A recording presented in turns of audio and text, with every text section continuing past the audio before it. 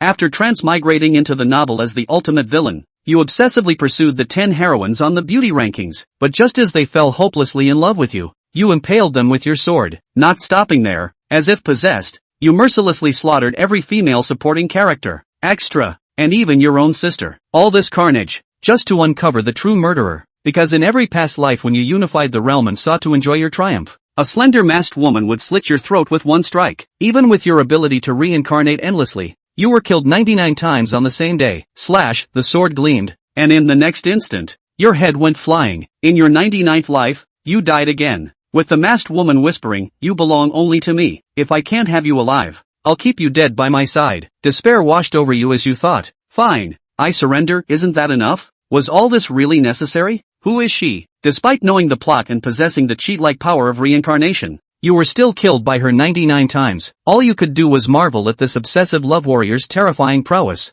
So in your final life, you faked your death and left the great Qin dynasty, and the world would never again see the 9th Prince Qin Yixian. You then found a remote mountain to live in seclusion, forsaking all violence to pursue carefree immortality, free from deceit and scheming. Your days were spent tending flowers, farming, fishing, and admiring the moon, a truly idyllic existence. You took a deep breath and stretched lazily. But today marks the anniversary of your 100-life cycle of being silenced. Will that deranged woman come again? Suppressing the unease in your heart, you chose to abandon the role of the ultimate villain this time, opting instead for a laid-back lifestyle, gaining 9 lives. Even if silenced for 12 hours, you could revive randomly. After killing you, the deranged woman would commit suicide out of love, ensuring your safety upon revival. Soon, an uninvited guest arrived, though not the murderer. A woman veiled in white floated into the courtyard, tall and ethereal, her jade-like feet flawless as if carved from pristine mutton-fat jade. You recognized the owner of those feet, Yi Qingwu, one of the novel's supporting female characters. The unparalleled beauty ranked first on the 9 provinces grace list, a peerless sword immortal renowned across the land, and the youngest successor in the history of the Sword Pavilion. Any one of these titles alone would shake the world. But she had an even more significant identity, the mother of the novel's protagonist, Yi Chen. All the male lead's mothers shared one trait, unwavering devotion. In 99 cycles of reincarnation, Yi Qingwu fell hopelessly in love with you, willing to even cut out her own heart and die for you. As a pure romantic, she was fully aware you had other lovers but pretended not to know, silently enduring the pain. Yet, consumed by madness back then, even if you doubted she was the murderer, you still ruthlessly pierced her heart with your sword to prevent any potential hidden psychopathic tendencies. Her dying expression was one of unbearable agony, eyes burning with boundless hatred, the depth of her love matched only by the intensity of her desire to devour you alive in that moment, to chew your flesh, crush your bones, and tear out your heart to see if it was truly made of stone. Thankfully, she won't remember her past lives, otherwise, you can't even imagine what would happen next. She'd probably slice you into pieces and feed you to the dogs, inch by inch. You replied flatly, "What brings you to my humble abode,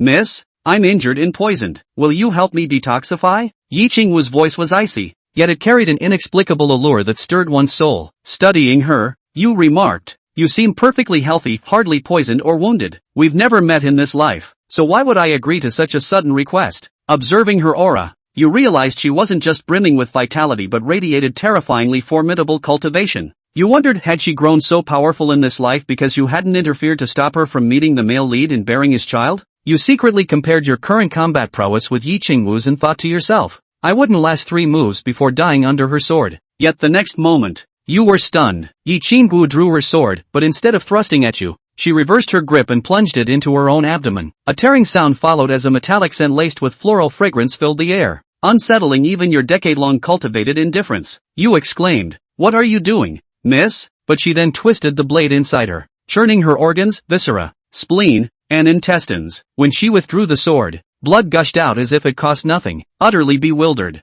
you wondered, had giving birth to Yi Chen in this life addled her mind? Yet you remembered her mental resilience was formidable. No matter how brutally you'd tormented her in past lives, she'd never broken. Yi Qingwu spoke calmly, "I ingested heavenly fragrance illusion powder before coming here. Now with this sword wound, dare I ask if this qualifies as poisoning?" Heavenly fragrance illusion powder, a terrifying aphrodisiac that could corrupt even celestial immortals, driving them to desperately seek carnal union. Your thoughts spiraled into chaos. Where had things gone wrong? Wait, you recalled a scene from a past life. During your first encounter, Yi Qingwu lay severely wounded when you stumbled upon her. Back then, too, she had been poisoned by this very toxin. You selflessly helped her detoxify, justifying it as saving her life. Otherwise, she would have succumbed to the lethal effects of the aphrodisiac poison. This marked the beginning of their romantic bond. Yet in your past life, before killing Yi Qinggu, you confessed in your demonic state that your entire relationship was a calculated scheme to deceive her into giving herself to you and winning her heart. You mocked her, saying, "It was all my deliberate plan." You fool, did you really think I loved you?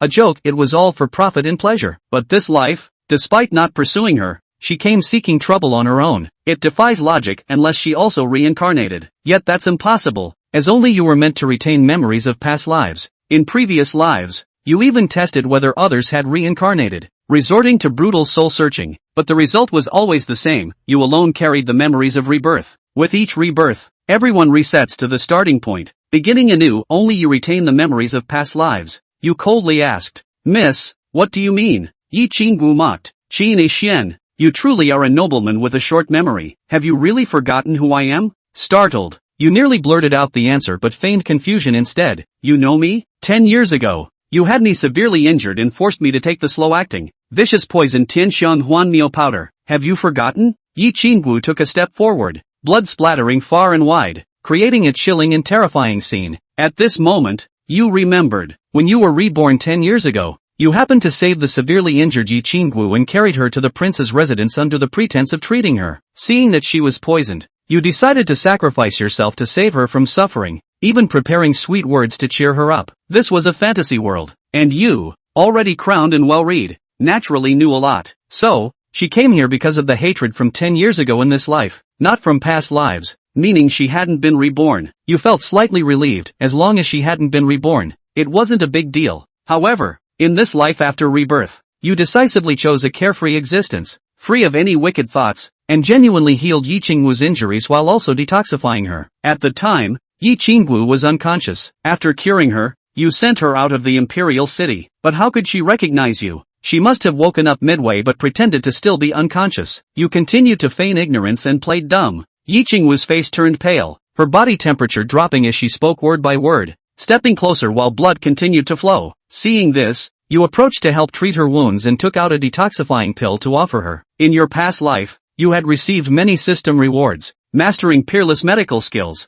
unparalleled alchemy, and excelling in music, chess, calligraphy, and painting, all of which remained intact in this life. Yet Yi Qinggu swatted the pill away, retreating several steps. "Now that I've come to you willingly, you don't need to scheme anymore. Why not take advantage of me?" Unfazed, you took out another pill and sent a healing stream of Imu's spiritual energy through the air to stop her bleeding and close her wounds. The E with spiritual energy was severed by her sword strike, and the elixir was sent flying once again. Yi Qinggu's face was deathly pale, a pitiful sight, yet she still had the energy to swing her sword, shouting, "Don't touch me, it's filthy, disgusting." Witnessing this scene, you were utterly exasperated and said, "Weren't you the one who asked me to heal your wounds and detoxify you just now?" As the saying goes, women and petty men are the hardest to deal with. What exactly do you want? Give me a straight answer. Qin Yixian didn't bother to lick it. "If we don't save it, will we still rely on you? Anyway, you're Yi Chen's mom now, and your stance is incompatible with my villain persona. What do I care? Oh, my god."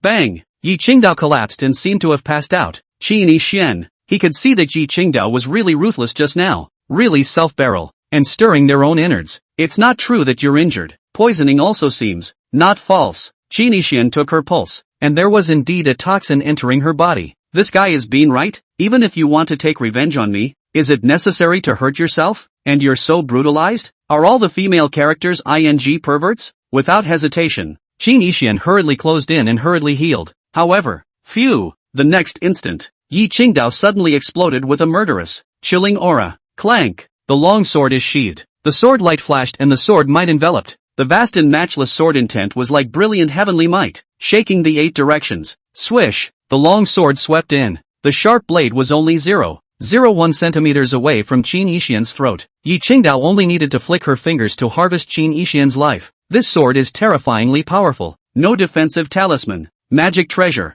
formation pattern, or divine ability could block it. Qin Yixian's little life was being held. Life and death were only at Yi Qingdao's whim. Holy, today is really the day to seal your throat for 100 lifetimes. It's not slow at all when you say it's coming. But why Yi Qingdao? In his previous life, Yi Qingdao was killed early by himself. The psychopathic killer couldn't have been her. In this life, she's here to answer the sealing of the throat karma? In other words, The person who killed me in the first 99 lifetimes may not have been the same pervert? Whatever, let's just kill him. I can come back to life. I'm not afraid of you. Qin Yixian had 9 lives and wasn't afraid of death, so he didn't panic at all. Death in the hands of Yi Qingdao will also settle a debt of love. After this death, Qin Yixian changed his face and name, completely transforming. 10 years ago, he had faked his death, but it seemed that there was still a break. Otherwise Yi Qingdao would not have come to his door. But when he dies and is resurrected again, he will be able to cut off all karma and clues and will never be found again. By getting through today, the day of the reincarnation sealing the throat, the follow-up might be able to avoid being exterminated by the murderer. Yes, hold your position and don't move.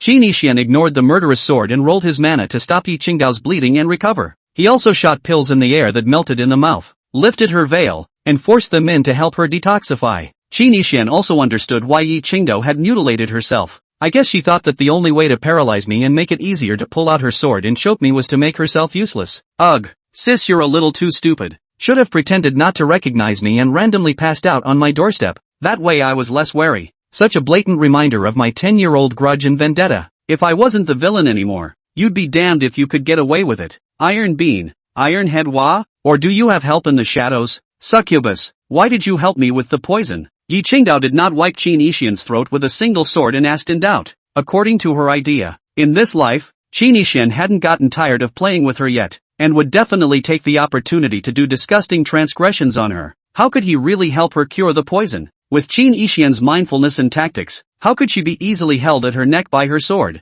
Yi Qingdao originally thought that even if she suddenly sneaked in, she would definitely be suppressed by Qin Yixian. Then Qin Yixian would take himself to bed. Yi Qingdao was already prepared and would take Qin Yixian by surprise to waste him when he was most negligent in his defense. And then, let Qin Yixian beg for his life and die. In the last life you were cruel to me. In this life I'll pay back twice as much. In the last life you said I was just a tool to be bored by you. In this life I'm going to make you a pig servant. Yi Qingdao was just as Qin Yixian had guessed before. Reborn. It also carries the most painful memories of a previous life. She was so fond of Qin Yixian in her previous life. I'll risk my life for Qin Yixian. But she was told by Qin Yixian, the heartless man, the two of them met and fell in love. It's all a game of reckoning. She was nothing more than Qin Yixian's plaything. Qin Yixian killed her with his own hands after he cruelly finished his hurtful and vicious words. A sword through her heart. Yi Qingdao did have injuries and poisoning, but not flesh-wounding poison. Rather, it's heartbreak and emotional toxicity. 10 years ago,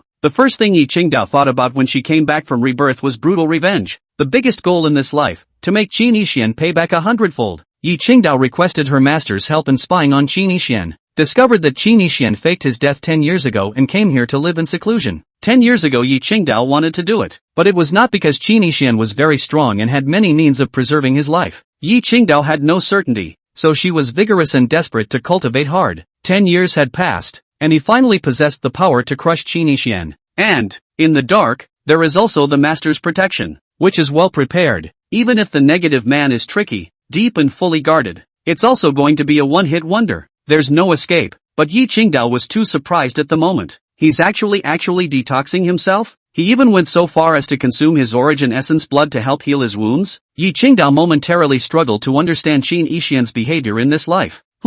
You're afraid that I'm injured and can't be cleaned up, so you want to heal me so that you can humiliate me better and then torture me to your heart's content. Yi Qingdao sneered, her gaze contemptuous. Torture? Big sister, have you got it wrong? Can I beat you now? How can I torture you? Qin Yixian didn't have the good sense to say. He was going to die anyway, and she was so badly injured. It didn't matter if he got some essence blood to help her recover. Let's say it's to repay the love debt of insulting her, killing her, and hurting her in her previous life. To settle this karma once and for all. Qin Yixian, you're really good at this, knowing that you're dead, deliberately pretending to save me with all your heart, trying to win my favor by doing so? You think I'll sympathize and appreciate you just because you consumed your essence blood? Dream on. Yi Qingdao withdrew her sword and despised Qin Yixian as if she were looking at a clown. The tone was full of contempt. Alas? Not to mention, you guessed it. I know that this dull goose of yours definitely didn't come alone. Secretly there should be a certain senior of the sword pavilion who is pointing his sword at me, right? Maybe more than that. You should also call that master of yours, once the world's first sword as well. I'm dead for sure. Qin Yixian consumed too much essence blood and his complexion grew pale, but his tone was flat and casual. Since you know, yet you are still so calm. Ha, I'm sure you have something to fall back on, right? Yi Qingdao's tone became solemn. She was well aware of Qin Yixian's scheming and far-reaching plans in her previous life, always in control, step by step, leaving nothing to chance, much less put themselves in danger. He must have had help, or hiding the strength. Otherwise it wouldn't have been so calm and collected. The Qin Yixian of his previous life was at the top of his cultivation level at this time period, and he was carrying a supreme treasure. Not to say invincible, but he had the power to defend himself. Otherwise, Yi Qingdao wouldn't have called on her own master personally to come and sit in the dark. Yeah, I've got a reliance on the bottom line, and my bottom line is, you. Qin Yixian heeled in the air, consumed to the limit, almost fainting. Leaning on me? That's right, you were born to be a loose cannon and like handsome men, and seeing that I, Qin Yixian, am unmatched in looks and handsome and charming, you can't bear to kill me and want to keep me to warm up, unbridled, damnable denizen. At the end of his life, he still dares to. Bang! Before Yi Qingdao finished speaking, Qin Yixian lost consciousness and collapsed. What? Apprentice, are you sure he's the type of denizen scumbag dog mongrel you're talking about? Now he's really damaging his own essence to save you na. An ethereal female voice came. It was Yi Qingdao's master, the world-famous supreme ancestor of the Sword Pavilion. He is known as the Sword Ancestor, once the world's greatest sword. It's also the first master. The 4 seas have been crossed without a single defeat. Master, are there any great Qin powerhouses secretly ambushing nearby? No, this place is remote and secluded. There aren't even many beings with cultivation, and there are no void-type powerhouses that are good at hiding. Since there are no great Qin powerhouses to protect him, how can he be so emboldened? He actually fainted. Isn't this clearly giving me the opportunity to clean him up? It shouldn't be. Master also wants to ask you na, are you sure this kid ever wanted to covet you, and drugged you? The Sword Ancestor was a bit puzzled and continued. He had no evil intentions towards you just now, and apart from paying a little attention to your feet and wounds, he didn't even look at your face more than once when he lifted his veil to feed you the elixir.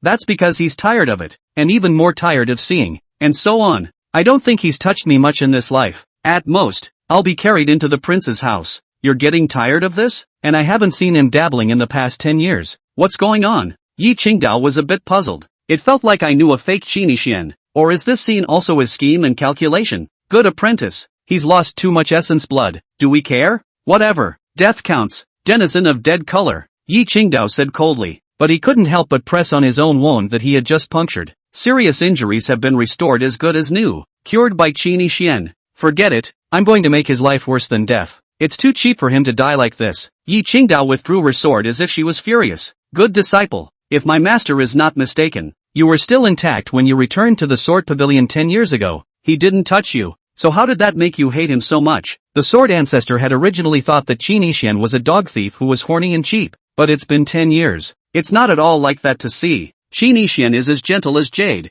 Jade-like. Treats people kindly. Talks elegantly and behaves appropriately. He is also good at zither, chess, calligraphy and painting, poetry and song, writes well, and has a knack for planting flowers and caring for plants. The Sword Ancestor had even gotten into the pit because of Qin Yixian's playing of the zither when he was secretly observing earlier. It's so good. Once he even stole a meal cooked by Qin Yixian. It's delicious. He was also praised for his paintings and lettering. The key Qin Yixian was quite caring, and would usually come across injured spirit beasts and the like, and would casually rescue them. More importantly, Qin Yixian never bullied or belittled mortals, and was gentle and polite and self-possessed. That's something that makes the Sword Ancestor quite appreciative. Today, according to my disciple's request to count on Qin Yixian, as it turned out, the stupid apprentice's approach made the Sword Ancestor sweat, but it was such a stupid method that actually worked. Qin Yixian knew that she was an enemy, and still healed herself. Is it all about gaining favor and sympathy to stay alive? Master, didn't disciple tell you?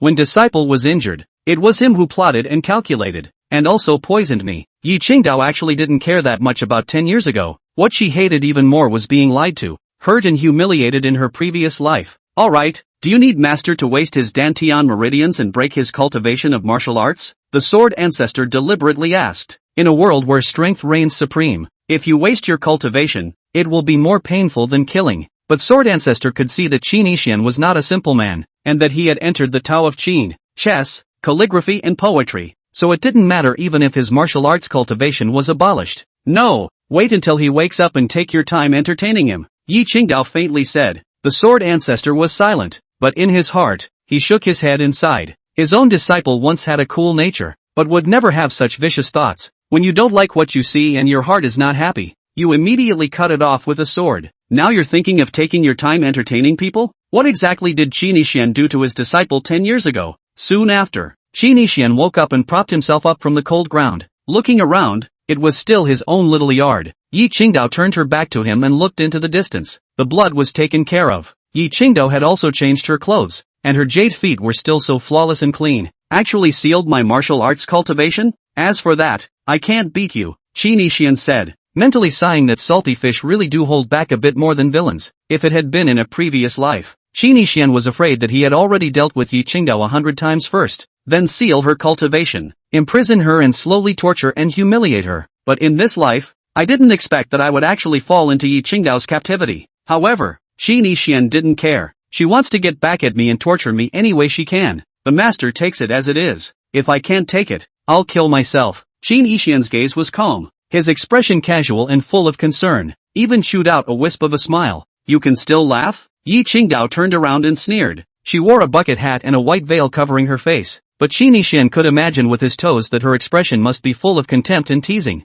The fairy expects me to cry? Qi Nixian's smile intensified. Poof, you won't even be able to cry later. Yi Qingdao slowly drew her sword, and the Senran sword she rolled around. A piercingly high coldness struck. Qi Nixian was unmoved and got up. Yi Qingdao subconsciously took a step back. It was really because the shadow left by Qi Nixian in her previous life was too great. Not a moment of slacking on Qi Nixian had to be defended. In the dark, the Sword Ancestor was helpless. Good disciple, what are you afraid of? My master is here, and he is still sealed in martial arts. What can he do to you? Qi Nixian also laughed. What? Shocked by my aura and out of breath? Shut thee up. Don't disgust me. Yi Qingdao fully drew her sword and aimed it at Qi Nixian. No laughing. Cry for the girl. Yi Qingdao had never really seen Qi Nixian cry. He always wore an inscrutable smile that was inscrutable and difficult to guess. It was as if the world and the world's affairs couldn't make too much of a ripple for him. All can be laughed off. I don't know how to cry. Why don't you teach me by crying, fairy? Qi Nixian turned around and stumbled towards the peach tree in the small courtyard.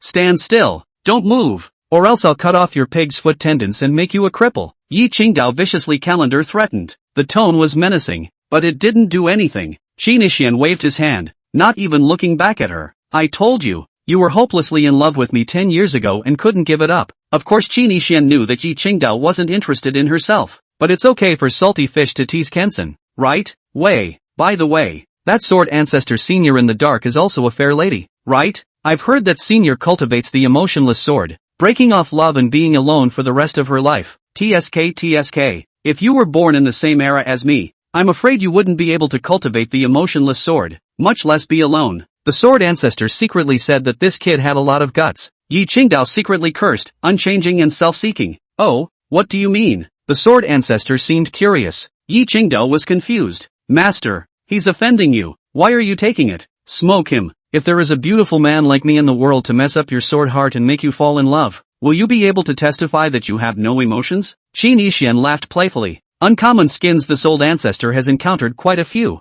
yet he has never seen the heart of the sword lose its hold. The Sword Ancestor was not angry and responded calmly. That's because they're all goons, obviously adore you in their hearts, want to get you, conquer you, but think you're unattainable and don't dare to go up to the 9 heavens to get their swords and pack them up over and over again. I am different. If I were to meet the person you once were, I would surely find a chance to throw your sword into the red dust, and grab your heart out of that sword's vault, so that you can see the interesting souls that can move the sword to love. Yi Qingdao was originally angry, but at this moment, she surprisingly didn't berate Qi Nixian. The Sword Ancestor also listened in silence, without waves. In the back of his mind, he said that the kid was quite articulate. The tone was frivolous and disrespectful though. But really, the words are compliments and bragging rights. What unattainable? Above the 9 heavens, in the dome of the sword. Does it mean that she was already insurmountable in her youth, with a sword reaching to the 9 heavens and a heart bigger than the firmament? On the other hand, this kid is still talking casually and lightly, as if it's really that way. There was even less fear and panic in his demeanor, even more breathless. He's not saying this as a compliment. Pure and simple. Molest yourself. The Sword Ancestor looked at his precious disciple. Stupid disciple. Look, you're shouting and fighting. Why don't you say something now that I've been slighted by the Dingtu's words? What's wrong with you? Alas, I hate that I did not live with my predecessor. Otherwise I would have taken you to see the scenery of the mountains and rivers, and to experience the sweet and sour of life in all its forms. Qi Nixian leaned against a tree, removed the wine pot on his waist, and took a sip. That's actually quite excessive on his part. letting the Grand Sword Ancestor, the leader of the Sword Dao today, the top of the ruthless Sword Dao, look at the wind and the moon and taste the love? That's a lot of nerve. Junior, what is the explanation for sweet and sour? The Sword Ancestor seemed curious. Yi Qingdao clenched her fists in death, and a scene from the past came to mind. You are sour when you see me with a woman at my side. You are sweet when you travel with me at meals. You cry when you are too far away from me. The words were interrupted by Yi Qingdao before they were finished. Enough! Qin Yixian, you don't have to be reckless. Even your great Qin dynasty ancestor wouldn't be so unreasonable when he saw my master. How dare you?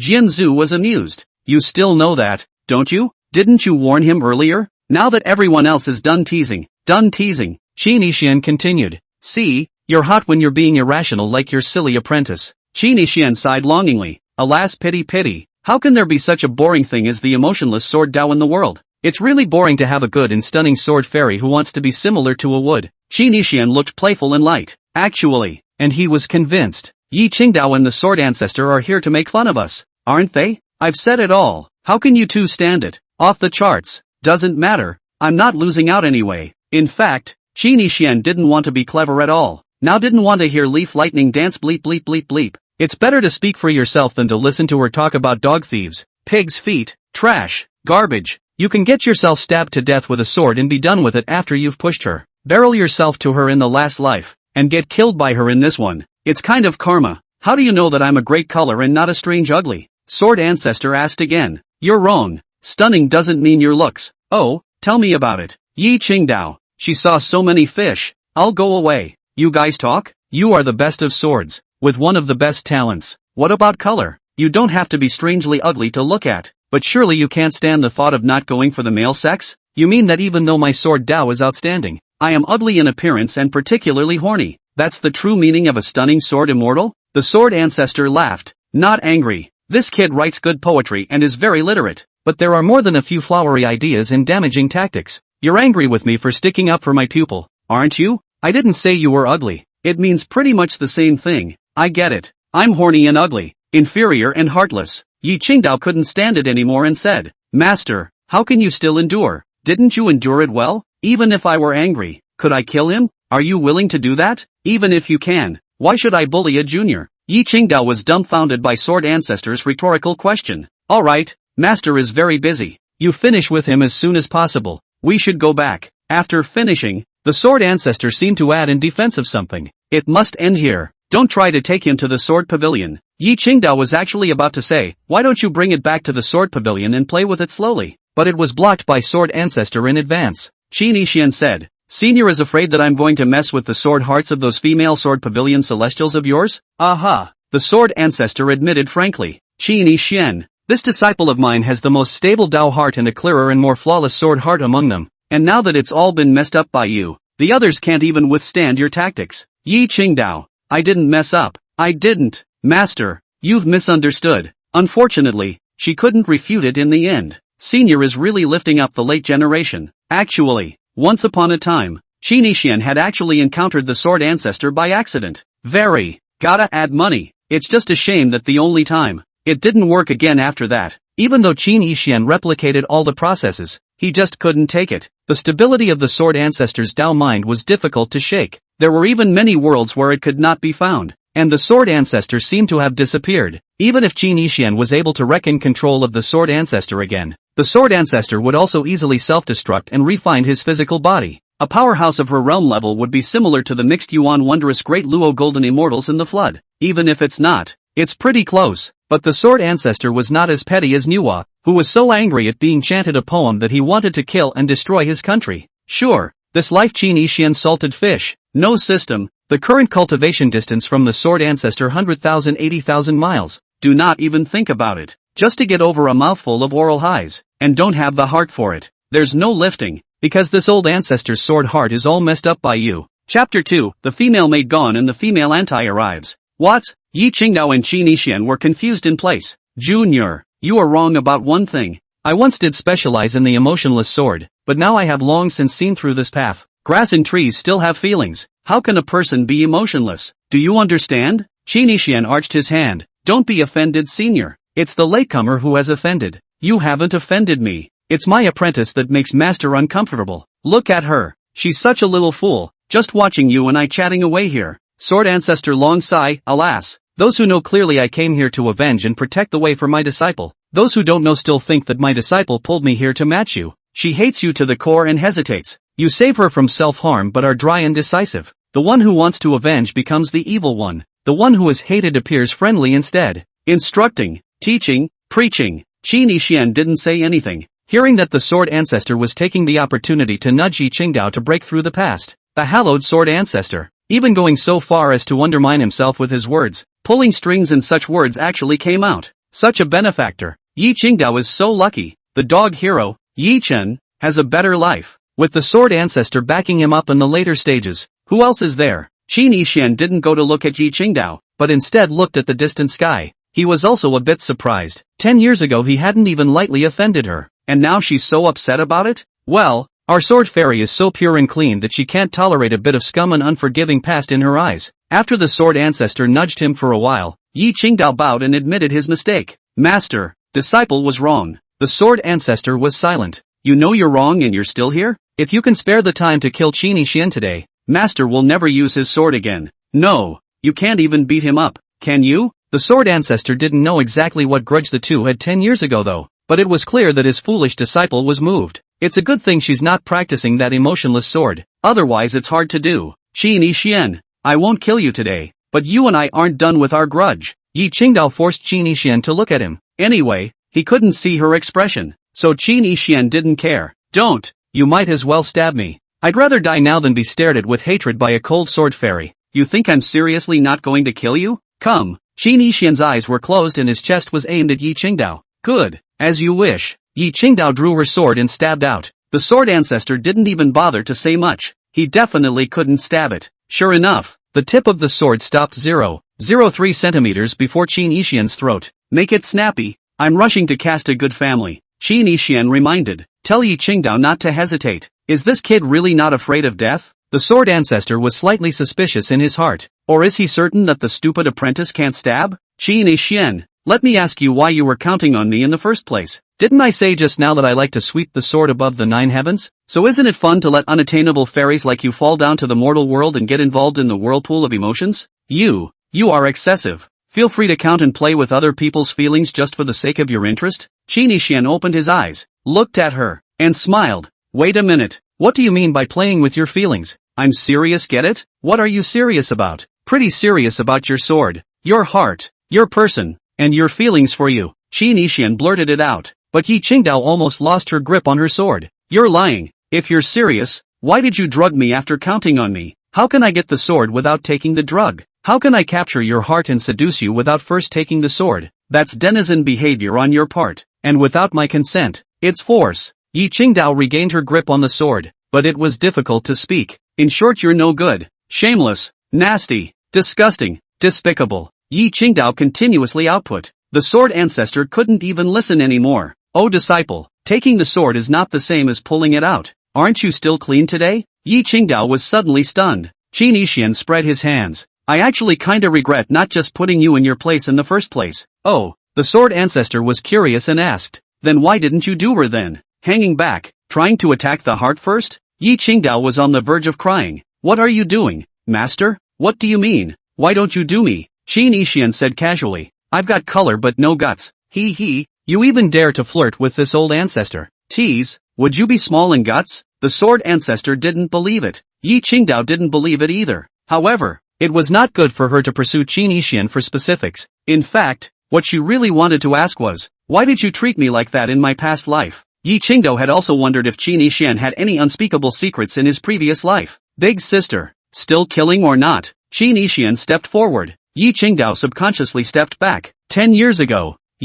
Why did you let me go then? It was obvious that I was already injured and poisoned, and you had it at your fingertips. You have a Sword Ancestor master who is very protective. I'm afraid. Yi Qingdao withdrew her sword. Okay, let's believe you for now. Back then you caused me to be seriously injured, but today you lost your essence blood to save me, and my master's sword seal can seal your martial arts cultivation for a year. From now on you and I are clear. Yi Qingdao finished speaking and turned to leave. Are you sure it's all over? You're a liar. Yi Qingdao disappeared and stopped listening more. Qi Nixian continued. Old senior, would it be possible to lift the sword seal that seals me in advance? The Sword Ancestor laughed. Now I'm not the lustful sword immortal? This old ancestor is very vindictive. So you're on your own. Qin Yixian was speechless. Just block it. It's gone after one death anyway. By the way, Junior, you're welcome to come to the Sword Pavilion as a guest in the future, but only if you can ascend Sword Mountain. This old ancestor is quite looking forward to you going up to the 9 heavens to collect the sword. Later, do you expect me to take her sword? Or yours?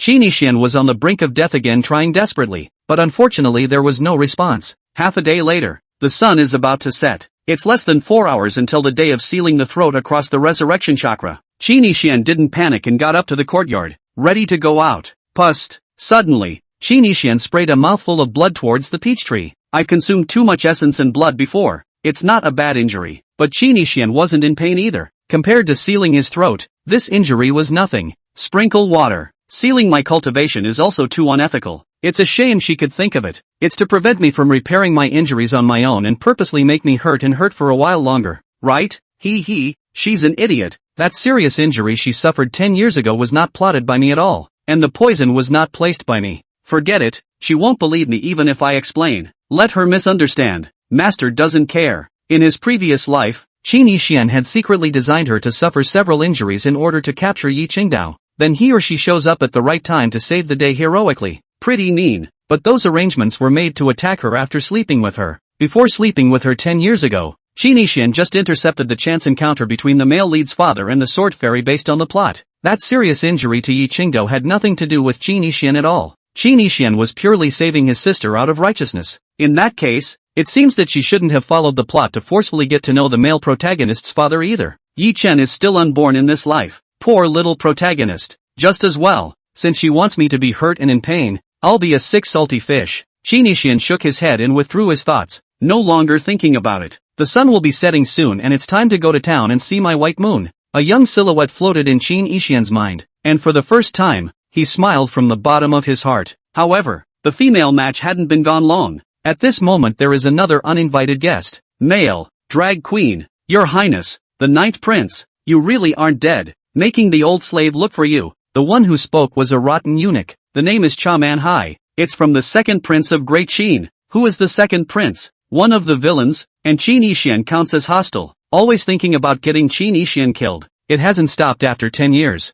Ha! Someone from the Sword Pavilion informed you of my location? Qin Yixian suddenly hated Yi Qingdao a little. That is way out of line. I owed you in my past life. And I'm not afraid to be humiliated and tortured and ravaged by you in retaliation. And I'm willing to do it. But you drew me a dead pervert eunuch, or the dog of the second prince. You won't be bullied to death? You're doing it on purpose. Ha! The little is hateful enough. The ninth prince is indeed as ingenious, clever and wise as ever. And his first guess was right on the money. It was the Taoists of the Sword Pavilion who informed us of the news that you were still alive. Not only the old slave, His Majesty and the whole world knows at this moment, the amazingly talented ninth prince is alive and well. But it's a pity that his cultivation is gone. Poor thing, Che Wenhai said in a seemingly respectful manner. In fact, there was a sneer in his eyes. He was followed by several soldiers, all of whom looked ill at ease. Ugh, obscure. Qin Yixian shattered his mouth towards the flower pot. At the time of the great Qin First Pride, known as the ninth prince of the 9 states, now actually like a fish meat to be slaughtered. Really should not nah? The tone seemed surprised, but with gloating. Suddenly, Che Wenhai's expression changed drastically. Retreat, there's poison. The crowd was in a state of shock. Idiot, it's late. Although Qin Yixian was salty, he was not unprepared. The yard is not poisoned. But, once Qin Yixian's saliva and blood, and a certain potted flower meat, it would be horribly poisonous, colorless, odorless, and indefensible. Qin Yixian just happened to be injured, and that spit just now was enough to exterminate the dogleg beside Che Wenhai. As for Che Wenhai, he's half crippled if not dead. Mostly, of course, I don't want to kill eunuchs for a while. Without the slightest hesitation, Qin Yixian quickly entered the house and closed the door. This house is constructed with special materials that isolate it from all outside probing. To be honest, if it wasn't for the fact that he was ashamed of Yi Qingdao in his previous life, Qin Yixian really didn't see her sealing her cultivation. Even with the Sword Ancestor, a salty fish doesn't fight or kill or cheat, but we have to be able to survive, right? You can't be passive when there are enemies coming at least. In the world of metaphysics, a salty fish wants to lie completely flat. He needs a good bed. Exasperated, the ninth prince is so tactful, and indeed his elegance has not diminished. Che Wenhai's furious and unwilling words came from outside. Rottenness, stop ghosting and try to come in here if you can. After Qin Yixian said this, he decisively drilled into the underground passage to leave, without the slightest hesitation. And he didn't leave a gift for Chaman Hai in his room. It's okay that they don't come in. Just come in. But wherever there is a semblance of human breath and mana fluctuations within the house, boom, it'll explode. Qin Yixian, on the other hand, left in style in his own special little wooden scooter. He had long ago predicted the situation where his cultivation was sealed. Therefore the tunnels were dug with skids prepared. Convenience. Yi Qingdao I Yi Qingdao. Now you and I are completely finished and owe each other nothing. See you later. Master won't let you again. Qin Yixian left the dark tunnel shortly after. Come to a cave somewhere. Change your clothes and equipment here and change your face.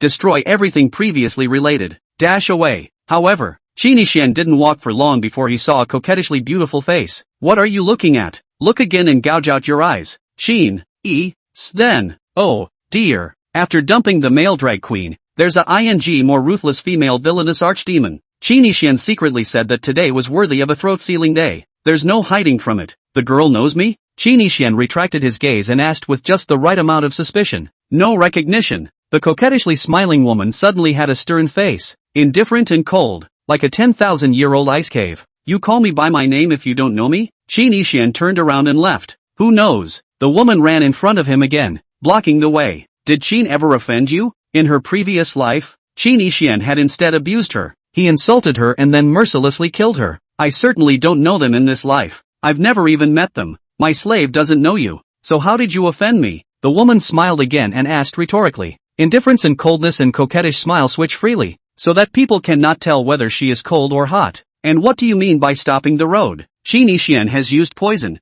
Unfortunately, the woman's strength was too terrifying to be useful. Or maybe she was immune to all poisons and had been prepared for them. As the book's female villain, this woman is notoriously tactful. However, Qin Yixian was only trying it out in a small way and would not hurt her. Did the slave stop the road? Which eye did you see? The woman took a step closer, her gaze fixed on Qin Yixian. Qin Yixian turned around again. Phew, the woman was close at hand again. Kill or be killed. Give the word. Kill? Who wants to kill? You're so cruel that you have to scrape people? The woman was surprised. Qin Yixian simply found a place to lie down. Since you can't get away, you might as well be salty. However, instead, the woman floated above him and continued to be in close proximity to his front. Qin Yixian could nibble on the woman with just a little nuzzle, but he didn't waste his energy doing that. After all, in this life the two are not familiar with each other, so doing so will only be turned into a eunuch by this woman. Slicing. Half an hour passed. The woman said nothing. Qin Yixian spoke again. Who are you? Ji Mengyao. Looking for me for something? Who's looking for you? Which one of your eyes? Stop. Don't talk about useless. Ji Mengyao. I've heard of this name before. One of the 8 devils of the Shura sect. The second on the Kyushu Fenghua ranking 10 years ago. It's you? Slave number 2? And who's first? Once it was Yi Qingdao. After Yi Qingdao's age exceeded 20, Nangon Leng Yue became number 1. I didn't understand it recently. I'm not sure. The 9th prince faked his death and hid himself for many years. The news has closed it. Now that the slave is 3rd and Nangong is abolished, guess who the new 1st and 2nd are? Qin Yixian didn't say anything, because Ji Mengyao was clearly not happy with the 3rd. Nowadays, the number 1 on the Fenghua list is Du Qingxue, the former beauty list leader, who was originally immortal with only her appearance, also known as the number 1 florist in Kyushu, but her life is too good, actually from the Qin, chess, calligraphy and painting and poetry and sewn a class of literary matters into the road, become a great, topped the wind and splendor list. As for the 2nd, I won't send you away. Cut. Anyway, it must be a female lead just like Du Qingxue, only, originally, Du Qingxue was supposed to always be just a mortal flower girl. You've actually entered the Tao and practiced to reach the top of Fenghua? Every Fenghua list woman is a contemporary supreme talent. Not only is her appearance beautiful, her talent and cultivation strength is also first class. The 9th prince is concerned about the Fenghua ranking, but doesn't care about the Junjie ranking? Back then you were the number 1 Junjie Tianjiu in the world, but you fell off the list after disappearing 10 years ago. Don't want to know who's the number 1 Juniper today? But well, I choose you. His appearance is far worse than you. Oops, almost forgot. You now have no cultivation, can only enter the beauty list. The junk list includes men's pride. The beauty list, on the other hand, is open to both men and women, as long as they look good. Reduced to an ornamental vase. Don't be so gloomy. I at least managed to get a first place. You 10,000-year-old. 2 still regressed. You have the nerve to laugh at me? Qin Yixian closed his eyes and faintly said, Suddenly I felt a cool breeze blowing through my pants. I'm not afraid. Big deal is suicide. Qin Yixian didn't want to cut himself off until he had to. But Ji Mengyao will never be humiliated if she goes too far. Qin Yixian could tolerate Yi Qingdao because that hated with principle. But Ji Mengyao is totally a devilish madwoman. Once even said to Qin Yixian, it's not that you get Lao Miang, but that Lao Miang favors you. Ji Mengyao was the future Shura Empress, the Shura Patriarch, controlling a side of the imperial dynasty. First love is Qin Yixian. Only in this life the two were salted before they could get to know Qin Yixian. Ninth Prince. Not long ago, Emperor Qin was in a bad mood when he learned of your fake death. A marriage has been declared for you, making you the instrumental person of the union. Do you want to know who the union is? Qin Yixian was indifferent. Emperor Qin's anger shouldn't be too great. Once he knew that his martial arts cultivation was sealed, he would definitely ask his old ancestor to unseal it for him. Only, Qin Yixian had to see the emperor first. Why is Ji Mengyao here? It's just not reasonable. In her previous life she was also brutalized by Qin Yixian in advance. Not a perverted pure love murderer. The person you're going to marry is Nangon Longyu. It said that she was all set to be ordained as the holy maiden of the healing immortal valley. And when she heard the news of your death 10 years ago, she had trouble accepting your death. Her heart demons grew, and she was wasted as soon as the healing path was broken. She's a lonely, cool, unearthly fairy in the sky, and she's actually wasted because of you. You two must be very familiar with each other, right? Qin Yixian asked rhetorically. You came to me specifically to share news that I will soon learn? No, I was wounded and poisoned, and came to you to heal and detoxify. Same routine over and over again? You do look haggard and toxic. Yes? You have bad breath. It's poisoning me. Can you not get so close to me? Ji Mengyao didn't speak or move. One of the two lay face up and the other hung face down. Nearby, the tip of the nose is just 0.01 centimeters away. Your Highness the Ninth Prince, you actually still have your cultivation, right? Or perhaps you still have cards to rely on. Otherwise, why wouldn't you be afraid of me? My slave is a demon that the world is afraid of. Scared. I'm scared. You're scarier than a ghost. You're saying I'm uglier than a ghost? No, you're quite beautiful. So beautiful that you make me sick to my stomach and want to throw up. Ji Mengyao said indifferently. Do you know how I found you? Not long ago, after the Sword Pavilion released the news of your seclusion, I used 3 ancient teleportation shifting talismans in a row to travel across 3 great states and rush to find you before that dead eunuch. 3 ancient shifting talismans. Each one of them is incredibly precious and priceless. You're quite willing to part with them. There's no way around it. Even if there's even the slightest possibility, I have to get you first. Do you know how much your slave cares about you? Ji Mengyao's mana enveloped Qin Yixian and carried him through the air. Qin Yixian closed his eyes. I am also speechless. Like Yi Qingdao, Ji Mengyao's strength was fierce in this life. Even if my martial arts cultivation wasn't sealed, I wouldn't be a match for her. Just now, she was staring at me from close range for half a day, because she was worried that I might have the means to backstab her, right? Oh, it's a prudent demoness, unlike Yi Qingdao's Tai Bean, who rushed up and gave it away for nothing. It's so stupid, I can't keep her out of the way. Ninth Prince, the slave has suffered a serious heart injury and has been poisoned by her feelings. How can I cure it? Ji Mengyao asked. Cut the dead ghost who hurt you and be done with it. Qin Yixian didn't expect Ji Mengyao to be vaulted in this life, but it doesn't matter. He was pure love to the end in this life and had long since lost interest in these female characters. In other words, tired of it. Oh, how do you cut it? You're a demoness. Chopping people up is like eating and drinking to you. Why ask me? Ji Ruyan laughed. But my slave doesn't want him to die. That would be too cheap. So, he likes you? Ji Mengyao said indifferently. No, he's tired of slaves and dislikes them. You're so indiscreet, aren't you, that you can get tired of it and resent it? In Qin Yixian's view, the general being, it's only when you're tired of it that you get tired of it. But the slave is still intact and clean today. Qin Yixian was confused. How is this mushy? Much less disliked, right? He played with his slave's feelings. That's good. You find a way to make him fall uncontrollably in love with you, then dump him and play with his feelings in turn. Ji Mengyao nodded her head. Ninth Prince is so smart. Someone has suggested this to slave before. Don't worry, slave will definitely make him fall in love with me before making him suffer. Qin Yixian changed the topic. Alright, now that you found the cure for the heartbreak love poison, can you let me go? Ji Mengyao shook her head. No, you have other uses. Hoping I'd become a tool man. Ji Mengyao shook her head again. In my slave's heart, you can't be counted as a human being. It's almost the same as, Sorry for saying the wrong thing, accidentally insulted. What?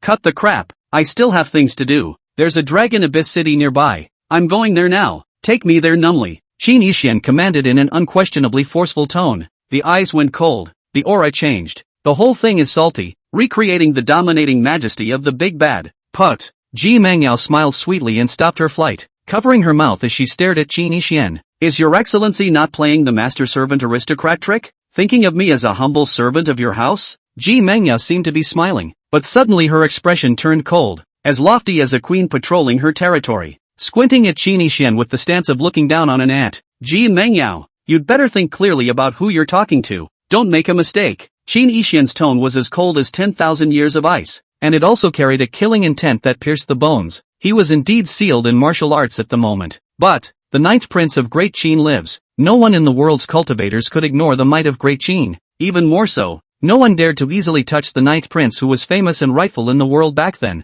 Qin Yixian dared to say that he could shock Ji Mengyao with his aura of might even without making a move. Okay, just kidding. He was just purely pretending to tease Ji Mengyao. Qin Yixian, Qin Yixian, you really are a dead duck. Ji Mengyao turned her back to Qin Yixian and sneered. Why do you think this seat always remained close to you before? Do you really think this seat wants to stick it to you? Do you really think this seat is afraid of you in defense? This seat has long since seen that your cultivation was subdued by the sword seal. It was that old undead in the sword pavilion that did it, wasn't it? Merely sealing your martial Dao is too mild. This seat has already ruined your entire martial Dao cultivation just now. Now you, the great and famous heaven's remarkable handsome man, are already a wasted man, and Nangong happens to make a wasted pair. Ruthless words, vicious tone. Qin Yixian, however, was unmoved and did not change his face. Say you're a big man. Salty fish deserve to be abused, don't they? Author, get out of here. Don't you know that fish abuse is discouraging? The villain deserves to be abused? Qin Yixian secretly spat, but he was not angry or anxious or annoyed. It's bland. Oh, Qin Yixian said indifferently. Long Yuan City, please hurry up. He still ordered Ji Mengyao. Sure, Ji Mengyao doesn't eat this. Although Qin Yixian had played with Ji Mengyao in his previous life, that was under the premise that she was looking at him. This life. Sheesh, what are you doing in Long Yuan City? Ji Mengyao asked. None of your business? He, do you believe that this seat will immediately make the city disappear? Elder, sister, Lord Queen, kill or die as you please. Don't kill innocent people. Qin Yixian wasn't afraid of death, yet he didn't seem to want Long Yuan City to be destroyed. This woman does what she says she's going to do. Rumble. A shocking sound came from the distant sky. A city that could hold millions of people exploded into the sky. One word from Shurat and a mountain of corpses. Ji Mengyao really blew up Long Yuan City. You are so brutal. Qin Yixian observed a moment of silence for Long Yuan City. It should not have killed so many people. Luckily, that girl is not in Long Yuan City. What Qin Yixian really wanted to go to wasn't Long Yuan City at all. He's not that stupid. Humph, don't pretend. This seat knows that you don't care if Long Yuan City dies or lives. It has now been refined by some evil martial artist and reduced to hell on earth. The people inside have long since died out. Qin Yixian, are you really capable of utilizing this seat to help you perform good deeds and exterminate evil paths? Ji Mengyao landed on the ground with Qin Yixian, once again staring at this cold-blooded, desperate man who had brutally killed her in her previous life. She was born into the devil's sect in her previous life and was cruel and murderous, yet she was able to give up any killing just because of a single word from Qin Yixian. But, however, he heard Qin Yixian say in cold blood, love you? Stupid girl, don't narcissistic. You are just a tool that I'm tired of. Use can be discarded. In my eyes, you and lowly servant no difference. After Ji Mengyao came back from her rebirth in this life, she didn't want to train as much as possible to become stronger as soon as possible, just to find Qin Yixian again. Ji Mengyao didn't have a little girl complex and didn't think about torturing and abusing Qin Yixian. She wanted to make Qin Yixian fall obsessively in love with herself, just as she had fallen in love with him in her previous life. When Qin Yixian was so deep in love that he couldn't help himself, Ji Mengyao would then kick the negative dog away, let him savor the taste of love, and eat the poison of his feelings as well. 10 years ago, when Ji Ruyan heard the news of Qin Yixian's death, she didn't believe it at all. He's not someone who dies that easily. Sure enough, to hear from him again after 10 years and to see that familiar and revolting face. Qin Yixian, you will definitely fall in love with the seat in this life. Big sister, what exactly are you looking for me for? Now that I've been wasted by you too, isn't that enough? Qin Yixian couldn't figure out how he had offended Ji Mengyao in this life. Forget it, you can't speculate on the actions of a demon by common sense. Qin Yixian had thought that he could be cruel to Ji Mengyao, but unfortunately, it was not to be. Images of himself demonizing and abusing and killing her kept surfacing in his mind. Instead of crying out in pain, she laughed then, but that smile was something Qin Yixian would never forget. She laughed and vomited as if she was vomiting out great sorrow and all the memories of her. Vomit the soul. Not only did Qin Yixin injure Yi Qingdao, he also negated Ji Mengyao. Being invalidated by her in this life is karma. Not enough. Do you know why this seed abolished you?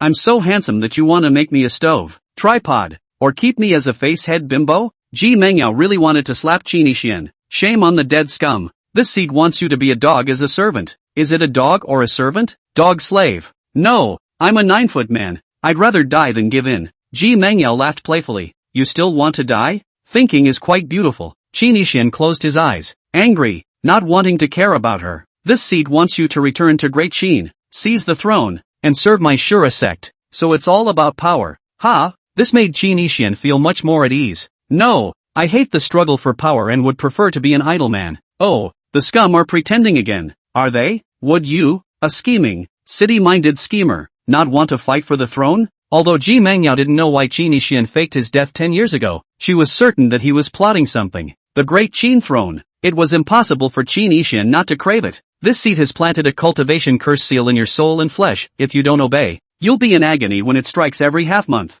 Ji Mengyao threatened. Oh, come on. A spell seal after a sword seal. What other prince follow? What if I kill myself? Qin Yixin said, taking out the dagger in his pocket and slashing at his throat. Self-execution. Jab. Blood erupted and throats were slit. Qin Yixin mockingly looked at Ji Mengyao. However, Ji Mengyao's gaze, was more playful. Oh, interesting. Qin Yixin realized that the sharp pain in his throat was quickly disappearing. The wound healed quickly and returned as before. He couldn't even kill himself. Cultivation curse seal. Not only can it make your life worse than death, it will also protect your life. As long as the person who kills you is not in the same realm as this seat, they will not be able to kill you, and they will not be able to undo the curse seal. Ji Mengyao sneered. Qin Yixin was unimpressed. There were quite a few people in the world who were stronger than Ji Mengyao. Old man Deqin will be able to break the spell. And don't think that Deqin can help you unravel it. The Ji Mengyao you knew was 10 years ago. Back then, this seed was just a young heavenly pride, one of the 8 sons of the Shura sect in the district, and not the first place.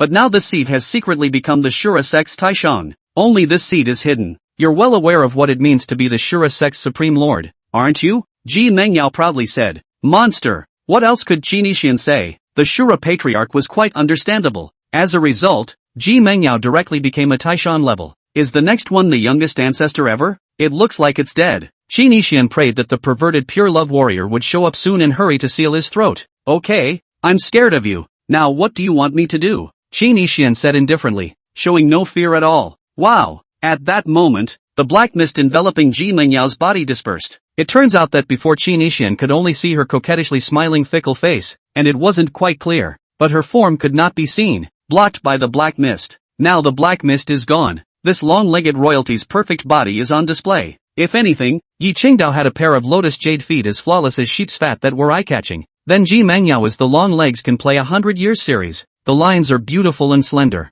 Ji Mengyao had a height of 1.78 m and her legs were at least 1 meter long. But look at the overall perfect proportions. Plump waist and slim hips. It was just the right amount of fat and lean, not an ounce of flab. The key to this one is dressed in an extremely sexy and seductive way that makes you linger and not be able to settle down. She was seen wearing a navel-bearing red gauze and blood dress, with a gold chain accessory looped around her waist, and her jade feet stepping into red silk leg-wrapping high-heeled crystal shoes, with her toes coated with pitch-black ink like nail polish. Her long, slender legs were hidden under her long, split satin skirt. Originally, the world didn't have high heels and black silk and nail polish. It was designed by Qin Yixin. He's behind the biggest chamber of commerce in the world. Because you don't like the fact that the girls are dressed in an uninteresting way, you add to them a whole assortment of fancy dress and quite a few secondary styles. It was well liked by the wolves and most of the women, especially crystal heels. Basically, all the women loved it, except for Yi Qingdao. Ji Mengyao was so clothed and had amazing beauty. Qin Yixin cursed himself as a beast. How could he be cruel enough to kill her in his previous life? Her beautiful eyes were as bright as rubies, and her jade-like hair would turn the color of blood in the setting sun. It even turns a royal color when excited. There is a yin and yang fish birthmark under the corner of the left eye. Azure curette. Her nose is straight. Her willow eyebrows are like the moon.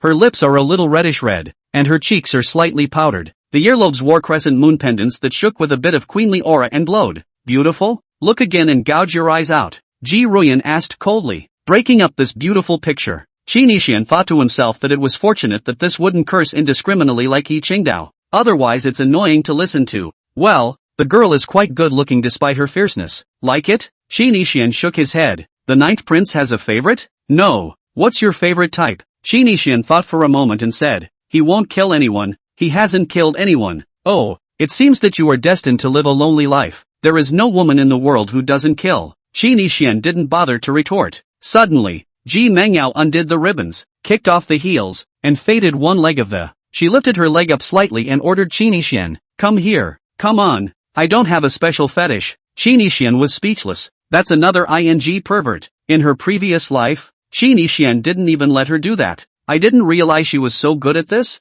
I can't believe I didn't realize that in my previous life. Fail. Come on. You're my servant now. Don't you listen? Others want to. This seat doesn't even have a chance, so I'll count it as a bargain for you. Ji Mengyao looked at Shi Nishian as if she were a master rewarding a servant's subordinate. It's okay for me to be a lickspittle, but I have a condition. Say, Shi Nishian said tentatively, can the girl go wash her feet first? I have a good nose and I'm afraid of smoky. Ji Mengyao's agitated nose moved slightly as she looked at her feet, her eyes showing doubt. It seems to be sniffing for stink or not. How is that possible? This seat is flawless and spotless. How could it have an odor? Ji Mengyao stared at Shi Nishian. Less nagging. Hurry up. It really smells like salted fish. Girl is too cruel, right? Who will help you seek the throne of Great Qin if you stink to death, Qin? If you don't believe me, get close enough to smell it yourself. Shi Nishian said in a serious manner. You're moving your tongue again? Ji Mengyao viciously said. Anyway, I'm the fish and you're the chopper, so do what you want. I've eaten a lot of salted fish, but I'm not interested in you. Shi Nishian had a lifeless look on his face. Ji Mengyao retrieved her feet, put on her shoes and tied the ribbon, put on the black lace, turned around and left. Remember your mission. Seize the throne of Great Qin early. If not only the spell seal, this seat guarantees to treat you to a salted fish meal. Ji Ruyan indifferently threatened. But in my heart, I said that this dead scum is actually not moved. Ji Mengyao has been wickedly teasing men for the past 10 years. One of those brilliant tricks that doesn't actually work? There will be a long time to come. Shi Nishian, not only will this seat manipulate you, but it will also make sure that your heart falls towards the seat. If Shi Nishian knew what she was thinking, he would have died laughing. What idiot pervert taught her that stupid idea? Shi Nishian looked at the departing Ji Mengyao and shook his head. That's gone? That's true to her character. It just makes me. A tart operation? Shi Nishian got up and asked into the void. You're not spying on me in secret, are you? Dark void. Ji Mengyao. Spying on you, my ass. This is a covert surveillance to make it easier to handle you. Ugh. Shi Nishian sighed as his aura and demeanor changed abruptly. This time it's not a beeping disguise. Shi Nishian seemed like a different person and took out a pen, waving his hand in the air, unrestrained and uninhibited, and running his pen in the clouds and flowing water, aesthetically pleasing and unassuming. Soon, Shi Nishian drew a white cloud in the void in front of him. Then the magic happened. The white clouds drawn in the air actually solidified and materialized. A snow-colored white cloud literally appeared in front of Shi Nishian. Immaculate. The white clouds are dense with purple gas, spewing out haze and rays of color. Soft, floating but in front of Shi Nishian's feet. Ji Mengyao's eyes widened. He actually used painting to enter the Tao in this life? And the realm isn't even low. In that case, even if I do abolish his martial arts Tao, it will still be equal to useless, and he will be able to exert great strength with just his painting Tao. In fact, Ji Mengyao didn't waste Shi Nishian at all before. It just used a special secret method to scare Shi Nishian. But what Ji Mengyao didn't expect was that people didn't care yet. No wonder he's emboldened. So what if you're accomplished in painting the Tao? This seat defeats you easily. Shi Nishian continued to speak to the void. Your Majesty the Empress, how about this white cloud I drew? Come up and sit down? With that said, Shi Nishian jumped onto the white cloud and sped away in the clouds, standing with his arms folded. His white clothes are like a fairy, just like walking out of a scroll. His temperament is transcendent, not like a mortal. Actually, my blowjob isn't so bad. Would your Majesty like to hear it? In her previous life, Ji Mengyao loved music, but unfortunately, Shi Nishian didn't understand her feelings and just let others play music for her to listen to. This life is a fulfillment of her wish from her previous life. Anyway, she's got someone she likes, so it's not like I'm just flirting. Shi Nishian removed the white jade ancient shao at his waist and placed it in front of his lips, his white fingers lightly moving. A song drunken piece rang out melodiously. Wine is not drunk. The world is flat under the moon by the lake. Chapter 3, Returning the Favor. The divine rhythms are self-generated, and the clouds surround the feelings. The rhythms are fresh and bright, and the melodies are gorgeous and delicate. As Ji Mengyao listened to the sound of the shao, a full moon appeared before her eyes. The moon is in the lake. Pinggu autumn moon. A picturesque mood, sound and lyrical, beautiful and moving. Ji Ruyan was as if she was in a lake under the moon, her body and mind relaxed and cozy. The sound of the shao is gentle and smooth, like a talented man reciting poetry, and like a beautiful woman singing music, bright and brilliant, making people obsessed. Ji Mengyao was stunned. Not only has he entered the Dao with painting, but just like Du Qingxue, he's also entered the Dao with music, and the realm is higher than Du Qingxue. It's really not bad, blowing quite a bit. This seat had to spend a lot of money to ask Du Qingxue to play a song. I didn't expect to hear an even better one for free at this moment. Humph, too bad it's stinking dead scum blowing. It's hard to hear. Ugh, is he warning me that he has a lot of cards at his bottom? Ji Mengyao covered her ears. I'm not listening.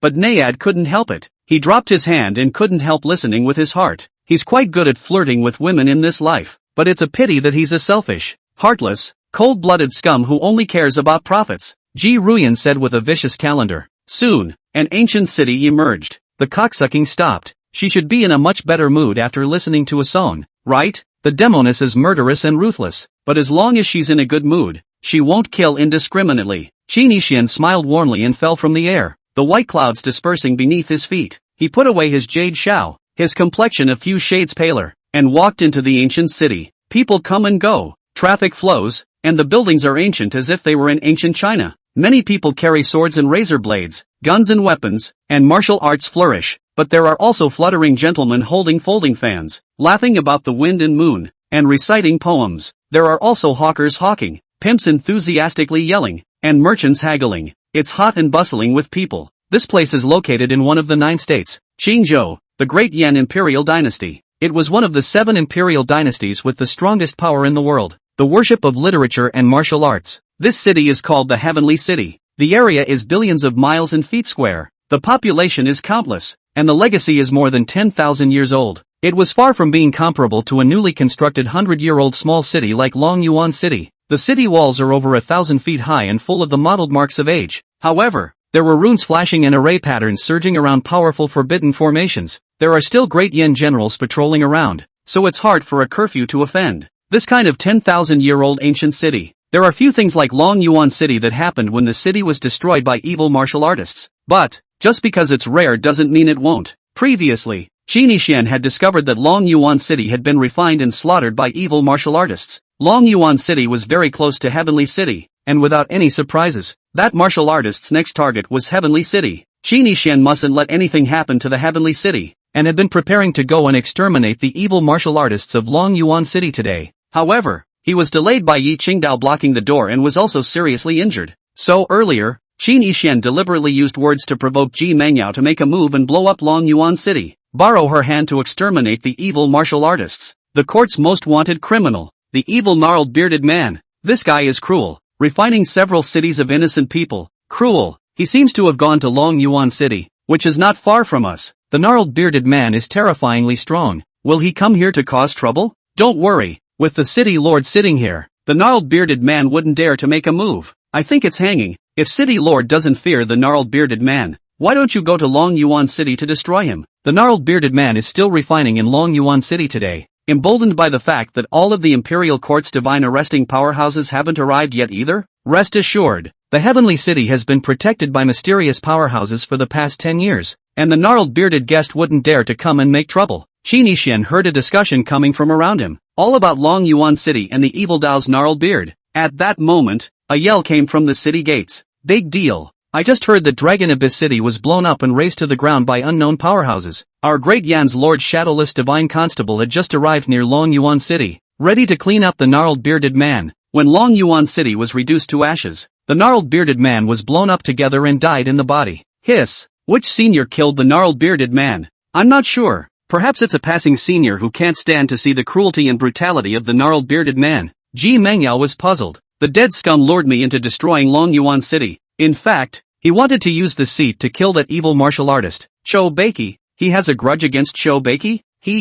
Unfortunately, this seat isn't that stupid. How can I easily let you calculate as you wish? That gnarled bearded man this seat didn't kill at all. At the moment he's rushing this way. His strength is a mole cricket in this seat's eyes. But unfortunately, this city full of martial artists together are no match for him, and will inevitably be destroyed. Qin Yixian, you can't beat the gnarled bearded man even though you've drawn music into the Dao. This seat is looking forward to your humble appearance as you beg this seat to save your life. Ji Mengyao sneered. gloating as she looked at Qin Yixian. Qin Yixian was silent as he continued on his way. From time to time in the middle of the journey, the great ladies and the clean-cut beauties came to strike up a conversation. My lord, may I ask if you have a match? This gentleman, my daughter's family does not want a dowry of real estate and fields, nor do we need you to have martial arts and literacy. Would you like to spend the rest of your life with me? I'm willing to be your son's concubine. Qin Yixian was just too handsome and full of charm points for the women to care about being reserved. Qin Yixian, however, did not say much, nodding and shaking his head, politely refusing. Let those moving women cover their faces and weep. There was even a burly woman who tried to forcefully take Qin Yixian away by force. Misery and suffering ride on a heavenly horse, turn back on the other side and cross the colorful clouds. Fix it. Qin Yixian didn't get angry either, just faintly spat out a poem and a word. The vision of an entranced old monk appeared behind the woman, and in an instant she was unable to move. Seems to have been subjected to a fixation spell. Hiss. This handsome gentleman looks devoid of martial arts. Who knows that he's actually a Confucian expert who enters the way through literature, and his words follow the law, and a single word determines a person. The crowd sucked in cool breaths of admiration after seeing Qin Yixian show his hand. This is a world where strength is honored and literary excellence is revered. Qin Yixian's display of excessive strength with the way of letters would naturally be admired and revered even more. No one dares to take offense. I'm sorry, your excellency, spare me. I was wrong. The burly woman who had moved the weapon cried and begged for mercy. Once Qin Yixian walked away, she was able to move again as well, not a hair out of place. If it was Qin Yixian in her previous life, it would have made her feel the world was cruel and vicious. But in this life, Qin Yixian was in a different state of mind and didn't care. It's just a little thing.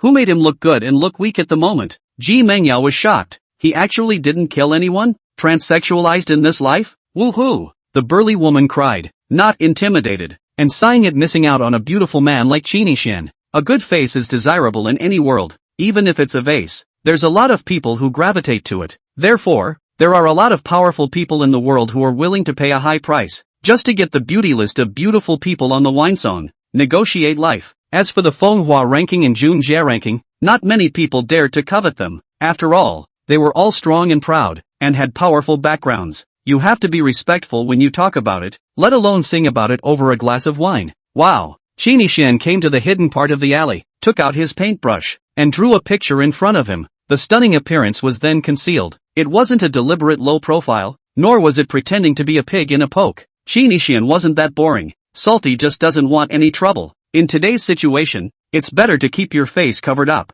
I didn't cover it up before because I was too tired. Pust. Having just used the secret method of the Tao of painting to change his appearance, Qin Yixian vomited blood once again. Ji Mengyao laughed coldly. Ha ha, you're still seriously injured. You can't get well without a year and a half. Awesome. Only, Ji Mengyao always felt awkward when she said this. It does not seem to come from the heart. In this life, Ji Mengyao didn't like Qin Yixian at all, and even loathed and hated him. But nay, the previous life was too etched in stone. It caused Ji Mengyao to be inexplicably uncomfortable after seeing Qin Yixian's blood. Serves you right. Ji Mengyao twisted her face away. Out of sight, out of mind. So no one will bother me. Right. Qin Yixian passed by a store with a bronze mirror, looked at his flat face, and smiled with a faintly elegant smile. At this moment, his martial way is sealed. His breath is completely absent, looking like a mortal. Too handsome will definitely attract the color hijacking curiosity. After all, human nature is evil and very colorful. Luckily, he had the sidekick ability to act defensively, so he could handle it. In the previous 99 lifetimes, Qin Yixian had obtained countless inheritances when he had the system.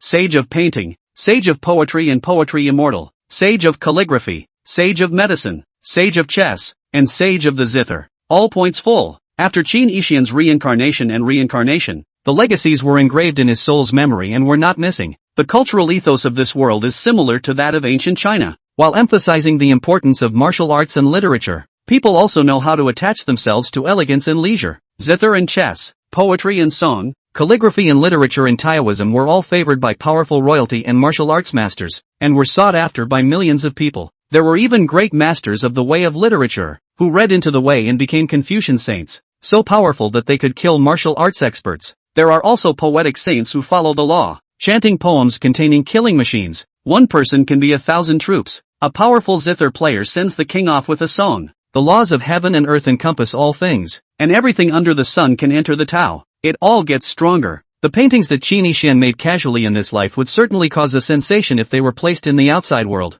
thousands of gold is hard to exchange. There is a price. All of them are supreme painting treasures, and can even be called priceless treasures. The experts who had entered the Tao with their paintings would have been ecstatic if they had gotten Qin Yixian's paintings. Keeping the painting in a high cabinet. Daily meditation helps to break through the realm and improve the painting way. Only, now those paintings of Qin Yixian should have turned into ashes. The people with the eunuch Che Wen Hai blew up with the hermitage hut. But, although the Qin, chess, calligraphy, poetry, etc., can also enter the Tao to become a strong person, but it is never the right way to cultivate. The same as alchemy, talisman making, formations and forging weapons, healing arts and other sidetracks. It can be called one of the best, and it can also be used to enter the holy and heavenly realms with all the paths. However, it is extremely difficult to witness the absolute peak of the Tao, overlooking the world, invincible in the world. There was always a gap between them and the strongest of those who were at the top of the martial arts path. For example, at this moment, Qin Yixian, who had cultivated zither, chess, calligraphy and painting to an extremely high level, but when facing Ji Mengyao, it was difficult to even escape. Can't beat it. But compared to most other martial artists, Qin Yixian was definitely considered an expert. It was enough to crush 99.9% of the cultivation martial artists in the world. Ji Mengyao and some of the other female characters are monster wall hangers. Qin Yixian has no system nowadays, so of course it can't be compared. Sundown. Qin Yixian looked to the west. The evening sun shone on his plain cheeks, making his pale, frail features look a little more forlorn. Previously, when he saved Ji Qingdao, he consumed too much essence and blood, and even if he changed his appearance, he looked very sick. But Qin Yixian was not in pain, even some release. It was not his wish to enter the devil and kill in his previous life, but it is also his fault and incompetence. Carrying a system, familiar with the plot, and reincarnated, self-appointed as a villain, thinking to control everything. Unfortunately, it was because the murderer could not be found, and unwilling to admit their failure. Incompetent rage breeds demons in the mind, mutilating women who loved him dearly. Just because you don't want to be alone in your pain, you find empathy by weaving lies to make them cry. Real scum, worse than animals. Therefore, when he was scolded by Ji Mengyao as a man, Qin Yixian did not retort. Yi Qingdao wished for him to be sick and seriously injured. Then she would be satisfied. Qin Yixian himself can feel better in his heart, and get rid of the guilt and demon in his heart as soon as possible. Actually, when he came back reborn in this life, Qin Yixian carried the memories of his previous life as a beast and still had his heart demons, and it's extremely serious, with clear signs of demonization, difficult to get into normal salty mode. Qin Yixian himself could not overcome or get rid of his heart demons at all. Dangerous and unusual, mind-bending and psychotic, with no future, until, meet the little girl who was meant to be. She was like a beam of white moonlight in the night, holy and pure. It illuminated Qin Yixian's dark, devil-like soul, washed his demon-tainted heart,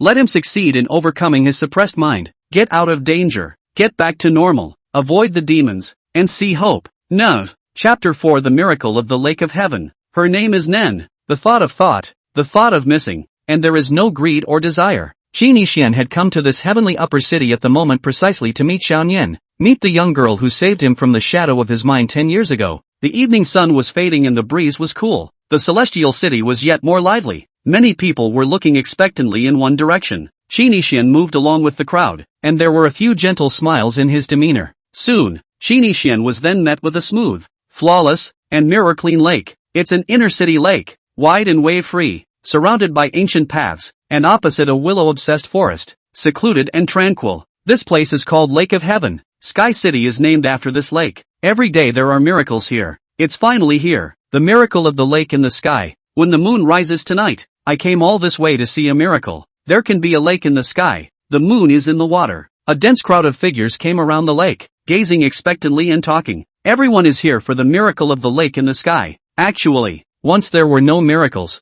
Originally this city was not called the Heavenly City, and the lake was not as famous and lively as it is today, all because of a strange event that happened 10 years ago. Since then there have been miracles under the moon, and Great Yen has a city named Heaven. Grandpa, is there really a lake in the sky? How can the lake be in the sky? It won't flow away? Qin Yixian stood on the shore of the lake, looking at the surface in silence. Not far from him, there were grandparents and grandchildren holding hands. The granddaughter, clueless and cute, inquired curiously about her grandfather. The grandparents and grandchildren were dressed as travelers and were obviously not locals. It seems to be one of the wonders of the Great Yin dynasty that came here specifically from afar to see this place. City in the sky, lake in the sky. Little fool, the heavenly lake is a miracle that has lasted for 10 years. famous all over the world, witnessed by countless people. Of course it's not false, that grandfather said kindly and compassionately. But I don't see a lake in the sky? The granddaughter looked to the empty sky in disbelief. The moon in the sky is also the moon in the lake and the moon in the water. Now that the bright moon has not yet come out and the time has not yet come,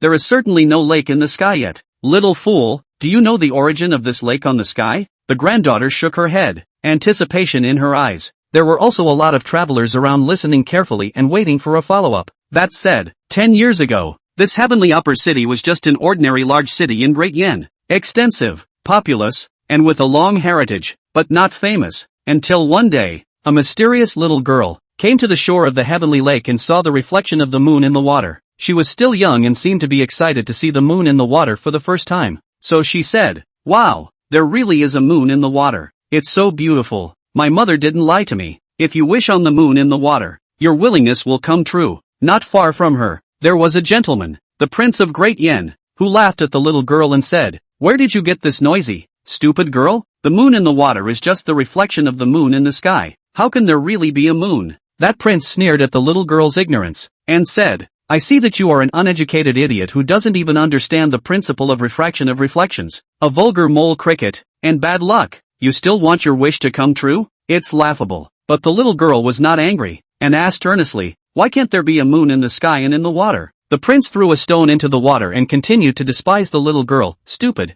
See, that's just a mirror. It breaks at the touch. Can you affect the moon in the sky with a small stone? Look up, the moon can't be in the lake unless there's a lake in the sky." This old grandpa's voice amplified as he spoke, his tone suddenly agitated, as if he were there. Many of the people around them also listened more carefully. Qin Yixian in the crowd and Ji Mangyao in the shadows also waited silently. Gramps cleared his throat and continued. At that time, the little girl then looked up, and there really was no lake in the sky, and the shadow of the moon hung alone in the 9 skies of the firmament. The little girl said a little despondently, "But, Mom once told me that there is also a moon in the water, and if I can make a wish on the moon in the water, I will be able to see my mom." Upon hearing this, many who heard the story for the first time shook their heads. How simple is the little girl to believe such a lie? Gramps continued. That prince sneered at the little girl again. "Little course, have you never seen the moon in the water before?" The little girl shook her head. "Never seen it. Today was the first time I saw it." "Where did you used to live?" "I don't know. It was in a very dark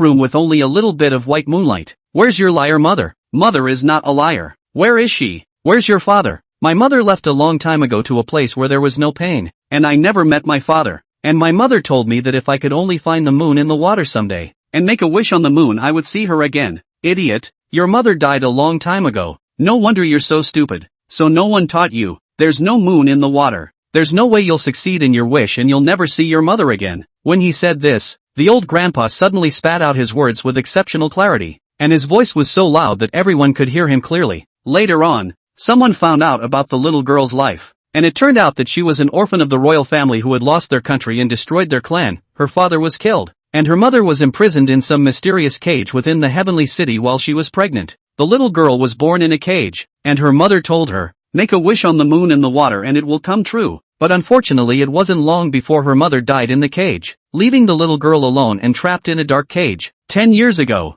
the cage was destroyed, so the little girl was able to escape and came to the lake in the sky, seeing the moon in the water. She thought her mother wasn't dead, and that if she wished on the moon in the water, she could see her again. Some of the women in the crowd wept with sadness when they heard this. Poor little girl. She grew up in a cage without even a father, and her mother left her a long time ago. Mother told her about the moon in the water in the hope that she would one day leave her dark prison. Didn't she? There is no moon in the water, but there are the prayers and hopes of a mother on her deathbed for her child to escape her prison. No wonder she was so excited to see Aqua Moon. A lot of people would have just come to see what's new. I didn't realize there was this story behind the miracle of the lake in the sky. The story is simple. The little girl is alone and trapped in a cage. Her mother is dead, but she thinks that her mother has just gone far away, and that if she finds the moon in the water and makes a wish, she will see her mother again. Yet everyone knows, there is no moon in the water, and wishing is even less likely to come true. The little girl's life is pitifully simple-minded. The mother told her kind lies. The purpose is to hope that the little girl will have hope in the prison of despair. Expect her to escape her cage. Let her think she's not alone and desperate. Live well. One day I'll see my mother again. This lie was like a white moonlight in the darkness, giving the little girl hope to live. Great motherly love within.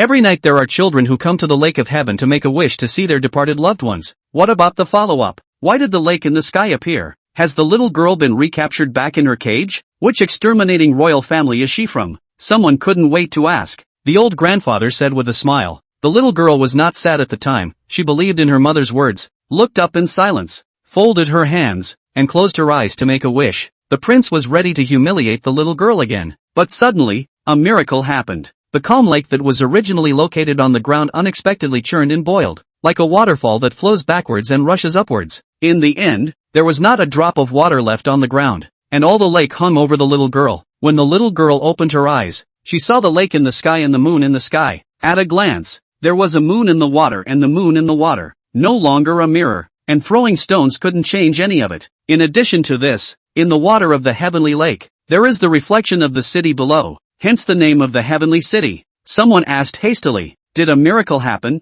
Did that little girl get her wish? Did she see her mother? Gramps responded with a smile. At that time, the little girl saw two blurred figures, a man and a woman, within the heavenly lake. She hurriedly called for her mother, who was accompanied by a man whose face could not be seen, and who laughed. My baby girl has grown up. The crowd marveled. A wish come true, or is it a mirror image? Chapter 5 manhwa list. Richest fairy. Are that man and woman the little girl's parents? A miracle. Definitely not a crap. Definitely an illusion. The old grandfather said meaningfully. That prince was also shocked and actually apologized to the little girl on the spot, and the little girl forgave him. Today, that prince is the current crown prince of Great Yen. After that, the little girl was not taken back to her cage, but was taken in as a righteous sister by the world's richest man who was passing through the city, and is now well-fed, well-lived, and famous throughout the world. The crowd marveled. The world's richest man is that mysterious and unpredictable female boss. Could it be that the little girl is the Nyan fairy who is now famous on the manhwa list? Rather, hisses.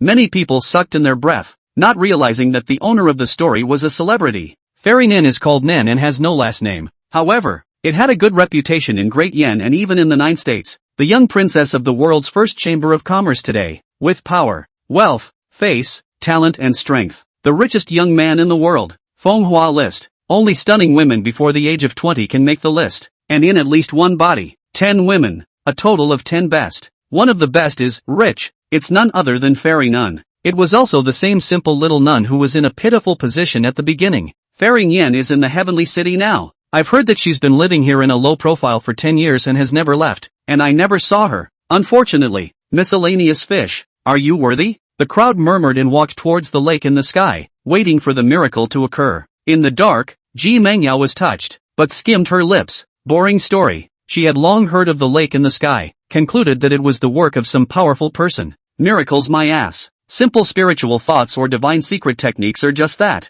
Ji Mengyao could easily do it, with a snap of her fingers. Only, is there really someone in the world who is so bored that he comes here every day to show Xiaoyan the miracle of the lake in the sky? Idol? I wonder which deceased royal family this Nen is from. Ji Mengyao's figure flickered and arrived at the city lord's mansion. Greetings, elder. The heavenly city lord looked at the black mist in front of him and knelt down to respectfully salute. Nen used to be locked up in your place? Ji Mengyao asked straight to the point. She had something very important to confirm. The tone of his voice was harsh and unquestioning. The killing machine was blazing, ready to search the soul. Back to senior. No. Ji Mengyao had a chilling aura around her. My juniors dare not hide. That cage that has held Fairy Nyan is located in the deepest part of the underground. And there are also formations and prohibitions. And it was only 10 years ago that my youngest knew that there was a little girl locked up there. The mysterious cage connects to our grand prison. And it was from our cage that Fairy Nyan left in the first place that outsiders thought she was imprisoned here. Ji Mengyao asked. What's the story about her losing her country and destroying her clan? Which royal family is she from? The city lord said respectfully. We found her identification in the other room of that cage, and she's from what used to be the world's reign, the Great Zhou dynasty. Ji Mengyao's complexion suddenly changed. Why hasn't this matter spread out into the world? Because that lady boss ordered it and forbade us to say it. But this seat heard an old man casually speaking about it just now at the heavenly lake. The city lord froze. It shouldn't be. Very few people know Fairy Nyan's identity. Who would dare to disobey the words of the female boss? Ji Mengyao sneered. Then why did you dare to tell this seat? Because the little one is being held by the senior's life. Dare not say. Humph. Now that the world city knows the origin of Xiaoyan's life, knowing that she lost her father and mother at a young age, was imprisoned in a cage, and is still a member of the deceased royal family. Wait for the seat to bring that old man in front of you. Ji Mengyao's mind moved. Her spiritual thoughts were outwardly released, and she was ready to catch that old storytelling grandfather through the air. However, where are the grandparents and grandchildren in the lakeside crowd? People come and go without a trace. The grandchildren disappeared into thin air. That old man is an expert. Ji Mengyao immediately realized that the old grandfather who had just told the story was not simple. Nian, are you really a member of the Great Zhou Imperial clan? This seed is also of the bloodline. Ji Mengyao's gaze changed slightly, filled with emotion, and murmured. She couldn't believe it. One's own relatives of the royal family of the Great Zhou who one thought were dead and gone. He was actually imprisoned in this heavenly city of Qingzhou? Ji Mengyao came to Qingzhou for the first time in this life. Her Shura sect was located in the Moro state, one of the 9 states. It was incomparably far away from Qingzhou, and even a powerful person who had entered sainthood in the martial Dao would not be able to cross a large state in their lifetime without using teleportation arrays and movement talismans, not to mention the fact that Moro state is 3 away from Qingzhou, with a difference of 3 in the middle. In her last life, Ji Mengyao hadn't even come to Qingzhou very often and had never heard anything about Xiaoyan at all. Take the seat to that cage where an inn was held. Soon, Ji Mengyao came to the cage. This place is dark. There's no moonlight at all. The white moonlight that none thought was just the glow from the formation. Vicious dog thief, actually using such a poisonous formation. The scent of this bloodline. Its elder sister. She actually got pregnant back then and gave birth to Xiaoyan. I, Ji Mengyao, am not alone. I still have loved ones. Xiaoyan is the only family I have left in this world. Ji Mengyao, as the cultivation sect's supreme elder and an absolute devil, was terrifyingly strong and decisive in her killings. Tears like rain actually fell at this moment. Emotions were agitated. Her petite body trembled. Her eyes were sad and joyful, and her look was full of longing. A flood of memories came to mind, all of which were of loved ones. Ji Mengyao cried with joy, but suddenly her eyes were murderous and ghastly. Who is it? Who is holding sister? This seat will surely find you out and thwart your bones. Ji Mengyao had already despaired. It was thought that there were no more orphans in the Great Week and that she was the only survivor. But the old gods opened their eyes. In this life, she came back reborn and found her family. A blood relative is still alive. Her name is Nen, the Nen of thoughts, and she is her sister's biological daughter. There was no fairy Nian in the last life, and there was no heavenly lake, which means that she only managed to escape from her cage in this life. Who saved her in this life? Ji Mengyao suppressed her mental recollections and suddenly disappeared, heading to the heavenly lake. That powerful person who created the heavenly lake miracle definitely knows about Xiaoyan. I need to find him and ask about everything. Ji Mengyao came to the lakeshore, hiding in the shadows and observing. The dead scum still has some spare time. With a slight sweep of her divine thoughts, Ji Mengyao found Qin Yixian in an unoccupied hidden corner. This spot is deeply forested and covered in grass, located on the opposite side of the lakeside path and the crowd of onlookers. The lake was more than 10,000 feet wide, and there were no lanterns across it, so it was pitch black, deep and secluded, with no access. It's one of those remote locations that no one goes to. Qin Yixian sat leisurely under a willow tree, holding a fishing rod as if he was fishing. Only, there is no line or hook on the front end of the rod for now. But soon, as Qin Yixian lifted his brush and drew in the void, he performed the secret method of the Tao of painting. Wow! Runes appeared,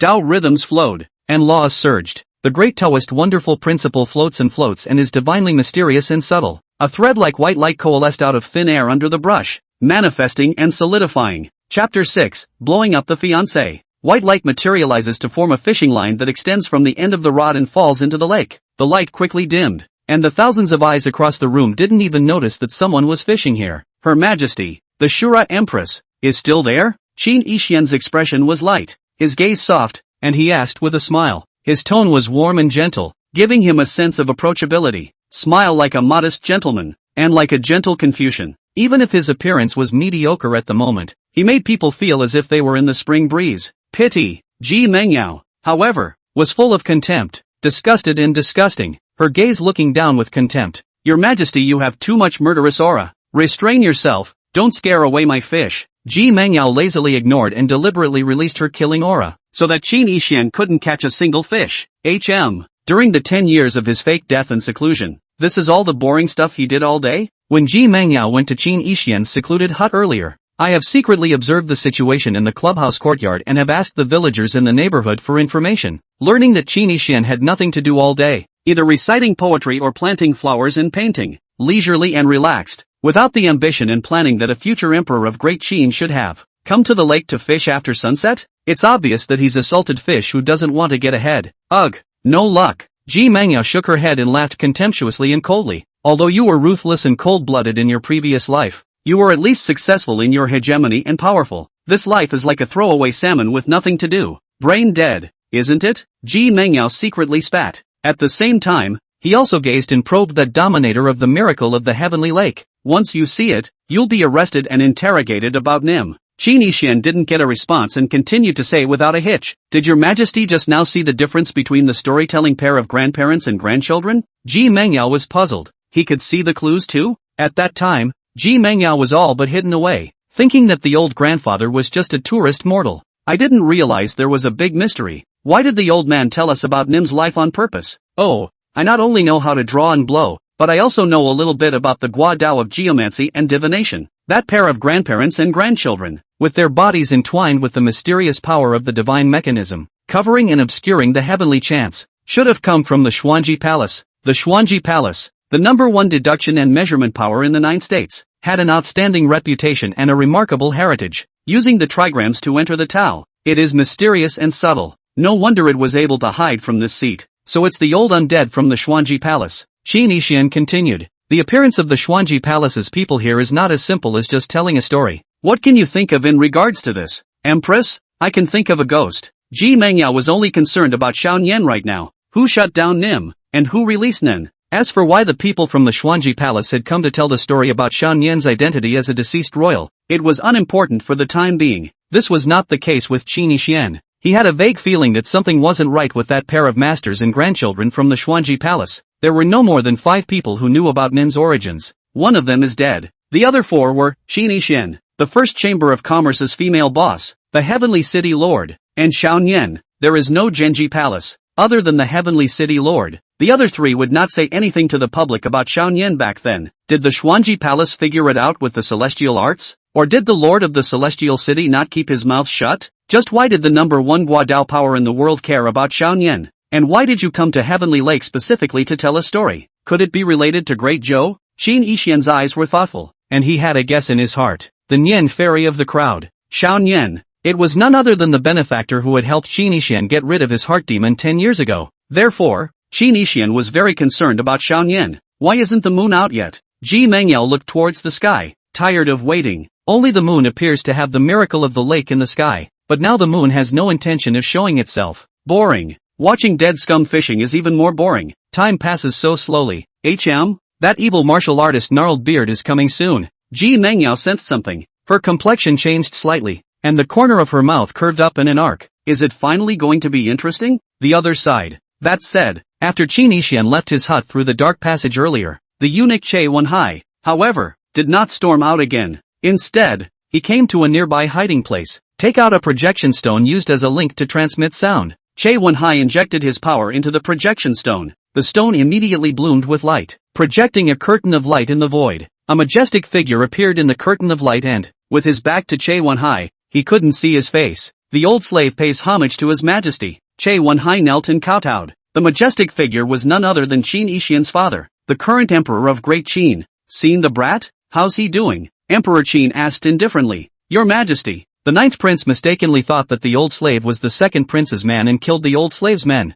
currently entering the house and closing the door, unaware of the situation. However, the old slave can confirm that the 9th prince's martial Dao has indeed been sealed by the Sword Ancestor, and is now just a mortal body. Emperor Qin sneered. Sword Pavilion dares to touch my imperial son, crossing the line. If Lao Jiao killed your men, then why are you alive? The Qin emperor knew his son's tactics. Even if the martial arts were sealed, he could still shade Che Wenhai to death. This old slave doesn't know. Perhaps His Highness the 9th Prince is kind-hearted. Goodness my ass. He suspects that you might be one of my people and wants you to tell me that he has no interest in the battle for the throne, and that if I chase him, he will run. Ha! Che Wenhai didn't expect Qin Yixian to have this level of meaning. He never flees, let alone in the face of a lackey like you. Since he escaped into the house and closed the door, he is trying to remind me and you people to leave him alone. Brat! Faking your death for 10 years, do you really think you can get away with it forever? As a royal seed, how can you do as you please? I have already engaged him in marriage. 3 months later, he must return to Qin to marry Nangon Lengyu of the medical Immortal Valley. Emperor Qin said without question. Che Wenhai bowed his head and didn't dare to speak. Don't be idle either. Spread the word in Qingzhou. Just spread the word that Nangon Lengyue has returned to being a top healer after hearing the news that he didn't die. It's his luck to walk 8 lifetimes for a mortal prince who's been a waste for 10 years to be able to marry a heavenly fairy who doesn't eat earthly fire. Che Wenhai kowtowed and led the way. My slave obeys the order. Emperor Qin continued. Would you look again at the location of his hut and see if anyone else is arriving at this moment? Che Wenhai then looked towards Qin Yixian's compound. Your Majesty. Before that came very many people mostly observing in the dark, and at this moment they are all gone. Look again. Is it really gone? Che Wenhai wiped his eyes. Stunned. Reporting back to your Majesty. The fairy is here. That medical fairy who doesn't eat earthly fire has really rejoined the medical path, a great one. Emperor Qin laughed. Good. Nangon Lengyu personally went to Qingzhou to seize him back. I am relieved. However, just then, rumble, an explosion came from the other side of the hut. What's going on? Your Majesty. Fairy Nangong entered the 9th prince's hut and then the house blew up. But now everything is back to normal. That's right. It's Nangon Lengyu's time and space retrospection. Not only can she heal the living, the dead can be restored as well. That brat was going to blow you up, but instead he blew up his fiancée by mistake. Interesting. Chapter 7 Yi Qingdao learns the truth. Demon? Emperor Qin's words turned with an undeniable edge. Although I don't know why the medical immortal valley would take the initiative to join forces, but this will do no harm to my great Qin. Lao Jiao must obediently marry, even if it means being a disgraced son-in-law. Che Wenhai couldn't help but marvel as he watched the originally raised piece of compound recover once again. Worthy of being the former manhwa ranking leader, divine. With her going to bring back the 9th prince, there should be no problem. Over there, a clear and cold word came out. Qin Xian, I haven't seen you in 10 years, so you're using the Xian explosion talisman to welcome me. Ha! The last sneer was morose and horrible. Che Wenhai shuddered. Is it true that the medical fairy is wasted because of the 9th prince? The world rumor was that Nangon Lengyu was deeply in love with the 9th prince, Qin Yixian. After hearing of Qin Yixian's death 10 years ago, Nangon Lengyu's grief was so excessive that it bred demons in her heart, leading to a fall in her medical practice. 10 years later, learning that the 9th prince did not die, Nangon Lengyu was ecstatic. The heart of the devil faded, and then entered the world a great. But, Che Wenhai, however, had a vague feeling that this was not the case. Nangon Lengyu's tone just now was clearly heavy with killing intent. Is this liking the 9th prince? Not hateful? She's not asking for a marriage because she's thinking of torturing and abusing the 9th prince, is she? Qin Xian, where are you? I can't wait to meet up with you, useless mongrel. These words directly sent chills down Che Wenhai's spine. It's too prickly and high-strung. And there's obvious anger. Killing machine. What a horrible killing machine. How much hate does it have to be? The reason why the medical fairy is rumored to be unearthly is because she is neither angry, smiling, sad, cold nor hot, always bland and changeless, without any mood swings, as if nothing in the world was worth her attention. She is unapproachable, unattainable, unapproachable, like a fairy or a god. I've never heard of her being angry. It was only when her realm fell 10 years ago that she was suspected by the world of being moved to grief, but it was only a rumor. Now, when she mentions the 9th prince's name, she does so with a cold killing intent that makes the old slave's heart palpitate, and an angry hatred that makes heaven and earth change color. The 9th prince isn't safe anymore. Sword Pavilion. When Yi Qingdao heard that the Sword Pavilion had spread the news of Qin Yixian, she said to the Sword Ancestor, Master, now that he has no cultivation, he must not be at peace after the news spreads, right?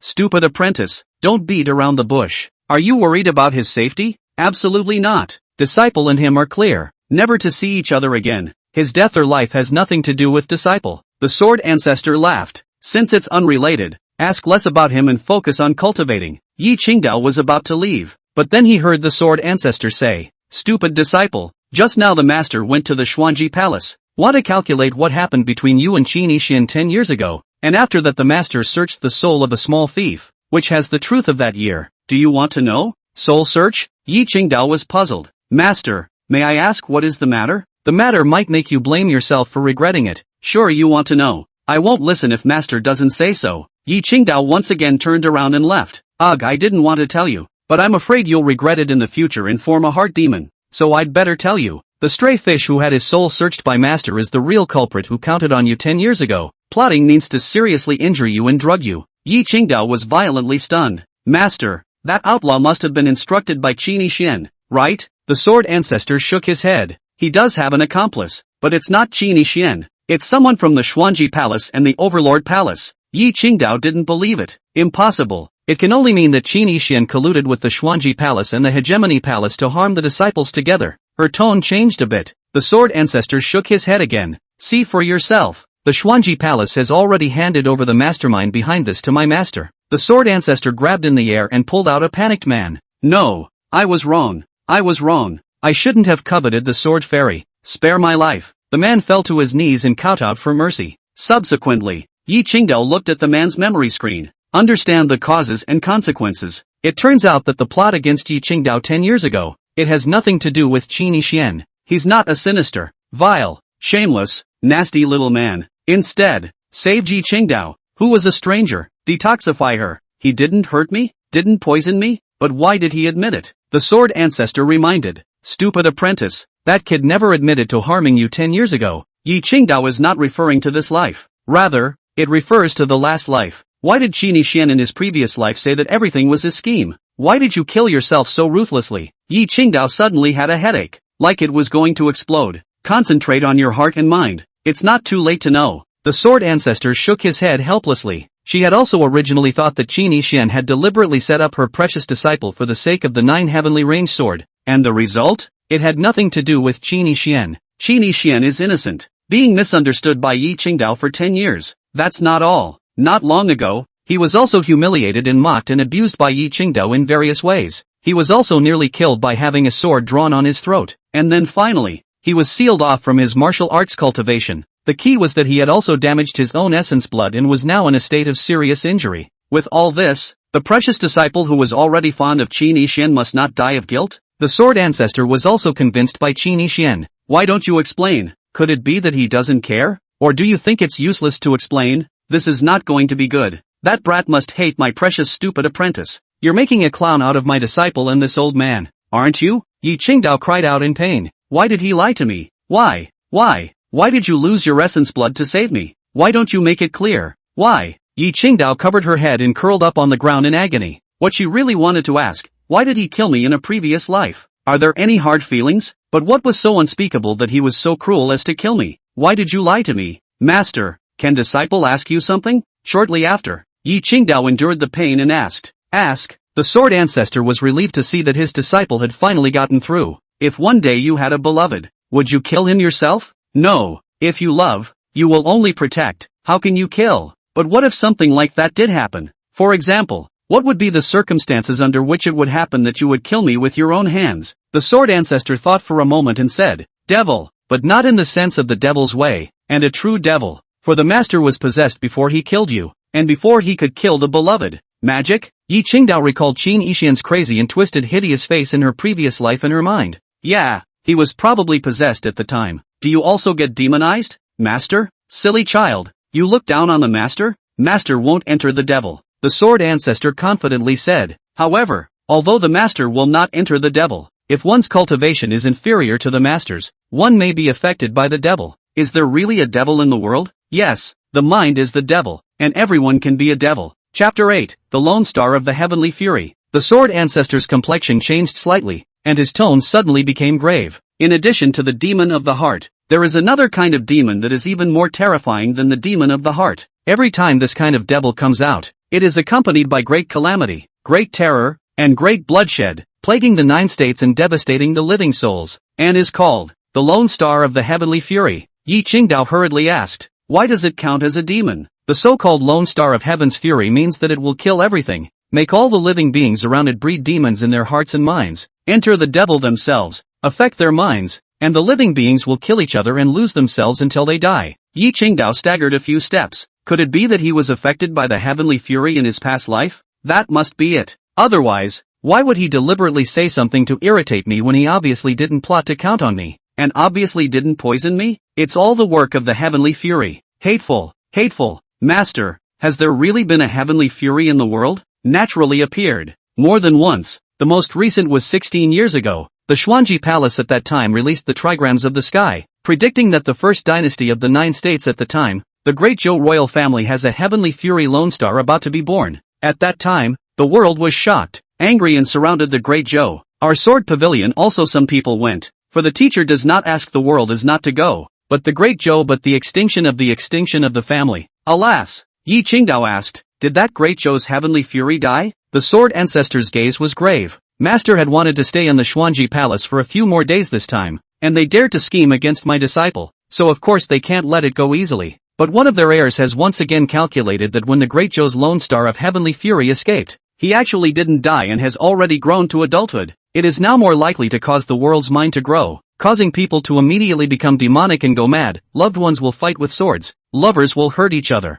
and there will be countless deaths and injuries and mountains of corpses and bloodshed. The Xuanji Palace was busy with the heaven's fury for the sake of the people of the 9 states, so Master had to call it quits. Stop continuing to trouble them, and come back early. Yes, in his previous life, he must have been affected by the adult lone star of the heavenly fury and gone crazy. That's why he hurt me, lied to me, insulted me and killed me, right? He actually loves me. He's not desperate and negative. It's not. But I hurt him in this life and called him a dog thief, suspect him of being dirty, mock him, humiliate him. Yi Qingdao's tears poofed down. Pear blossoms with rain, very self-blame and guilt, sad and difficult. Even if Qin Yixian had lied to her in her previous life, at this moment, her heart was overjoyed. It's very sad. Why can't I think of being possessed? Master, you said that the heaven's fury has grown up, and that it hasn't affected anyone else over the years? The Sword Ancestor sighed. That's exactly where the trouble lies. The Xuanji Palace says that before the heaven's fury lone star awakens into a demon star, instead of bringing bad luck, much less restraining others, it will in turn bring good luck to those around it. Unfortunately, as the saying goes, what goes around comes around, and when all the good luck is used up, bad luck and bad fortune follow, and the world is in chaos. The Xuanji Palace has now determined who is the lone star of heaven's fury. It's just that that person has a special identity and a notable background, and it's not easy to snuff her out in advance before she awakens the demon star. Yi Qingdao gripped her sword tightly. Master, I want to enter the world and kill the heaven's fury to prevent the living from dying. For the culprit who had gotten himself killed, as well as causing him to misunderstand Qin Yixian. Yi Qingdao hated it to death. Oh, are you sure you're going to look for the heavenly fury and not for that nemesis of yours? The Sword Ancestor asked with a smile. Master, you're poking fun at disciple again. Yi Qingdao's body shivered. Of course she wanted to go to Qin Yixian to apologize, but he was afraid to face Qin Yixian again. He must hate himself so much right now. Disgust, loathing, contempt, nausea and revulsion. Master, can you go and help him remove the sword seal?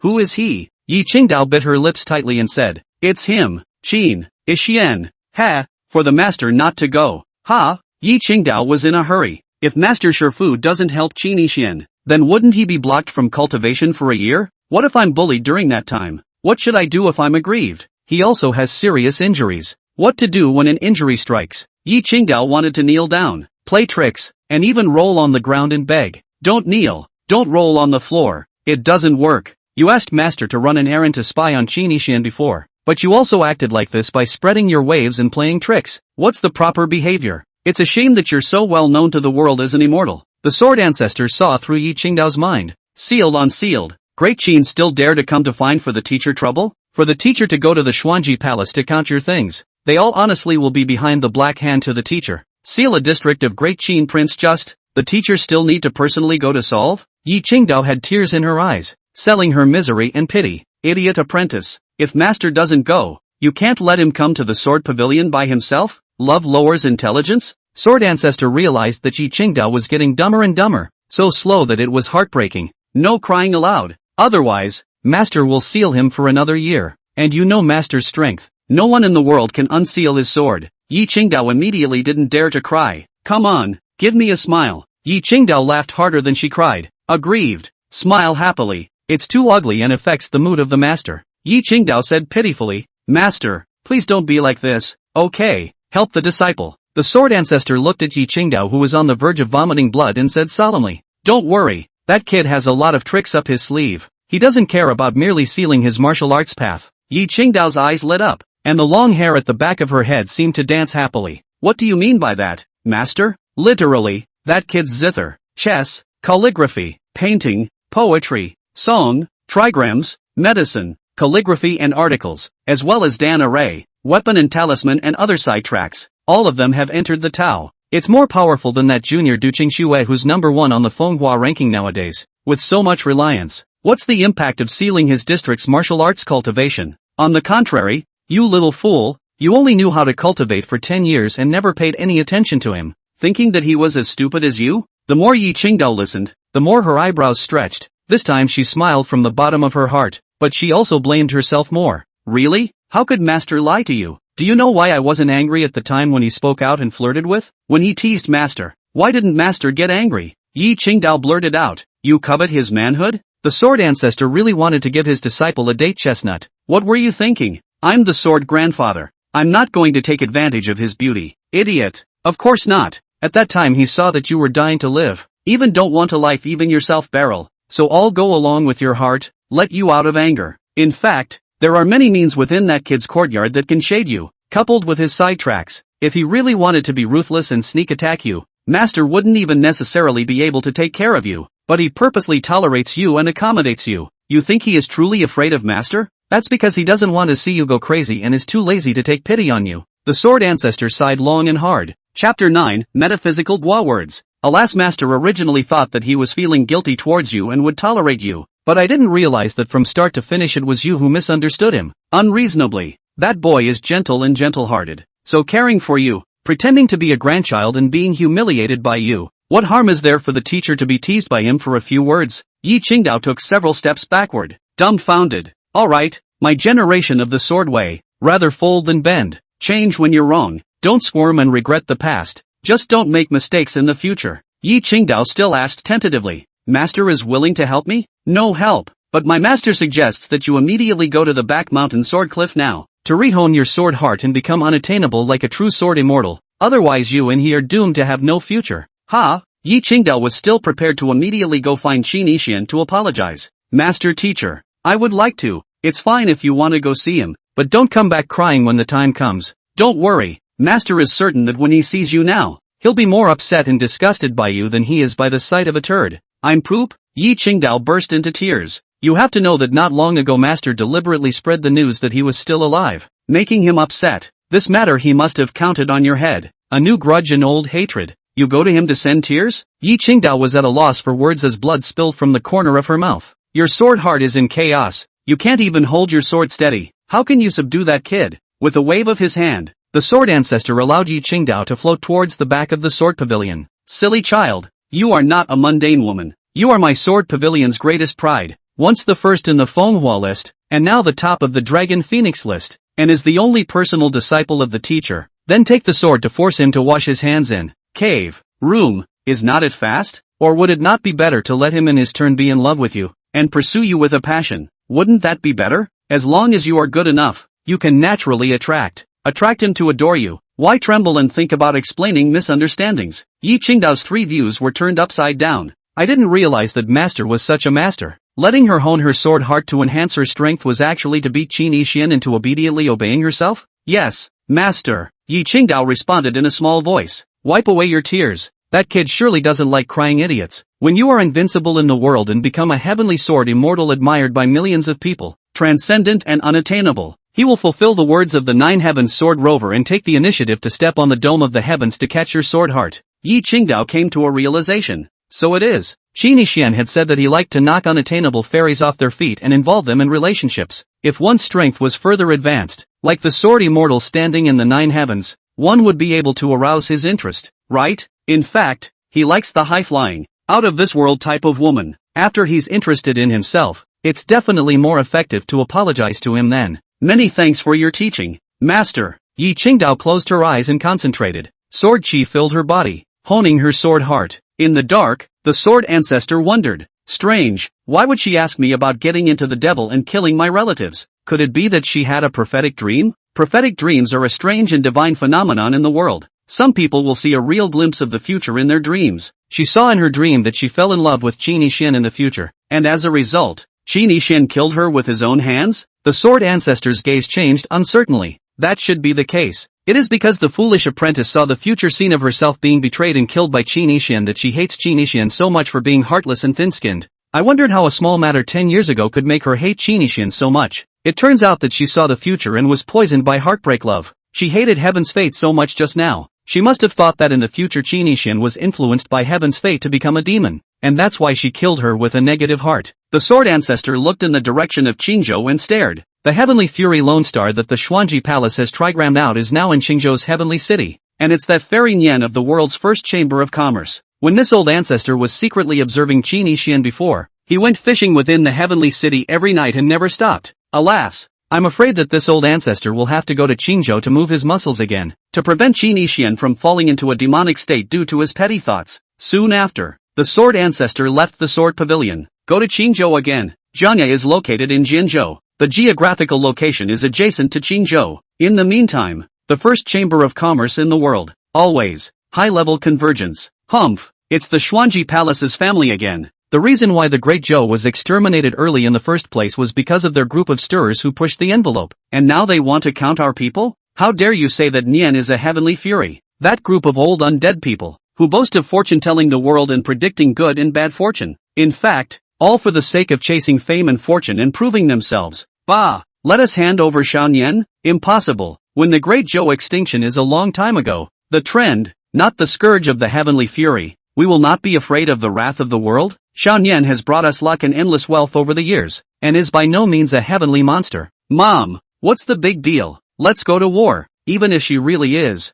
Let's wait until the demon star descends. The boss treats Xiaonian as his own, and we've long since treated her as a family member. Xiaonian, this child's life is bitter. Having lost her relatives since she was a child and being trapped in Heavenly City for 10 years, she must not be wronged again. There are already rumors within the Heavenly City that Xiaonian is a deceased royal family. It must be the work of the Xuanji Palace, and they will soon draw out Xiaonian's identity in the Great Zhou. The people were adamant. All of them did not believe that Xiaonian was the heavenly fury that the Xuanji Palace said she was. Original. Not so long ago, the Xuanji Palace sent someone to the First Chamber of Commerce to ask them to hand over Xiaonian, the orphan of the Great Zhou. He also said that Xiaonian was a heavenly fury and would bring misfortune and bring chaos to the world. At that time, some people were furious and killed the messenger of the Xuanji Palace, the richest power in the world. Take the name of the first in the world, First Chamber of Commerce. How could they hand over their own blessed little princess just because of a word from the Xuanji Palace? Did you get in touch with the boss's side? She went to the unknowable land for so long and now her life and death are unknown. Alas, no harm done. The boss isn't here. Let's protect Xiaonian. I'd like to see whether the world believes in wealth or in the sour words of the poor Xuanji. Ha! The world is not enough to fear. The main thing is the 10 that are located at the top of the martial arts path. A few of them are willing to help us. The Fenghua Junjie list is the 10 best of each of the young men and women. And on top of that, there is the Dragon Phoenix list, which represents the future invincible current generation. Above the Dragon Phoenix, there is the Kyushu Wind and Cloud Monument and the Hidden God Tower. On the Wind and Cloud Monument, there are 10, representing the absolute top of the world's martial arts strength. While in the Hidden God Tower, there are an unknown number of the brightest in the ancient world. The Hidden God Tower's seniors don't ask about the world, so we don't have to pull the strings. But, those 10 on the Wind and Cloud Monument, excluding the ones who won't meddle in the mundane matters of the fight, at least half of them must be on our side for it to work. The crowd stared. Fenghua Ranking, Junjie Ranking, can also be called Young Celestial Pride Ranking, a collection of the top 10 best men and women before the age of 20. 20 in all. Chapter 10, Xuanji's Fooling Technique, Plotting Xiaonian in the First Chamber of Commerce. The Dragon Phoenix list, on the other hand, only had 3 people who were 20 years of age or older. The world rumor is that the Dragon Phoenix, as long as it does not fall,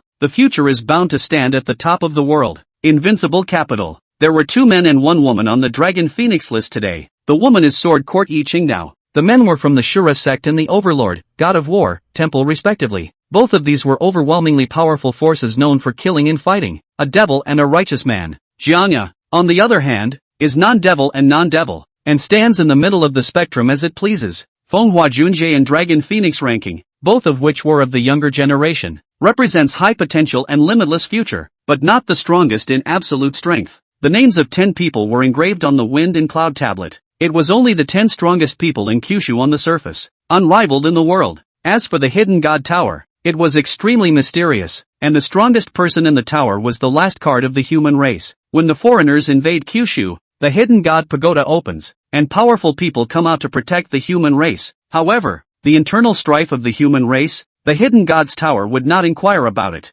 Currently, we have 2 Wind Cloud Monument powerhouses on our side, and 2 have been confirmed on the Xuanji Palace's side. The other powerhouses originally wouldn't have interfered in this matter, so we're not afraid. But, not long ago that old ancestor of the Sword Pavilion came out and made a trip to the Xuanji Palace. If she is on the side of the Xuanji Palace, Xiaonian will be in danger. Of the 10 strongest people in the Wind and Cloud Monument, the Sword Ancestor and the Hegemony Hall's Blade Emperor are considered to be the strongest, so if she intervenes, it'll be difficult to deal with her. and she's also a hidden god pagoda exalted one at the same time. The executives of the First Chamber of Commerce looked worried and in awe. The name of the Sword Ancestor had shaken the 9 states for many years, and no one was unafraid of it. Even though it had been a long time since he had made a move, no one would think that the Sword Ancestor wouldn't draw his sword. At this point, a scout has come to report. The Sword Ancestor has left the Sword Pavilion. The crowd's color changed drastically. Do you know where to go? The scout said. Originally, with our eyesight, it was impossible for us to detect the movements of the Sword Ancestor, but this senior intended for us to know her movements. Where is she going? Qingzhou. Shoo shoo shoo. The crowd rose in vain. Sword Ancestor went to Qingzhou. This is to intervene in the matter of the heavenly fury. Why? The Sword Ancestor has not asked about the world for many years. His sword heart is clear, and he has always been spontaneous and not entered into strife. So how would he go and listen to the Xuanji Palace's district's one sentence of flimsy trigrams? Things have come to this, there is no way out. Let's go invite the Sword Emperor. Where is the Sword Emperor? How can we invite it? The Hegemony Palace has always been at odds with us. The crowd was silent. No matter what, it's never possible to hand over Xiaoyan. We still have our bottom card. Within the Heavenly City, there is that mysterious senior who has protected Xiaoyan for 10 years, but that senior isn't necessarily overwhelming. One can only hope he is. Qingzhou, Celestial City. Qin Yixian was fishing leisurely under the willow tree. There are thousands of people around the lake. It was bustling with activity. Everyone looked to the dome from time to time. The moon is so slow to appear today. Normal. Just wait. Sooner or later it will show up. Big deal. I'll see you tomorrow. People chatting leisurely and waiting for the miracle of the lake in the sky to unfold. However, what the crowd doesn't know is this. Danger is approaching. Outside the Heavenly City, a blood-colored figure sped up. It was none other than the evil martial artist. Gnarled beard. Ha ha. After refining the Heavenly City, my realm of strength will be further advanced. That idiot, Shadowless, still thinks I'm dead? Ha ha ha. The world also thought that I was going up in smoke along with Dragon Abyss City, and at this moment, they are all defenseless, so it's just the right time to strike. A mere Heavenly City formation can't stop me, and the crooked people inside are even less of a match for me. Lao Zi is an evil saint. Who can stop me? The gnarled bearded man's gaze was morose, tinged with bloodlust and cruelty. The killing machine around his body was severe. An evil aura surrounded him. The gnarly beard is ready to kill all of Heavenly City. Not a single one left. It was not far from the gnarled bearded man. There were 2 figures standing suspended in the air, an old man and a young man. If Qin Yixian and Ji Mengyao were here, definitely recognizable. These 2 were the same grandparents and grandsons who had previously recounted the past events of God's miracle in Xiaoyan at the lakeside. Only, at the moment the appearance of the grandparents and grandchildren is changing. Not a moment too soon, the old grandpa and the little granddaughter disappear. In their place were 2 men in Xuanji Taoist robes. The man on the left was an old man, immortal and white-haired, holding a bagua disc, his eyes gleaming. The man on the right looks young, looks calm, eyes flashing in control of the confidence and look askance. If someone with insight saw him, they would definitely be able to recognize that this person was the leader of the contemporary Juniper ranking, the first master of the Gua Dao, Lin Chongfeng, the present-day young palace master of the Xuanji Palace. After Qin Yixian went into seclusion 10 years ago, Lin Chongfeng came to the forefront and became the world's #1 Jedi. He's talented and beautiful, a supremely handsome man of incomparable talent. The old man beside Lin Chongfeng was none other than his master, the contemporary palace master of Xuanji Palace. The 2 of them had previously cast the Tianji secret method to conceal themselves and change their appearance, so Ji Mengyao didn't see the clues. Master, the situation has been laid out. This time my Xuanji Palace will definitely be able to overpower the First Chamber of Commerce. Lin Chongfeng looked proud and spoke respectfully. Oh, it's too early to assert that, but we're 90%. Heaven's Fury, Scourge of the 9 States and Disaster of Entering the Devil. This name alone is enough to give the First Chamber of Commerce a headache. Not to mention that we have the support of 2 Windcloud Monument Jedi, and even that Blade Emperor Senior from the Overlord Palace might help us. Although the First Chamber of Commerce also has 2 tops, it is not crucial to merely represent the peak combat power on par. The game under the peak is the focus. When the Xuanji Palace Master finished indifferently, Lin Chongfeng complimented you. Master, back then, you caused the destruction of the Great Zhou Imperial clan with a single word of trigrams, and thus proved to be at the upper level of trigrams and was promoted to Palace Master. My disciple really admires you. The world is foolish. Really think that there is a heavenly fury in the Great Zhou that will plague the 9 states, but in fact there is no heavenly fury at all. It's all just a ploy by the master to prove the Tao. Lin Chongfeng complimented, but his gaze became even more arrogant. If there were outsiders here, they would have been shocked, because Lin Changfeng's words meant that the Xuanji Palace had lied to the world in the first place. The matter of the Lone Star of the Heavenly Fury is a falsehood, fabricated out of thin air by the master of the Xuanji Palace. The purpose is simply to witness a breakthrough. The people of the world in the 9 states believed in the truth and were utilized by the master of the Xuanji Palace as if they were pawns. Apprentice The world thinks that our Xuanji Gua art is the most overwhelming way of geomancy and divination and deduction in the world, capable of measuring good and bad fortune, and able to observe the past and future. In fact, this is the way of heavenly chance, not the way of metaphysical chance. Anyone who peeps into the heavens will suffer heaven's wrath and Tao punishment. Although we at Xuanji Palace know this way, we will not use the heavenly mechanism technique easily. The cost of self-loss is too great. So as early as 10,000 years ago, the Xuanji ancestor opened up another path, substituting Xuanji for Tianji, abandoning the way of geomancy measurement and calculation, and focusing on Xuanji. To put it bluntly, it's the art of lulling, observing words and utilizing human nature's inherent evil to perform the art of Xuanji, so that the world will mistakenly think that we have peered into the heavens and convinced us that we can know the past and future, and that we can determine good fortune and bad luck. From then on, Tianji Palace changed its name to Xuanji Palace,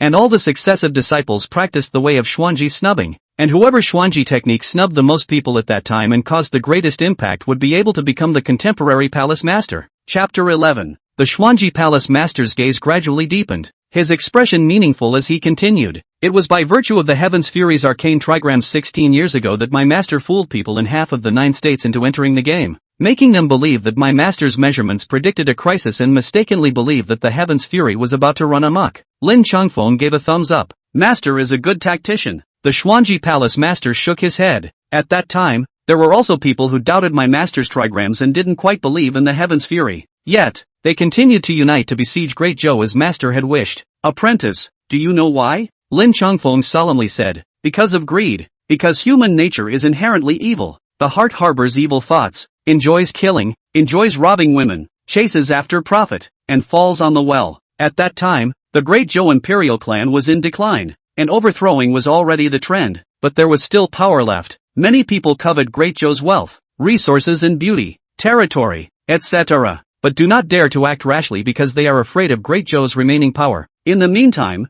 that greedy group of people went their own way and were suspicious of each other, and did not collaborate in the attack on Great Zhou. What's more, Great Zhou was considered the rightful lord of the world and the rightful ruler of the 9 states at that time, and even though the people were greedy for all that Great Zhou had to offer, the division had no name. If they attacked Great Zhou rashly, they would be considered rebels and traitors, plotting against their superiors, and would be reviled in future generations, leaving a legacy of stench for years to come. And when Master Xuanji trigrams appeared at the right time, pointing out that Great Zhou was about to be plagued by the coming of the Heavenly Fury and the scourge of the 9 states, the people were given the excuse to attack Zhou in a moralistic manner. They took the opportunity to raise the banner of saving the 9 states and destroying the calamity, and for the first time they worked together because of this common goal, and the division overthrew the Great Zhou in one fell swoop. When future generations mention the demise of the Great Zhou, they will also say that the crowd was an act of eliminating disasters and saving the world in a righteous manner, rather than conspiracy and rebellion, and they will even remain famous in history. With a single word,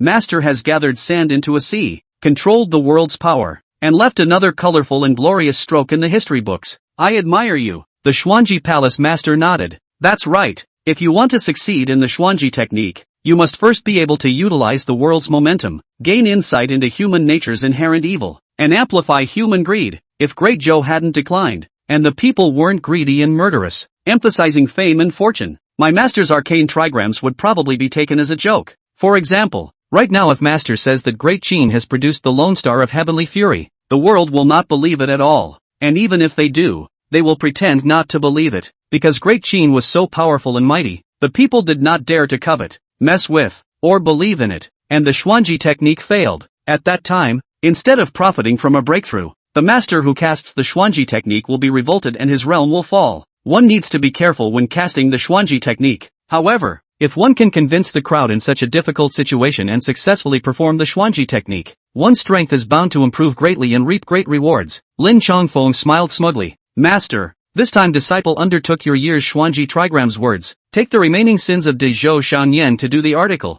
Certainly will not let down the cultivation of the master. Instead of appreciating it, the Xuanji Palace Master reminded. 10 years ago, your senior brother originally wanted to plot against the Sword Pavilion's Yi Qingdao, but unfortunately he failed and was backfired by the Xuanji technique. His cultivation regressed, and he was reduced to an outer disciple. Not long ago, the Sword Ancestor arrived, and when his calculations back then were about to be revealed, he was decisively abandoned by my Xuanji Palace and handed over to the Sword Ancestor to dispose of. Apprentice Na. The wider the Xuanji technique covers and the bigger the scheme, the more benefits it will indeed have when it succeeds, but if you fail, you'll be like your senior brother, all doomed. It turned out that 10 years ago when Yi Qingdao was seriously injured and drugged, it was actually also the work of a disciple of the Xuanji Palace who had performed the Xuanji technique in order to certify the Dao. That disciple was none other than the Xuanji Palace Master's eldest disciple. Unfortunately, now it has been beheaded in the Sword Pavilion by the Sword Ancestor after searching his soul and died. Genjutsu is the method of lulling and deceiving.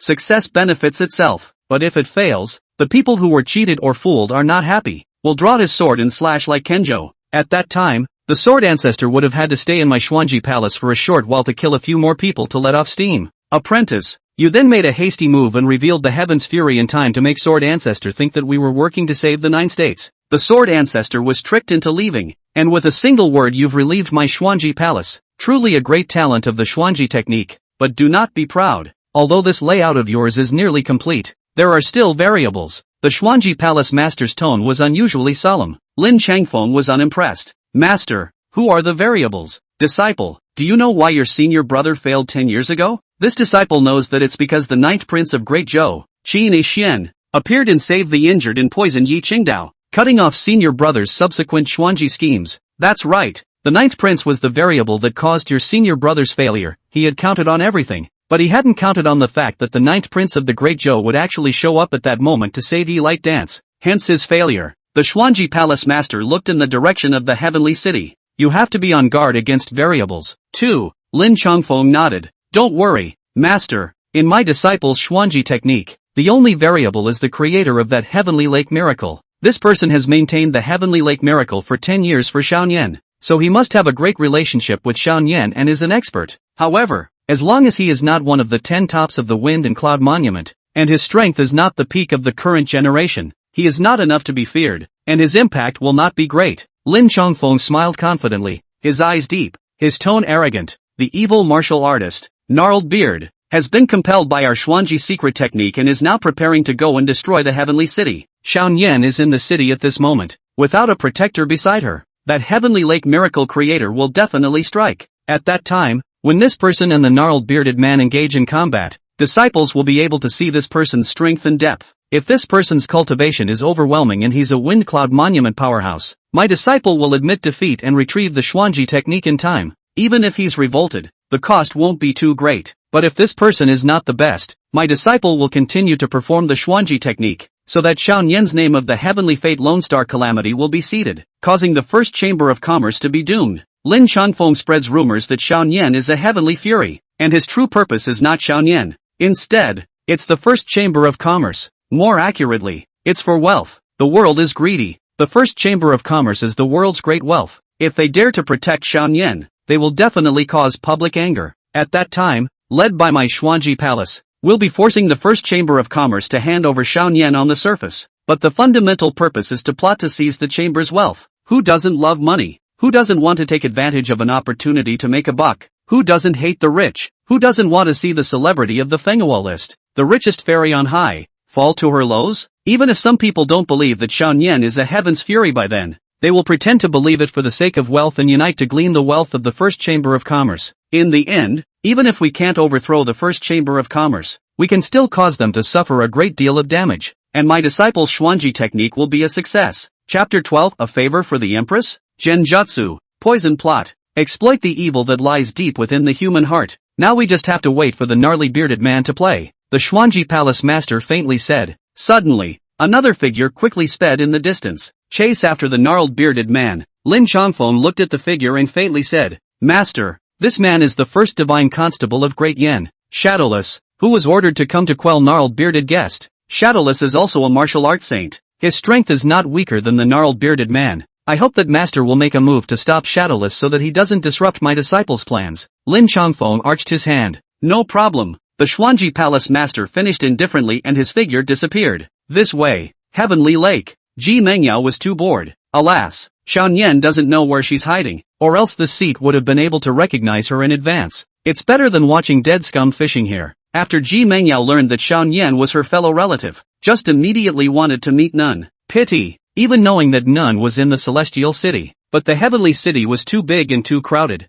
Ji Mengyao couldn't find Xiao Nian for a while. At that moment, Qin Xian, who was leisurely fishing, seemed to sense something and frowned slightly. He said to Ji Mengyao, Empress Cultivator, I can promise to help you to fight for the throne of Great Qin and make Great Qin subservient to you. But right now you have to help me with one thing first. The tone was flat, but there were a few polite pleas. How dare this bastard bargain with this seat? You think this is a food market? Roll. Ji Mengyao was already upset and immediately wanted to spray Qin Yixian, but suddenly baffled. The look was incredible, as if he was shocked. His tone actually carried a request for me? Is he really the Qin Yixian who never asks for anything? It's unthinkable that he would even run away before. In Ji Mengyao's perception, Qin Yixian never begged, much less fled, and didn't even bother bargaining, always in control, letting others beg, letting others flee, letting others come to the bargaining table. But this life, Ji Mengyao was as if she knew a fake Qin Yixian. It's so weird, but Ji Mengyao remained silent, not bothering with Qin Yixian. Who cares if it changes? In his last life, he was a slave to his mother, and in this life, he has to be a humble servant who listens and obeys. You still want my help? Dreaming. There's an evil martial artist outside of the city. His strength is not bad. I hope that your majesty the empress will exterminate him. Qin Yixian continued. Ha ha ha, Qin Yixian, Qin Yixian, you are quite perceptive. Ji Mengyao finally laughed out loud and opened her mouth. Very happy. You have a grudge against that gnarled bearded man, don't you? Do you know you're scared? Aren't you so arrogant? Not can draw can sing? Why don't you draw a master to fix it? Sing a little song to clean up the evil martial artists? Ji Mengyao sneered and despised. She concluded that the gnarled bearded man was here to kill Qin Yixian. Qin Yixian was afraid of death and was intimidated, knowing that he couldn't beat the gnarled bearded man. That's why they humble themselves and pray. Painfully painful. I love to see you humble, pathetic and helpless. Awesome. What am I afraid of? Also, I don't think I've ever tugged in front of you, have I? Qin Yixian laughed breathlessly, still bland and gentle, not annoyed or angry. If you weren't afraid, why would you humble yourself and beg this seat to help you? Still pretending? Ha ha ha. Ji Mengyao said contemptuously. Don't help. Qin Yixian didn't want to bull asterisk. Originally, I didn't want to ask Ji Mengyao for help, but now the moon is coming out at the moment. Qin Yixian wants to stage a heavenly lake miracle in time. That's right. That boring person who had maintained the heavenly lake for 10 years in Ji Mengyao's eyes was none other than Qin Yixian. He was not bored, but because a man. For Nen. No. Or maybe it's redemption, or honing, or to meditate. It's also about removing the demons from the mind completely. Or are you happier for yourself? It's more for retribution, helpful. If it weren't for Xiao Nian, Qin Yixian would have become a demon by now and would be inhuman. Qin Yixian was glad he had met Xiao Nian 10 years ago, also glad I built the lake in the sky. Qin Yixian was reborn with a demon in his heart, and would go into a demonic frenzy, lose himself, be cruel and tyrannical, and be the enemy of the world. He was not afraid to raise the world, but he was averse to becoming a demon. At the end of becoming a demon, he will blow himself up. Even 9 lives are not enough to die. The demons in this life are even more stubborn and difficult to get rid of than in the last. Unless a miracle occurred, it was impossible for Qin Yixian to get rid of his heart demon. Luckily there's a miracle, because Xiao Nian had appeared. Qin Yixian's heart demon was now almost removed. The Lake of Heaven is more than just a miracle in the eyes of the world. It is also the miracle of Qin Yixian's life. Or is it Nin's hope? Xiao Nian was once imprisoned in a cage. Her loved ones died early, and she had no way to live, so she would have committed suicide out of sadness. But believe that if you wish upon the moon in the water, then you can see your living parents again. She clung to life on that hope, also really seeing the lake in the sky, the moon in the water, and mother. Qin Yixian and Xiao Nian belong to the category of rescuing each other. We've never seen each other, as strangers, yet they are also the strangers who care about each other the most. 10 years ago, when Qin Yixian first created the heavenly lake in front of Miss Xiao Nian, it also manifested a male and a female silhouette to act as Xiao Nian's parents. Xiao Nian was young and ignorant at the time, treating the two as parents, and called out with tears of joy, "It's mother and father, my willingness has come true, to actually see mother." Mother said, "Son, it's been a long time, seeing you so happy makes me happy too." At that time, someone next to me immediately broke that beauty, bull asterisk.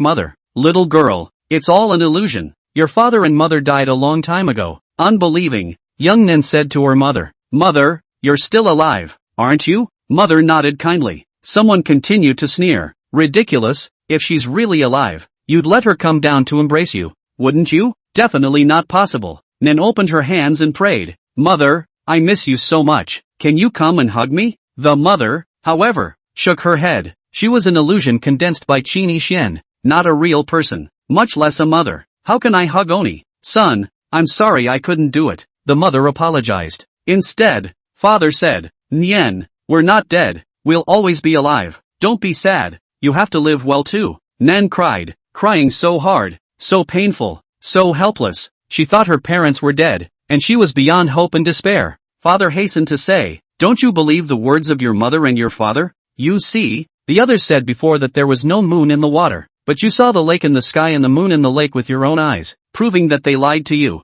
They all said your wish couldn't come true, too, but you met us and proved them lying again. Why do you yet believe their falsehoods and not the fact that we are alive?" Chapter 13, Returning the Favor. A light surged in Xiao Nian's gaze as she nodded her head in ignorance. "Father, I believe that you and mother are alive, and that mother would not lie to me." Mother said, "Nian, mother told you at first that you could see me by making a wish, but merely to be seen, not to be embraced." Nen asked, Mother, what does it take to hug you?" The mother was silent. "No one in the world can hug a dead mother. Nen will never be able to fulfill that wish." "Mother, I'm going to keep wishing, and I'm going to keep coming back every day until I make the willingness to embrace you come true." The parents smiled and nodded. "Nen, goodbye, good boy, live well and make sure you have a good time. Mother's wish is that you can smile and laugh every day. No illnesses, no calamities, a life of well-being." The parental figures gradually dissipated. From there, Nen comes to the lake in the sky every day and makes a wish on the moon in the water. "Wish I could hug my mother." Day after day, year after year, Qin Yixian wanted Xiao Nian to see the moon in the water every day. Also come and fish every day and make a lake in the sky. Make a wish for Nen to believe that her parents are alive. Give her hope. It also further suppresses one's demons. 10 years later, the demons of the mind are basically removed. Nen is no longer clueless. She knew her parents had died and the wish would never be granted, but at least, Nen has lived to this day in good health through the hope brought by the miracle of the lake in the sky. Sufficient. It's been 10 years. Qin Yixian not only creates a daily lake in the sky under the moon to maintain hope, it is also the secret guardian of Nen and Celestial City. No one can hurt Nen, so she doesn't need a protector. Once a curfew comes, Qin Yixian was able to solve the hidden dangers silently. Only, Xiao Nian would never know that the creator and guardian deity of the heavenly lake miracle was Qin Yixian. Qin Yixian would never tell her either. No one can imagine. A self-privileged person who has been the archvillain for 99 lifetimes will secretly guard others in the 100th. You saved me in the first place, allowing me to push down my demons and see light and hope. Then I'll spend 10 years of my salty life protecting you. Qin Yixian didn't like her, wasn't infatuated with her, wasn't greedy for benefits, and didn't have any other distractions or scheming and calculating thoughts. It was only that fated encounter 10 years ago that made Qin Yixian willing and remorseless. The two don't need to meet and know each other. If she is well, so be it. No help, unless you beg this seat. Ji Mengyao's fierce tone pulled back Qin Yixian's memories. "Yes, I beg you, your majesty, please help." Qin Yixian uttered his prayers very sincerely, not considering it humble in the least. If she helps, she will repay her later. If she doesn't want to help, then she'll figure it out on her own. What? Ji Mengyao was shocked again. Did he actually beg so humbly in person? Humph, it's not enough. You kneel down and lick this seat's feet. Ji Mengyao appeared and sneered. Qin Yixian's expression remained unchanged and he wasn't angry, only shaking his head silently. If opening his mouth and begging could easily solve the scourge of the gnarled bearded man to protect Xiao Nian, Qin Yixian would be happy to do so, but if he had to lick the feet of a salted fish, Qin Yixian would have to rely on himself. There was actually a formation that Qin Yixian had once set up outside the heavenly city. The evil gnarled man couldn't get in for a while, or even if Qin Yixian hadn't been blocked from the martial Dao and severely injured, the formation was enough for the gnarled bearded man to drink a pot of water. Pity, now that Qin Yixian was in bad shape, the formation was weakening. It won't be able to stop gnarly beard for long. Oof, forget it if you don't lick it, this seat will see how you die later. Ji Mengyao skimmed her lips and gloated as she looked at Qin Yixian. Qin Yixian ignored her, and at this point, the moon that everyone has been waiting for is finally out. The moonlight is bright, covering the earth with a layer of silver veil. The lake was jagged and rippled to the shore with the breeze. The reflection of the moon appeared in the water, beautiful and holy, but no one cares about the moon in the water. All eyes look to the heavens. They just want to see the lake in the sky and the moon in the sky. Miracles are coming. For 10 years now, the moon has appeared as a miracle, and the moon has fallen on the lake in the sky. I want to make a wish. Some people put their hands together, ready to make a wish to the moon in the water. Expect wishes to come true. Pity. Today's miracle at the lake in the sky couldn't come in time. Across the lake, under the willow tree, Qin put away his fishing rod and shook his head. He once again took out his paintbrush and drew in the void. The next instant, a black door appeared on Qin face. Opening the door, it was pitch black and surging with void turbulence. This is the void portal, connecting to the outside of the celestial city. Qin stepped inside the door and the void door closed. His figure disappeared and teleported away. Let's wait until we've cleaned up the gnarled bearded man and come back to manifest the heavenly lake. Qin finished indifferently. Travel outside the heavenly city. Humph. Unself-conscious bravado. You're seriously injured and still dare to go and fight the evil Dao Saints. If you don't have this seat later on, you'll definitely die. Even if you don't die, you'll be seriously injured, in agonizing pain,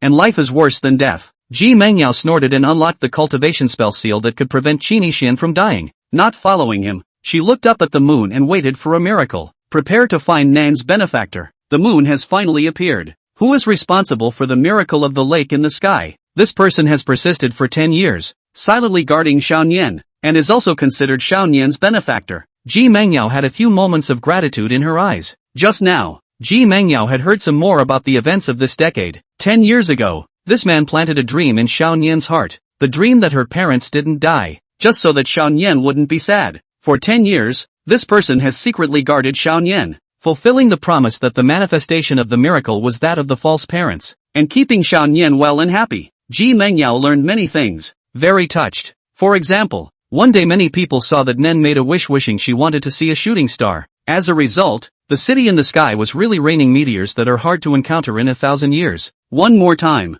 Nen suddenly got very sick. Her maid of honor made a wish that the virus would recede sooner and her health would be restored. As a result, a panacea fell from the sky and Nen took it and was cured. One more time, Xiaonian said she wanted to hear a song from the flower leader Du Qingxue. As a result, the heavenly lake really resounded with a melodious music that was no weaker than Du Qingxue's level. The heavenly city is known to all. All of Nen's wishes were realized. Ji Mengyao was also curious about who that person was. I must find that man for Nim.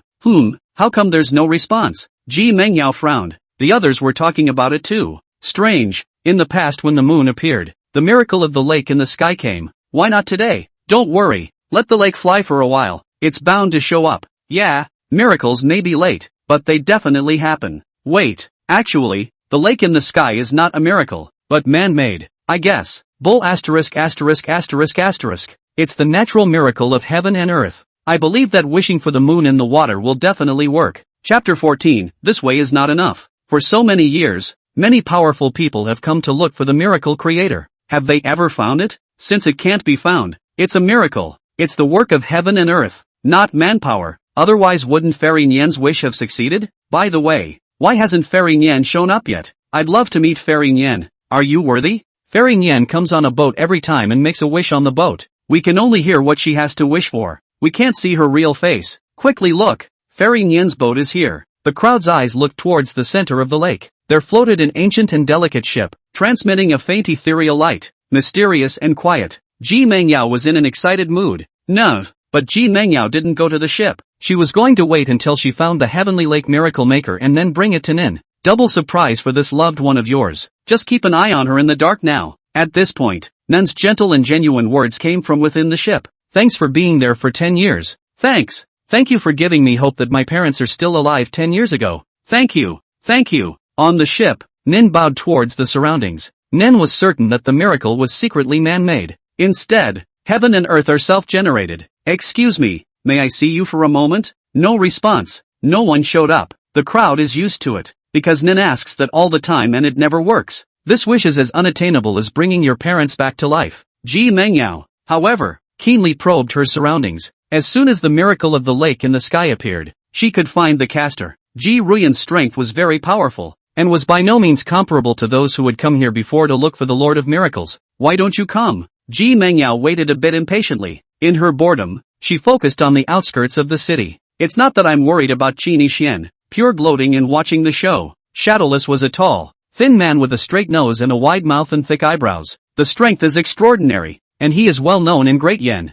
monitoring the world and deterring the curfew. Not long ago, the court of Great Yen was enraged when the evil martial artist, Gnarly Beard, slaughtered the city and killed people indiscriminately. Shadowless was ordered to come to Dragon Abyss City to exterminate Gnarled Beard. But, when Shadowless had just arrived at Long Yuan City, and there was a big bang, Dragon Abyss City was blown away by a terrifying powerhouse. Shadowless was scared half to death. If he had come a step earlier to enter the city, he would surely have no bones left. That strong man who blew up Dragon Abyss City was terrifying. Shadowless knew that he was far from being an opponent, and his heart trembled in fear. Fortunately, that senior blew up Long Yuan City and then made no sound. It should be passing by Long Yuan City, not used to seeing the evil behavior of the gnarled bearded man, and therefore justly sanctioned. Shadowless breathed a sigh of relief, and since the gnarled bearded man was dead, he was ready to return to the capital to resume his duties. However, soon Shadowless realized that Gnarled Beard was not dead. It was also detected that the gnarled bearded man was going to make a move against the Heavenly City next. Heavenly City isn't Long Yuan City. Everyone knew that the First Chamber of Commerce's little princess, Fairy Nian, resided in Heavenly City for a long time. If something went wrong, Shadowless wouldn't be able to explain to the First Chamber of Commerce. Although Shadowless knew that there was an expert within the Heavenly City, that was that Heavenly Lake Miracle Creator. That guy will definitely protect Nim. But, Gnarly is strong. That miracle powerhouse wasn't necessarily beatable. Besides, there were other people in the Heavenly City besides Nun. That one is not always protected. Shadowless must stop Gnarled Beard from entering the city. However, as Shadowless approached the Celestial City and was about to catch up with Gnarled Beard, he was stopped. Who is your honor? Shadowless coldly looked at the black-clothed man in front of him, his gaze blazing as waves of chi rolled around him. You don't need to know who the seat is. Anyway, you're not allowed to move. Just watch the show obediently. The man in black was none other than the Xuanji Palace Master in disguise. The purpose was to stop the Great Yan's first divine constable, Shadowless, creating the opportunity for Gnarly to cross paths with the miracle strongman, so that Lin Changfeng could determine the strength of the miracle powerhouse and prepare for the subsequent planning of Xiaoyan's Xuanji technique. If you want me to watch the show, Your Excellency is afraid that you don't have the skills. Shadowless was about to make his move when he was suddenly stunned. He couldn't move. The man in black has set up the secret art of confinement here. Shaded, despicable and brilliant tactics. Shadowless dark hate. He was actually able to break free using his bottom card, but there is a price to pay. Shadowless is staying put for now. It wasn't that he had given up, but he saw that the gnarled man in the distance was unable to enter the city for the time being. A sickly man of average appearance appeared before the gnarled man. The man stopped the gnarled man's might and path. Oh, Shadowless Divine Constable, there are people to help you out, so why bother to personally labor and exert yourself? The Xuanji Palace Master faintly said. Shadowless was silent, guessing the intentions of the man in black. He had originally thought that the man in black was in league with the gnarled bearded man. It doesn't seem so now. The man in black means me no harm. He stopped me so that the gnarled man and the frail, sickly-looking man could make a move? That man is the creator of the miracle of the lake in the sky? But he has no breath fluctuation. Not a martial artist. Could it be? Shadowless pondered, his eyes having a startled look. Interesting, really interesting. Actually not a martial artist? The Xuanji Palace Master, as well as Lin Changfeng on the other side of the room, were all a bit surprised upon seeing Qini Xian. They were both almost certain that the sickly frail man was the miracle maker. The reason is simple. At this moment inside the Heavenly City, the moon appeared, but the firmament did not float the miracle of the lake in the sky. It can only mean that the miracle maker had no time for the lake of heaven. Instead, he came outside the city to stop the gnarled bearded man from entering the city and slaughtering people. To protect Nan, the Xuanji Palace Master and his disciples had timed the arrival of the gnarled bearded man perfectly. The gnarled bearded man is just a pawn of the Xuanji Palace. All of Gnarled Beard's previous acts of exterminating the city were under the control of the Xuanji Palace. Only, not long ago Ji Minyao's act of bombing Dragon Abyss City slightly disrupted the rhythm and startled Xuanji Palace. But fortunately, the gnarled bearded man survived. It's also gotten stronger. The moment, Xuanji Palace Master, Shadowless, Lin Changfeng, Ji Mengyao, all of them were focusing on the gnarled bearded man and Qin Yixian's side. This way is not possible. Qin Yixian stared at the gnarled bearded man and said indifferently. The gnarled bearded man was surrounded by killing machines, and his expression was hideously twisted and terrifyingly morose. You're just a sickly kid with no martial arts cultivation. How dare you stop me? I know that you're an expert in the side path, but unfortunately, I'm not afraid to clean you up and then refine the entire Heavenly City. The gnarled bearded man said coldly, his tone arrogant. Retreat or die. Qin Yixian had done it a long time ago. Poison. Most effective, quick and easy. Old me isn't a little cutie. Has long been on guard against you being an expert in the poison road. Your poison is good, but it doesn't work. The gnarled bearded man stormed out. It was like a red lightning bolt, piercing through the void and stirring up the wind and clouds. It was powerful and carried the might of crumbling mountains and cracking the earth. A fist blasted towards Qin Yixian. The shadow of a blood-colored dragon emerged around his fist. The void twisted and roared, and waves of air tumbled and exploded. Chapter 15 Shock. The second painting saint in the world? Outside the heavenly city, the sky and earth changed color. The wind and clouds surged, and the power was extraordinary, containing a horrendous probe of monstrous killing power. It was as if the ancient demon god had revived. Flying sand and rocks, and trees tipped over. The might rolled into the 9 skies, and the chi shook the 8 wastelands. The gnarled bearded man laughed. If you only have the ability to poison the Tao, suffer death. The Xuanji Palace Master and Lin Shanfeng, however, shook their heads. Definitely more than that. How can a poisonous path alone create a lake in the sky? How can you stay hidden for 10 years without anyone knowing? There must be other extraordinary means. Right then and there, Qin Yixian had extra paintbrushes in his hands. The brush moves and swims with ease, drawing a golden dragon with great hand speed. The dragon is 3 inches long and looks young. Runes flashed, waves of chi flowed, and Tao rhythms flowed. The void was filled with cracks and chains of order floated. It actually passes through the way of painting. It's a pity to overrate yourself. The gnarled fist skyrocketed tenfold. Plasma erupted,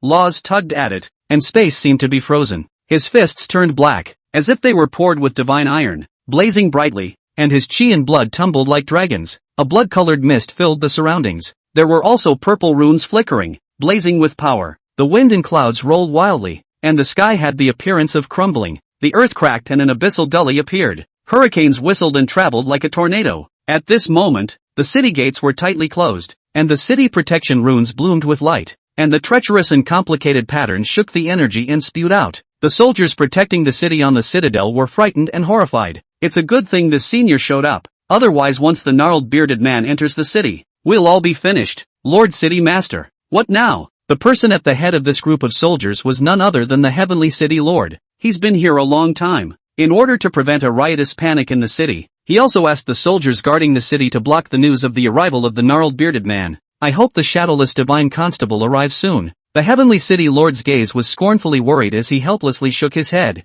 Gnarled beard is too strong. It's not a fight we can intervene in. Pity. The Lord of the Celestial City had no idea. The shadowless in his mouth wouldn't come, having been stopped by the Xuanji Palace Master. Suddenly, the Heavenly City Lord and the many soldiers defending the city suddenly changed in color. Even the Xuanji Palace Master and disciples were astonished. Shadowless was shocked. It's actually a painting saint. The only strong person in the world who can manifest such power with the Tao of painting is that old Mr. Wu, right? Unexpectedly, the creator of the Heavenly Lake Miracle is actually also a saint of painting, not weaker than old Mr. Wu. The crowd marveled, and their hearts turned over, creating waves of shock. Today, in the world of the 9 states, there are not many wizards who have entered the way with their paintings, and it is even rarer to be able to reach the top with the way of painting. As for the top of the painting path, those who can be called saints, throughout the 9 states, there is only one person. It was the contemporary head of the world's #1 painting Tao sect, Wu Dao Pavilion, Wu Zhanyang.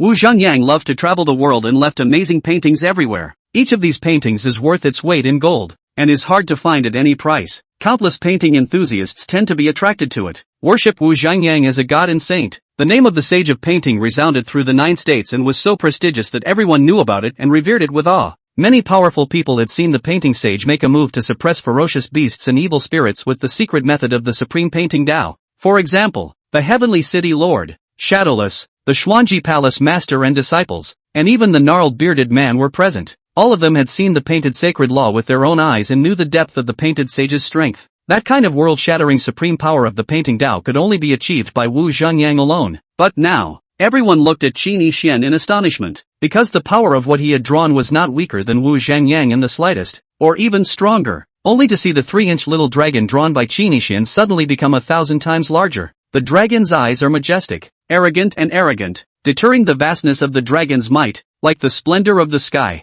stirring up the 9 heavens, shaking heaven and earth, like the universe tipping over and the Milky Way rolling back. The void was distorted, and horrifying visions of mountains and seas obliterating, stars exploding, and everything withering away appeared. The earth springs up with golden lotuses, the sky is full of flowers, and the purple breath comes from the east for 30,000 miles. The endless killing energy was like a volcano erupting, shaking heaven and earth. Roar! The golden painted dragon spewed out a mouthful of white dragon's breath wrapped in terrifying might. It pierced through the void in front of him, leaving a tearing white scar, and a dense spiderweb of shattered marks appeared around it. The dragon's breath was like a cloud-piercing arrow, containing the power of Gong Gong smashing and crumbling the Buzhou mountain, and blasting towards the gnarled bearded man. Good timing! The gnarled fist skyrocketed 1,000 times more powerful, covering the sky and the sun. It was like a giant spirit god appearing in the world, containing the power to destroy heaven and earth. Ha ha ha! The gnarled bearded man laughed in triumph. The painting sage's ability was indeed strong, but not enough to make the gnarled bearded man fearful. It was because the strength of the gnarled bearded man had surpassed that of the painting sage Wu Zhangyang, the saint of painting. Although it is called holy, it simply refers to making paintings, taking a painting to fight, in order to avoid some rabbits taking rats. Inappropriate. In this world, the sidewalk painting Dao was unable to certify the supreme Dao, and it was difficult to overlook the world by virtue of combat prowess. The name of the sage of painting lies in the painting, not in the strength. Among the same realm, the combat power of a painting Dao expert could not be. It would even be defeated by a martial artist crossing the border. Painting Saint Wu Zhangyang was powerful, stronger than 99.9% of the martial artists in the world, but the gnarled bearded man was on the wrong side of that 0.1% of powerful people. Boom! The void around his fist shattered in inches as if it were a mirror, and the laws surged. Thunderclouds and storms entwined in blood-colored mist swirled. Gnarly slammed his fist into Dragon's breath. Rumble! The next instant, two very different forces collided violently. It was as if the mountains exploded and the stars crumbled. Unparalleled power erupted. As if a tsunami wave erupted, the might of the sky swept the 8 directions. Boiling shock waves rolled like a tsunami. The explosion shook the world and pierced the heavens. So strong.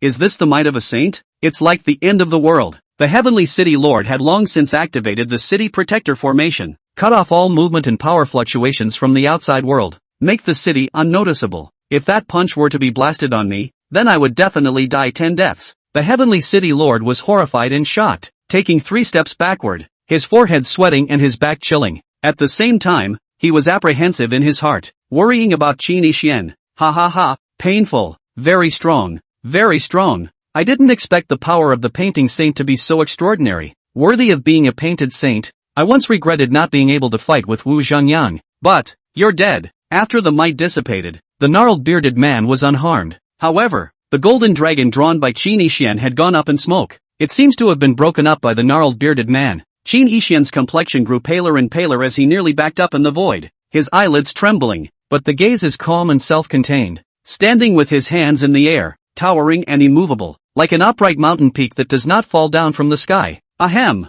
However, the next instant Qin Yixian was hunched over and deliberately coughed out a few mouthfuls of blood, showing the enemy weakness. It's not fully loaded either. He had consumed a lot just now, and his injuries were compounded by his injuries. At this point, there was already some blurring of consciousness and a weakening of the soul, but Qin Yixian was not at all flustered. Today is the day of the 100th cycle of sealing the throat. He would have had a death wish. Long ago, he put life and death at risk. Fear nothing. Chapter 16, Sky Crash. A sick man. Not even a salary. What do you think you're fighting for? Get out of here immediately, and I can mercifully let you off the hook. The gnarled bearded man hemmed and hawed, confidently looking out of the corner of his eye and speaking proudly, but he didn't immediately attack Qin Yixian. In fact, what he said wasn't a lie, and he wasn't paralyzing Qin Yixian. It was true that he didn't want to continue fighting with this sickly ghost in front of him who looked half dead. It's too strong. The golden dragon that this person just drew was really terrifying and too fierce. The old man's soul was not lightly injured. He was spitting blood and his face was white. He was unsteady on his feet, and he was not badly injured. But the old man wasn't much better. Just now, Qin Yixian's move had made the gnarled bearded man want to vomit blood as well, so he was just holding on strongly. The gnarled bearded man didn't realize that besides that old painting saint, there was actually a sick painting saint in the celestial city. It's even scarier. This man's painted dragon can hurt your soul. It's incredible. The gnarled bearded man was certain that he could defeat Qin Yixian and could suppress the painting sage. But, the payoff must have been huge. The gains don't pay for the losses. Even if Qin Yixian looked weak, the gnarled bearded man was unwilling to fight. This man doesn't want to die. He's crazy. The gnarled bearded man could tell that Qin Yixian had just gone out of his way to lose his own essence blood. Completely like a madman, the painting Dao might exploded. There was quite a bit of origin essence blood wrapped around the golden dragon before origin essence blood. It is the origin root and bloodline essence of the world's cultivators, and is as important as their lives. Once depleted, it would cause irreparable and great damage to the cultivator's soul, although burning essence blood could enhance strength. For example, when Qin Yixian helped Yi Qingdao heal his wounds earlier, It was obvious that he couldn't cure them immediately, but he was able to heal them quickly after burning his essence blood. But the side effects of depleting essence and blood are significant. This was also the reason why Qin Yixin continued to vomit blood, resembling a sick ghost. Now that Qin Yixin was burning his essence blood once again to deal with the gnarled bearded man, it was almost as bad as playing with his life. Crazy. Except for the gnarled bearded man, the Xuanji Palace master and disciples were also surprised. Very strong indeed. The second painting Dao saint of the current generation. Even the might of burning essence blood just now was far stronger than Wu Zhengyang, not weaker than a martial Dao saint. But fortunately, the power of the painted Dao is always limited. He is not the wind and cloud monument Jedi. Not enough to affect my plan for the Xuanji technique. Xiao Nian in the first chamber of commerce will definitely lose. Lin Changfeng put down his heart, eyes flashed with pleasure and malice. But suddenly, Lin Changfeng's pupils contracted violently. It seemed to sense some horrible energy. Lin Changfeng raised his head to the firmament and said in horror, how is that possible? When did he paint? Unbelievable. This way. Qin Yixin wiped off the blood, his tone weak and faint. Fine. I don't want to fight you either. Having said that, Qin Yixin turned around and walked out. Convergence of might and breath. It seemed like he was really planning to give up and not fight gnarly beard. Ha ha ha. Count on your sense of humor. Hurry up and get lost. I'm a man of my word. I won't move you. Laozi's trip was originally meant to slaughter everyone in Heavenly City. It has nothing to do with you. You don't have to play with Laozi's life for Heavenly City. The gains don't outweigh the losses. The gnarled bearded man laughed loudly as he looked at Qin Yixin's back. Not the slightest hint of a sneak attack. The Heavenly City Lord shook his head helplessly, looking desperate. It's over. If this painting sage senior doesn't care, we'll all die. Fairy Nian is still in the city. It's a big deal. On the side, a soldier guarding the city said, City Lord, legend has it that the Heavenly Lake Miracle Creator is very powerful. He once guarded the Heavenly City as well. He won't just stand by and watch this time, right? The Heavenly City Lord said as if he were looking at an idiot. Idiot, turn around and look inside the city. Have any of the Heavenly Lake miracles appeared? The soldiers turned around and were immediately stunned. Could it be that this second painting Saint Senior is the Heavenly Lake Miracle Creator? Nonsense. Who else could it be but him? He came here to fight precisely because he was too late to manifest the Heavenly Lake Divine Miracle. The Heavenly City Lord said grimly and helplessly. You've given up the only thing you had to rely on. Why don't you come? Mr. Shadowless? Did you go back to the capital? The other side. Ji Mengyao was alarmed in her heart. She heard the words of the gnarled man. Dead scum actually has no grudge against gnarled beard? Then why did he meddle to fight for his life? Earlier, Ji Mengyao had thought that the gnarled bearded man had come specifically to find Qin Yixin. Thus she was still gloating over Qin Yixin. Yet this is clearly not the case. He's a selfish, heartless and extremely life-thirsty person. Actually risking his life to fight with gnarled beard in order to protect Heavenly City? Why? Ji Mengyao was messed up and couldn't figure out how to guess. It felt like I didn't recognize Qin Yixin anymore. 10,000 question marks in his head. Who will tell this seat what happened to Qin Yixin in this life? Ji Mengyao suppressed her shock and her eyes showed a fierce light. Gnarled beard, you want to kill all of Heavenly City? Even this seat and Xiao Nian will be killed together, right? Ji Mengyao's murderous spirit was overpowering as she prepared to subdue the gnarled bearded man. But at this point, like Lin Changfeng, she was suddenly stunned and looked towards the sky. Dead scum are actually this good? There's a gap in strength between him and gnarled beard, but he's hardwired to make up for it.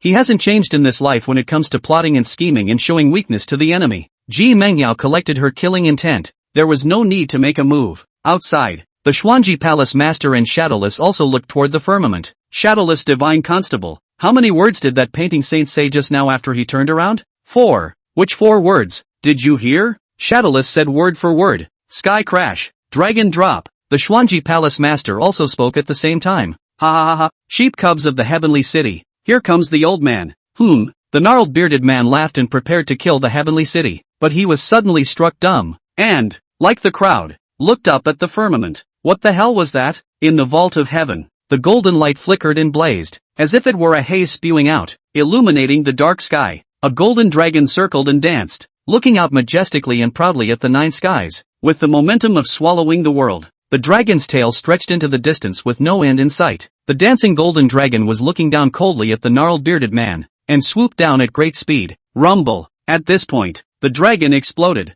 scattering into points of golden light, brilliant and eye-catching. The vaulted void exploded inch by inch. The vastness of the sky shattered like a mirror. The power was immense and terrifying. At first glance, the dragon blast seemed to shatter the dome of the sky. This is the collapse of the sky. How? Put. The gnarled bearded man was caught off guard and felt a terrifying pressure like a mountain or a sea. Spray a mouthful of blood. Kneel down. The entire person descended from the void uncontrollably. Hit the ground. It sends up clouds of smoke. The ground was smashed out into a huge crater, surrounded by debris heads flying all over the sky. The ground around them cracked open with spiderweb-like gully cracks. Big pit right in the center. The gnarled man knelt, his hands propped up on the ground, struggling to look up at the heavens. Ah! The gnarled man roared, trying to struggle to his feet. But just then, those blasted golden points of light in the void converged. 100,000 foot golden dragons condensed. Brilliant and dazzling. The power was monstrous. Chapter 17, Cultivation Realm.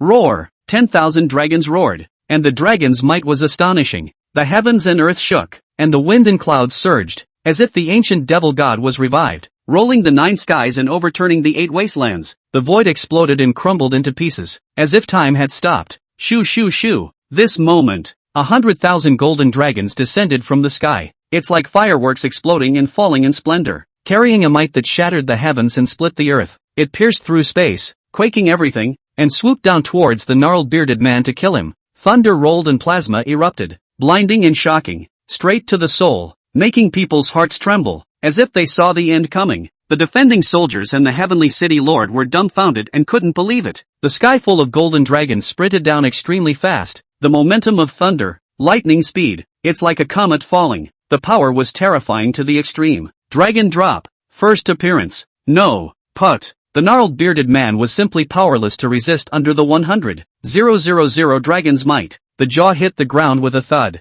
The entire person was plastered 5 deep in the giant pit, spraying blood wildly more than that, and spitting out all his internal organs. Unable to move, the pain in his body was unbearable. His bones were broken, his organs were churning, and his soul was almost about to explode from the dragon's might. Rumble. The next instant, Qin Xian, who was treading through the void, stopped in his tracks. From turning around just now to this moment, Qin Xian just happened to take 7 steps out. He turned again, his face a fraction whiter, and looked down. I told you to back off or die, and you didn't listen. 100,000 golden dragons fell to the ground like a violent wind and rain. The gnarled bearded man was defenseless and was beaten by Long Wei, as if it were rotten and dying. You, what kind of divine ability are you? The gnarled bearded man asked with difficulty. Want to learn? No teaching. Qin Xian didn't kill the gnarled bearded man in the first place. After all, the living know more than the dead. Killing is not as useful as asking more questions before killing. But suddenly, the gnarled bearded man was enveloped by some kind of power and turned into ashes.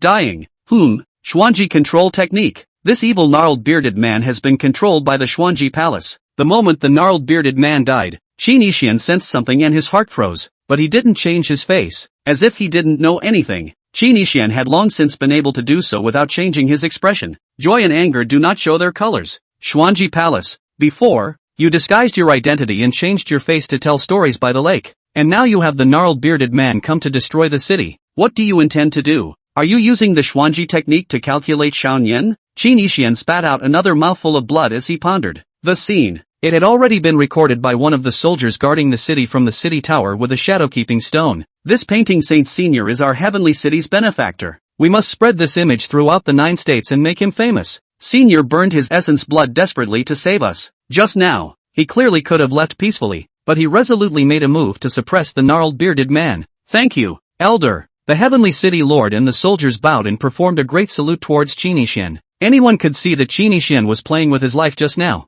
And, the gnarled bearded man had clearly said that he would let Qin Xian go. By only exterminating the other people in the city, Qin Xian was able to stay out of the way and didn't have to meddle. But, Qin Xian still didn't hesitate to damage his own origin and forcefully destroyed the gnarled bearded man against his injuries. Thank you, Senior, for your great favor. Qin Xian ignored the crowd, drew a door and disappeared. He is not saving the congregation. It's just a way to return the favor of saving your life. The moat is just by the way. Qin Xian didn't play dead at all. Though the pale color and loss of essence and blood are both true, but this was all small talk for Qin Xian. He can come back from the dead. He's ready to die later, and he's afraid of getting hurt? Just now, he looked sickly and weak, spitting blood and conceding to turn away, only to better paralyze the gnarled bearded guest and make him gullible. That move 100,000 golden dragons down. Name, Sky Crash Dragon Drop. It was one of Qin Xian's side-killing moves. When Qin Xian had just appeared outside the city, he had already stepped in and secretly executed the heavenly avalanche dragon fall. Just the gnarled bearded man knows nothing about this, but also stupid hard just against the battle.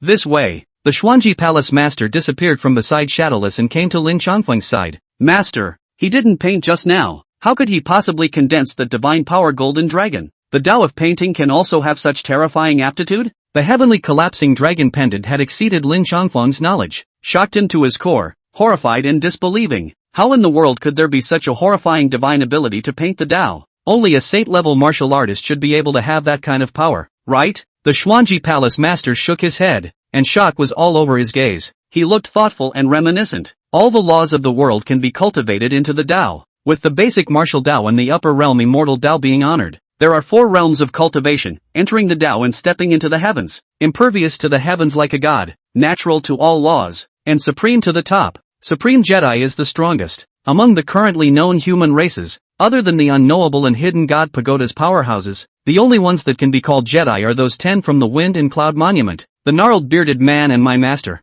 as well as the shadowless divine constable, are then all below the absolute top, in the realm of the naturalness of all laws, and can be called sacred Tao martial artists or saints. The painting Saint Wu Zhongyang and the one who just killed the gnarled bearded man belong to the realm of the royal heaven as God, and are infinitely close to the nature of all laws, but also paintings into the Tao, so they can be called saints, and martial arts practitioners are called quasi-saints. Among those who cultivate in the world, entering the Tao with immortality is the most difficult, and entering the Tao by martial arts is the easiest, but even if it's the easiest, the number of those who can step into the realm of the imperial sky as God with martial arts is very few, and among the hundreds of millions of cultivators, there won't even be a single one. Many people have spent their entire lives stopping at the Tao entry passage realm, even the pride of the Fenghuo ranking Junjie ranking, and in the end, there are many people who are unable to break through to the imperial sky. The difficulty of cultivation is harder than the sky, even the lowest and easiest way to enter the Tao with martial arts. More than 99% of the people in the entire 9 states have difficulty stepping into it, and the Tao of painting,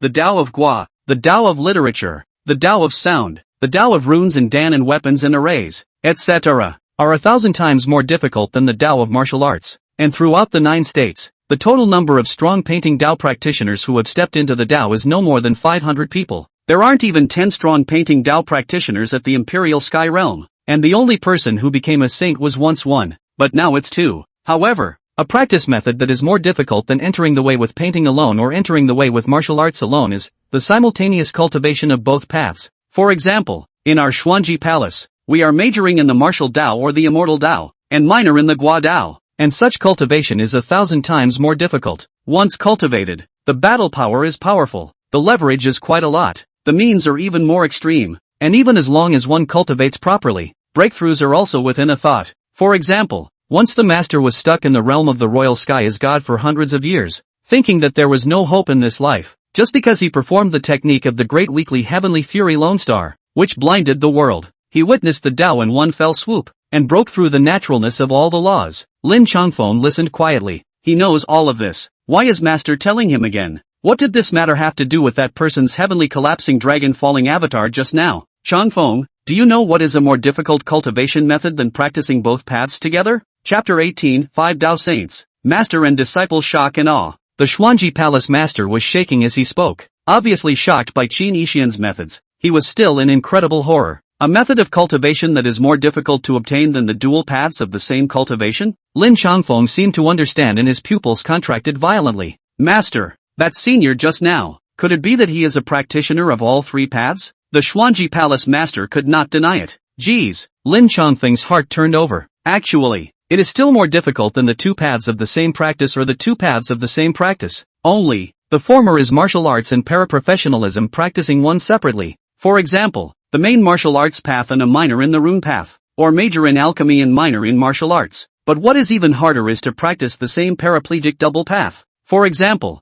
majoring in Dan Dao and minoring in Rune Dao. For of all the laws of the world, Wu Dao is the easiest, and all others are this Wu Dao difficult. Lin Chongfeng was pretty sure that Qin Yixin didn't have a martial Dao, much less a cultivation Dao, that can only be the same as practicing the ways of the sidewalks. But, Lin Chongfeng never expected it. Qin Yixin actually became a saint when he was practicing multiple paths at the same time, and also entered the peak of the imperial sky with the way of painting. This is 1,000 times stronger than Wu Zhongyang, who specializes in painting. The saint of painting, Wu Zhongyang. Oh, what the hell? Even scarier. That pervert seems to be a triple path practitioner. Ward's mother, Lin Chongfeng, almost exploded. However, what shocked him even more to the point of scalp numbness came. Only the Xuanji Palace master took a deep breath and said in a condensed voice, "He's not only practicing the 3 paths together, but the 4 paths." Lin Chongfeng was petrified. But the blitz continued. Originally, the strong killers of the Paragon Way were weak, and even many saints were unable to perform divine abilities. Even for a strong martial artist,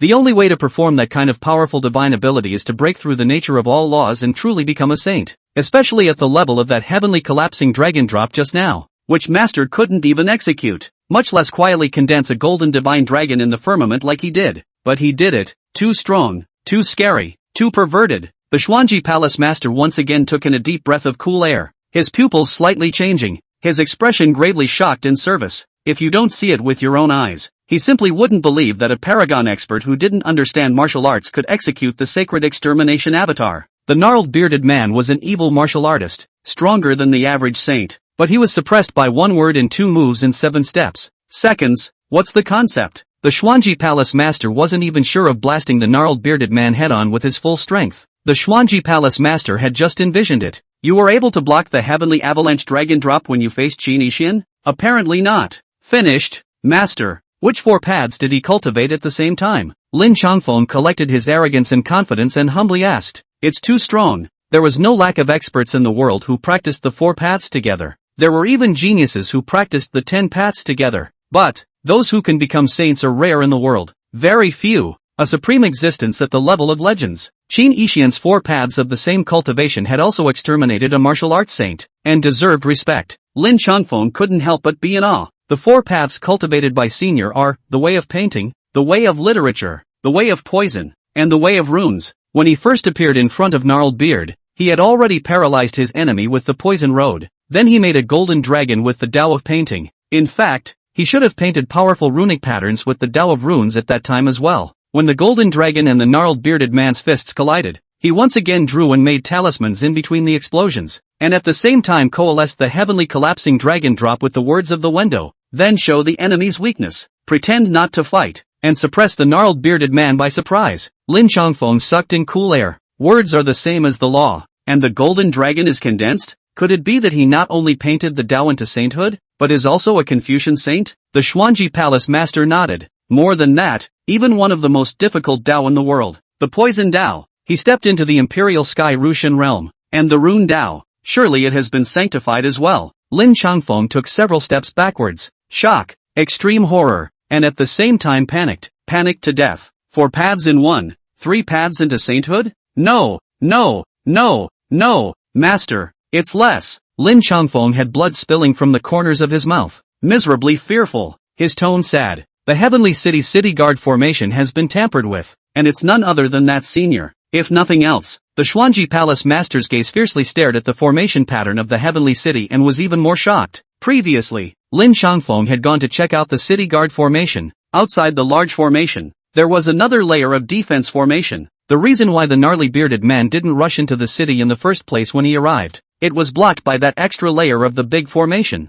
Otherwise the City Guard formation wouldn't be able to stop the gnarled bearded man for half a breath. My old man, the 5 paths of the same cultivation, 4 paths into the saint, the poisonous path also into the imperial heaven as God. No accident, the future certainly 5 saints to add body na. Put. Lin Chongfeng screamed miserably and sprayed several mouthfuls of blood. With seniors like that protecting Xiaoyan, even if he's not the best, he's still better than the best. Once he shows up, all the people in the world who demand paintings, formations, talismans, poisons, and writings will be on the side of Xiaoyan and the First Chamber of Commerce. No one will believe in the disciple's Xuanji trigrams and lose. Disciple lost from the beginning. A defeat. Chose the wrong person. No. Xiaoyan, why is she so lucky? Why does she have 4 saints protecting her for 10 years? How could a hallowed sage of the 4 paths do such a boring thing? Put. Lin Chongfeng thought that his Xuanji technique against Xiaoyan had collapsed. Powerless. A painting saint who surpassed Wu Zhengyang. Just one sentence can make countless painting lovers in Kyushu deny the arcane trigrams. No one will believe that Nen is a heavenly monster. Not to mention, and the world's literati worshipped the sage of Confucianism. Thousands of martial artists knelt down to beg for the sage of runes and the sage of formations. The 2 paths of talisman and array, with great utility and greater demand, were in short supply, plus poison. Ah, there is no chance of winning. Lin Chongfeng's face was ashen. Variables? Ah, 10 years ago my senior brother was broken by the ninth prince Qinishan, and today I, Lin Chongfeng, am broken by the heavenly lake miracle maker. Lin Chongfeng instantly seemed to have aged 10 years. However, the Xuanji Palace master came back from the shock. Unhurriedly, he said faintly, "This senior is indeed a variable, but you haven't lost yet, disciple. Soon, the people of the world will still believe that Xiaonian is a heaven's fury Lone Star calamity."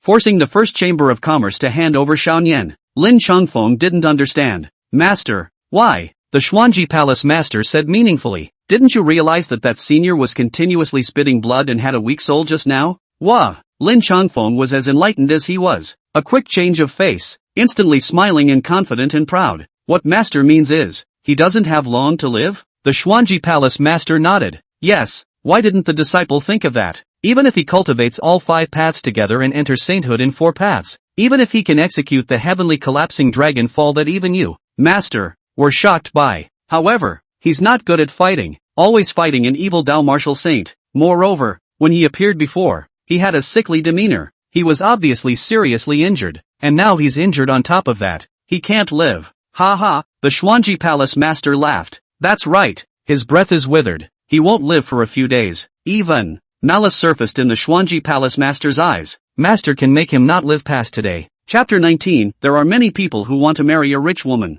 Don't. Master mustn't. Disciple would rather wait. You mustn't take any chances. Anyway, he seems to have something difficult to say. He won't meet with Fairy Nian. There's no rush. Lin Chongfeng was afraid that the Xuanji Palace master would make a move against Qin Yishan. Never. The 4 paths to sainthood. Can't kill. At least never die at the hands of the Xuanji Palace master. Otherwise, once someone else is aware of the slightest hint of what's going on, things fall apart. The Xuanji Palace master would be finished. Even the Xuanji Palace will be devastated by this. Don't worry, master is not that stupid. Look around the city. He hasn't created the miracle heavenly lake today. In the great battle just now, he was greatly injured, and at this moment, he definitely needs to rest and is unable to make divine miracles. My master only needs to have someone urge him a few times, forcing him to immediately use up his strength to create a divine miracle. At that time, if he forcibly creates a divine miracle, he is bound to be injured, and he will still be alive? If he doesn't build it, then we'll wait for him to die a slow death. He's already dead anyway, and there's nothing he can do to come back to life. The corner of Lin Chongfeng's mouth curved up. Wonderful. Inside the city, by the lake, some people get impatient waiting. Why haven't the miracles come yet? Chui my ass. Fairy Nian isn't even in a hurry. Are you a eunuch? Wait quietly. More people were patient and chided those in a hurry to shut up. "Miss, it's so slow today. Did that senior forget?" On board, Nin's maid muttered. Xiaonian didn't say anything and gave the little maid a gentle look. "I was wrong, miss. I'm sorry." The little maid was flustered. She wasn't afraid of Nin, but I'm afraid the others on the ship will snitch on the lady boss. If Nin doesn't intercede for her when the time comes, she's going to die a horrible death. That woman at the Chamber of Commerce is a big terror. Xiaonian said mildly. "It's not like I'm blaming you. Senior definitely won't mind either." Don't worry, Senior won't forget." The little maid apologized in shame. "I'm sorry, miss. The slave girl shouldn't have doubted that Senior. After all, he's been working miracles for you for 10 years. Xiaonian held the maid's arm and said, "Don't call yourself a slave girl. How come you still can't change?" The little maid's heart warmed. "Miss, 10 years ago, after you watched the miracle of the lake in the sky, did you really believe then that your mother and father were still alive?" Nen nodded seriously. "It was hard for me at that time, but after hearing the words spoken by my parents, who were visualized by Senior, hope was kindled in my heart, believing that both my mother and father were still alive. Actually, at that time, if I didn't have Senior, I didn't even want to live. I wasn't that strong. It's all because Senior gave me hope that I was fortunate enough to meet my sister, allowing me to live until now." The little maid was touched and envious. "Imagine that. When you were young and confused, it was hard to escape from the dark prison, thinking that wishing would allow you to see your parents. Outcome. People say your mother lied, tell you there is no moon in the world, emphasize that your mother is dead, the father is dead too. They say wishing doesn't work at all. You're all alone, with no one to turn to, and surrounded by people who taunt and abuse and humiliate you, make you desperate and helpless, especially when there are people who say to you, 'Little slave, why don't you just die?' Then you don't have to make a wish to go down there and meet your parents and have a family reunion. At that time, you're 6 years old, knowing nothing. The only hope was again crushed mercilessly by the crowd. A case like this, do you think about dying? Nin had the idea then. Want to die. Suicide to meet dead parents. 10 years ago. Miss, your world was dark and without light. Perhaps death was the relief. But just then, the light appeared, illuminating your dark world and rescuing you on the brink of despair. Elder is that light. It was he who created the heavenly lake and slapped the face of that abominable great Yin crown prince. He manifested your parents and punched other evil-speaking bad guys in the face. He restored your faith in the belief that you could see your parents again if you wished for them, and made you think that both of them were still alive. Wow, you're so lucky. Miss, the little maid said excitedly. Miss, how can you be sure that the miracle was created by a certain predecessor and not a miracle of the natural manifestation of heaven and earth? Nen shook her head and laughed. Heaven and earth will play music for me, and I can order my favorite tune. Heaven and earth are so wise. And my sister also said in her own words that there is a secret method of celestial chants hidden and concealed by the lake, and that for 10 years, there has indeed been a kind senior hidden in the shadows accompanying me. The little maid nodded. Our boss is very powerful. If she says there are seniors in the dark, there must be. Miss, why don't you let the boss find out the seniors and bring them before you? Nen's gaze was stern for the first time. If senior doesn't want to see me, how can I force myself to do so? And wouldn't that be ungrateful? The little maid gathered her courage and said, but miss, aren't you curious about whether the senior is a man or a woman? Not curious about what he looks like and where he came from. Curious. That's why I now want to see senior every day to thank him in person. But unfortunately, senior doesn't want to see me. Nun's gaze was a little bleak. Miss, if senior was a handsome man, would you marry him? There are many people in the world who want to marry a rich woman like you. Surely senior would be willing? Don't talk nonsense. How could I be worthy of senior? The little maid thought of something and was disgruntled. Poof. Now it's all rumored that what's his name Qin Yixian is the world's first absolute man. Yuck. He's definitely not as good as the young lady's divine miracle predecessor. The little maid gritted her teeth when she mentioned Qin Yixian, as if she had a deep hatred. Nen also looked displeased. I'm afraid my sister is going to come back if she knows that the person she hates the most turns out not to be dead. Poof. The person the boss wants to kill the most in his life is Qin Yixian, so he definitely won't let him go easily. The little maid waved her fist and said, moreover, according to the clues that the boss has found out, the demonic villain who locked you in the cage in the first place is Qin Yixian. He's simply not human. Nen shook her head. Don't say it. But there was a hint of burning fire in her demeanor. Miss, today you can try to ask senior to help you get out of the heavenly city. You've been trapped here for 10 years. It's time to leave and look outside. Boss, they don't have the means to get rid of the cursed ban on you. Maybe senior can? It turned out that the reason why Shan Yan had stayed in the heavenly city for 10 years was not because she was unwilling to leave. Rather, it was impossible to leave. A horrible curse was carved into Nin's soul. The first chamber of commerce is the world's greatest wealth, but there's no way to get rid of it, because of the existence of this cursed prohibition. Once Shan Yan left the boundaries of the world city, she would age at an accelerated rate. Life passes by at breakneck speed. Not long to live. The only way to lift the curse ban. It was only then that Nin was able to leave the great prison of Heavenly City. The biggest owner of the first chamber of commerce, the mysterious female boss, who was also the righteous sister recognized by Shan Yan, is now going to look for a solution. Freedom. Nun's gaze was a little expectant. Chapter 20 Fortune Telling. I'm going to die today. I made a lot of unreasonable and difficult to fulfill wishes before in order for Senior to meet with me, but Senior didn't blame me in the slightest, but instead granted all of my wishes. I'm simply too unreasonable to be worthy of Senpai's gentleness. Nin chided herself. My curse prohibition can't even be solved by my sister. Senior should not be able to do anything about it either. I can't be brazen enough to embarrass Senior anymore. The little maid nodded, lost in thought. Miss, the person who put the curse restriction on you was Qin Yixian. Now that he's not dead, when we find him, we should be able to solve it. I hope so. Nun was eager to leave the heavenly city. Really want to go see what's out there. What? This way. Ji Mengyao blared viciously at Qin Yixian. She heard the conversation between Nin and the maid. Qin Yixian. Surprisingly, it's you. Surprisingly, it's you. Surprisingly, it was you who imprisoned my loved ones. You devil. Ji Mengyao couldn't wait to bite Qin Yixian to death. But suddenly she didn't feel right again. Nin was locked up before she was born 16 years ago. Qin Yixian was less than 3 years old then. How can you come all the way to Qingzhou to be imprisoned? Ji Mengyao shook her head. How can I excuse this dog thief? It must be him. He's the only one who could be that vicious. You pig. Ji Mengyao raised her hand, ready to slap Qin Yixian to death. But, at this moment, however, Qin Yixian seemed to not need Ji Mengyao to shoot him dead. Qin Yixian reappeared at the lakeside, covered in blood. Cracks appeared in the flesh. It seemed like it would crumble and die out at any moment. It's too serious. Even if Ji Mengyao wanted to save it, she was powerless to do so. That dragon drop move of his was indeed cool, but unfortunately, it was over-consuming and he won't live long.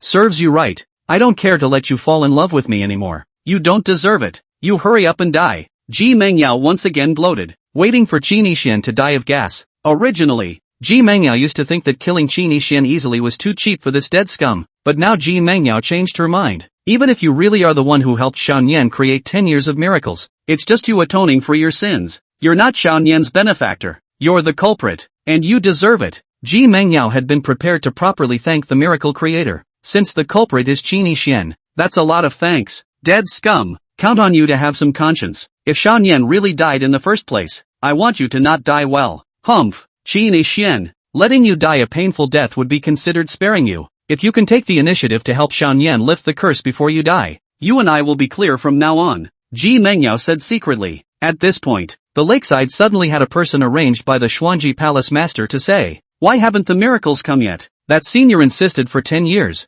Finally he doesn't want to continue to give in silence and is going to make conditions to Fairy Nian, right? He must be unhappy in his heart after 10 years of not being rewarded. Bull ******* 10 years of guardianship. He plotted for 10 years. Absolutely for the greed of profit. Not at all as great as I imagined. Alas, it's nothing more than that. He's purposely not manifesting his miracle at this moment, so he must have ulterior motives and malicious intentions. Unless Fairy Nian pays the price to him, there will be no more miracles in the future. Let's go. What a good plan. What a good tactic. 10 years in exchange for the great favor of Fairy Nian, the number one rich girl, TSK.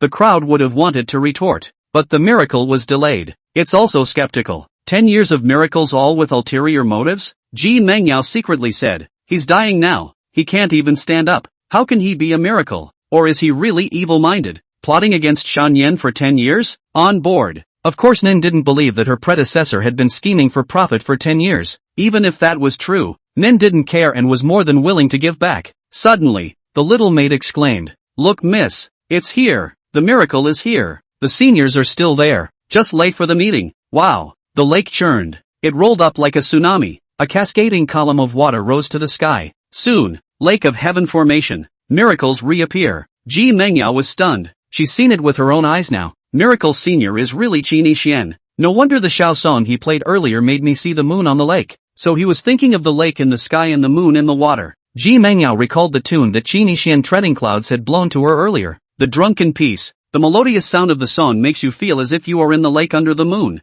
Quiet and peaceful. Pleasant and relaxing. He doesn't want to die. To forcefully perform another miracle at this moment will accelerate his death. At that time even if the healing fairy comes, he won't be able to save him. Ji Mengyao recalled another scene from her previous life. The Qin Yixian of this life seemed to have changed. But, really changed? It's all his devious calculations, isn't it? Ji Mengyao really couldn't believe that Qin Yixian would take the initiative to save someone. But he stopped the gnarled bearded man just now. She was even more unable to believe that Qin Yixian had laid down his life for others. But now Qin Yixian is doing it. I don't have to feel sorry for him. He harmed Xiao Nian so badly and killed my sister. It's only right that he pays his debt with his life now. Ji Mengyao thought firmly. Ahem. Qin Yixian spat blood again, but smiled. But in that laugh, there was cold. Xuanji Palace. What kind of genjutsu are you trying to use against Nim? Is it a heavenly monster? Qin Yixian could tell that there were people in the crowd over there who possessed the Xuanji power. The disgusting words that had just galvanized him to perform miracles were exactly what had come their way. Obviously someone from the Xuanji Palace. The Xuanji Palace master could never have imagined it. Qin Yixian was more than just a practitioner of the 5 paths. He also knows the way of the trigrams. And it's a more advanced form of Tenji than Xuanji. Everything has been insightful to him. I should have thought that the words of the great Zhou Heavenly Fury Lone Star back then came from the Xuanji Palace lulling technique. I didn't release Nin in my last life, and she unfortunately died years ago, so they didn't have a chance to use the genjutsu against Nin. But in this life, I let Xiao Nian see the light of day again, and Lin Changfeng went along with it, utilizing the remaining power of his teacher's Heavenly Fate Xuanji technique to plot against Xiao Nian and use her to prove her path, trying to make the world think she's a Heaven's Fury. After all, she's an orphan of the original Great Zhou royal family, so she's easily suspected. Human nature is inherently evil. Greed is most likely to arise. The world hates the rich. They all want to see the richest fairy fall into the abyss. Xuanji Palace to take advantage of the opportunity to profit and seize the wealth. Really know how to play. Qin Yixian struggled to maintain the Heavenly Lake miracle as his body gradually dissipated. he's dying. Actually, Qin Yixian was well versed in the way of the trigrams and had long ago had a fortune told for himself. Fortune telling, simply put, counting the day you die, the number of lives left, and whether or not there is a solution. The world's trigrams, peeping into the heavens, know the ancient and modern, the road to judge good and bad luck, palm theory of yin and yang, eyes to see the 5 elements, words to break the ages. The phase counts the number of destinies. Among them, prying into the heavens and counting fortunes is a great taboo and forbidden. Prying into the heavens and fortune-telling are strictly forbidden, especially your own destiny. It is impossible for an ordinary trigrammer to count, and it is extremely dangerous to be killed by the backlash even just starting to count. Even the great masters of the Gua Dao into sainthood did not dare to easily measure their fortunes, much less dare to have your fortune told. But Qin Yixian did it and calculated his destiny. Come to the conclusion, today he will definitely die. There is no chance of survival. Only the method of death is unknown. Could be throat sealed by a pure love murderer, could be exhausted, and could be abused by a certain heroine. Chapter 21, the heroine will arrive. The visitors are not good. Qin Yixian had known that he would die today, so today he fears no tribulation death. It was predestined long ago and cannot be solved. No regrets, no hatred, no sadness. Lighten up and smile. But, there's one more thing to do before you die. Dealing with the genjutsu of the Genjutsu Palace. Breaking the ice for Nen. Suddenly, after the female sidekick and the female villain, is the female lead finally coming too? Qin Yixian's gaze changed slightly. Because of the multiple paths to sainthood and being armed with heaven-defying secret magic aptitudes, his perception was sharp. It even has random precognition. The moment Qin Yixian had suddenly sensed that a certain female master was utilizing the secret method of time and space backtracking, tracking him as he approached this place. Nangon Longyu. The other side is coming from a bad place. Yi Qingdao is the female counterpart. Ji Mengyao is the female villain. Neither one is a heroine. Fairy of the Valley of the Healing Fairy. Nangon Longyu is the real big heroine. Qin Yixian knew Nangon Longyu's character and strength very well. He had also crossed paths with Nangon Longyu 10 years ago in this life. Therefore, Qin Yixian was clear that Nangon Longyu was definitely here to kill him. Moreover, this woman was not as inked as Yi Qingdao and Ji Mengyao. There will be no mindless self-mutilation or magical foot-licking maneuvers. Nangon Longyu's surface was like a fairy, hanging a pot to help the world but not eating fireworks, healing the sick and saving the people but not taking back the reward. A high-strung, good old-fashioned image, loved and admired. But, in fact, this heroine is truly ruthless and cold-blooded, will decisively break Qin Yixian into pieces. Qin Yixian retracted his mind, looked into the void, and asked, Ahem, Her Majesty, the Shura Empress, is she still there? Do me a favor. Obviously having been rejected before, Qin Yixian once again prayed for Ji Ruyan's help. It's not at all humbling or humiliating. Actually, the woman Qin Yixian felt most guilty about in this life was not the heroine. Instead, it's the Iron Bean female pairing, Yi Qingdao. Next is the villainous Ji Mengyao, who is the equivalent of a half-wit. But the two women happen to be the stupidity that Qin Yixian, the villain mode of his previous life, despised the most. In the mind of Qin Yixian in his previous life, female characters were divided into several segments, sorted from low to high: Iron Bean, fool; rash, half a fool; normal female, mindful female, smart; ambitious female, big smart; superior T female, intelligent near demon. The villain Qin Yixian likes female characters who are smart, mature, ambitious, tactful, and won't lower their wits for love. Most appreciated by the high-segmented T-ladies. As to why: good, fun, knowledgeable, efficient, excellent. You raise your hand and she knows what you want to do. Blow on your breath and she understands what you're going to say. Give her a look and she goes about her business, without even needing you to tell her to. She took care of what you wanted to do next. She also has her own journeyman business, which is positive and growing rapidly. And because of the setting heroine, she's very dedicated and doesn't greenhorn. How many people could not appreciate such a woman? But, want to get such a woman? The premise is that you have to be able to do it. She must be strongly overpowered and conquered in terms of means, intelligence, status, and talent. Once she realizes you're useless, she won't hesitate to kick your ass. This is the setting of a certain senior heroine. I'm not stupid. I don't love without a brain. Courageous and resourceful, good at disguise, wide-eyed, always planning and ready. Meanwhile, extreme reality. In layman's terms, this means valuing the material over the spiritual. Not a gold digger, just a more realistic persona. She is not like Yi Qingdao, so artistic, fantastical, beautiful, can be for the love of all things, without complaint. Even if the beloved into waste will be faithful to death. She can't see stupid waste trashy poor average guy. And, salty, for example, Qin Yixian in this life, didn't take the throne, No system, not upgraded fast enough, not enough power, salty fish on the loose. It's the crap that high-end heroines despise the most. It doesn't matter how handsome or talented potential is. She loathes despising potentials, looking only at results, and valuing the right man for the job. A sensible rich white woman who would never look at a poor boy. Nangon Longyu. It's such a realistic hegemonic female lead. Indeed. In his previous life, Qinishian made all the female characters fall dead in love with him. But for Nangon Longyu, there was a prerequisite. That is, Qinishian should always be calculating and scheming, powerful, handsome as an immortal, with supreme strength and invincible talent, forever surpassing or equaling Nangon Longyu in all aspects. Once Qinishian is surpassed by Nangon Longyu one day, oh, I'm sorry, love you to death? Get thee outta here, punk-ass scum. In the previous life Into the Devil Qinishian get dead Nangon Longyu. She did not cry, not sad, not angry, but instead mocked himself. No matter why you kill me, as long as you are profitable on the line, killed by you is my own incompetent waste. I appreciate you such as for the purpose of achieving unscrupulous man. Cool. In this life, if Qinishian saw Nangon Longyu, definitely try to stay away from her. It won't drain the blood to save her, nor would she be left to taunt. Much less would they open their mouths and beg her like they were begging Ji Mangyao now.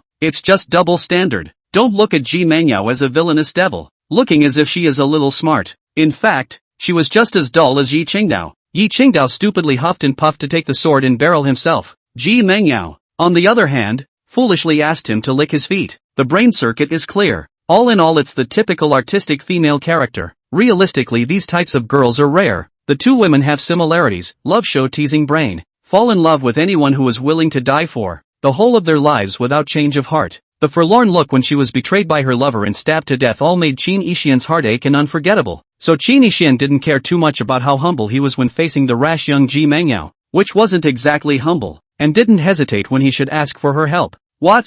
You want me to do you a favor? Dream on. Ji Mangyao cursed Qinishian in her heart. Why isn't he dead yet? Ignore him. I can give you great Qin and more power and wealth, so please search my soul immediately. Qinishian's soul was special, cultivated the most invincible and unresolved soul Dao in the world. Ji Mangyao searched his soul. One could only know the images and things that Qinishian wanted her to know. It's impossible to know the system, nor will I ever know a past life, much less know about his ability to come back to life. Soul search? Do you think I'm stupid? You are the prince of great Qin. Surely you have a means of defense against soul searching. What's the point of me searching my soul? Ji Mangyao finally responded. Search? I won't last much longer. That's my deal with you before I die. Could it be that the hallowed Shura Empress is still afraid of searching my soul? Qinishian deliberately sneered. Ji Mangyao showed up. What do you mean? Actions instead of questions. You'll know after a soul search. However, Qinishian didn't finish his sentence. The words of the little maid came from yonder boat. Elder, can I ask you for a favor?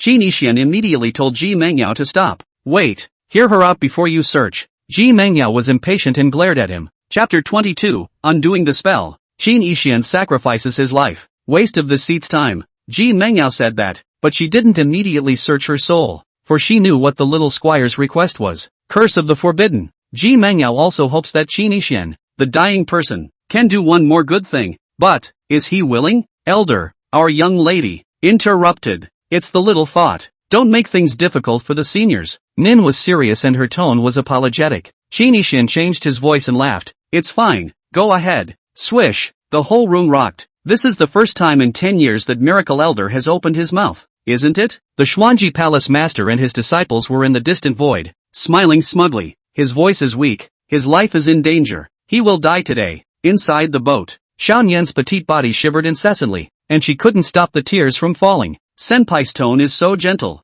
It's been 10 years, and Senpai is finally willing to pay attention to me. Thanks to, Elder turned out to be a man. Nen's mind surged and boiled. The little maid cheered. Miss, Senior responded. She wept too. Tears of joy. Elder, my young lady has been planted with a forbidden curse by a bad guy. If she doesn't remove it, she won't be able to leave the world city. Can you help? Miss really wants to go to the outside world to have a look. It's not my intention to make things difficult for Senior. Really please, I'll kneel down for you. The little servant girl knelt down. The onlookers were appalled. No wonder Fairy Nian didn't leave the world city for 10 years. Turns out it's cursed. This forbidden curse must be terrifyingly incomparable. Fairy Nian is the little princess of the first chamber of commerce, and the richest man in the world actually can't even solve it. Can the miracle seniors do it? The Xuanji Palace Master laughed out loud. Ha ha ha, he will die. Although Master cannot see his position, he is clear about what kind of forbidden curse Xianyan has been hit by, not to mention the first Chamber of Commerce. There is no solution for the human race in the entire world.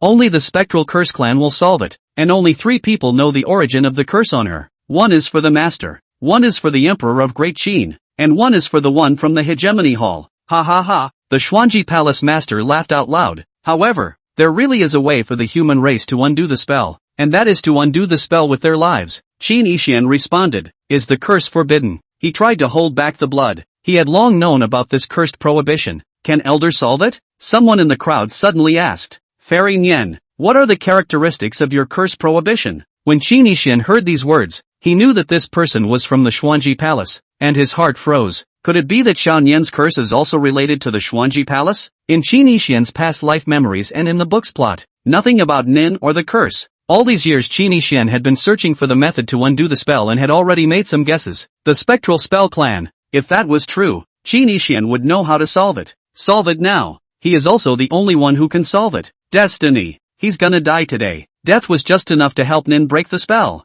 Everything has its own destiny. Is there a cause and effect in the underworld? In this life Nin was supposed to have died, in a cage. Qin Yixian, however, had allowed her to live up to this moment. There is a moral order in heaven and an order of death. If Nan lives, he must die. Otherwise the balance of life and death between heaven and earth is broken. No wonder the trigrams say he will die today. Should the hijacking be on Oni? On the lady's arm, there's a weird goat pattern. The little maid responded to that Xuanji Palace man's words, and every 3 minutes at noon, his head would be full of white hair and his eyes would turn green. In the crowd, that person from the Xuanji Palace immediately responded, I have traveled the world before, and I know that this kind of curse prohibition comes from the Underworld Curse Clan. If the spell is to be lifted, there is only one way, and that is for a supreme saint of the human race to voluntarily sacrifice his life for Fairy Yen. The whole room was in an uproar. Nin and the people from the first Chamber of Commerce on the ship were shocked. The cursed prohibition they've been investigating for 10 years was actually casually uttered by a passerby?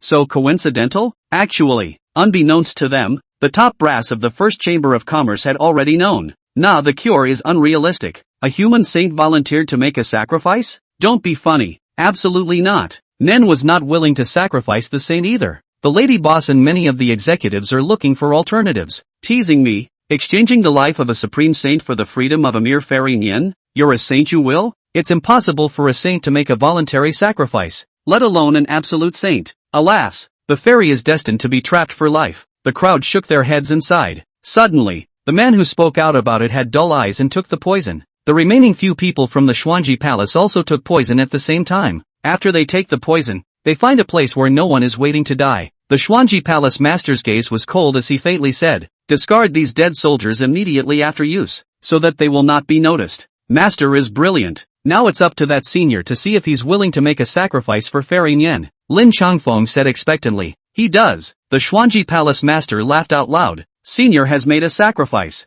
and I sensed the compassion of heaven and earth. Terrific. Elder, be worshipped. The Xuanji Palace master and Lin Changfeng bowed in unison towards the heavenly lake in a great salute. No matter what the past was between Qin Yixian and Xianyan, he was able to protect her for 10 years, and finally offered a sacrifice to help her break the spell, and didn't ask for anything in return. Such seniors are worthy of the Xuanji Palace's worship. Sure, they are mainly worshippers, the 6 paths are the same. The Xuanji Palace master had been searching for Qin Yixian's location just now. Pity, can't find it. There is the secret method of the heavenly chances to cover it up. What does that mean? The way of the trigger has entered the Holy Spirit. Outrageous. I have no regrets for being able to plot the death of such a great talent of the 5 saints of the heavens and the earth. But it's a pity that I didn't cast the Xuanji technique ahead of time, or else my master might have been able to go further. The Xuanji Palace master regretfully said, if master-teacher had focused on scheming together, he would have made a breakthrough at this moment as well. All laws can be practiced, and the way of scheming counts as an alternative one.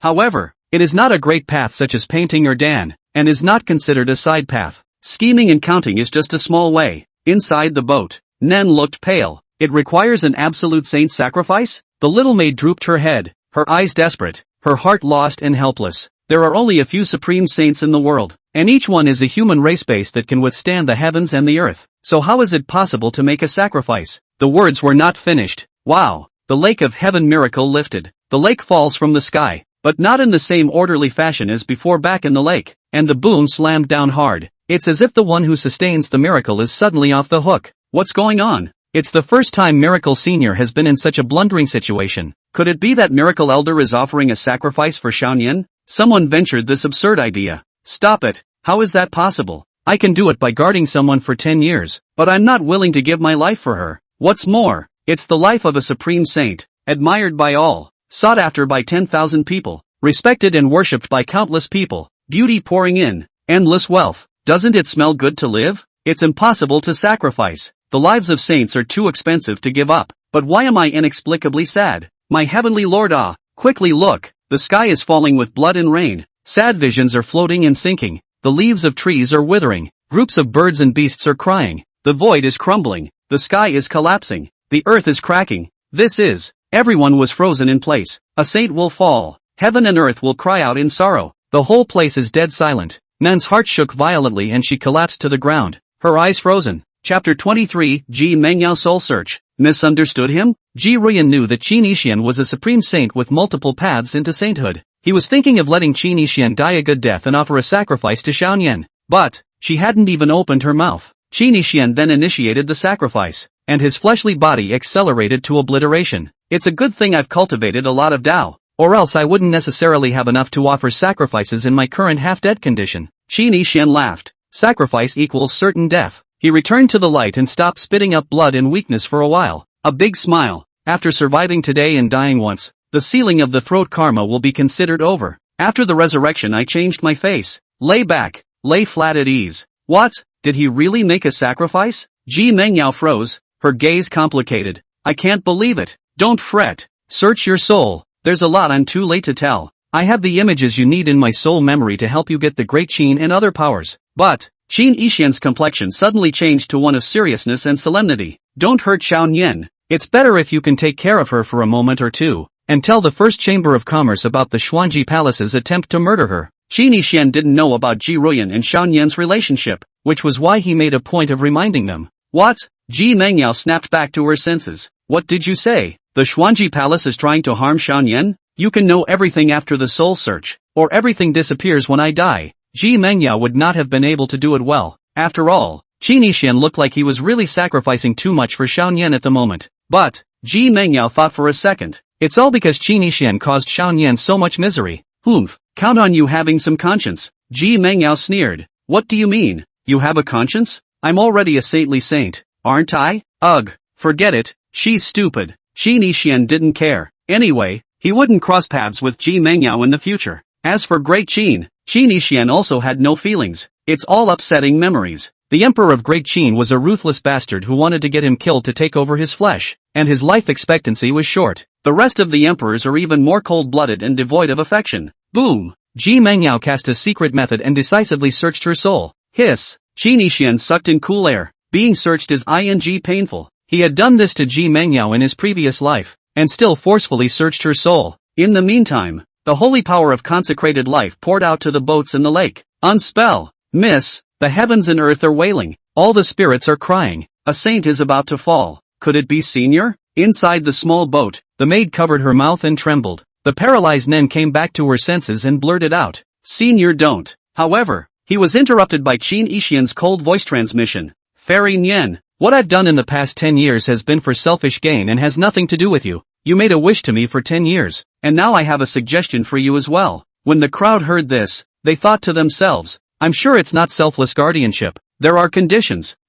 Eat more. It's not good to give birth when you're too thin. What? The crowd was surprised plus confused and baffled. Not a good breeder? What is this? No sound next. But Qin Yixian sighed, however, continued to speak, only in a very small voice, not letting Xiaoyan hear him, as he said, Nim, don't cry, smile and be free from illness, well-being, fortune and longevity. Don't cry, long life. 100. The tone is getting weaker and the volume of his voice is decreasing. Didn't get to finish the last word. Ji Mengyao's soul search ended, her gaze and demeanor gradually changing as her delicate body shivered uncontrollably. Rumble. Wow. Everyone looked at the raging wind and rain of holy Dao visions and drifting blood. A lot of tears can't help but fall. Heaven and earth mourn. The moment. The crowd understood. A Jedi saint has died. That senior actually sacrificed his precious holy life for Nian without hesitation? What exactly is the duo's past? Could it be Nim's relatives? But A family member couldn't do this, could they? Senpai. Dead, blood rain, visions, mournful cries. He really has sacrificed the holy life. A hallowed supreme saint, silently protecting Shan Yen in secret for 10 years? God, what kind of feelings are these? Could he be Nan's father? Impossible. Nan's father is dead. What if her father didn't die originally? If it were not for the father, how could he spare his life to help her? If not father, how could you care if Nan is well born? The crowd could not help but shed tears for the fall of the saints. Suspecting that Miracle Senpai is Nan's relative or something like that, they are all incredibly aware of it. It wasn't just any saint who fell. Otherwise it would be impossible to have such a terrifying saint fall vision. When the gnarled bearded man died before, there would be no vision. With Qin Yixian's vision at this moment, he was definitely a supreme saint who had entered sainthood in both paths at the same time, specializing in one path as a saint, such as the painting Saint Wu Zhanyang. The second path to sainthood is called the Absolute Sage. It belonged to one of the few honorable existences among the human race. I can't believe I died in such a way. Countless people can't figure it out. Senpai. Nen tore herself to her knees and wailed, powerless and helpless. Pity. No more responses. This way. Qin Yixian had laughed at Ji Mengyao before he died. Don't tell Nin about me. You read my soul memories. You should understand me. Please. Qin Yixian trusted Ji Mengyao's character. The villainess is sometimes cruel and ruthless, but not really bad. Not to mention not as cold-blooded and snobbish as some of the female lead. The so-called positive and negative protagonists are nothing more than different positions, good and evil, good and bad. For example, in a dark text, the protagonist may be selfish and cold-blooded and vicious. Some villains will instead be soft to someone's heart to the point of love, such as Jian Yuyan, Zhu Wui, a certain demon in the West. Like, pro-death. Qin Yixian was all smiles, seemingly happy, sincere, relieved, liberated, satisfied. Ji Mengyao froze, her heart accelerating wildly as if she was desperate, about to explode out of her chest. No, don't, not this, not. She was lost in thought as she looked at Qin Yixian,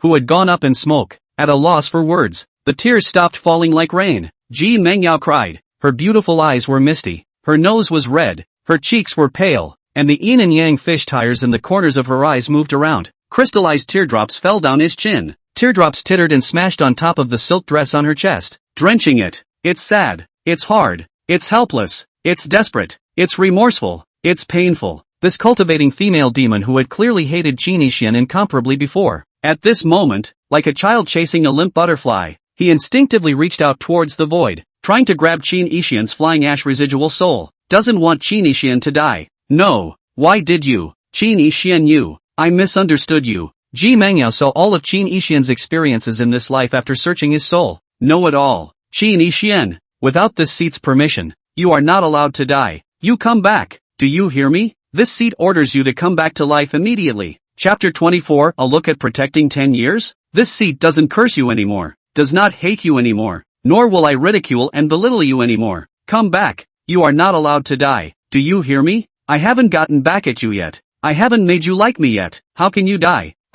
Ji Mengyao sobbed uncontrollably, her blood-colored hair turning black before turning snowy pale. Memory through soul-searching. She probably guessed why Qin Yixian had killed her in her previous life. It's not relentless. It's not that he's cold-blooded, not tired of playing with her, much less that he didn't love himself. Rather, he's possessed, lost mind and ego, can't tell the difference between a loved one and an enemy. Insanity and gibberish. Ji Ruyan saw. In this life, when Qin Yixian was 9 years old, he accidentally noticed that he had a heart demon, and there are signs of demonization. Immediately alert and defensive, he left Qin to seek a way to get rid of the demon. In your last life, you didn't discover the demon in your heart in time before you became completely possessed and killed me. The harsh words you said to me back then were all demonic words, not sincere words. After you detected the heart demon ahead of time in this life, you created a fake death and teleported away with a random shifting talisman. Then, you teleported to Qingzhou and happened to pass into the cage where Nin was imprisoned. You saw a light in a dark prison, and she was Nin. She was ignorant, innocent,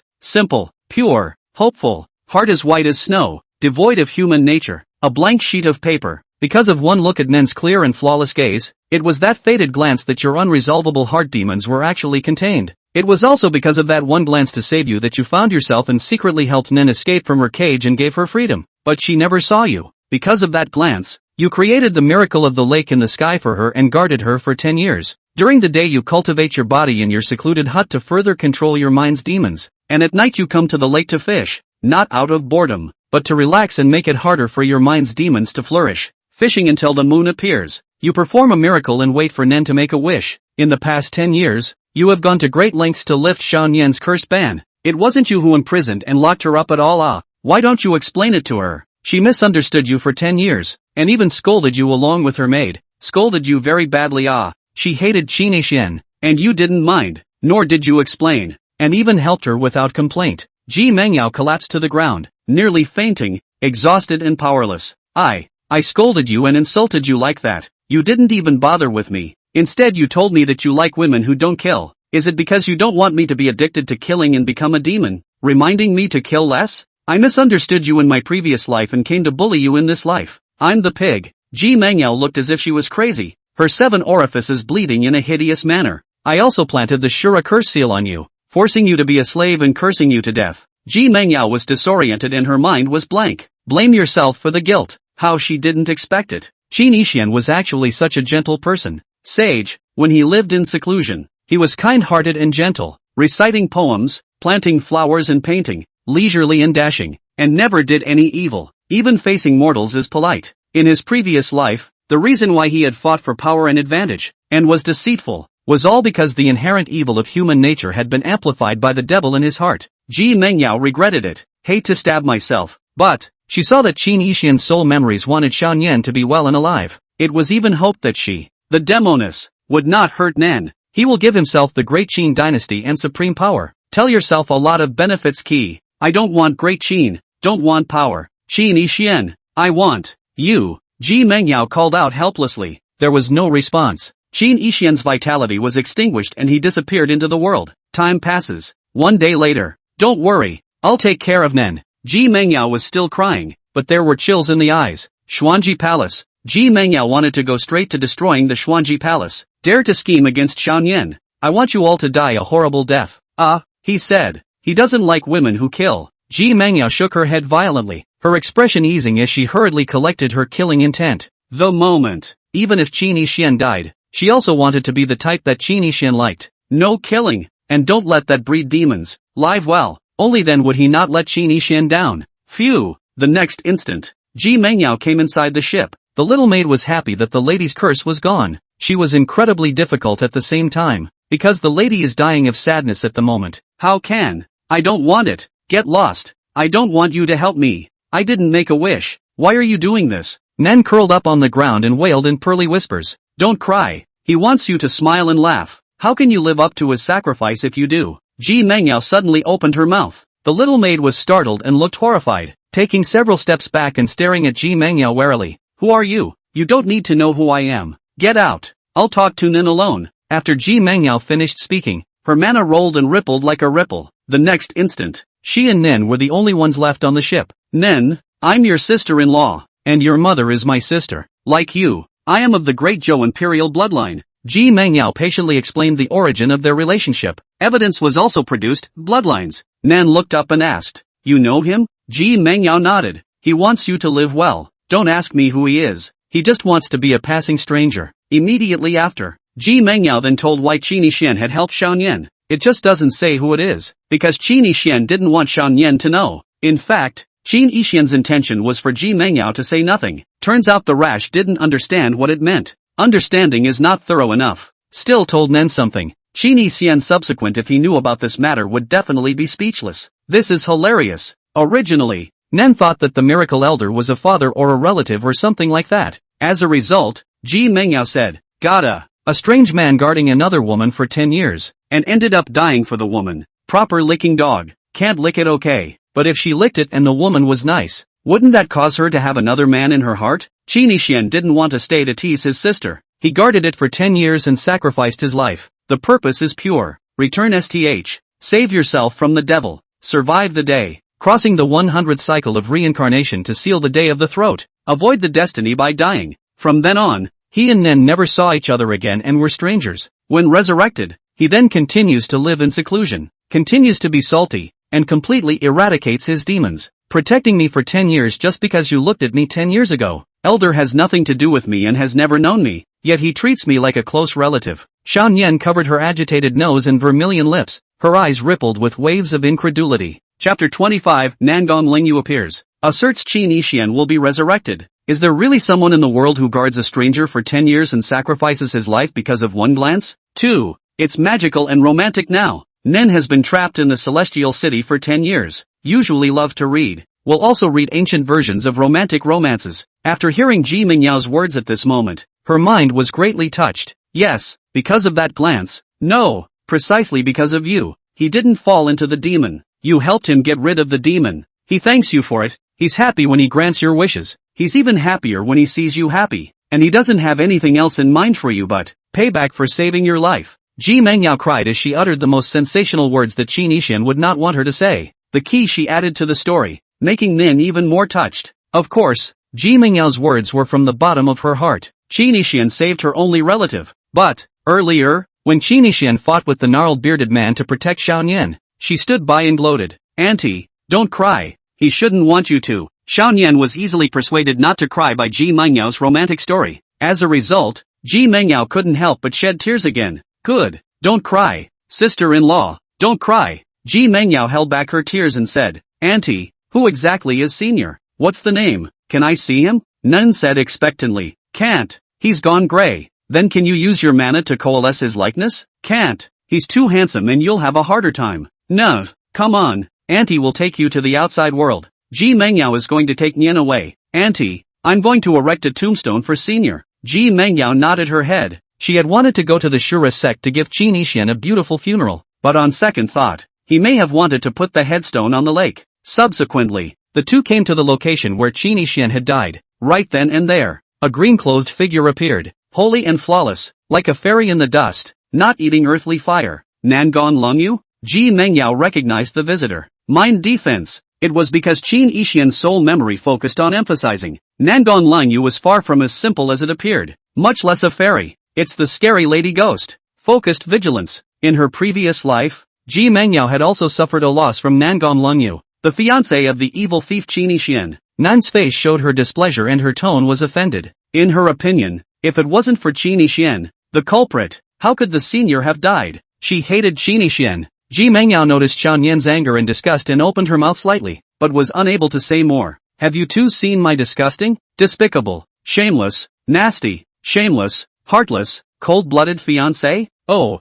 wrong, again. It's the handsome, intelligent, superbly absolute, fairy-like idiot fiancé. Nangon Longyu faintly asked. What's going on? Ji Mengyao was upset, but she didn't snap. After all, this place is considered the land of Qin Yixian's demise. Qin Yixian reckoned that he was too lazy to bother with Nangon Longyu. This wicked woman. I don't get angry. I don't kill. I'm a gentle woman. There's no need to waste your mood with a heartthrob. Ji Mengyao thought silently in her heart. I didn't see it. Qin Yixian didn't come to Heavenly City. Nan said faintly. Oh, I heard that there was a stupid saint here who sacrificed himself to help Fairy Nian break the spell. Is that true? Nangon Longyu backtracked everything and found this place based on Qin Yixian's tunnel escape route from before. Seniors aren't stupid. Please watch your words or I'll beat you up. Nan has never been in a fight, but at the moment, it was super tempting to punch Nangon Longyu. One is because Nangon Longyu is the fiancé of that badass Qin Yixian. 2, because she had the audacity to call her benefactor stupid? In addition to my medical skills,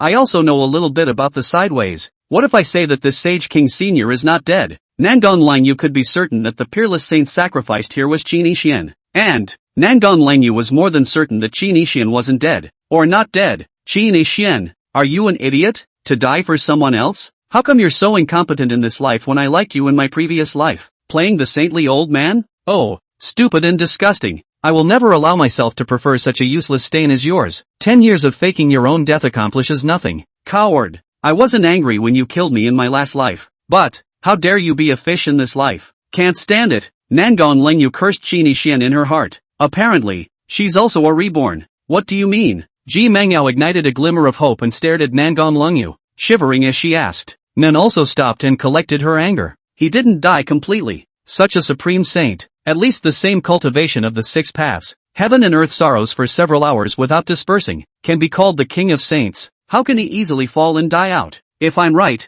he didn't go up in smoke and ashes. He should have reincarnated, even with his memories. Wah! The two women's complexions changed drastically and they were agitated. Really? My master teacher once had a similar situation, so the peerless Sage King who died here should be similar. Oh, Little rich girl Fairy Nian, I congratulate you on finding your benefactor soon. Nangon Yu could see that Xiao Nian gritted her teeth when she mentioned Qin Yixian just now, thus deliberately not saying that the one who died here was Qin Yixian. Afterward, Nangon Yu drifted away, leaving the two women in shock. Nangon Yu was not the least bit saddened by Qin Yixian's death, and she didn't care even more about her love for Qin Yixian in her previous life. In this life, when she learned that Qin Yixian had faked his death, Nangon Yu had despised him as a rat scum. A man who doesn't fight for the throne and power and invincible fame, who doesn't go to the top of the world to look down on the world. Is it fun to be alive? Hermitage? Oh, I'll make you realize the reality and cruelty of the world. Nangon Yu was not only able to go back in time and space,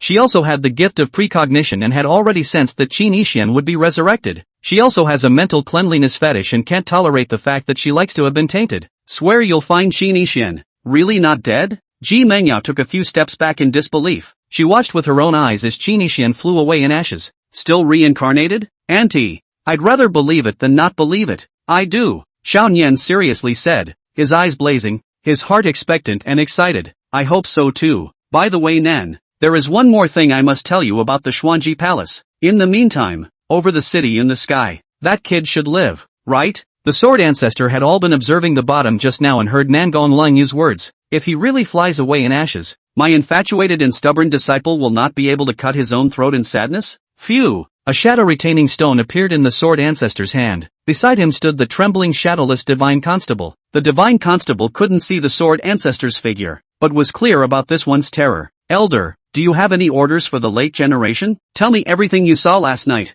Yes. Then the shadowless Divine Constable spoke of the great battle between Qin Yixian and the gnarled bearded man. Shadowless spoke in an agitated tone when talking about the heavenly avalanche dragon pendant. Chapter 26, The Absolute Sage King's Name Moves the World. After listening to Shadowless' narration, the Sword Ancestor's gaze had an appreciative look as he thought, not bad, that kid is still a Supreme Saint King. This old ancestor's eyes were so clumsy that he didn't even see it at first. Thought he was practicing dozens of the same Tao. All of them are many but impure. At most 1 or 2 Tao enter sainthood, but it turns out, 5 paths to sainthood. Awesome. I'm convinced of you Qin Yixian. The Sword Ancestor had once simply never imagined that Qin Yixian had drawn the Tao into sainthood to such a terrifying extent. Nor did he expect Qin Yixian to enter the Holy Spirit so many ways. He's so excellent. He sees death as his own. He's talented. And he's as gentle as a jade with a good heart. If he's really alive, my disciple's competitive pressure will be oversized. Sword Ancestor listened to Shadowless' narration while checking the image of the shadow retaining stone.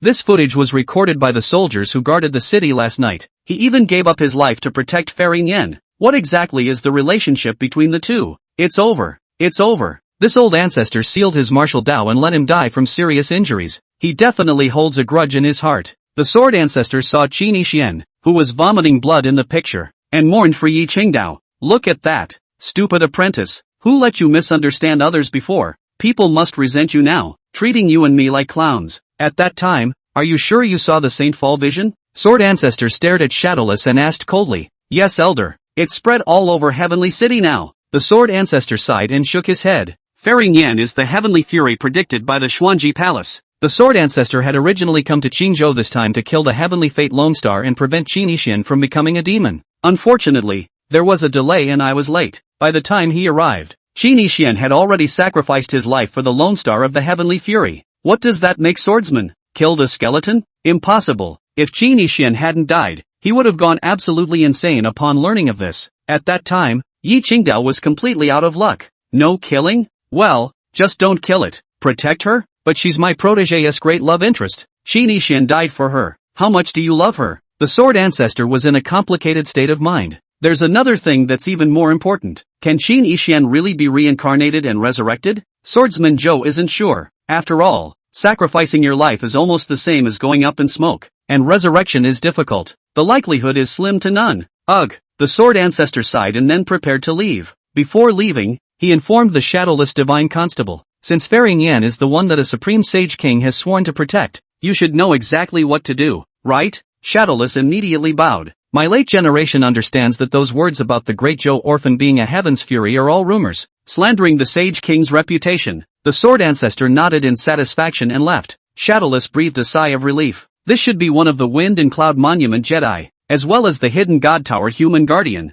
The Sword Ancestor, her old man is trying to cover Fairy Nian. With her and the First Chamber of Commerce, plus a dead sage king of the 5 paths. Who would dare to touch Fairy Nian? I'm afraid not many people will believe the Xuanji Palace's trigrams this time. Unless Xiao Nian really is like a demonic star descending and attracting calamities. Shadowless glanced at the shadow-retaining stone. The mind is still shaken. Ah, the absolute Sage King. It wasn't just the 2 paths to sainthood of the Supreme Saints. Nowadays, the whole of Great Yen, and even the 9 states, all of them saw the image of Qin Yixian fighting the gnarled bearded man. Poison, charms, paintings, text, formations, trigrams. The 6 paths are the same, and the 5 paths lead to sainthood. Above saints, more honorable than absolute saints, claiming the king, absolute Sage King. How can such a great talent be guarded silently for 10 years? For the sake of a mere Fenghua list Fujie died? Sigh, it's a shame. In the meantime, countless people in the 9 states were boiling. City in the sky, lake in the sky,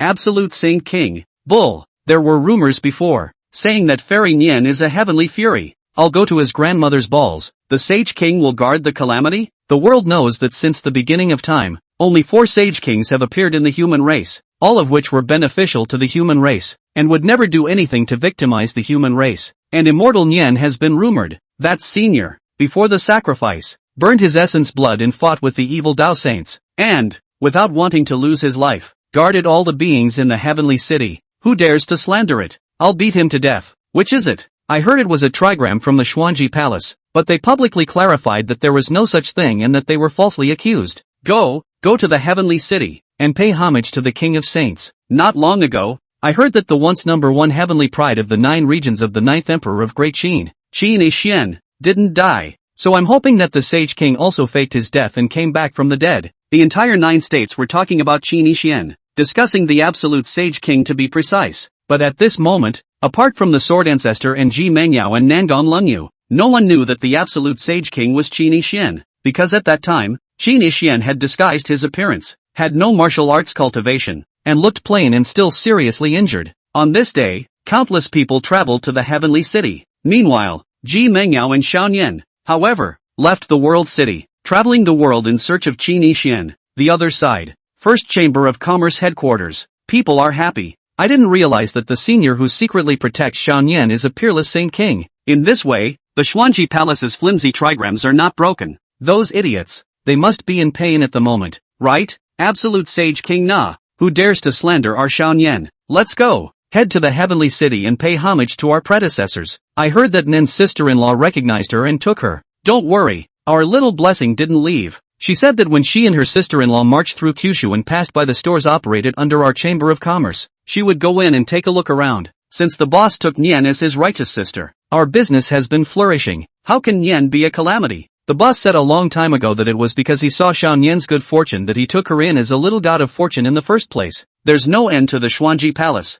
Dare to covet our little princess. Prepare something, we must take revenge on those dogs. Xuanji Palace. Lin Changfeng was revolted by the Xuanji technique and continued to vomit blood, but he was smiling. I'm temporarily being revolted at the moment, but it's okay, my Xuanji technique will eventually succeed. Fairy Nian, just enjoy the temporary pleasantness, and we'll see what happens in time. The Xuanji Palace master sneered from the side. Would this seed not have thought of the reputation of the absolute Saint King? At that time, he was deliberately provoked to death, so naturally he had a deep meaning. From this moment on, temporarily seal the mountain and close the palace. Stay hidden from the world and paralyze the First Chamber of Commerce. After the people of the world have forgotten this matter, when the Hegemony Hall Blade Emperor Seniors return, this seat will remind them of another, more interesting matter. The King of Saints is indeed honored, but factors such as the heavenly fury, wealth, human nature's inherent evil, and the absolute crushing of strength are yet more than the influence of a dead Sage King. At this moment temporarily suffer a bit of aggression, is not in the way, the so-called desire to raise the first suppression,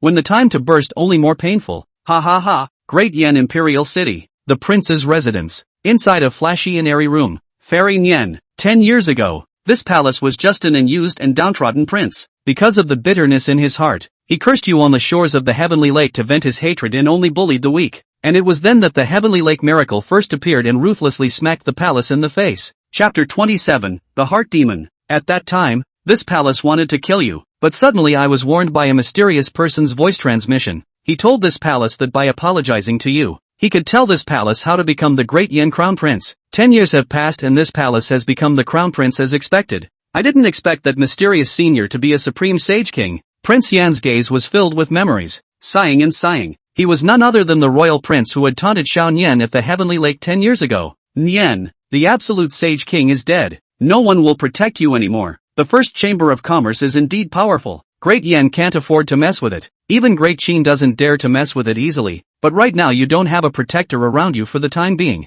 Prince Yan turned around, clapped his hands, and immediately a black-clad masked man appeared. The man in black knelt down towards Prince Yan and bowed respectfully. Master, invite Fairy Yan here, even if you have to use force. Here, the man in black retreated. Crown Prince Yan looked to the west and murmured, the Xuanji Palace is plotting against Xiaonian, and Great Qin wants Xiaonian as well. For the sake of the throne, this palace must offer Xiaonian to Great Qin. The 7 kingdoms of the world are dominated by Qin, and in 3 months, Qin is going to take the 9th Prince Qinishian to marry with the medical Immortal Valley, and his power will rise again. If this palace has Qin's support, the great work can be accomplished. Suddenly, the prince's pupils contracted and he screamed out in misery as his head ached.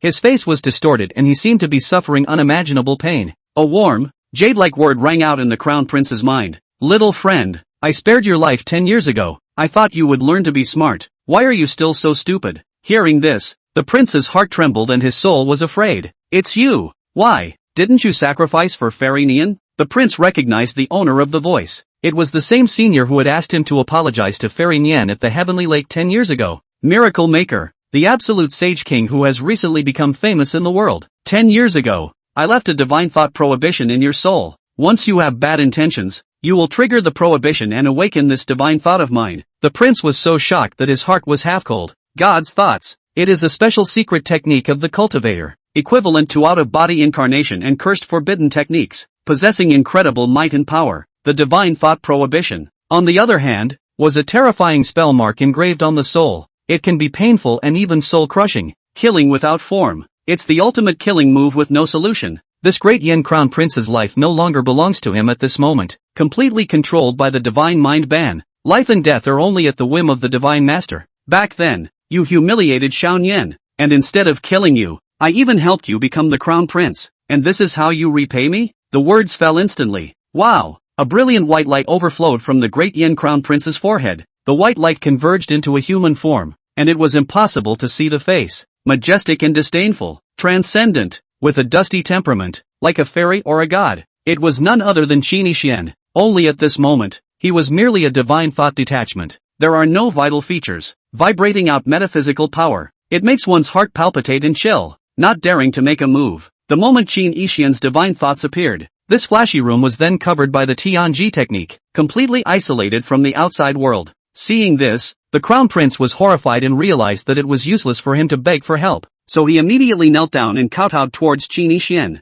Junior was wrong. Please senior, don't kill me. He didn't dare to resist in the slightest. I didn't expect the absolute sage king to have such a bizarre ability after his death. The crown prince was well aware of this senior's power and panicked to death. Not kill you? Oh, give me a reason to let you live. Qin Yixian asked indifferently. This divine thought of his would only be triggered when the great Yen Crown Prince wanted to harm Xiao Nian. 10 years ago, the reason why Qin Yixian left his dog's life behind. Originally, he wanted to wait for this bastard to become the Crown Prince of Great Yen, so that he could use his power to protect Xiao Nian in the open. But then Nin was so lucky that she was recognized as a sister by the female owner of the First Chamber of Commerce. The Great Yen Crown Prince would be useless. After all, the First Chamber of Commerce would normally be able to protect Xiao Nian. Qin Yixian didn't pay too much attention to the great Yen Crown Prince, didn't realize 10 years had passed, and this bastard actually dared to turn back and covet Xiao Nian. Senior, spare your life. It's that my little ghost is obsessed, in order to seize the throne of Great Yen, so I wanted to use Fairy Nian to draw in Great Qin,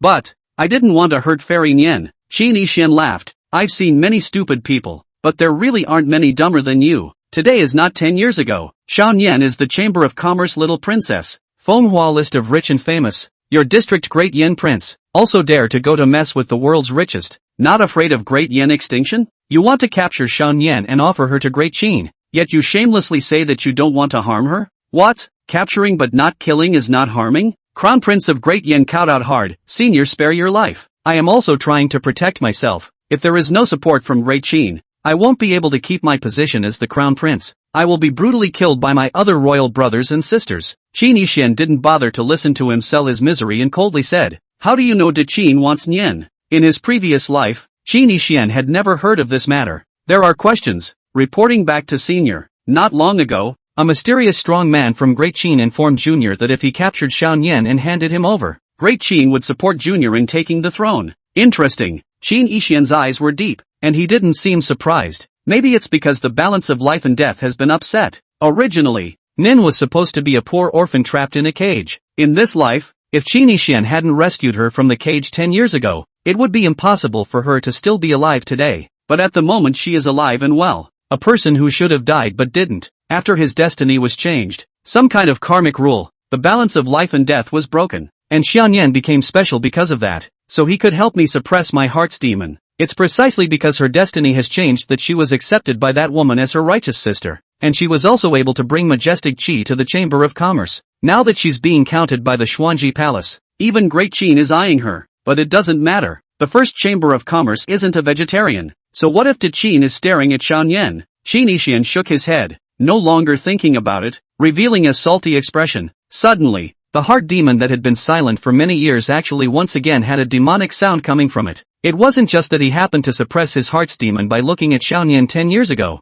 Such a small thing is just a small favor. Not in the least touching the heart, touching the soul. Why bother with 10 years of companionship? Why die for her? Now that you've all died for her once, it's enough. So why should you think about Nen anymore? We're not related. We're just strangers. Think it's cool to think that you'll return the favor when you've given it a drop of water? You dumbass meddling with your own business and idleness. Stupid and unreachable. Qin Yixian faintly responded to the heart demon in his mind. That's right, idle. In the next instant, the demons of the heart dispersed. Actually, the reason why Qin Yixian repaid Xiao Yan so well, it was far from being as simple as looking at Nun. The so-called heart devil. Is human nature as evil? Negative emotions. Chapter 28, the youngest ancestor in history. Even the strongest person in the world could harbor a heart demon due to a certain event, and end up being reduced to the weakest of mortals, or even die a miserable and violent death. Everyone's demons are different, therefore there is no specific solution to the mind's demons. It all depends on destiny and chance to suppress and eradicate the demons of the heart.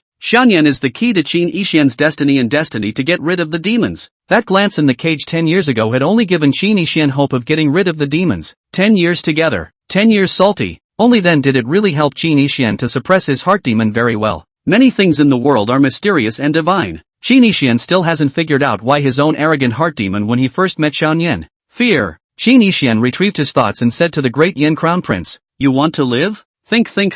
I beg Senior to spare my life. I'll be a cow or a horse. Okay, answer me a question. Correct answer can let you off. I ask you, human nature is good, or is it evil?" The great Yin Crown Prince froze. Human nature is good and evil? Naturally, it's evil. This prince has deeply experienced the evils of human nature. People are selfish, hypocritical, cruel, murderous, greedy for sex and money. Even if you do good for a while, you will only take time to do good when you are bored after you have had enough evil. Even the kindest people will eat people when they are hungry. Even the most upright man will rob a good woman when he's alone for a long time. Even the most frugal woman, wearing silk and satin, will also see money and forget. Reporting back to Senior. I believe that human nature is inherently good. The great Yin Crown Prince lied. He hoped that his predecessor would exercise his goodness and spare his life. Oh, remember your words. This divine thought of mine will never go away, keeping an eye on you at all times. Now I'm changing the trigger condition of the divine thought ban to you being good by nature. Once you do evil, the ban will be triggered again, making you feel hell and never recover. After Qin Yixian finished speaking, the divine thought detachment disappeared, transforming into a point of light that surged into the great Yin Crown Prince's mind. Seniors? The great Yin Crown Prince asked tentatively. No one responded. Phew, he was relieved that he wasn't dead. Come on, man. Your Highness, what are your orders? The matter of Fairy Nian stops immediately. No more targeting her. Yes, sir. The great Yin Crown Prince's eyes were thick with worry after his command. Do good and do not do evil in your life, or you will never be able to recover. I, Yen Dan, was born into the royal family. Can I really do all the good? Qin Yixian was speechless. What about the promised resurrection 12 hours after death? Turns out I did live, but only to regain consciousness. One must also slowly gather flesh and soul in the void of space. LOL. Qin Yixian was helpless. Now he was located in a world of nothingness. It will take at least 3 months to actually resurrect. I can only be randomly transported to the real world after remodeling my flesh. Wait, time is running out. Unconscious. 3 months passed. Qin Yixian's physical body was remodeled and truly resurrected. Pity. Instead, he became mortal. Not only is there no martial arts strength, the sidewalk training is also completely gone. This is exciting. Qin Yixian was not frustrated and lost and complained. Be optimistic and smile. Mortals don't matter. Just redevelop. Next, click. The void crumbled. Qin Yixian was about to be randomly teleported to a certain place in Kyushu. I hope I don't get teleported to dangerous places, preferably away from those female characters. Janga Back Mountain. Sword Chi rolled like a dragon scroll. Terrifying sword intent rushed the sky and shook the world. Boom! Yi Qingdao successfully witnessed a breakthrough and her strength skyrocketed. Leave the back of the mountain sword cliff. Good heavens! Senior sister Yi made a breakthrough. The youngest supreme Jedi in the history of the human race. I'm afraid I'll have to call her Pavilion Master Yi instead in the future. Our sword pavilion, add another Jedi. From now on there will not be 10 human supreme beings in the world, but 11. Shoo, lay low. Don't say it. We have to lay low in the sword pavilion. A group of sword sect Taishan elder hierarchs converged, marveling happily. The heart also admires. Their ages were too young to be Yi Qingdao's grandmothers. However, 10 years ago, they had addressed Yi Qingdao as senior sister. There's no way around it. Stronger is stronger. And nowadays, Yi Qingdao broke through the barrier. Testify to the strongest supreme Jedi. Such a young windy monument Jedi, unprecedented and first in the world. Stories don't even dare to be made up like that. The talent is exaggeratedly strong. Good apprentice. Good. The Sword Ancestor was also stunned. I just told you to grind. I didn't tell you to be perverted. In just 3 months, you broke through from the manifestation of nature realm to the absolute top? For the teacher back then, how heavenly talented. Also spent 300 years before the absolute top. How old are you? The teacher has an inferiority complex. Master, disciple wants to be the lord of the sword pavilion. It's fine to give a formal taishang. Yi Qingdao saluted respectfully towards the Sword Ancestor, her gaze expectant. Since Qin Yixian liked the unattainable 9 heavenly fairy, then her status must be high and honorable, like a fairy or a god. In this way, Qin Yixian would be interested in her. What?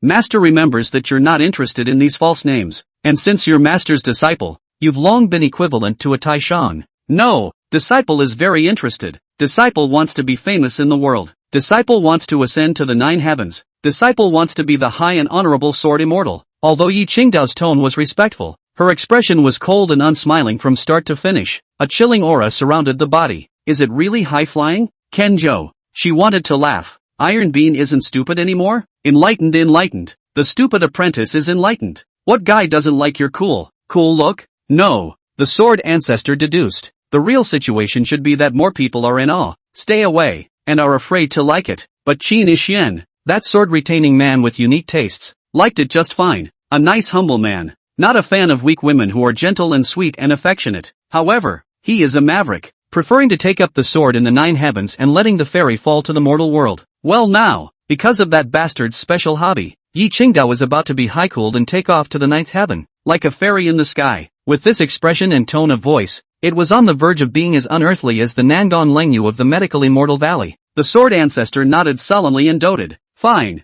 you can be whatever you want to be. Yi Qingdao bowed and said tentatively, what about being a taishang? No, or even a sword pavilion elder of the highest status? Is that okay, master? She remembers. When she was in the small courtyard, Qin Yixian treated her like air, ignored her, and was keen on flirting with, teasing the master teacher who was an old ancestor. So, Yi Qingdao also wants to be an old ancestor. Wait for Qin Yixian to transfer. Good. From today onwards, you are the first old ancestor of the sword pavilion, and the second for the master. The Sword Ancestor agreed with alacrity. Immediately, he transmitted his voice to inform the entire sword pavilion. This old ancestor declares that as of today, Yi Qingdao officially becomes the first honorable old ancestor of the sword pavilion with the highest status. What?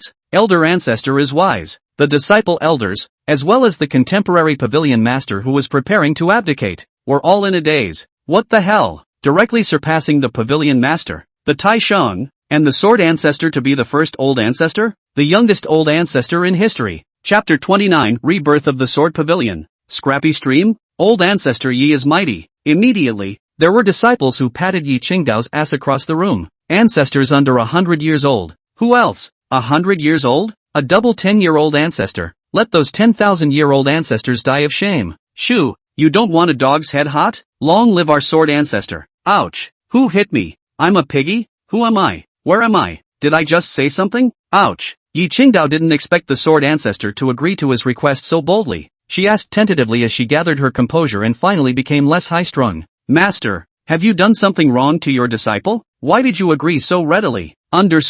You're not stupid? The Sword Ancestor's heart felt bad and responded. Yes, Master, but say no harm. Disciple doesn't mind. As long as it's not bad news about him, disciple doesn't care. Sword Ancestor Hempclaw. The bias was about Qin Xian. Suddenly, Yi Qingdao's face changed slightly. The Sword Ancestor hurriedly said, "Don't, for the master to say. But first, don't vomit blood, and even more so, don't fall down to your own realm in a fit of pique." Yi Qingdao's gaze was uneasy. For the past 3 months, she'd focused on boosting so desperately that she'd nearly gone off the deep end. It was hard to pull through, and now to hear bad news about him? Yi Qingdao thought to herself that she was not a love brain, but in his previous life, he was too infatuated with Qin Xian. Add to that the obsession of returning from rebirth and the guilt and remorse for him in this life. Love him more. Showdown. This march's desperate cultivation is to become high and cold, waiting for Qin Xian to come to solicit the sword. The sword has been washed white. Wipe the slate clean and wait for him to come. Master, does he hate me more?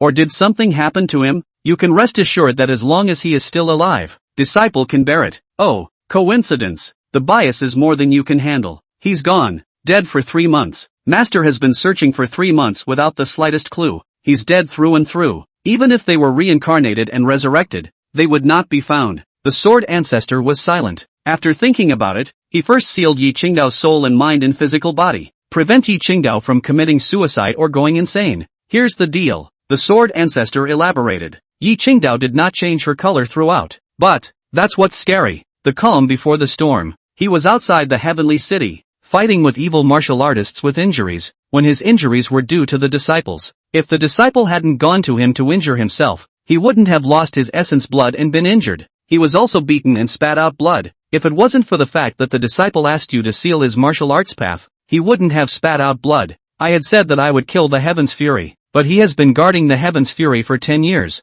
My actions and thoughts are pitting him, harming him, hurting him, and displeasing him. Yi Qingdao said expressionlessly. Oops, the bias captures the most undeserved key. The Sword Ancestor shook his head. I don't think so. You still have strengths, such as becoming smarter and grasping the awesome key to the problem. Yi Qingdao nodded her head. Well, the Sword Ancestor was just about to breathe a sigh of relief. However, it's a shame I'm hopeless. If it wasn't for me, he wouldn't have died from his serious injuries. Maybe he wouldn't have died. Finished. Clank. Yi Qingdao forcibly broke through the ceiling town, drew her sword, and decisively killed herself. Martyrdom. Kenjo, cursing furiously. Suicide? Stupid enough to do that? Bean. Foolish apprentice. He will be reincarnated and resurrected. Will you? That's a lot of energy. The Sword Ancestor sealed Yi Qingdao's sword in death, but exhausted. Today's Yi Qingdao was ridiculously strong in her mad state. Sacrifice equals ashes and extinction. Can one really be reincarnated and resurrected? Yi Qingdao immediately stopped. Her eyes had a light. Her voice trembled and her tone was excited. You don't believe he'll live? Don't believe him again? Question him? Sword Ancestor questioned, and then also repeated Nangon Lang Yu's words. Yi Qingdao put away his sword, turned around, and said breathlessly, I believe him. Disciple has returned to the back of the mountain. Continue to hone my sword heart and improve my strength. Not going to him? You are at your wit's end. And now the disciple is too weak, much less able to find him. The Sword Ancestor was always relieved. Just figure it out. Just don't cut your own throat for nothing. People can take their time to find. If Qin Xian was truly resurrected, Sword Ancestor believed that Yi Qingdao would definitely take off in a fart. Full of spirit and full of blood, Yi Qingdao came to the back of the mountain. Enter the Sword Cliff. This place was surrounded by steep cliffs on 3 sides, shrouded in sword chi, and a cliff break on one side, with a 10,000-foot abyss below. If an ordinary manifestation nature saint came in and was located in a position where the sword chi was rampant, he would surely die. For example, that strength of the Xuanji Palace Master immediately went up in smoke. Qin Xian, waiting for you. Yi Qingdao came to the location where the sword chi was raging as if she was strolling idly without any injuries. She sat cross-legged, closed her eyes with tears in her eyes, and went into meditation. Meditation is like a dead sleep. The consciousness is isolated from the outside world. It is difficult to wake up, and it is very effective in the enhancement of the realm of strength. Giggling, there was sword chi overflowing around Yi Qingdao's body, scattering in all directions. With her at the center, an invisible hooded circle was formed. The circle was safe. There was no terrifying sword chi, and it was no different from ordinary places in the outside world. Yi Qingdao was using her own sword chi against the sword chi derived from the sword cliff as a way to hone. She wanted to raise her strength as soon as possible so that it would be easier to find Qin Yixian's reincarnation. Soon after, click, the void crumbled. A void passage appears. Bang! A naked figure without. A naked figure with clothes on fell. It smashed in front of Yi Qingdao. Fortunately, Yi Qingdao had released her own sword chi earlier, expanding a circle of safe space.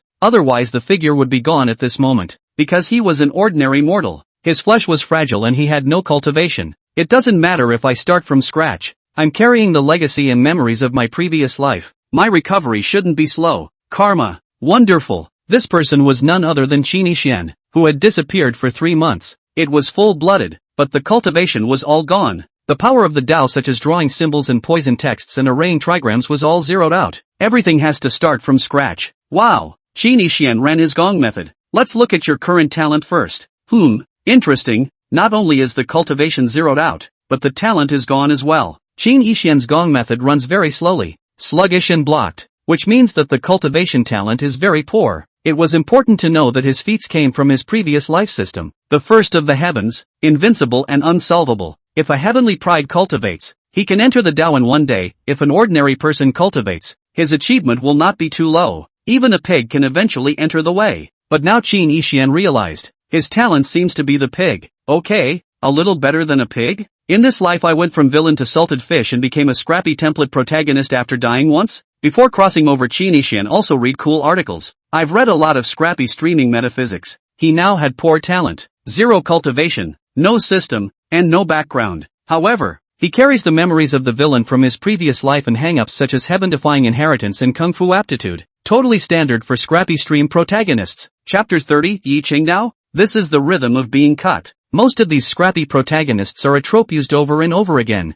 Changing maps to upgrade, sleeping with women when you see them, pretending to be a pig, and pretending to fight. Everywhere you go you are humiliated and taunted by dragon fodder and villains because of your inferior qualifications. Then again with the heavenly hangers-on, quickly become fierce, strong face to face each other, pretend to be shocked countless people. This would be no fun. Qin Yixian didn't like scrappy streams, nor do you want to experience taunting and face punching, much less interested in pretending. Got tired of pretending in a previous life. Just want to be a quiet salty fish. No harm done. I shouldn't have to live like a protagonist. Qin Yixian was currently in a calm state of mind, not complaining about the sky and feeling sorry for himself. It's too lazy to look sad and lose your pity, even if it's scrapped. Face the rest of your life with grace as usual. At that moment, the heart demon spoke again. Idiot, if you go to Nin and inform her who she is, then he can immediately change the status quo and become the family of the richest idol fairy in the world. As the king of soft food, Scrappy promoted to soft food stream, fast and loose.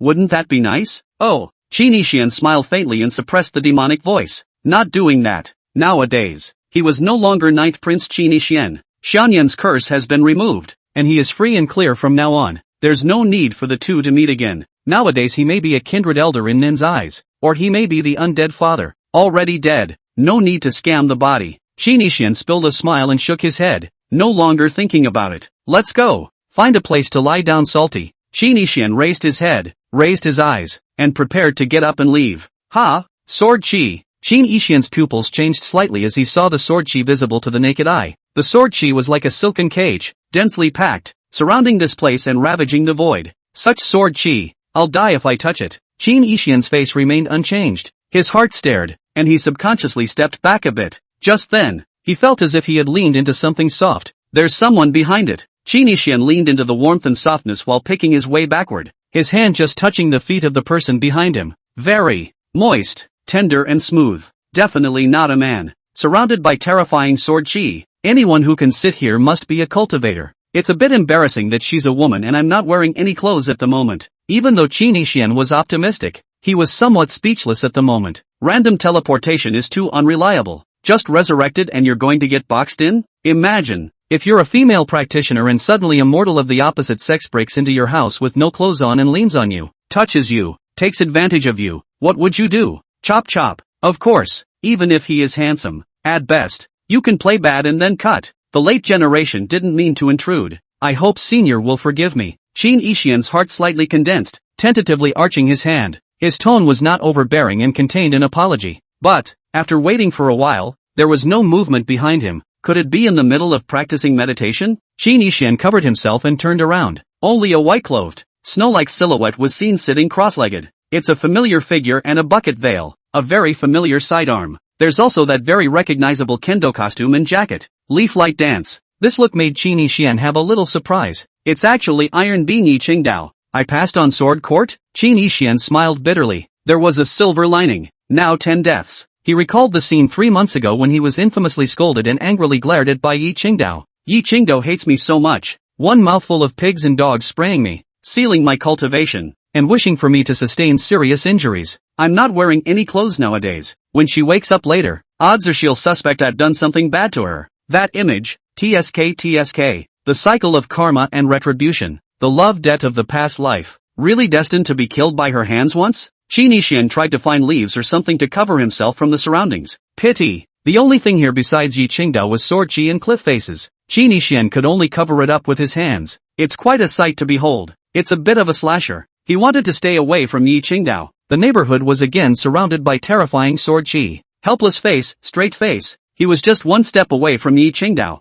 Super close. The danger has escalated. You wake up in the morning with a wake-up call and see the complete body of the person you loathe the most up close and personal. Do you want him to experience life at that time? Just now Qin Yishan can at least explain, but now the other party is Yi Qingdao. I'm afraid that he will not give him the opportunity to explain this denizen to draw his sword. What do? Do you kill yourself so that you won't be tortured and ravaged? Qin Yishan couldn't even kill himself if he wanted to now that he was flesh and blood. Of course, he's just joking and flirting. He's not going to kill himself. Definitely have to beg for life. What if Yi Qingdao didn't care to kill him? A salted fish? Qin Yishan carefully went to pull out Yi Qingdao's native sword. He decided to make the first move. Hide or throw away your sword to not die a crunchy death later. Success! Qin Yishan had expected to be unable to pull out his sword, but he didn't expect it to be easy. Clank! The sword is sheathed. The body of the sword is as smooth as a mirror and has the texture of crystal emerald. Oh, I don't look right. Qin Yishan saw his own appearance at the moment through the sword. The chances of survival felt higher at once. Right now my appearance is not that of Qin Yishan,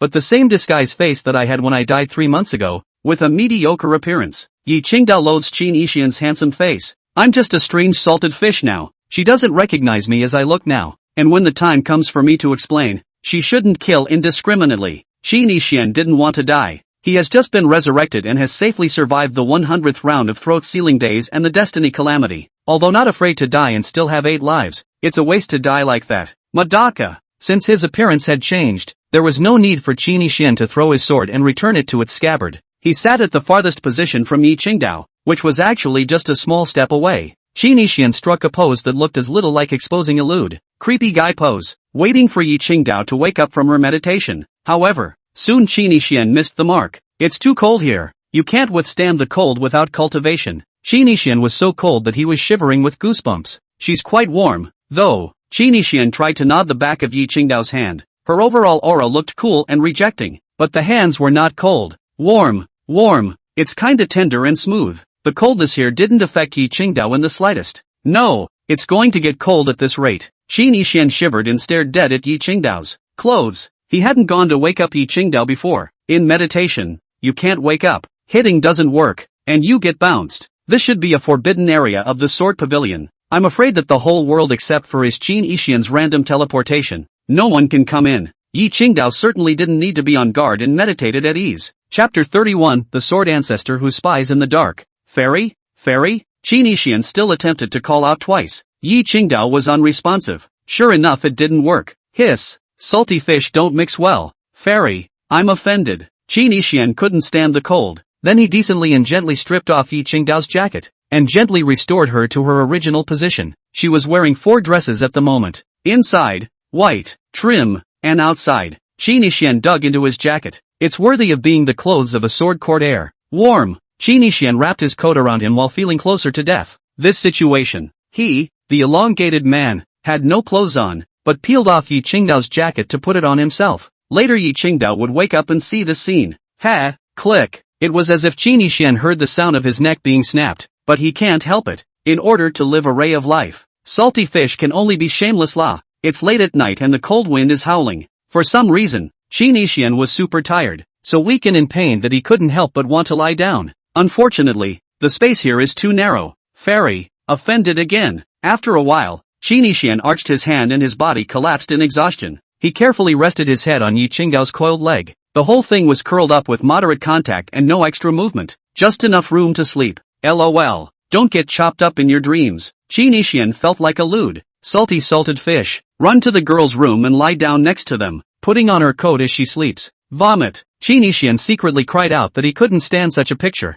but there was no way around it. The body felt as if it was being weighed down by a boulder, and it was painful not to lie down. Yi Qingdao is so pure and clean that she can't tolerate a strange male lead touching her. I'm on the verge of death with this crazy tryst, right? Qin Yixian thought so, but his head couldn't help but lean towards Yi Qingdao's side, so that his neck didn't hang in the air. I don't want to die. The night came, the moonlight spilled down, the cold wind blew, and the sword aura rolled harshly. In the distance, the lofty mountains and ridges stood tall and lofty, with white mist and overflowing haze. The stars in the firmament are dotted, interlaced and decorated, hooked and ordered, and brilliant. The two silhouettes were located on the cliff face, cloaked in moonlight, adjacent to the quiet night scene, dotted with watery starlight, like a painting like poetry in general. The man was resting on the woman's lap, not moving a muscle, not transgressing in the slightest, quietly waiting to die. At first glance, it has a certain flavor, much like a loving couple on a date, snuggling up to each other, but it's also like a perverted weirdo uncle molesting. Qin Yixian couldn't sleep even though he wasn't in pain anymore after lying down. He rolled over to lie on his side and opened his eyes to look downward. This angle was just enough to see Yi Qingdao's flawless jade-like feet, dust-free and crystal clear. The ankles are tied with jade bells. The workmanship is delicate and exquisite, like the world's best skilled craftsman to create. The arch of the foot is soft and smooth without a hint of excess. The back of the foot is small and delicate. Deceptive snow, less than a handful, attracting people's imagination. Toenails in the moonlight shimmering moist fluorescent luster, like pure white sheep's fat precious jade. Let people linger. Think. Chop. Qin Yixian shifted his gaze and looked up to see her fair chin hidden under her bucket hat again. Mysterious and seductive, without a trace of fat, angular and smooth. It's a shame you can't see the stunning fairy face. Qin Yixian was bored. The mind is just curious. Yi Qingdao wears a bucket hat all day. Isn't it hot? You've grown crooked in this life and you're embarrassed to meet people? Or is it so beautiful that it stuns the world, provokes crime, and covers it up to lower the crime rate? At this time,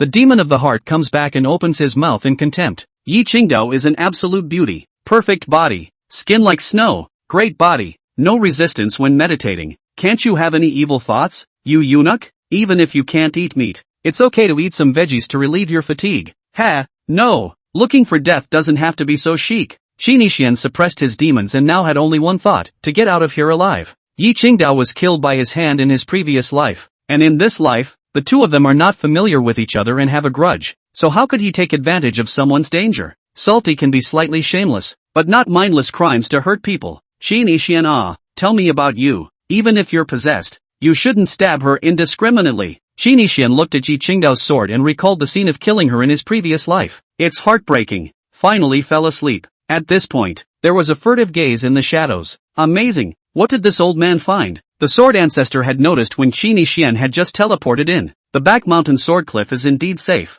but Nijian Ancestor was uneasy about the state of his disciple. Always keep an eye here. I didn't expect that. Came as a big surprise. The Sword Ancestor recognized Qin Yixian at a glance. The boy became mortal. A miracle to be resurrected in such a way. There have been similar cases before, but he was resurrected directly in the back of my sword pavilion. Isn't that fate? When the silly apprentice wakes up and sees a not naked and is wearing her intended, what will be the reaction? That kid lying down even after not taking advantage of the opportunity to take advantage of. Stupid disciple is the famous water spirit of the Kyushu good people. 10 years ago there is the world's first beauty of the name. He fixed forces good well, like a eunuch. This is very good. He also happens to have changed his appearance. So later on, let the apprentice pretend not to recognize him. Wonderful. The Sword Ancestor smiled with satisfaction. The stone in your heart drops. She had a decision in mind. Qin Yixian, from this moment onwards, you are a disciple of my sword pavilion. You don't need to ascend Sword Mountain to pass the examination.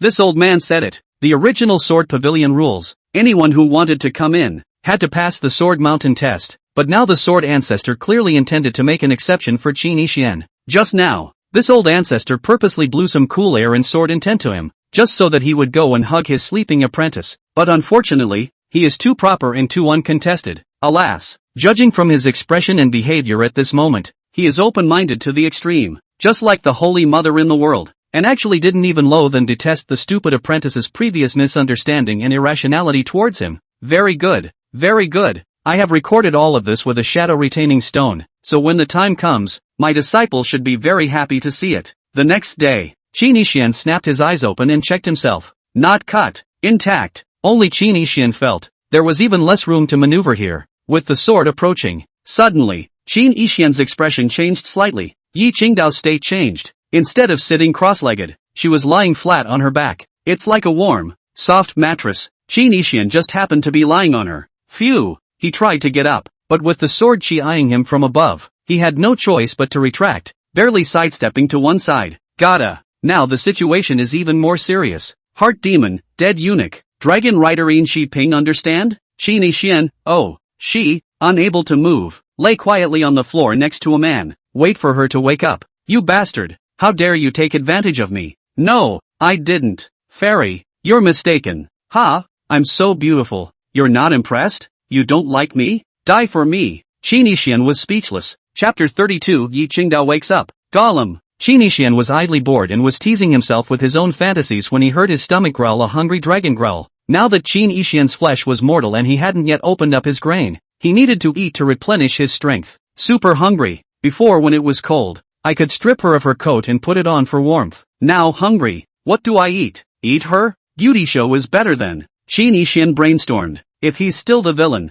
he'll do anything to stay alive on a full stomach. Surely, neither do they eat. It's just too much livestock. Salted fish are much less likely to eat people. Moreover, Yi Qingdao's flesh became a saint, so she couldn't bite it. How is it that Qin Yixian can be so firm a gentleman as a eunuch? I can't break the fairy's body. Su Xian can sneak around snakes, and Kai Chen can play with ghosts, but the mortals of this world are unable to follow Dong Yong's example of sleeping with fairies. Since you can't eat it, the only thing you can do is lick. Degree you degree. Qin Yixian recalled something. Saints for mortals. Not only is the meat superb like an elixir, but even a hair or a drop of water is a treasure. A lick might fill you up. Yi Qingdao was already a saint 10 years ago, and it was so fresh and delicious that it was guaranteed to be filling. The question is, where to lick? Qin Yixian raised his eyebrows, red-eye special effect on, and gradually lewdly. Trivialization. Evil smile, grinning at Yi Qingdao. If you are cheeky and wildly lick the fairy a mouthful, you may not be hungry. Your stomach is braced and satisfied. And anyway, after licking her she doesn't know. Roll. Qin Yixian shook his head. It was nice to think of a distraction in a bad way like that, now that I didn't seem so hungry. However, Qin Yixian was unaware of this. Just now when his stomach was rumbling and rambling, Yi Qingdao woke up. The first time is not to try to cut someone. Instead, it's sadness. A great sadness welled up in his heart. A shirtless man stripped me? He's lying beside me. I was all in meditation just now and couldn't resist. He can do whatever he wants to me in the meantime. Don't. I'm lying down right now and he's probably already eaten and finished. Yi Qingdao recalled a story Qin Yixian told her in her previous life, how Dragon Knight jeeping obscenely. Take a blood trivially. ***. Yi Qingdao was sad and agonized, with a sad gaze. Then in his heart, like a volcano erupting, monstrous anger boiled and tumbled. Exasperated beyond description. The ultimate hate. Kill. But for some reason, Yi Qingdao's power was temporarily blocked and she was unable to immediately draw her sword and slash. No, chopping him up wouldn't even be enough to get rid of the hate. Qin Yixian hasn't even touched me much in this life. But today, now, at this very moment, I am actually being taken advantage of by other men. Yi Qingdao's eyes surged with blood as she glared at Qin Yixian. Wait, this face, he's... Yi Qingdao's complexion suddenly changed. Her mood was like a snowy mountain melting, surging with apprehension and anticipation. Fairy, offended again. Qin Yixian was too hungry and his rambling thoughts could not be contained. He was ready to learn to look at plums to quench his thirst, and to practically look at beauty to quench his hunger. There's a saying, show and tell. Look at the girl can fill the belly. I do not know if it is true. Today, Qin Yixian will try it out and verify the truth. Qin Yixian came close to Yi Qingdao's face and went to lift the veil to get a glimpse of Yi Qingdao's overwhelming beauty under the veil. In fact, the fundamental reason was to wake up Yi Qingdao. Fairy, I'm going to have my way with you. If I don't wake up my chastity will be in jeopardy. Generally, when telling a sleepyhead to get up, saying something that the person is most afraid, disgusted, or shocked can work wonders. Qin Yixian also knows that calling Yi Qingdao like this is equivalent to a death wish, but there is no way to do it. If you continue to stay up, you will be hungry for hiccups. Either way, you're going to die. so you might as well give it a shot. To see the true face of the love of one's life before one's death is to die under the peony flower and to be a ghost. However, in the face of Qin Yixian's get-up words, Yi Qingdao did not have any reaction, and seemed to be unafraid of the intention to misbehave chastity. There was also a special power shrouding her veil, and Qin Yixian couldn't lift it without cultivation. Is it Qin Yixian? Yi Qingdao saw Qin Yixian's appearance clearly. Wasn't this the absolute Sage King that he had disguised himself as in the remaining Shadowstone? Was he reincarnated and resurrected? Yi Qingdao's beautiful eyes blinked, her eyelashes resembling butterflies, limp and agile and joyful. The mood is excited and expectant. If the person in front of her was really Qin Yixian, she would rather lie in meditation for a few more days. Casual Qin Yixian play. It can also be a proactive fit. He said he wanted to misbehave with me, then I will not wake up.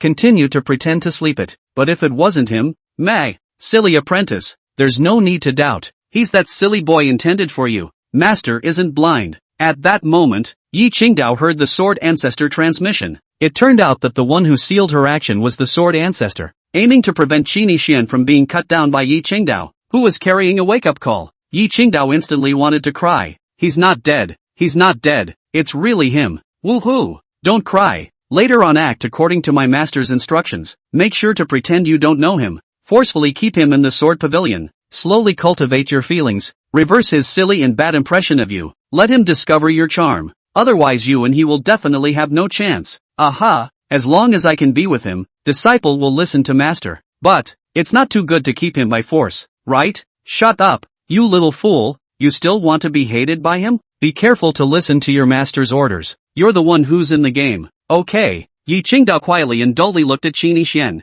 Her heart seemed to be sweet like honey. You're alive. That's great. Yi Qingdao laughed. As beautiful as a flower. Unfortunately, Qin Yixian's mortal eyes can't see through the beautiful face under the bucket hat and veil. He's not wearing any clothes, and he's stripped me of my tunic, and he's saying that he's letting my chastity go. Is he getting a little bit interested in me? But why am I still intact at this moment? He's just had a vegetarian appetizer. He hasn't gone meat yet, has he? What if he wants to eat meat later? How do I cater to that? Pretend to be in meditation? Or do you wake up halfway and fight back a little, resisting and turning him on even more? Or a serious refusal to show my reserve? After all, we haven't even established a relationship in this life. Yi Qingdao rambles on. Close your eyes at the same time, waiting for Qin Yixian to play at will. Unfortunately, she was overthinking it. There was no intent to misbehave at all next, not even a touch. What? What does he mean by just mouthing off? Yi Qingdao couldn't understand it, and a feeling of uneasiness grew in her heart. Am I disliked by him? Soon after, Qin Yixian was still as honest as a eunuch, and did not move Yi Qingdao in the slightest. Iron Being can really sleep. At this moment, Qin Yixian's mouth was dry and his expression was helpless as he looked at Yi Qingdao. In his heart, he prayed for Yi Qingdao to wake up earlier, or you'll have to die of thirst. You can lick when you're hungry. What if I'm thirsty? Suck. Chapter 33, The Sword Ancestor Who Secretly Worries. Suck an egg. Chop. Amitabha Buddha. Saints like me. Evil thoughts recede. Chop chop chop. Qin Yixian was a bit speechless. I don't know why, but a glance at the line Yi Qingdao's mind rippled. Is it because she smelled so good in her previous life? Or is it because I've been single for 10 years and haven't touched a woman? Or is it a demon of the mind? Qin Yixian put away his distracting thoughts. Temperance looked at Yi Qingdao's bucket hat. This bucket hat has an iron-absorbing function? She's lying on the ground and the bucket hat hasn't come off yet. The veil still covers her face. Qin Yixian was diverting his attention to avoid committing a crime himself, and deliberately squeezed out some looks of full concern. Not wanting to commit a crime wasn't that he, Ryu ******* A, was really a eunuch, but there was no need to molest in such a situation. Molestation. The behavior is so not salty. She's got this body.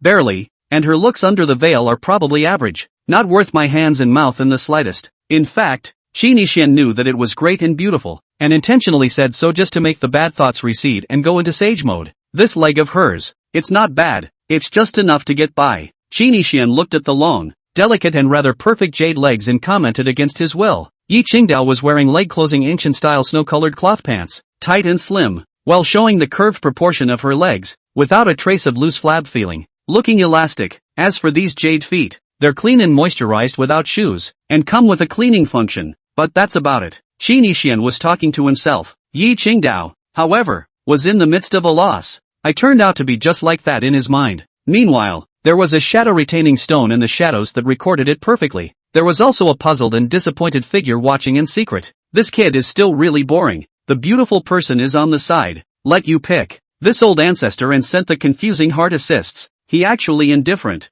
but in that judgmental just see? You at least pick her up one more piece, or casually nibble on it through the bucket hat. It's too unlike a normal man, right? Or do you really dislike the stupid apprentice in your heart and don't care to touch it? The Sword Ancestor's eyes were dribbling around, plotting and scheming, expecting Qin Yixian to mess up. It's not that she's lewd, tawdry. Much less was he hoping that Qin Yixian would take advantage of Yi Qingdao. Jianzhu is very conservative and considers herself reserved and observant, and does not approve of the idea of unmarried people having sex first. She was looking for leverage. As long as Qin Yixian dares to plot against him to take Yi Qingdao's body and make trouble. Humph. If he messes up like an animal, the Sword Father will stop it. If he messed up appropriately and Yi Qingdao didn't resist, the Sword Ancestor would record them all with the shadow retaining stone and force Qin Yixian to give in and marry Yi Qingdao afterwards. A proper heartfelt ancestor. It was a whimsical, secret technique for picking up men that she had just learned from the mundane world. Pity. Qin Yixian favored the beast. The Sword Ancestor was slow to catch on. He doesn't look so disgusted with the stupid apprentice, but more like he's upright and honest, with an innocent heart, and won't take advantage of people's danger, and is a decent person. No wonder little cute apprentice super obsessed with liking him. Old ancestor, I look alright. Yi Qingdao transmitted. Master, why don't you show him disciple's face? He looks like he's not interested in any other part of disciple. She sounded lost and resigned, like a kitten that had lost its favor. In his previous life, Qin Yixian clearly liked her figure, legs and feet to say, but in this life, he was not moved. Is it because I'm wearing a cocked hat and veil and he thinks I'm ugly? Or do you loathe and dislike me because of the previous incident where I caused him to vomit blood and seriously injure himself by being unreasonable? Yi Qingdao fell into self-doubt and mournful helplessness. Idiot apprentice, since you're going to be a high-cooled fairy, how can you be randomly looked at in the face by him? Besides, you are now an irrational self-inflicted stupid girl in his mind. Being looked at in the face by him under such an impression will only make him even more uninterested in you, and even disgusted.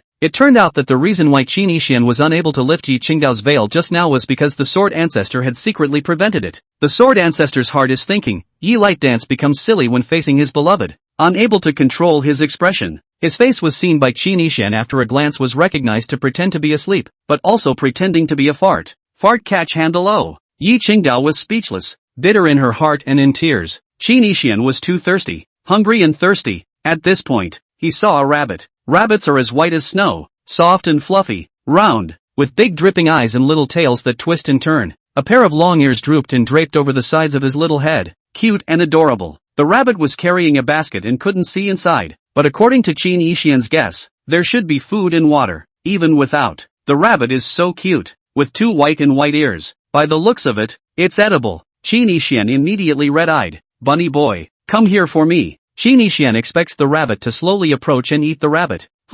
Wait, how come this rabbit isn't afraid of sword chi? Qin Yixian's heart was a bit weak as he realized that the rabbit was randomly bouncing around in the sword chi. I'm afraid I can't beat the spirit rabbit. At this point, the rabbit leapt up and catapulted out, swiftly sprinting to come and kick Qin Yixian and Geo in the air. Dash underscore underscore underscore underscore dash. Yi Qingdao was angry. Dare to kick my man? Qin Yixian didn't feel any pain after being kicked, but the insult was strong. He looked at the rabbit with a friendly expression, seemingly not angry, and approached slowly. The rabbit retreated, showing contempt. He also fanned his long ears towards Qin Yixian. It's amazing. It actually used its little front paws to hook towards Qin Yixian, as if to say, come over here, fat bunny, you provoked me? Qin Yixian was not happy. So much for me being despised by silly girls. How dare you, you rabbit? The rabbit twisted around again and wiggled its short tail and big white buttocks with its back to Qin Yixian. Yoo-hoo! If this can be tolerated, what can't be tolerated? Qin Yixian powered up and pounced on the rabbit. Pity!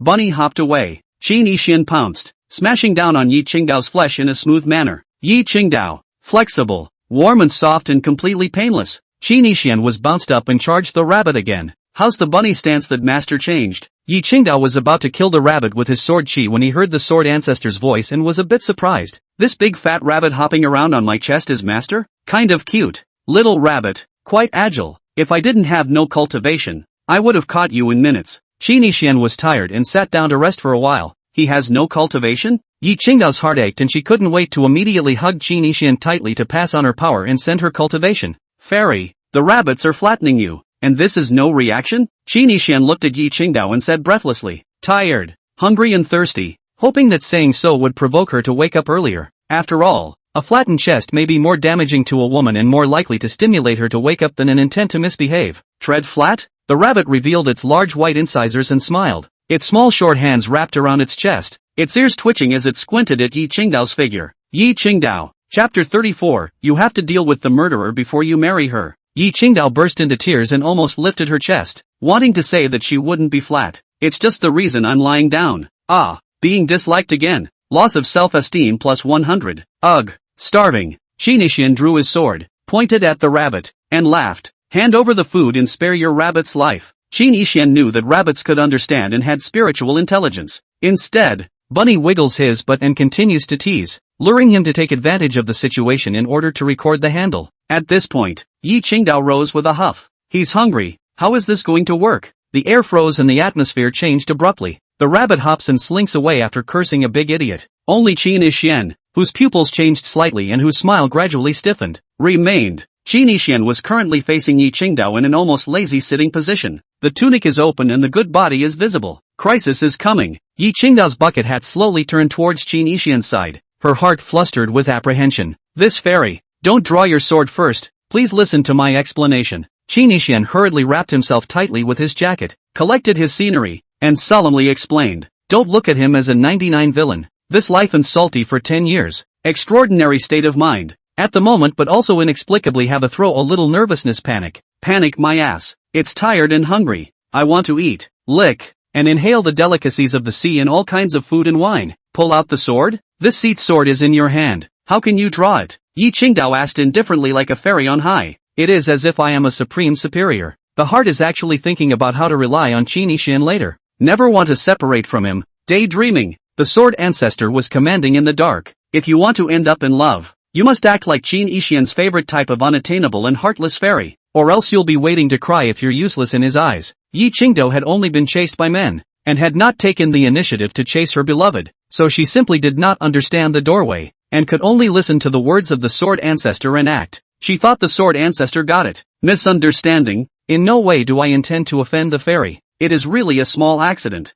Qin Yixian put his sword aside and told him to be reasonable. Mentally salted fish draw circles and pray. Don't cut people. Don't cut people. Don't cut me. At least make me a full dead man. What kind of misunderstanding is it that you have stripped this seat of its clothes, that you are unclothed yourself, and that you have posed this seat in a lying position? Do you explain? Yi Qingdao mimicked a condescending tone based on the Sword Ancestor's transmission and coldly said, but she felt bad about that when she finished. Now that Qin Yixian was immortal, it was too much to say so. What about scaring him? What about upsetting him? You and carefully talk about the causes and consequences. This seed is not a devil who kills innocents indiscriminately, usually hate fighting and killing. If you explain it well, then you will not be pursued. Yi Qingdao's tone eased a lot. A daughter-in-law's sensible posture. There's no air and no blare. Gentle to the core. Sword Ancestor cursed. Stupid apprentice doesn't know anything. He likes to be cool. Don't you know? You are too kind. 3 months ago in the small secluded courtyard, Qin Yixian's casual wisdom-reducing teasing words had been carefully noted down and taken seriously by the Sword Ancestor. Thought he really liked the 9 heavenly ranging sword, liked the unattainable cold and merciless fairy, and was not interested in the passionate ordinary woman. So at this moment, the Sword Ancestor was committed to making Yi Qingdao into the type of tugger that Qin Yixian liked. Oh, yeah? As soon as Qin Yixian heard Yi Qingdao's words, his heart surged with joy. There's drama. She didn't recognize me. Sure enough, as long as I am not the enemy of the denizen Qin Yixian, she is still very gentle. Well, Qin Yixian thought that Yi Qingdao treated him as a stranger. Survival rate plus 10,000. Not long ago, I was taken by a demonic wind and fell unconscious, waking up here, during which time I definitely did not lightly offend the fairy. Qin Yixian made up the beginning and said what happened, but what shouldn't be said is hidden, like sleeping on her pillow, accidentally touching. I'll confess to her later if I get the chance. Karma. Wonderful. Qin Yixian thought that his transmission to the Sword Pavilion wasn't random, perhaps it was predestined. Recall the first 99 reincarnations. The person he loved the most was Yi Qingdao. Isn't it fate that we meet at this moment? Just now, he had taken advantage of her by touching and groping her, so it would not be right not to be responsible for it later. Would it? Chase her. I've been single for 10 years, so it's time to think about finding the love of your life and staying together. In fact, Qin Yixian's heart was intent on Yi Qingdao. Otherwise it would have been impossible to sleep on her legs before. But, the identity of the pure love murderer who knifed himself for 99 lifetimes has not yet been determined. That woman is a madman. With her perverted mentality, Not only will she seal the throat of herself, but perhaps she will also kill the beloved ones by her side. Qin Yixian is not sure that he is safe at the moment, so for the time being, he will not have an overly deep intersection with Yi Qingdao. Pure love murderer belongs to the ultimate big wall hanging. He himself could still be resurrected after death, but he was not afraid of being killed by the murderer. But Yi Qingdao would not be resurrected. Before pursuing Yi Qingdao as a daughter-in-law to get rid of her singleness, the crisis of the pure love murderer had to be dealt with thoroughly. Really? In that case, this seat can't blame you. Yi Qingdao immediately nodded her head and didn't ask any more questions. With a very trusting tone, she immediately got up and her sword chi rolled around, retreating the surrounding sword chi and giving Qin Yixian more safe space. But at the same time, Yi Qingdao's heart became even more sorrowfully inferior because of Qin Yixian's narration and explanation. I can't believe he never touched me in the first place, not even vegetarian. I'm already as worthless as a stray fish in his eyes, right? He dislikes me so much, it's over. Yi Qingdao was inferior and super lost. In her previous life, Qin Yixian had said to her, when some guy sees a girl he can play with any way he wants and doesn't offend her at all. What does that mean? She's disgusting. It's disgusting. No appetite. Bereavement. Sourpuss. Thank you Fairy for understanding. There aren't many people as kind as you, Fairy, in the world. Qin Yixian sighed in relief and patted his ass loudly. Yi Qingdao sniffed and felt better. He complimented me on my kindness. Yi Qingdao waved her hand and asked, Gonzi, Jr., what's your name? Where are you from? Can you have a master's sect? Qin Yixian subconsciously said, Qin Yi. Qin Yi? Qin Yixian's heart slightly condensed. Name one word difference. Yi Qingdao won't think nonsense, right? For example, great. The same surname as that dog Qin Yixian, with only one word difference? Chopped. Fairy, is there a problem with my name? Qin Yixian asked tentatively, setting a small goal first, to leave the sword pavilion alive. No problem. It just bears some resemblance to someone this seat once knew. But this seat knows that you can't be him. Yi Qingdao purposely emphasized it, wanting to cover it up. Qin Yixian had some suspicions in his heart, but didn't bother to think deeply about it and changed the topic. Since the fairy has woken up, I will leave now. No going. Yi Qingdao's bucket hat swayed from side to side like a rattle, her tone resolute and her heart anxious. LOL. Is this a no-go for me? Qin Yixian's expression remained unchanged as he arched his hand to explain. What does the fairy mean? I swear that I really haven't offended the fairy half the time. Chapter 35, Forcibly Adopting a Disciple. This superfluous explanation from Qin Yixian made Yi Qingdao droop her head more and more. He must be trying to get away from me being a bad, unreasonable woman. Why else would you have to go? Would it not be repeatedly emphasized that it is indifferent to me? Whoops, distress STH. But fortunately, he seems to have a hard time hiding his identity as Qin Yixian. It's precisely because he's disguising his identity that he's not treating me very badly at the moment. Senior just reminded me that he thought I didn't recognize him as Qin Yixian, and if I point out his identity, he'll definitely immediately flip out with me and become super fierce and super cold and scary. I have to cooperate with him in disguising his identity. Yi Qingdao's clear and strange brain circuits continued to heat up, and decided to set a small goal first. He must keep Qin Yixian in the sword pavilion, pretending not to know him, and slowly cultivate his feelings to reverse his dislike and aversion to himself. Make an effort to keep him interested. Qin Yi, would you like to join the sword pavilion? Yi Qingdao, who had received instructions from the Sword Ancestor, asked seriously, expecting Qin Yixian to agree in her heart, so I can be by his side every day. Into the sword court? Qin Yixian quite liked big clans like the sword pavilion. One top kendo kaiju in the world, top stream of the ninth state, one of the 3 strongest forces in the sword state. There are no drawbacks, except that it's particularly poor. Cultivating here is definitely fast. It's also safer to lie flat and salty. Worshipping the sword pavilion can also have the strongest backer, more powerful than the identity of the 9 emperors of Great Qin. After all, it is home to the ultimate hanging wall of hanging walls, Kenso. But there are big grievances here too. Yi Qingdao was one, and currently she hated herself with a passion. The Sword Ancestor counted as one, and she had been verbally slighted by herself 3 months ago. At that time, if he was recognized by the 2 of them, it would be strange if he didn't die. Qin Yixian analyzed sensibly. In the future, I will have to marry Yi Qingdao as a wife. This point will not change. It has been decided, but definitely not now. Qin Yixian needed to find another safe place to lie down first. Settle down as a salted fish, cultivate your body and mind, and sanctify yourself with your trigrams as soon as possible, and then count them.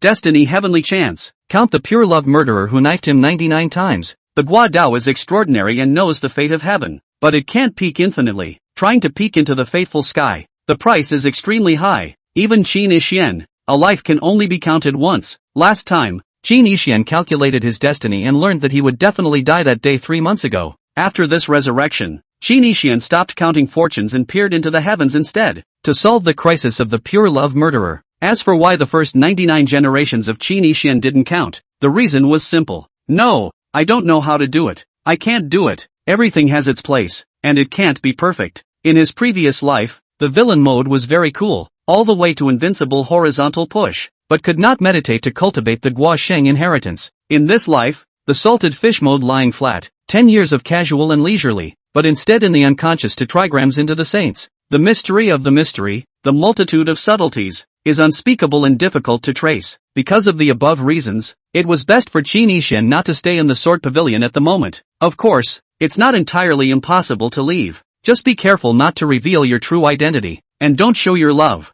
Hook up with Leaf Lightning, so as not to invite the pure love murderer to brutally seal the throat of Yi Qingdao out of jealousy. I won't hide it from Senior, but Mr. Qin has a master already and is unable to worship another Sword Pavilion. Qin Yixian changed his name to Yi Qingdao as a sign of his determination to leave. Yi Qingdao's mood was even less beautiful, seeming to fall into a pitch-black dark abyss, hesitant and uneasy, even sweating on her palms. Calling me Senior is too strange, isn't it? No. Have to keep him. Otherwise in a while he'll have to call me that whoever, won't he? Your division is now this seat, Yi Qingdao said indisputably, domineering and strong. Indifferent.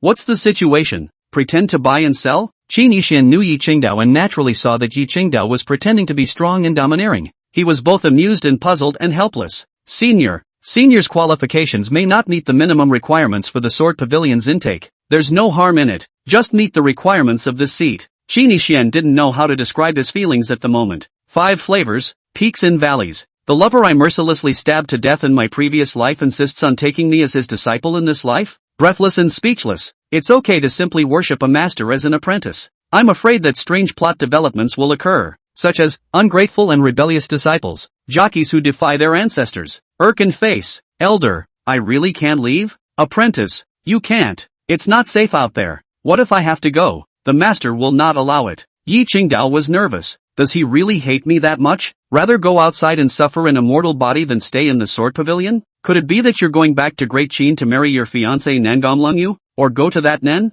Still don't believe in my strength? Yi Qingdao hurriedly added. This seat is the Sword Pavilion Ancestor, the best in the world. Is it not worthy of being your master? What? So fierce in this life? So young to be certified as a master? Wouldn't a hanging wall level supreme jewel like Yi Qingdao be equal to half the world's invincibility? She bragged about it. Qin Yixian arched his hand and said, latecomers cannot afford it. Oh, Yi Qingdao's heart lit up and captured the keyword. It's right to be high up on the ladder. Doesn't he just love high-flying fairies? Yi Qingdao said with a straight face. How do you know you can't climb high if you don't try? Disciple, master believes that you are not a person who gives up lightly. Qin Yixian smiled bitterly. Alas, the persona is too charming. I can't help it. Even if I change my face to a mediocre one, and not still being looked at by the hangers on female characters, it's true that my talent is poor nowadays, but it just means that I cultivate at the speed of a pig. But, what if I have a talent for kendo? Bull ********.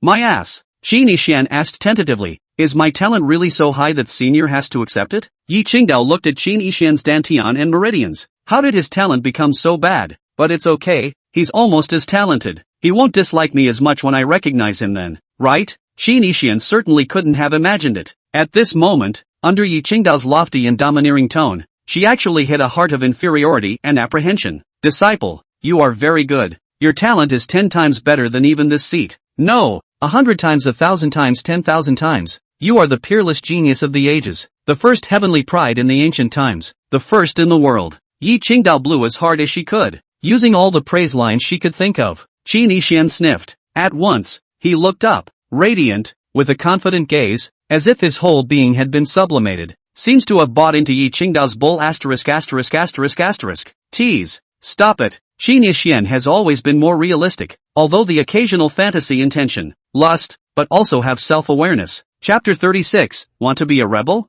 Qin Yixian was clear. Things aren't that simple. Yi Qingdao should have an ulterior motive. Besides, who is Yi Qingdao? A dog-licking, dumpy goddess. How many heavens pride created sinful dogs who wanted to worship her as their teacher cried out? If he really became her disciple, there would be an endless stream of people who were jealous and envious. the dragoon dogs would come to pick a fight and toe the line, saying, "Little thief, you're not worthy to be Fairy Eyepiece pupil? I don't like it. Let's have a fight." In that case, wouldn't one's disliked scrappy stream plot come? When Xian thought of this, his gaze deepened and he had a poisonous plan in mind. Good. Since Master Teacher thinks so highly of my disciple, I must embrace and thank you for one. He rushed forward and unexpectedly opened his hands, ready to embrace Yi Qingdao, pretending to be grateful for her appreciation. This move was a denizen's disgusting behavior in Yi Qingdao's eyes. The following is not worthy of being a disciple because of their bad character. You want to take me? It doesn't exist. Corruption of character starts with me.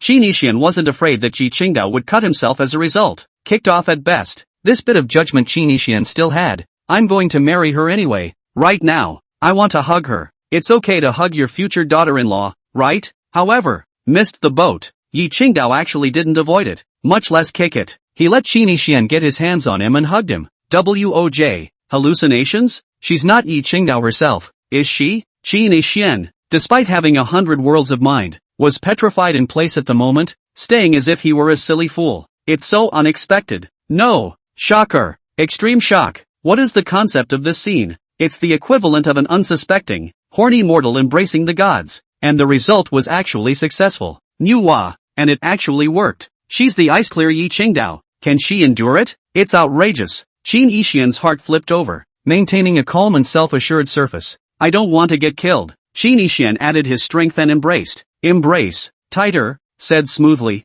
Master, many thanks. Thank you. You have a discerning eye, and my disciple will certainly not fail your good intentions. Having said that, Xian was even more indulgent as he went to bring his face closer to Yi Qingdao. Pretend to be overexcited and get ready to stage a wild nibble on a fairy through the veil. Aren't some of those lowlives in some of the cooler books so sleazy? They're all so dirty? After King Zhou of Shang, Manhwa inscribed the poem on the temple, he was so angry that Manhwa almost rushed to the Shang palace to kill people. I've offended Fairy IP in such a frivolous manner, and I'm still not allowed to get out of here? Xian knew better than anyone. Yi Qingdao has a big cleanliness problem. Super sick of the opposite sex other than the love of her life approaching her. Much less tolerate brazen people to rub nibbles in. 10 years ago Yi Light Dance mistakenly thought that he counted the scheme to drug back her. Angry hate himself 10 years from the disabled scolding. In the 99 lifetimes, even though he himself had taken Yi Qingdao's blood in advance, before he had gotten her true love for him, every time he went to force a kiss, he would be bitten by her tongue,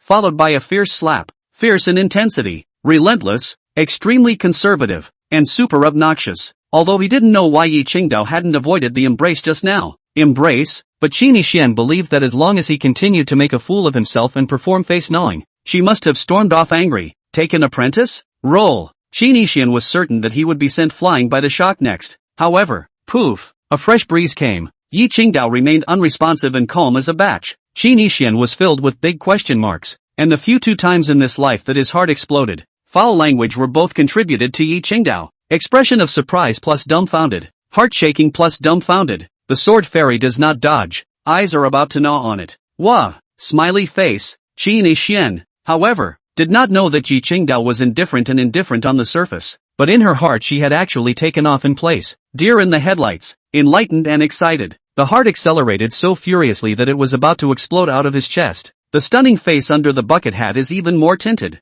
Die my ass. In her previous life, Yi Qingdao had long been accustomed to being forcefully embraced and nibbled on the face by Xian. At this moment, naturally, not like a little girl's face red like an apple, nor was the quickening heartbeat due to shyness. Rather, it's excitement and happiness overload, plus the mind rambles and even impending images that are not reserved. Master is right. Did you see it? Did you see it? As long as I'm tall enough, immortal enough, cold enough, domineering and strong enough to tug, unattainable bit of the 9 heavens, he's super into it. In this life I went super overboard misunderstanding him and scolding him.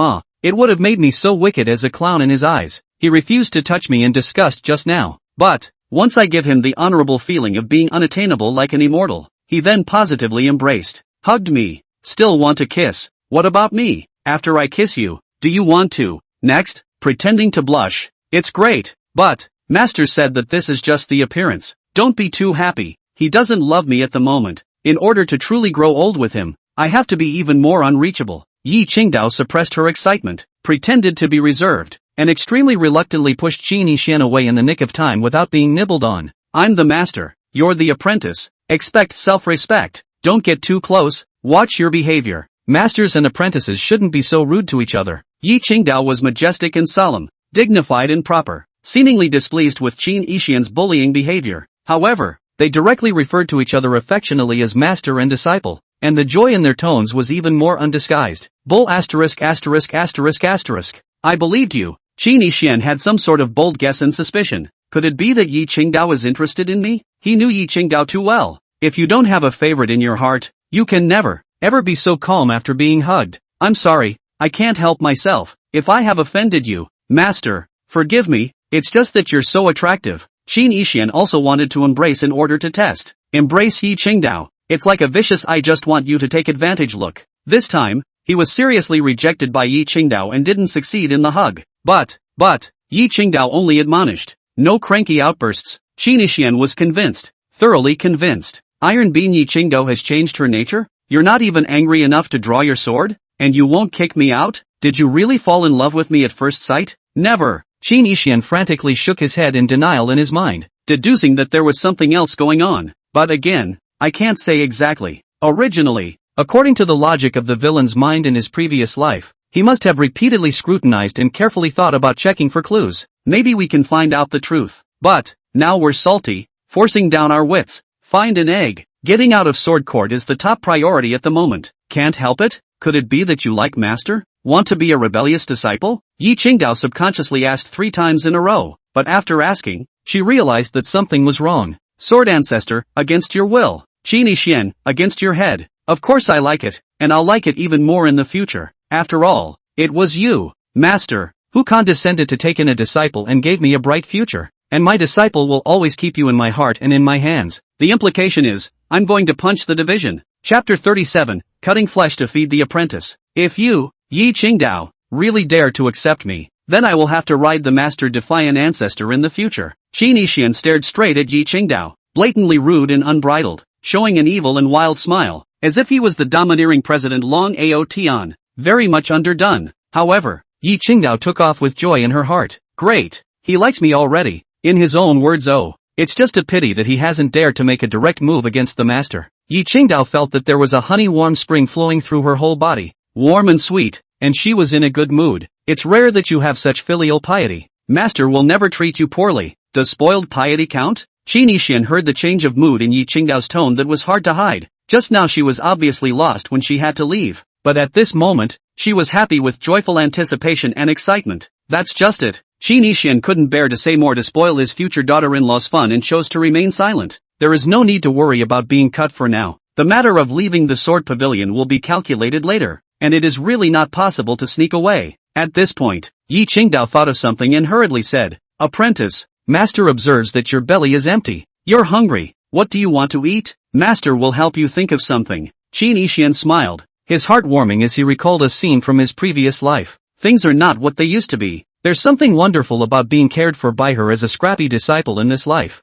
Thank you, master. Just eat whatever you want. Gollum. When Qin Yixian finished speaking, his stomach growled uncontrollably, quite fittingly, but at the same time, Qin Yixian was skeptical. Could Yi Qingdao really take out food? Qin Yixian knew the situation of the sword pavilion very well. There are no elixirs, mountain fruits, spirit animals or the like here at all. To put it simply, poor and without food. That rabbit just now was an exception. Qin Yixian thought of the rabbit and immediately red-eyed, prepared to imply Yi Qingdao to catch a rabbit. How dare the fat rabbit despise me? Eat you. Yi Qingdao thought for a moment and said in a shocking way, Apprentice, now that the master is at the top of the world and has ascended to immortality, and his flesh has become holy, come and take a bite. You'll be able to eat it, and you'll be full. Kenjo. She didn't scold Yi Qingdao for being a fool this time. Her heart was shocked beyond measure. What's going on? The disciple actually cut the holy flesh for this stupid kid? It wasn't simple for a Jedi sage to cut his flesh. The self-loss was great, even injuring his origin. The point is that the kid is just hungry,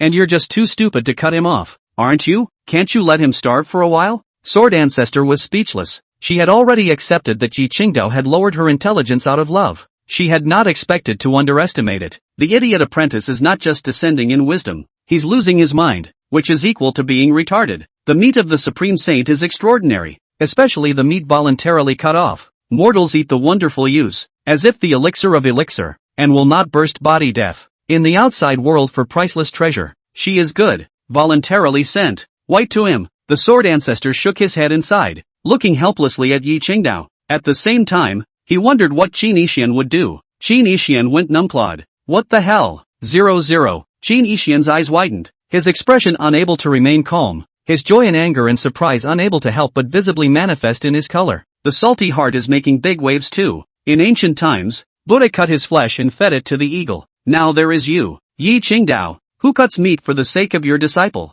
It's not bad for you, Yi Bean. The way you manage to fill up is really catching people off guard and making them constipated on the spot. Qin Yixian waved his hand and hurriedly said, Master, no need. Disciple eat rabbit. Unfortunately the words were not finished. Clank! Yi Qingdao drew her sword and swished and slashed at herself. When all is said and done, he is dry and resolute, and really wants to cut some meat for Qin Yixian to eat. Don't you dare! Don't! Iron Bean is too reckless. The brain circuits were so clear that Qin Yixian's heart ached. Qin Yixian could not be bothered to be shocked and immediately rushed up to stop Yi Qingdao from self-mutilation, holding on for dear life, pulling her tightly. Nay, the power was not enough. The sword was too fast, and the eyes were about to see blood. Right then and there, Qin Yixian happened to slip under his feet and fell forward inertially. Then inexplicably, he pressed Yi Qingdao over onto the ground, pouncing on his face and pressing. Collapse. Bang. 2 falls. Yi Qingdao once again became a mat. Division under the apprentice on. Yi Qingdao's sword in his hand flashed with a mori light. Qin Yixian braced himself in time to avoid the chest kill smashing his face. Time seemed to stop. The two of them maintained an intimate and subtle smashing down position. The picture fixed like, how did I fall? Qin Yixian recalled just now. It seemed that someone had kicked him and pushed him. What?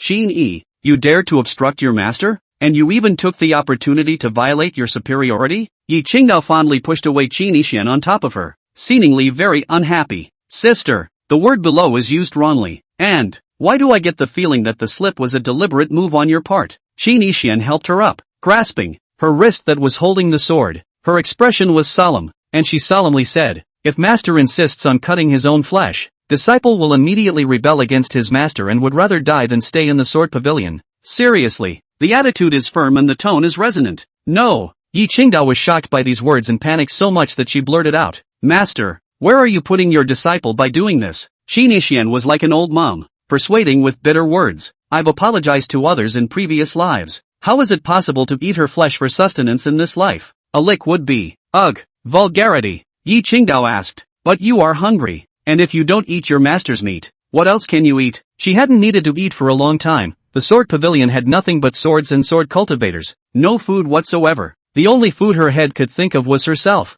It is considered normal operation that she does this as a matter of course. Eating a rabbit? Master, how about catching that rabbit from just now? Qin Yixian was also speechless. Yi Qingdao was truly no ordinary person. Self-inflicted injuries while seeking revenge on him earlier. At this moment, we have to cut ourselves to feed the disciples. In the dark, the Sword Ancestor heard the words of eating rabbits. The heart is not beautiful, this kid wants to eat me? Feeling offended. A small book to keep a grudge to keep a grudge. Yi Qingdao's heart condensed. It was not okay to eat her master. She shook her head from side to side. The rabbit is so cute. It's better not to eat it. The master's smells better. It never ends, does it? You smell good alright, but cutting it down is tainted. Master, don't mention it again. If I really ate your meat, my disciple's conscience would be uneasy every day in the future. His Taoist heart would be unstable, and he would even breed a heart demon. How can I cultivate without fear? Funny, right? Even if Yi Qingdao's saint's meat could make him become immortal on the ground, he would definitely not eat it. A different way of eating would be fine in the future.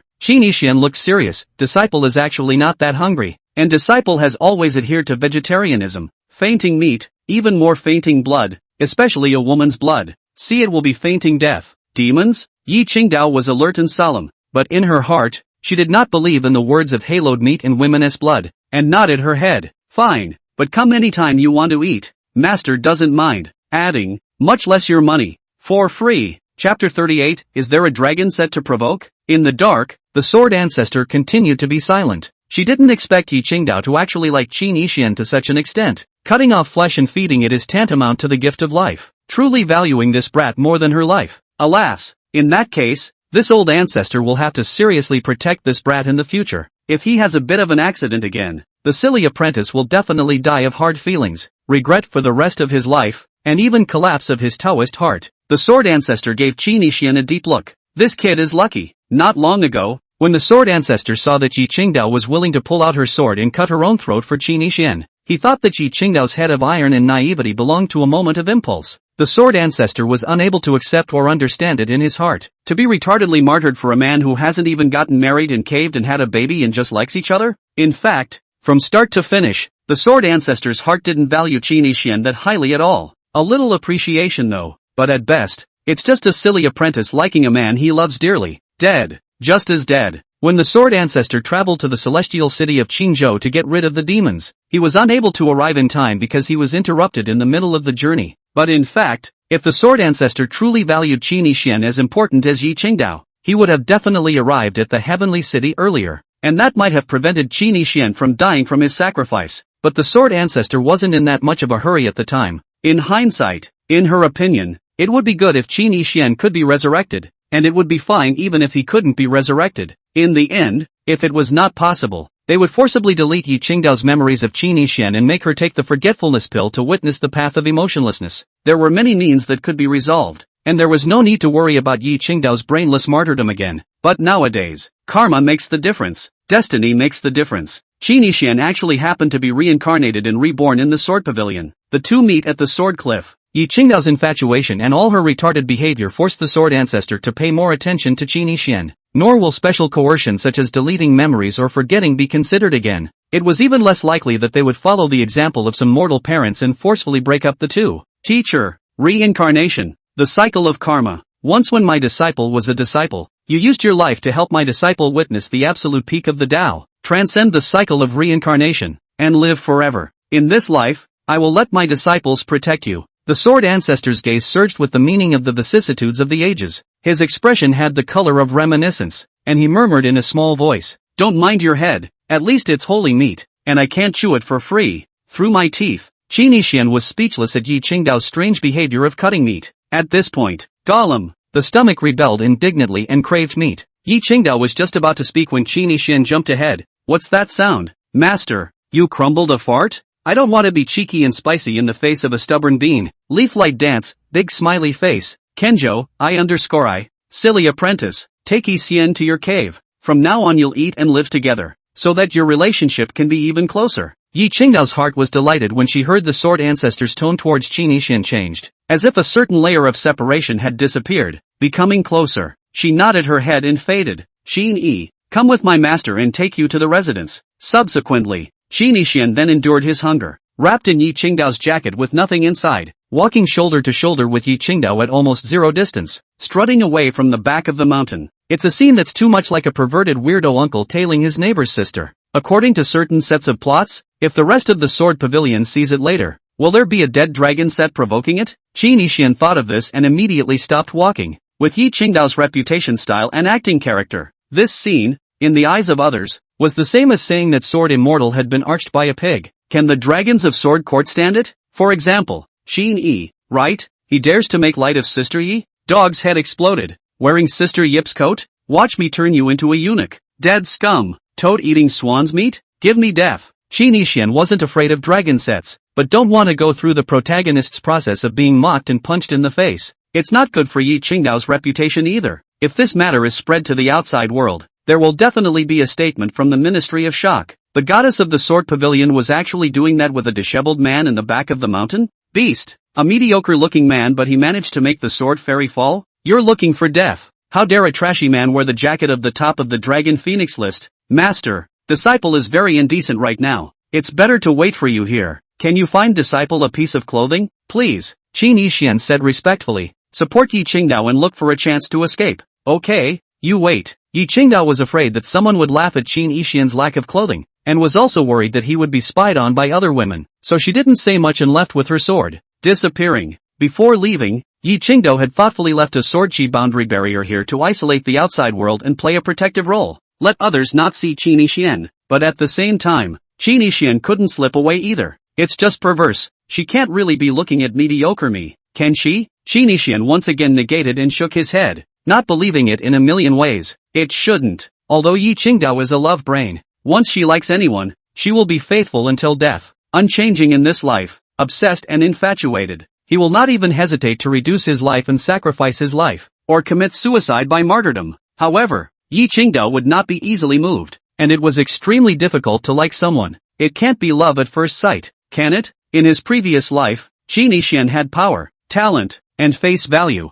and he even took her blood in advance. Afterwards, but all the painstaking efforts to pursue Yi Qingdao for many years, all kinds of tart operation layer after layer, before successfully capturing her heart. Nowadays, Qin Yixian is a wasted salted fish. The two hadn't seen each other for long. How could it be seen by Yi Qingdao? But, why on earth did she have to take me in? Why didn't you get angry when you were embraced just now? Cutting is even more outrageous. Qin Yixian couldn't figure that out. Forget it. There's nothing we can do about it now. Let's take one step at a time. Qin Yixian withdrew his mind, his eyes showing reminiscence. The first thing that comes to mind is the stunning beauty of Yi Qingdao in her previous life. Obviously black long straight, but when angry can become white hair red eyes. Mood roll when the back of the head's single ponytail will also turn. Can defend can mo sometimes super ferocious de? Obedient and good behavior usually love jealousy. Qin Yixian shook his head and changed his memories. Now the next thing that surfaced was Yi Qingdao again. In her previous life, her expression when she was stabbed seemed like a beast that chose to eat the negative man.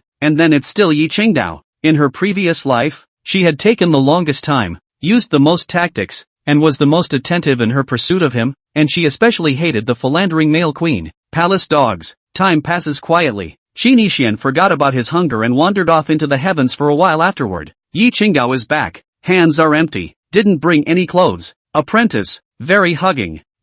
There are currently no male disciples in the Sword Pavilion to find clothes that fit you. Yi Qingdao wanted to say sorry, but was stopped by the Sword Ancestor. Can a cool Sword Fairy condescend to apologize? For the teacher went to the nearby city's clothing sales store. I wanted to help you to buy a new clothes, but I don't have enough money. Yi Qingdao faintly said, a little embarrassed and awkward. Amount. Qin Yixian understood, unsurprised. It's not that Yi Qingdao doesn't have enough money. Rather, it's a press of money. She is pure sword. Simple, plain, extremely poor. The rules of heaven and earth in this world were special. The number of mortals was too huge, and the culture and economy were similar to that of the Chinese. Ancient Xia. Cultivators don't need to trade with each other. Cultivators and mortals, or mortals and mortals, without using spirit stones, spirit coins, or the like from metaphysical or immortal texts, mostly traded in gold and silver. Each of the great state royal dynasties has a uniform currency in circulation. There are also bartering and labor bartering transactions. Chapter 39 The poorest in the world, the Sword Pavilion. Whenever the people of the Sword Pavilion went to buy things from mortals,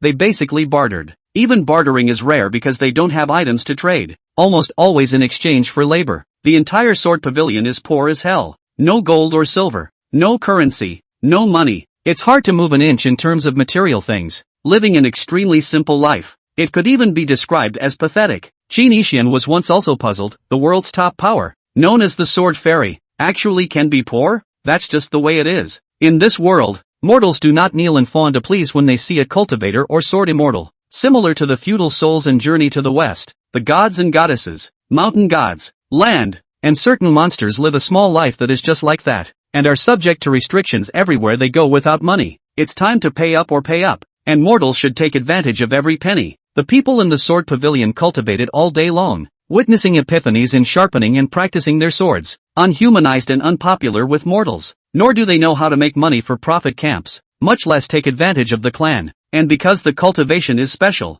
the sword way is pure, there is no need and no precious heavenly materials and elixirs to supplement cultivation and other cultivation resources. So poor as hell. There are two best in the 9 states. The Chamber of Commerce is the richest and the Sword Pavilion is the poorest. One thought on Sword Court is known for its strong and poor. The Sword Ancestor was a man of integrity, cultivated a special way, and once again revered bitter cultivation. Disciple elders do not rob mortals by force, and don't bother to grab it. Why doesn't Yi Qingdao have any shoes? Poor. She can't afford it. Even more so, they couldn't afford to consume the type of high-heeled crystal shoes designed by Qin Yixian. Yi Qingdao's clothes were as white as ice and snow, clean and holy and spotless. But, it's all very plain and simple clothing. It belonged to the lowest level of ordinary magical treasure clothes in the cultivation world. How else could Qin Yixian have peeled it off? In the place of Ji Mengyao's fancy outfit, a mortal like Qin Yixian would be shaken away when he got close to her. Describe Yi Qingdao in the cheesier way of urban cool literature, civilian schoolgirl. She's super beautiful, dusty, and a dog licker, but that doesn't stop her from being poor. Characteristically, she also never accepts gifts or benefits. In his previous life, when Qin Yixian first sent her expensive crystal shoes, she was decisively refused to throw them. the most valuable thing in her body was her sword. When Qi Nishan thought of this, his mind moved and he deliberately said, Master, without money you won't take the sword to help disciple change one ah, can't spare it? I'm not just scrappy and horny, I'm greedy for profit. Can you stand it? This behavior feels really stupid. Ahem yuck. Smack face. Spit. Master also wanted to mortgage the sword just now to give you a change of clothes, but it wasn't worth enough and the shopkeeper wouldn't exchange it for Master. Yi Qingdao's tone was a bit helpless, and her stunning face under the bucket hat puffed out her fragrant cheeks, as if she couldn't figure it out. She hadn't wanted to say anything about taking the sword and changing her clothes, but the Sword Ancestor had forced her to make sure she confessed, so that Qi Nishan would be touched by the memory of grace. The Kenshin girl is so humble. Qi Nishan heard a few moments of heartache, and his eyes swirled with a different light. Aha! I'm not happy about it. The Jedi Sword Immortal's original sword, which has been sacrificed for many years, is terrifyingly powerful. It can break the river and divide the sea, chop the sky and break the mountain, destroy the city with one sword, and fear the 8 directions with one swing. I can't believe you can't change a piece of clothing at a store in a nearby town? So realistic and hopeless. But on second thought, this is just like the Monkey King who has unlimited power but still has to go and make fortunes.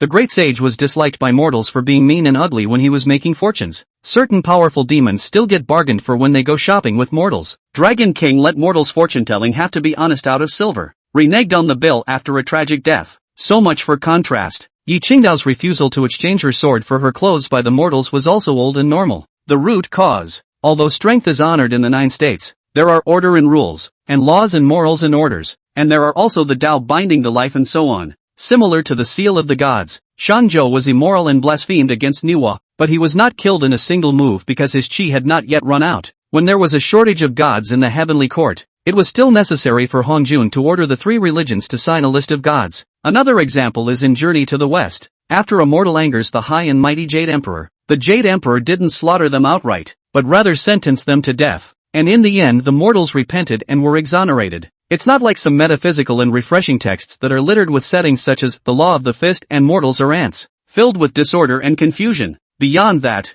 there is, the strong all bully the weak at will. It is not a crime to kill someone who is not guilty. Mortals can be trampled to death by the millions at any time. Stronger battles rippled billions of miles of death and injury. Devils easily refine millions of people unattended. Qi Nishan once had doubts when reading similar cool articles. Could such a world run smoothly? With such amazing rules of indiscriminate killing, the mortals didn't die out, and their vitality and fertility were simply unbelievable. This is not entirely true of the world of Kyushu. For example, most strong people aren't that bored to bully the weak, and there are quite a few strong people who protect mortals in turn. Every country under heaven prohibits indiscriminate killing and has a majestic law in order to prosper in its fortunes. For example, after the evil Dao's gnarled bearded guest killed and massacred the city before, the great Yen court, although slow to react, was extremely enraged and sent the first divine constable, Shadowless, to exterminate him. Mortals are indeed like ants, but only in terms of strength, not status or life. Some mortals are good at operations and planning, and serve as clerical stewards of the clan with honorable status. There are also mortals who are so talented and proficient in zither, chess, calligraphy and painting that cultivators are attracted to them.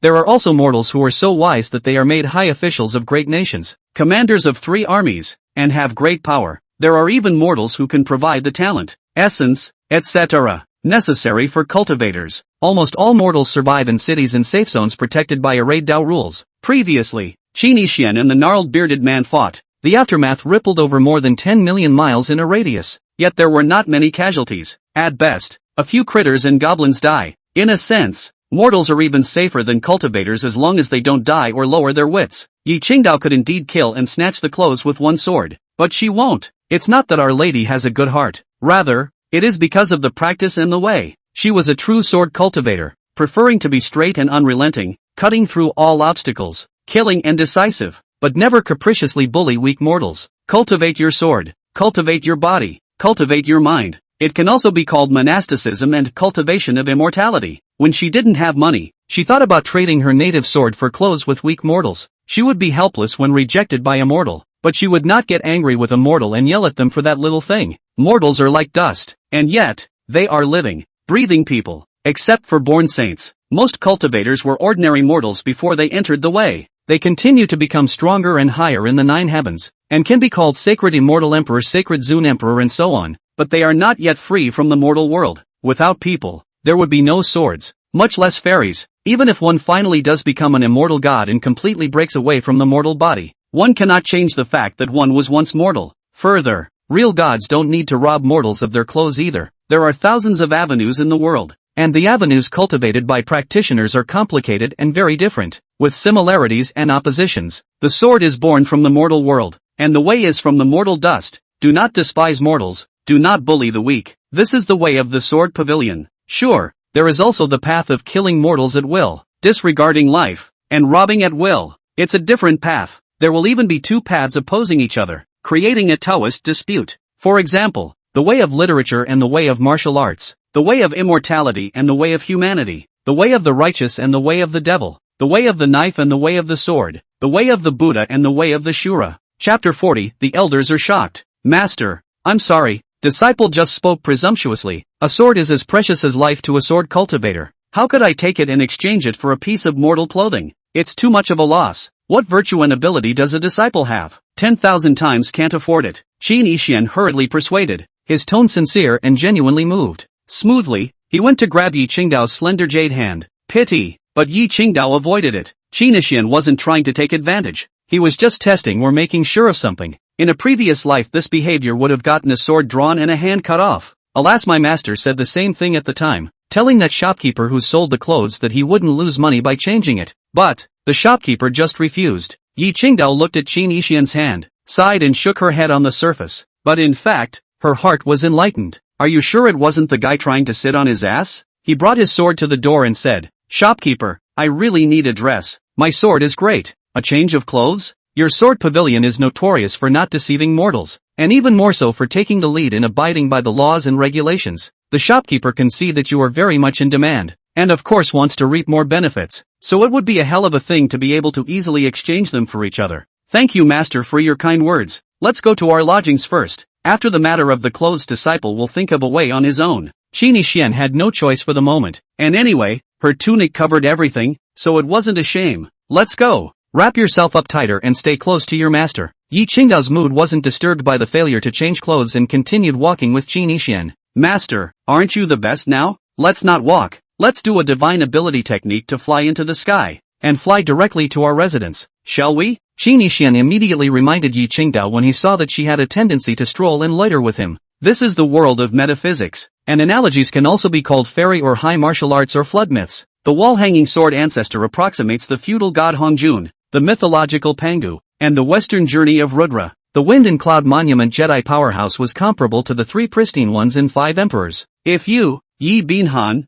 have really reached the supreme ultimate realm, you are at least equivalent to the level of the three emperors and Nuwa in the feudal gods. How about a little bit of pomp and circumstance? Not to mention the instantaneous movement of clouds and fog and other pretentious behavior. At least take me to fly one, right? Oh yes. You stand on master's sword and fly with the royal sword. Yi Qingdao controlled the sword to land in front of Qin Yixian's feet, allowing him to step on it. He was going to just carry him, but the sword ancestor reminded that it was too early in the morning, and it was not appropriate to be so close as to seem unreserved. Don't, my feet are dirty. Qin Yixian's feet were not Yi Qingdao's jade feet, which had long been covered in dust. Dirty? Not so good. The sword was Yi Qingdao's original treasure sword. Before lifting the native connection, the sword and Yi Qingdao's five senses were connected. Qin Yixian stepped on the sword. It's the same as stepping on Yi Qingdao's face. The Qi being just now actually took the native sword to help him change a piece of clothing, and couldn't bear to step on it. No harm done, Yi Qingdao said, full of concern. Sister,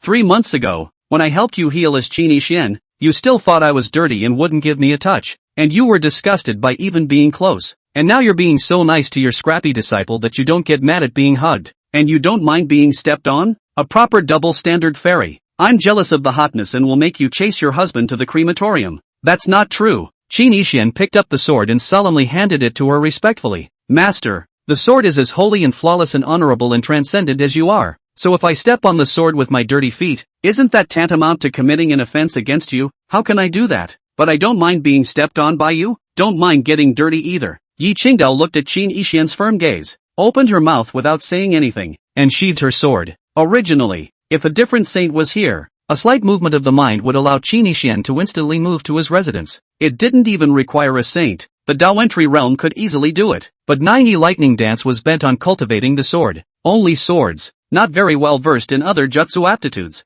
Although it could be done, Yi Qingdao wanted to walk shoulder to shoulder with Qin Yixian, just like a date. How nice. Crucially, she was also worried that she wouldn't be able to control her power when using such divine abilities and accidentally injure Qin Yixian, who was in a mortal body. My master is not good at this. It is not safe to fly. Keep walking. Yi Qingdao had just finished speaking when she was criticized by the Sword Ancestor's voice transmission. What an idiot. Why did you tell him everything so honestly? Identity is so much lower. When Qin Yixian heard this, he could understand. This is just like the Monkey King does not know how to take off with the Tang Sanzang in a somersault, and it is not easy to subdue demons and subdue devils underwater. Another example is that certain saints at the level of the Great Luo Golden Immortals and the Seal of the Gods encountered a similar dilemma. Nuwa could obviously kill King Zhou in a second to destroy the Shan with one move, but she had to send out 3 demons to confuse them. If you say that Nuwa is superfluous, she is really superfluous. If you say that she is incompetent, she is not incompetent. After all, she is a sage of the flood.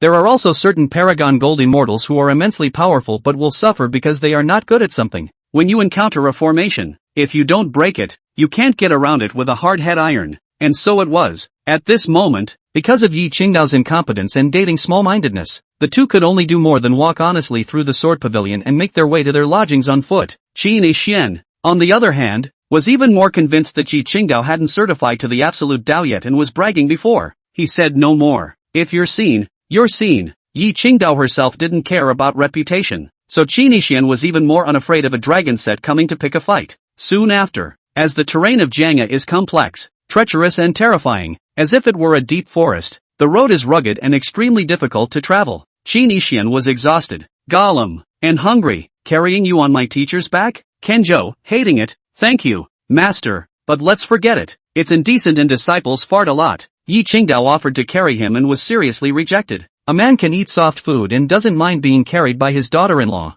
and it's okay for the master to carry him. But, clothes are inappropriate. Well, for the master to hug you? The Sword Ancestor dropped his sword and spread his hands speechless. Master, don't, hold even less. Disciple can walk. Qin Yixian took several steps back. Yi Qingdao actually wanted to princess hug him. Oh, master, daughter-in-law, you really are a ghostwriter. The duo continued to walk. Jianghe is so poor that he can't even afford to build a road. Pristine and pure. Just rename it Sword Mountain. There's no pavilion at all. Too poor to build. A screen full of sword energy and flowers and trees and rocks and jagged rocks. And a complete lack of any edible mountain fruits or anything like that. Who is master looking down on? It's just climbing a mountain. Disciple can do it. After walking for a while, Yi Qingdao wanted to come for a princess hug again, and Qin Yixian righteously refused again. Well, master believes you, but, you wrap up tighter. Don't be seen. Qin Yixian was so tired that his coat couldn't even cover him. Yi Qingdao didn't like the idea of her husband being looked at by other people.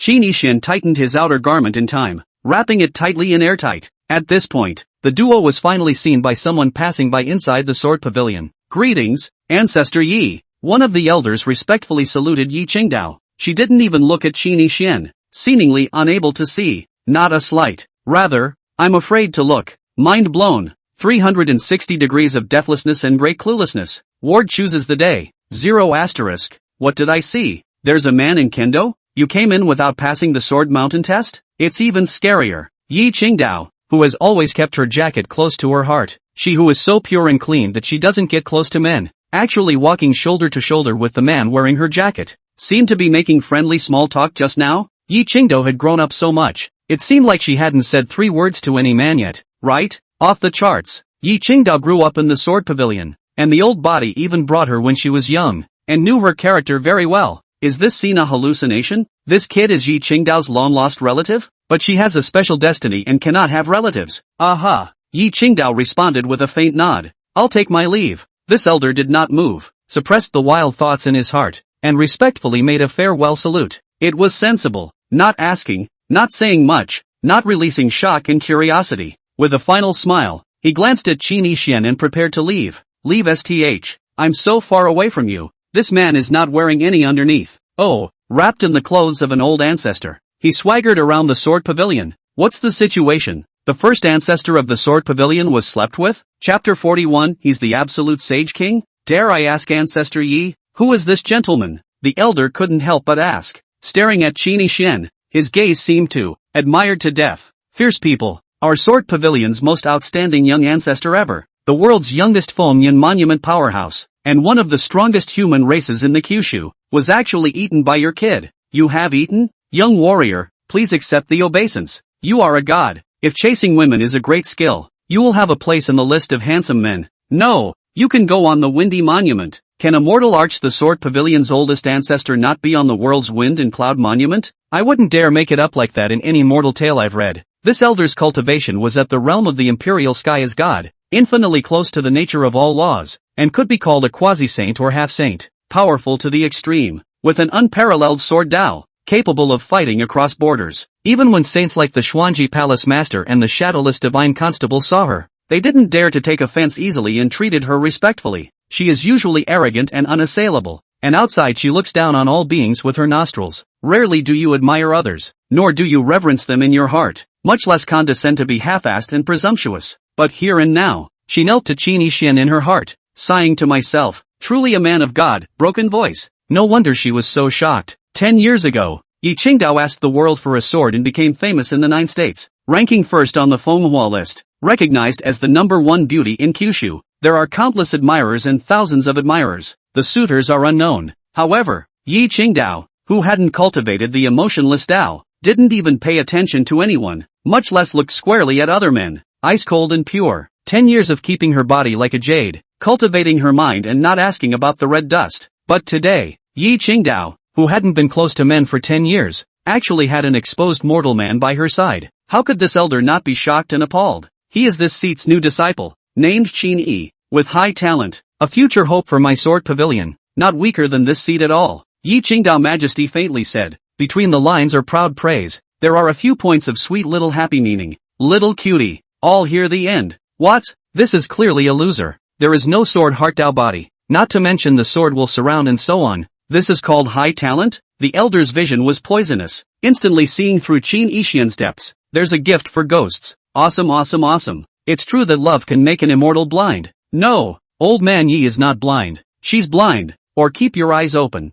It turns out that as long as one likes a person, a wasted mortal can be said to have immortal talent. Old me pays my respects to Taishang Qin. The elder immediately bowed to Qin Yixian with a solemn gaze. Don't dare to slack off or question it in the slightest, even with a touch of respectful humility and a sincere tone. Sword Pavilion status chain, disciple, elder, pavilion master, Taishang, elder ancestor. A disciple of an old ancestor is a Taishang elder-like status. Several of the supreme elders had to be addressed respectfully as senior sister and senior brother when they met. When the court master and other miscellaneous fish meet, they must bow and call Taishang. The generations are here. The elder had to salute Qin Yixian. I dare not be disrespectful. Hello this elder. Qin Yixian smiled and returned the greeting, but didn't show how surprised or flattered he was. It's bland, as if it's deserved. Actually, he was surprised, and a drop of dumbfounded shock. Did Yi Qingdao really become a Sword Pavilion ancestor? Isn't this even better than the villainous Ji Mangyao, the supreme elder? Is this life on the up and up? And I, Qin Yixian, became the supreme elder of the Sword Pavilion with the body of a wasted mortal. The status crushed 99% of the sword cultivators and cultivators in the world. Who else? Qin Yixian couldn't help but be impressed with his villainous characterization and aura. Just now, he had suspected that Yi Qingdao was bragging when she called herself an old ancestor. I didn't realize that people were really the boss of the Kendokue now, the supreme Jedi in the world that can't be messed with. Awesome. I've been slapped in the face by my future daughter-in-law. Go. Yi Qingdao continued to be majestic and aloof under the command of the Dark Sword Ancestor. From start to finish, the Sword Ancestors were all secretly shaking their wit to give Yi Qingdao tips, passing on what she thought was her secret method of flirting with men. My God, the elder looked at the two's departing backs and froze, unable to calm down for a long time, stood in place for a long time, unable to return to his senses. Jiangya is going to change. No, Kyushu is going to change. Those supreme men and powerful talents who were pursuing Elder Ancestor Yi could still tolerate it? I'm afraid I'm going to die of anger and jealousy. Aren't I? Ancestor Yi said he was a disciple? Ha! This elder doesn't believe it. In the name of discipleship, but as a couple, right? Once the news spreads, how many stunning men will be in tears and agony? They, lost to a low-talent mortal of mediocre appearance. Does anyone commit suicide? Would there be any stupid fools who would kill to come to the Sword Pavilion to fight with Taishang Qin? Would those little dolls on the Junjie list and the Dragon Phoenix list who were infatuated with Yizu have their Dao hearts shattered? Daki Confucian sage, the world's first Buddha on the Wind and Cloud Monument, the leader of the Formation Dao, and the alliance leader of the Dan Dao. Will the realm of these powerful people who are infatuated with Yizu and are known throughout the world fall? Wait, the appearance of this Lord Taishongqin. Why does he look familiar to me? This elder seemed to recall something. His complexion changed slightly and his pupils contracted. No, the old body must have seen that flat face. Would Elder Ancestor Yi not look at ordinary men? Who is he? Really?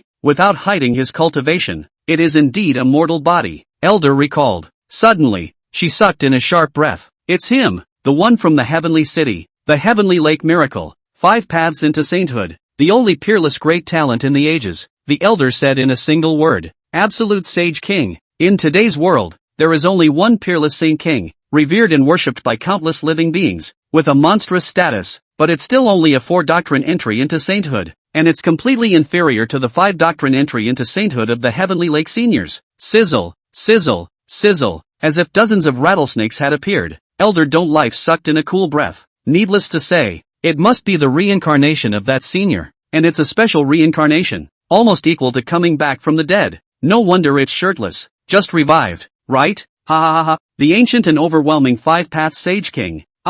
Actually resurrected in my sword pavilion, ha ha ha. Old Ancestor Yi isn't looking at him personally, he's probably looking at his 5 sacred skills, such great talents sitting in the sword pavilion. Wonderful, absolute Sage King, the appellation is extraordinary, the status was comparable to the legendary 3 emperors of the human race. Fame moves the world, and is destined to remain in history and be passed down through the ages. Everywhere he went, he was worshipped. Not only the human race was in awe, but beings of any race did not dare to easily offend. There was no sect power that didn't want to have such a great talent of the ages who had entered the saints with multiple paths. The significance of this is not clear in a few words. For example, the talisman saint, who made talismans that were endlessly useful, was in short supply even in the sword pavilion, which was all about the sword. Much needed. For example, array masters, who set up supreme arrays to gather heaven and earth's aura and essence, allowing sword pavilion disciples to cultivate with twice the effort. Chapter 42 Dwelling Places. Another example is the one Dao Confucian sage, a vast in righteousness, but also can gather heaven and earth talent. Convergence of literati chi luck, can help the sword pavilion disciples to guard the heart and stabilize the sword. Good luck again and again. Also, for example, the poison path passes through the healing arts, and the sword pavilion disciples also get sick and poisoned. Unfortunately, it's too poor and mostly hard-fought or roughly solved. But if the sword pavilion had a predecessor of the poison Dao in the realm of the sentinel as god, wouldn't the detoxification be a sprinkle? For all of the above, one of the 5 paths absolute Sage Kings could be. How could the sword pavilion elder not be excited? It's not that she's a snob. Rather, it is human nature. Fundamental needs. Jiangya is too poor. This matter must be kept low-key and not known to outsiders. Otherwise, what if other clans come to grab it? My sword pavilion has nothing but swords, and if others offer lucrative conditions to entice them, Senior might just leave. No way. We must keep this sage senior. Elder brainstorming. I also don't know if Senior is good at women's beauty. Does he look at our sword pavilion? If we can join forces, it would be a sure thing. The elder's eyes were expectant and excited like a child. Suddenly, Sword Ancestor's words came out. You're excited? The elders were immediately solemn. Greetings to the Elder Ancestor. I'm not going to hide it from the Elder Ancestor. Disciple is very excited. All Sword Pavilion disciples called themselves disciples when they saw the Sword Ancestor. Don't mess up the sword heart, the Sword Ancestor said indifferently. Don't worry, old Ancestor. My disciple's sword heart is more stable, and I'll soon be able to take a step further and certify to the Saint Realm. The saintly King Treasure Boy condescends to arrive. How can a sword's heart be unstable? Oh old Ancestor, with this Sage King Senior sitting in the Sword Pavilion, who would dare to laugh at our disciples during the Dao Luck contest? Who can stop our disciples in front of the Imperial Sky Island? Who can say that the Sword Pavilion is devoid of heavenly pride during the Nine States Discourse? And overseas, Elder said excitedly. The Sword Ancestor interrupted. All right, some small thing. Why should you get hung up on it? Go down. The Elder bowed and retired. Jiangya immediately said with dark excitement. This old Ancestor is also quite excited and happy. That brat. No, little apprentice grandson. In the future, this old Ancestor and you will be a family that loves each other. The Sword Ancestor laughed very darkly and gradually red-eyed. But only if. You are not allowed to negate light dance in the future. This way. The disciples or elders that Yi Qingdao and Qin Yixian encountered next, all of them froze. After hearing that Qin Yixian was Yi Qingdao's new disciple, they were silent as if they were petrified statues. Eyes so wide they burst out of their sockets. The mouth opened so wide that it can fit half a fist. Filled with incredulity, his heart turned over. But no one is jealous and envious. It's all reverent admiration. Because all received a message, whoever dares to offend will suffer the consequences. They all knew it because of that. Qin Yixian was none other than the peerless Sage King in the Heavenly City's lingering image. Everyone's excited. My sword pavilion has a painting saint? No, there are 5 saints. Sage of Runes, Sage of Confucianism, Sage of Painting, Sage of Formations, and Sage of Tinjigua. You also know the Poison Dao, so I guess your medical skills aren't bad either. Such a legendary senior and supreme talent. Oh, is really willing to condescend to our poor sword pavilion? Fool, we are not poor. The force is strong and the will is rich. Also, can't you see that ancestor Yi forcefully took him as his disciple? He can't go away hot. Watch it. What do you mean by forcing? That's enticing with beauty. Beauty? I think you guys are killing yourselves. How dare you talk about Elder Yi? Elder Ancestor Yi is so nice that she won't chastise us, but we still have to respect her a bit. Yi old ancestor is so beautiful. It is rumored that not long ago Feng Rusheng and Feng Yan Steel Epileptic Zun also argued and fought because of her. Will the 5 saints seniors fall? Shut up. You guys actually think that Elder Ancestor Yi would sell his flesh just to change the poorness of the sword pavilion? Disgusting. Vulgar. Excessive. I'm super willing to offer my body. The sword pavilion disciples were excited. It's time to start honoring the future. Kaiser. Senior. Are you really the sword pavilion ancestor? Yes. How could Master lie to you? Are you questioning Master? I dare not. I dare not. Believe it. Qin Yixian had long since been smacked in the face, so where would he still question it? He said tentatively, can a disciple make a small request for his own dwelling place? Qin Yixian didn't want to reside in Disciple Peak.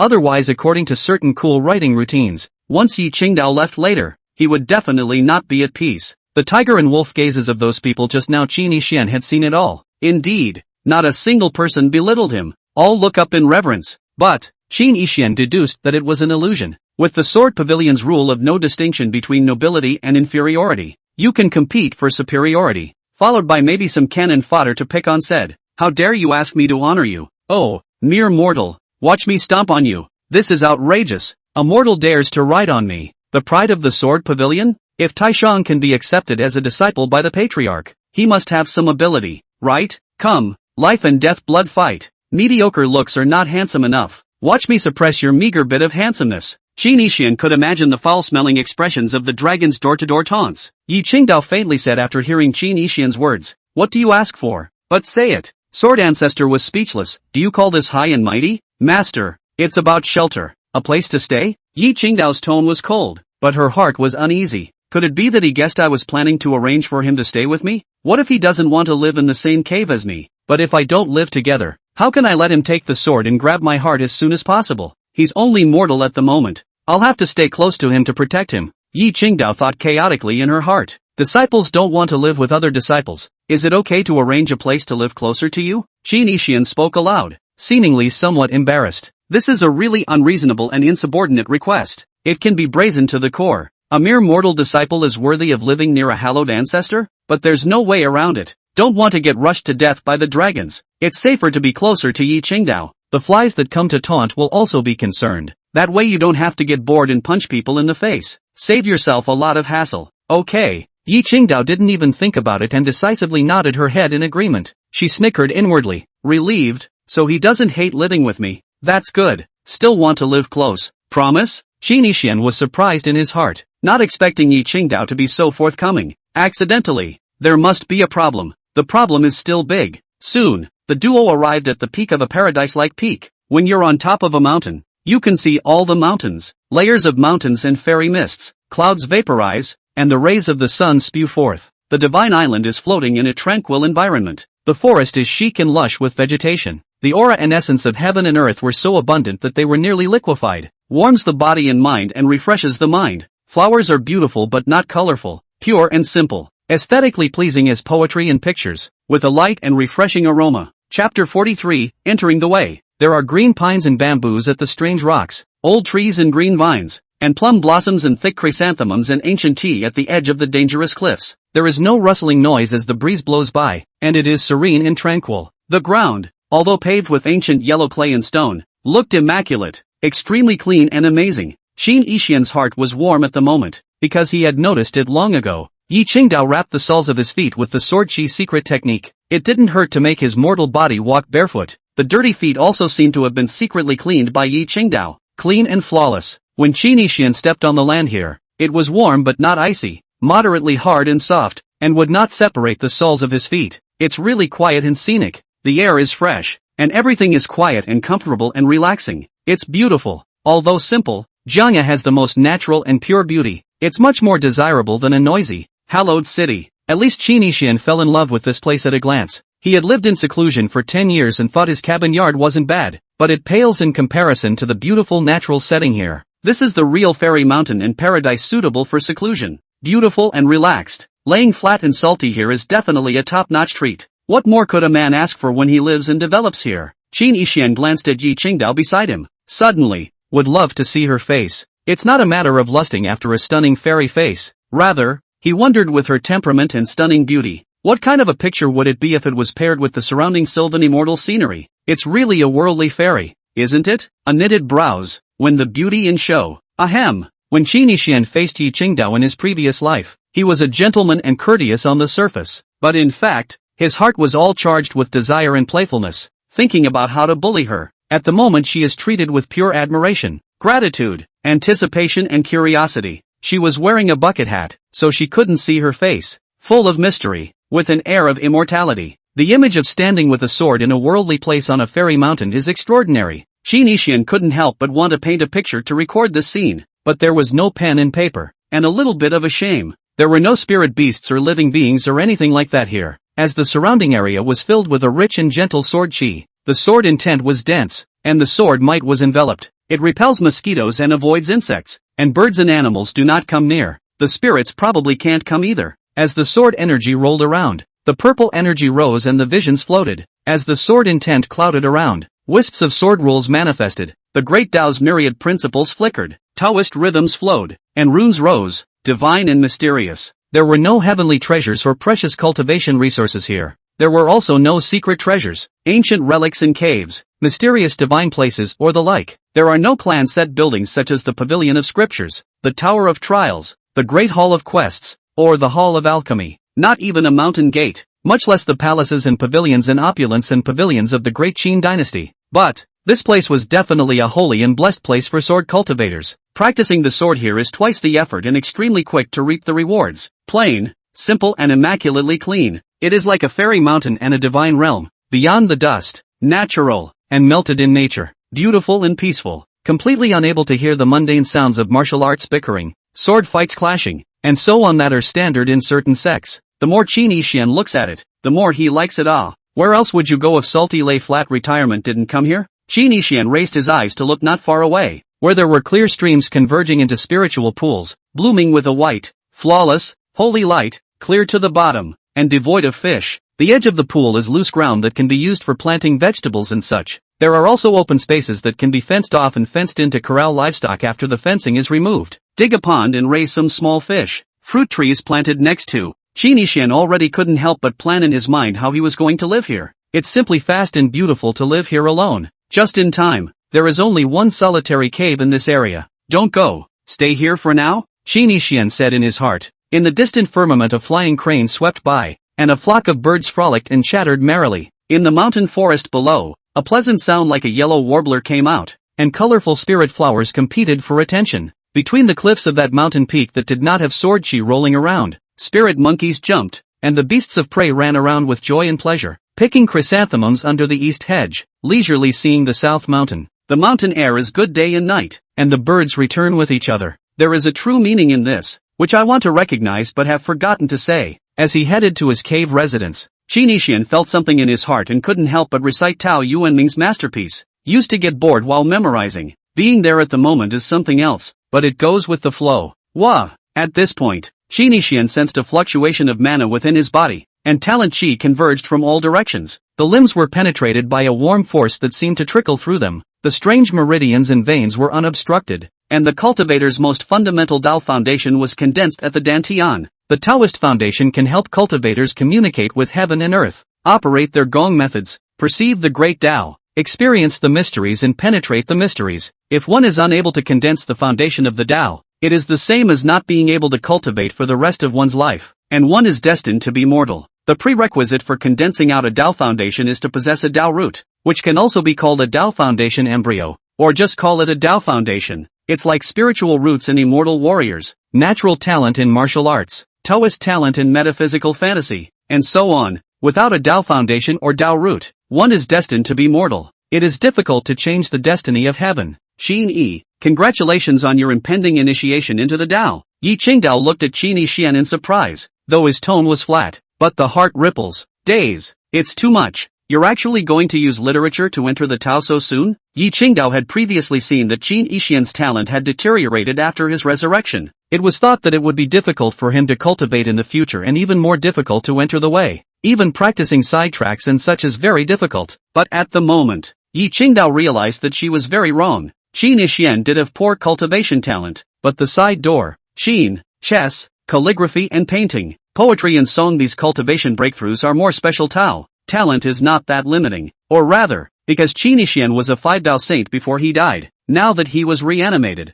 even though he had no talent, he was able to quickly recover the level of the 5 Tao saint realm he had been at before his death by virtue of the memories and senses he had accumulated at one time. Even if you can't fully recover, basic entry is easy. After all, this aspect of initiation does not depend on whether you cultivate hard, whether your gong methods are powerful, whether you have the resources to cultivate, and so on. It doesn't take much time to sink in and build up the mystery of it all. One word, enlightenment. There are people who spend their entire lives unable to enter the way with their writing. But some people, well, no one in the world except Qin Yixian can enter the way with literature that quickly. The current records for the fastest martial arts entry in Kyushu are all by the month. Entering the way with the text is all 100 years old. Even those two famous living Confucian saints, the fastest once took 65 years to enter the way. Outcome, Qin Yixian is less than a day old. Even just recited a poem? Such speed can no longer be described as an exaggeration. Chapter 44, Adversary. Your heart is in turmoil. Although the entry poem is good and contains a wealth of talent and Tao power, however, if Qin Yixian himself was not able to understand the way of letters,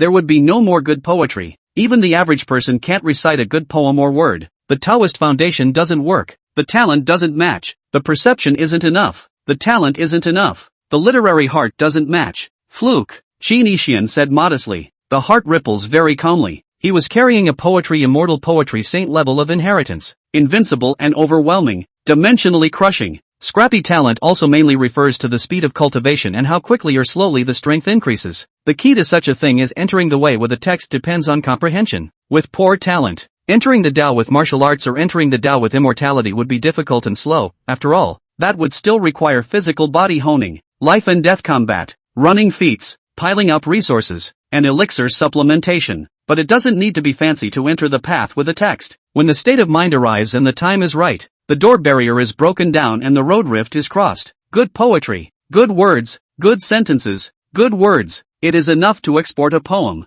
to write a perfect sentence, to have divine calligraphy, to have a radiant literary heart, and to trigger the resonance of heaven and earth's Tao rhythms and wonderful Tao rules. The moment the earth-surging golden lotus under Qin Yixian's feet emerged with ancient words that were radiant. Behind his head, there was a white beam of light like talent rushing into the sky, surrounded by poems and wonderful words, and flashes of runic patterns. The visions around his body floated and flowed, and the Tao rhythms flowed. Between one breath and one inhalation, the great Tao of heaven and earth was implicated. The Tao surged, and the divine rhythm curled up. A purple aura rose from the east and filled the air. It was as if Qin Yixian had turned on top-notch special effects. His voice was so loud and powerful that the sound of the Tao was unceasing, and the sky and the earth changed color. The initiation was successful. What happened? Someone has entered the way. It still seems to be the way of the text. It must be that senior who came back from the dead. Sage of the 5 paths nah. Just now he was immortal. I didn't expect to enter the path so quickly. There are actually visions manifesting,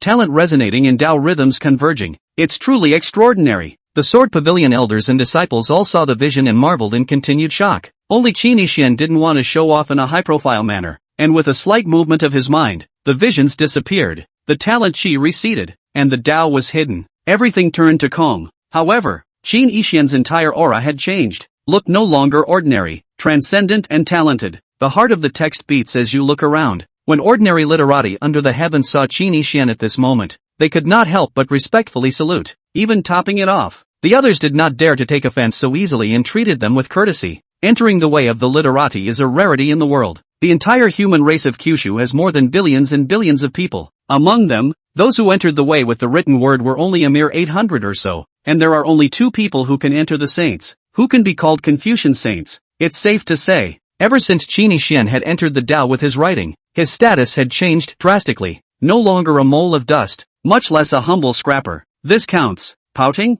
Master, where do you live? Disciple will often go to greet you in the future. Qin Xian and Yi Qingdao came inside the cave. This place is so austere that there are no beds. Just a stone cube with a futon cushion on top. Not much room. The coat racks and desks and chairs were all empty. But Qin Xian didn't mind. Just remodel later. He was curious where Yi Qingdao lived. You can't be too far away from yourself, or else you'll be even if you've entered the way with the text. And yet it's still easy to get dragons to block the door. Here, for the master lives here. Yi Qingdao pointed to the ground. Qin Xian froze. Living below me? However, instead, he saw Yi Qingdao naturally sit on that old futon. Apprentice, for the sake of your future, from now on you will live and eat with your master in order to achieve the fastest cultivation progress. Live together? Qin Xian was enlightened again. No enlightenment breakthrough this time, but a step backwards. He stared blankly at Yi Qingdao with 3 parts wonder and 7 parts shock. Master, you don't like to fall in love with your disciple, do you? Qin Xian asked boldly and didn't squirm. With Yi Qingdao's character, if she didn't like a man,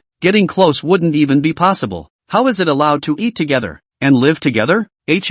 You impure-minded rebel. My master has a clear mind and is dedicated to asking for the sword. How would he care about the love of children? How can I be a man or a woman to you? Yi Qingdao righteously criticized Qin Xian, her tone majestic and unquestionable, but the heart panicked. He's so smart. He actually found out what I was thinking so easily. Looks like I'm going to have to be a little more steady and reserved. Otherwise he would certainly be despised and loathed by him, and would take no further interest in me. Yi Qingdao was secretly vigilant, and in her heart, she planned how to get along with Qin Xian in the future as a high-cooled sword immortal. I'm sorry, master. It's my disciple who has offended. But master, it's fine to eat together, but would it not be good for a man and a woman to live together? Qin Xian continued to test the waters. Yi Qingdao said in a harsher tone, you and I are only master and disciple. What is the difference between a man and a woman? Adverse disciple, your mind is in turmoil. In the future, keep in mind to think in turmoil, otherwise it will be difficult to achieve anything, and even more unlikely that you will be able to witness a supreme path like your master. Justified. He was still teaching Qin Xian assiduously. The tone was so cold and majestic, it seemed like it really didn't think in any direction. Qin Xian didn't believe it. Thank you for the master's point. I am taught. But, a disciple is always a strong and lean man, and it is still somewhat inappropriate to live with you. Yi Qingdao asked back, what's wrong with that? It doesn't matter to disciples. It's just that I'm worried about people gossiping about you. In fact, Qin Xian currently wanted to live by himself. Who would say? Qin Xian was about to reply, but he heard Yi Qingdao's domineering and stern words. Who dares to say that? Clank! The sword was like a dragon's roar that shook the void. Amount. Qin Xian was speechless. Well, you're good. You'll kill anyone who gossips, right? Gollum. Even after entering the path the stomach was roaring and growling in anger. Alright, master, you rest. Disciple will go outside and look at the scenery. Qin Xian changed the subject and exited the cave with an arch. Yi Qingdao's gaze was fond of her, but she didn't open her mouth.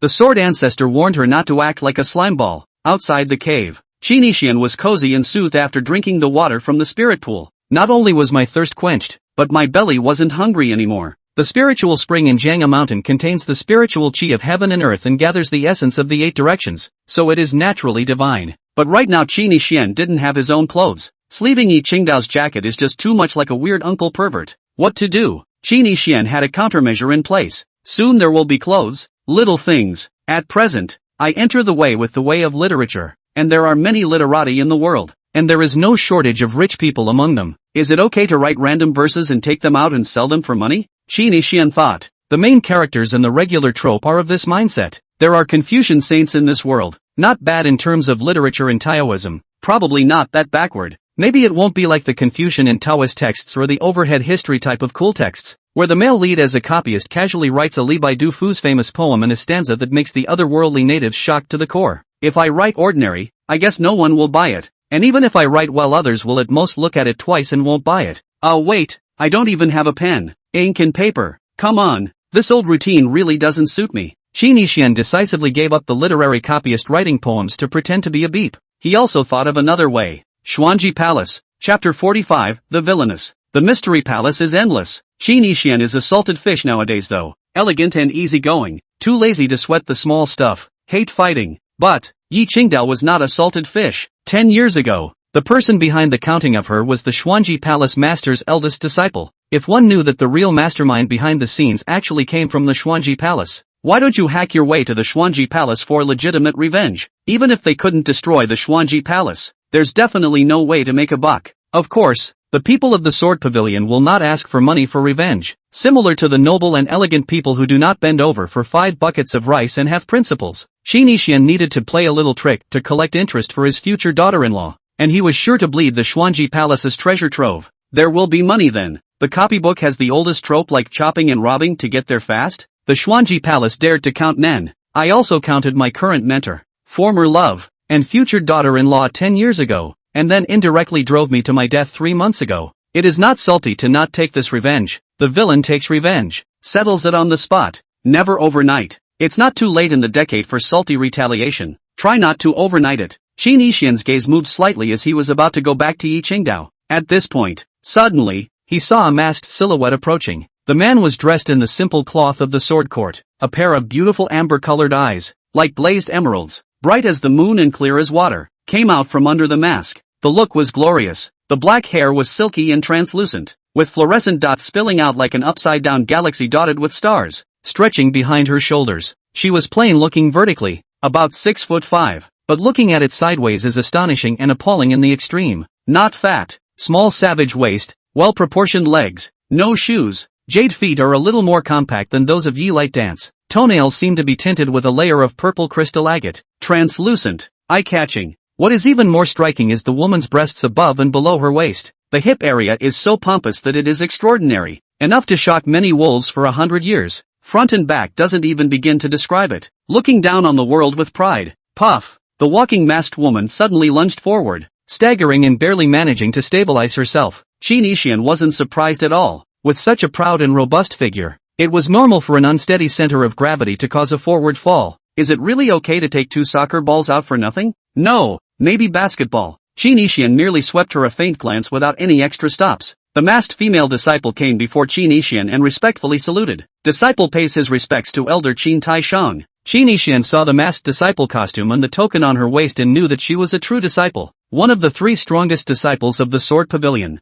No need to be polite. You've come to see my master? Qin Yixian's tone was flat and his attitude was not condescending. No, disciple is specifically here to find you. Just now I saw you and old ancestor Yi traveling together. Disciple will. Nalan Qiming wanted to speak, somewhat timidly. Looking for me? Yes, disciple. The disciple admires you and wishes to worship you as his master. Nalan Qiming directly knelt down. This top disciple of the Sword Pavilion. It was at least a strong person in the late great circle of the Daoentry realm. Qin Yixian could guarantee that the current hard strength of him was not even enough to abuse the masked disciple in front of him with one hand. And it turns out this guy worships himself? I didn't order some weird protagonist aura after I was resurrected, did I? Qin Yixian avoided Nalan Qiming's curtsy and asked as he used his mana to lift her up through the air. You knew me before? In fact, Qin Yixian had already vaguely guessed the reason. Not long ago, when he and Yi Qingdao strolled around the Sword Pavilion, the deference from certain disciples and elders was too sincere. It wasn't like he was being wishy-washy with him for Yi Qingdao's sake, and it's more like heartfelt worship and admiration. Needless to say, what he did 3 months ago in the Celestial City was exposed. Someone should have recorded the scene where he defeated the gnarled bearded man with a shadow retaining stone. Gotta.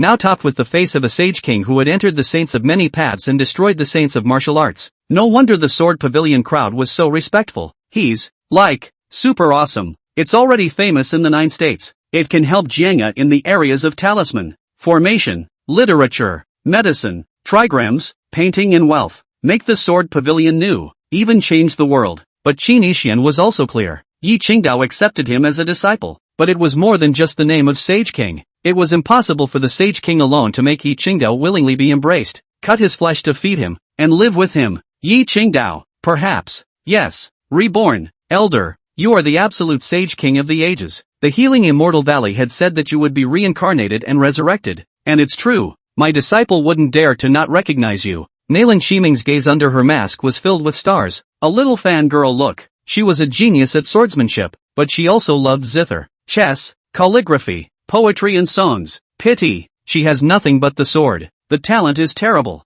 Drilling on your own simply doesn't get you anywhere. Going to ask someone else for advice and being afraid of losing face in the sword pavilion. And no one else is going to teach it for free. But now, come on, he's here. Mundo Sage King Wao. Or the old ancestor's disciple. One of our own. Nalan Shiming Super wanted to worship Qin Yixian. But really, she came here to do nothing but pay her respects. There is another purpose. Is the healing Immortal Valley? Ha, you stand up first. A swordsman would rather be straight and have gold under his knees. Don't kneel so easily. Qin Yixian's cultivation was insufficient to support Nalan Shiming, so he could only say this. Just finished. Nalan Emo then jumped up. Gold? Where is it? She had a look of excitement on her face, like a cat looking for a mouse. It seems to be very expectant of gold. There's no real gold. I was just making a metaphor. Qin Yixian shook his head, speechless in his heart. Zhenya is really poor and miserable. What have the disciples been driven to? Hearing gold is like a pig in a poke seeing a beautiful woman. It's time to change the rules of the Sword Ancestor a little. Bitter cultivation favors the way of the sword. Swordsmanship,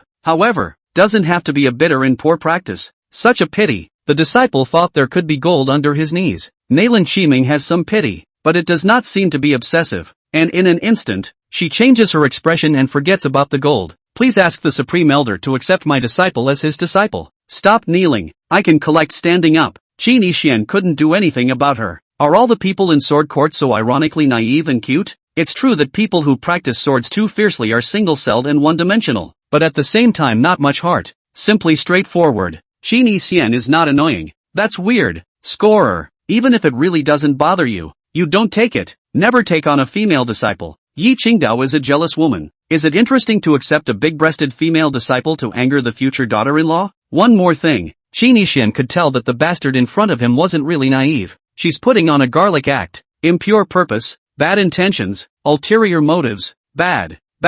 You're too young to play mind games with the once great villain. What's your name? Qin Yixian didn't deny the identity of the absolute Sage King. Before that, he himself entered the path with half a poem, equal to a miracle. The other Wendo Celestials simply couldn't do it. Disciple Nalan Shiming. Ha, it's really you. Nalan Emo. Identity, villainess, unloved little princess of the shark tribe. Sex, formerly male, now female. Crush admirer, Yi Light Dance. Hate the people who want to cut, all the men who covet Yi Qingdao. Chapter 46, Pure Love Salted Fish, Pure Love Bean. Qin Yixian was no stranger to Nalan Shiming. In his previous life, Nalan Shiming had found trouble with him, saying something like, how can you be worthy of my leaves? I'll kill you. Standard villainous drag queen death-defying language. At that time, Qin Yixian had ravaged Nalan Shiming to death. Old misery. Originally, Nalan Shiming was the villainess, and in terms of setting up the scene, she shouldn't have hated the villain Qin Yixian, but rather hated the protagonist Yi Chen's father.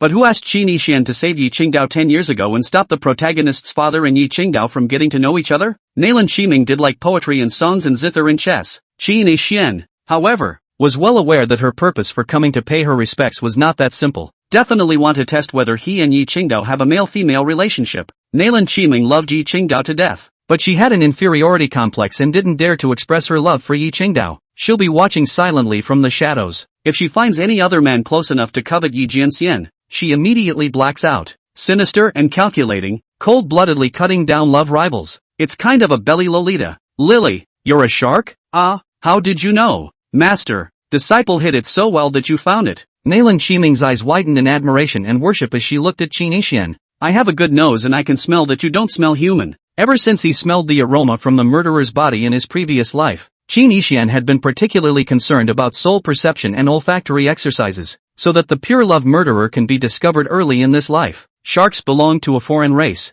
living outside of the 9 states, the East China Sea, born as a male body, after adulthood into a female ego. Relations with the human race have been poor over the years. Many of the human races will capture the sharks, take it to auction. Every shark is worth its weight in gold, especially for a royal family like Nalan Shiming. It was even more precious. It was rumored that the tears that fell when the shark tribe was sad would turn into heavenly spirit pearls, which were extremely rare and a treasure of the world. If Nalan Shiming's identity was known by people from the outside world, there would definitely be countless people staring at her and scheming. Even if she was a Sword Pavilion true successor, the crowd dared to be greedy. In the entire Sword Pavilion, only the Sword Ancestor and Yi Qingdao knew Nalan Shiming's identity. 10 years ago, Nalan Shiming came to Kyushu to withdraw from a marriage because of a marriage contract, but she was ambushed by someone. Almost got hurt. At that time, the Sword Fairy Yi Light Dance, who asked for a sword and traveled to the 9 states, made her appearance. Handsome rescue of the young princess, royal son, of the shark tribe.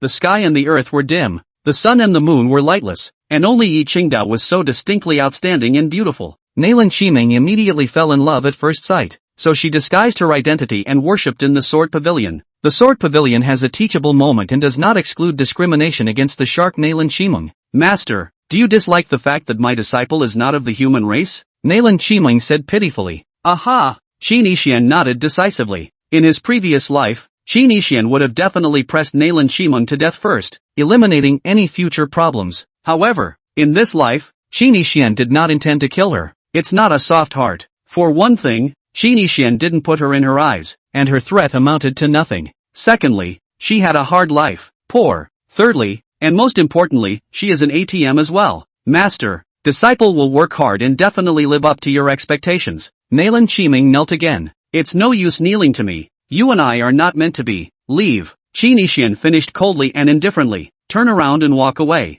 Who knows? Nalan Emo is a little rascal. It actually pounced directly, wanting to hug Qin Yixian's calf to death. Ha! Qin Yixian had already responded and dodged away in time, not letting her hug get the better of him. No man in the world likes to have the love of his life held in his lap by another man. The woman also doesn't want to see the love of her life being messily hugged by another female. Qin Yixian naturally didn't need to be taken advantage of by Nalan Shiming, as Yi Binhan was probably peeping from the shadows at the moment. Master, please accept the disciple. Deadbeat? Although Qin Yixian wasn't hugged to his legs, Nalan Shiming was lying horizontally in front of him blocking the path. Forcing me to go over the mountains? KQ. Yo! Qin Yixian raised his foot, making a gesture to kick. At this point, a majestic and cold word exploded in Nalan Shiming's mind. How dare you, Nalan Shiming? You have no respect for your elders, and you violated your superiors. Why don't you get out of the way? It's Yi Qingdao. She's been watching from the shadows. When she saw Nalan Shiming's dream of worshipping her master, Yi Qingdao couldn't wait to blow Nalan Shiming's dog's head off. How dare you pounce on my husband's leg? What an advantage-hungry denizen. I shouldn't have saved you in the first place. Humph. Qin Yixian laughed in his heart. Sure enough, he was jealous. Yi Qingdao's heart was not small, but she was extremely prone to jealousy. She's also a diehard pure love party and has a hard time tolerating half a grain of sand. It should be noted that most of the female characters in this world have this trait. No woman in her right mind would voluntarily tolerate her man's duplicity. A harem. But there are exceptions, such as the great heroine, medical fairy Nangong Longyu, and the current #1 on the Fenghua list, flower leader Du Chung Shui. Past life. Qin Yixian told all the women that he was pure love and swore that he would be faithful to only one person in his life. They are lulled by rhetoric and all kinds of tactics. Old-time management guru. Otherwise it was impossible to chase Yi Qingdao and capture the heart of the Sword Fairy. Pity. In the end, Yi Qingdao still knew about Qin Yixian having another woman. Nangong Longyu, that high-end tea lady, blew herself up, secretly notified Yi Qingdao, and gave her a stay stone with recorded evidence. Yi Qingdao was so angry that she spat out blood. But nay, she was in too deep, and she could only pretend she didn't know and suffer in silence. Qin Yixian would not repeat the same mistake in this life. Dedicated to pure love, loyal to only one person. Salty doesn't need a harem. Palace. Get out of here. Can't bear to make it hard and sad for future daughter-in-law of pure love party. No more negative her. Get out of here. Seeing that Nalan Shiming was still blocking Qin Yixian, Yi Qingdao's tone even carried an icy chill, due to regrets from a previous life. In this life, Yi Qingdao was apprehensive in her heart, hoping that the abominable harem, palace don't show up again. She's deeply in love, but doesn't want to be a third party. He really didn't want to see Qin Yixian have another woman. It's so hard to feel that way. It's painful and helpless. Yi Ancestor, forgive me. Disciple was wrong. After Nalan Shiming sensed Yi Qingdao's chilling intent, she immediately knelt down, kowtowing and begging for forgiveness. Right then and there, Qin Yixian's soul intuition, however, also sensed a chill and hostility. From Nalan Emo, it's Han Yi who scolded you. It's none of my business. What do you mean you hate me? A moment ago you were calling me master, respectful and humble, and in the blink of an eye you want to harm me? Qin Yixian was a bit amused and speechless, but he knew in his heart and knew exactly why Nalan Shiming suddenly hated him. Yi Bin is so jealous. Nalan Shiming suspected that he had been backwashed by his honored teacher chanting, Disciple really envies master, to be cared for and maintained cared for so much by Ancestor Yi. Your relationship with Ancestor Yi is really great. Nalan Shiming's forehead was pressed to the ground, her gaze was deep, with black ons flashing through, killing intent floating in her heart, and she said tentatively. These words comforted Yi Qingdao and immediately forgave Nalan Shiming for being spicy. But Qin Yixian was not happy. Chapter 47, Is Yi Qingdao reborn? You talk too much. Don't call yourself a disciple, call me master. Did I accept you? You're too poorly qualified. Of bad character. Short, ugly and stupid to deserve it. Get out. Qin Yixian's tone was icy cold as he tried to make Nalan Qiming cry and collect some heavenly spirit pearls to exchange for money. Yi Qingdao is apprehensive. Sniffing secretly, he does not accept. I will have a better chance. Actually, Yi Qingdao saw Nalan Qiming's big breasts and got low self-esteem. What if Qin Yixian really took Nalan Qiming and was dangled in front of the behemoth's eyes every day, disliking himself as the smaller one? Yi Qingdao immediately matched Qin Yixian's words and coldly said, Nalan Qiming, go down immediately and be punished for chopping the sword trial stone for a moment. The sword test stone is a broken stone that the Sword Ancestor sat on when he first proved his supremacy, containing the true meaning of the way of the sword. It was divine and mysterious. It was considered one of the few cultivation tools in the sword pavilion. Those who practiced the way of the sword went to slash, and there was a probability that they would be able to hone their sword hearts and improve their sword intent, etc. However, the sword test stone is so powerful that the person who cuts the stone will be subjected to tremendous pressure, which is particularly painful. Sort of one of the sword pavilion's punishments for disciple peaks. Chopping the sword trial stone for a quarter of a second, which is only 15 minutes, is considered a minor punishment at a low level. It doesn't hurt for Nalan Emo. Yes, disciple leads the way. Nalan Qiming respectfully left, seemingly without any complaints, but in her heart, she was already plotting how to scheme against her love rival Qin Yixian. Qin Yixian looked at her back and shook his head. It's a pity. I was going to let Nalan Qiming cry some celestial spirit pearls out and take them in exchange for buying clothes, but Yi Qingdao spoke too quickly for Qin Yixian to play. Watch as the human-sized mega money flies away for the time being. Qin Yixian returned to his cave. Yi Qingdao was still pretending to be high-strung and cross-legged. Master, you actually knew about my disciple's identity a long time ago, and that's why you accepted me as your disciple, right? Qin Yixian asked with a gentle smile. This is a double question. One identity refers to the King of Absolute Saints. Another identity refers to the Ninth Prince. Qin Yixian, test her. That's right, Qin Yi, you're a 5 Sing king.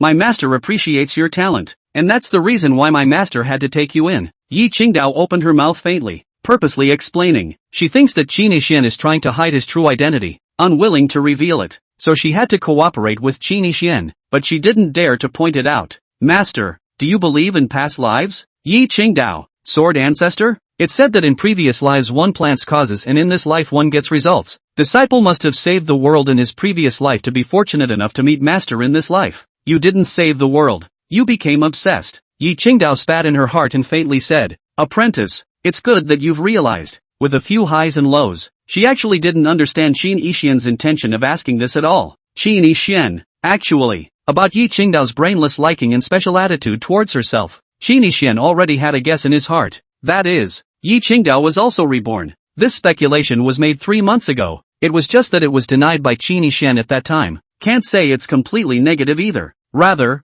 they are afraid to think so. At this point, the heart demon took the opportunity to vocalize. In his previous life, Yi Qingdao was infatuated with you and was willing to give everything for you, including his lifespan life, without complaint or regret. I love you with all my heart, soul and mind, and I will never change my mind, till death do us part. You became his world, her one and only, her all, but, her true feelings were betrayed by your cruelty. You humiliated and hurt her, stabbed her with your own hands, and mocked her mercilessly. In this life she was reborn with the memories of her previous life. Found you, the cultivation is higher than you, and hanging wall sword ancestor support, easily can kill you, can torture and destroy you at will. Yet, it's amazing that she didn't brutally retaliate and torture you in the first place, that she didn't break you into pieces, that she foolishly chose to mutilate herself. She obviously hates betrayal and resents deception so much. In her previous life she died in sadness and agony, in despair and sorrow, crying her heart out and vomiting out her soul. How deep the love is, how strong the hate is,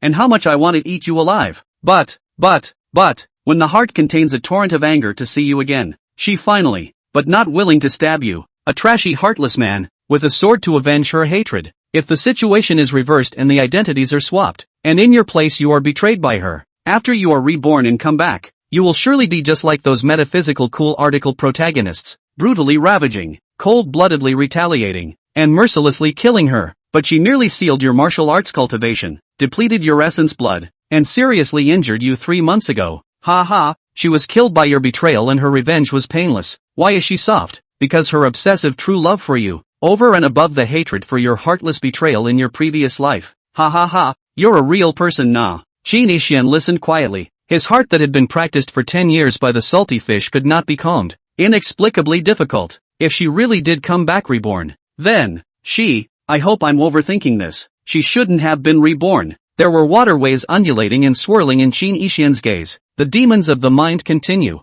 Ha ha ha ha ha, and yet I think she must be the one who came back from rebirth. So funny, so funny. One more thing. Before at the sword cliff she most likely had long recognized you as the heartless Qin Yixian. But she pretended not to know you, willing to be taken advantage of by you, cutting her flesh to feed you, going so far as to take her own life's treasure sword to change your clothes for you, and pulling you in to live with her. Ha ha ha ha ha. Qin Yixian's gaze changed slightly. In a way, the demon of the mind is him, and he is the demon of the mind. The words of the demon of the heart are equivalent to his heart, his thoughts and perceptions, only with a bit of that opposite factor. Qin Yixian's heart had actually become a bit clearer. Just can't believe I can be completely forgiven by the reborn Yi Qingdao. Who dares to believe that? Who can be trusted? Who's going to believe it? Is the hatred of life and death betrayal higher than the call of true love? Yi Qingdao transmitted a voice to the Sword Ancestor. Senior, the matter of his resurrection has to be blocked. Otherwise Xiaoyan and Nangon Lun you will snatch him away from disciples if they know about it. The Sword Ancestor sniffed and shook his head helplessly.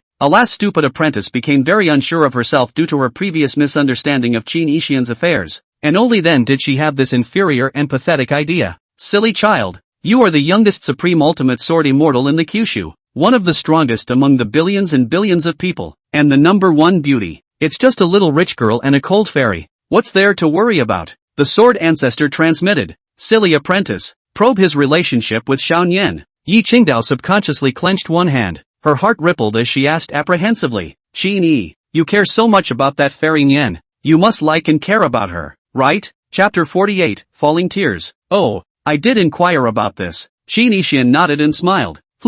Is very concerned. She is incredibly important to the disciple. Yi Qingdao heard the words and misunderstood them as love between a man and a woman, and her mood was suddenly absent like a withered flower. The Sword Ancestor also did not understand. Hurriedly reminded Yi Qingdao, do not panic. You are now close to the water. Xiaoyan is destined to become a passerby. Then you also can't be distracted by this and desert your cultivation. Yi Qingdao held back such an incoherent sentence. The loss in her tone couldn't be concealed. At this moment, Yi Qingdao's probability of rebirth, 97%.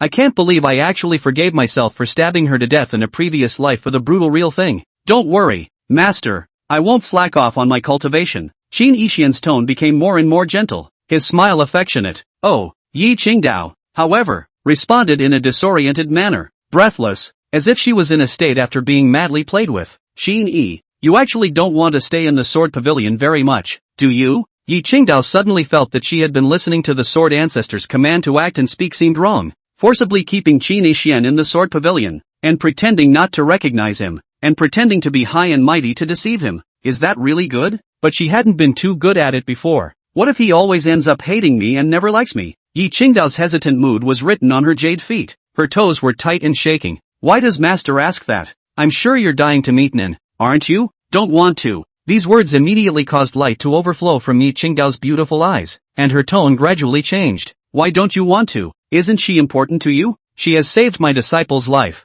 and my disciple will remember and return the favor, but I have absolutely no thoughts about her, and there's even no need to meet with her, ever. Qin Yixian wouldn't have said any of this, and worried that Yi Qingdao would misunderstand. He had to speak up and explain one more time. Weird. From the moment she woke up at Sword Cliff and saw me, she, all afraid of something, panicked and nervous, worried and careful, very apprehensive, discreetly disguised. Murphy, is it fear of losing me? Afraid I'll hate her. Likelihood of rebirth, 99%. A huge pain welled up in Qin Yixian's heart. Such a sword immortal great beauty. Reborn back. Supreme supremacy, supreme status, licking countless dogs. I can't believe it. I can't believe. And to like an average-looking negative deadbeat loser? How could there be such a humble side? Who are you to be humble? I'm the one who should be blaming myself and feeling guilty and humble. Qin Yixian envied his own life in this world. His life was really good. No need to chase her. Give for nothing. Master, you don't think that disciple has any ill intentions towards her, do you?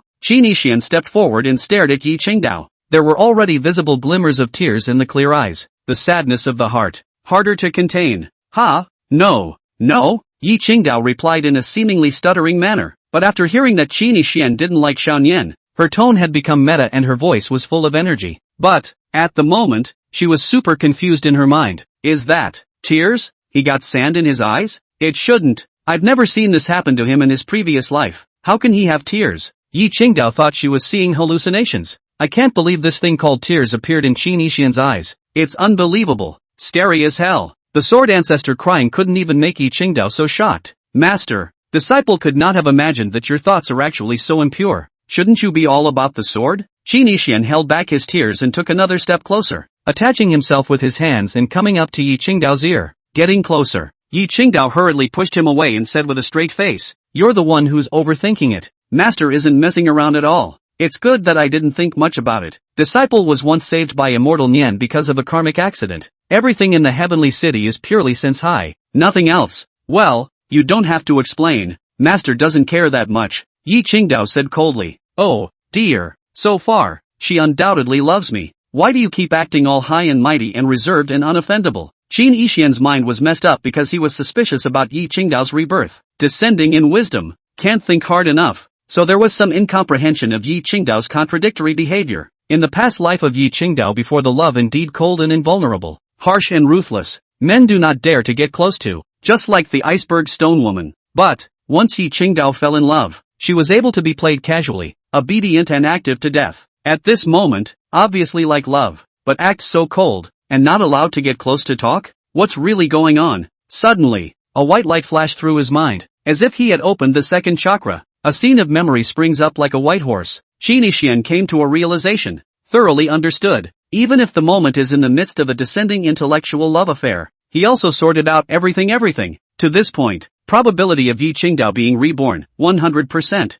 3 months ago, she brought her memories of her past life and her grief, looking for me to avenge her past life, clearly able to kill me, but could not bear to kill me, did not kill me. The Sword Ancestor didn't go into seclusion to remain mysterious in this life, and still cared enough about her to help back her up. So that means that the Sword Ancestor might have helped her secretly spy on me during these 10 years, learning that I went fishing in the heavenly city every day, and learning that I had entered the sacred in multiple paths. Sword Ancestor will tell her that the absolute sage king of the heavenly city is none other than me, Qin Yixian. The Xuanji Palace has rumored that Shan Yan is a heavenly fury, causing calamities and making people demonic. Light Dance will then speculate whether I was demonized in my past life due to Shan Yan. After all, I have shifted too much in this life, not to fight for power, not to seize power, not to be calculating, not to be ruthless, salty and reclusive, gentle and kind-hearted. In my past life and in this life, Light Dance is also infatuated to the core. So naturally I would prefer that I hurt and kill her because of the devil. If she then learns that the one who plotted against her and drugged her 10 years ago was not me, but the Xuanji Palace,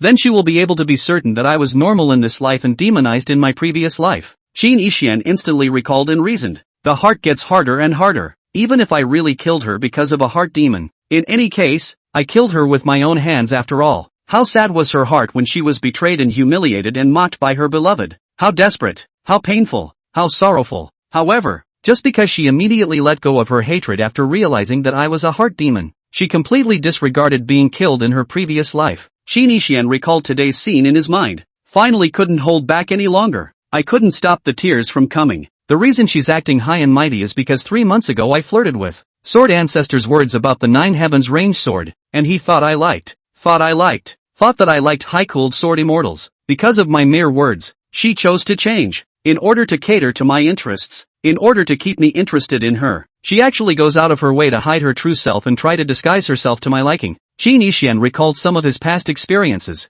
When someone is in love with you, even if you are a pig, she will try to make herself/himself fall in love with everything about pigs. When she thinks you like a certain type of girl, boy, even if she is not good or suitable, will also try to make myself your favorite type. You like to be high and mighty? She tries to act high and mighty and indifferent, even if she doesn't want to be cold or indifferent to you at all, much less willing to push away her beloved. You like people who talk less. She tries to talk as little as possible, even if she's usually lively and cheerful and a talker. Even if the transition is hard, it's hard, and she had no choice but to do it, just so that the people you like can like you too. Chapter 49, Sword Ancestor's persona broken? She recognized me when she woke up at the Sword Cliff earlier. The reason why I pretended not to recognize me was because I thought I was trying to disguise my identity and play along with my act. Perhaps also worried that after recognition I would blame her for coming to me 3 months ago to self-injure her unreasonable behavior. She actually worried that I would blame. To think that I would blame her. It was clearly I who was at fault for not being able to control my mind's demons, and I was the one who killed her by the most vicious means.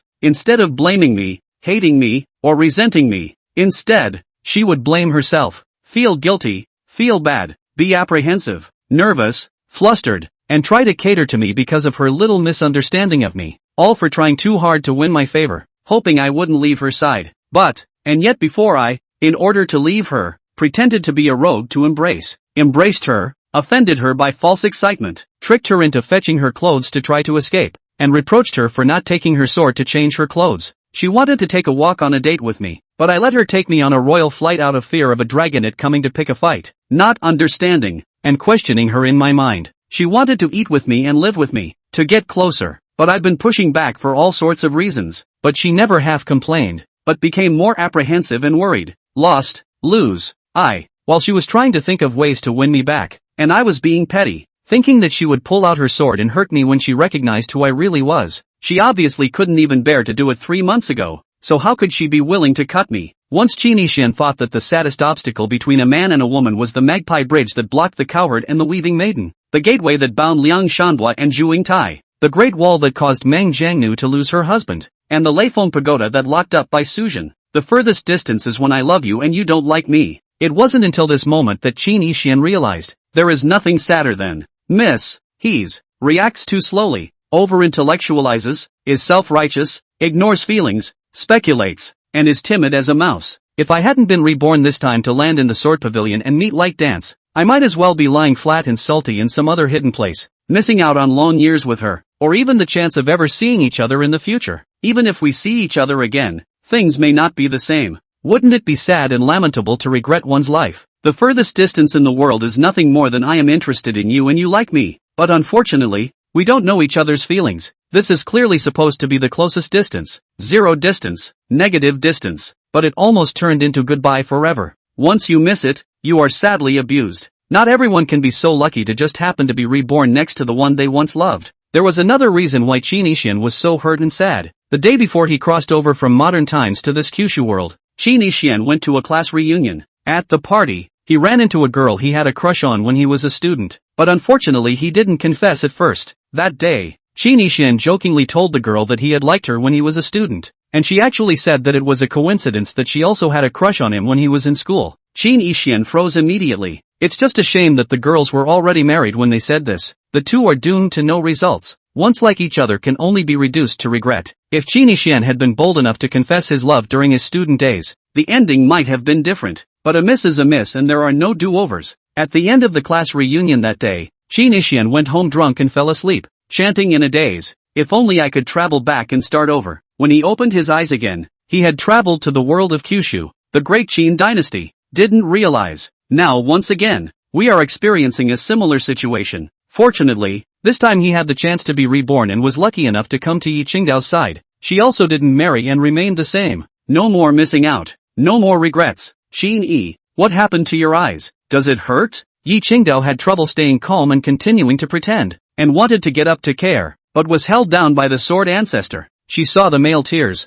A line of teardrops slid down Qin Yixian's cheeks like rain. Wow! It was simply astonishing. Shocking Yi Qingdao for more than 10,000 years. Creepy and shocking doesn't even begin to describe it. Qin Yixian actually cries and weeps? Yi Qingdao clearly remembered. In his previous life, Qin Yixian swore, "Men have tears. You won't even cry when you die. Only losers shed tears. He'll take care of anything that might bring him to tears before it does." And he did. Yi Qingdao had never seen Qin Yixian cry in her previous life. He was always calm, casual, and dashing, with a look of being in control. It doesn't show any semblance of weakness at all. But what's wrong with him in this life? You'll cry hot when you're free of your demons? Disciple is fine. Eye disease, old problem, small problem, no pain. Feel sorry for. Qin Yixian choked out, turning himself into a scrapper. He is mediocre in appearance, has nothing to lose, and even behaves as a money-grubbing and irrational. Yi Qingdao, however, is still the same in the beginning. Perhaps, that's the kind of woman she is. Perhaps,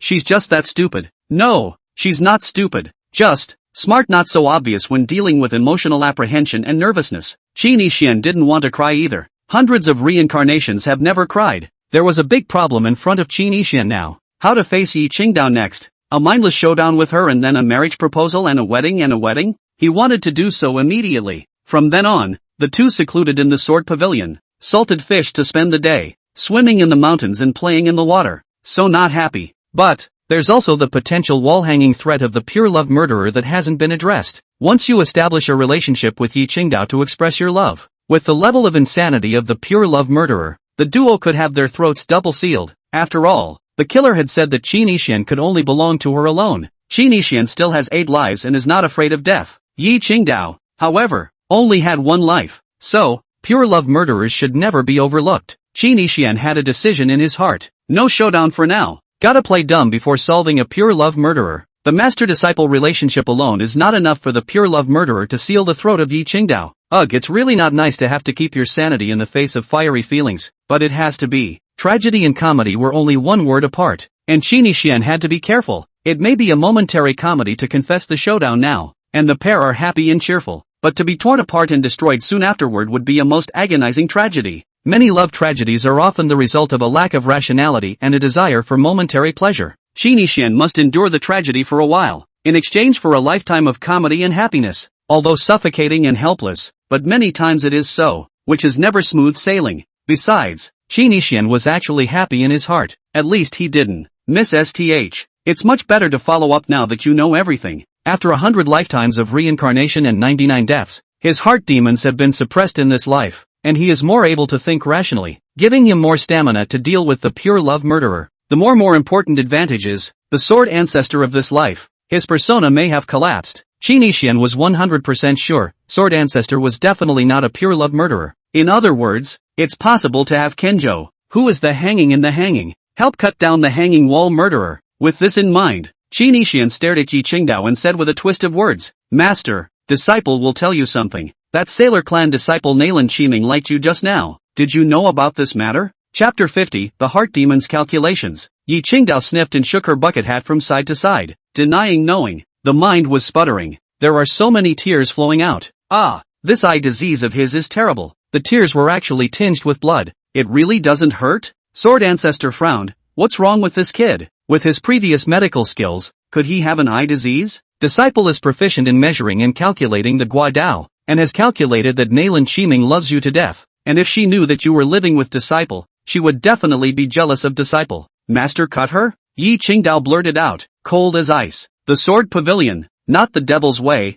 yet not the righteous way either. Yi Qingdao usually favored the positive, but when it was about her beloved, she could be more devilish than the devil's way. If Nalan Qiming dared to harm Qin Yixian, Yi Qingdao would definitely not hesitate to chop over. Who cares if she's a true sword pavilion or whatever? No amnesty for killing. Yi Qingdao was also speechless. Nalan Qiming is now a woman. Why do you like her? In her previous life, Nalan Qiming had been killed in return because she went for a vicious calculation to kill Qin Yixian. Before he died, he confessed his love for her in a morbid tone. Again in this life? Yi Qingdao was unaware of it. Because of the word chop, Qin Yixian was even more certain that she was reborn back. The sword pavilion prohibited fellow disciples from killing each other, and Yi Qingdao would even less likely to casually talk about cutting disciples. Only the reborn Yi Qingdao knew that Nalan Qiming was a black-hearted woman who would calculate and plot against Qin Yixian. That's why she said offhandedly that she cut Nalan Qiming. No need. As long as Nalan Qiming thinks that my disciple has no intention of treating you, she will not make things difficult for my disciple either.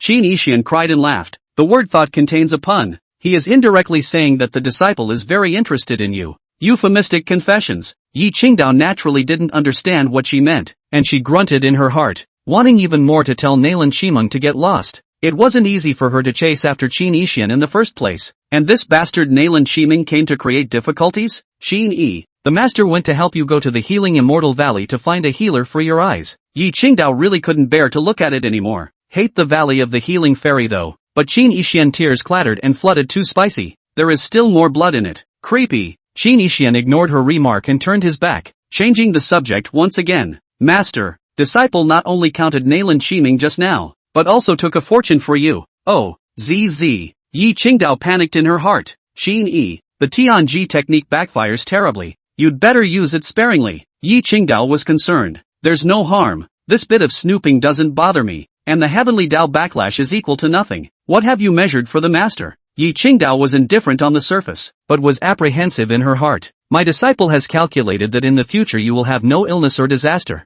Be healthy and happy, have a good family, and have a happy life with your heart in the right place. However, 10 years ago, you had a life and death calamity, right? That's right. Yi Qingdao put her heart down and thought that Qin Yixian was counting marriages or something like that. Now that she had yet to establish a relationship with Qin Yixian, Yi Qingdao was flustered at the mention of this aspect for caring too much, and so on. A happy family? A happy home? Yi Qingdao captured the key information. Can you really have your heart in the right place? She immediately thought to herself. Qin Yixian likes me, right? Qin Yixian don't hate me. Qin Yixian will marry me. Yi Qingdao quietly glanced at Qin Yixian. It didn't work out. Fail STH. Find out what you need to do. 10 years ago, someone secretly plotted against you, causing you to be seriously injured, and also drugged you with the eyebrow medicine Heavenly Fragrance Illusory Mythical Dispersion. Do you know who secretly plotted against you? Master knows. It's someone from the Xuanji Palace. Your master is the Sword Ancestor, right? Aha!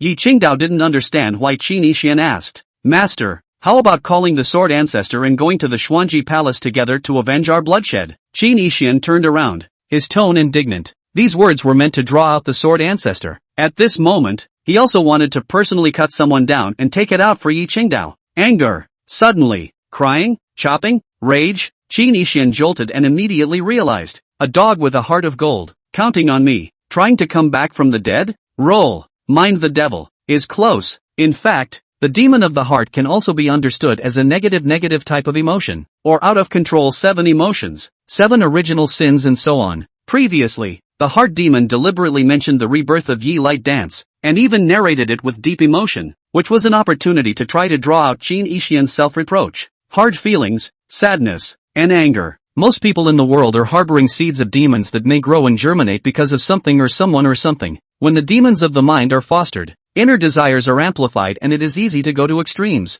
A good man will be evil. A humble man will be arrogant and conceited. A sane man will be crazy and degrade his mind. A forbidden, lustful monks become lecherous. Hard-working people are lazy and sleepy. Greed, violence, lust, anger, laziness, pride, cynicism, etc. are over-amplified and ultimately dehumanized. Like a demon. Qin Yixian once had a demon in his heart because he couldn't find the murderer, and it hasn't been completely eradicated yet. But fortunately, now that the heart demon had been suppressed due to Xiaoyan, Qin Yixian was able to control it well. There will never be a subsequent seizure, or at most come out to make a mess. It can't make a big difference. Qin Yixian regained her composure and collected her tears. I should be looking forward now, cherishing the people in front of me, and addressing the pure love warriors, not thinking about messy guilt and blaming myself for being hard and crying and being angry. It's over. There's no need to be obsessive. At this point, Pust, Yi Qingdao received instructions from the concealed Sword Ancestor to force out a mouthful of blood herself. Staining the white sand under the bucket hat,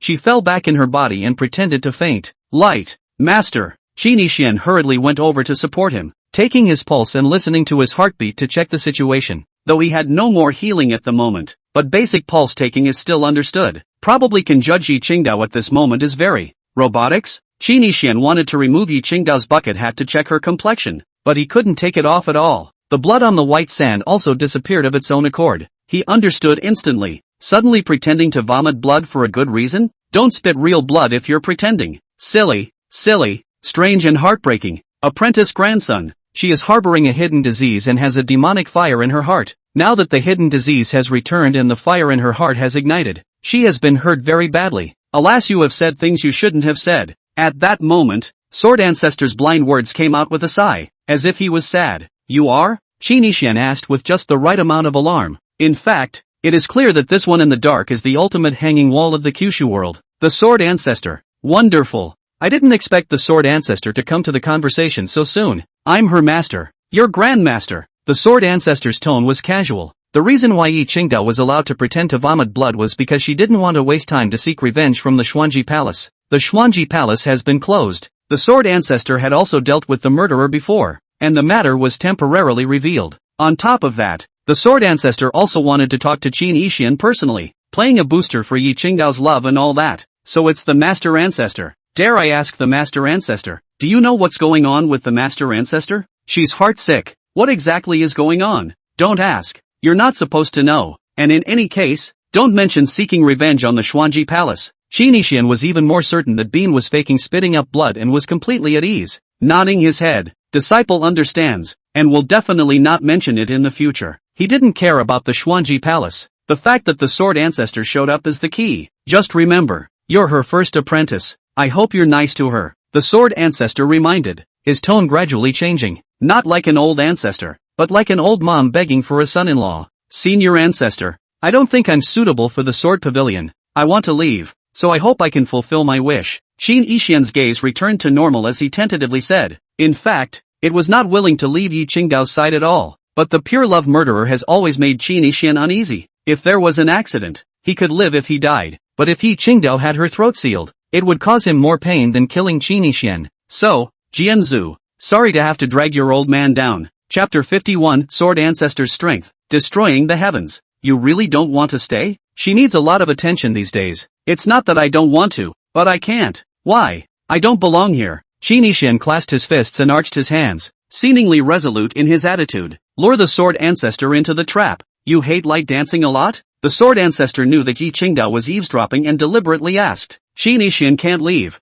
otherwise Yi Qingdao would really spit blood. Naturally, I don't hate it. Qin Yixian thought about it and said so. What do you think of light dance as a person? She treats me well, a bit high-strung on the surface, but actually cold on the outside and hot on the inside. No shelf, approachable, gentle and considerate. The more the Sword Ancestor heard, the more wrong he became. His brows furrowed as he secretly shook his head. What the hell is a stupid apprentice doing? Knowing full well that he likes the unattainable iceberg ruthless type. Let's make you a high-flying sword fairy. And you were seen by him to be easygoing, cold on the outside, and gentle on the inside? No wonder the kid wants to leave. No interest in being considerate of the ordinary you. Certainly don't want to stay. Yi Qingdao, who pretended to be unconscious, also secretly reviewed. In that case, don't go. Count this old ancestor as begging you. Shocker, the great swordsman is begging me? Isn't this the same as the immortal of the immortal world condescending to beg a small human immortal? Even though Qin Yixian had prepared for this, his heart rippled and he found it difficult to remain calm. In this life, the Sword Ancestor persona really popped big time. You'll stay in the Sword Pavilion for a while. You'll like it here. And then if you really don't like it, you can leave at any time, and no one will stop you. 3 months? I want you to stay here for 3 months. Of course, if you have to leave now, I won't stop you. And I won't hold a grudge against you. I swear, the Sword Ancestor said with a few moments of supplication. Qin Yixian could be certain at this moment that the Sword Ancestor knew how Yi Qingdao felt about him. That's why he condescended to retain him. Trying to set him up with Yi Qingdao. Be a wingman. What a good master. But your old wingman is too inexperienced. Love is not something you can ask for by putting your head down. It's a good thing I like her, or you'd be a lickspill. Qin Yixian sighed in his heart and remained silent for the time being. Yi Qingdao was moved to tears. Many thanks, Master. After a long time, Master Ancestor. In fact, disciple is being targeted by an enemy. The other party is very dangerous and powerful. In order not to involve Master Ancestor, I can only leave. Qin Yixian solemnly said, acting scornful, panicked, and afraid. This old ancestor hasn't really struck out in 10,000 years. And before that, this old ancestor, the Sword Ancestor, began to blow himself up. It didn't even bother to ask Qin Yixian what cultivation level his enemies were. To wit, whatever cultivation strength, I'll chop it with one sword. Qin Yixian believed in all of them. The heart is more joyful. If your enemies dare to come, this old ancestor will ensure that you and Light Dance will be safe. The Sword Ancestor assured. Alright, since you have said so, old ancestor, disciple will stay and die. It's a done deal. Joy welled up in Qin Yixian's heart as he echoed. Now that the hanging wall Sword Ancestor, who couldn't easily make a move, had acted as a wingman and had spoken out to ensure that Qin Yixian himself wasn't afraid of the murderer harming Yi Qingdao. In his 100 reincarnations, Qin Yixian had never seen the Sword Ancestor actually strike with his own eyes. There was a time when he designed to put the Sword Pavilion in danger of being destroyed, and the Sword Ancestor was unmoved and did not make a move. There was another life where he slept with the Sword Ancestor. The Sword Ancestor likewise didn't make a move. When he killed Yi Qingdao in his previous life, the Sword Ancestor didn't even show up.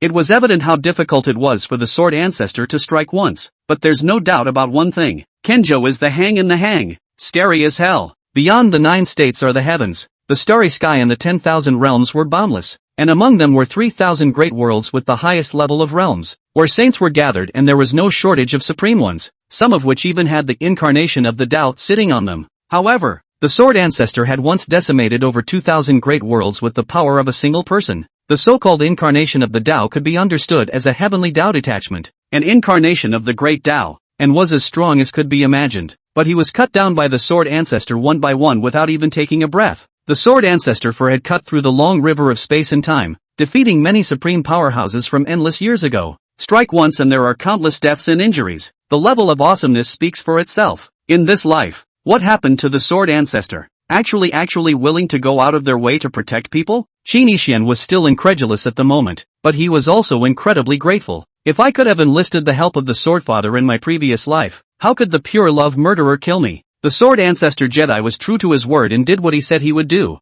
and when he said he would strike, he would not go back on his word. Touché. However, Qin Yixian was unable to get the Sword Ancestor to immediately suppress the unknown murderer across the air, because the Sword Ancestor was nearly strong in combat. Yet there are no other special abilities such as foresight, body transformation, control of everything, or resurrection from the dead. In terms of setting, invincible pure warrior, brainless sword mangler. Many thanks, little friend, the Sword Ancestor said with sincere gratitude. At this point, Yi Qingdao got up. Master, are you alright? Qin Yixian looked at her, concerned, and went over to try to take her pulse again. Yi Qingdao's petite, the body slightly trembled, and continued to pretend to be in the middle of high coolness, waving her hand to stop him from approaching. The heart fire has been suppressed. She's fine, just don't get irritated in the future. Sword Ancestor made it up. Qin Yixian thought that it was a pity. He had wanted to cut Xuanji Palace to rob money, having to play along with the two of them now. Pretending that they can't bring up what happened 10 years ago doesn't seem realistic. There are only other ways to settle for money in clothes. This whole earning money for clothes thing is pretty twisted.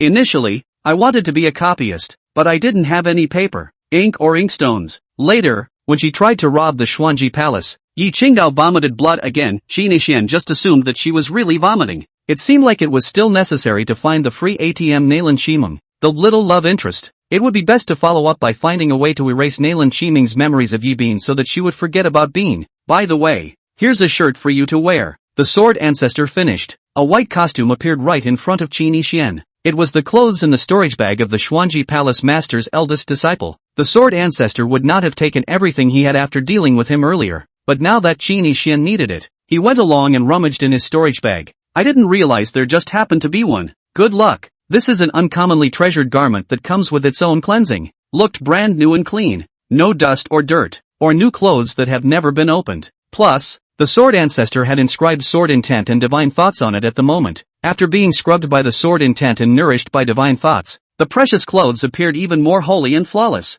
The only thing that was beautiful about it was that there was a Xuanji Palace identification mark inside the corner of the hemmed garment. It's an amphitheater octagram pattern. It belongs to the special clothes of the Xuanji Palace. Qin Yixian immediately understood that this was what the Sword Ancestor had snatched from the Xuanji Palace. However, with the character of the Sword Ancestor, even if he collapsed, he would definitely not be able to rob the clothes for no reason like that. She should have gone to the Xuanji Palace to clear up the matter of Yi Qingdao being drugged 10 years ago, and catch back the culprit. The clothes came from that stupid forked storage bag. The culprit is dead. The Xuanji Palace will certainly dump the pot and call for injustice to ignore the Sword Ancestor. No wonder you can't mention that you can't go to the Xuanji Palace again to take revenge. Qin Yixian realized something through this dress. Fighting and killing really isn't for the salty. Everyone else has gone and done it. Soon, Qin Yixian wore this outfit. The size actually fits just right. Slim without being tight, loose without being saccharine. The material is comfortable, with a drawstring at the waist and embroidered water clouds in the right color. The whole person looked distinguished and confident and warm. Sword intent overflows, talent surrounds him, and he has a transcendent divine flavor and temperament. The glance reveals a bit of the scholar's scholarly and elegant meaning. The black hair was like ink-colored precious jade, and the eyes were deep and bright, as if there were rubbed stars in them. Chapter 52, Fairy, please respect yourself. I just want a salted fish. Knife the reborn heroine? At this moment, Qin Yixian's appearance was not absolutely handsome, but it was also enduring, with clear features, thick eyebrows and big eyes, several flawless, smile when well-mannered, gentle, seemingly immortal flow. At first glance, it looks rather like a disembodied high priest coming out of a painting. The back has a mysterious and unpredictable feeling,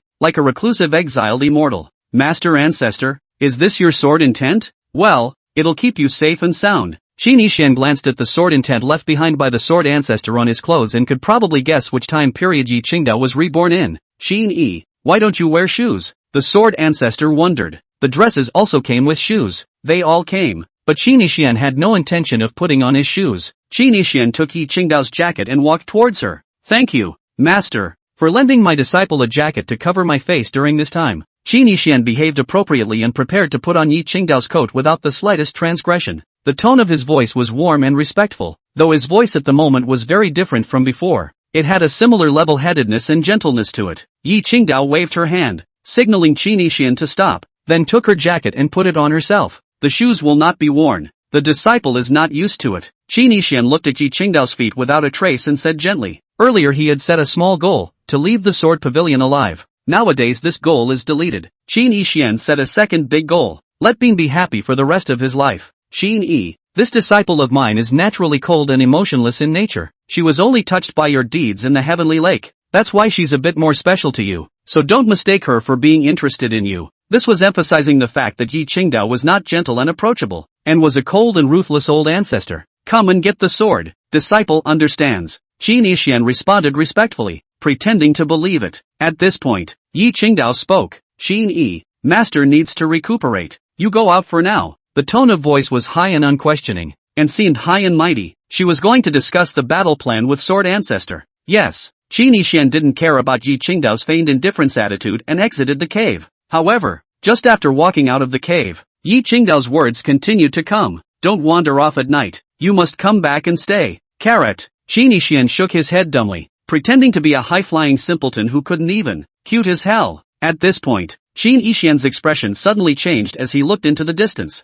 A bold and ghastly thought popped into his head. Mentally helpless. Fairy, please respect yourself. I just want a salty fish. Don't come over. As for why it's so heartfelt, it's because Medical Fairy Valley, the unearthly fairy, Nangon Lungyu, that high-end tea lady, may also. It's the one who came back reborn. Qin Yixian likes to use the principle of predetermination and the principle of hypotheticality in scientific reasoning. Since Yi Qingdao could be reborn with a vengeance, why wouldn't any other female character? Earlier, Naylan Shiming mentioned, ambush in chapter 45, that the healing immortal valley rumored that I, the Sage King, would be reincarnated and resurrected, and the source of this statement should come from Nangon Lungyu. Qin Yixian had a good memory and would pay close attention to anything he heard. If it's the normally developed Nangon Lungyu, how could she have the ability to premonition my resurrection? Just like Yi Bean, if she hadn't been reborn, her strength today would definitely still be 100,000 miles short of the Supreme Jedi. And it's precisely because of her rebirth that she's been so fierce and has become the youngest old ancestor in history. Qin Yixian's first point of doubt about Yi Qingdao's rebirth was her cultivation strength. It is well known that when a person's cognition and cultivation progress suddenly changes and goes far beyond the original track, then the odds are that you got lucky, got a golden finger, or were born again. 3 months ago in the Heavenly City, my Heavenly Chant secret art sensed that Nangon Lengyu was going to arrive, and that the visitor was not a good person, and by all rights, a normally developed Nangon Lengyu shouldn't be able to track me down. Chapter 21. At that time, Qin Yixian was seriously injured and didn't even think twice about it. At this moment of remembrance, all is clear. It should only be very possible for Nangon Lengyu, who has returned from rebirth and has perfect control over the wall-hanging skill, the secret technique of temporal retrospection, to be able to do it. Also, since she could foresee that I could be resurrected, it means that she awakened yet another wall-hanging skill, the gift of precognition, in advance based on her memories of her rebirth and practiced diligently for many years to be able to foretell my life and death. Chapter 25. The light of Qin Yixian's eyes changed slightly, becoming deeper and deeper. From this moment on, although the chain of reasoning wasn't absolutely perfect yet, and Nangon Lengyu herself hadn't personally admitted to being reborn, Qin Yixian had already assumed that Nangon Lengyu had been reborn. It's a very important thing. It must be faced squarely and recognized in advance. Just in case, with Nangon Lengyu's character, if she is truly reborn, she will not hate me for stabbing her to death in her previous life. Yet she shall come to me and kill me. For one thing, I'm a stain on her life, and she can't stand the fact that someone she's loved is a lousy salted fish in this life. The second is because Nangon Lengyu's interests are paramount, and he wants my, more than anyone else, extra. For example, my Gongfu aptitude, supreme inheritance, pure yang origin, chi fortune secret method, Dan weapon rune array. She wants it all. She's a greedy old dog. She shouldn't know that I'm reborn and thinking of using her rebirth advantage to scheme and count on me. She's definitely in the middle of thorough preparations at the moment. This fairy is really too self-respectful. I'm dead and still licking my face to victimize me for wool gathering? Yi Qingdao should have been reborn 10 years ago. The Sword Ancestor had his eyes on me then and left a strand of sword intent on me before I faked my death. And it was only subsequently that he was able to find me. 1 chapter. Nangon Lengyu was also reborn 10 years ago, because 10 years ago when the news of my faked death broke out, she just happened to pretend to breed heart demons and regress in her cultivation. 2 chapters.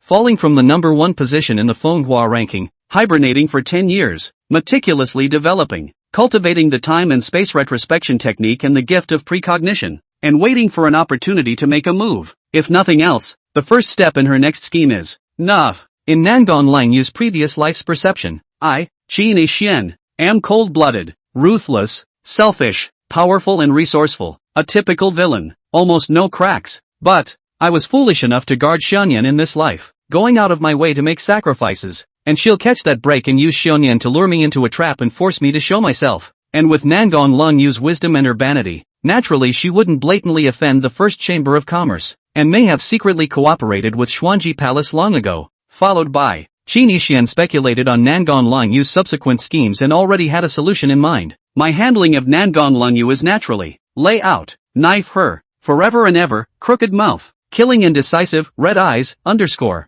Chapter 53 Pure Love Warrior could be an emphet protagonist. In his previous life as a villain, Qi Xian almost rarely does anything himself, leaving the toolmen and dogs to deal with the stray fish. Doing it yourself is too degrading and not pushy. A generalized plan in the seclusion of the tent is the key to success. Behind-the-scenes scheming, being a salted fish in this life, Qi Xian would likewise not kill anyone personally. There's not much need to even plan it yourself. Nangon Lengyu wants to use Xianyan to scheme against me? Oh, I've been guarding Xianyan for 10 years to repay the favor and save myself. Doesn't mean I'm going to raise a stupid white-tired person to limit me and give someone else something to take advantage of. It is often said that it is better to teach a man to fish than to teach him to fish. During the 10-year guardianship of Qi Xian's heavenly city, fulfill Nin's wishes as much as possible, protect her and make her happy. But at the same time, Qi Xian also taught Xianyan to have the power of self-preservation, both consciously and unconsciously. Nin herself had long ago learned about the cruelty of the world. Ui cheat, collusion, intrigue and yang conspiracy, vicious calculations, layout and utilization. She, Nen Fairy, is not being, not too brainy, not too capable, not too tactful. The mind inside is even less simple. Qi Xian was a salted fish trying to eradicate his heart demons, not the little rich girl's lifetime nanny. You can guard Fairy Nian for 10 years, but can't be attentive to her for the rest of her life. This was something that Qi Xian had thought of 10 years ago. The separation is clear. Xianyan is now endowed with uncommon wisdom and skill, as well as backed by the power of the world's richest man, and is also in possession of the feats and chances that I once left her. And her righteous sister, the Chamber of Commerce proprietress, is likewise a wall-hanging heroine. At that time, in the face of Nangon Lengyu's scheming and calculating, Xianyan won't be passive and will inevitably counterattack to return the favor. She'll never be much weaker when she engages in hand-to-hand gaming with Nangon Lengyu. Even if Nangon Lengyu is reborn back, so what? This life's time note has already passed the 100th reincarnation throat-sealing day, and the Nangon Lengyu of the previous life is long dead at this point. She doesn't have the advantage of foreknowledge of the future. Arrogance is not an option. Nangon Lengyu just happens to be a tool person for Xianyan to upgrade and practice on. I'm a salty fish who doesn't have to worry too much. Just a little brainstorming and remote control at the right time. Qi Xian glanced in the direction of the cave, his gaze tinged with tenderness. I will remember Bean's feelings for the rest of my life and spend the rest of my life responding to them. Xianyan's favor. I will also remember it for the rest of my life, but it's impossible to repay it with my whole life. Otherwise the favor might deteriorate into love. A flower in a greenhouse can't grow. Honing and opponents are essential, and it's not bad for Nian to have Nangon Lengyu as her opponent. Qi Xian's mind had already made a decision. The so-called layout. In fact, when Nangon Lengyu intended to utilize Xianyan, she had already laid out a setup. Nangon Lengyu herself took the initiative to enter the game and beg for a knife. Blame no one. Qi Xian was currently acting as an outsider. There was no need to pay attention to Nangon Lengyu for the time being, not to mention not having to worry about Xianyan's well-being.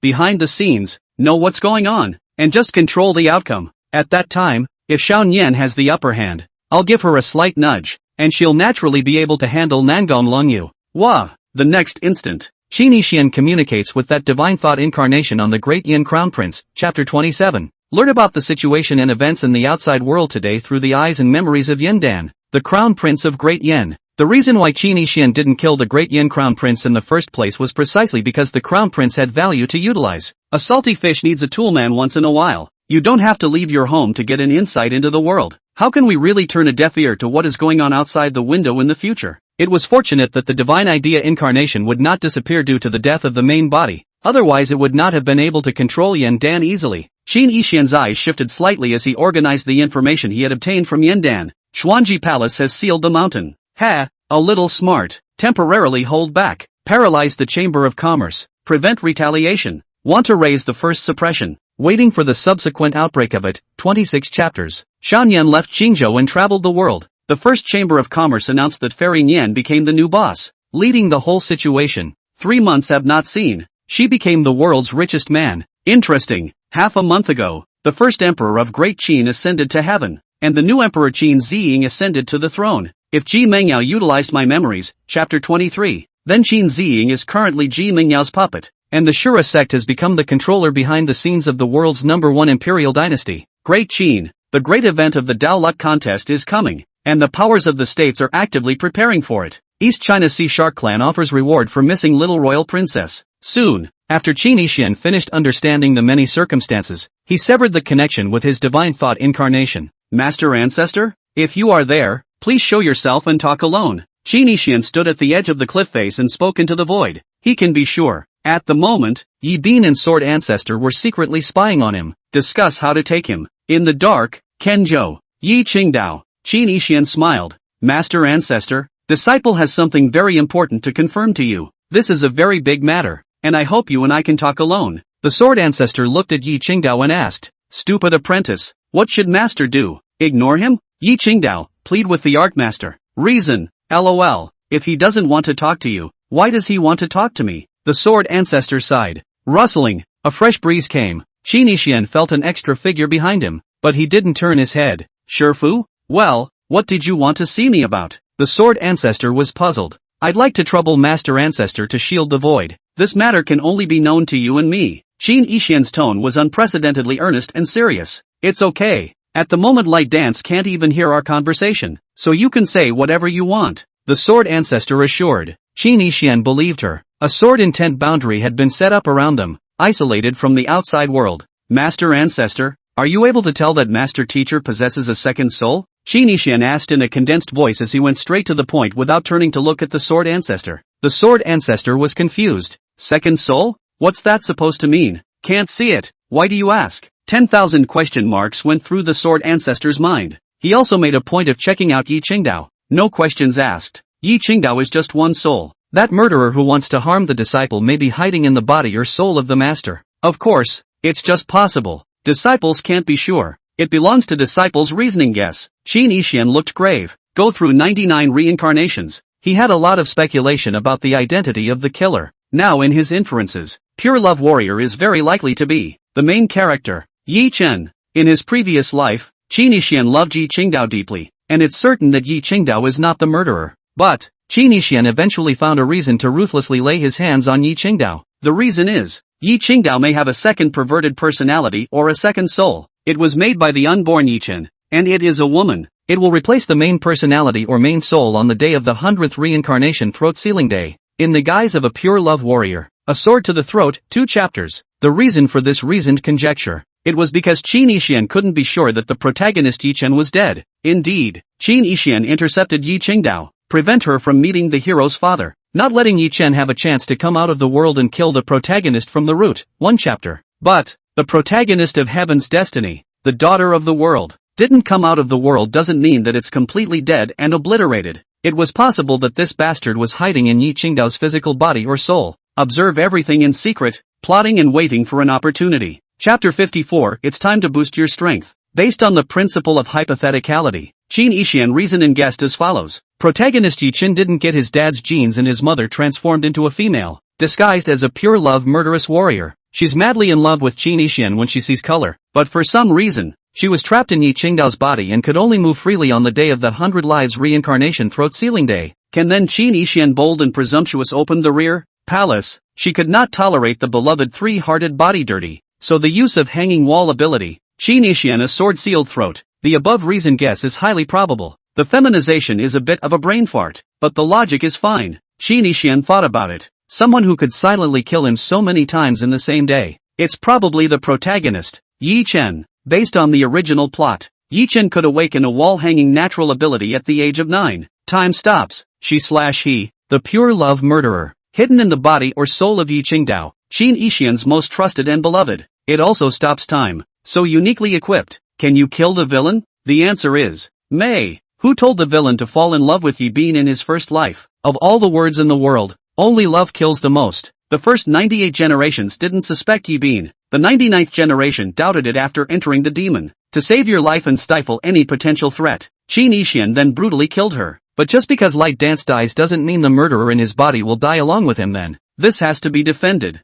Originally, Qin Yixian intended to use the trigrams to enter the Holy Spirit and measure the murderer without having to reason and guess. But since the Sword Ancestor's persona had collapsed in this life and was willing to step in to protect it, it was much better. What do you mean? Light Dance may have the murderer who was about to murder you in her body? The Sword Ancestor asked in surprise. There was a bit of disbelief in his tone. That's ridiculous, isn't it? Yes, but it's only possible. Disciple can't be 100% sure. Qin Yixian nodded. What makes you guess that this is possible? Disciple is armed with the Heaven's Chance technique. The modern day when things don't work out. Quantum mechanics. When things go wrong in Kyushu, the sky is the limit. It was naturally impossible for Qin Yixian to reveal his reasoned guesses to the Sword Ancestor. After all, there's no way to know for sure, and it's possible that the reasoning guessed wrong. But Yi Qingdao's life is at stake. Even if there was only a 1% chance, Qin Yixian had to be cautious. If not, the Sword Ancestor is now protecting it. He had long since shown his cards and confessed to Yi Qingdao. Why are you here gabbing with swordsmen? Precisely because the murderer could exist in Yi Qingdao's body.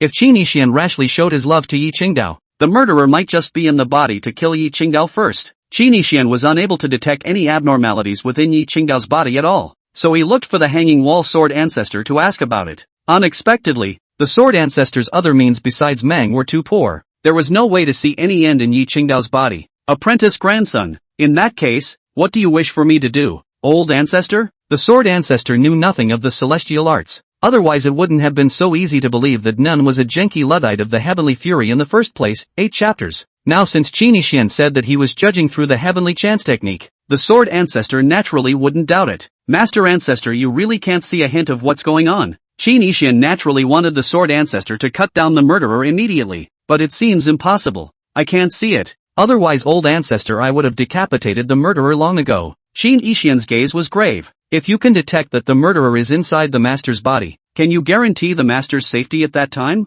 Humph. As long as old ancestor senses a trace of breath, the murderer, even if located in Light Dance's body, will definitely not be able to harm Light Dance by half a hair. Qin Yixian was silent for a moment and said, I also hope that Master Ancestor won't tell Master Teacher about this, in case the murderer is alerted. Although we can't detect the murderer may be utilizing the perspective of the Master to keep an eye on our every move. Qin Yixian considered all possibilities. Be sloppy, act circumspectly, reason meticulously, and be meticulous. Aha! I'm not as cunning as you, so I'll do whatever you want. The Sword Ancestor nodded. Cunning? Qin Yixian asked again. Dare I ask, Master Ancestor, have you been guarding beside Master Ancestor during this recent period of time? He guessed. The reason why the murderer in this life didn't show up on the day of the 100th reincarnation to seal his throat. It's because of the fear of the Sword Ancestor. I've been protecting Light Dance for 10 years, and even if my main body leaves her side, I'll still leave a Divine Thought detachment to watch over her. I was paying attention when she was practicing meditation. Ahem. Don't worry. I didn't see anything when I was at the Sword Cliff before. The Sword Ancestor realized that he had said the wrong thing and immediately forced an explanation. The Sword Ancestor has been guarding this life for 10 years? The collapse of the persona is exaggerated, but it's better this way, Qin Yixian said seriously. In that case, I also hope that you will pretend to tell your master soon that you will leave the Sword Pavilion for the time being and stay away from her side. The Sword Ancestor drifted off. Do you think the killer is afraid to show up because he's afraid of me? That's right, Qin Yixian nodded. The Sword Ancestor wasn't stupid once in a while. Okay, so Qin Yixian gave Sword Ancestor some details on the layout plot. If the murderer was really the effeminate protagonist Yi-Chen, and still didn't dare to show himself due to fear of the Sword Ancestor, then the murderer might show up after the Sword Ancestor leaves under false pretenses, plotting against Qin Yixian. But if the murderer is not the main character, is not in Bean's body, Qin Yixian would be able to rest assured that he would be able to show off his confession with Yi Qingdao and spend his days happily. Now the two of them had the protection of the Sword Ancestor in the Sword Pavilion. Still need to be afraid of a murderer to cut your throat? Coming to deliver is more like it. Apprentice grandson, the old ancestor is going. At that time, If there really is a murderer who shows up to seek death, you and I will contact each other by voice transmission. Qin Yixian nodded, the eyes moved slightly, and there was a thoughtful look again. Getting down to work on another issue that cannot be ignored. Help Kenj, home, to change the world. If you want to lie comfortably in seclusion in the Sword Pavilion in the future, you have to do something a little bit more serious. Now there is a plan and a response to the murderer. It was also time for Qin Yixian to boost his strength a bit. Sword Pavilion. There are a lot of problems and drawbacks that must be solved one by one so that I can lie down better and salty in the future. There are thousands of great paths, all of which can be cultivated into the way of immortality, the way of martial arts, the way of man, the way of commerce, the way of fortune, the way of literature, the way of medicine, the way of Dan, and the way of celestial engineering. Among them, the strongest battle power is the immortal and martial way. The Sword Pavilion and Bean are both currently experts in this way. Strong as a match, with the martial way through the saints and the immortal way at the top. The Sword Pavilion is not lacking in battle power, but the Sword Pavilion lacks wealth, lack of chi, lack of culture, lack of health, lack of power, lack of resources, lack of tools. Jiangya is not only the poorest, but also the unluckiest, the most primitive, the most prone to disease, the most powerless, the most barren, and the most backward. Dubbed by outsiders an ignorant poor dwarf master with missing arms and broken legs. Aside from being stronger in combat, nothing. If we were to switch to a metaphysical world where only fists speak, the Sword Pavilion would definitely not be lacking in anything, and could go and rob by force. But in the Kyushu, the Sword Pavilion doesn't rob, it only fights, and it's very much in short supply. If the world wants to function properly and continue to develop, the economy, Taoist fortune, education, health, political power, food and science and technology, are the top priorities. There are 7 forces typified by each of them,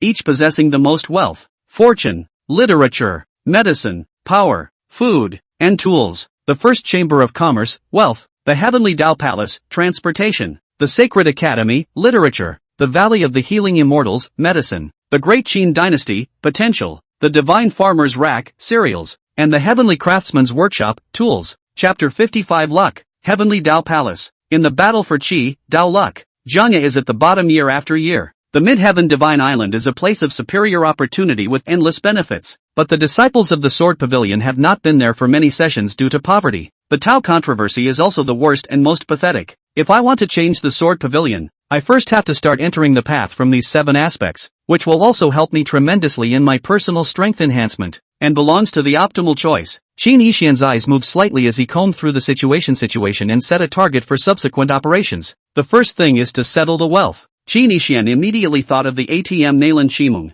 Oh, that's no problem. Wealth is not lacking for the time being. Sharks shed tears and fortune rolls in. Of course, if Qin Yixian hadn't stepped in, Nalan Emo is a negative product and doesn't shed tears at all. Worthless as stray fish. Otherwise Sword Court would have posted it long ago. Wealth is settled. And then comes luck. Transportation is called Qi and Tao. It can't be seen or touched by regular people, but it does exist. For example, the protagonist of certain cool texts is not easily killed because of the addition of luck. Yi Chen is the great fortune. Otherwise, Qin Yixian wouldn't have speculated that Yi Chen was still alive even though he hadn't been born. In the world of the 9 states, every cultivator would endeavor to master a luck borrowing technique in order to enhance their own luck. For me today, raising my Qi is a top priority. Qin Yixian's gaze was grave. Qi is not only related to luck. As the saying goes, those who play with their bodies can't beat those who play with their brains. Brains are no match for rules, and playing with rules can't overpower playing with Qi. In this world, compared to realms, the crowd valued Qi more,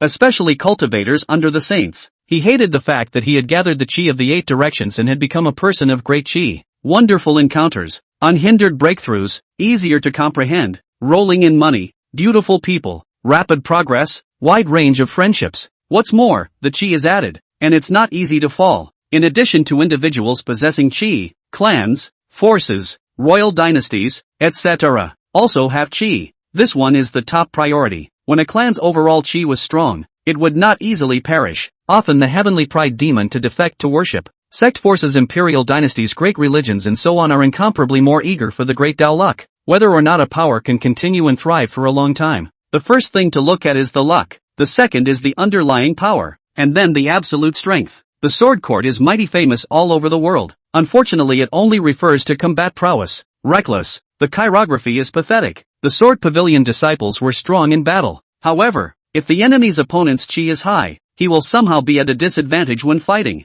This was similar to certain cool texts where the villain's realm strength was stronger than the Son of Chi, only to be counter-killed by crossing the level. Even though the Sword Pavilion was powerful in the way of the sword, its disciples were pitifully few, and all of them are unlucky. No one on the Manhwa list or the Junjia list is on the list. Fortunately, the Sword Pavilion's chi was not yet negative, otherwise the disciple may go out and be run over by a wild animal. Bad luck. The number of Tenjia who voted for the Sword Pavilion in recent years is 0. Since 10,000 years ago, the Sword Pavilion has been in continuous decline and fallen into barrenness. If it wasn't for the emergence of Yi Qingdao 10 years ago, no one in the world would believe that the Sword Pavilion could still produce a list of supreme celestial pride, if not for the fact that the Sword Ancestor is the guardian of the human race in the Hidden God Tower, the first sword in the world in the Wind and Cloud Monument, and has been famous for 10,000 years. The Sword Pavilion's reputation was far from great, and it had even been overthrown a long time ago. Why did Xuanji Palace dare to count Yi Qingdao 10 years ago? It's only because at that time the Sword Ancestor was in seclusion. The Xuanji Palace does not fear the Sword Pavilion. I'm only afraid of the Sword Ancestor. The Sword Ancestor's chi wasn't high, but her sword can cut through the chi of heaven and earth. The ability to put to death the main character of the great chi. The reason why the Sword Pavilion had low chi was because of the extremely special and idiosyncratic sword Dao that was cultivated. The Sword Pavilion disciples are gifted with only swords and the destiny of the Lone Star. It is difficult to cultivate the way of transportation. Even more so, they can't be borrowed for transportation. Qin Yixian if he wants to make things easier for himself in the future. First and foremost, it's not about boosting combat power. Rather, it was to improve its own and the Sword Pavilion's chi as quickly as possible. Personal chi was far less useful than clan chi. Sky's the limit. Every 3 years, many powers in the Ninth State would organize a Chi Luck Scramble event to divide up the Chi Luck and have healthy competition. And in the usual way, the powers, on the other hand, have agreed with each other. There is no competition, maintaining the development of their respective Chi. The Sword Pavilion has been the worst in every Dao Luck battle. You can't even share the luck. You have to maintain a low Chi status for the next 3 years. The clan's Chi is low, and the disciples live a difficult and perilous life. Old misery. The clan's chi is high, and it's hard for a disciple to die. I am carrying a not bad borrowing technique. You can gather the chi of the 8 directions, use your luck to enter the Dao, and with the addition of great chi, you can help the Sword Pavilion get out of the low luck predicament. Qin Yixian thought, sitting cross-legged on the spot, cultivating a borrowed luck technique that had been engraved in his mind by the rewards of his previous life's great villain system. Luck comes. This technique was called the Swallow Luck Dao Decree. The amount of chi that an average cultivator could personally gather was very, very little, and it is quickly lost and dispersed, and will not help one's fortune much, especially cultivators of the Dao entry realm. It is even less likely to lend useful luck. Even the Heavenly Dao Palace, which had the strongest fortune nowadays, did not have a high fortune for its Dao realm entry sect members. The Devouring Fortune Dao Decree, however, could help Qin Yixian gather a sizable amount of chi fortune at the Dao entry realm, and convert all of it into their own chi. Strong reversal of fortune. Qin Yixian's cultivation of the Swallowing Luck Dao Decree in the Kyushu was similar to cultivating immortality in the martial arts world. Quite counterintuitive. Invincible borrowing in transportation technique. When Qin Yixian first obtained this technique, the system introduced it as the strongest borrowed luck in all the heavens. That was why Nangon Lungyu had set her sights on him, incomparably eager to obtain the Devouring Fortune Dao Decree. Sure, although the Gong method was strong, it could not be borrowed indefinitely. And there was an upper limit to the follow-up. Only heaven and earth and personal chi can be borrowed. You can't borrow the luck of the clan's power. It is also subject to checks and balances by other fortune-telling practitioners, etc. During Qin Yixian's concentration on the borrowed transportation, Sword Ancestor and Yi Qingdao couldn't see any changes in him. The other disciples of the Sword Pavilion did not have half a sense either, because they don't know how to run the practice. Come, Tendo Palace. This is the power with the most prosperous Taoist fortune in the 9 states. The first luck in the world. There are Taoist luck saints sitting in the town. Inside the imposing, golden hall, an old man in linen clothes was cultivating with his eyes closed, just like an old monk in meditation. Soon after, the old man's eyes opened with a sudden shock, looking in the direction of the sword state, incredulously. Who is it that is wildly converging heaven and earth's chi fortune into his own body? This kind of situation is extremely rare. Greed welled up in the old man's eyes, filled with longing and inner excitement. His body trembled and his breath became surcharged. The void around them crackled and exploded. With such a heaven-defying means of converging chi, it's likely that one has practiced a supreme borrowing technique, and even more likely that one possesses a borrowing supreme treasure. The opportunity is for those who can, and such feats and treasures, which only this saint is worthy of possessing, must be obtained. When this saint seeks you out with his chi, he cannot let the pearl go unnoticed. The old man said rightly. The eyes flashed with refined light, and runes surged around his body. A scaly dragon shadow emerged behind him, bearing the sky and grounded. The dragon's eyes are majestic, looking majestically at the 8 directions. The dragon looked towards Jinzhou. At once, the heavenly Dao Palace was abuzz. The old ancestor actually took action himself? Every time the Daoyuan sage mobilizes the heaven and earth's qi, it has a great impact. Is old ancestor discovering something big? That's old ancestor's qi luck augur, one of the most powerful qi luck in the 9 states. It can borrow the qi luck of all spirits. The nearby beings are going to have bad luck lately. Serves you right. Griffin Trash is also equipped for transportation? It's a blessing of 8 lifetimes for them to have their luck borrowed by the old ancestor. Humph. In the murmurs, there was a strong sense of respect, as well as arrogance and conceit, and disdain. This is the disciple of the heavenly Dao Palace, with his nose high up in the sky, thinking that he is overlooking all living beings and is incomparably honorable. Chapter 56 Sage Rebuffed. Qi luck turns into golden dragon. In the meantime, there were billions of miles in a circle outside the heavenly Dao Palace. A ferocious beast fell down walking. Someone almost choked to death on a drink of water, and a child was hit by a heavenly rock while playing. The qi of many living beings drained away crazily, sinking into the heavenly Dao Palace and becoming extremely unlucky themselves. Alas! The heavenly Dao Palace's seniors are casting the borrowed luck secret technique again. We are losing our luck and will be unlucky for a while as a result. It can't be helped. Who told the others to be the world's #1 luck? Overbearing and ruthless, and can just borrow luck without our consent. If there were no other forces to restrain them, the heavenly Dao Palace would be even more unscrupulous. But fortunately, no one in the world can permanently borrow luck, not even saints. And after a while, the qi that belongs to us will come back on its own. Some ancient city, inside a tavern. Some cultivators shook their heads inside. They looked indignant, but there was nothing they could do. All of them were running their gong methods and resisting the loss of qi. Inside the great hall, pust. The old man violently spat out a mouthful of golden holy blood. If there were outsiders here, they would certainly be shocked and appalled. Saints spit blood. Just what kind of technique is it? What kind of demon? What kind of supreme treasure? The old man's qi actually couldn't seek out its specific traces, and it was even revolted. Ahem! This person's qi is untraceable. The collected qi is condensed but not dispersed. It's really too extraordinary. This kind of situation had appeared in Qingzhou 10 years ago. The old man's face was very pale and his breath was weak. The body is stooped and badly injured. Since qi can't be found, this saint will suppress you with his underlying strength. Humph! Come on people, head to the sword state, seek out the supreme technique to the treasure, and bring it back by force. The moment, the entire heavenly Dao Palace was dumbfounded. Old ancestor used his qi to search for someone in the sword state, but he was actually backfired? I don't believe it. Could it be that Daoyuan sage who traveled to Jisha Academy who struck? Impossible. That person also categorically couldn't do anything to make the old ancestor's qi augur collapse. My goodness, just who is it? How dare you? How dare you resist our heavenly Dao Palace? Looking for death. Find it and be sure to break it into pieces. Some people are sad and some people are happy. The other beings who had been forcibly borrowed cheered. Ha ha ha. Who broke the heavenly Dao Palace sage's borrowed luck method? The qi that we lost just now have all returned quickly, indicating that the borrower was seriously injured. Humph. The heavenly Dao Palace is indeed the #1 fortune-telling power, but it can't be a dominant force. Too arrogant and suffer retribution. Haha. Fast and furious. Kenshu. Jigoku. This trip to the sword state was really right. It's been very lively lately. Not long ago someone in the sword state just entered the Dao with a text. And at this moment there's a borrowed luck demon technique or a supreme treasure coming out. It also broke that person from the heavenly Dao Palace's borrowed luck augur, forming a backlash. Wonderful, a gray-haired old man said, with a bit of gloating in his tone. That little guy who entered the Dao with one is very special. This saint can sense the worlds when Dao cultivators, but he actually can't probe this person. Otherwise it will certainly be controlled and returned to my Jishi Academy. As for the fortune opportunity, it will inevitably belong to Dao brother in the end. Beside the white-haired old man, there was also a handsome-looking young man. The man spoke in an old-fashioned manner, and his eyes were full of the vicissitudes of age. Not like a young man. If there were outsiders here, they would definitely be able to recognize these two. One was one of the only 3 Dao fortune saints in the 9 states, the divine Dao sect saints. The other,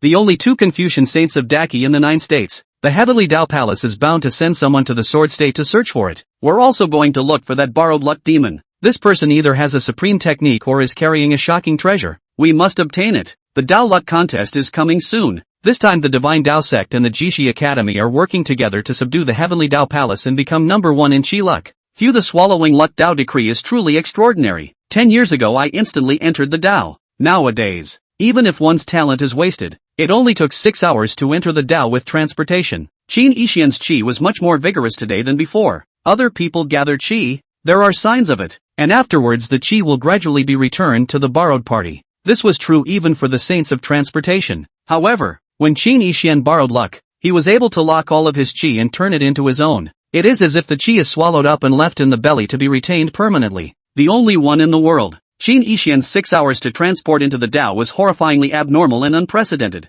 Enough to shock the world. Extremely anticlimactic. If a strong person who is good at watching fortunes is here, one would see a golden dragon of converging qi being condensed and formed behind Qin Yixian. When the qi is thick to a certain extent, it will be transformed into a shadow or even materialize into something. It could be cranes, apes, swords, etc. It varies and is called the Great Spirit. Heaven and Earth's qi can't be seen normally. It's possible to be seen when you're incarnated. Qin Yixian's qi was transforming into a dragon. In the future, when the swallowing fortune Tao decree was accomplished, it would be able to materialize into a golden dragon of fortune, looking out of the corner of one's eye. When the Tao luck contest arrives, at that time, I will make sure that the sword pavilion takes the top spot and is no longer at the bottom. Suddenly, Qin Yixian sensed something. His eyes moved slightly, and the corner of his mouth curled up into a faint smile. Have the old things from the heavenly Tao palace found me out, coveting my technique and trying to find me with their qi? The Xuanji palace at least still sneaks around and lays out calculations. The heavenly Tao palace is overbearing and wild, unbeatable, and will forcefully snatch the opportunity it sees. The world's first fortune, used to being high and mighty, thinking that all the greatest treasures of qi should belong to you. But even if you're a sage of fortune, so what? You don't have the self-importance to covet salty fish things. This backlash is enough for you to drink a pot of water. Swallowing the luck road decision, a passive aptitude that comes with a reversal of qi. It also shields qi probes. How can it be a feat that is easily coveted? No one could learn where Qin Yixian was. The countless living beings who had just been borrowed could not possibly know where their qi flowed to. Didn't even realize he was losing his qi. Silent and mysterious. Qin Yixian's gaze mocked, secretly noting this provocation from the heavenly Tao palace as he whirled around to consider what came next. Education is next. I've already entered the way with the text, so this is pretty much taken care of for now. After wealth, fortune and literature, comes health. In Kyushu, any cultivator in the world will damage themselves while cultivating. If there is no timely treatment by a medical practitioner, it will leave behind a hidden disease that will accumulate into a disease with endless consequences. Sword cultivators, in particular, are super full of hidden diseases. Bean in his previous life was, and in this life it's probably about the same, if not worse, but it's not in the way. I can handle it. As soon as possible, enter the path with medicine. Solve the Jianga medical problem in at least half a year. Suddenly, Qin Yixian had sensed something and realized that the shark Nalan Qiming was here again, coveting this sight in secret. His expression remained unchanged, and he laughed coldly in his heart. Tired? Go take a walk in that forest that isn't shrouded by sword qi. Get some air, calm your mind, and cultivate the healing way in the meantime. Qin Yixian looked at the lofty mountains in the distance and prepared to leave this place and collect the shark pearls in another place. As for pure love warriors, all things being equal, if the murderer dares to show himself, he will die. Qin Yixian ran his gung fu and performed Dao magic. Under his breath, he recited a line from Li Bai's Flying Up 90,000 Li. At once, Qin Yixian's breath surged around his body, the Wen Dao vision floating behind his head, and brilliant golden light flashed in his gaze. Taoist rhythms flowed and Taoist rules surrounded them. The talent of heaven and earth converged in all directions. It was incorporated into Qin Yixian's Dantian Dao base. The heart of the text beats, and the talent is transformed from the base of the Dao and nourished with mana. The next instant, a force formed by arcane mana overflowed from the Dantian and lifted Qin Yixian up, rising into the 9 heavens of the firmament. Chapter 57. The richest fairy and the medical fairy traveled together like bosom sisters. Tianyuan Ancient City. Located on the edge of Jianzhou, there's an ancient teleportation array here. Most of the cultivators from other great states came here through this teleportation array. Wow! The teleportation array emitted a white glow. Several figures appeared. The people around the teleportation array's complexion suddenly changed. Someone from the Heavenly Dao Palace. This is one of the 7 sons of the Heavenly Dao Palace. Morong Long. Morong Long's brother, Morong Tian, is the second on the Junjie ranking, second only to Lin Changfeng of the Xuanji Palace. What is a heavenly great man like Morong Long doing in the sword state? The crowd looked towards Long and the rest of the Heavenly Tao Palace disciples who had just teleported in, whispering in a respectful tone. Long and his group walked out of the teleportation array with arrogant expressions. Their gazes seemed to grow above their heads and they couldn't see the people around them at all. The chi of the sword state can't be compared to our heavenly state at all. The air kind of turns my stomach. Beside Long, a man covered his mouth as if he wanted to vomit. There's a lot of miscellaneous. There's also a lot of debris. It's an eyesore. There was no rebuttal from the people around us. The disciples of the Heavenly Tao Palace were blessed with chi. If they were offended, and their own chi and the forces behind them were not strong enough, it would be easy to follow up with bad luck. Come on, don't forget our business. Long wore a gorgeous white coat and held a folding fan, looking like a gentleman of the world. The old ancestor ordered us to come and seek clues of the Kung Fu Supreme Treasure. This sword state is so big, it's like searching for a needle in a river. It's hard. Why should we worry when we are blessed with heavenly chi and our hearts are set on the right path? And the opportunity will come to us on its own? That who doesn't know how to die actually dares to make the old ancestor suffer a backlash, looking for death.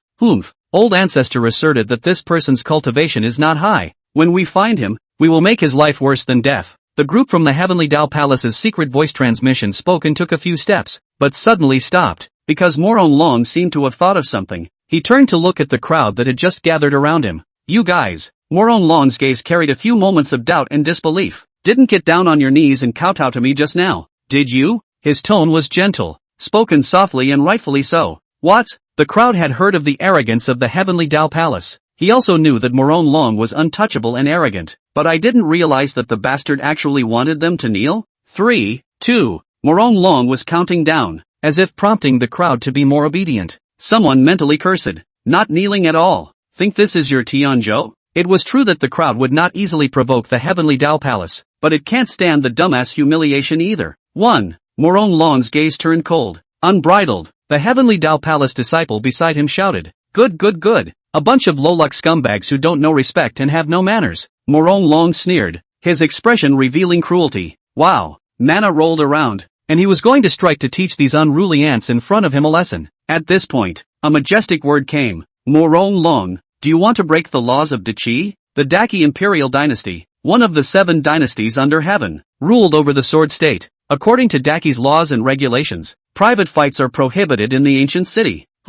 I should be the one to ask you, wanting to go against my Heavenly Tao Palace? Long didn't stop. The runes around his body flickered and his chi flowed, blooming with light and overflowing with power. Arrogant. I am the Lord of Tianyuan ancient city. How can I allow you to mess with the law and violate discipline? If you don't stop, don't blame me for not being polite. As the words fell, City Lord Tian Bu appeared. A pair of tiger eyes were majestic and stern, glaring at Long. The streets of this ancient city were suddenly gloomy and filled with a solemn and murderous atmosphere. Dead quiet. The crowd and the rest of the disciples of the Heavenly Tao Palace were silent as they watched Long and Tian Bu confront each other. With Long entering the late Tao realm and the Heavenly Tao Palace's chi boost, City Lord Tian Bu might not be an opponent. City Lord Tian is also in the late stage of Tao entry, and with Di Chi's national fortune added to his body, he doesn't see how he can lose. Long ignoring the law and making a move here is provoking Dazi and the Sword Ancestor. Are people with high chi luck so stupid in their brains? They're used to being arrogant, thinking that they're grandfathers wherever they go. But unfortunately that doesn't work well in my sword prefecture. Not far away in a restaurant, there were also people paying attention to the side of the teleportation array and talking about it.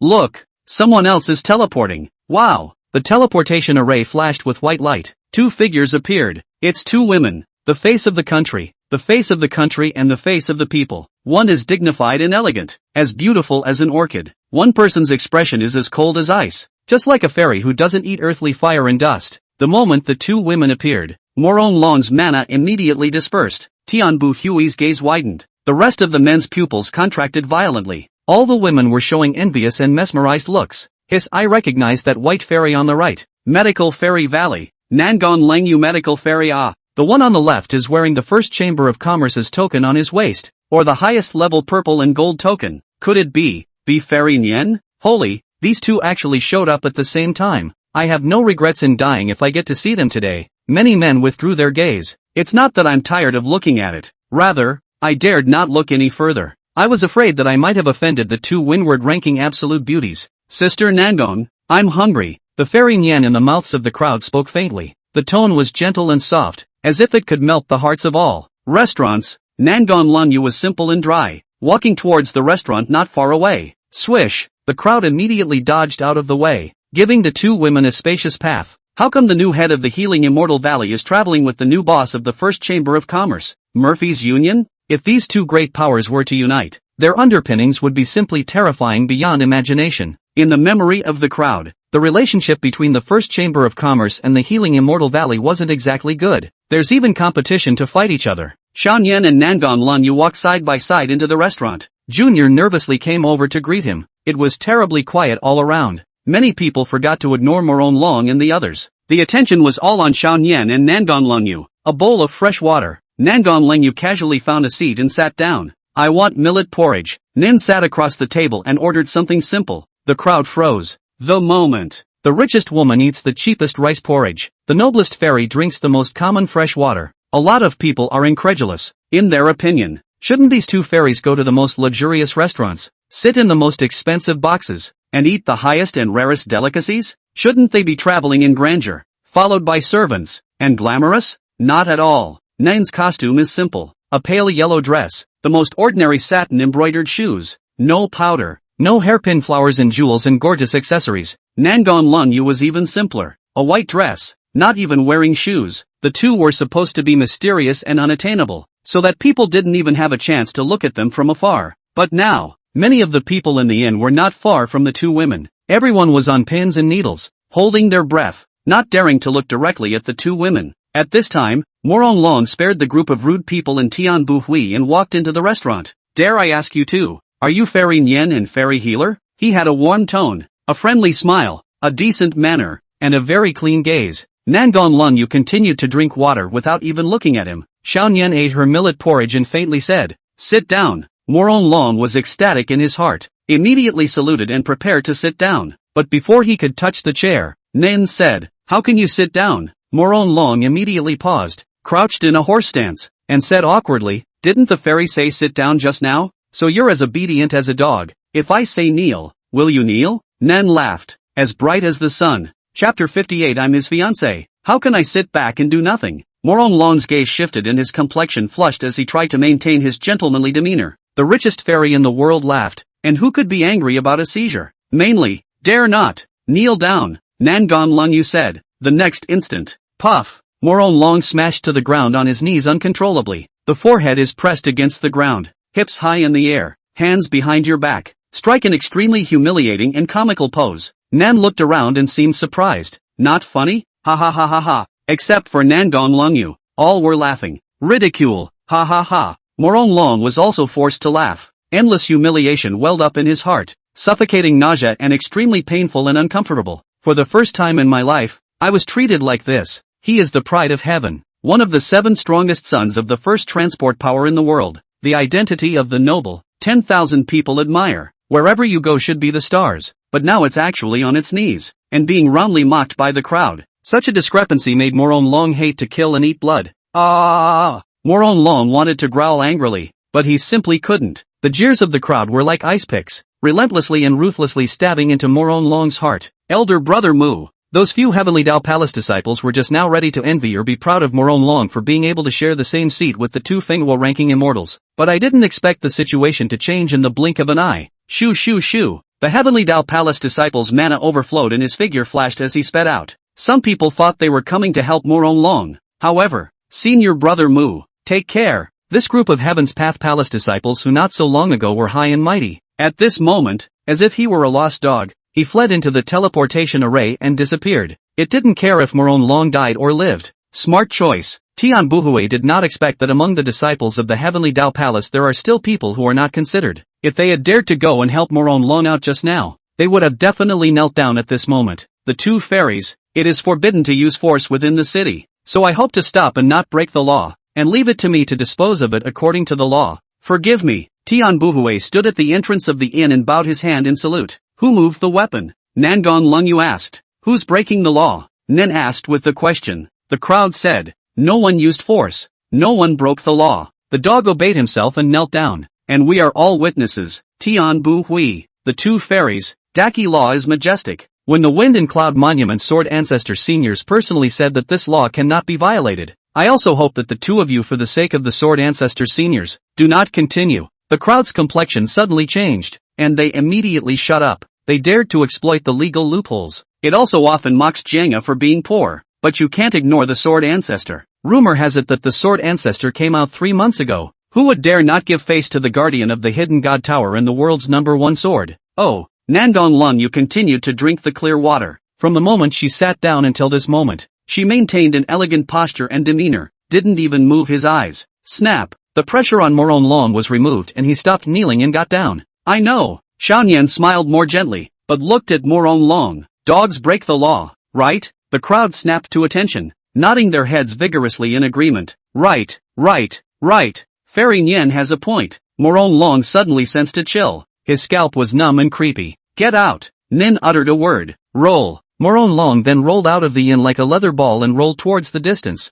disappearing from sight. Words to the wonders. Saints of the way of letters? Tian Buhui was shocked and immediately bowed. Don't dare to speak any more about law-abiding non-movement. In Daki, the way of literature is honored and Confucian saints enjoy privileges. Moron Long was not self-conscious enough to dare to share a seat with a Confucian sage, and he deserved to be wasted. Fairy Nian merely told him to roll. It was already considered very law-abiding in giving face to Sword Ancestor. The one who broke the law was Moron Long. Just now, he tried to force the crowd to kneel, and then he offended the Confucian sage, which is a serious offense. The roll. Greetings to the Confucian sage. The people present did not expect that Fairy Nian was actually an existence that had entered sainthood in the way of literature. From now on, the world will no longer be dominated by 2 saints, but 3 Confucian saints. If that sage king of the underworld city can be reincarnated and resurrected, there will be 4 of them, and my human race will prosper. The youngest Confucian sage in history. Nah, unbelievable. A sage king's sacrifice is equal to an initiation and transmission of the Dharma. It's naturally not surprising that Fairy Nian could become a Confucian sage. Although the Confucian sage's combat power isn't high, it's easy to clean up Moron Long of the Dao entry realm. Moron Long is protected by the heavenly Dao palace's chi. He won't die. The crowd blinked. The 2 women disappeared. The next instant, at the top of a mountain outside the city, 2 silhouettes appeared. Sister Nangong, where do you think Qin Yixian will be hiding in the sword state? Fairy Nian looked at Nangong Lungyu with a smirk. Half a month ago, at the time when Nin became the owner of the Chamber of Commerce, Nangong Lingyu speculates that Xiaoyan hates Qin Yixian, chapter 25, and takes the initiative to find Xiaoyan. I hope to work with Nin to ask the first Chamber of Commerce for help in finding a fiancé. I miss my naughty fiancé. It's like a day without him. At that time, Nangong Lungyu said so. Nin readily agreed to cooperate. Also tell Nangong Lungyu, I'm also looking for Qin Yixian, the culprit who imprisoned me and killed my parents. I've got to get my revenge. Chapter 19. One day I don't see him is like 3 years, and I can't sleep or eat. And so it was. The 2 women were allied because of Qin Yixian's common goal, exchanging information and traveling together, like bosom friends and good sisters. Guess where he is? Nangong Lungyu faintly asked back. In her heart, she was laughing. Xiaoyan didn't know that Qin Yixian was the sage king of the heavenly city who had protected her for 10 years, still foolishly seeking revenge on Qin Yixian. Interesting. Why did sister strike out at the disciples of the heavenly Dao palace just now? Xiaoyan answered the question and asked Nangong Lungyu back about forcing Moron Long to kneel. Sister, why did you humiliate him and tell him to get lost again? I remember that Fairy Nian was the most gentle, kind and easygoing, and in her 10 years in heavenly city, she never used force, much less insulted anyone. I didn't expect sister to understand me quite well. Now that I don't have him protecting me, spoiling me, and accompanying me, naturally I can't be as gentle and easygoing as I was before, and I also have a small temper. Nangong Lungyu nodded, indicating that this should be the case. In my heart, I laughed again, but it's still as stupid as before. Sister, I'm looking forward to the scene where you personally take revenge on your guardian benefactor Qin Yixian. Nangong Lungyu looked into the distance and said, not long ago, the heavenly Dao Palace sage's chi auger was broken, and there should only be one person in the world who could be capable of this, and that's my lovely fiancé. Intelligence suggests that the clever one is hiding in Jinzhou now. The people from the heavenly Dao Palace appearing here must have been ordered to find my fiancé and try to rob him of his technique. I'm his fiancé. How can I sit back and do nothing when I see the little thief who covets his gongfu? Nangong Lungyu stated the reason for forcing Moron Long to kneel, and seemed to have a reasoned argument. Chapter 59. A scum talent can be upgraded. The only one in the world. Now that Nangong Lungyu already knew that Qin Yixian had reincarnated and resurrected, and that he had also cultivated the borrowed luck technique, that's why it attracted the attention of the heavenly Dao Palace. Nangong Lungyu and Xiaoyan had rushed to Jinzhou precisely because they had concluded that Qin Yixian was here. Where exactly does your sister think your fiancé will be hiding? Nen asked the question from earlier again, circling back around. You guess? Nangon Lan Yu asked again in return. I guess he's in Sword Court. Nen laughed and seemed to answer honestly. Why? Nangon Lan Yu asked with a flat expression. From the moment my sister told me that Qin Yixian was in the Sword State, our first Chamber of Commerce's spies began to search the Sword State in secret. We've infiltrated and probed the Daiki Imperial Palace, the Jishi Academy, and many other forces in the Sword State, and there's absolutely no trace of Qin Yixian. The first Chamber of Commerce, arguably, possessed the strongest intelligence search capabilities in Kyushu, the ability to pay money, plus her covert manipulation of the forces of the Great Qin, to find people the world's fastest. Nangon Lanyu knew Qin Yixian and could provide clues. Nen has the intelligence to quickly find and eliminate possibilities beyond the clues. The two women work together with great efficiency. Since there are no clues, how are you sure he's in the Sword Court? Guess. Looking at the 9 states, there is only one force that our first Chamber of Commerce cannot infiltrate and investigate, and that is the poorest Sword Pavilion. Regardless of whether or not he's there, I'm going to make a trip to the Sword Pavilion to meet the group of the poorest but least money-hungry people. Although Xiao Nian had become the head of the Chamber of Commerce, he was still traveling the world. It was natural to want to visit the number 1 sword power in the world. Thinking so, Nangon Lungyu asked, if he's in the Sword Pavilion, how do you want to get back at the naughty, cute and a little bit smart him? What about you, sister? How would you like to care for your most longed-for unmarried husband? A beating to make him behave and marry his old lady. Do you? Would it be alright to kiss a meal to make him behave and marry his little girl? Nangon Lungyu asked in surprise. Your revenge against him is to marry him? Nen asked rhetorically. If you miss him so much, why are you so murderous? Pust. The two women looked at each other and smiled, as if they were unaware of each other. They both looked at the same time to where the Sword Pavilion was. Morong Long, who had turned into a human ball, was currently rolling that way. In the meantime, Tianzhou, an icy female voice was heard in the minds of those few Heavenly Dao Palace disciples who escaped back. I've heard that disciples of the Heavenly Dao Palace are blessed with great fortune and don't die easily. Is that true? The group of Heaven's Path Palace disciples suddenly changed in color. No. Hello cruelty. Bang, bang, bang. They exploded into a shower of blood. Death is not a good thing, and the chi is dissipated. Sword Pavilion. Qin Yixian stood with his arms folded like an immortal or a god. His mana gathered under his feet and he stepped into the air in a dashing manner. Achoo! Suddenly he sneezed. Someone is thinking of me. Literary luck into the Tao will not sneeze easily. Qin Yixian's eyes changed slightly as he made a guess. It's that Nangon Lungyu. Ha! Has she come to Jinzhou already? From the moment Qin Yixian cultivated the borrowed luck technique, he guessed that his affair in the Sword State would be known by Nangon Lungyu. Unavoidable. Even if she knows, so what? Even if she can finally determine that I'm in the Sword Pavilion, does she still have the ability to rush in and look for trouble? Qin Yixian was bashful, continuing to dashingly step into the air and fly. Talent chi came in a steady stream. After Qin Yixian had entered the Tao with his writing, he possessed the ability to gather the talents of heaven and earth. Talent originates from the world's literati. When the literati recite poems and write, they generate talent that overflows into heaven and earth. When a literary Tao practitioner runs a gong method or performs a Tao method, he or she will absorb these talents that permeate the heaven and earth and turn them into mana for use. If the world's literati die out, talent will wither. At that time, no one in heaven and earth would be able to cultivate with the way of literature, and it would be impossible to give birth to Confucian saints. And more than 99% of the literati in this world are uncultivated mortals. That's why Confucian saints and literary Tao practitioners strictly forbid the slaughter of mortals. When the number of mortals is small, there will be fewer men of letters, and the way of letters will decline and perish. One glory for all, one loss for all. The cycle of heaven, cause and effect are mutual. Originally, literary Tao cultivators who had merely entered the Tao realm were unable to vacate the air freely. At the very least, you have to rely on flying treasures or spells, especially not with wasted talent. However, Qin Yixian had memories and inheritance from his previous life. Having mastered the supreme Tao, one's mouth becomes a marvelous poem, and one's fierce collection of talents can generate vast mana and fly in the air at will. It can offset the lack of scrappy talent. And Qin Yixian didn't care in the slightest about the issue of wasted talent. For any cultivator, the root of the Tao is destined at birth,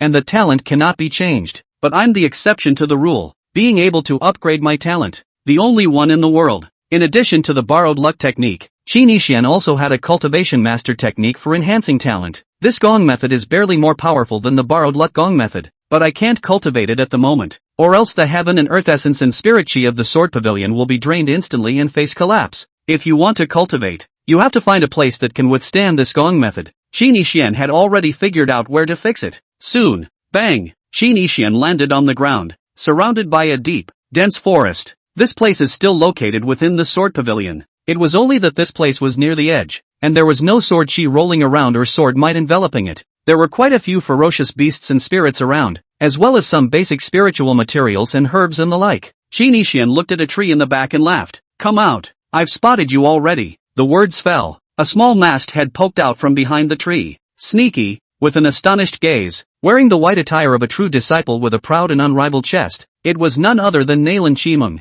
Master, you're so powerful. Disciple hid it so well and you found it. Your sharks are so salty it's hard not to notice. Fishy odor? The disciple is very clean. There is no odor in all 7 orifices. From where is the overflow of salty? Nalan Chimeng sniffed down, looking for the source of the overflowing stench. Qin Yixian's complexion changed slightly, his tone tinged with questioning as he interrupted her to continue. Nalan Chimeng, do you know you're wrong? What? Nalan Chimeng's gaze showed a bit of confusion. It's wrong to just tag along and observe. Plotting how to force you to leave her? Well, the disciple's stalking of the Taishan elder with malicious intentions was indeed a big mistake. Disciple knows his mistake. Nalan Chimeng mumbled in a small voice. His tone was pitiful, as if he was praying for forgiveness. Looking at the human animal harmless and timid. This acting skill is much better than ye been playing high and mighty. Qin Yixian continued. As a disciple, you actually coveted the beauty of the old ancestor. What crime should you commit? Nalan Chimeng's expression remained unchanged, her heart slightly shocked. How do you know that? Gua Dao. That's right, I am the sage of trigrams. I can peek into the heavens and know the past and the future. So what's so difficult about calculating a bit of marriage and love? Nalan Chimeng looked down, flustered. Never let him expose my mind. Never. Chapter 60 Pure Love Warrior appears. Do you want to kill me to silence me? Qin Yixian smiled, his tone gentle as he asked playfully. Disciple wouldn't dare. Nalan Chimeng replied coyly. Don't dare, but actually want to? Qin Yixian deliberately walked over and got very close. It seemed to give Nalan Chimeng a chance to land a blow. Disciple doesn't want to either. I hope you won't tell Yizu disciple's mind. Please. Nalan Chimeng certainly didn't dare to make a move. This place is located within the sword pavilion, and killing fellow disciples here would be loathed by Yi Qingdao. She looked stupid, but not dumb. Don't worry, I will definitely not mention your matter in front of my master in the future. Qin Yixian's tone slowed down. Nalan Chimeng was delighted in her heart, thinking that there was something to talk about. However, because I already spoke to the master not long ago, Qin Yixian's smile gradually deepened. His gaze was soft, and his words were very down to earth. But to Nalan Chimeng's ears, it was like a demonic whisper. Nalan Chimeng shivered more than once, her complexion white, her pupils contracted, and she raised her head violently, stretching out her finger and staring at Qin Yixian in shock. Did you really say that? Naturally, I figured out that you were once saved by the master, saw the color and hid your identity to worship the sword pavilion, all to covet the master, all truthfully. What did she say when she heard it? Nalan Chimeng asked shakily. Since she had been stabbed through, she was curious to know what Yi Qingdao thought of her. Will you get a single response to your own thoughts? Are you sure you want to know? Sure, please tell me truthfully. Qin Yixian shook his head. Just don't tell you. Nalan Chimeng looked pitifully at Qin Yixian, humbling herself. I know, she must hate me. Qin Yixian was silent and didn't deny it. Wah! Nalan Chimeng's head became blank, as if her body had been emptied. She lost her mind and collapsed to the ground. Are you having a hard time? Qin Yixian asked. Nalan Chimeng nodded her head. Qin Yixian said in a condensed voice. Forget everything, and it won't be hard. Nalan Chimeng glared furiously. You're going to erase my memory? Qin Yixian followed, crouched down and rolled up his robe to make a simple pocket. It was handed to Nalan Chimeng's chin position. She wants you to forget too. Cry if it's hard. You're going to erase all memories of her from my mind? Did she ask you to do that? Qin Yixian didn't deny or admit it. Woohoo! Nalan Chimeng's delicate body shook, crushed by the grief that surged like a wave. Crying. Pearly. Wow. Pearl's tears poofed down. All of them were covered by Qin Yixian. Not a single one was left out. The tears of the shark race are all valuable heavenly spirit pearls. Nalan Chimeng was a shark royal, and tears were even more precious. The other sharks are white pearls. Nalan Chimeng's tear pearls, however, were colorful and multicolored. They are full and round, ghostly and crystal clear. The texture resembles emerald agate and is several times larger than normal. It's all about the money. Scent, a wave of fat. Oh, dear. Qin Yixian was not much happier in his heart. There is always something uncomfortable about using someone's tears of sadness for money. Go ahead. You delete. I won't resist. Shortly after, Nalan Chimeng stopped crying and closed her eyes. Amount. Qin Yixian looked at the pearls in his pocket and molded 7 of them. It is extremely difficult to form pearls from shark tears. One has to be grief-stricken to do that. Some sharks don't even see a single one to cry when a loved one dies. However, Nalan Shiming cried out 7 in a row because of Yi Qingdao. It could be seen how much she didn't want to forget Yi Qingdao again. Sad to the core. Actually, you can forget it yourself. You don't need me to delete it. Qin Yixian didn't make a move. They say a fish's memory is only 7 seconds. Actually, no. Fish are actively forgettable. Sharks can too. I'd like to give her a gift. Is that okay? Nalan Shiming looked at her own pearl tears and whispered. She'd wanted to send it before and hadn't dared. Can't afford to send it either. Qin Yixian understood the meaning and handed the pearls to Nalan Shiming without saying much. Am I helping Lily's love interest? Qin Yixian's gaze changed and he shook his head again. In a previous life he might have slapped him across the face. In this life, however, they don't do that. He does dislike love interests, but if you really want to drive all your love rivals out of business, it would be a massacre. The bloodshed and the corpses, because there were simply too many people in this world who liked Yi Qingdao ridiculously. No, I hope you'll give it to her for me, Nalan Shiming said seriously. She was no longer playing any mind games at the moment, much less performing against her will. Sincerely, from the heart, she's never worn a pair of shoes, and I hope you'll help me give her the best pair of shoes ever. And these pearls,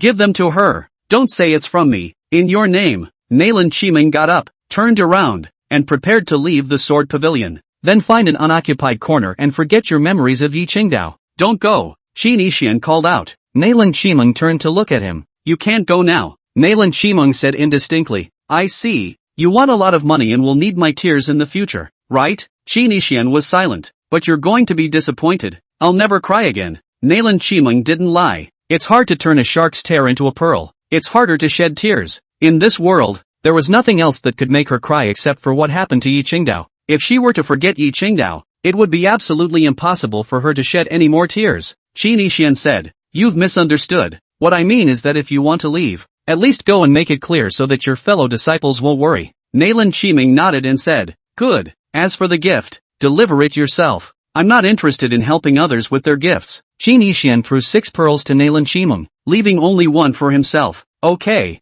Nalan Shiming held the 6 large pearls and went to find Yi Qingdao. Not bad. If this one is taken and sold, it will be enough to feed us well for a while. It can be sold for less than 100,000 counts of gold among mortals, and when you take it to the cultivation world to trade with that group of beauty-loving female cultivators, it can even be exchanged for uncommon heavenly treasures and treasures. Qin Yixian looks at the pearls and looks to the future. 1 tael of gold would be enough to feed an ordinary mortal family for a year. It's a lot of money for an initiated practitioner, and a pearl is worth 100,000 count of gold. The reason he left a pearl, it's because in Kyushu's customs and culture, 7 is an unlucky number. Ha, there's money today. Qin Yixian, however, couldn't laugh. Inside the cave, stupid disciple, Master has a big matter to attend to and has to leave the sword pavilion immediately. You are now supreme and overwhelming. It's okay for you to sit in the sword pavilion next, right? Where is Master going? Beyond the sky. You won't be back for 10 years. You'll handle Qin Yixian's matter on your own. I've said everything I need to say, but you shouldn't stand a chance. He doesn't like you at all right now. Outer heaven? Yi Qingdao's gaze was grave, automatically who ignored not liking her remark. Heaven beyond heaven is a place of great evil. All right, go for your teacher. Yi Qingdao nodded solemnly. Disciple will be fortunate enough to fulfill my orders. Soon after, Yi Qingdao's figure shook as her aura suddenly changed. With that, he actually let out a morose and eerie sneer. This dead dog, Sword Ancestor, has finally left, so I can come out without worry. The voice clearly did not belong to Yi Qingdao, but another person. A very strong and special aroma emanated from the body. Xin Lang, it's the 100th time. Don't come back. Pure love warrior. Present. In the meantime, Nalan Shiming happened to arrive outside the cave. Chapter 61. It's time to get back to looking your best. After the Sword Ancestor left the cave, he naturally didn't go to the heavenly beyond. It was all a bluff as per Qin Yixian's previous plan. The purpose is to draw out the pure love warrior. The Sword Ancestor concealed himself in the void and transmitted his voice to Qin Yixian. My good disciple, will the one who wants to harm you show himself? Qin Yixian responded with a deep gaze. Thank you for your help, Master Ancestor. Whether it will appear or not, disciple is not sure. Let's wait and see. Qin Yixian wandered through the forest and soon discovered a special medicinal herb. The name is 10,000 years of coldwood root, grown at the bottom of ancient trees, yellowish body, overflowing pungent odor, cold to the touch. It was like holding a 10 000-year-old piece of ice that stung the skin. 10,000-year-old coldwood root, belonging to the extreme in medicinal herbs, can remove fire and swelling, soothe the tendons and blood, dissolve hidden diseases of cultivation, and can also be used as the main ingredient for alchemy. Good luck. Just came to the periphery and found good herbs. The borrowed luck is great. Qi Nixian was in possession of the devouring fortune Dao decree. After entering the Dao with luck, one can gather qi in silence. Moment-to-moment growth of chakra, until the limit of the qi that could be possessed by the Dao entry realm. Other transport practitioners simply cannot do this. Each borrowing and remittance is extremely consuming and unsustainable. Otherwise, they would be backfired by the qi, or else their cultivation would regress or even turn into a waste, or else they would die. The same is true of saints borrowing luck, and there is the same danger of backlash. Qi Nixian, however, did not have this drawback at all. Sustainable, no backlash. It's a masterpiece, the only one in the world. 10,000-year-old coldwood roots are extremely rare and valuable. This item is at least 1,000 gold. It's still not always available, and there's a price for it. It can be considered the most precious thing within a radius of 10 million miles. If someone else came here, they wouldn't be able to find the 10,000-year-old coldwood root in their lifetime. That's the beauty of chakra. Mysterious and extremely good luck. There's even a chance that the heart will be in the right place. A heart wants what it wants. A chance in the sky. Falling down and picking up treasures. Lightning upgrades. Jumping off a cliff and encountering the law. Fainting and being put to sleep. The secret realm is the king. The auction is the best. And it's hard to die in a dangerous situation. The above can be analogously called Qi Luck Enhanced Passive Avatar. A person with great fortune would have a high probability of triggering the passive avatar of luck. If the heart can really come true, I would now need a paintbrush, a Wendao stone, and a Dao Heart Oath tablet. Qi Nixian looked forward to it. Will the effects of the Qi blessing allow him to get what he wants? I have to prepare for the time when if I resolve the pure love warrior in showdown with Being, I must surprise her.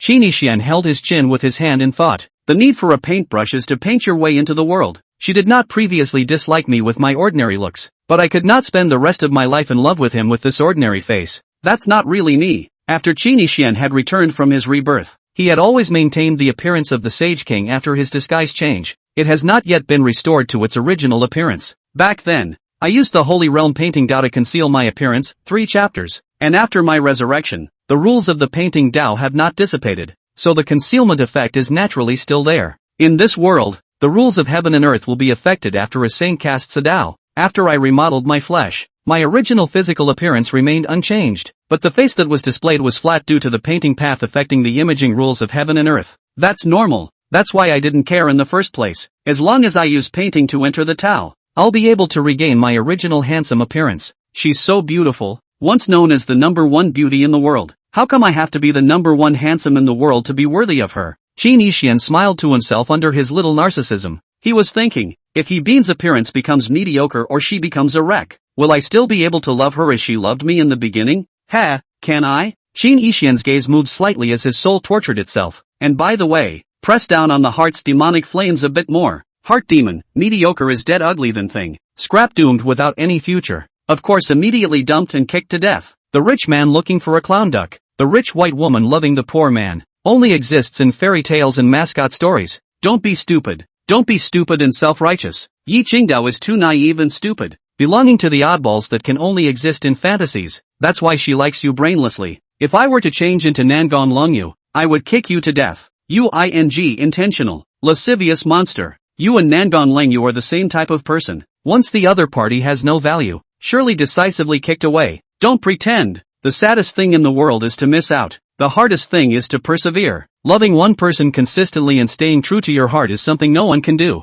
You, Qi Nixian, can't do it even more. Who doesn't love a beautiful woman? Who doesn't want a harem? A palace? Who doesn't change his mind? Who doesn't hate his wife? Qi Nixian faintly said, "Oh, silence of the heart." It felt like hitting cotton after an output. But the heart demon still has a killing trick. In all of the first 99 lives, Yi Qingdao had taken the Dao heart vow, to love only you for a lifetime, and if she violated the vow, she would die with 10,000 arrows piercing through her heart. But you perfunctorily promised her every time, merely verbalizing your promises, never making vows. You're like all men in the world. You don't dare to take a vow of assurance. You're just a flowery talker. Ha ha ha, Qi Nixian. Oh, at this moment, the heart demon was startled. Wait, you just wanted a Wendao stone and a Dao Heart Oath tablet. Could it be that you really want to, in this life? The mind demon felt like it had eaten poop. Or the overnight kind, and didn't want to talk anymore. Qin Yixian shook his head and withdrew his mind to consider another issue. Chakra boosts don't always really make the heart grow fonder.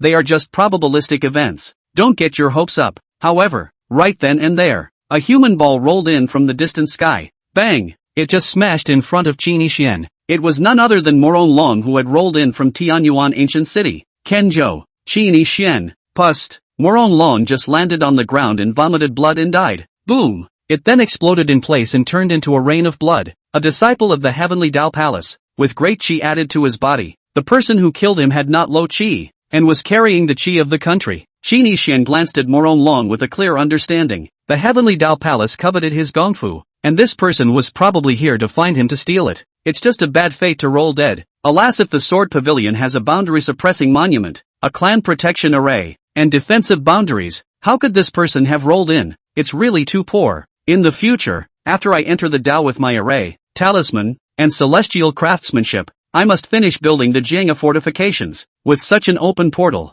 it would be extremely bad if one day the enemy were to surround and sneak in. Although there is a Sword Ancestor sitting in the town, and her sword might, sword intent, and sword chi shroud protects the entire Sword Pavilion. In case something happens to he's Sword Ancestor. Given the situation of the Sword Pavilion, it won't survive for more than 3 days. Qin Yixian thought of this and immediately shook his head. Why do I think so much? The Sword Ancestor's ability is in 2 words, invincible. How could anything happen? Qin Yixian knew that he was worrying unnecessarily, so he stopped thinking about it. Oh, when the heart really wants what it wants. Inside Moron Long's storage bag, just had the treasure tool paintbrush, the window stone, and the Taoist heart oath tablet. Treasure paintbrush. It is not a pen used by mortals that can mobilize the power of heaven and earth to produce the power of the Tao. The brush used by Qin Yixian when he changed his face before was a sacred treasure that was extraordinary. With the paintbrush, I can enter the Tao and restore my original appearance at any time. Entering the Tao with painting is similar to entering the Tao with writing.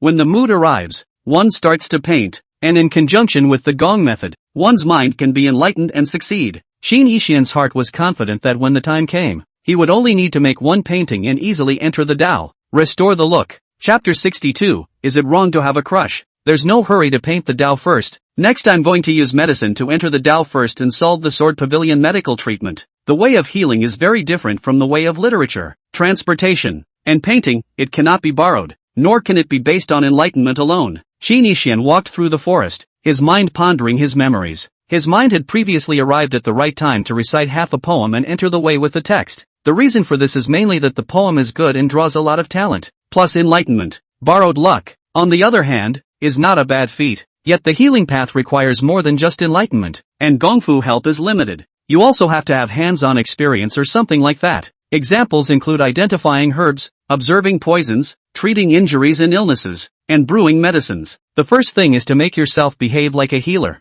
with the heart of a healer, saving lives and hanging on to the world. There are thousands of great avenues, and their cultivation varies greatly. Suddenly, the Sword Ancestor transmitted his voice. Light Dance's aura has changed. There really is a second soul, and she called me a dog. It's too vulgar. Qin Yixian's gaze changed slightly as he quickly approached the cave where Yi Qingdao was. This smell. Qin Yixian's externalized soul divine thoughts were sensed, and his mind slightly condensed. Exactly the aroma of a pure love warrior. Qin Yixian saw the murderer's back before he died in his previous life, simultaneously smelling the aroma of a murderer. 1 chapter. Never forget. In this life he has deliberately exercised his soul to perceive smell. Chapter 46. In the world of Kyushu, not only the flesh would have a flavor, even some special souls would have an aroma. For example, some female ghosts similar to Nye Shaoqian, who would have a scent before cultivating into a human body, come from the soul. Claim, female ghost service. Sun aroma. Female ghosts can be broken even without a physical body. In his previous life, Qin Yixian had encountered a female ghost, very knowledgeable. After this reincarnation and rebirth, Qin Yixian's talent was gone, his cultivation was zeroed out,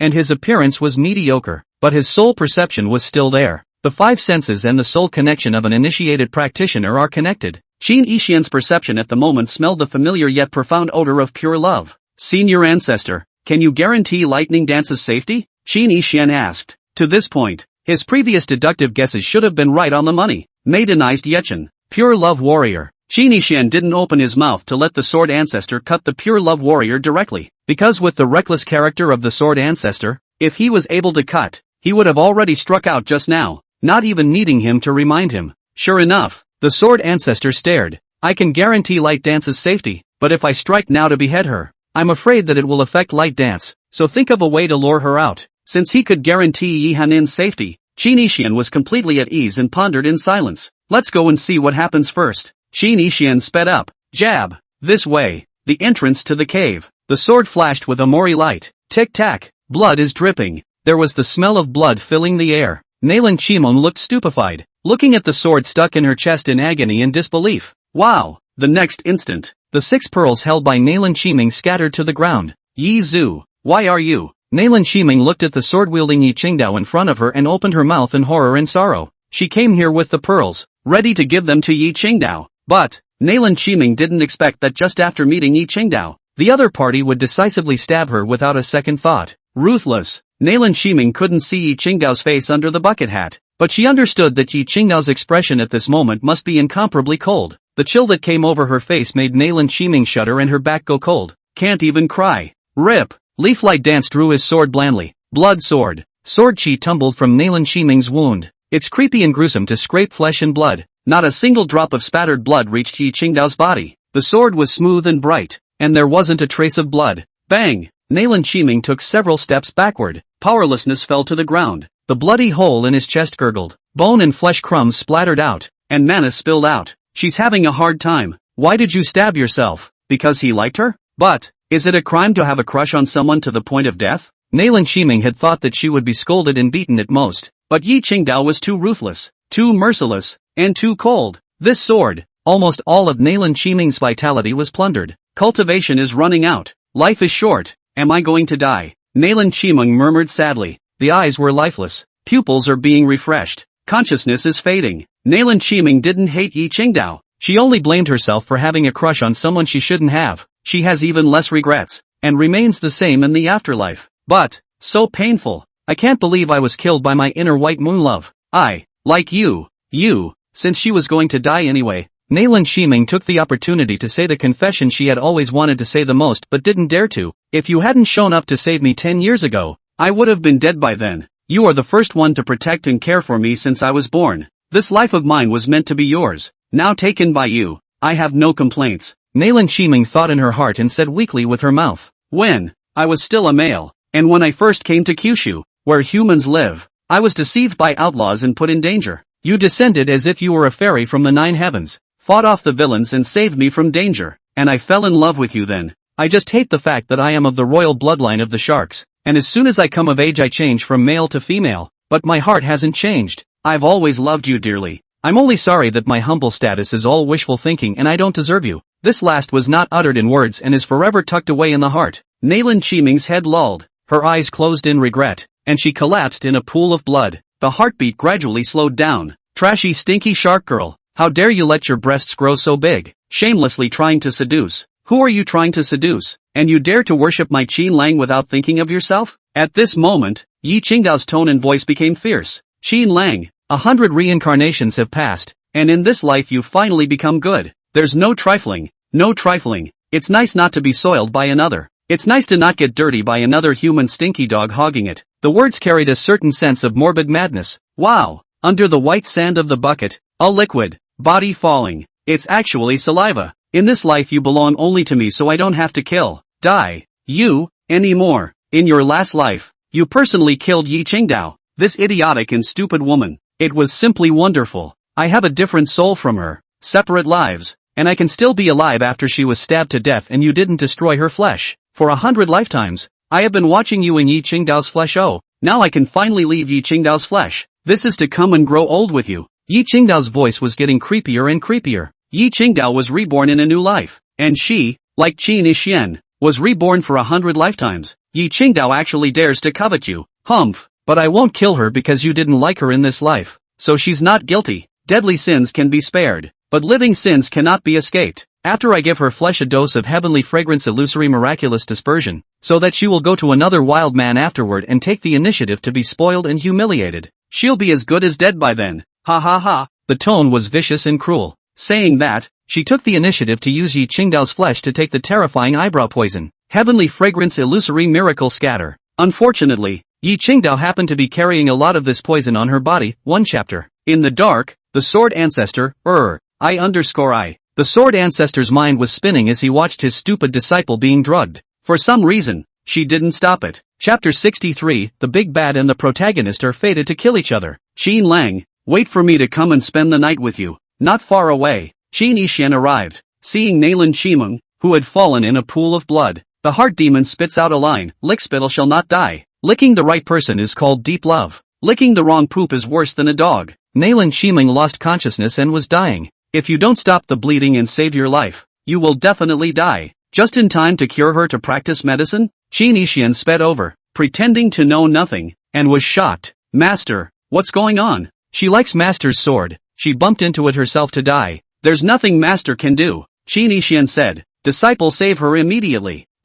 What do you mean you're being so nice to her? In love with this little shark? Not honest. Oh. Qin Yixian's gaze remained unchanged as he shook his head and ignored her. If some of Yi Qingdao's previous behavior counted as a bottle of vinegar, then the murderer in front of us is a jealous sicko pervert. No, she's not exactly sickly, purely sick. Saving a fellow ATM disciple is love? Qin Yixian squatted down and pointed a few of Nalin Shimeng's acupoints, preparing to stop the bleeding. Pity. Nalin Shimeng was not a human being, and had long since entered the Tao of Transformation. Qin Yixian's current pointing means could only stop the blood of mortals and was useless against shark cultivators. Surely you have to enter the path with medicine as soon as possible. There are great uses for medicine. What a shame. You can't save this little bearer. She can't handle your liking. She's dying and you're still interested in talking smack? Qin Yixian's expression deliberately revealed a few points of disgust as he ruthlessly and coldly said, What? Are you hurt? Do you believe I'll kill you too? In the eyes of the pure love warrior. Anyway, she was now using Yi Qingdao's physical body, and it wasn't like Qin Yixian knew her. Behaving disgustingly, the person Qin Yixian hated was also that idiot Yi Qingdao. It has nothing to do with her. Unfortunately, she didn't know that Qin Yixian had seen through everything long ago.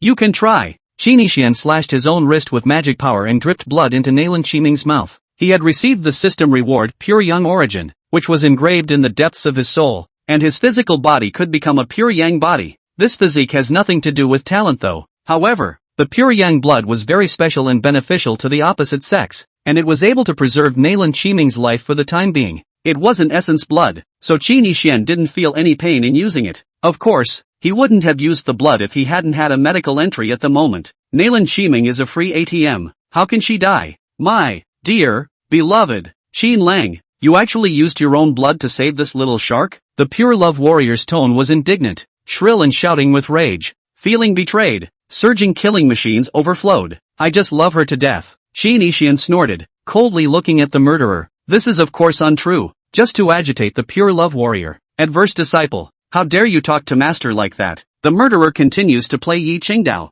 smearing and divorcing the master and disciple to his heart's content. Once upon a time, the only reason why she liked Qin Yixian was solely because she had watched all of Qin Yixian's first life when he pursued Yi Qingdao. When she substitutes herself into it, she falls in love with the handsome and charismatic Qin Yixian. Qin Yixian was too handsome and transcendent, simply superb, but due to special reasons and a certain divine force limiting the blockage, she was pre-trapped in Yi Qingdao's physical body dry-eyed, unable to leave Yi Qingdao's physical body to double up with Qin Yixian. Watching Qin Yixian go, railroaded and flirted with Yi Qingdao to show their love. She possessed a very strong special talent aptitude, stopping time. In his previous life, when he saw Qin Yixian personally stab Yi Qingdao to death, this pure love warrior is happy. After she detached herself from Yi Qingdao's corpse, she could have grown old with Qin Yixian. However, she had a serious heart-cleansing problem and couldn't stand the fact that Qin Yixian had ever been slept with by another woman. Qin Yixian couldn't bear to even think about them, or take the hands of those smelly women. Every time she saw Yi Qingdao flirting with Qin Yixian, flirting happily, she would be furious, raging with a mad desire to kill. What makes her even more furious is that Qin Yixian still dares to have second thoughts and open a harem indiscriminately. He shamelessly accepts. Female, how dare you not belong to her alone? Unforgivable, unforgivable. So, she's going to kill. Ability to utilize stopping time, silently sealing Qin Yixian's throat. She was then unlovable and immediately committed suicide by cutting off her own head. As to why the suicide, it's because she was able to be reborn. Has the number of reincarnations for 100 resurrections. Every time he was reborn, he would return to the day when Qin Yixian and Yi Qingdao first met 10 years ago. Her obsession was too deep, and she vowed to use her 100 reincarnations to get a clean Qin Yixian, and she would not stop until she achieved her goal. Moreover, There was a time limit on her reincarnation, and if she didn't die before the end of the day of the 100th reincarnation throat sealing day, it would expire and she wouldn't be able to reincarnate. It's a shame to waste it if it doesn't go round. But what was hard to hold back was that she would be trapped in Yi Qingdao's physical body for 100 reincarnations. It wasn't until the point in time reached the throat sealing day that she could leave Yi Qingdao's physical body and move freely. As a result, in her first 90-something lives she had to first watch Qin Yishan and Yi Qingdao show their love and be wildly stuffed with dog food. How can you not be angry and how can you not kill? She had already decided that if she still couldn't get Qin Yishan in her 100th life, then she wouldn't kill herself after killing him. After all, the chance to resurrect the wheel is gone. Death does not reincarnate. Fortunately, this life's Qin Yishan didn't have a dynasty. She could tell that Qin Yishan's pure yang hadn't been leaked and his flesh was clean. No need to kill. Awesome. As the Sword Ancestor protected Yi Qingdao in this life, she didn't dare to easily appear on the throat sealing day until this moment, when the Sword Ancestor left and the Talon avatar was upgraded. And only then did she truly seize control of Yi Qingdao's physical body. The moment she gained her physical body, it just so happened that Nalan Shiming came to send Pearl to seek death. So she naturally stabbed out with her sword and sent Nalan Shiming to the west. If you were truly a master, I would naturally respect you. But unfortunately, you are not. Qin Yishan stared at the murderer with contempt, his heart not happy. It's not because of hatred from a previous life. Rather, he was offended by the behavior and tone of this dead pervert at the moment. It's understandable that you like pure love and hate harems. It's understandable. There's no excuse for sealing your throat like crazy for love. Count your blessings. But how dare you disguise and smear my Iron Bean daughter-in-law? What do you mean? Who can I be if I'm not your master? The killer's gaze was cold and questioning. I am armed with the secret art of heavenly chance, and I can tell at a glance that you are not human, Qin Yishan said casually. You see, pure love warriors don't pretend anymore. Showdown. Although she had experienced 100 reincarnations, she didn't know that Qin Yishan also reincarnated. Somewhat surprised that Qin Yishan could gauge and see through himself. What did you expect? Qin Yishan said, speculating in his mind. Yi Chen and Yi Qingdao's relationship. It's kind of similar to the relationship between Buddha and Peacock Buddha's mother. No blood, due to lack of daddy's male genes. The main character effeminizes into a female, still in a soul state. Or maybe she's a female soul herself and will just be born with a male body. Male body, female soul. Analogous colloquialisms, sissy, pseudo-sissy, femme fatale, can't touch a girl, 1 chapter. For the first 90 or so reincarnations, she couldn't help falling in love with the big bad. Because of the existence of predestined karma, the positive and negative sides are incompatible. The protagonist and the archvillain are naturally hostile and have to be killed. Yi Chen ends up sealing his throat and then inexplicably perverts himself to suicide. Qin Yishan didn't realize that protagonists could also reincarnate. So it's not clear that the protagonist dares to commit suicide because of obsession and confidence that he can reincarnate. Keep it simple. Qin Yishan for wildly opening his rear palace was knifed and reincarnated for 100 lifetimes. Pure love warrior, on the other hand, was born out of a desire to sleep with every. The male villain is reincarnated for 100 lifetimes. Both have obsessions. Chapter 64, Sword Ancestor strikes. Instantaneous seconds. Qin Lang, now that you know, prepare to be graced by me personally. You are my private property and mine alone. The effeminate Yi Chen looked at Qin Yishan coldly,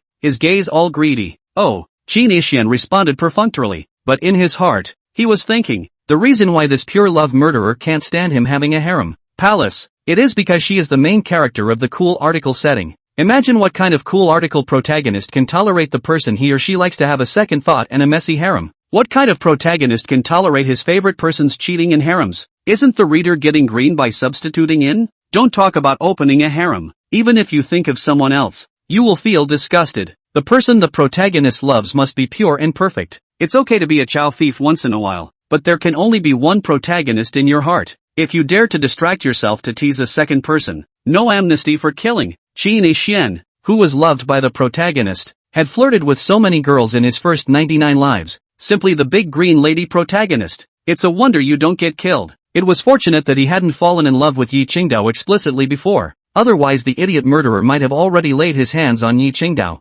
Qin Yishan was glad that he hadn't had a showdown with Yi Qingdao before for the time being. The protagonist can't tolerate Qin Yishan taking the initiative to like Yi Qingdao, but can accept Yi Qingdao's infatuation with Qin Yishan. At least it won't kill Yi Qingdao for it. It's similar to the situation in female-focused cool books where the male lead has countless licking dogs. A different kind of flavor. LOL. What do you mean, Qin Lang? Not good. Oh. The murderer smiled morbidly, sounding as if the landed gentry were questioning his subordinates. Don't disgust me. Qin Yixian immediately changed her face and took a step back. Her expression was disgusted and her gaze had panic in it, as if she was afraid of Yi Chen. By the way, Qin Lang, I forgot to introduce myself. I named myself Yi, Getting Shadow. Yi Laniying played with the flavor and approached Qin Yixian step by step. What do you want? Use Yi Qingdao's flesh to marry and cavort with me? Qin Yixian coldly questioned, trying to force the murderer to leave Yi Qingdao's physical body. There's no way the protagonist is going to play a favored man in someone else's flesh, let alone for the first time, which would likewise amount to green.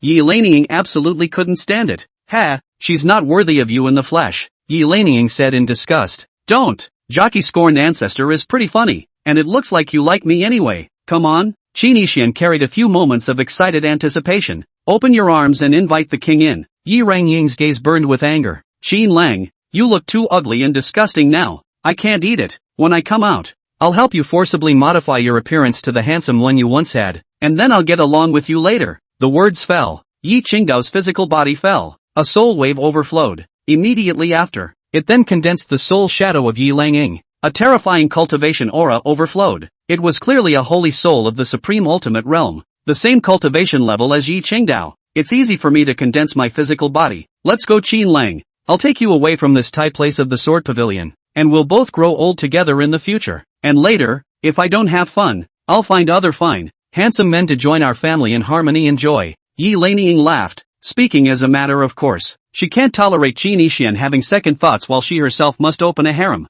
Palace, pick up all the beautiful men in the world. How can a good woman have only one partner in the district? Is that fair? Moreover, nowadays, Qin Yixian was too flat and uninteresting, making Yi Laniying a little upset and lacking in interest. She's going to help Qin Yixian look good and handsome. The next instant, a soul force imprisoned Qin Yixian, making him unable to move. Yi Laniying's soul strength was so strong that Qin Yixian couldn't resist. It seems to be a fish on a chopping block. Aren't you afraid of the Sword Ancestor? The panic in Qin Yixian's gaze disappeared and he resumed his calm. His tone subdued. The gesture is calm and relaxed. Oh, that old guy Sword Ancestor has already. LOL. Yi Laniying thought of something and said that it was not good, immediately rising up in the air and preparing to leave with Qin Yixian. Qin Yixian faintly said again, you think you can stop time and you're emboldened? What? Yi Rangying's heart was shaken, turning over and creating shocking waves. How did he know about my natural ability? Now the number of resurrections in the 100th cycle is gone. Time stopping is her biggest card to lean on.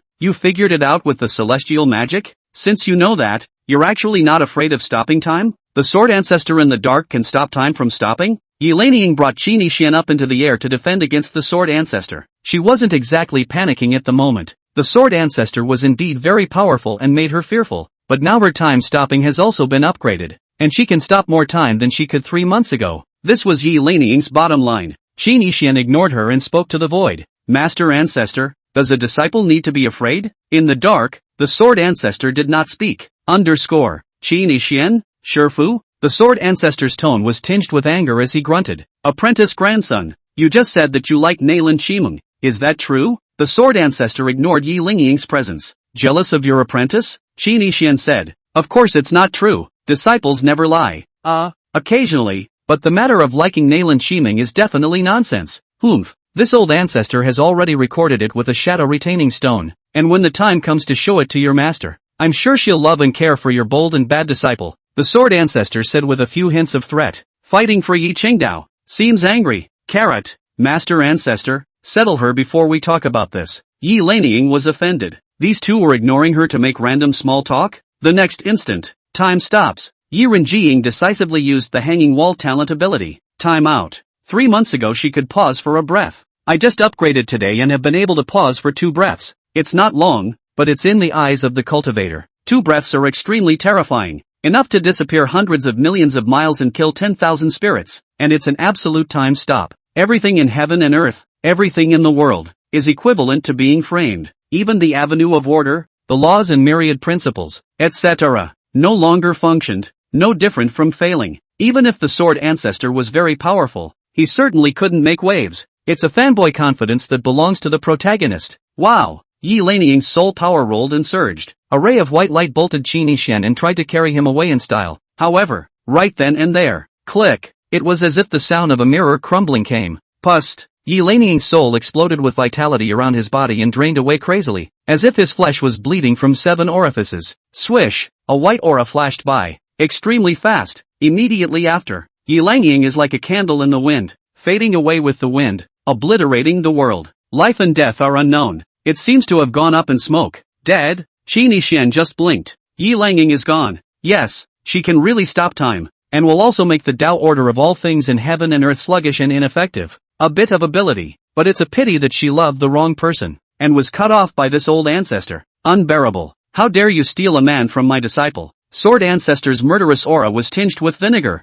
silently chopping off time. This is the Sword Ancestor. The Sword Tao is invincible. It can cut through time and space, and it can break through the ages. Who can compete with it? Hardcore is a death wish. Although Qi Xian knew that she was fierce and was bound to win over the nymphet protagonist, he didn't expect to be fierce with such ease. The point is the Sword Ancestor strikes ugh. The movement is a little too small. It's like a light wind blowing through. There was no flow of Tao rhythms or flashes of runes. There are no mana fluctuations, horrific visions, heaven and earth changing colors, the dry heavens and the earth turning upside down, and so on. Anyway, a blink of an eye. It's over. Chapter 65. Sword Ancestor seriously injured. Light dance comatose. Crisis to come. With the death of the pure love war god, I will have no more scruples to worry about in the future. My life will be free of worries, and I can spend my days leisurely and peacefully, and the salted fish will lie flat. Qi Xian said in his heart, refreshed in feeling that the world had become much more beautiful. The mood is great and just wonderful. Originally,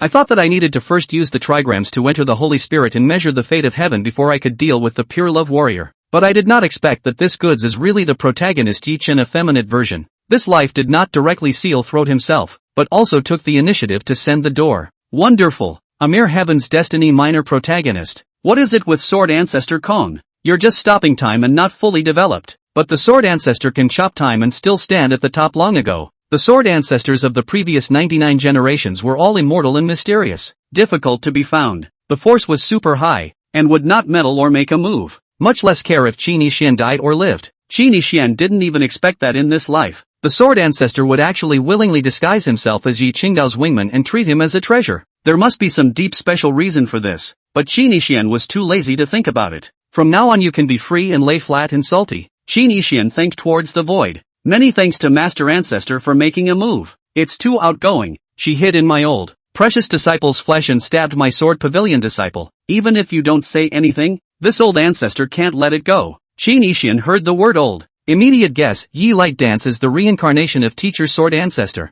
Right? The cycle of karma. Past life as a teacher. Reincarnation as a disciple. No wonder the Sword Ancestor cared so much. But why did the Sword Ancestor continue to remain hidden and unknown during the 98 reincarnations? The only time he came out of the world to be slept with. He didn't care about Yi Qingdao either. There should still be some hidden secrets among them, and Qi Xian didn't want to delve into them. Speaking of which, it's still this old ancestor thanking you. If it wasn't for your heavenly chance mystic technique calculating her, it wouldn't have been easy to do now. My good disciple grandson is awesome. This heavenly chance mystic technique is very good. How about helping Light Dance calculate a marriage? Qi Xian laughed. This wingman of the Sword Ancestor was really doing his job. Master Ancestor, it's hard to calculate the marriage. The heavenly chance backlash is too powerful. In that case, then don't ever count it. You need to be healthier so it doesn't backfire on you. Qi Xian went over and picked up Princess Yi Qingdao, walked into the cave and gently put her down. Nalan Shiming was also wrapped in mana and brought in, drawing into the way. Qi Xian checked Yi Qingdao's condition.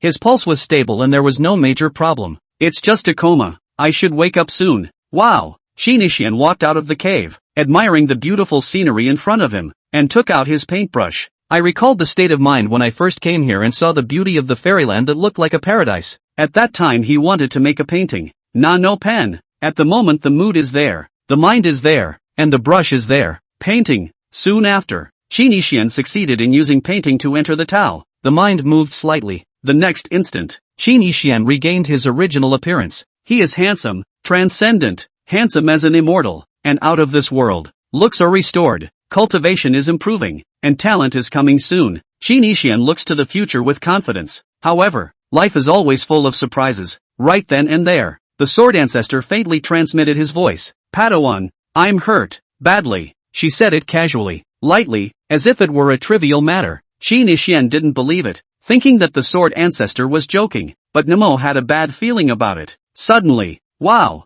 rumble, click, clack, click, heaven and earth changed color, and sword intent tumbled. The sword chi, aura, An essence that enveloped the sword pavilion began to drain madly. The sword intent collapsed and the sword might weakened. The void shattered. Mountains and rivers exploded. The laws were in chaos, and the wind and clouds surged, as if the end was coming. Terrifying visions floated and sank. And the sound was no less powerful than the once heavenly city sacred fall visions. It roared through the 9 heavens, and the sound traveled for billions of miles. The movement was so great that it rippled in all directions. The moment. The gazes of countless beings looked towards the sword pavilion in unison. What's wrong? Our sword pavilion's sword chi, sword intent, sword power all comes from the old ancestor. In this case, could it be the old ancestor her? The sword pavilion sect members' expression suddenly changed, but at the same time, they received a transmission from the sword ancestor. Don't panic, meditate. Qin Yishan looked at the sky full of visions and said heavily. You, the sword ancestor interrupted. Apprentice grandson,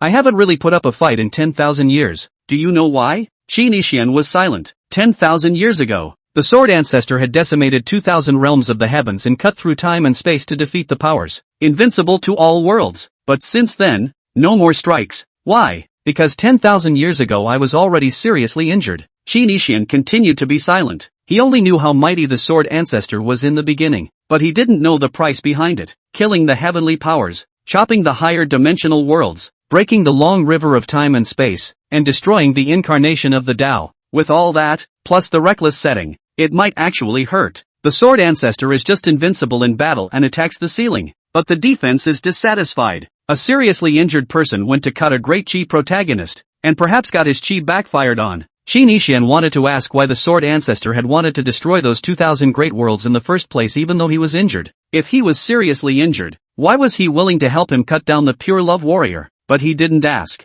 The sword ancestor continued. Don't worry about me. I'm just injured. I won't die. I'm just powerless to do anything more lately. Don't tell lightning. Kenjo was optimistic. Qin Yishan's expression was also calm. But inwardly, I know, things are not good. Qin Yishan's subsequent series of salted fish line plans all have a major premise. There's the sword ancestor covering it. But now, light dance. Qin Yishan hurriedly checked Yi Qingdao's condition again, and her pulse remained stable and safe, but still in a coma. Can't wake up. To this point, 2 of Sword Pavilion's top combatants. One hangs up. One drops out. The heart demon laughed. You want to be salty? Qin Yishan, sword ancestor really hung up? Still loaded. But if it's true, Qin Yishan shook his head, no longer skeptical, and calmly said, Don't worry, Master Ancestor. I will ensure that the Sword Pavilion is free of worries. The very moment he uttered the words, Wah! The 9 States Guardian, the Hidden God Tower trembled, heralding a Hidden God Tower powerhouse, falling off the wagon. And soon, the matter of the Sword Pavilion change had been quickly covered to the greater part of the 9 states with the Shadow Retention Stone and the Shadow Transmission Stone. The world shook. The powers that be are out in force. The void. 2 silhouettes were stepping into the air, slowly approaching towards the direction of the Sword Pavilion. Sister Nian, there's a problem with the Sword Pavilion. Nangon Longyu's eyes stared ahead, her tone playful. The sword intent collapsed. The sword chi was lost. The sword might decayed. And the Hidden God Pagoda tweeted to the world that there was a big problem. Shan Yan's expression remained unchanged as she faintly said. Nangon Longyu's beautiful eyes flowed as she said, The Sword Pavilion has survived to this day solely because of the might of the Sword Ancestor. With her problems now, it won't take long for the Sword Pavilion to become lively. At that time, the group of heroes will gather. The curfew will take advantage of the opportunity. The mountain will rain, and the Sword Pavilion will be in danger. Shan Yan's eyes flashed with a reddish aura, surging with anticipation. Nangon Longyu laughed. Originally, we would have had to spend some means to possibly enter the Sword Pavilion, but now it's easier. And if Qin Yishan is really in there, it'll be interesting. The tone was cold, icy to the core, with a killing intent. Nen was puzzled.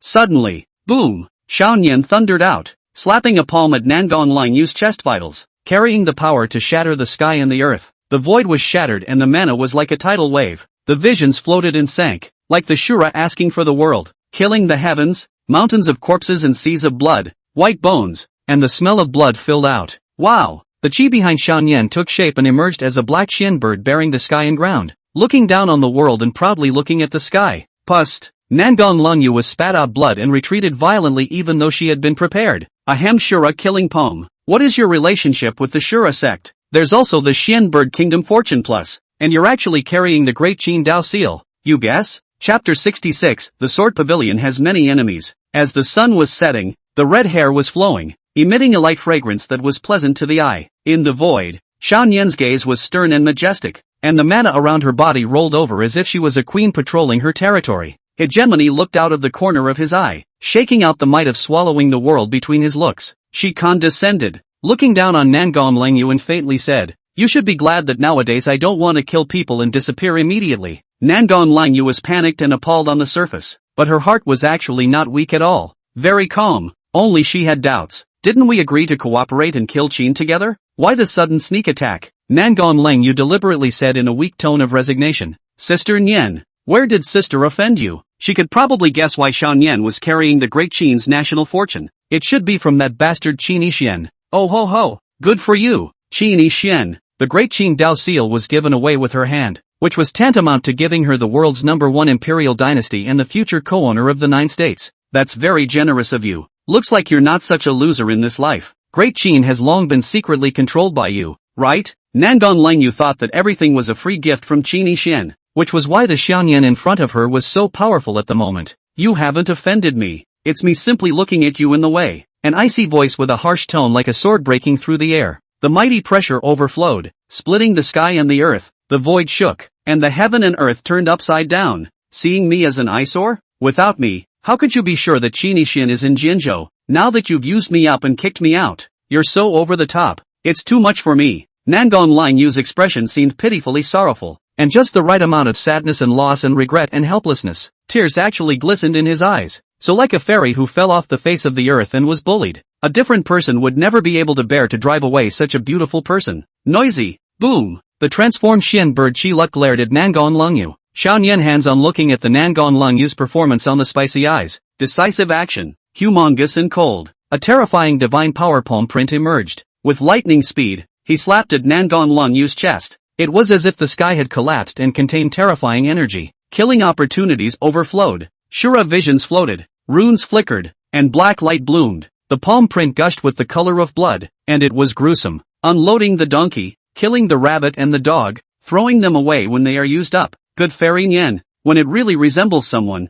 I'll remember it. Sister. Nangong Lanyu was unperturbed in the face of the incoming blood-colored cultivator palm seal that killed her. Water-like ripples swirled around her as her figure gradually became transparent. You and I clearly both want to settle scores with Qin Yixian. So why can't we work together on an ongoing basis? Nangong Lanyu seemed puzzled. The figure slowly disappeared. She received no response to her questions. Good. I'll let you handle Qin Yixian. I hope you'll help my sister cut him a few more times. Nangong Lanyu had already left. Instead, the void still echoed with her words with a few moments of anticipation. Somewhere in the hidden mountains, Nangong Langyu's figure gradually emerged, and the blood at the corner of her mouth had disappeared. The tears faded and the color of the gods faded. The color was excellent, the beautiful eyes were clear, and the breath was calm. It doesn't even look like you've been slapped by a sneak attack. It's really inexplicable. Logically speaking, I've already made it clear to her that I'm going to clean up Qin Yixian, so why force me to leave? Nangong Lanyu said with some doubt. However, she's so powerful, and if Qin Yixian is really in the Sword Pavilion, that would be interesting. I was hoping to see her packing up her former benefactor up close and personal. But now I'll just have to wait for the good news. Nangong Langyu looked towards the location of the Sword Pavilion. Qin Yixian, when the time comes to face Xiao Nian's retaliation, will you blow your own cover and show that you are her 10-year guardian benefactor? I guess you won't say that there's something hard to say. Otherwise none wouldn't have misunderstood you as a wicked thief and villain for 10 years. Even if you say it, she won't believe it. The great benefactor and the avenger. Interesting play. Qin Yixian, I look forward to your performance. If you just die at the hands of Xiao Nian, it only shows that you are too incompetent. In that case, I'm not interested in taking the chance on you. Robbing a punk's chance, revolting, but if you survive, I will come and take everything you have and fight you. At this point, Nangong Langyu sensed something and looked in the other direction. There was a palpitatingly ghastly aura coming from over there. Buddha's light shone, thunder rolled, and rivers boiled. A berserk aura swept across the 8 corners of the universe. The sky and the earth changed, and the storm clouds surged. Has the crisis finally arrived? Although the Sword Pavilion is the poorest in the world, nay, it is also the dumbest, frothingly straightest, and most easily offended power in the world. 10 years ago, Yi Qingdao traveled through the 9 states, and I don't know how many direct lineage heavenly prides of great families and Holy Land sects he has cut down, making countless enemies. The other elders and disciples of the Sword Pavilion are also dull-witted fools, courageous but not resourceful, too rigid, and have offended countless people. In the beginning, With the hidden god tower Sword Ancestor guarding it, the Sword Pavilion was not afraid of the world, was not afraid of the strongest enemies, refused to compromise, and would not give in to bullying. Now that the Sword Ancestor has fallen out of the hidden god pagoda and something has gone terribly wrong, how can the Sword Pavilion's former enemies sit still? Can't those sword cultivators who covet the Sword Pavilion's cultivation treasures not be greedy? For example, the Sword Cliff, the Sword Test Stone, and the Sword Question Monument. Also, in the Sword Pavilion, there is the former #1 beauty in the world, Yi Qingdao, and there are quite a few lustful people who covet her body. Nangon Lengyu said this, looking at her feet. Again, no shoes. Yi Qingdao was unable to afford it, and she had decided not to wear it in this life because of the words of Yi Qingdao in her previous life. Yi Qingdao, obviously a stupid woman who was superficially looked down upon by that person in her previous life, but was actually most favored by that person's heart. It's really boring. She's obviously a conservative-minded woman, yet she chose to suffer in silence when she found out about me and that guy. What a boring waste of space. Nangon Lengyu concealed herself and stepped in the void for a while. Her divine thoughts were externalized to expand her sensory hearing. Then I heard someone talking. The Sword Ancestor must be seriously injured. Rumor has it that the Sword Ancestor went into seclusion 10,000 years ago due to his injuries, and now instead of getting better, his injuries have flared up. Go to the Sword Pavilion to watch the fun and glean some benefits. I reckon there will even be a Wind Cloud Monument Supreme Jedi Powerhouse appearing. There must be. The world's #1 Buddha, Venerable Epileptic, once had an only precious son, but he was mercilessly beheaded by Yi Jianxian. He swore that he would not take revenge, but he would take Jianxian Yi as his wife, so that Jianxian would give him a big fat Buddha child. Our Daki Fong Rushang will also be there. After his brother was chopped up 10 years ago, he's been favoring Yi Jianxian for a long time. Go and save the hero, the Rune Saint, the Formation Saint, the Shura Patriarch, the First Chamber of Commerce's Third Master Zhu, the Great Qin Jinbei King, and other hefty sacred realm existences will surely all show up. Nangon Lengyu quietly listened, her eyes flowing, and laughed. If Epileptic Zun appears, the Sword Pavilion will be even more dangerous. A Buddhist supreme, converging the faith and fortune of the world's drunken monks. The strength will not be bad since, however, compared to that Nian fairy who remitted the Great Qin's fortune just now, Epileptic Zun is nothing more than that, a mongrel. There are 10 supreme masters on the Wind and Cloud Tablet, claiming to be the strongest in the world. However, in today's world, there are already more than 10 supreme Jedi. They just aren't listed on the Wind and Cloud Tablet. Just now, that Xiao Yan is a supreme Jedi. Her strength is ridiculously strong to the extreme. She is the biggest crisis for the Sword Pavilion. Sword Pavilion, an open mountainous area. Qin Yixian summoned the many disciples and elder Taishangs of the Sword Pavilion. The Sword Pavilion sect members looked grave, already understanding what would happen next. The enemy covets and the Sword Court is in crisis, but not a single one of them was panicked and nervous and scornful and afraid. The gaze was resolute and stern. Chapter 67, Done For. As you all know, the Master Ancestor has a small situation and will not be able to do anything for a while. Although our Sword Pavilion is a bit poorer, there are many places that are coveted. Plus there are so many enemies. The current situation is not optimistic. What do you all think should happen next? Qin Yixian asked aloud. He hated heaven and earth visions and the hidden god tower too much. If it hadn't been for the previous serious injury vision and the hidden god pagoda's roar making the world aware of the Sword Ancestor's situation, at the moment Sword Court isn't that bad at all. Taishong Qin, you are the absolute Sage King. When the time comes to casually show your hand and shock the group, who would dare to make a move? Nowadays, although Qin Yixian had changed his appearance by becoming handsome, the Sword Ancestor had already confirmed his identity just now. The many Sword Pavilion disciples are all straight and say what they have to say. Thinking that the Sage King was famous, he thought he could borrow the power of the Sage King to put down the incoming criminals. As you can see, I can't show my hand now that my realm has fallen, and since my appearance has been restored to the original, no one will believe that I'm the Sage King, even if I change my face again to become a Sage King. But now that my cultivation is insufficient, it will be easy for people to see through me and think that I'm pretending to be a Sage King to support myself. Qin Yixian laughed. He was actually a little speechless inside. It would have been nice if Swordsman had said something about being injured earlier. That way Qin Yixian wouldn't regain his original appearance. Topping it off with the appearance of a Sage King could still shock a lot of people. It even made the Supreme Jedi not dare to take things lightly. But now the appearance of the Sage King manifested by the holy realm of the painted Tao had been dispersed. If Qin Yixian drew again,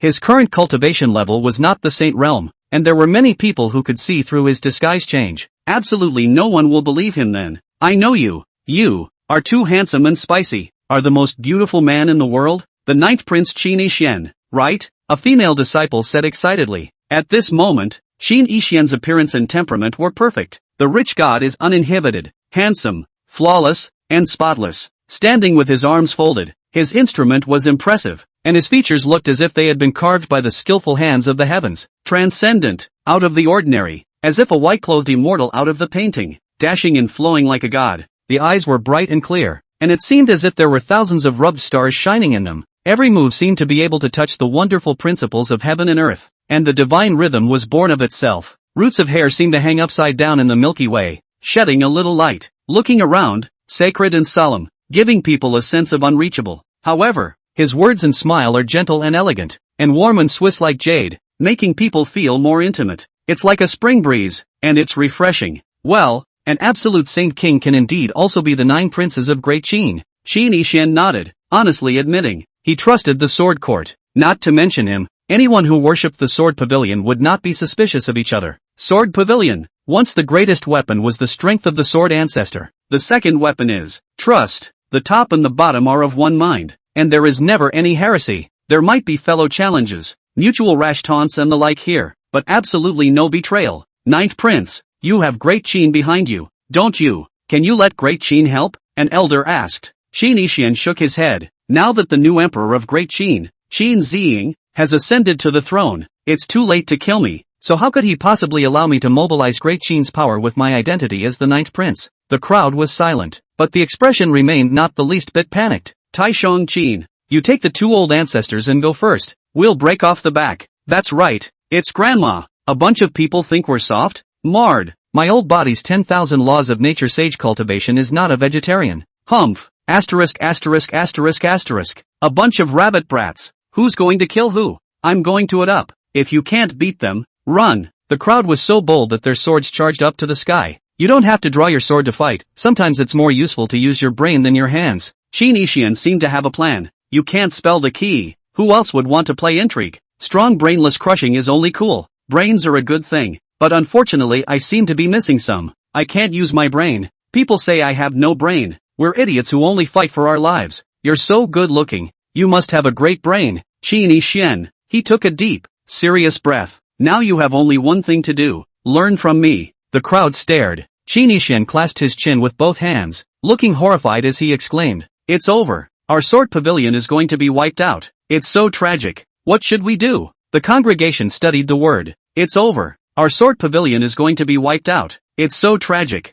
What to do? Qin Yixian nodded. That's right. Remember that. And when you meet the person outside later, whoever it is, repeat that without answering any of the other person's questions. The sword pavilion crowd didn't understand at all, but they all nodded obediently. One more thing. From now on the sword pavilion prohibits martial arts and seals the sword. No one is allowed to draw their sword without my consent. The crowd of Bean was greatly confused in their hearts, but they still nodded. Yes, sir. Unity. Absolute compliance with orders. It's another advantage of Kensaku. They know they're stupid and it's always right to listen to smart people. These are the original words of the sword ancestor just now. Alright, disperse, do what you need to do. Just do what you did before and pretend nothing happened. If any of the disciples who have traveled outside rush back, tell them to remember the words just now. Everything will continue as usual. Don't change. Shoo shoo shoo. The crowd dispersed. The sword ancestor asked in a voice transmission. Apprentice son, don't we have to run? There are really a lot of bad haters and bad guys, and although I can't move my arms anymore, I can sense some bad vibes coming my way. There are also supreme existences among them, and without me making a move, it's impossible to beat them. Our sword pavilion is poor, but I'm covered in treasures, and many insatiable guys want to get my flesh and steal my sword Dao origin. A peerless sword ancestor, actually thinking of running away? Without any expression of derision, Qin Yixian responded mildly and respectfully. Master ancestor, there's no escape. Disciple is sure that outside the sword pavilion is surrounded at this moment. If we do flee, it will be thought by the enemy that we are weak and fearful, and they will have no more scruples, and it will be more dangerous then. But if we do nothing, you see, no one would dare to come in now, much less probe us with their soul's divine thoughts. Oh, so that's it. The sword ancestor seemed to understand. In fact, he didn't understand at all, and thought for a moment. My sword intense sword might hasn't dissipated yet, so naturally no one will be able to probe with their divine thoughts, but that won't necessarily be the case later. Don't worry, even if it really dissipates. Disciple is sure that the guys outside won't dare to check, Qin Yixian said with certainty. It's not really 100% confidence. I just don't want to worry the Sword Ancestor and put her mind at ease. Why wouldn't they dare? Sword Ancestor asked. Because you are still around. You are the #1 Sword Dao powerhouse in the world. The Hidden God Tower human guardian. You didn't fall. You just fell out of the Divine Pagoda and had a vision of serious injury. You are still alive. No one has determined that you are no longer able to move your arms. And no one has searched the souls of the Sword Court disciples. Who in the world would dare to make a mistake as long as they cannot be sure of your truth? Even if they dared, those curmudgeons all came in secret, not daring to come out in the open. Who's to say you can't do it at all? Who dares to test whether you will fight for your life? Who's to say for sure that you're not inviting it? After the swords might completely dissipates later, that group of people will surely pay a visit in the name of caring for the human race's guardianship and love for the Sword Ancestor Elder, and then use the opportunity to test the waters. Absolutely no one would dare to say they have come to seek revenge,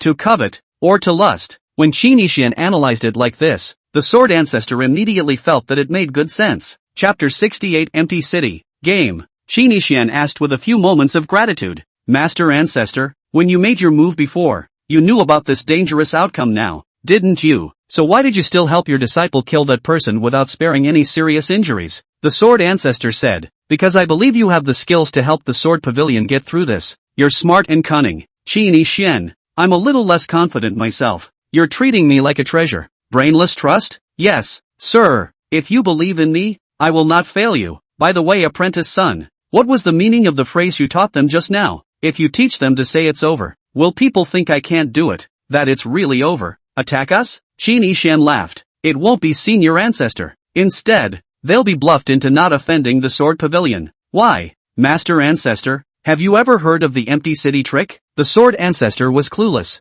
Don't get it. What's an empty city? So Qin Yixian patiently talked to Sword Ancestor about Zhuge Liang scaring off Sima Yi with the empty city trick. During the Three Kingdoms period, two armies were at war. Zhuge Liang out of ammunition and food, just only an empty city. If the enemy army comes, if the engagement will be defeated, escape is too late. Just like today's Jiangya, the situation is critical. Zhuge Liang then thought of an idea. Not only did not escape, but also sitting elegantly on the empty city wall, leisurely stroking the chin, pretending to be an old man with fraud. You come in to die scene, waiting for Sima Yi's army to press in. Seeing that Zhuge Liang is so calm and does not send people to guard the city gates, he suspects that Zhuge Liang must be deceived. There are traps, so I'm afraid to enter the city and miss the opportunity. This scheme is actually quite simple. It's mostly a psychological level of gaming. I'm obviously weak and dead at the touch of a button, but it makes you think I'm strong and blow up at the touch of a button. Don't dare to come and offend me. Diabolic brainstorming streaming ploy. In real history did not happen Zhuge Liang's empty city plan,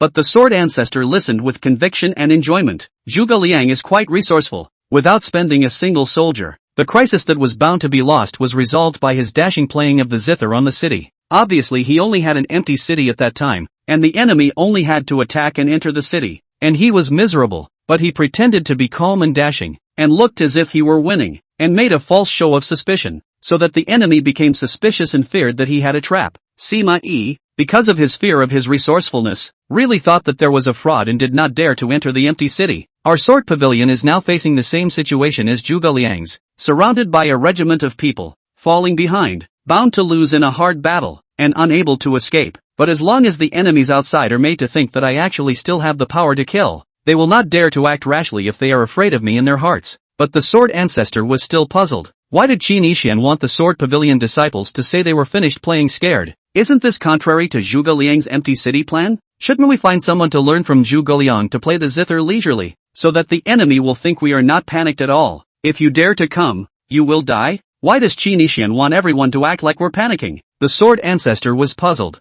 Master Ancestor, you've overlooked one thing. In the empty city plan, Zhuge Liang was very clever, but our Sword Pavilion is notorious for having courage but no strategy. If we all give outsiders the impression that we are all Zhuge Liangs, then we can naturally put on an air of lightness and calmness and play a handful of empty city tricks. But nay, we are not smart in the eyes of those bad people. There are wise and prudent men again among those men who are as wise and prudent as Sima Yi, and there should be quite a few of them. That's why we need to anticipate their anticipation of our anticipation and do the opposite in order to win the psychological game and keep them from moving. Qin Yixian finished speaking and walked into the cave. Jiangna was a bit upset. Are we all idiots? That's why it has to be the opposite of a smart Zhuge Liang. Bean Na, You need to wake up quickly or it's not safe nah. The empty city plan worked because the only opponent was Sima Yi, who was suspicious and very afraid of Zhuge Liang. However, now Qinishan had to face more than just the curmudgeons who coveted the sword pavilion. There may also be some frothing fool. The empty city trick can fool the clever and suspicious Sima Yi, but it doesn't necessarily bluff the reckless. If Yi Qingdao can wake up,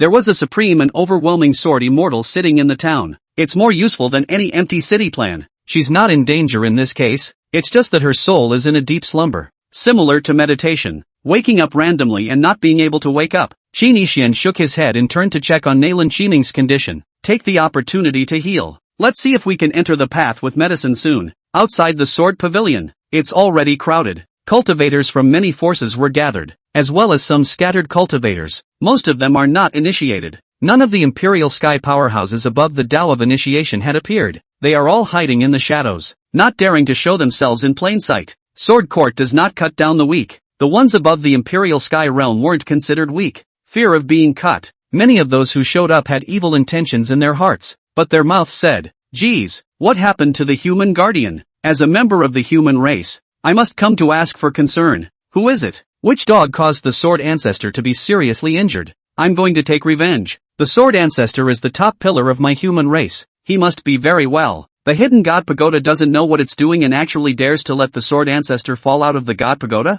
I've brought a lot of local specialties, specifically to visit Sword Ancestor. Whoever dares to go against the Sword Pavilion, I'll be the first to chop him up." The crowd was filled with righteous indignation, and their words were filled with concern. It was so close to calling Kenzu his mom and grandma. Those who didn't know thought how respected and loved Sword Court was. The ones who came are all small players. The big shots from the top powers haven't arrived yet. Someone's heart said. The sword intense sword chi sword might that shrouded the sword pavilion is dispersing, so we'll have a good show when the time comes. Anyway, I'm here for the fun, and I don't dare make a scene. Will Epileptic Zune show up? The world's first Buddha. When he stepped out of the Western region's Buddhist sect, he created his own broken Buddhist way of wine and meat through the intestines in Buddha's heart, harvesting countless beliefs, and was able to certify to the supremacy of the Tao. Epileptic Zon eats, drinks. He's good at eating, drinking, whoring and gambling. Gambling, wine, sex, money and deceit. He also understands profound Buddhist doctrine. His wisdom is extraordinary. I've heard that this Buddha's father is best at color. Every day he has to change all kinds of beauties with extraordinary postures. But unfortunately, he is too strong to have children. And his only son was also beheaded by Yi Jianxian 10 years ago. Just then, the crowd was suddenly quiet. Looked to the distant sky, only to see a group of men wearing Taoist robes and looking at people through their nostrils break through the air. He looked arrogant and unassailable. Tendo Palace. The crowd looked respectful, recognizing the identity of the visitor. A disciple of the #1 transport power in the world. Morong Tian, the second most powerful heavenly pride on the Junjie ranking. He's actually here. The Heavenly Tao Palace emphasizes more on Qi and doesn't look at anything from the lowest Qi poor Sword Pavilion. And there is no enmity with the Sword Pavilion. So what are they doing here? Could it be for Yi Jianxian? The crowd was puzzled in their hearts and saluted the disciples of the Heavenly Tao Palace. Greetings to all the Heavenly Tao Lords. Morong Tian didn't even look at the crowd. Chief of the Heavenly Tao Palace, Morong Tian, pays a visit to Senior Sword Pavilion. One of my palace's disciples, Morong Long, died inside the Sword Pavilion not long ago, and I've come to retrieve the body. Morong Tian opened his mouth in a loud voice, which traveled to all 8 directions without being humble. Morong Long died in the Sword Pavilion? Didn't he get rolled by Fairy Nim? The crowd was even more puzzled. Chapter 69, All Saints Scared. The crowd. There was an average-looking woman with a mocking gaze. Heavenly Daozi, as a sage of fortune, wanted to obtain the secret method of sword Tao that could cut down Qi, but because he was afraid of the Sword Ancestor, he didn't dare to show himself in person, hid in the shadows, and sent Morong Tian to test the waters. If the test reveals that the Sword Ancestor is truly wasted, the Heavenly Daozi will rob the secret method hard. If the Sword Ancestor isn't wasted or still has power left, Heavenly Daozi will pretend to know nothing and follow up with a slow plot or just give up. Morong Tian is just a junior. Even if his purpose of coming here is seen through, with the stupid brain of the Sword Ancestor, he probably won't countenance blaming the Heavenly Tao Palace. Seems like a smart but stupid thing to do, and it can only be used on fools. This woman was none other than Nangon Lungyu. She changed her face, concealed her cultivation, and hid in the crowd without anyone knowing. Where's Nun? She should have been here a long time ago. Swords don't match. They don't exist. Will someone from the Hegemony Hall, where the Tao of the Sword is honored, show up? There's also someone who was once engaged to Nailan Qiming. The 10-year appointment has come and gone. I'm afraid it's time for him to come too. It's really lively. Nangon Lun Yu was thinking. Morong Tian said again. The late generation has taken offense. Said. He actually broke into the sword pavilion without its consent. Step into the mountain gate and ascend the sword mountain. Originally, ordinary people can't climb sword mountain at all. But now that the sword ancestor was seriously injured, the sword mountain was no longer powerful. Morong Tian took the lead and stepped on, dashing off. When the crowd saw this, their hearts were generally clear and they quickly followed. The sword ancestor really isn't working. Otherwise sword mountain wouldn't have been so easily ascended by Morong Long. At this point, a sword pavilion disciple appeared in front of the crowd. Morong Tian and the group of Heavenly Dao Palace disciples immediately stopped, their hearts frozen. The crowd also carefully observed that sword pavilion disciple. At this time little cutie, all know that the sword pavilion is in danger. But, it's amazing that no one from the sword pavilion escaped. It means there's still a leaning power. The crowd had been hesitant to set foot in the sword pavilion before for this very reason. The sword pavilion disciples finally appeared. Her every word is worth watching. Janya at this point is actually deliberately not to escape to pretend to be subdued, or really have to rely on. It all depended on how well the sword court disciples' attitudes behaved. Darkness in the void. There were several figures converging. If someone with insight were here to see these guys, they would be shocked. Sage Tian Daozi of the Heavenly Dao Palace, Daki Jishi Academy Confucian Sage, Saints of the Shinto Sect, Rune Saint, Formation St. Without exception, all of them were saints known throughout the world. Do a few fellow Taoists think that the sword ancestor still has any strength left? Tendozi asked. Tian Daozi, I heard that not long ago your chi auger was broken and suffered a backlash of chi. How did it feel? The Divine Dao Sect Sage seemed to smile and answer. The Heavenly Dao Palace is the first chi. The Divine Principle Sect's chi is second. Competitive. Hostile relationship. This saint cannot die. Tian Daozi said indifferently. Both of you, we will only talk about the sword ancestor today. The Daki Confucian sage advised, greed welling up in his heart. Yi Jianxian, you belong to me. This Confucian saint was uninhibited and showed his love for Yi Qingdao for many years. If it were not for the cultivation of saints, the veneration of the literati, and the protection of the great Qi, it was cut long ago. He's been in love. Come here today, only for Yi Qingdao, also for revenge. His own brother died under Yi Qingdao's sword. In his opinion, getting the sword immortal was the best revenge. Ha! The Rune Sage and Formation Sage laughed at the same time. The two of them represented the strongest of the world's Rune Dao and Formation Dao respectively. The purpose of coming here is the same as that of the Confucian saint, coveting Yi Qingdao's beauty and taking revenge at the same time. They had long since stepped into the peak of the saint realm. Since he does not practice martial arts, he does not understand the immortal path and only practices the side paths. It is impossible to step further into the nature of all laws in this life. It is even more unlikely that one will be able to witness the supreme ultimate. That's why it's more of a materialistic pursuit. Woman, especially the most beautiful women, it's their big hobby in life. Saints are not holy. Many people privately call these sidewalk saints so. Both the Rune Saint and Formation Saint had their closest relatives cut down by Yi Qingdao. I think that the sword pavilion is nothing more than a ploy of suspicion. The hidden god pagoda has abandoned the sword ancestor, and with the severe injuries and visions manifesting, the sword ancestor is definitely ruined. Nonetheless, really if it is ruined, the rash little cutie of the sword pavilion, wouldn't they run away? They know a load of doubtful tactics, and depending on the situation, if it is determined later that the sword ancestor has been abolished, it will be possible for the sword pavilion to be removed from the world. The rules set up by the sword ancestor that all beings are equal and the law is honored should have been abolished a long time ago, so as to save some useless mortals from not being able to see the strength and identity of their own griffin. Humph, I heard that sword immortal ye may have certified to the supreme absolute. How true is this matter? Surely it's not real. A double-decker juggernaut. Don't you dare believe it?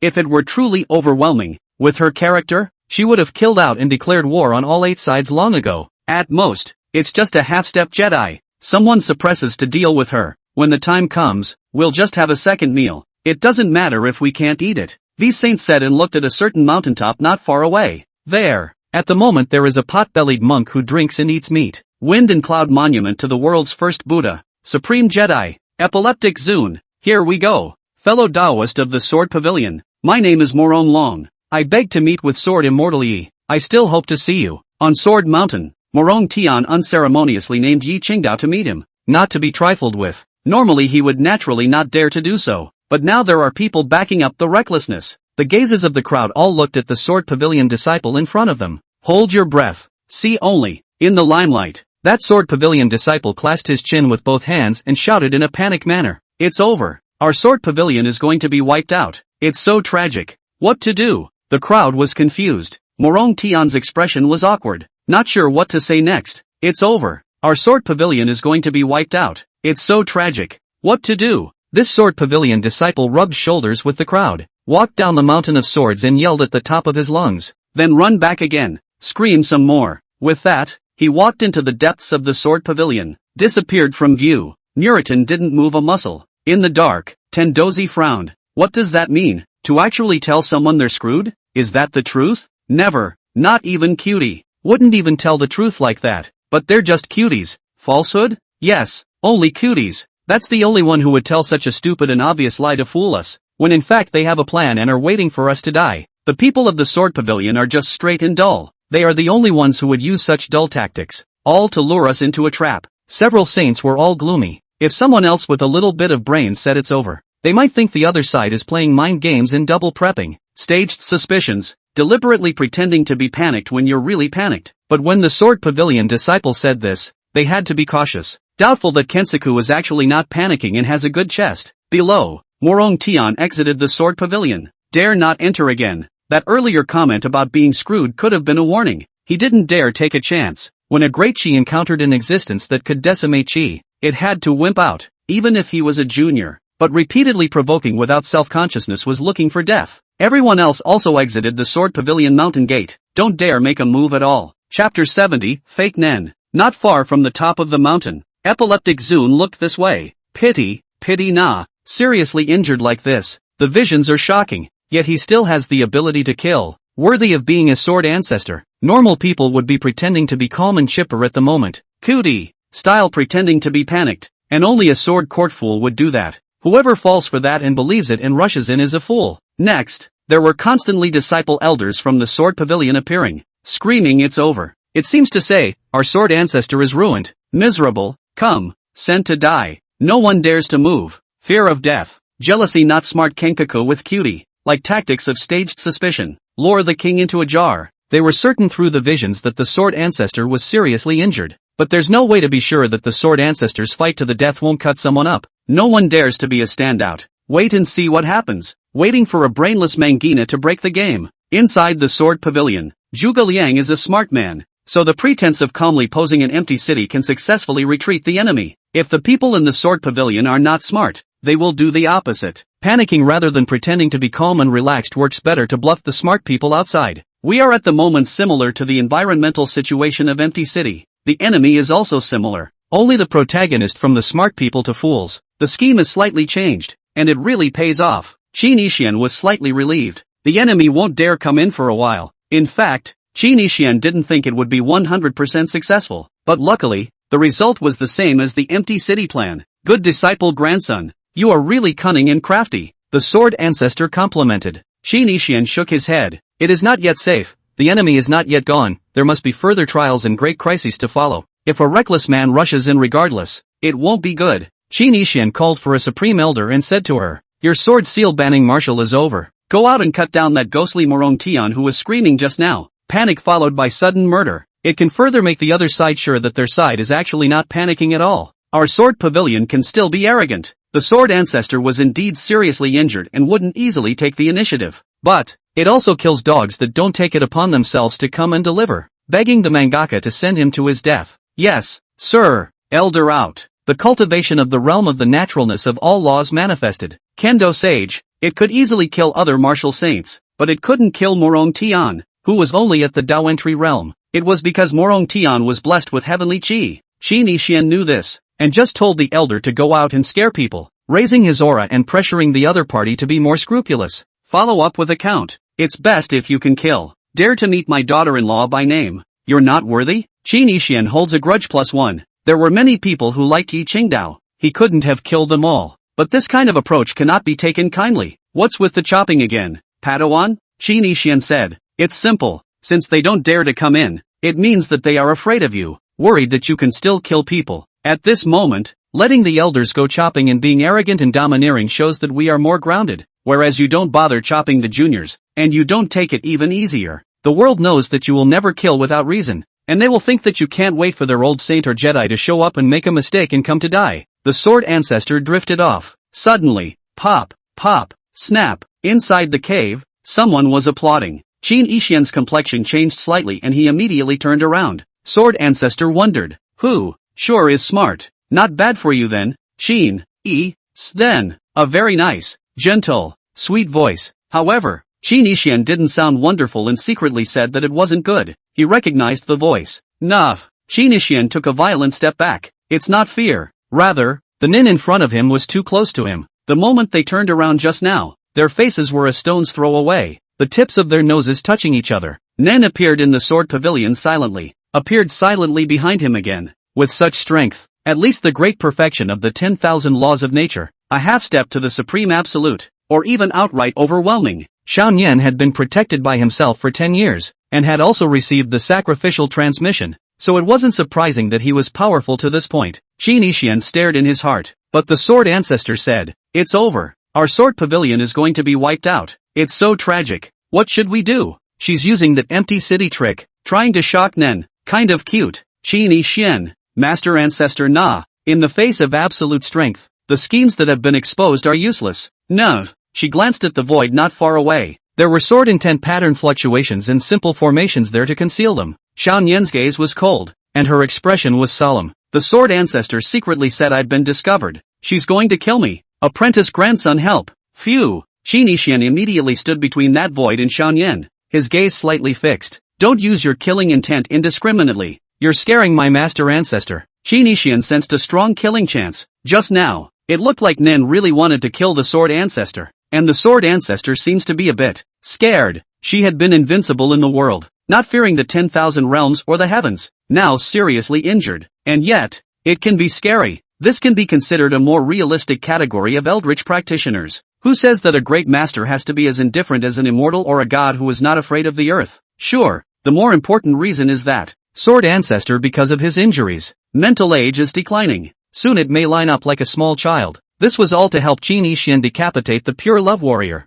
Wah! Nan's killing intent intensified. She also seems to want to kill. Yi Qingdao, has the sword fairy become the sleep fairy? Xiao Nian retracted her gaze and looked at Yi Qingmai who was lying on the stone bed, still wearing the bucket hat and veil. Are you afraid to meet people? Xiao Nian slowly approached Yi Qingdao. The ghastly killing intent caused the void to crack. And a little shark? Oomph, pretty big. Xiao Nian took another look at the seriously injured Nalan Qiming's chest. Chills like never before. Fairy Qin Yi, Mr. Qin, with 3 beautiful people as companions. No wonder he's willing to give up that unearthly fiancé. Fairy. She stopped. Qin Yixian blocked in front of her, not allowing her to walk towards Yi Qingdao again. The two were close together. The tips of each other's noses are just almost ran into it again. What do you intend to do? This girl? Qin Yixian asked knowingly. He knew better than anyone how much Xiao Nian loathed the 3 words Qin Yixian. I want revenge. Qin Yixian, you ruthlessly imprisoned me, killed my parents, made my childhood miserable. You said, how do I get back at you? Nen took a step forward.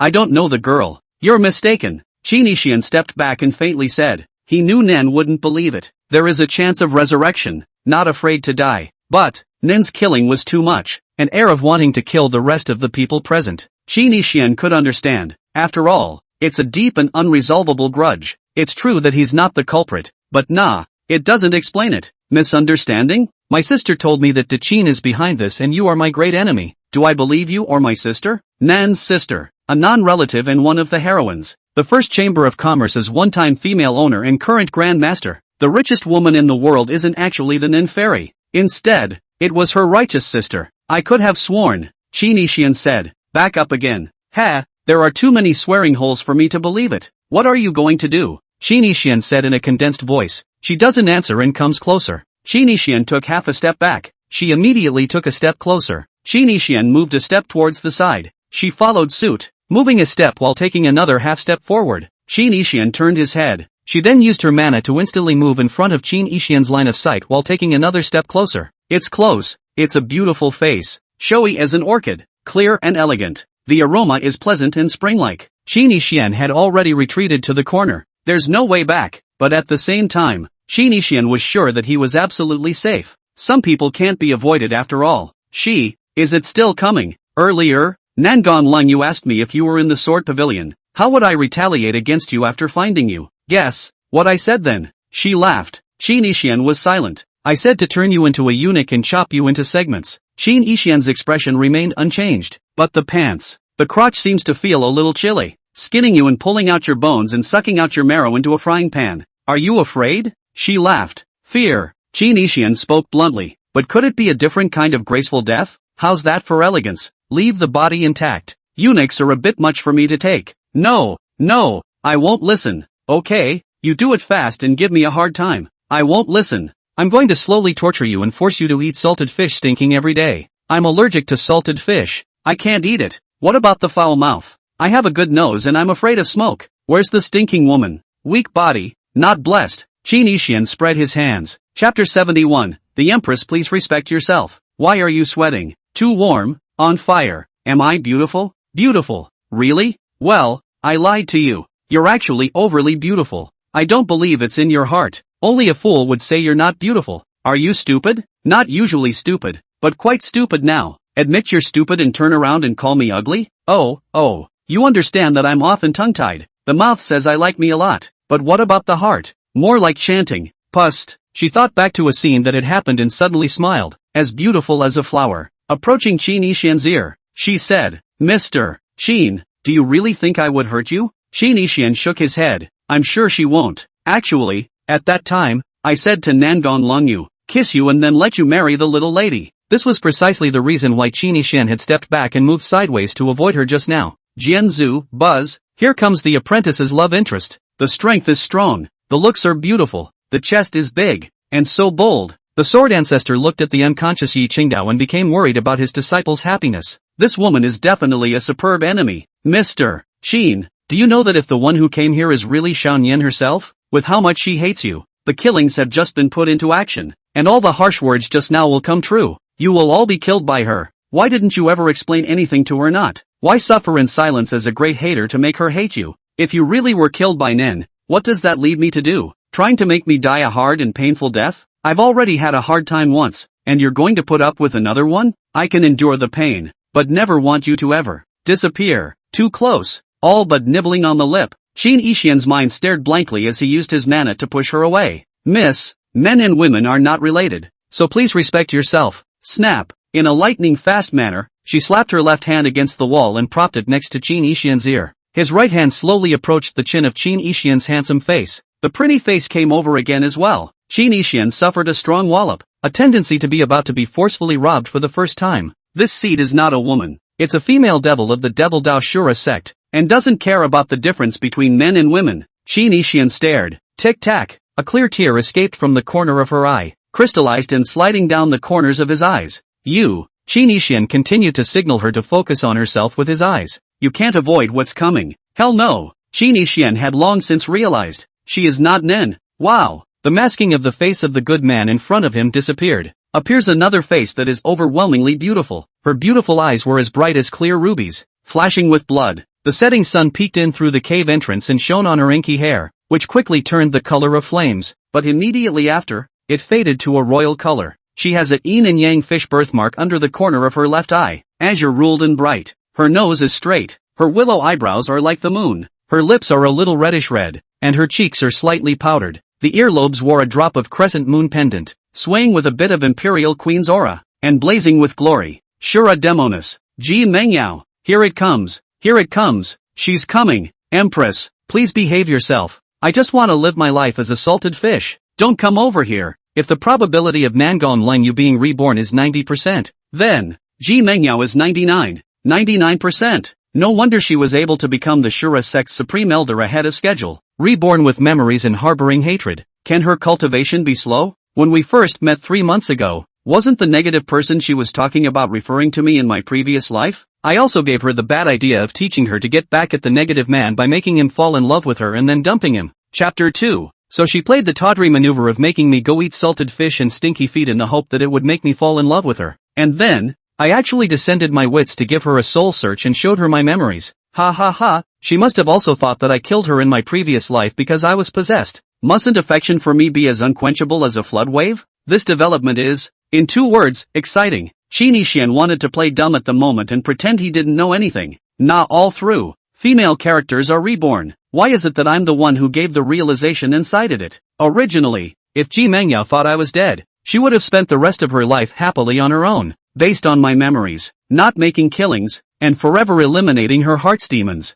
But, Nangon Lung Yu, this dog, heartfelt tea-woman, on the contrary, gave Ji Mengyao the hope that I would be resurrected, allowing her to appear in front of me now. Qin Yixian looked not the least bit unruffled or flustered. Already responded to. There's a fart. Beyond that, Qin Yixian also had to guard against other female characters being reborn back as well. As of now, the female counterpart Yi Qingdao, the female protagonist Nangong Lungyu, and the female protagonist level villain Ji Mengyao have all been reborn, at the same point in time as me. 10 years ago, Nailin Qimeng, the female supporting level villain, has not been reborn, or else she certainly wouldn't have become a female and kept her male body, because in my previous life, in order to let her die in peace, before I killed her, I told her the way to keep the male body of the Sailor Emperor clan forever. She likes Yi Qingdao so much, if she really reborn and come back, will she be willing to completely change into a woman? The rest of the other female characters are quiet at the moment. Forget it, what's the point of thinking so much about it? Just let it happen.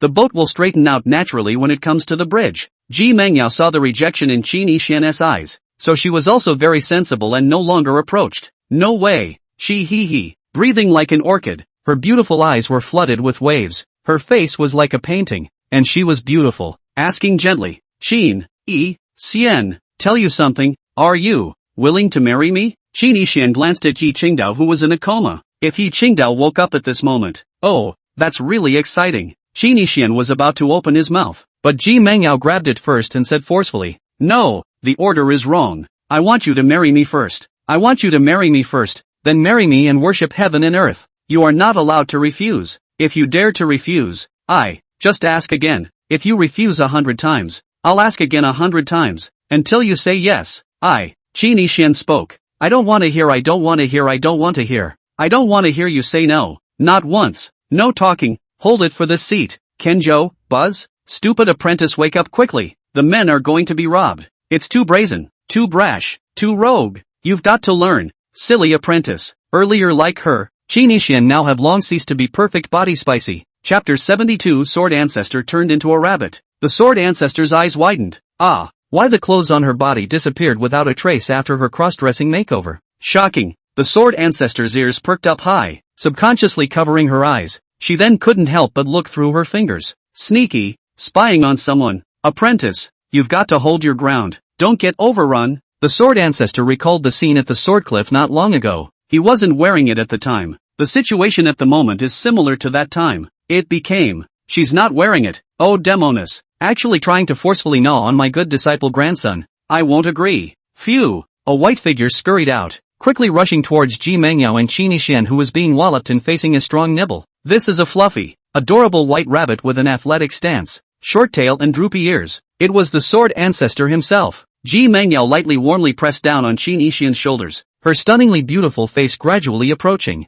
Red lips, lust, dropping, delicate as a flower. I'm going to get it. At this point, the Sword Ancestor leaped high into the air, darted in, and kicked out a geo at Ji Mengyao's cheek. Ji Mengyao's blood-colored eyes flashed with a touch of coldness, and a red aura surged out, just about to punch the flying unsuspecting rabbit. However, he heard Qin Yixian shake his head. This is my master ancestor. She is now seriously injured because of me. Don't hurt her. Wow. Ji Mengyao immediately converged her magic power. Her killing intent disappeared, but the coldness remained, and she laughed. Sword Ancestor has turned into a little rabbit. It's quite cute, but it's a pity that it's too unintelligent and naughty. Bang! The little short leg that Jianzhu kicked and didn't hit Ji Mengyao. An invisible barrier formed in the void. The little rabbit's feet kicked up as if they were stomping on cotton softness. Poof! The barrier formed a bouncing force. It bounced the Sword Ancestor back, landing lightly on the ground. Not a hair out of place, not half as damaged, but the Sword Ancestor inexplicably felt insulted.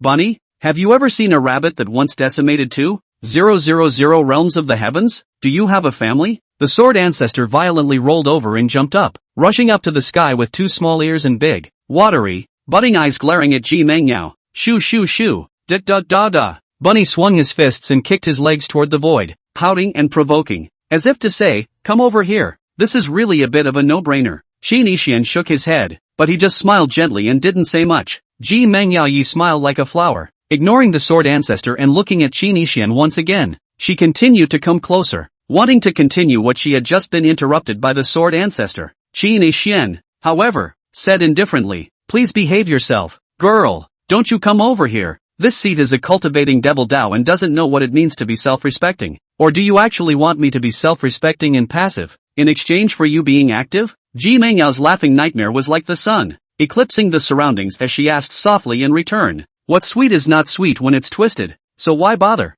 I once heard a saying that it doesn't matter if it's not sweet, just quench your thirst. We can't be. It's fruitless. I already have. Hush, I'm not listening. Ji Mengyao used her green jade finger to block in front of Qin Yixian's lips, blinking her beautiful autumn eyes. Her eyelashes looked like butterflies fluttering, spiritually fascinating and seductive. The hair slowly changed color and a faint aroma came from it. It's hard to imagine a man in the world who could refuse such a flawless and perfect face for nothing. But Qin Yixian refused. Yi Qingdao was lying on the side. How does that make it? Don't you? Unfortunately, Ji Mengyao's strength was too raw and overbearing. He directly sealed Qin Yixian's cultivation and prevented him from speaking. As for Qin Yixian's eyes, Ji Mengyao closed her eyes. Can't see alas. She knew that this was considered forcing Qin Yixian. Not so good, but she doesn't care. Who let Qin Yixian take away so many of her tears in the first place? Who told Qin Yixian to rip her heart out? Ji Mengyao's mood surged with excitement when she saw Qin Yixian again, and she simply couldn't suppress her inner urges. Can't stand it. Say, nope.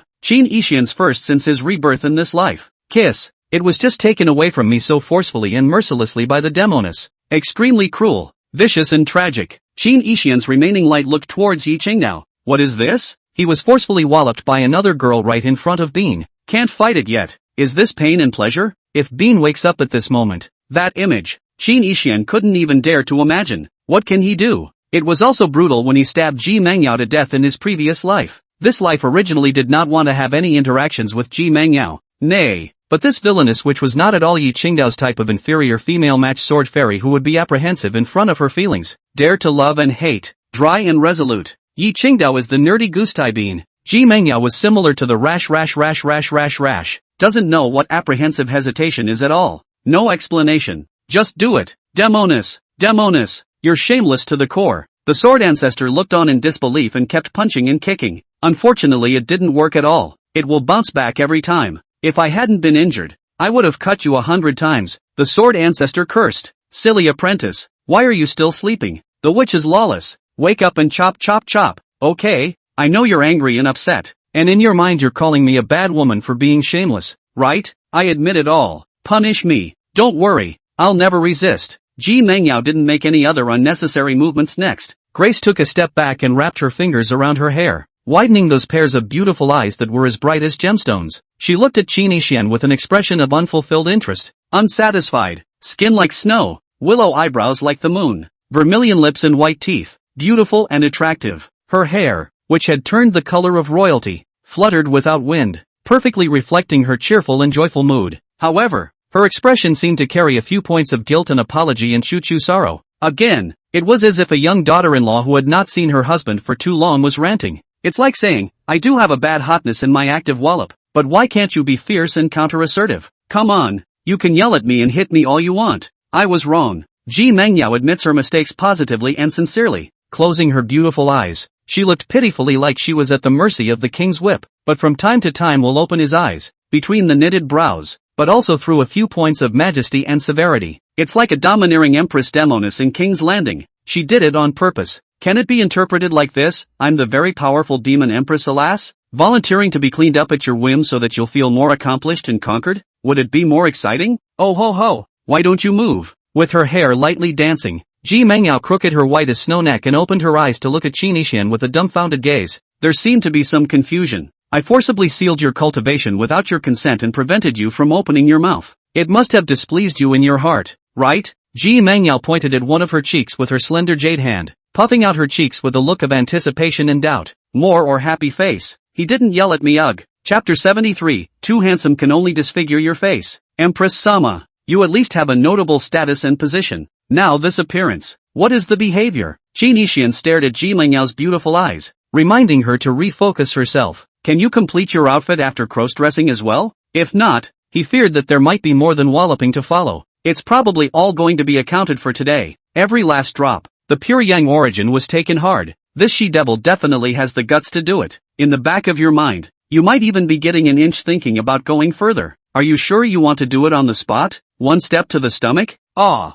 you caught me. I was about to. Stop. Hurry up and change. Qin Yixian used a few unquestionable tones. Yes. Wow. Ji Mengyao's delicate figure elegantly rotated in a circle, and the light flickered slightly. The next instant, her devilish figure was finally covered by clothes. Thought she was honest. Say, yet Qin Yixian wished she might as well not wear it. Ahem. What did I ever do with nothing to add to the world? Why help design their uniforms then? Alas, life was not easy, and Qin Yixian could only sigh. Heart demon, what a game. Just killed the pure love warrior and got walloped by a female demon. Which pure love did the Sword Ancestor actually decapitate? It's figurative pure love warrior Yi Lanin. Or does pure love stick in your heart? I see you're killing pure love all for the convenience of crowning a harem, right? An infatuated female sword immortal. An infatuated female demon. You and I are talking about how pure this is? Ha! The heart demon snorted. Yatsun, do you think this rabbit looks good or me? Ji Mengyao turned around, lightly swaying her hips and showing Qin Yixian her small handful of fluffy, round,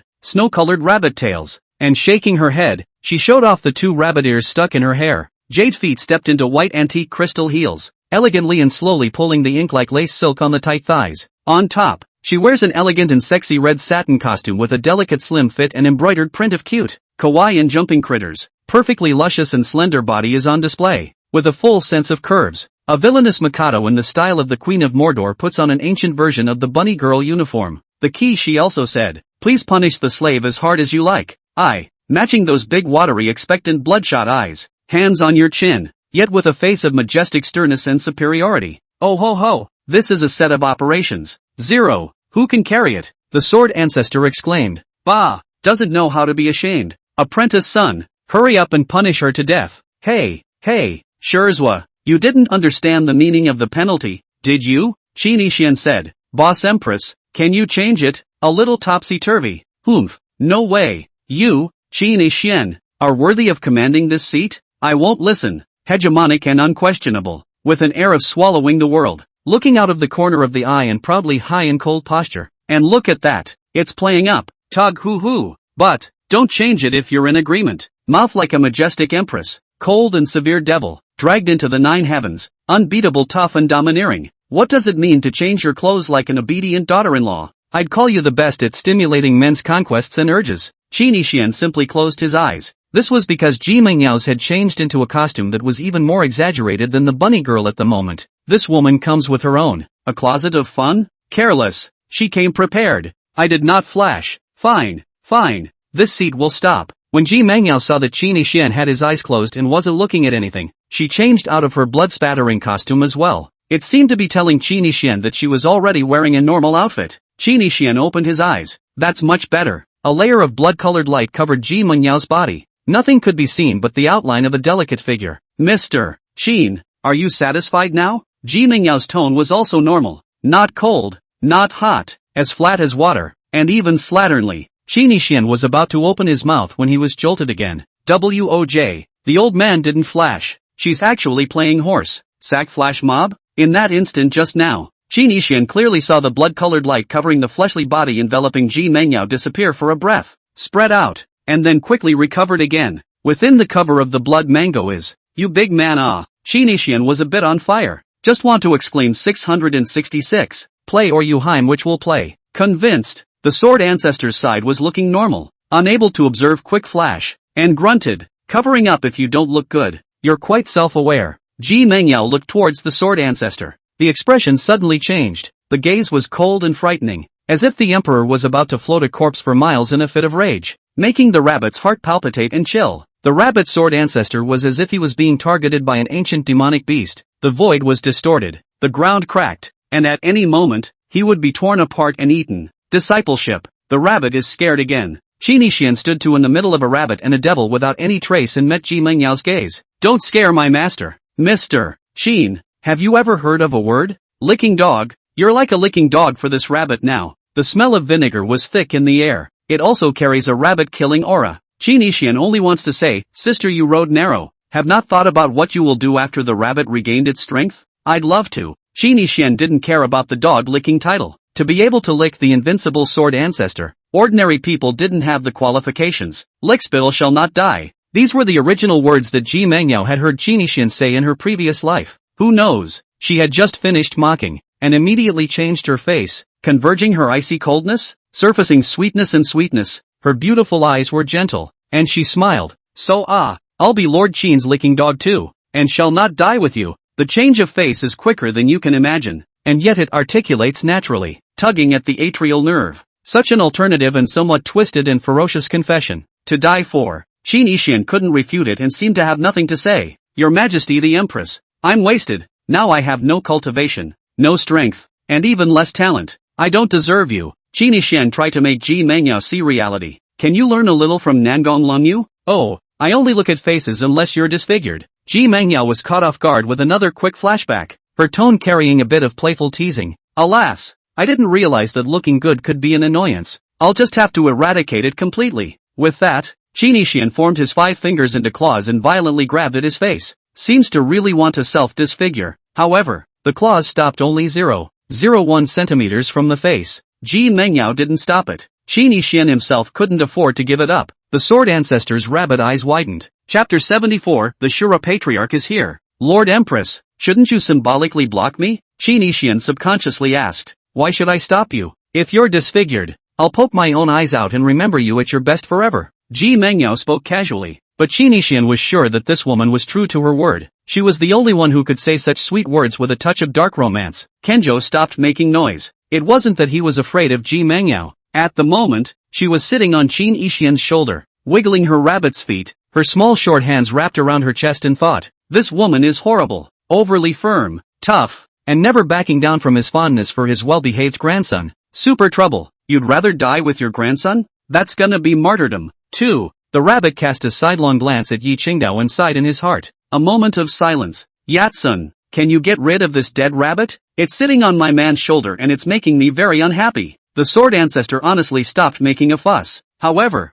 Ji Mengyao once again glared cross-eyed at the rabbit. Senior Ancestor, if you don't go down, she'll really offend you next. We can't afford to mess with her now that we're vulnerable. Qin Yixian said mildly and respectfully. Who's afraid of who? Old Ancestor, I was vertical and horizontal. Oops, you don't talk about martial virtues. Sneak attack. The rabbit didn't finish his sentence. His ears were then grabbed up by Ji Mengyao, tossed aside. It didn't hurt at all. Insulting yet still strong. Snap. Ji Mengyao tenderly patted the position of Qin Yixian's shoulder as if she had been sat dirty by some who. Qin Yixian, your path is getting narrower and narrower. He couldn't even imagine waiting for the future when the Sword Ancestor came back to life in full blood. What will happen to Ji Mengyao? That picture. It's creepy enough to describe it, right? What a dominant and strong drag at the moment. What a mess it will be later on. How did you end up pretending to be none? Qin Yixian asked for serious business. With a decent gaze and an appropriate tone, he was clearly digressing from the topic, not wanting to continue pulling with Ji Mengyao. Ji Mengyao wanted to have a showdown with Qin Yixian, transmitting her voice to tell him about her rebirth. Say everything without reservation, with full trust. However, Ji Mengyao, had difficulty speaking, being restricted by a certain divine force. Can't say anything about being born again at all, only to give up. She didn't really care. She had already found Qin Yixian anyway. You're still saying that? If you hadn't warned me not to tell none about you in the first place, how could she hold a grudge against you now? Ji Mengyao's gaze was both grateful and suspicious. Grateful to Qin Yixian for protecting Shan Yan for 10 years. Doubtful as to why Qin Yixian didn't explain it to Nian. Qin Yixian shook his head and didn't say anything. Shan Yan is now in the forgotten immortal path in the unknowable land. I sent her there. The forgotten immortal way was one of the extremely mysterious and powerful forces in the world. What's the point of sending her to the forgotten immortal way? Of course it's practicing the Tao of forgetfulness. You're so good to her. In the future, if she knows the truth, she will definitely covet. Like you. How would that work? You want to say covet? What's your relationship with Nun? I'm her sister-in-law. By blood. So yeah, you can't have her if you have me. Are you being jealous of Xiao Yan? What kind of attitude I have towards Xiao Yan? You searched my memory and still don't understand? No, I'm just scared. You're so good. You're a favorite. Hey wait, you. This is specially to explain to me. Hope that I do not get jealous. In fact, you heart only me? Qin Yixian automatically ignored the latter sentence and didn't believe her previous bull **** either. I do believe that I'm afraid of leaf lightning dance. You're a murderess who's afraid of worrying. Afraid you won't be able to get laid today? Worried that I'm too weak to break my body? You pretended to be Nin and used Nangong Lenyu to find me? Yeah, and you told me I had to be on my guard against her. But I think she's just a dumbass who thinks I have a grudge against you and wants to see and kill you. The great benefactor. With her own eyes, the deadly perverted evil girl. Qin Yixian was not surprised. Nangon Lengyu and other high-NT women naturally have a lot of bad taste revenge tactics. He had originally thought that Nangon Lengyu would plot against Shan Yan to draw him out.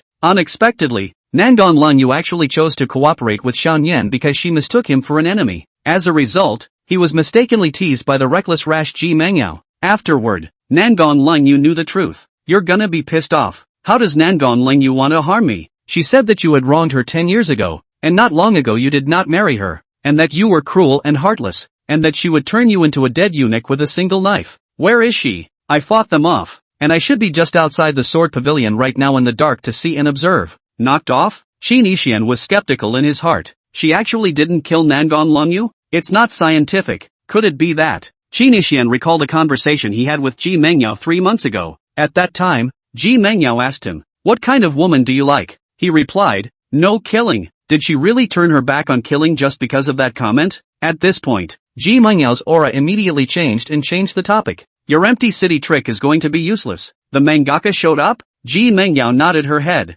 Who is it? Ji Mengyao pointed at herself. Am I not the rash man you see? Who do you think the rash man who came can be? A strong man from the Shura sect. Qin Yixian's gaze moved slightly. 9 states combat power if divided into levels of extinction. The 3 rows of Shura sect, Hegemony Hall, and Sword Pavilion were at the top, due to the fact that the battle is so fierce. Bring the IQ down a bit. That's why these 3 are called by some as reckless forces. The Hegemony Hall was a bit better. A major force in the righteous path, with a few intelligent people willing to pledge their allegiance. Sword Court neutral, cultivation special, all dumb. The Shura sect belongs to the devil's way. A word is a. It's the reckless of the reckless. Rumor has it there's not much fear of death yet. The old ancestor of the Shura sect was also one of the 10 strongest people in the Wind and Cloud Monument. The first devil in the world. Madness. Who's coming? Yen Berserker. Ji Mengyao said casually, full of concern. Yen Berserker. The great devil who shook the heavens with his ferocity. Contemporary Shura patriarch.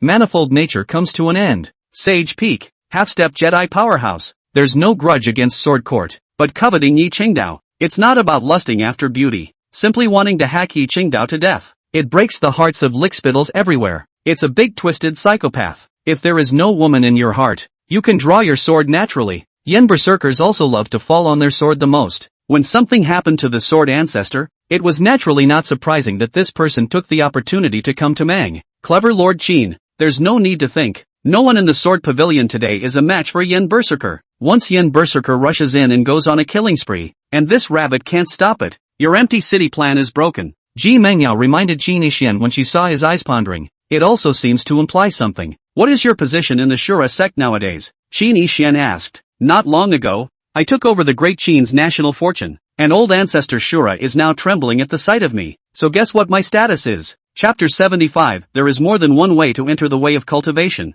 Make the world's greatest demon tremble? Good lord. Another open old man. This one is even more fierce, carrying the fortunes of 2 powerful dynasties of the world, right? Among them was also the great Qin dynasty, the number 1 power in the world. Nowadays it would not be an exaggeration to say that she was invincible in the 9 states. It's just not fair. This villainess was already pretty hungover, growing up with a chance I secretly gave her, and now she's been given a second life, plus my memories. Qin Yixian was truly convinced. Such a woman would be insulted to call her a rich white woman. To be so deeply in love with yourself? You can't delete memories against her like Naylan Shimeng did. Trouble. I am not afraid that the witch will slaughter and kill people, but I am afraid that the witch can go to the universal life just because of someone's words. The devil's way, though not really a devil, but the obsession is not weak. Paranoia, magic, whatever it takes, especially with some dark attributes. Jealousy can destroy the world. It can't be stopped. Qin Yixian looked at the Sword Ancestor and said, Master Ancestor, it looks like we have to come up with a desperate move. Ji Mengyao?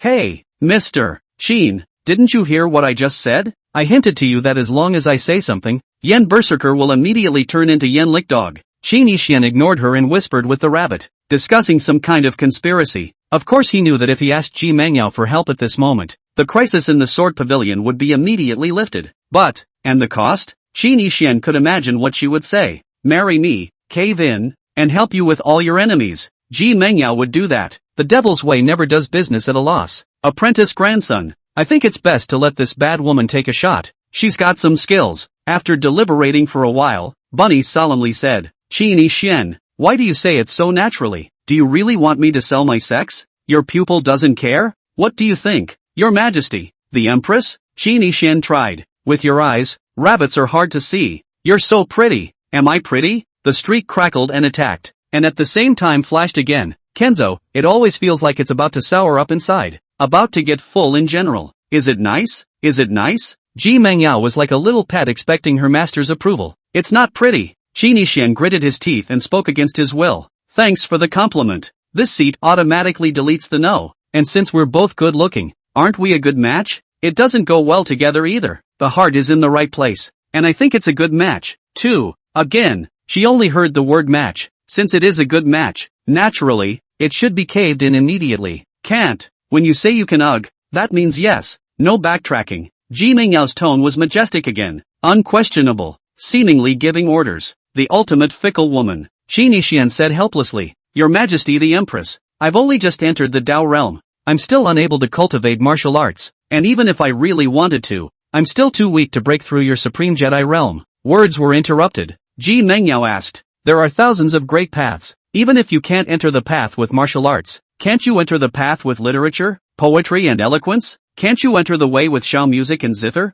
The right way doesn't work. The upper way doesn't work. The back channel is in the way. Do you usually never leave anything to chance? This is simply saying, there is more than one means by which the world can enter the Tao and cultivate. A lot. Don't be rigid. The Sword Ancestor said. That's right. There are just so many doorways to the realm of Dao entry. Disciple grandson, don't lose heart. You have a great future ahead of you. The future is sure to be unobstructed. There's no such thing as having more than you can handle. Qini Xian was speechless, because Ji Mengyao's words were nonsense reasoning that he had once said in his previous life. I did not expect no Ji Mengyao copied and learned. Mr. Qin, am I right? Ji Mengyao changed her tone to a playful one again and asked. Right. Qini Xian wanted to retort brainlessly, but thought that would be even more counterproductive, so he might as well go along with her. Woman, this old ancestor advises you to protect the sword pavilion so that I won't care about your previous rudeness, and it's your honor to be forgiven by me. The rabbit can't eat the sour flavor anymore and interrupts the two to continue their conversation.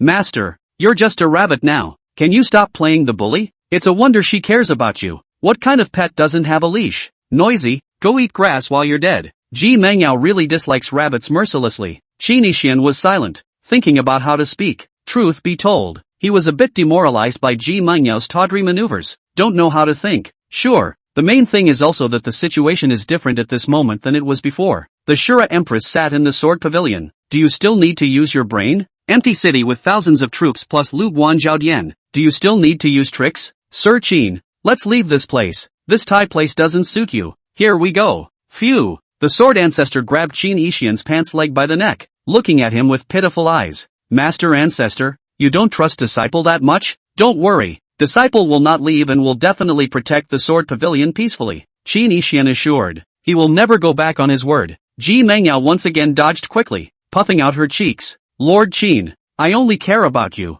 I don't care about the deaths of other people. Like certain rabbits, they're better off being barbecued. Humph, said. She also looked at Yi Qingdao. She noticed it just now. Qin Xian often went to glance at Yi Qingdao. That look, it really made Ji Mengyao envious. Too gentle, full of undisguised affection. Ji Mengyao was already kind enough to hold back from immediately hacking Yi Qingdao to death. How could she protect the rotten sword pavilion? Very annoying. Super annoying. Good lord. Apprentice, we'll all just hide behind you. The Sword Ancestor's logic was simple. Ji Mengyao would stand in front of Qin Xian to protect him. Why don't they just hide behind Qin Xian? Good idea. Qin Xian laughed. Puff. Good idea. The little lady hides behind you too. I need you to protect me. The world is too dangerous. Ji Mengyao suddenly flickered and jumped onto Qin Xian's back. Come down. The Sword Ancestor flew up and kicked, cursing with a cold grunt. What do you need to hide from when you're such a powerful witch? It's clearly mooching, eating tofu and taking advantage of the situation. And, the rabbit always felt as if he had eaten some more sour food by looking at the picture in front of him, which resembled a husband carrying his daughter-in-law. It's too much. Stupid apprentice. Why don't you wake up? Rabbits don't eat dog food. Outside the sword pavilion, the saints were hidden in the shadows, not daring to act rashly. The eyes of the world's #1 Buddha, epileptic Zun, who was eating wine and drinking meat not far away, had expectations. Morong Tian and the crowd standing in front of the sword pavilion's mountain gate all looked shocked and scorned in fear. A sword pavilion Taishang held a 3-foot sword, his gaze cold and murderous. Tick-tack. There was the smell of blood filling the air. Blood falls to the ground. Chief, your hand. A Heavenly Tao Palace disciple looked at Morong Tian's broken arm and wanted to speak. Just now, the sword pavilion sword Saint Taishang of the 10,000 Laws Nature realm struck out and decisively chopped off one of Morong Tian's arms. Chapter 76, Under the Gigo Sect, Song Shiji. Ahem. Would sword pavilion seniors also bully the small with the big and hold the strong over the weak? Morong Tian coughed up blood and stared at the sword Saint Supreme Elder in death. If not for the fact that he had the Heavenly Tao Palace's Tao luck to boost him, it's long gone to ashes at this moment. Why didn't old man step in and help me? Morong Tian wanted to cry in his heart. The pain of a broken arm and some of his cultivation had been chopped off. Even his own chi was lost quite a bit. It's too bad. Morong Tian was unaware of it. Tian Daozi didn't dare to help at all. I'm afraid that Sword Ancestor will find an excuse to cut him. Goons. There's another reason. The Heavenly Daozi and other saints were laying out a plan, and Morong Tian was the pawn. Abandonment. Humph. My senior brother said. The sword pavilion does not hold the strong and bully the weak, but that is for people. You pagan dog are not worthy of being called a person, to be put to death. The sword Saint Supreme Elder struck again. Sword chi rushed into the sky, and sword intent shook the 8 directions. The terrifying and incomparable sword intent was like a tidal wave rolling over. The crowd didn't even dare to move, trembling and palpitating with fear. No one expected that. It has never been easy to cut into the weak sword pavilion elders of the Tao. Today, he would actually make a move against Morong Tian, who was in the Tao realm. Had they known this, they wouldn't have dared to come here to join in the fun. Wow! The sword Saint Supreme Elder slashed out with a sword. The sword awnings were like blazing flames, illuminating the sky and filling the 9 heavens. A domineering sword might like brilliant heavenly might rush towards Morong Tian. The void was distorted. The sun and moon were lost. Help!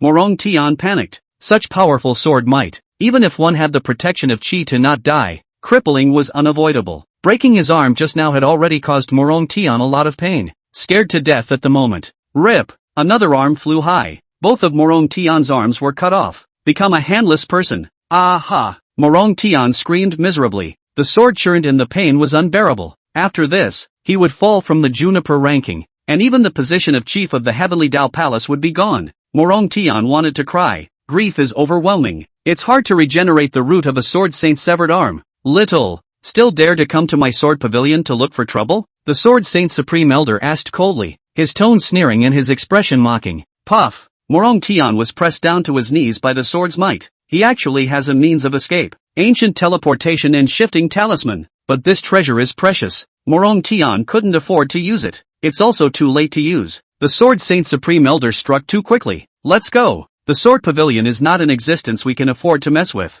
Some people mentally backed off. If the sword ancestor was truly wasted, would the sword pavilion Taishan still dare to be so arrogant? The crowd was afraid. It was decided to give up on the fall of the sword court. The chief of the Tendo Palace is almost gone. Who doesn't panic? Please spare your life. Senior, Morong Tian said, and at the same time, he activated the ancient shifting talisman. There's no escape. This talisman is precious. I can't believe I have to use it in such a situation. Originally, he thought that he had Tendozi in the dark and could play as he pleased. Didn't realize, Tendozi was just playing smart after his promise to him earlier. Practically didn't care if he lived or died. Watched him lose both arms. Old ancestor, you're so cruel. Spare lives? I only spare human lives. What kind of dog are you to deserve my mercy? The sword saint Supreme Elder struck his sword again. Click. The void crumbled. Morong Tian escaped in a mess. How godlike and arrogant he was when he showed up earlier. How timid and panicky it is to run away at the moment. Ah, the fleeing Morong Tian still let out a miserable scream and wailed. He was deprived of his native lower body.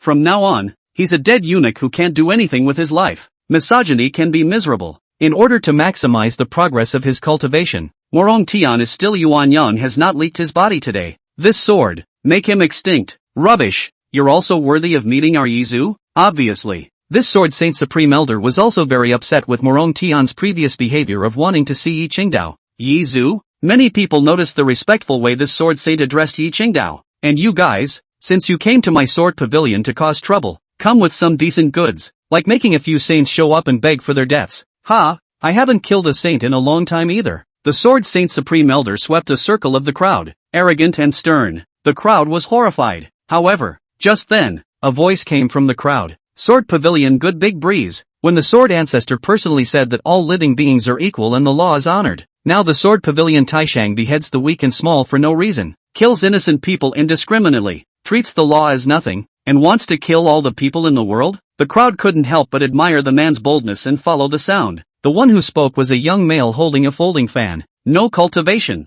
Hers was a svelte mortal with no hands. Under the Ghost Valley sect, Song Shiji, the senior brother of those two vertical sages, who do not cultivate the Tao, but specialize in the tongue. The first mouth apologist of Daki. Rumor has it that he can speak black into white and bring the dead to life. Just as the many cultivators kept their mouths shut and didn't dare to say anything, a mortal questioned aloud with a straight face. Song Shiji lightly shook his folding fan and walked out of the crowd to the Sword Saint Supreme Elder. Morong Tian came here, not to offend the Sword Pavilion. He just wanted to receive back his own brother's corpse. Is there anything wrong with that? The Sword Pavilion manifested a vision of serious injuries, and he and all the disciples of the Heavenly Tao Palace came to console Senior Sword Ancestor. Is that wrong? The Sword Pavilion is rude and unresponsive. He was worried that something was wrong with the Sword Pavilion before he stepped into the Sword Mountain to check out the concern. Is there anything wrong with that? When the disciples of the Sword Pavilion appeared on Sword Mountain, he immediately politely withdrew from Sword Mountain and waited quietly outside. What mistake did he make? You disregarded the law,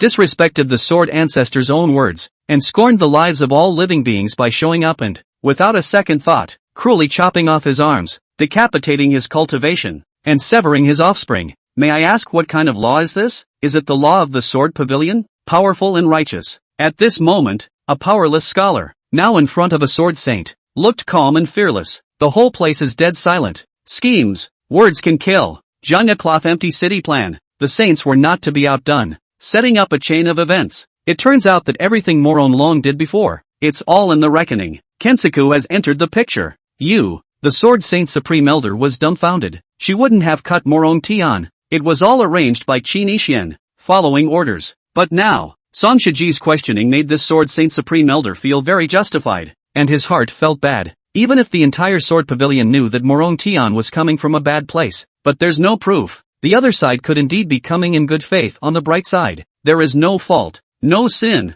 The guilty offender is the Kenkaku who drew his sword to hurt someone for no reason. By the law, Janya is breaking the law. It was still the same law that Sword Court had once personally endorsed. In the dark, the divine Dao sect saint sneered. Tian Daozi, you're willing to give it up. Morong Tian is a good seedling, and he was sacrificed by you like this. Humph, those who accomplish great things don't bother with small details. His one person's injury, in exchange for Song Shiji's excuse to verbally attack him. It's worth it. Tendozi was full of it. The Confucian sage laughed. A showman meets a soldier, and there is no reasoning. Unfortunately, the Sword Ancestor once but favored giving the showman a chance to reason. There are times when some mortal's clever tongue can be much more useful than our cultivation. Chapter 77, True Shura is coming. Happy Tanabata. Fu Sheng sneered. With the stupidity of the Sword Pavilion, a Song Shiji is enough to spray them without the power to speak back. Body and soul. The formation saint looked at a black-robed man beside him and said, Patriarch Cultivator, later on, I still hope that you will show up to do justice to the wronged innocents in crusade against the Sword Pavilion's 10 evils and knowingly violating the law.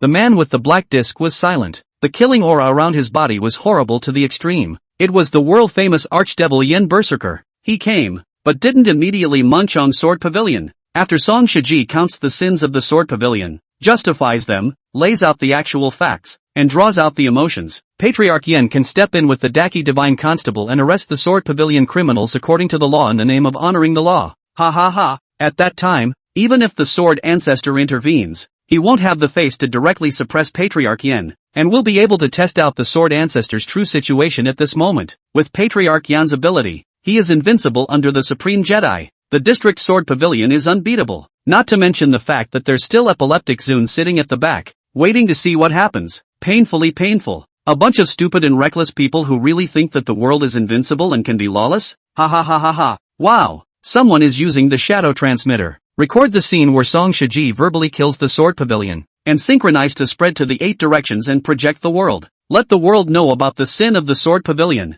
It will be more legitimate and lawful to do so later. Inside the Sword Pavilion cave, Ji Mengyao cast an arcane light technique. It allowed both Qi Nishian and Sword Ancestor to see what was going on outside. Oh, nonsense crooked reasoning set. Qi Nishian stared at the chesty Song Shiji in the Shen light screen and spoke coldly. Playing sophistry with me? It's obvious that you're here to harm the Sword Pavilion, but you're still pretending to be a good guy, playing the aggrieved and calling out the injustice to show off your tongue? Somebody, Qin Yixian pretended to be ready to call in a sword pavilion disciple, ordered his disciples to go out and cut down the so-called world's #1 apologist, so that Song Shiji would shut up forever. But Qin Yixian knew that this could not be realized. Padawan, no. Sure enough, the rabbit sword ancestor stopped Qin Yixian, his tone unprecedentedly solemn. Master Ancestor, that bastard. Qin Yixian wanted to explain a couple of things, but after seeing the rabbit's gaze, he seemed to be sure of something, so he too immediately shut up and didn't say anything more. In this world, although it was said that mortals would not be killed easily, many mortals had a hard time,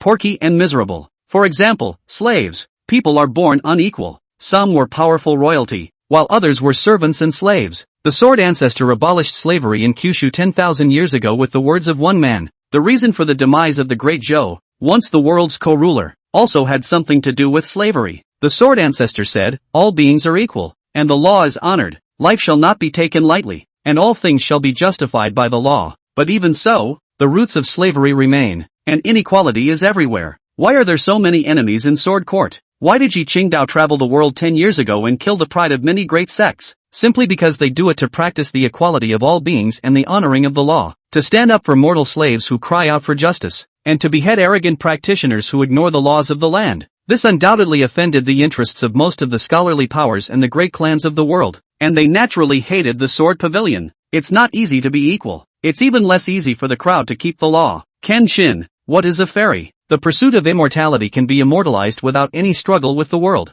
Entering the world and experiencing the dust, asking all beings is also immortal. Every disciple of the Sword Pavilion would enter the world to cultivate and ask for the sword like Yi Light Dance did 10 years ago, maintaining the laws of the world. Therefore some people privately added a word after the Sword Pavilion immortals. Man, immortal chivalry. But to be clear, they are chivalrous is to offend. The effort is not good enough. As for why the sword ancestor had said that line about all beings being equal and the law being honored, no outsider knows why. Only Qin Yixian understood a little bit. A long time ago, a lonely rabbit seeking a way out met the first friend in the rabbit's life. It's a slavery status. Many dragon slayers end up becoming dragons. After becoming the strongest dragon slayer, sword ancestor still remained true to his heart. She was once a mortal spirit, and her first friend, once a mortal, also a slave who looks forward to the equality of all beings and the honoring of the law. A rabbit and a man, confidants of each other, teachers and friends, remembering each other. Qin Yixian once guarded Shan Yan for 10 years because of a glance at the heavenly city. The sword ancestor was initially because of one person who set up the Taoist word that all beings are equal and the law is honored, which lasted for 10,000 years. Never change. The sword ancestor was certified in poverty. Zhangya was established at the time of poverty. Cut. So much for listening to rabbits and not killing them at all. Ji Mangyao skimmed her lips. But well, I like you when you're soft. Only it's not because I'm soft. I'm not being soft. Can you stop flickering? Can't. What kind of relationship do you and I have? This seat only listens to the words of my husband. Qin Yixian ignored her and stared at the light screen. A cold aura flickering in his eyes. Mouth to mouth. Delusional crimes. Inverted right and wrong. They are afraid of the empty city plan. And think of another way to break the situation. Yen Berserker, that reckless man, didn't rush in immediately. It seems that he would also be afraid of death, and moved a little bit of his brain to prepare to administer justice later. Do not dare to move directly to the military. On the first of the Haywans, borrowing the law of the Sword Pavilion, Sin Sword Pavilion of the people, will play. Ji Mengyao relied on his back and didn't come down. Laughing, troubled, as long as you say a word, I'll immediately make Yen Berserkers kneel in front of you, so that they'll lose the instrumental person who presides over justice. What do I have to pay? Isn't it natural for an ugly daughter-in-law to help a handsome husband? At what cost? That. Before the words were finished, Ji Mengyao made a grab in the void. Yen Berserkers, who had originally been hidden in the shadows outside, then instantly appeared within the cave. What? Yen Berserker's mind was appalled, confused as hell. Puff. Before this great devil could even wonder, he was pressured by a terrifying force to kneel down towards Qin Yixian.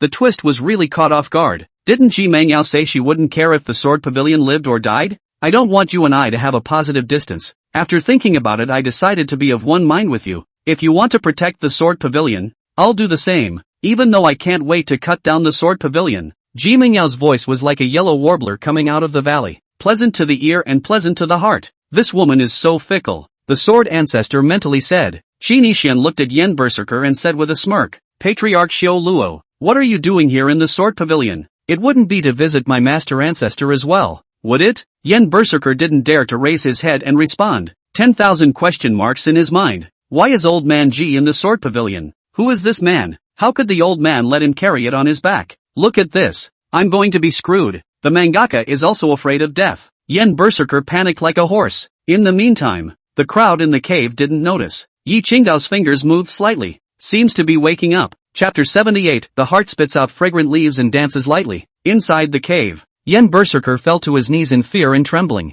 Don't even dare to breathe. The heart is apprehensive and fearful. He rushed to the sword pavilion in a hurry. He was about to show off his skills and hack Yi Qingdao to death, leaving her lickspittles in tears. But I didn't expect it. There is great danger here. Not referring to Ji Mingyao's threat. Rather, Mr. Qin, are you tired of carrying me for so long? Am I heavy? Tired and quite heavy. I think you. Humph. I'm angry. Where I'm tired. Where I'm sinking. Say it clearly, or else this seat will stick to you today, and I won't separate even if I die. Watch your image, Empress Sama, and stop taking advantage of the situation when you're pretending to be angry. Will you? Don't you falsely accuse a good man of being virtuous. This seat is reserved and conservative, emphasizing etiquette, not the light-hearted person you say it is. Oh, putting words in reverse is still something you're good at. No, see, I like you, and that's just the right thing to say. Do you like me? No need to answer. I know for sure I like it, and if you dare to say you don't, then you must be saying the opposite. Yen Berserker was a mother fetish single supreme being who had never touched a woman.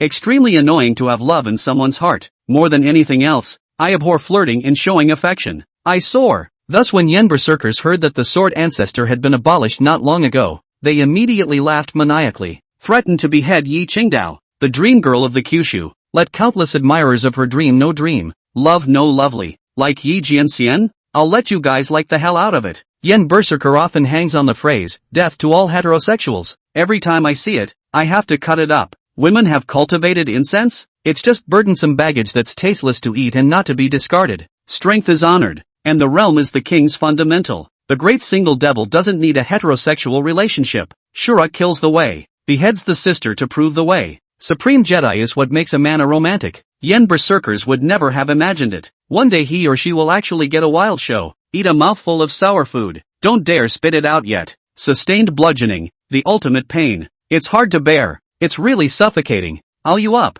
Is this Ji Mengyao? Or is it the egg crushing, desperate stone woman? To actually take the initiative to flirt with men? And stalking? Full of flirty words to spread dog food. Like a smitten little woman. The key to that man actually remained unmoved. Breezy and calm. Is there a normal man in the world who can endure such a display of love from a G-witch? Yen Berserker suspected that Qin Ishian was in the same category as himself. Ruthless cultivation maniac. Sworn not to love his daughter. Not normal. Or a eunuch? Loves Dragon Yang and likes guys? Sovereign Yen. Speak. What is the purpose of your visit to the Sword Pavilion? Qin Ishian stared at Yen Berserker and faintly asked. Yen Berserker felt Ji Mingyao's killing intent and didn't dare to lie at all. Be honest. I've come to find Yi Qingdao to spar. There are a few saints outside with ulterior motives. Let me wait first. They want to use Song Shiji's verbal punishment of the Sword Pavilion's pseudocrimes as an excuse. And when the time is right, Daki's divine constable Tian Yenyu and I will strike with thunder and storm into the Sword Pavilion to forcibly arrest them. To test the true condition of the Sword Ancestor at this moment. Just as Yen Berserker was confused to give an account, Yi Qingdao opened her eyes with a huff. She had long since been placed in a cross-legged position by the Sword Ancestor, still wearing her bucket hat and veil to cover her face. A moment to open your eyes. Yi Qingdao then saw Qin Ishian. The one on her back was shrouded in red awnings, exhaling like orchids, only revealing her hazy face.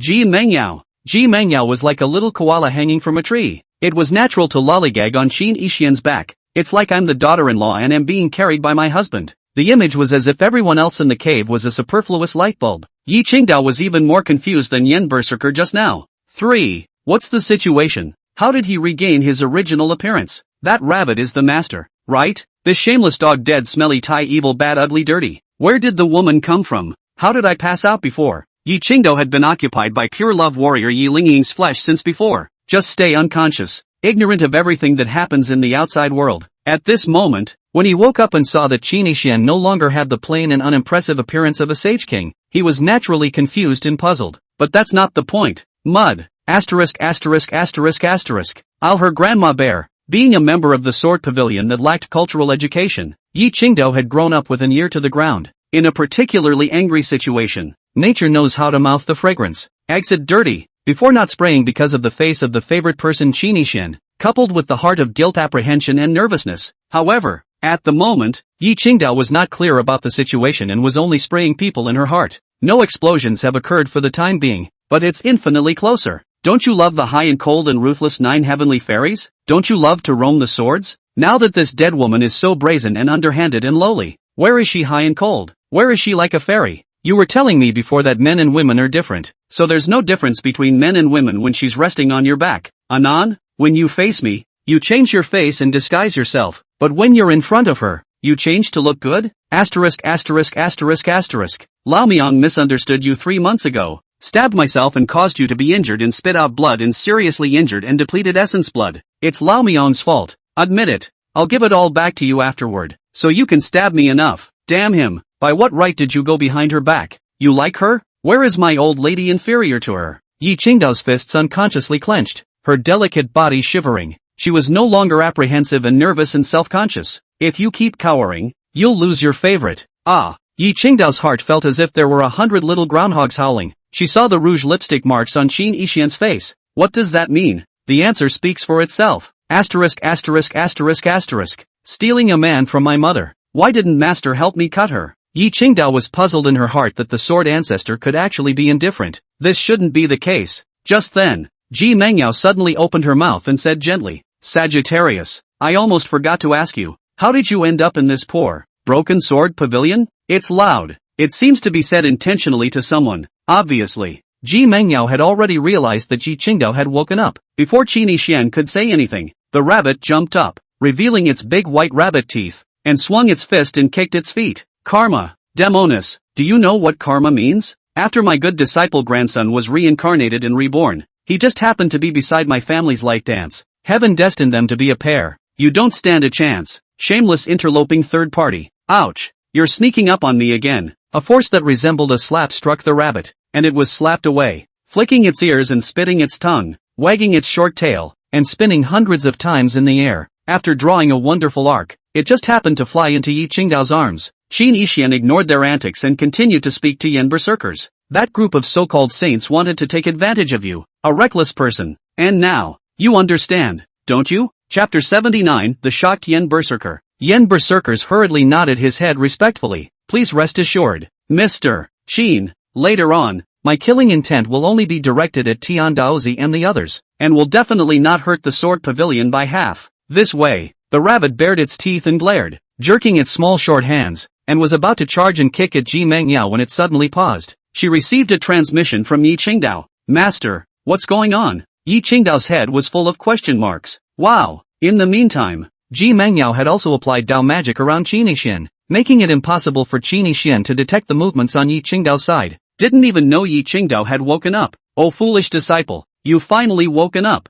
The rabbit was so excited that it burrowed into Yi Qingdao's chest under the bucket veil. Clothes, just revealing half of its head. Here's the thing. The rabbit chattered and Yi Qingdao talked about the cause and effect. Foolish disciple, master was wrong. Terribly wrong. You need to stop being passive. Not to mention the need to pretend to be some kind of high and cold sword fairy of the 9 heavens waiting for him to come and take the sword. Be proactive or get robbed. Strong confession. A strong twisted melon quenches your thirst. Eat the melon first. For the teacher are asked clearly. He simply does not mind your previous misunderstanding of him. More not disgusted that you let him loss of essence blood injury. The heart does not hate you. He chest can be big. After listening to the Sword Ancestor's explanatory narrative, the layer of separation in Yi Qingdao's heart finally disappeared. She captured a few keys. For one thing, Qin Yixian was forcibly walloped. 2. He didn't volunteer. It was all Ji Mengyao who was so brazen as to lick her face and stick it on. Don't bay face. 3. Qin Yixian didn't hate her Yi Qingdao. The other side. Qin Yixian stood with his hands in the air. Handsome. With a transcendent temperament. A lifeless face. Said, it's heavy. Ji Mengyao made a home on his back. Rascal won't come down. What could Qin Yixian do? Fighting. Not being an opponent. Or even fighting with clothes that may be gone. Being forced to change the way you play. Cursing? Oh, people are automatic vocabulary filters. And there is also a misinterpretation translation function. For example, the rabbit just scolded. Stinking devil. You are too ugly. The disciple grandson won't like you even if he likes rabbits. Don't be delusional. As a result, when it reached Ji Mengyao's ears, it became, Lord Empress, you are too beautiful. The disciple grandson will not like rabbits even if he dies. He will only like you in this life, and obsessively want to die for you. Ji Mengyao smiled like a flower. immediately pulled the rabbit ears and praised. This seat receives the blessing of the rabbit. Keep up the good work. Followed by a rabbit tragedy moment. The damage is never great. After all, Xian protects the rabbit. But the insults are super strong. Xian shook his head, feeling the warmth coming from his back, speechless and helpless. Carrying Ji Mengyao on his back wasn't tiring. It's just a heavy heart to say it's sinking. It's just that this one is so unbridled. Every now and then, he'd say something naughty in his ear, and it was all of a criminal nature. Xian looked over at the rabbit's side and realized that she was hiding in Yi Qingdao's clothes and smiled dumbly without saying much. He couldn't hear Yi Qingdao and the rabbit's conversational exchanges at the moment, and he didn't see any clues. It's very lively out there, Patriarch Yen. Go and make it even more lively for them. But remember, obey the law and act according to the law. Xian turned around and stared at the Xian light screen. There is a lot of talk out there now about the equality of all beings and the honoring of the Dharma. These words were the words of the Tao of the Sword Ancestor in the beginning. It is also a great ambition. Involves the original heart path vow. The Sword Ancestor could not have violated it on his own, or the Tao would have been broken. The consequences are worse than a serious injury. Xian belonged to the Sword Pavilion sect. It's also unlikely to actively break the law. But Ji Mengyao and Yen Berserkers were not Sword Pavilion disciples and belonged to the illegal devil path. Then the means of solution is simple. Yen Berserkers just go out and slash around. As for the world's first Buddha, Epileptic Zune, although Yen Berserker couldn't beat him, he could ask Ji Mengyao to handle it. The rest of the First Chamber of Commerce Zhu Sanjun, the great Qingjinbei king, certainly will not come. Even Tian Yi, the first divine constable of Daki, is not expected to show up. The danger of Jianya has been solved. The only trouble was that bastard Nangon Lungyu. She's not just a pedantic reality tea lady, and a penchant for digging up walls. In her previous life, she wouldn't have even been easily taken down by Xian. Just because he heard that Xian was already a married man, he came here to swing a hoe and dig up the wall. Old bulldog man now. If she knew that such a powerful Ji Mengyao had already fallen back, she would definitely make a move. Great interest. Wouldn't want to get salty. Rather, it is destruction. Don't worry, Mr. Xin. I will definitely abide by the words of the Sword Ancestor. The law is honored, and I will definitely not act in an unruly manner. Yen Berserker understood, his gaze cold and stern, displaying the might of a devil. And at that moment, his afterimage saw a white-clothed figure wearing a bucket hat and veil, and his complexion suddenly changed. There is killing, extremely terrifying killing aura. Yi Jinmai? Yen Berserker's mind was appalled and shocked. Holy, she's actually really Supreme Jedi? What's the world coming to? It's all perverts. Ji Mengyao had already shocked Yen Berserkers to the core. Now Yi Qingdao's aura was even causing Yen Berserker's liver to split and his heart to palpitate in fear. I can't believe I tried to cut her up before. Oh ho ho. Yen Berserker immediately understood why Xian had laughed when he had just said that he had come to cut Yi Qingdao. Laughing at his lack of self-importance. Laugh he's dead. Laughing idiot. Pussy. With this great terror in the Sword Pavilion, how dare the group of idiots outside think of destroying the Sword Pavilion to pull wool over their eyes? Bunch of idiots. Pussies. Yen Berserker, in his trembling, did not dare to move to leave. Sweat broke out on his forehead and chills ran through his body. Xian's gaze was on the Xian light screen, looking at the situation outside the Sword Pavilion. Another layer of mana boundary was silently applied around him by Ji Mengyao. He could not feel the surrounding breath and killing machines. Right behind him, the white-clothed sword immortal stood with his sword, staring dead at Xian. Ji Mengyao on her back. Wah! The great crisis. Yen Berserker had never felt a crisis more terrifying than this moment, even beyond death. Creepy, scalp numb and hairy. A cool air rushes up from the tailbone to the sky. Yen Berserkers seem to see a mountain of corpses and a sea of blood in this instant. The end of the world. Done. Yatsun. Am I beautiful? Ji Mengyao, however, was smiling, her tone affectionate and gentle, as if a good daughter-in-law was calling her own husband. Xian had had enough of her tart. Disturbed, knowing that retorting would be even more annoying, he could only comply. Beauty. Beautiful, beautiful, beautiful. You're the most beautiful person in the whole world. Really? Then am I beautiful or is Yi Qingdao more beautiful? The rabbit exclaimed. Humph. It must be my precious apprentice. Xian couldn't hear the rabbit words and laughed. Plum orchids, bamboo and chrysanthemums. Each has its own beauty, right? No, it has to be one. Her or me. Xian thought that Yi Qingdao hadn't woken up yet, so he said perfunctorily. You're beautiful. It's been forcefully walloped anyway. It was impossible to resist at the moment. It was best to follow Ji Mengyao's wishes. Otherwise it was possible that Ji Mengyao would do something incredible and indescribable. Xian was under a lot of pressure. Chapter 80. Home will be torn down. Boom! Yen Berserker collapsed to the ground. The pain was excruciating. and his face was twisted as he was crazily ravaged by the sword chi around him. It's too strong. Is this the Yi Qingdao after certifying to the supreme ultimate? The aura was horrible as hell. Can I block one of her moves? Even if she doesn't have a chi boost, she can still cut me down with one sword, right? Yen Berserker was like a small child being bullied and curled up in a corner. Look weak and helpless and pathetic. You definitely don't like Yi Qingdao, do you? Of course. Hi. I'm not listening. No more talking. This instant, Yen Berserkers suddenly felt that the sword aura was weaker and less murderous. But the next instant,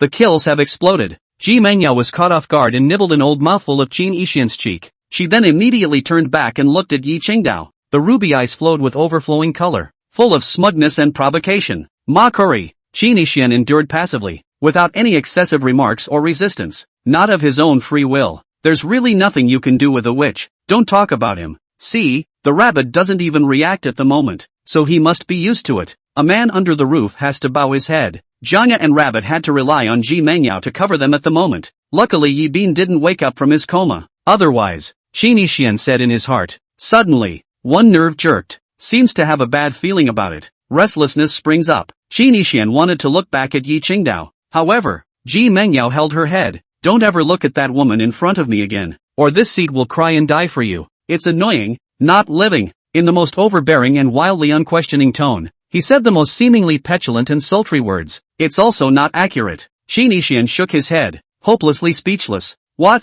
Yen Berserker thought that something was wrong with his ears. Does the Shura Demoness cry in a mother ******** ing way? Woohoo! Ji Mengyao really cried, and took the opportunity to mooch and steal nibbles again. Yen Berserkers, Mom, I want to go home. It's too acidic out there. In the indiscriminate killing of dogs, and Shura, Madaka, behind, the sword is sheathed. Unfortunately, Qin Yixian seemed to be attracted by everything in the picture outside the sword pavilion. It was again isolated by Ji Mengyao's mana. Can't hear a thing. Demoness, get off his back. Yi Qingdao concluded that Qin Yixian was all forced to do so. The devil is a bully. If Ji Mengyao wasn't on Qin Yixian's back and Yi Qingdao was worried about accidental injury, she would have slashed her sword over. Ji Mengyao seemed like she couldn't hear and didn't even look at Yi Qingdao. Keep relying on the back. She reached backward, mimicking the international friendly gestures Qin Yixian had taught her in her previous life. Gave a middle finger, and hooked a finger. The old taunt. Asterisk. Yen Berserkers now felt that the sword pavilion was not in a crisis of overthrow at all. The ones whose lives were truly in danger were the saints and epileptic Zun outside. No, the entire sword state is in danger of being destroyed. These two great gods were outrageously terrifying. Yen Berserker was going to be squeezed and blown up by the two forces. Raging heavens, Sagittarius. I remember you said that you don't like women who are fierce and casually draw their swords to kill people, right? Ji Mengyao asked again. Aha, Qin Yixian casually responded. Swish, sheathe your sword. I've read your memories before. A certain sword-playing silly girl looking for you for no reason. It's so annoying. You two do the same for each other. So you hate me? Ha! Qin Yixian smiled without saying anything. He had now clearly detected Ji Mengyao's killing intent. Super intense. Of course it was aimed at Yi Qingdao, so he couldn't speak too favorably to Yi Qingdao's side, in case Bean is missing an arm or a leg. If you don't hate me, you must hate that stupid girl, right? Not nasty. Humph. When she wakes up, I'm going to kill her. Stop it. I hate it, okay? We may not know who kills who when the time comes. When the two fought, Ji Mengyao was blessed with the great Qin's chi, and she did indeed outperform Yi Qingdao as a whole. But if Yi Qingdao knew that she had been forcefully walloped, she would definitely go into mad mode. Double the battle power. Qin Yixian couldn't imagine that image. The reason why Yi Qingdao tolerated Nangon Lungyu and silently did not explode in her previous life was because at that time it was Qin Yixian who volunteered and cheated on her. But the situation is completely different in this life. Qin Yixian was forced from beginning to end. Would you hate me if I killed her? Ji Mengyao got off her back, her tone solemn and serious. No, I won't kill her. At most, I'll waste her cultivation, scratch her face, and kill the stupid dirty brain. Ji Mengyao glanced at Yi Qingdao as waves of chi rolled around her body, killing chi overflowing. How could she not see that in this life Qin Yixian already liked Yi Qingdao? The heart hated it, although she first got her first kiss, but she failed to capture Qin Yixian's heart. Extremely upsetting. Who is Yi Qingdao? It's just a stupid, brainless girl. Does she deserve it? You. Qin Yixian was about to say something, but it came to an abrupt end. The words were stuck in his throat, and he couldn't get them out. He sensed the sword aura. The afterglow also saw the figure dressed in white like an immortal. I'll go. What the hell? Wake up? When did you wake up? Did she see the image of herself being forcefully chewed on just now? Did she hear what she said to Ji Mengyao? I don't think so. Otherwise she couldn't have been so quiet and calm. Qin Yixian forced himself to comfort himself, seemingly relieved, and walked over, concerned. It's good to wake up. You don't feel any discomfort, do you? The air smells of explosives at the moment. Extremely intense. There were two thunderbolts battling it out, bursting with plasma. Is she beautiful or am I? Yi Qingdao suddenly asked. Amount. Looks like it woke up a long time ago. Qin Yixian secretly said that he actually didn't realize it. A blunder. Death sends a question. Definitely. Qin Yixian didn't finish his sentence. Yi Qingdao then brushed past him and continued. I need to talk to her alone. Ji Mengyao laughed. I also want to exchange some words with Jianxian Yi alone. You guys talk with your fists and exchange knives and guns, right? Phew. The rabbit scurried out and jumped onto Qin Yixian's shoulder, waving small fists, face of pain and anticipation, shouted, apprentice refueling, beat her to death, but also dare to pull my ears. Pull her damn. You're having a match here? Qin Yixian hurriedly said. Wait. Boom. The void exploded and the Dao shattered. Both gazes looked at Qin Yixian at the same time, as if to ask, who are you going to help? But before Qin Yixian could say anything, the two women's figures then disappeared from the cave. Immortals fight. Mortals have no solution. What's it called? Qin Yixian spread his hands helplessly. He originally only wanted to be quiet in the Sword Pavilion reclusive salted fish, and Yi Bean leisurely days, companion for life. But now, it's all messed up. I just want to be salty. Is that so hard? Apprentice grandson, you don't have to worry. Although that devil woman's cultivation strength is strong and there is also great fortune, but your light dance isn't bad either. Qin Yixian shook his head and smiled bitterly. Master Ancestor, I'm not worried about the two of them winning or losing, but I'm afraid that the Sword Pavilion will be demolished. Chapter 81, Poisoning. Both of the eras can wreck the house. Not to mention the fact that it was now two Shura tyrannosaurs. Rumble. Before Qin Yixian finished speaking, the earth shook and the sky and earth changed color. The void twisted and roared. The Qiankuan flipped. The laws shattered. And the mana exploded and boiled. The white sword flashes set off a brilliant might. The blood-colored Mori light shook as it raged with monstrous demonic momentum. Sword chi rushes to the sky, and Shura appears in the world. Ha! The rabbit went numpod. Yen berserkers, it seems that the Sword Pavilion still has to be overthrown. Master Ancestor, did you tell her about me being forcefully chewed on? Qin Yixian asked. Aha! This is so hateful. I must make my stupid apprentice learn no, it's a lesson not to be so shameless. The rabbit's ears drooped down, and it lowered its head to cover its small mouth, tilting its head to peek at Qin Yixian's expression. Seems like he wishes he hadn't just heard anything. Qin Yixian looked at the rabbit with a polite yet embarrassed gaze. Speechless. Suddenly, phew, a white light flashed. Yi Qingdao actually went and returned. What?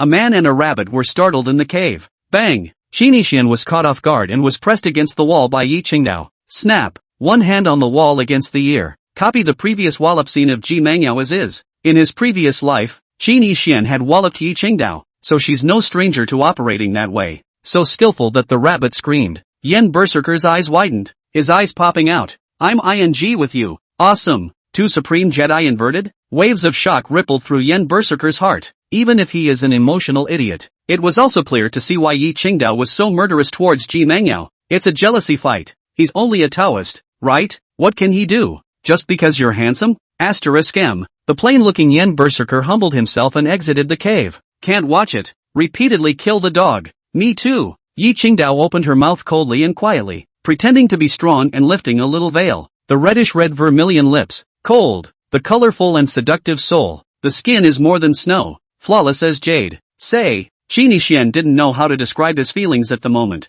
5 flavors, peaks and valleys. Shouldn't Yi Qingdao be chatting with Ji Mengyao sword and gun? What's with the sudden comeback? Wasn't she the apprehensive and guilt-ridden sword fairy with an inferiority complex? Why is the behavior also so bold and pompous? And so on. Qin Yixian suddenly noticed that something was wrong. Poison. Heavenly fragrance, miraculous dispersion. Qin Yixian immediately detected the brow poison from Yi Qingdao when he was walloped. No wonder she can be so strong and positive now. Turns out it was poisoned. Who poisoned her? Yip Linging? Qin Yixian understood why the Sword Ancestor had delayed beheading the pure love warrior earlier. You saw her poison Yi Qingdao, right? Yeah, good for you, Bunny. The wingman is really doing his job. Want to get your stomach in one step? A character not strong enough to be poisonous? Playing with fire. Qin Yixian activated his mana and ran the healing Dao Dharma, sucking out the poison of the heavenly fragrance illusory mysterious dispersion. This poison must not stay in Yi Hanin's body. Otherwise it's a big deal. Qi Nixian was unable to completely dissolve the poison,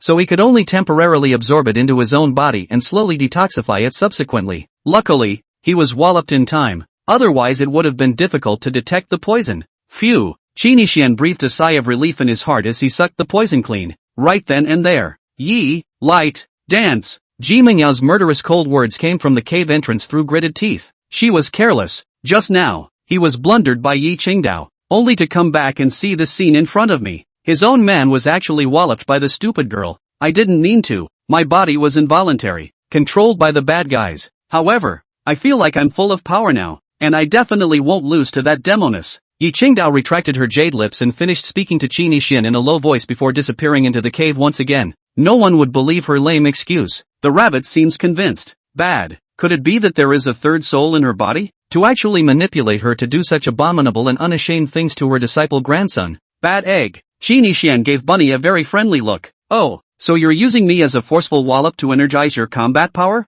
Whatever. Everyone is free to play. I can't resist either. Qi Nixian concentrated on how to deal with the heavenly fragrance illusory miracle scatter in his body next. Too much poison. Outside the Sword Pavilion, Song Shiji was still vibrating with the great sins of the Sword Pavilion. The Sword Pavilion is overbearing and cruel, lawless, and I don't know how many innocent and good people have been brutally killed over the years. So heaven and earth can't condone it. Today, I, Song Shiji, will seek justice for the victims. The scene of Song Shiji speaking was projected by the transmission Shadowstone momentarily all over the 9 states. Countless people were watching the scene outside the Sword Pavilion. Song Shiji deserves to be a member of the Ghost Valley Zhongshan lineage. That mouth can really blow. He's also right. The Sword Pavilion Taishan cutting Morong Tian is just wrong and illegal. It's true that the Sword Pavilion sect has killed a lot of innocent and good people over the years, and Yi Qingdao 10 years ago was even more cruel. Bull asterisk asterisk asterisk asterisk. We all know what Morong Tian is up to. He deserves to be cut. As for the people killed by the Sword Court, they were all lawbreakers and criminals. Yi Jianxin traveled the world 10 years ago and killed all the evil thieves who messed with the law and arrogance too. Where's the proof? Who proved that Morong Tian's heart was impure? Who proved that the people killed by the Sword Pavilion were guilty? I only saw the Sword Pavilion brutally commit murder. The crowd was talking. Some support Song Shiji, and some think that Sword Court is right. Rivalry spits at each other, and no one is convinced. Outside the Sword Pavilion, in the dark void, the saints were somewhat puzzled when they saw Yen Berserker suddenly disappear. Where is Patriarch Yen? I'm not sure. Maybe it's a temporary thing. Without Patriarch Yen, it's not going to be easy later nah. Tendozi frowned. Hasn't the Tian Yushi Divine Constable come yet? Not there. Shu San of the First Chamber of Commerce, the great Qin Jinbei King, and Yi Qingdao also have a grudge. So they should come. Patriarch Yen is not a man who breaks his word, so I guess he will be back soon. At this point, rumble. The saints heard movement coming from within the Sword Pavilion. Sword Qi raged, and the Shura's shadow floated and sank. A huge black vortex emerged from the sky. Thunder rolled, wind and clouds tumbled, and the power was horrifying. It was as if 2 ancient demon gods had revived and the end times were coming.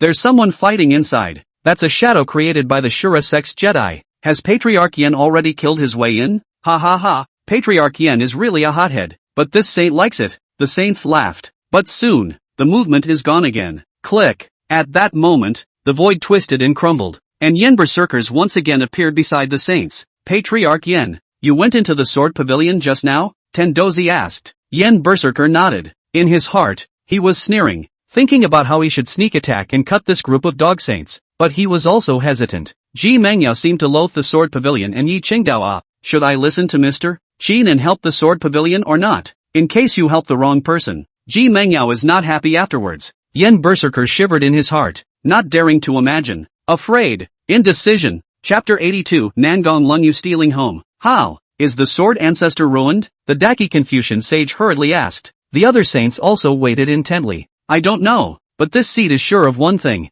What? Yi Qingdao has become a supreme Jedi. Hiss. The saints sucked in their cool breaths, not daring to believe it. Really? Without waiting for Yen Berserker to respond, the saints already knew the answer. Rumble. 2 terrifyingly vast forces shook out from within the Sword Pavilion, as if a volcano erupted and a tsunami wave. The might was surging, shaking the world and rushing through the 8 directions. The space exploded inch by inch and shattered, just like a mirror collapsing and exploding. Everything is fixed for a moment. Time seemed to freeze and stop. Shoo shoo. A red and a white light shot straight up into the sky. 2 silhouettes could be seen fighting. One holds a 3-foot white sword, The other man waved his blood-colored lance. The heavens and earth shook, mountains exploded, rocks flew, and trees toppled. The order of the great Tao chaotically collapsed, and a terrifying and incomparable energy storm rumbled and swept in all directions. The might was raging and the killing machines were surging. The ripples of mana were like the starry rivers of the nine heavens tilting down, unparalleled, carrying the terrifying power to quake and destroy all things. Boom! Put!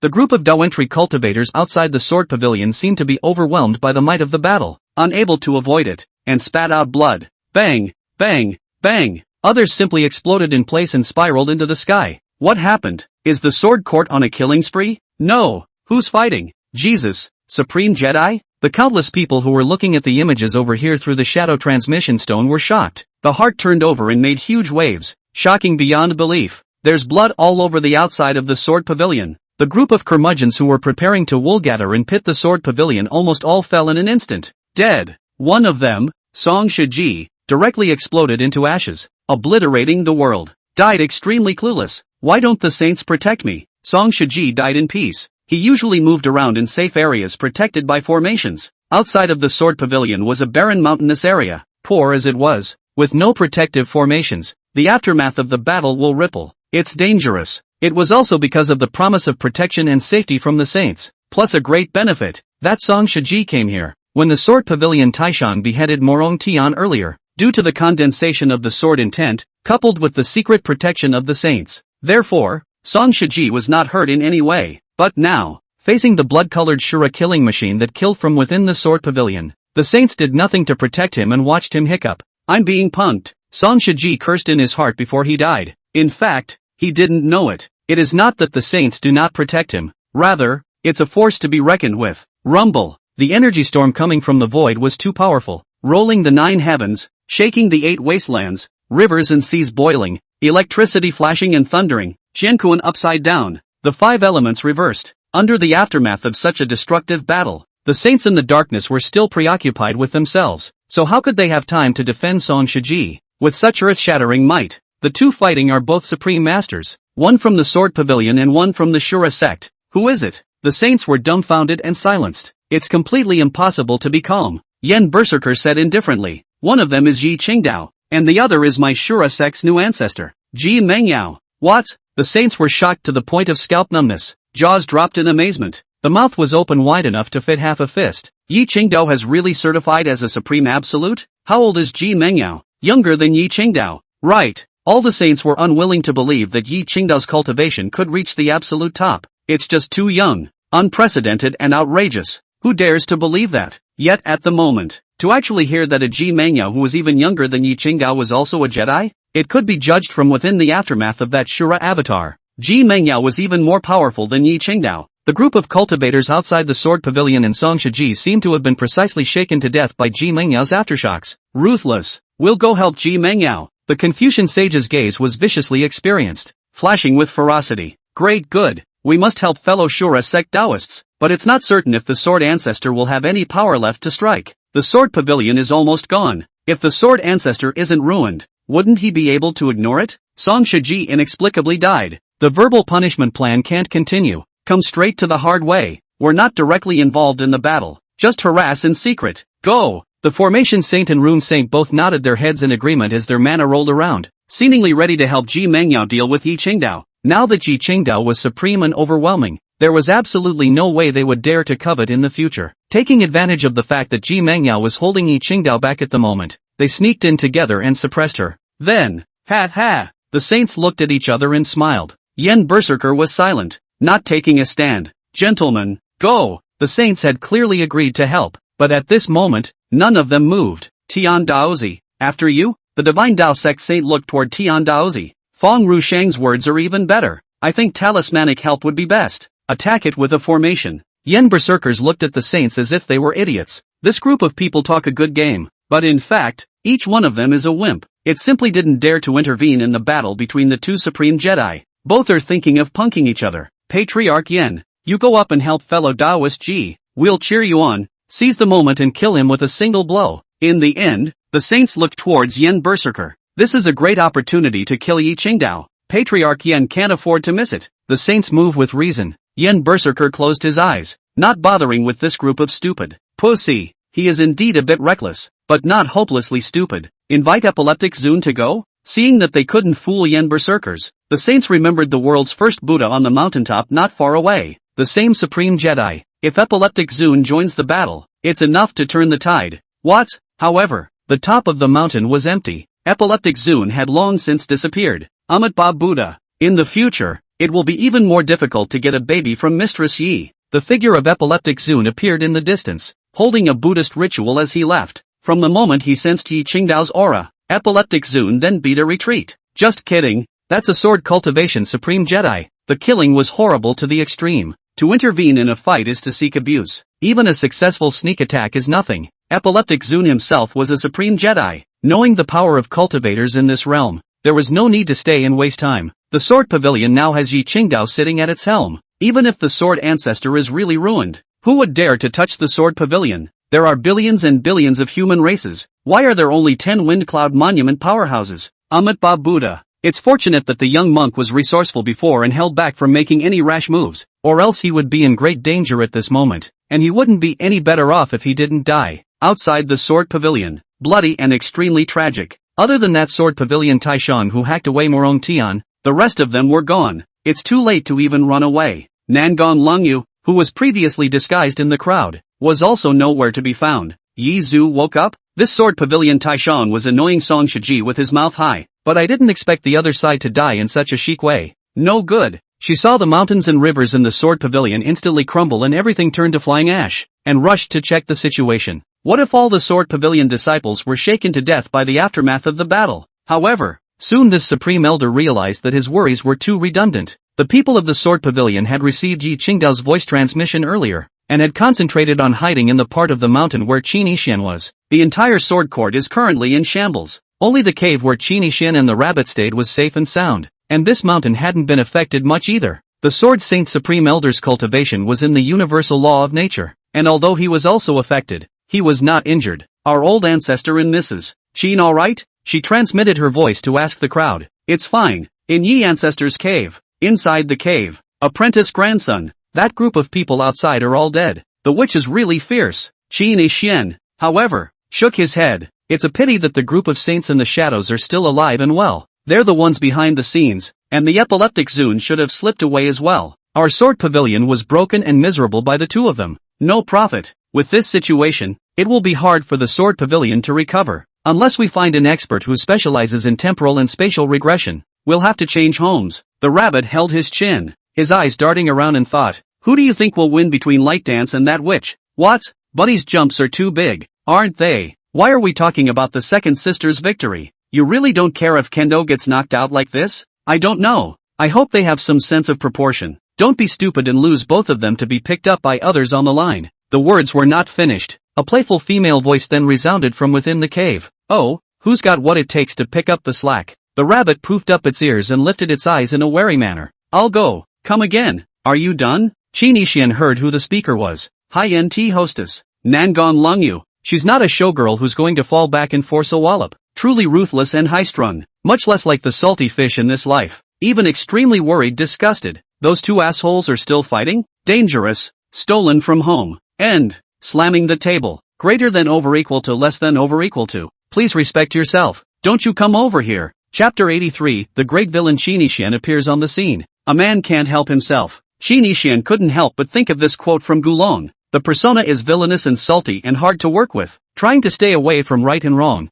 Right and wrong just keep staring. Nangon Langyu was dressed in plain white clothes, disguising her face. She looks like a common mortal woman, with no shoes on her feet. A rabbit. An injured female shark. A former ninth prince of Great Qin who seems to have been wasted for 10 years. This place is quite lively. A cold voice with a bit of teasing and playfulness. Nangon Lungyu swept around the cave, her gaze mocking. The rabbit noticed that when she swept over Nalan Qiming's wounds, her expression actually didn't react with any envy or jealousy. Unmoved. This is another formidable foe. The sword ancestor's expression was grave, and he had already designated the plain-looking woman in front of him as one of Yi Qingdao's love rivals. In the eyes of a rabbit, all the women who appeared here, regardless of their beauty or ugliness, should have come here to wallop Qin Yixian. There would be no other purpose at all. Humph. Apprenticeship is for stupid apprentices. You bad women. Take it easy. The rabbit's large eyes darted around a few times. His ears perked up to the sky. and his tiger's teeth were bared, attached low to his upper body. His small short hands assume a flinging position, and he pulls back a foot, storing his feet in preparation for a charge. But suddenly, the rabbit's expression was stunned. His mind shook violently, his pupils contracted, and his long ears snapped down. Seems to have seen some great horror and was shocked and horrified. Changed. Qin Yixian's aura and demeanor at this moment was vastly different from just now, turning the tide. It's almost as if it's a different person. Ha, what can I do for you, girl? Qin Yixian collected the idle and dashing intentions in his eyes. The pupils gradually changed, as if the water slowly lost its sunlight exposure. The gaze grew deeper and deeper, as if it were a dark and endless abyss, or like dark clouds converging on a rainy day. The expression was mysterious and inscrutable, revealing a bit of indifference and somberness that one can't help but be on guard and wary. The look was casual, calm, and somewhat meaningful. The tone was not as gentle and cordial as before. Teasing, playfulness, raillery, mocking fun and cynicism. The smile is still so gentle, yet it gives a sense of coldness and ruthlessness, of being above the rest, rejecting people. The rabbit had never seen such a Qin Yixian before. Da. Even she couldn't help but take 3 steps backwards. For a moment I don't know if it's fear or if it's the reason for the unfamiliar distance that's been created. Apprentice grandson. You. The rabbit stared wide-eyed and looked carefully at it a few more times, wanting to say something. Okay. She was afraid inside, super afraid of Qin Yixian under this expression aura in front of him. The heart palpitates and the soul trembles. Bang! Qin Yixian moved and took a step forward. Da. The rabbit took several more steps backwards and leaned against the wall. Is he really my apprentice grandson himself? Qin Yixian did not look at the rabbit. His gaze narrowed slightly, the curve of his mouth chewing higher as he walked towards Nangon Lungyu, like a lone beast approaching a lamb's prey to the slaughter. You! Bam! Nangon Lungyu seemed to have difficulty speaking and actually fell back just like the rabbit, and retreated even more steps as she similarly leaned into the wall. Memories of past lives surfaced. Whenever Qin Yixian was about to get angry and furious, and then he would show this expression that made people guess, elegantly smiling and subtly playful at the moment. That face looked even more handsome and unassuming, and the smile got more and more charming, yet it could make Nangon Lungyu as if she had seen a ghost. Soul shaking. Wah! At this point, her gift of precognition came into play. It reminded her of something immediately. Since Qin Yixian was able to resurrect once after sacrificing for Xiaonian in the Heavenly City, can it be resurrected a second time? If at this time Qin Yixian flipped into a mortal enemy and made an undying grudge, Qin Yixian died and was reincarnated and resurrected the next time after, surely there's a cruel calculation of how to get back at her like crazy? Being in such a state, Qin Yixian was staring in the dark, plotting to target. It's horrible, chilling, terrifying, appalling. Nangon Lungyu at this moment just thought so. It just feels a little creepy. Eyelashes fluttering, and scalp tingling. She immediately curtailed the chilling murderous intent directed at the rabbit. It's not fear. Rather, it's an act of weighing the pros and cons. Nangon Coldmoon's interests were paramount, and she was never swayed by uninformed emotional anger. So what if Qin Yixian killed her in his previous life? As long as Qin Yixian was useful in this life, she didn't care as usual. Although it was intolerable that Qin Yixian was a bit of a waste in this life, the line was like a stain. But this Qin Yixian in front of her, absolutely no waste. It gave her the illusion of seeing the unfathomable heart. Sly and ruthless Qin Yixian in her previous life. The Qin Yixian he knew before this life should all be just appearances. Otherwise, the great Qin Dao seal would not have been given away by Qin Yixian.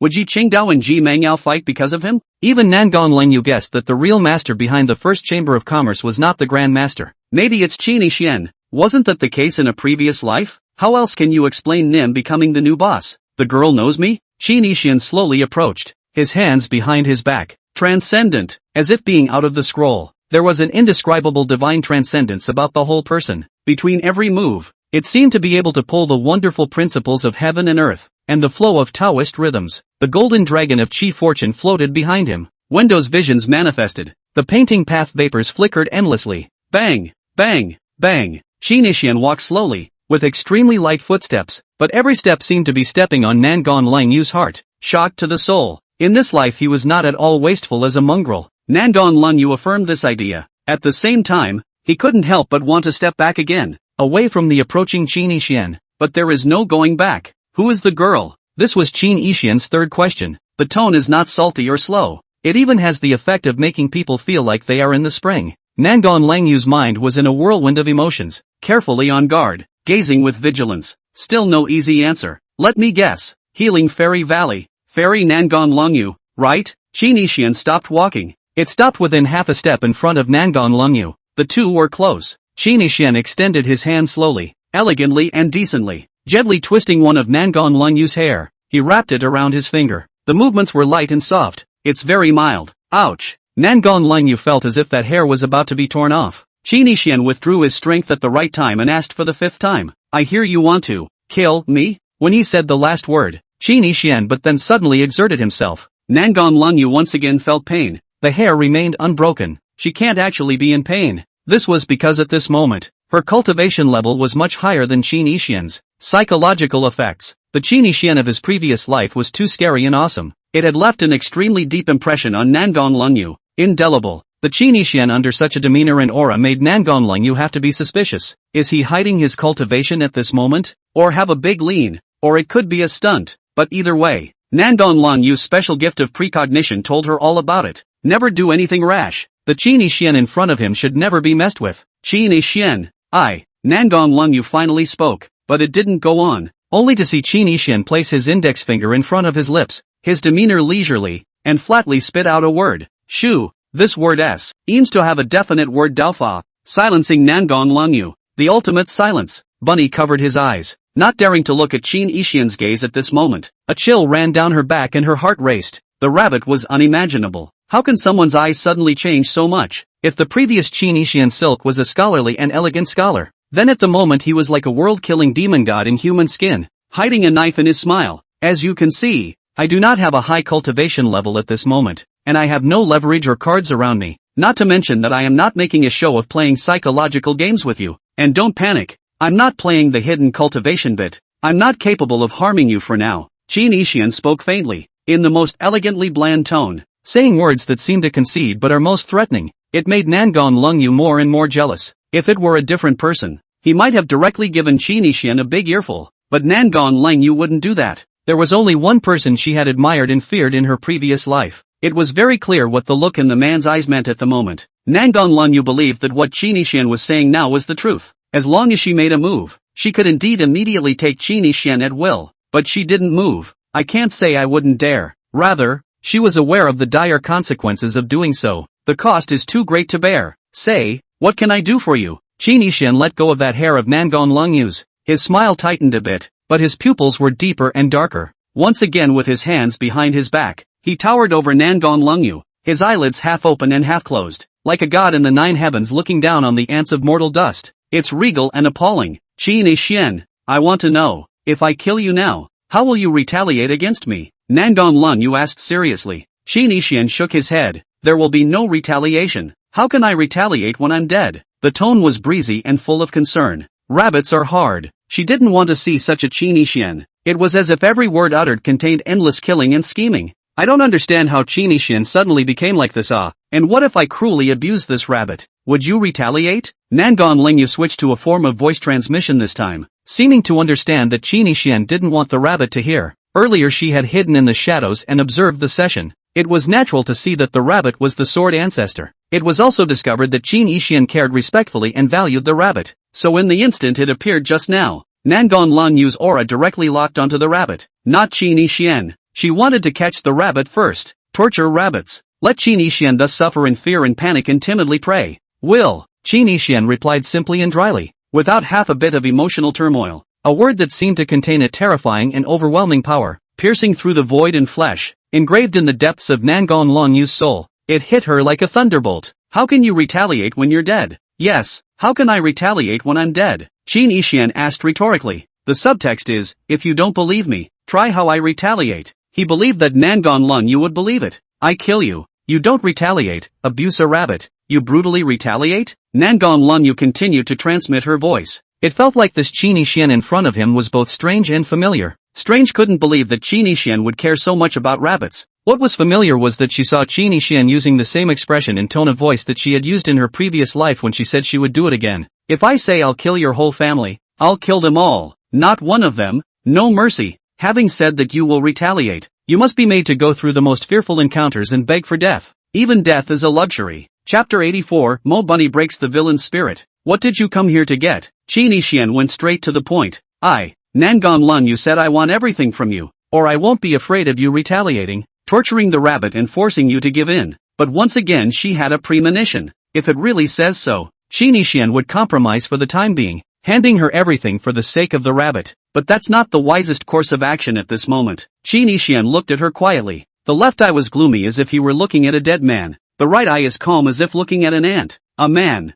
a pair of eyes, have two very different meanings respectively. It seems to be asking Nangon Lungyu, do you want to be a dead man or an ant? Griffins are the only ones who are entitled to live and let live. The rabbit stood on Qin Yixian's left side, just enough to see the left eye that was looking at the dead man. In it, there seems to be a mountain of corpses and a sea of blood, white bones, the slaughter of all living beings, and the obliteration of all things. Qin Yixian. This was the first time since the Sword Ancestor had turned into a rabbit that he had called Qin Yixian by his name. In a small voice, the one who should make the choice is you, Nangon Lungyu. Qin Yixian took a step back and turned his back to Nangon Lungyu, waiting for an answer. Doesn't seem to want the rabbit to see the left eye. Rumble. Outside, the sky is falling, and the two women are battling with a great deal of noise. The cave was quiet and dead. Men and women were silent, and a pin drop could be heard. Qin Yixian, I want to cooperate with you to jointly develop the power force, unify the 9 states at the fastest speed, ascend to the peak, annex the 8 wastelands of the Huan Yu and the 9 heavens and 10 earths, and set foot on the ancient times. Nangon Lungyu gently said,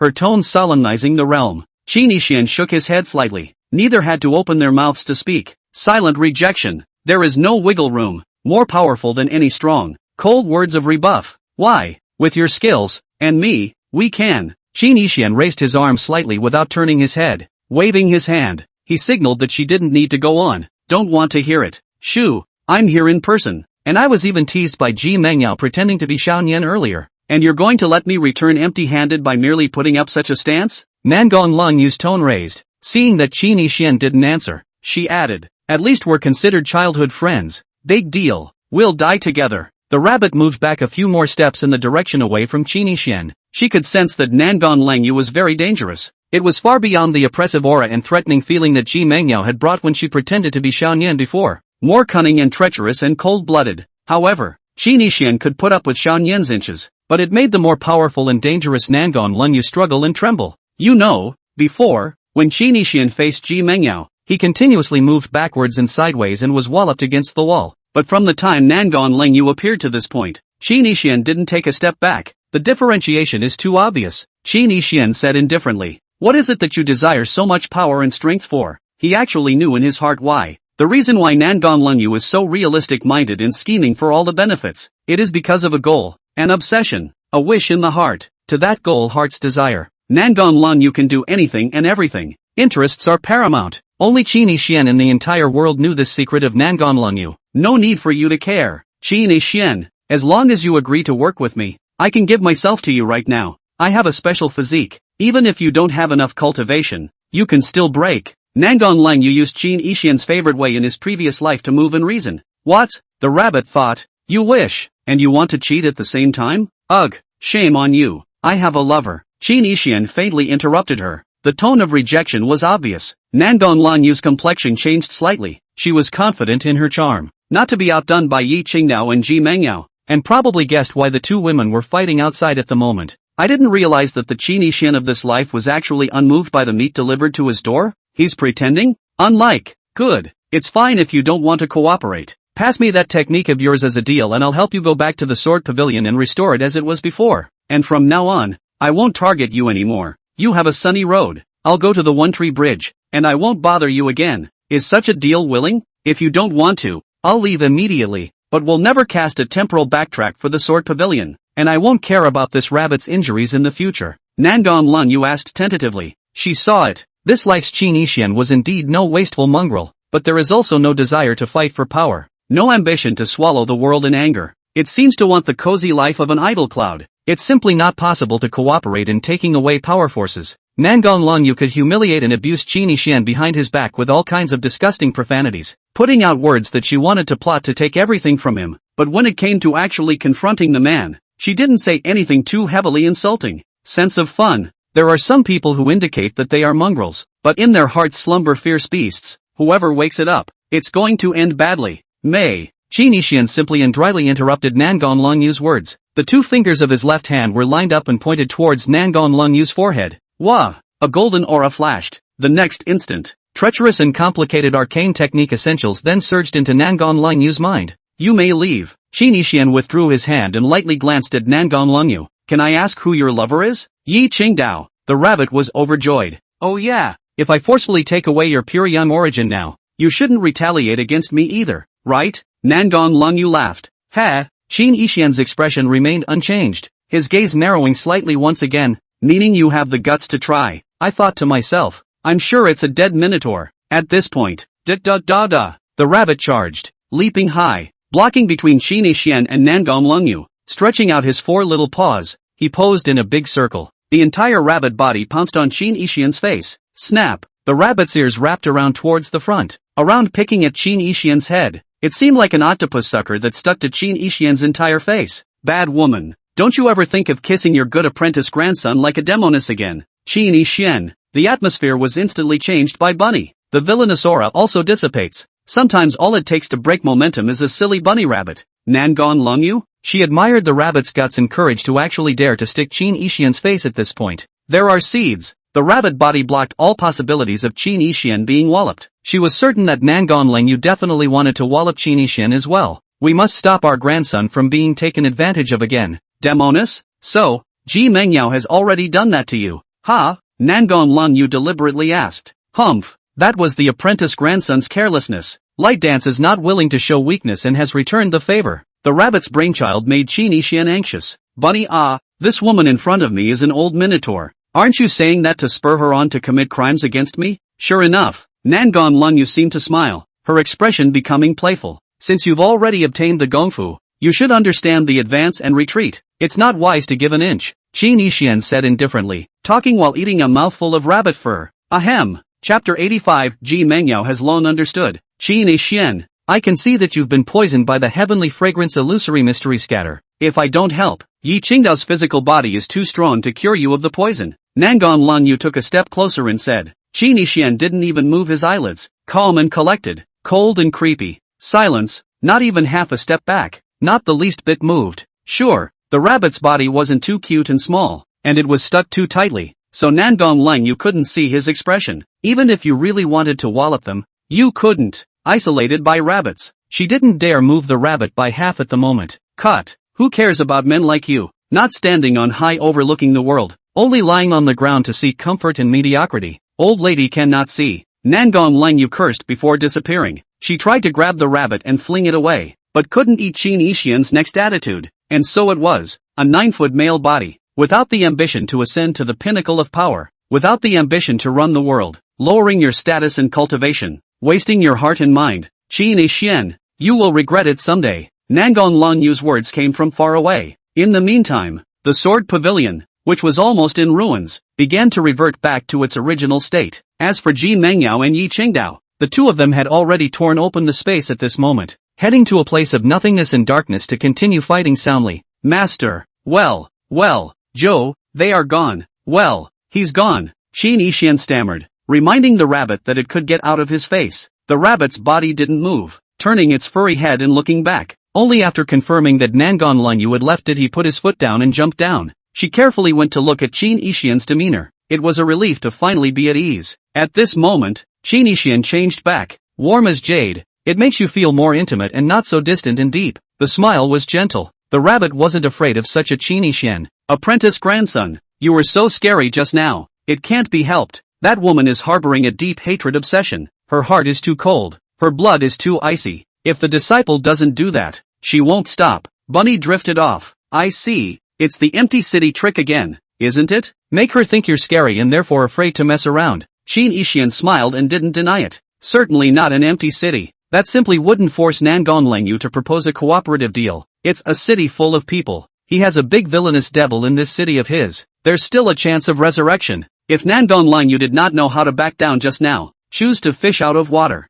then Qin Yixian, who had died and then resurrected, would mercilessly teach her to be human. Nangon Lungyu didn't want to die, and coupled with the gift of precognition, she simply didn't dare to fight hard against Qin Yixian. When Qin Yixian killed her in her previous life, she was indeed not angry or resentful, but she said one last thing. 4 years of sharing. Pillow, help me fulfill that wish. Before her heart's desire was fulfilled, Nangon Lungyu would only weigh the pros and cons, and would not be swayed by the emotions in her heart towards Qin Yixian. Apprentice grandson, since you were able to scare that woman, Why didn't you use this method to deal with the G-demoness before? Then she might not be able to take away the first kiss of your life. Kiss. The rabbit was still haunted by the fact that Ji Mengyao walloped Qinishian. The demon girl likes you very much. If you were a little more fierce and cold, or turned into that scary face just now, she should not dare to be so overbearing with you, pulling out my ears and relying on your back. Qinishian nodded. Senior ancestor is right. If I had really revealed the demeanor and means I used to deal with Nangon Lengyu just now, she definitely wouldn't have done that to me, much less and made a move against light dance. Puzzled, the rabbit opened his mouth to say something, but stopped talking. Her mental age has deteriorated and her IQ has dropped, yet there are still eyes and the ability to feel emotions. At this moment, Qin Ishian's eyes were complicated, and it was obvious that he didn't want to say much. The rabbit doesn't ask. She could probably guess what would happen if Qin Ishian really used Nangon Lengyu's means to deal with Ji Mengyao afterward. Just now, although Nangon Lengyu backed away in scorn, she didn't have any sadness or pain to shed tears. But if you replace it with Ji Mengyao, just by seeing Qin Ishian's appearance just now, the world will have one more sad and agonizing tearful person, I guess. Qin Ishian perhaps because he saw the tears that fell from Ji Mengyao's eyes at that time. So the heart softens. Disciples not only have gentle smiles, they don't have hard hearts either. And how could Ji Mengyao be any different? Otherwise, with Ji Mengyao's strength and jealousy, the unconscious Yi Qingdao had long since been dismantled in large pieces. Missing arms and legs, there is no mercy, no insults, no injuries at every rabbit tragedy moment. Rabbits aren't really stupid enough to see this. And just now, Qin Ishian would have been tortured and abused by Nangon Lengyu if she hadn't been worried that she was a powerless rabbit. Treat, and maybe not willing to show that kind of scary and horrifying gesture. Previously, Yi Langying had mentioned to a previous life. Yi Qingdao was killed by Qin Ishian in his previous life. The Sword Ancestor heard these words at the time and secretly noted them down. The apprentice grandson doesn't want to turn into the scary Qin Ishian who would kill Lightning Dance in his previous life again, right? The rabbit flicked his ears and stopped thinking about it. Her brain capacity was too small at the moment to think about it too much for a headache. They're not going to get hurt, are they? Bunny worried. Don't worry, it'll all be safe and sound in the end for sure. Qin Ishian said flatly. How can you be sure they're safe? They were fighting so hard. The rabbit was full of doubt. Before, Disciple looked at Light Dance many times in front of Ji Mengyao, and his eyes at that time had already shown her Disciple's feelings for Light Dance. She has anger, resentment and hard feelings in her heart, but at most, she will fight to take out her anger, and will not hurt Light Dance, because she understands that would displease me. And after Light Dance nibbled on Disciple's bite, she understood Disciple's meaning and couldn't beat Ji Mengyao. One can fight without getting hurt, one can't fight without going crazy, and two naturally can't get hurt. Disciple said before that the two of them lost both of them to let people pick up the slack, meaning what if someone steals the house? But it turns out that Nangon Lengyu really came. If we are taken away by Nangon Lengyu and I am taken away from the pure young origin, wouldn't the two of them be equal to both of them? The rabbit realized and put up his little paw. In terms of cunning it's still you, apprentice son, who's the best? Qin Ishian's expression suddenly became extremely serious as he asked. Disciples are indeed cunning, but at this moment they cannot guess one thing. Master Ancestor, why is your body getting smaller? Why is the soul breath getting weaker? Why is the life draining away in silence? You are supposed to be immortal and beyond reincarnation. What is this? Qin Ishian's tone was unprecedentedly grave. I don't know. The Sword Ancestor crooked his mouth, stuck out his rabbit tongue, and spread his hands with a lifeless face. Also looks like a simpleton.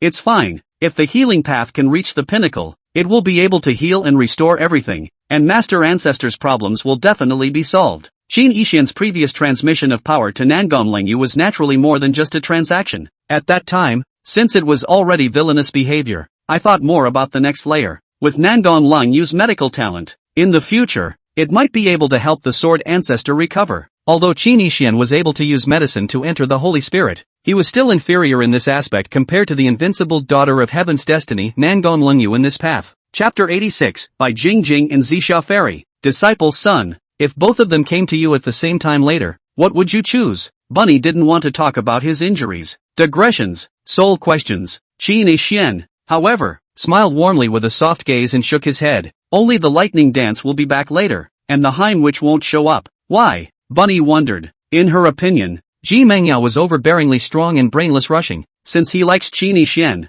he will definitely grab it regardless. How come it won't come? There are some people who are profit-oriented and profit-driven and are never swayed by their feelings, but in fact act in the struggle for some heartfelt wish that is full of feeling in order to be stronger in reason than in emotion. And there are those who dare to love and hate, who are defiant and strong and domineering, but who are not really so strong and courageous inside. and who are sometimes sensible enough to know how to quit. Qin Yixian muttered to himself. The rabbit seemed to understand and not understand at all. Since Ji Mengyao understands my feelings, she won't come back to make things difficult for me left and right. Before, she relied on my back and wouldn't get off. But it was actually because she knew in her heart that sooner or later she would be separated from me. The moment Light Dance woke up, that's when she had to leave. Naturally she doesn't want to leave. So there were two trials against me. One time was when she was dating Light Dance. She wanted to see my attitude, and if I forcefully stopped the two of them from fighting, it showed that there was a desire for her to stay. But when I didn't get angry and stop them both from doing it, she knew I intended for her to let go of the emotions in her heart after releasing them. The second attempt was Light Dance going and coming back to wallop me strongly. With her strength, if she is really determined and ruthless to stop it, Light Dance shouldn't be able to wallop me successfully. She saw my attitude at that point and got me completely. The rabbit asked, "What's a wallop?" Qin Yixian smiled without saying anything and pointed to his mouth. Bunny's eyes rolled back in his head for a second. Disciple grandson, you actually made your choice a long time ago, didn't you? Qin Yixian was silent. The rabbit suddenly burrowed into Qin Yixian's arms, its long ears pressed against its heart. Apprentice grandson, you want both in your heart, don't you? Heart demon, ha ha ha ha. Who dares to call this dead bunny a cutie? Master ancestor, men and women are different. Is it really okay for you to drill into my clothes? Qin Yixian digressed, avoiding the soul torture. I'm a rabbit, not a woman. Seems to make some sense. Qin Yixian didn't retort. Some snake, some ghost, some caterpillar, some flower, some dragon, some rabbit. Technically, they don't seem to be women either, do they? Yet it can be. At this point, a fresh breeze came. Yi Qingdao's figure appeared inside the cave. White clothes like a fairy, cool and out of the world. She was unharmed. Not even her bucket hat was askew. The breath is calm and full of energy. It didn't even look like she had just fought a supreme female demon. Apprentice, did you win the fight? The rabbit's ears shot up to the sky in anticipation. Yi Qingdao shook her head. Lost? The rabbit's ears immediately drooped and were listless. Yi Qingdao shook her head again. A tie isn't so bad. After all, she's got great luck. No need to be discouraged. The rabbit hopped over and leapt high into the bodice, only revealing two rabbit ears waving around. It seemed to be comforting Yi Qingdao in this way. It's good that you're not hurt. Qin Yixian came over and couldn't help but check Yi Qingdao's body by taking her pulse. He hadn't entered the path with medicine yet,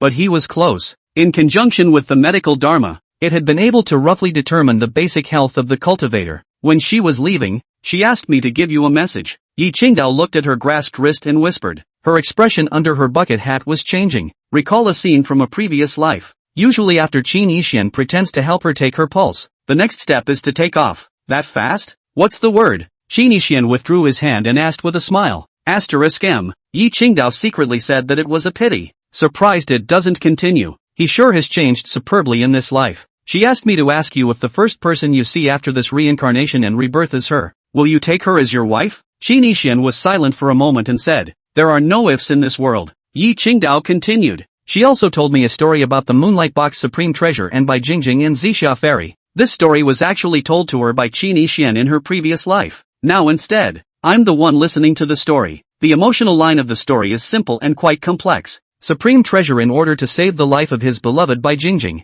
The use of Moonlight Treasure Box accidentally traveled back 500 years ago. Met the love of his Zixia Fairy, counting a love triangle across time and space. Yi Qingdao asked after finishing her story. Ji Zunbao first meets by Jingjing, whom he loves, then meets Zixia Xinzi, who loves him, and at the end of the ending, who is the person he loves? Chose the one he had loved so dearly, or the one who was infatuated with him? It's a comedy story, but the ending about love is a tragedy. I think he always loved his wife. Crystal White. Qin Yixian responded. Yi Qingdao's body suddenly tightened. She's the equivalent of the white jingle in the story. Qin Yixian purposely replaced his beloved with his wife, and his intentions were self-evident. Darkness in the void. Tick-tack. A clear tear fell. The red-clad silhouette left quietly. Yi Qingdao sensed something and changed her tone to ask. So, when Shizun Bao carried by Jingjing in his heart, would he voluntarily give her nibbles and hugs, and willingly carry her on his back to stand beside by Jingjing in order to prevent Zixia Fairy from being sad and shedding tears? The rabbit winced with excitement. It popped out of Yi Qingdao's chest. It's too cold. Death question.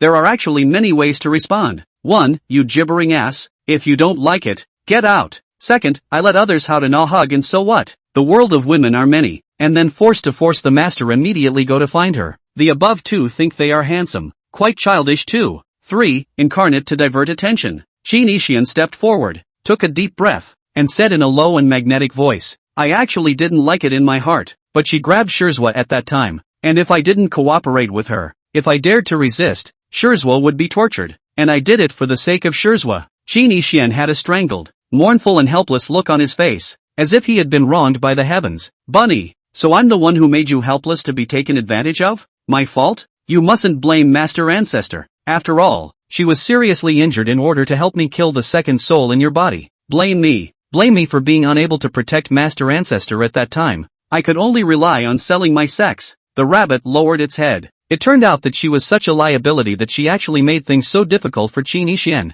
Without her, at that time, the apprentice grandson wouldn't have given in to Ji Mengyao at all, right? Definitely sworn to resist. Chapter 87, Even salted fish can have dreams. Apprentice grandson, it's been hard on you. The rabbit seemed to be infected by Qin Yixian's emotions and blamed itself. Apprentice, you should also stop blaming him. It's all Master's fault. The rabbit grabbed Ji Qingdao's pants leg and stared with big, clear eyes, praying. Qin Yixian hurriedly said, No, you're right, Master Ancestor. If you weren't seriously injured from your strike, who would dare to make a move? Yi Qingdao also blamed herself. No, the fault is mine. If I hadn't been so easily occupied with my flesh, Master would not have risked his life in order to help me. If I hadn't been unconscious for so long, Master and you wouldn't have been coerced by that witch and blamed me. Bunny always felt something was wrong. But again, I can't say. Obviously, Light Dance is eating acetic acid to ask Qin Yixian to hug and nibble on the back. How come they're now blaming themselves and apologizing? Qin Yixian saw that it was almost time, then also no longer continue to play cheap. Forked the topic said, Light Dance, you were placed under the eyebrow poison heavenly fragrance illusory myriad scatter by that abominable second soul earlier. Yi Qingdao was suspicious and expectant. Doubt she's feeling it herself. Expect someone to give up their life to cure the poison. But I sucked the poison out of your body, and now I'm poisoned. So what do I do? Qin Yixian laughed. In fact, the poison of the heavenly fragrance illusory myriad scatter had already been lifted by Nangonling Yu in passing. It was considered a favor to Qin Yixian. At this moment, Qin Yixian deliberately said this to tease Bean. Then hurry up with the antidote. Bunny covered his eyes. Yi Qingdao went to undress herself. Not that she'd ever squirm and be shy. Oh, you possess a supreme and overwhelming physical body. I can't break it with my heart. Qin Yixian spread his hands. I'll cut off my own cultivation. Bunny leaps forward with a geo kick to the chest. I fight. Silly or not, the sword pavilion is relying on you to hold it up now. If you waste any more, we're dead for sure. How dare you disregard everyone's safety for the sake of a trivial matter? Bunny hated it, though she was a little sorry too. But he's poisoned, and if Disciple doesn't give up his body to detoxify him, the poison will be dangerous. Qin Yixian heard the anxiety in her tone, so he stopped teasing and laughed. It's okay, the poison is actually gone. Oh, two gazes forced themselves on him at the same time. Solved? Who solved it? Bunny questioned. Nangon Lung Yua. Just now. Qin Yixian didn't finish his sentence. Yi Qingdao then drew her sword and turned around. Damn it, I can't believe it was stolen. A raging look of readiness to go for justice. Qin Yixian hurriedly said, she's a saint of healing, and the detoxification sprinkles don't need that. He was able to transform into a scary villain in front of Nangon Lung Yu, but in front of the beloved Bean can be like a comedian can joke. Totally different faces. The so-called two sides of the personality is really just two very different masks on the face, but the heart is still the same. It's like some people who are loud and grumpy at home with their parents and wives, and then cower and wimp out in the world. Qin Yixian was the opposite. To his own people he could be a stupid, pussy-licking dog. External times. Meh, in a word, I could be your dad. Only after hearing the explanation did Yi Qingdao put away her sword. I'm sorry, I'm so sensitive. It's okay, it's understandable. The single-celled, one-dimensional iron bean acting is just so much fun. Normal. Qin Yixian continued. That group of saints out there all ran away, didn't they? Ha? Yi Qingdao was confused. She woke up and started fighting Ji Mengyao. Didn't even know about the siege of the Sword Pavilion being in crisis. Daki Jishi Academy Confucian Sage, Heavenly Dao Palace, Shen Dao Sect, Formation Dogs, Rune Pigs, and Le Color Buddha. Ha? Qin Yixian and Yi Qingdao spoke of the causes and consequences. Yi Qingdao immediately tried to draw her sword again to slash people. Stopped by Qin Yixian. There's no hurry. We plant and develop first. When everything is ready, we can better retaliate to return the favor. You can't find anyone by going now. And if you do, you may not succeed in taking revenge. Well, I do everything you say. You're smart and I'm stupid. Yi Qingdao was very modest and seemed to be self-aware. Puff. After saying that she jumped onto Qin Yixian's back. Seems ready to settle down. I want to memorize it too. The rabbit leaped, and the salted fish generally swung into a big shape to lie on Yi Qingdao's shoulder. Qin Yixian, it doesn't matter if it's on your back, but what if this position squashes? He didn't say much and walked out of the cave. Gather everyone in the sword pavilion. Arrangements for follow-up. The people from the sword pavilion saw Qin Yixian carrying the two old ancestors. I can't help but sigh in my heart. Qin Taisheng has worked hard. Sword program, open, wealth, luck, literature, medicine, potential, resources, skyworks, etc. all have to be captured. 3 years from now, the poor sword pavilion will disappear from the world and become the true number one in the world. After that, we have to make the great wish of the old ancestors for the equality of all beings and the honoring of the Dharma a reality. The word of the Tao spreads to all worlds, and all the heavens honor the law. Qin Yixian tossed his voice. Watery ripples rippled through the rabbit's big, cute, adorable eyes. Nangon Lunyu thought that Qin Yixian had no ambition and was willing to be ordinary. Actually, she didn't quite guess right. The sword that the sword ancestor used to decapitate the pure love warrior. At the same time, it also cuts a path for the sword court, breaking open Qin Yixian's salty heart that shouldn't have existed as a so-called dream in the first place. All heavenly beings are equal, and the law of all realms is honored. Qin Yixian firmly believed in one thing. A man can't help himself. You want to lie flat and salty, the first thing you have to have is a restful bed. He had previously been salty for 10 years, but had no choice but to have that peace broken. How can I ensure that my future salty life in Sword Court will last forever in peace? So, if you want to be salty, do something first, where basic security and livelihood stability cannot be absolutely guaranteed. Salty 1. Melon peel. Soon after, Qin Yixian was holding Nalan Qiming's shark tear pearl in his hand, on the fence about going straight to the sale. The reason why the shark's tears are precious is because they are the most important material for refining the face residence pill. The elixir of resilience, available to both men and women, is a favorite among women, and is sought after. Women make good money no matter what world they're in. No one doesn't love beauty. In addition to helping the human race beautify and nourish their skin to slow down aging, the shark tears also have the effect of prolonging life. Cultivation. Cultivation is immortality, endless lifespan, continuous youth, eternal youth. Sailors' tears take care of both facial features and longevity effects,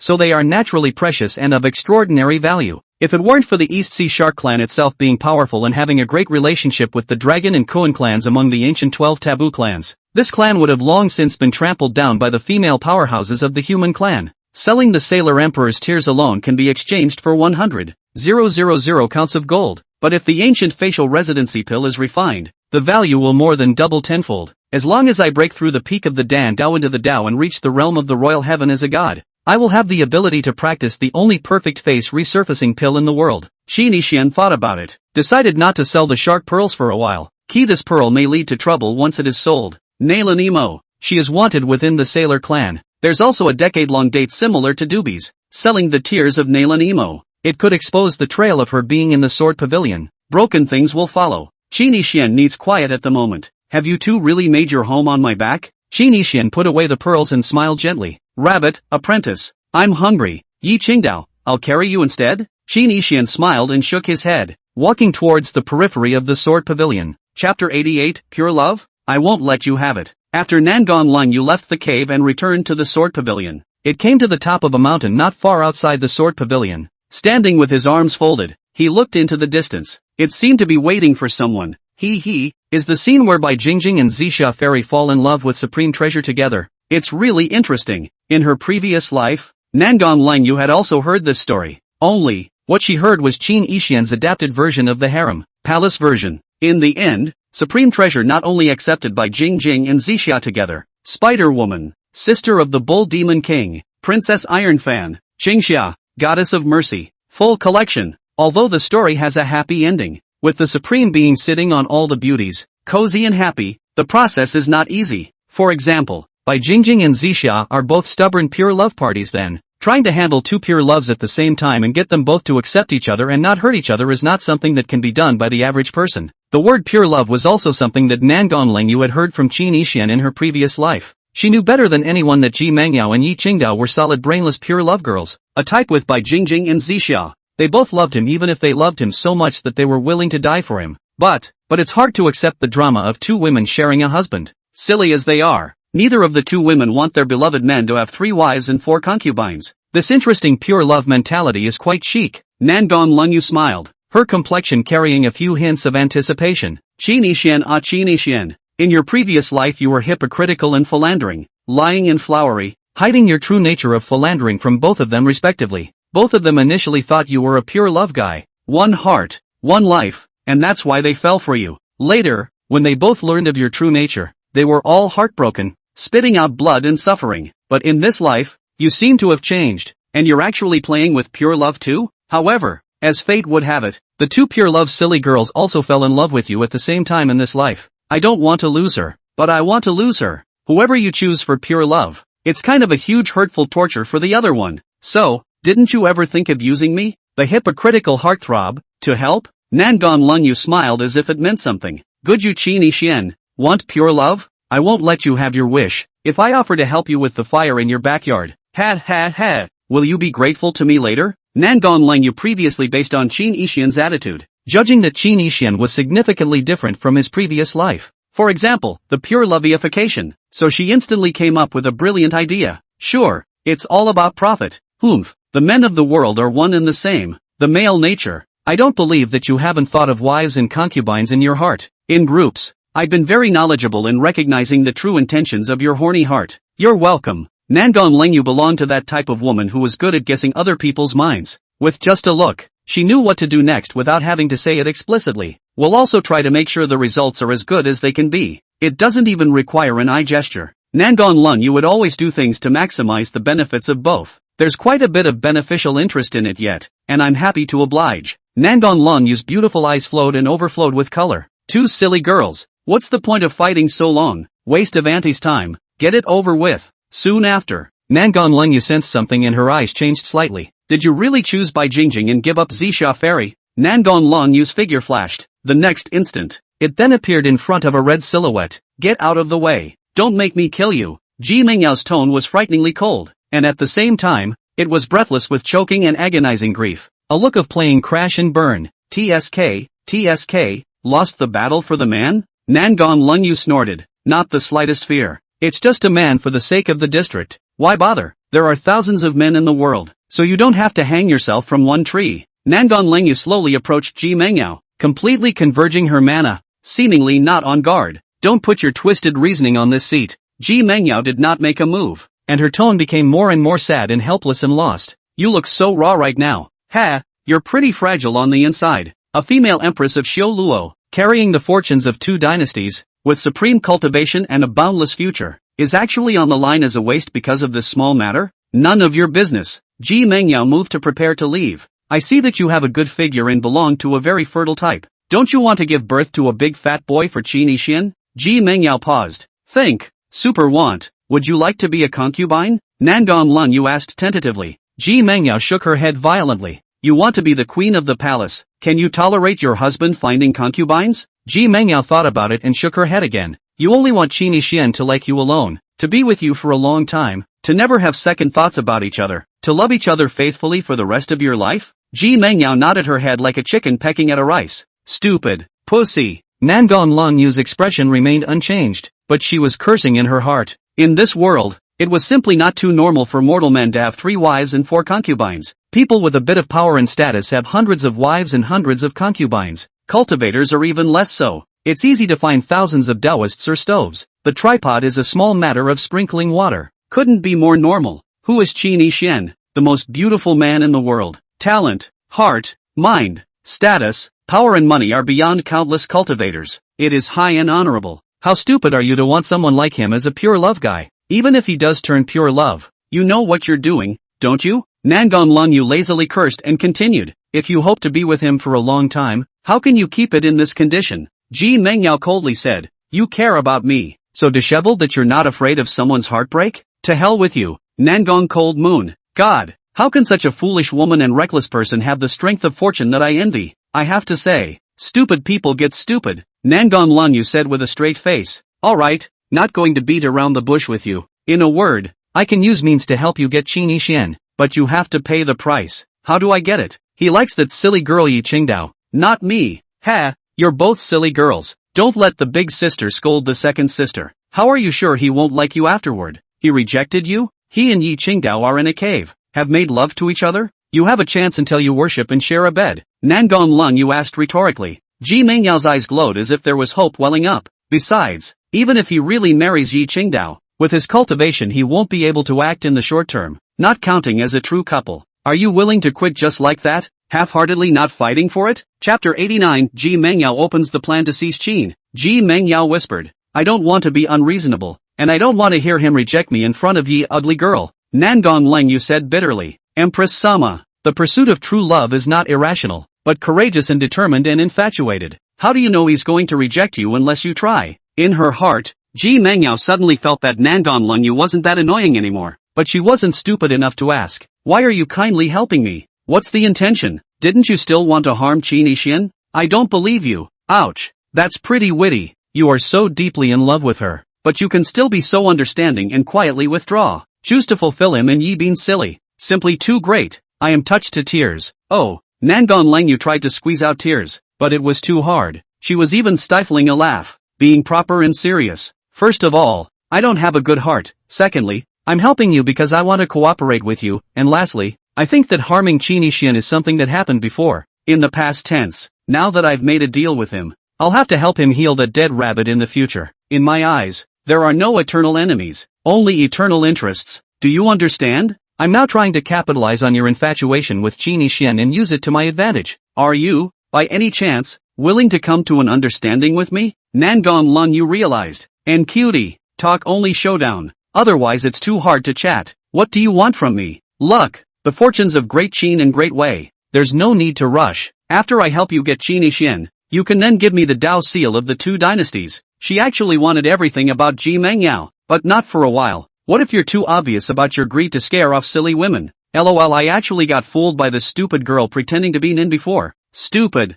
Nangong Lengyu was a little unsure in her heart. Is Ji Mengyao willing to trade the fortunes of two dynasties for a mere love? He's not a commodity. What gets or doesn't get. And I can't trade my feelings for him. My God, what divine comprehension. Who asked you to trade feelings? It's just to help you win him back. Raw, so that he'll marry you willingly and without complaint. I'll come up with the scheming means. You just bury your head in the sand and give me the Tao seal at the end. Ji Mengyao shook her head again. I don't need a relationship that comes from trickery and intrigue. Angry spray. Do you really think you can be an honest lickspill and get true love? Idiot. Love is sacred. Indeed. Can be sincere with each other, do not play tricks and tactics. Occasionally add some good lie seasoning on the line. But, how can the pursuit of love not be skillful and tactful? Rash Mangler just rushed over to confess his love for the wall and gave it to White and it worked? Do you really think anyone can fall in love at first sight and take off at the first glance? Then you go to a youthful place of pleasure. It's more straightforward there. A lot of love still needs time and energy to be honed and promoted after seeing eye to eye. Impulsive feelings are hard to sustain.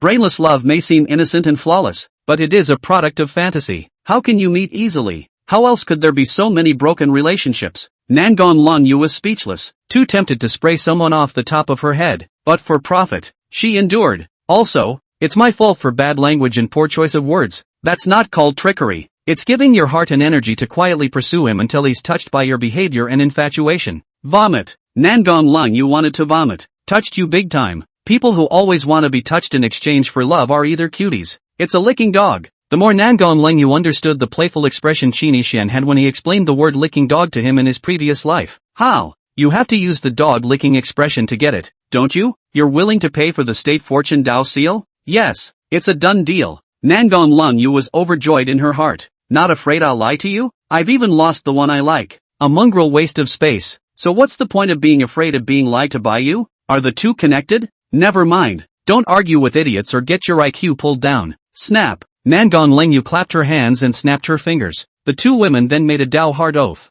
Never backtrack. In that case, listen to me from now on, and don't leave. Prepare yourself. The Sword Pavilion will be your home from now on. Are you playing me? Won't I make things difficult for him by going to the Sword Pavilion? I'll even be hated, and have to watch him and Yi Qingdao having a good time. No way. Nangong Lengyu held her forehead with her hand and said helplessly, then you won't change your appearance?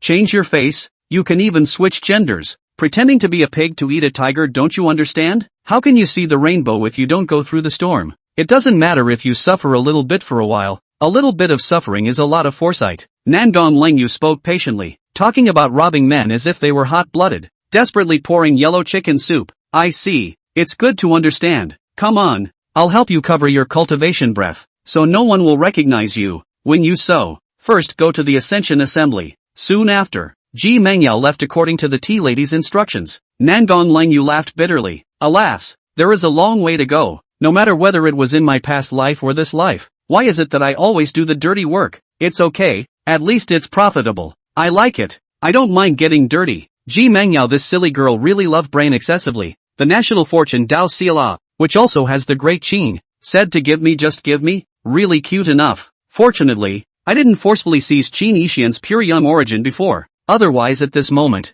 I'm sure to be chased to the ends of the earth by the two crazy and foolish women. Nangon Coldmoon shuddered a little just thinking about it. Interesting, when it's not too long, I can go find Yi Qingdao to have a chat, and maybe even glean some benefits. Even for some other women who might like Qin Ishian, I can do as I do and reap the benefits. Pure love. It's wonderful. The corner of Nangon Longyu's mouth curled up into a smile. Look to the future and leave satisfied. It seems to have found a way to get rich, somewhere in the void. Saints such as Tian Daozi, Daki Confucian saints, Yen Berserkers, and others converged here. I didn't expect Yi Qingdao to really become a supreme Jedi, eating talent to grow up. Right, outrageous to the extreme. It doesn't matter. Anyway, we all hid in the shadows this time and didn't come out, so we're not afraid of her looking for trouble and resting on our laurels. Even the Heavenly Dao Palace can go to trouble the Sword Pavilion and chastise Morong Tian for the crime of being beheaded. Humph. Bull ***** law is honored. How can we saints be restricted by a small law of the district? The Sword Pavilion is too lenient in its control.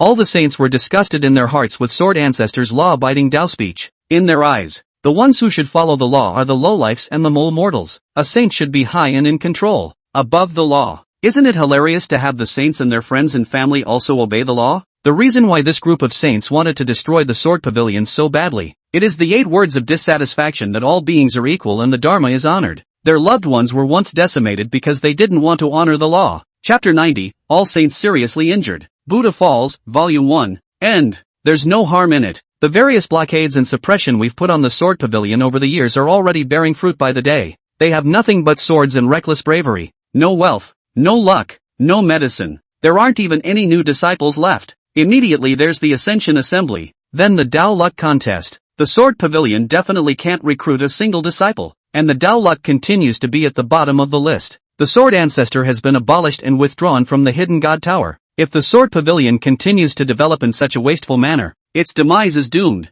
The saints sneered. Go on, leave it at that. Just then, malice welled up in Yen Berserker's eyes, his killing intent blazing. He decided, listen to Qin Ishian's arrangement, kill the saint. Before, Ji Mengyao licked Qin Ishian too much. Don't dare not listen. What are you doing, Patriarch Yen? Put. Ah, no. Damnable devil. Despicable sneak attack. Yen Berserkers alone singled out the saints. The air swallowed the world, and the sky was proud. This bunch of sidewalk saints. His cultivation level was just the peak of the imperial heavenly Rushin and a half-step of the 10,000 laws of nature. It was a whole large realm short of the half-step supreme Yen Berserker. Even if the heavenly Daozi and the divine Dao sect saints were blessed with Qi, the Daki Confucian saints are protected by the national fortune and the talent of the world's literati. The Rune Formation 2 saints were armed with the most precious treasure, but the heart power was too far from Yen Berserker. Not to mention, Yen Berserkers had the cultivator sect's Qi blessing, and also carried the national fortune of the Great Wei dynasty controlled by the cultivator sect behind the scenes, and held the cultivator's sacred treasure, which was naturally stronger than all the saints. Soon after, Tendozi broke his arm. The Shintoist saints are missing their legs. Daki Confucian sage's face rotted in half. The two saints of formation and runes were both seriously injured. Yen Berserker naturally hung up his colors as well, but it was much better than being cleaned up by Ji Mengyao afterward. Berserker Yen. This revenge is written down by the saint. Demon thief. You are so cruel and mischievous. Lawlessness will be rewarded. There's no offense. Why did you do this? The saints fled and put down harsh words. Old me is a devil, in a bad mood casually chopping up a few rats to relieve my fatigue. Yen Berserker laughed indulgently. Before, he was weak and pathetic as he knelt and shivered inside the cave. At this moment, it was as if a devil god was on earth, clamoring and looking out of the corner of his eye, scornful of the saints. A bunch of fools. If not for the Sword Ancestor's original words of the world and warnings to the 8 directions, today's Kyushu might have been enslaved by the 12 taboos of the ancient world. Ungrateful garbage. Rubbish. You group of saints have also long since become that group of foreigners plate food. Get a few asterisk. He himself enjoys the benefits of the Sword Ancestor's words of equality and law, but he is unself-conscious enough to want to break the law and abolish the order to destroy the Sword Pavilion. Yen Berserker shook his head and then laughed out loud. The Sword Ancestor is seriously injured. It's about time for the forbidden foreign races and other great states to get restless. Ha ha ha ha, good. In this way, it will be easier for my Shura killing Dao to certify to extinction. Mess it up, kill it all. Some ancient city. Tianxianlu. This is the place to find flowers. The world's first Buddha, Epileptic Zune, is whoring. Inside the room, Epileptic Zune took a big bite of wine and meat, fast and soothing. Suddenly, space freezes and time stops. Everything in the room was still. Epileptic Zune's expression suddenly changed. Which wind cloud monument Taoist is the one who has come to visit? No response. It's quiet. Wow. A wisp of flame appeared in front of Epileptic Zune's eyes. You are. The words were not finished. Epileptic Zune's surroundings then began to burn, with roaring flames tumbling around as if a woman was dancing. Why did you strike out at the little monk? Just now, someone informed me that 10 years ago, you insulted and killed an innocent and kind woman in Baiwei, who was a member of my family. Ah. Immediately after, the miserable screams of Epileptic Zune resounded within a radius of 10,000 miles. It was incomparably mournful and shook the 9 heavens. Soon after, a charred body was hanging from the city gates. Wind and Cloud Monument Powerhouse. Dead. The matter soon swept across the world like a hurricane. Countless people were shocked. What's going on lately? First the Sword Ancestor was seriously injured. Then the Epileptic Zune fell. What does it portend? A supreme actually died so silently? Epileptic Zune is ranked at the end of the Wind and Cloud Monument, so perhaps the first few have struck out, or they are powerful people from outside of the 9 states. My Kyushu human race is equal to losing 2 Wind Cloud Monument powerhouses. Fortunately, Sword Immortal Yi and Cultivation Sex G Demonis have already certified to the Supreme Absolute, which just makes up for the Wind and Cloud Monument vacancy. The forest on the outskirts of the Sword Palace. This place had been completely disfigured by the battle between the 2 women, but at the moment it's back as good as new. Ancient trees, deep and dense forests, jagged rocks and overgrown weeds. Qin Yixian realized that the rabbit was really badly injured, and was no longer able to dispel the grain. Just right. Recover your cooking skills and cook a big meal. There used to be a lot of spiritually enlightened ferocious beasts existing here, and at this moment, they are probably all dead. Qin Yixian thoughtfully continued on his way. At the moment his back was empty. Yi Qingdao and Sword Ancestor did not follow. Bunny says she's starving, and the farther she gets from the center of the sword, the harder it gets. It seemed to be impossible to leave the confines of the sword pavilion for the time being. Yi Qingdao was also overconsumed from the fight with Ji Mengyao and hadn't slowed down yet, so she went back to rest and recuperate. Full blood as soon as possible. Before, she looked like her breath was calm and unharmed was actually all superficial. The 2 women fought to the end of the day and both sides were indeed unharmed. But after all, you've been fighting for so long. Exhaustion and labor wear and tear are not insignificant. But, Qin Yixian always felt that it wasn't that simple for the 2 doppelgangers to temporarily separate from him. Sneaky, seems to have gone back to discuss some bean plan. Roar! At that moment, a blood-colored tiger appeared, its fangs sharp and its eyes fierce, staring at Qin Yixian. I didn't realize that there were still ferocious beasts here that hadn't died out. It seemed that the aftermath of the 2 women's previous battle was mainly aimed at idiots like Song Shiji. The ripple damage to other beings is not obvious. The red flame tiger, also known as the blood flame tiger, the enlightened fierce beast. Qin Yixian did not panic as his mana gathered in his left palm. Although cultivators of the Tao of painting, the Tao of fortune, and the Tao of literature were not good at fighting, it was easy to deal with a ferocious beast that had not yet entered the Tao. Fierce beasts, like humans, could cultivate into the Tao, with similar realms and the same name. There is just a difference in the means of cultivation. Most people were running their Gong methods, sensing the power of heaven and earth, and other cultivations. Ferocious beasts, on the other hand, rely mainly on bloodline talent and killing and fighting, etc. Sort of like how the rich rely on technology and the poor rely on mutation. Human kung fu is equivalent to technology, and fierce beast bloodline is equivalent to mutation. Blood flame tiger, one of the low-grade ferocious beasts with a trashy bloodline, belonging to the category of ferocious beasts that could never enter the Tao. Although the surface looked ferocious and tall, the combat power was worlds apart from that of a Tao Enterer. Even an ordinary mortal can get it killed. Do you leave obediently on your own, or do I help you?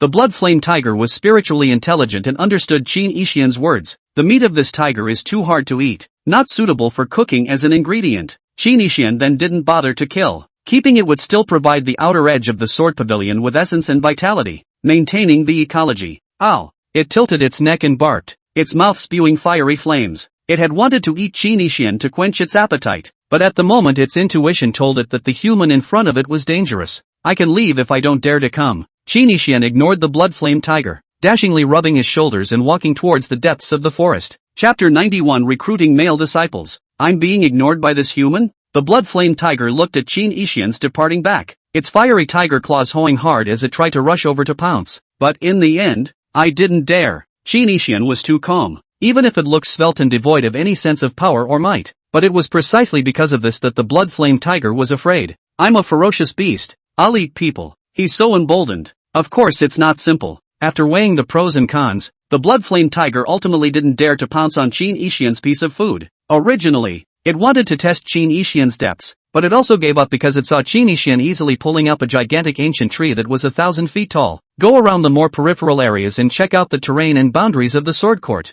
Qin Yixian didn't just come to the periphery this time to find ingredients to cook and feed the rabbits, also trying to get a better understanding of what's going on in sword court, in order to facilitate the future development plan of the sword pavilion. The other side. Inside the cave, Yi Qingdao sat cross-legged and inquired to the sword ancestor. Master, you wouldn't be a rabbit witnessing the Tao, would you? Buddy jumps up and down with a geo. It ended up bouncing off, rolled on the floor. Seems to be starving. No strength. Ouch. Yi Qingdao covered her chest and was heartbroken. Master, can we kick it somewhere else next time? What if it's flat? What do you know? The more you kick the bigger you get. You know? The sword ancestor's little feet kicked a few times in the air, and waved her little fists, bouncing around and talking, perking up. Who did you hear that from? Yi Qingdao was skeptical. If the master punches you in the face with force, does your face become swollen? Wouldn't the comparison make the same sense? The sword ancestor's eyes overflowed with wisdom and reason. Yi Qingdao was unable to refute for a moment. But,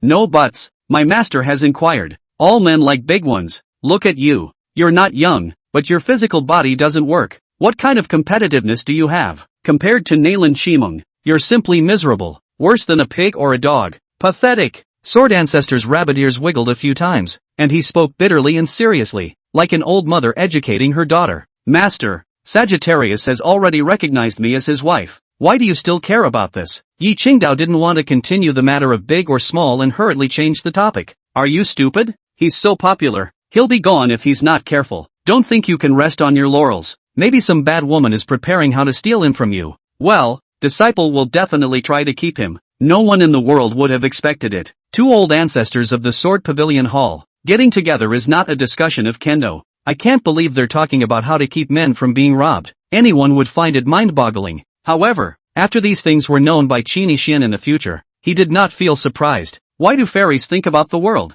How did the white lady run to Su Xian? There is no provision that the sword fairy old man can't take time out for a love. Must always be closed for cultivation boring. That's not human or immortal. Like wood. The two of them were bored at the moment, so they rambled on about this. Yi Qingdao was able to talk and tune in while she was recuperating and recovering as long as she didn't meditate. Rabbits, on the other hand, distract themselves with small talk in case their tummies rumble. By the way, stupid apprentice, what will you do if one day, the apprentice grandson has another woman? Bunny asked. I don't know. Yi Qingdao recalled another scene from her previous life. Nangon Lungyu. In this life Yi Qingdao naturally wanted Qin Yixian to be single-minded towards her. Don't have second thoughts. Are you okay with him having another woman? The rabbit steps in. Yi Qingdao shook her head like a rattle. That's what my master thinks as well. So our sword pavilion's rules for recruiting disciples will have to be changed. What do you mean? In the past, master stipulated that the sword pavilion would only accept female disciples, leading to the fact that the entire sword pavilion now consists of only one male.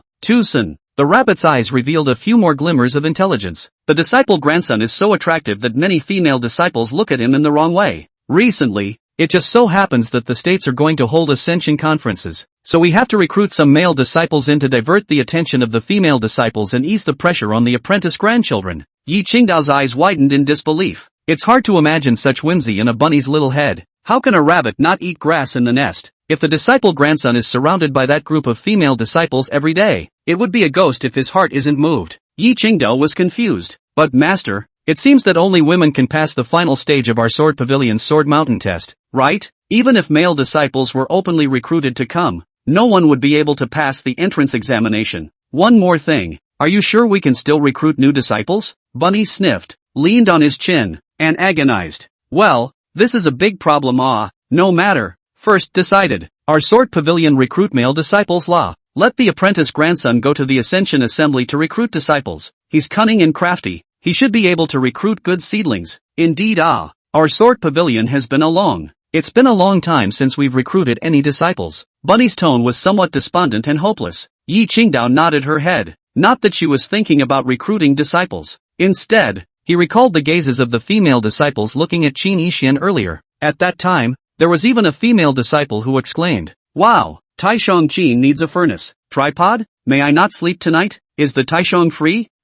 If Taishong Qin can give a chance, I'm willing to live 10 years less. I don't know how to be ashamed." Don't think that pure sword cultivators don't like handsome men. This sword pavilion is really so thoroughly impoverished that it doesn't even have any natural terrain suitable for placing array formations and prohibitions. As Qin Yixian thought about it, he was already approaching the edge of the sword pavilion. By edges, there are really no fences or markers or anything like that. The periphery of the sword palace is roughly divided into 4 areas. One side is surrounded by peaks, one side by cliffs, one side by a vast, unmarked river and sea, and the last side by this dark forest. Walking out of this forested mountain range was the same as leaving the sword pavilion. There should have been formations dividing the area, setting up forbidden guards and indicating the territory. A warning stone tablet was erected, which reads, "Sword Pavilion is an important place. No one should enter it. If you disrespect it, you will be responsible for the consequences." But Naikaku is too poor, can't afford a formation planner to lay out a formation. There are also no celestial craftsmen building cautionary monuments or anything like that. It would have to be a verbal division of regional boundaries with nature as the dividing line. Too unlicensed.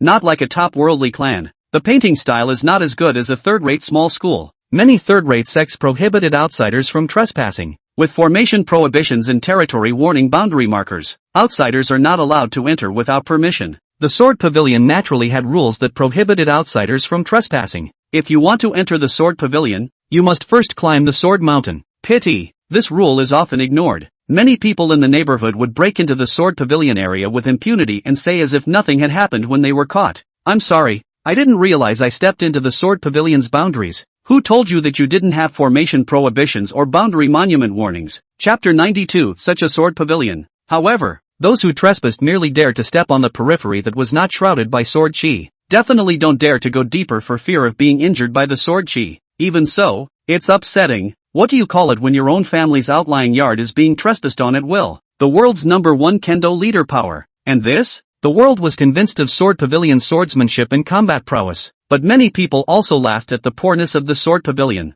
even dared to lay it on the table and gossip about it with impunity. If there was a protective array or killing prohibition or something like that, the previous saints wouldn't have dared to bring Song Shiji and other shrimps to pick a fight. The lack of formations is a big problem that needs to be solved as soon as possible. Qin Yixian stood on the outskirts of the sword pavilion, at the edge of the forest, pondering. At this point, Qin Yixian heard the commotion. Drink! Ha! Clank bang! Not far away, 2 people were fighting, in the fight for a piece of heaven and earth spirit herb. That location also belonged to the sword pavilion area, and the spirit grass naturally belonged to the sword pavilion. How interesting. Not long ago there was a great war in the sword pavilion, and now someone dares to run to the sword pavilion? 2 outsiders, casually fighting in the sword pavilion's territory, or fighting over spirit herbs that belong to the sword pavilion. That's the same as me sitting at home and having 2 dogs come into my yard, barking their asses off to get my meat, and ignoring me as their owner. The 2 of them came recklessly to seize the heavenly materials and treasures within the outer area of the sword pavilion, while when the sword pavilion's own disciples came to look for the spirit herbs they needed afterward,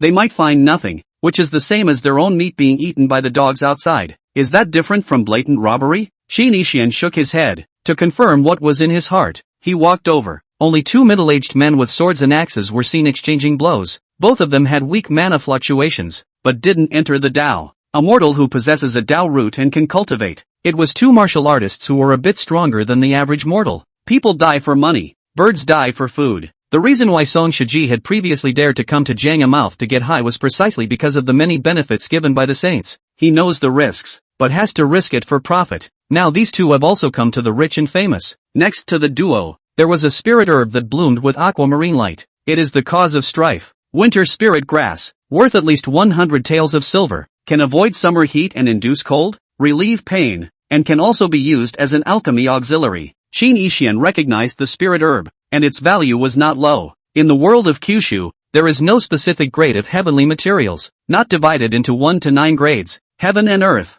Xianhuang and so on. Superiority is calculated by efficacy, vintage and rarity, and demand. the degree of preciousness is generally classified by price. Most of the heavenly materia medica had already been clearly labeled in the record of 10,000 spirits of the 9 states. The more expensive the price, the higher the grade. Good. 100 taels is money too. Qin Yixian ignored the 2 people who were fighting. Picked up the winter spirit grass and naturally put it away. What? Those 2 immediately stopped fighting, their gazes displeased as they looked towards Qin Yixian. At the same time, he was shocked by Qin Yixian's face value. How can there be such a beautiful man in the world? What's wrong with you? However, the duo quickly suppressed their shock and returned to the winter spirit grass issue. What does your excellency mean? The 2 of us saw it first, and it's not appropriate for you to snatch it so horizontally, is it? The duo stared at Qin Yixian with displeasure in their hearts. The 2 of them fight half the time, only to be cut off by someone else? This is the Sword Pavilion. You are trespassing into my Sword Pavilion area and asking me what I mean? Qin Yixian didn't get angry either and faintly asked back, Your Excellency is a senior disciple of the Sword Pavilion? The duo was a bit surprised, but they were not alarmed. Instead, they even dared to question Qin Yixian. Everyone knows that the Sword Pavilion doesn't accept male disciples. This person is definitely fraudulent and wants to take the spirit herb all by himself. Besides, even if it really was someone from the Sword Pavilion, the 2 of them weren't afraid. The big deal is to apologize and walk away. Anyway, the Sword Pavilion wouldn't ignore the law and bully the weak, much less kill people indiscriminately. Safe and sound as long as you don't die. Once they had often trespassed on the periphery of the Sword Pavilion and had been caught and warned by Sword Pavilion disciples quite a few times. Every time it's safe and sound. Who told the edge of the Sword Pavilion not to have a forbidden boundary monument? We didn't mean to walk in. You just left the door open. From today onwards, anyone who trespasses on the periphery of the Sword Pavilion, regardless of whether it is intentional or not, will be severely punished and have their Dao roots abolished. Qin Yixian ignored the 2's questioning and made a unilateral announcement in an attempt to scare them. The 2 looked at each other, both hesitating whether or not they should make a move to snatch back the winter spirit grass that belonged to them. As for Qin Yixian's words, they were automatically ignored by the duo. This kind of words they once also not unheard of. Just said not Qin Yixian ruthless. Abolition of the root of the road are engaged in out. Tease it. The Sword Pavilion was indeed powerful, but it couldn't be so lawless. Casually abolishing someone's Dao root is equivalent to killing one's parents, and it's extremely vicious. I just accidentally stepped into your yard and you want to kill my parents? What's the difference between that and a demon? The Daqi dynasty also did not have this law and order. Jiangya is located in Jianzhou. This area is under the rule of the Daqi imperial dynasty. All the power hierarchies had once agreed to abide by the laws of Daqi. Sword Court is even the first to bear the brunt. If a disciple of the Sword Pavilion killed someone indiscriminately, he would also be wanted for trial by the Daqi court. The Sword Ancestor couldn't even say anything more. If you can't, you can't. According to Daki's laws and regulations, accidentally trespassing on another family's private area, as long as you haven't done anything seriously illegal, the crime will not be punishable by death, nor will the foundation of the Dao be destroyed. At most, you'll get a slap on the wrist and some time in jail. You guys want to fight me? Mana overflowed around Qin Yixian's body, indicating his cultivation level at the Dao realm. I'm out of line. I didn't realize that your excellency is a Dao entry cultivator. But, you can't use the name of the Sword Pavilion to rob us of our winter spirit grass either. The knife-carrying man on the left was short-sighted and didn't recognize that Qin Yixian was a Confucian Taoist literary cultivator. It was only thought to be a common initiation. He was actually not afraid in the slightest, and his attitude was humbled. We can't beat you, but you've gone too far by posing as the Sword Pavilion and forcibly robbing it, and you're not justified in making a scene at the government offices. The other man with the axe stared, his expression also unperturbed and calm. Recognize this token? What Qin Yixian wanted to know had been determined to be finished. Then,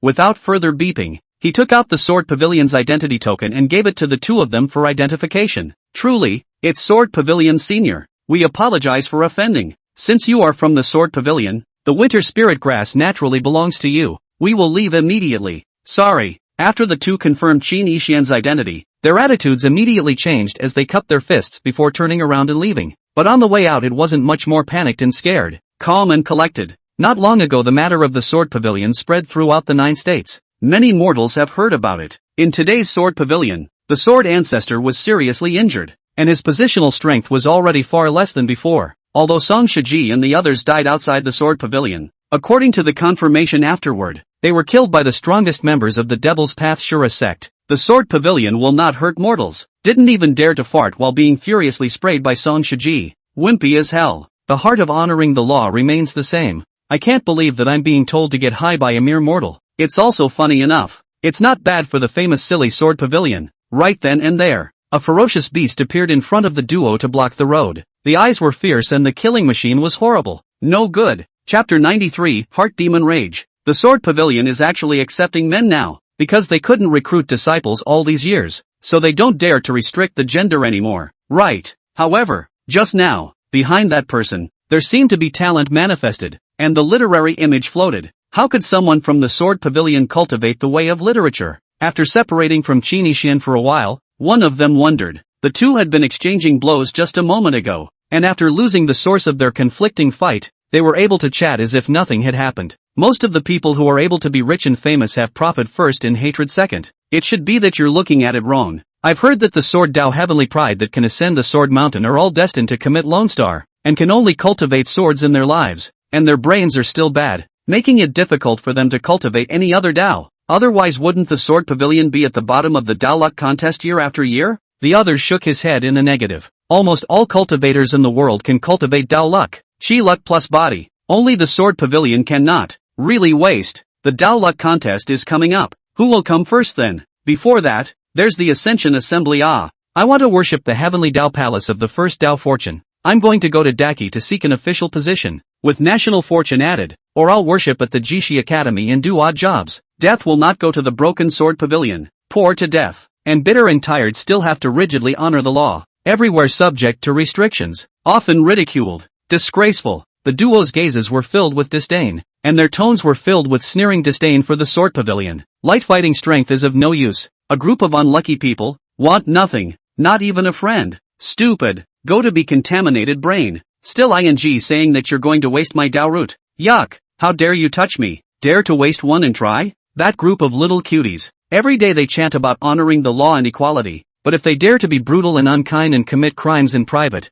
I will show the world their ugly faces in moralizing. Not just came to take a little spirit grass. Fuss. A small-minded disgusting look. The words were all contemptuous mockery, demeaning to look down on Jianga. At this point, the pupils of the two men contracted violently. The look of horror and creepiness. A cold breath ran up to the sky. Red flame tiger. Shoo shoo. Without any hesitation, the two of them turned around and pulled their legs out. Can't wait to grow an extra leg. Although the two had some mana, the ferocious beast's flesh was stronger. Unless there are a lot of people, or a trap is set to sneak in. Otherwise, the two of them were definitely no match for the red flame tiger. Ha ha, Master Tiger, I'm lucky today. The red flame tiger's eyes revealed mocking teasing. Previously, it had stumbled upon Qinishan and didn't dare to pounce on him and tear him apart. Just come around the perimeter. Then we met today's dental dinner. Ow! The red flame tiger let out a long roar, and with all 4 feet, it leaped and chased after the two of them. It's in no hurry to kill either. It is like a cat catching a mouse, slowly playing with it before eating it. It's more satisfying that way.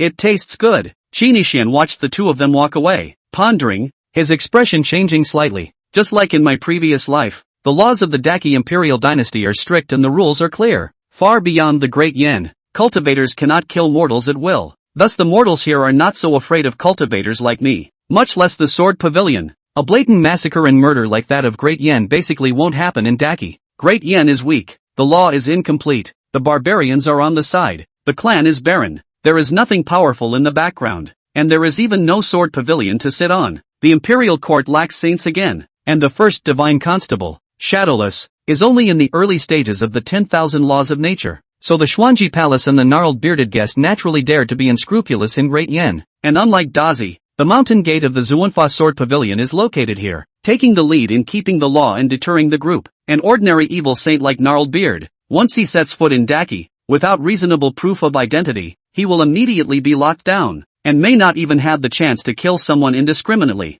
Identification, also called a domicile order, the modern equivalent of an ID card, at the gates of Daki's borders and cities, as well as at the many large formation gates. There were people who specialized in checking household registration orders. If the origin is unknown, or the household order is blacklisted or something like that, then they would be targeted by the Daki court or the Sword Pavilion, driven away and captured. While the world believed in the honor of the strongest, the sword state was not a simple fist system. Most cultivators ostensibly obey the law and do not kill at will for evil or lawlessness. And all this, mostly because, Kensho, even strictly speaking, she was the most important thing that allowed sword state to stabilize. Whoever dares to mess with the law will be executed first by the Sword Pavilion. This law, however, was not formulated and spoken by the Sword Ancestor, but originated from the scholars of the legalist school or the court of Daki who specialized in this path. There are specialties in the arts. The Sword Ancestor merely proposes the words of the way, Establishes the goal. Acts physically. Maintains equality. And abides by the law.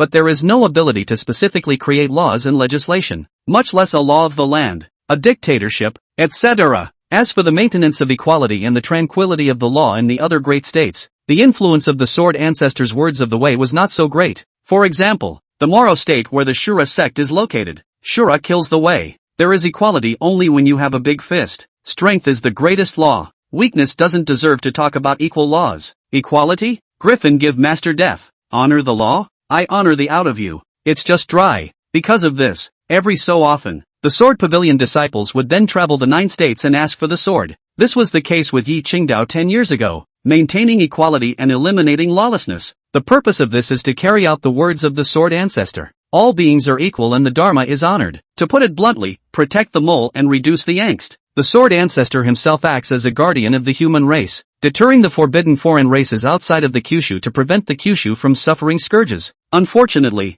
the irony is that the Sword Pavilion, which gives the greatest equality to the world's ants and allows the human race of Kyushu to be at peace, but because of their uprightness, poverty and hard training, inability to be smooth, lack of luck, and lack of powerful friends, looked down upon by many mole crickets and many human races, the Sword Ancestor has just been seriously injured. The Sword Pavilion was coveted by the villain to seek destruction. No one came to help to rescue. Laughing to be a spectator, gloating, falling into the well, is really sad and lamentable. That duo obviously wouldn't be afraid of my scary warning just now, and even dismissed my words as a fart, not bothering to take them to heart. Even if I do waste the Dao root of the trespasser of the Sword Pavilion next time, it won't have much of a deterrent effect on the others. It will even be taken advantage of by the crowd to backbite and chastise Janga for violating the law and disorder. Moral appearance, and knowing the law. It's similar to Song Shiji's verbalizing false crimes and counter-spraying Janga before. It is much like the sinner who commits countless evils and does one good deed to be called back to the fold. A good man does countless good deeds, but commits one evil act and is called 10 evils. Qin Ishian thought, slightly stunned, then shook his head inside. Alas, fundamentally we still have to enclose the Sword Pavilion with a large array of prohibitions and boundary monuments to eliminate trespassing. Arming ourselves is the key, and we can't hope on other people's self-consciousness. At this point, the heart demon stormed out. I'm too dirty to describe. You actually just warned those 2 sentences. Why don't you do it to slaughter the pigs and dogs? You're at least a member of the Sword Pavilion now, and you let the wild dogs and pigs outside poop on your head, and you're doing nothing about it? Still ing looking for problems in the Sword Pavilion. Meaning that the fault is not with the trespassing pigs and dogs, but rather with the Sword Pavilion's own failure to close the door? Arm yourself a few asterisk? You've never read a cool article about pretending to be a pig and eating a tiger? You only have the process of being humiliated and suffocated. Not the most enjoyable pretending to be beeped and punched in the face to release your inner repression? Asterisk asterisk asterisk asterisk asterisk asterisk asterisk asterisk asterisk asterisk.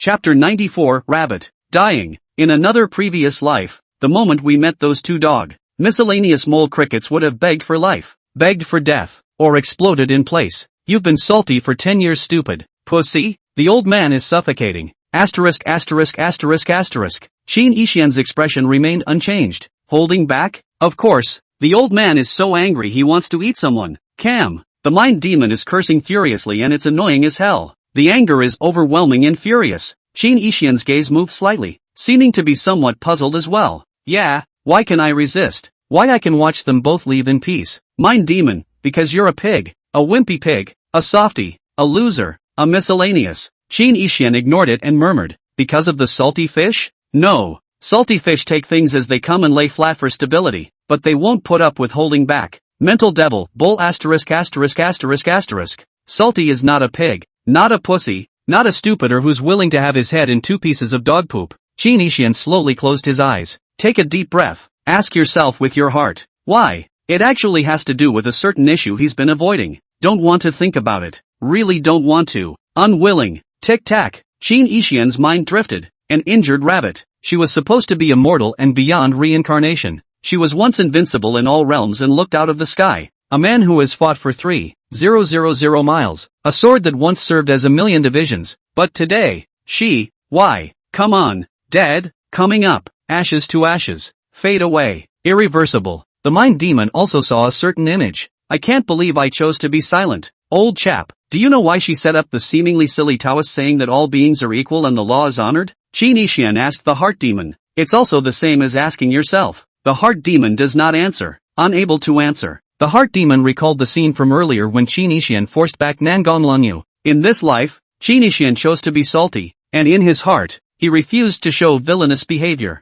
But, due to the fact that at that time, Nangang Coldmoon had moved a killing chill against the rabbit. Just because I'm worried about that silly bunny, Qin Yixian instantly changed the demeanor and behavior when you don't hesitate to incarnate the villain of your former life. It was strange to have a heart attack at that time. Why did Qin Yixian care so much about the safety of a mere dead rabbit? Is it necessary to change so much for a rabbit? Actually went out of his way to disguise himself as the most unwanted look. You must think she's stupid. Stupid beyond belief. Stupid and adorable. Qin Yixian's gaze rippled and sparkled once more as he continued to ask, do you know why everyone in the Sword Pavilion doesn't care about being called a cutie by outsiders? Why is it that the Sword Pavilion's Sword Mountain can only be climbed by cuties? Can climb up and pass through? Why is it that all the Sword Pavilion disciples are destined for the Lone Star? Why do you only practice swords? Why? Knowing that it's hard work and it offends people, they insist on maintaining equality, honoring the law, and keeping the word? Why is it possible to continue to endure poverty, bad luck, stupidity, injury, sickness, powerlessness, lack of capital, and lack of housing? Obviously, one can have everything by simply breaking the words of the Tao, pointing the sword at the world, taking it by force, claiming it with his fists, and crushing it with his strength. So why should he bear it foolishly and without complaint? Why can't afford a pair of shoes? Why? Only women in the sword court? And why the rabbit was willing to cut that sword for some man he didn't know very well and had no relatives. At that time, Yilaning only wanted to take me away, just not kill Light Dance, not hurt the Sword Pavilion. The rabbit could have sat back and let me be taken away. Why is the cost of that sword was so great? It's the life of an injured rabbit. The rabbit knew that she was seriously injured, hadn't really struck in 10,000 years, and would die if she cut out that sword. But she still, why? She would die. How can she die? Mental demon, I don't know a damn thing about it. You know, but say so. I don't know. I want to know too. Qin Yixian stared blankly into the distance. The mind. He recalled the scene not long ago when Qin Yixian had threatened to make all beings in all realms equal and the laws of the heavens honored. At the time, he thought Qin Yixian was being silly in the middle. Now that I think about it, the culprit that made a salted fish say such dreamy, grandiose things. It seems to be the same dead. That rabbit. The mind is clear. The rabbit doesn't have much life left. So it is. Qin Yixian's expression changed as he suppressed his mind and revealed a look of dawning realization. So it's because of the rabbit's doxology that I didn't move those two. The heart demon was silent and stopped talking. This time it's not being squashed. Instead, they recede automatically. But before falling silent, the mind demon said, find out these whys for me. Holding back. Find out how rabbits can. Dead. Immortality can actually die? Transcendental reincarnation actually obliterates? What forces are causing her to be disappearing? I can't believe I don't want to see a stupid rabbit die. The demon of the mind is him, and he is the demon of the mind. The thoughts of the heart demon were also the thoughts of Qin Yixian. Where are the answers? Perhaps, in the passing of rabbits. The heart demon couldn't help but ask again, but since you care so much about the rabbit, how can you put up with those two scumbags belittling the rabbit sword pavilion so much? Because I didn't even have to take a shot at those two. They didn't live long. Qin Yixian's chi was not low nowadays. Two low chi luck-goods dared to show dissatisfaction with him and on the head of the power he was in. It would be strange if the follow-up didn't have bad luck. Therein lies the marvel of chi. Otherwise, why would the heavenly Tao Palace, which didn't even have a single supreme Jedi, dare to be so arrogant? If the Sword Pavilion was blessed with good fortune, who would dare to look down on it? Balance exists in heaven and earth. If a certain power is strong in combat, perhaps there is a deficiency in chi, alchemy, and array formation. Conversely, if the chi is the highest, the combat strength or other sidetracks will be weaker. Alas, Master Ancestor's equality of all beings and honoring of the Dharma. Although it temporarily counts as benefiting some people, it has also offended many scorners of the Dharma who think they are superior, and has made too many enemies. At the same time also let themselves be restricted. The blessed even do not know gratitude, but instead disparage and belittle and humiliate the Sword Pavilion. Really not good at both ends. Multifaceted is not a person. Qin Yixian's perception was strong, so naturally, he heard the sneers and contempt for the Sword Pavilion after those two mortals left. He shook his head, and after a slight pause, he turned back. At this point, a cry for help came from behind him. Immortal, help, exterminate the murderer. Sword Pavilion seniors can't see death. Those two went and came back just now. only this time the tone was significantly more respectful, with a prayerful, panicked look, but the way it is spoken is saturated with some sense of deservingness, as if to say, the people of the Sword Pavilion must be chivalrous and save people from danger. Qin Yixian didn't turn his head back and continued to walk forward, as if he hadn't heard. He naturally knew that the two had encountered a ferocious beast. The duo is not afraid of the Sword Pavilion, yet they are scared to death of a small, unimpressive ferocious beast and flee. Obviously the Sword Pavilion is so much more powerful than the ferocious beasts. Why? Simply because they are certain that the Sword Pavilion's law-abiding will not hurt anyone, not the weak. They are naturally unscrupulous and unconcerned, but the ferocious beasts don't obey the law. They eat and kill at will, so of course they are scornful and afraid. Maybe, against scoundrels and villains, it is useless to foolishly insist on law-abiding, and it is indeed necessary to fight evil with evil, and violence with violence. Is that so? Chapter 95, So Human. When they were safe and secure, the two privately mocked and ridiculed and looked down on the Sword Pavilion. When faced with danger, they then naturally remembered to seek help from the Zhuanfa Sword Pavilion, believing that the Sword Pavilion should be able to see death, and rightly so. Ha! So human. Thinking so, Qin Yixian accelerated forward. I've only been in the Sword Pavilion for a short while, and I'm so stifled and upset by merely encountering two mortals, and as a result, I'm still furiously sprayed with fire from my heart demons. But it's hard to imagine how much of this rabbit and the Sword Court people have been through. Must have met a lot of these people, right? Are they holding back? Of course. And are they evil? Riot yet? No. They still cling to the words of the rabbit's doxology from 10,000 years ago. What kind of faith is it that sustains them in their consistency and beginnings? So human, so pigdog, can they really see hope? Do you really believe that the word of the law will be fulfilled in the future? If it were me, my beliefs would have collapsed long ago. My hopes would have been dashed long ago. I wouldn't be able to see any future at all, and I would have given up long ago. A long time ago, a thought became a demon, open to kill to the end, kill all, kill a river of blood and countless white bones, kill out equality and kill all beings so that they dare not dishonor the law. The mind demon was silent. He should have cursed, why think so much? First kill the two eaters. The first thing to do is to kill the two scumbags, but this time the mind didn't mess with it. It seemed to be giving Qin Yixian the chance to think about making a decision on his own. Save me, are all the people of the Sword Pavilion so vicious and cruel? You're obviously a Dao enthusiast and can easily kill the red flame tiger, so why haven't you gone along for the ride? The two were so anxious and afraid of death that their tone actually carried a bit of blame. The heart demon was alarmed. It's just unbelievable. How can such a godly man exist in this world? It's no longer chutzpah that describes it, nor is it descending wisdom. Some people are born that way. When you can't use you, your heart despises you and humiliates you. And when you can use you, you can shamelessly blame you for seeing death. Is there really such a person? Obviously, there is. Qin Yixian didn't turn his head back. His expression remained calm as he said indifferently, Master Ancestor, since all beings are equal, Tiger's stomach is hungry, so it's okay to eat two illegal maggots in human skin in order to satiate his stomach and live, right? The law is the law, and there is no decree that says I must see danger and meddle in it. Qin Yixian seems to always abide by the Taoist words of the rabbit.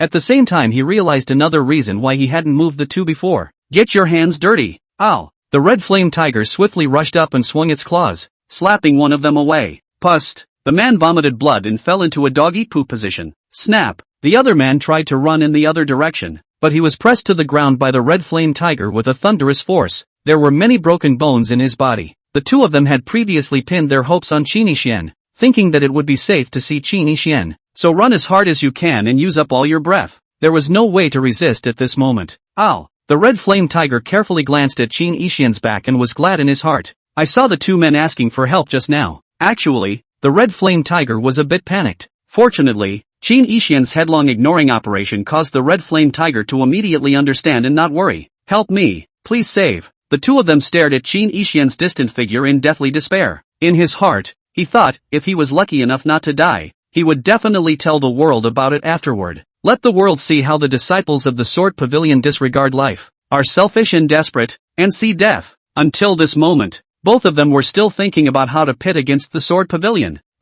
Next, the screams of the two men continued to come from this forest. The red flame tiger did not kill them both immediately. Take it back to the cave and keep it in captivity. Eat a little bit every day and enjoy it slowly. Similar to raising meat hogs in general, the two would watch their meat being chewed and swallowed by the red flame tiger every day. It's not red flame tiger cruelty. Rather, it was Qin Yixian's qi that came into play. They are both destined to die. Begging for life. Begging for death. On his way back, Qin Yixian had inadvertently slaughtered a long-eared wolf-rabbit ferocious beast. It had foolishly charged itself 3 inches below Qin Yixian's navel, and was hardened by the recoil that killed it. Just in time, we have dinner today. Qin Yixian carried the corpse and gathered some mountain materials midway, bringing it back to cook and barbecue. This ferocious beast was different from the red flame tiger. The meat was of excellent quality and tasted delicious. The wonders of Qi are truly wonderful. We'll have roast pork later and make a pot of medicinal soup. Qin Yixian had received the inheritance of the kitchen sage and was a good cook. Before he died, he had also entered the Holy Spirit with the kitchen road. It can make supreme spiritual food that allows cultivators to enhance their strength, cultivation, and state of mind.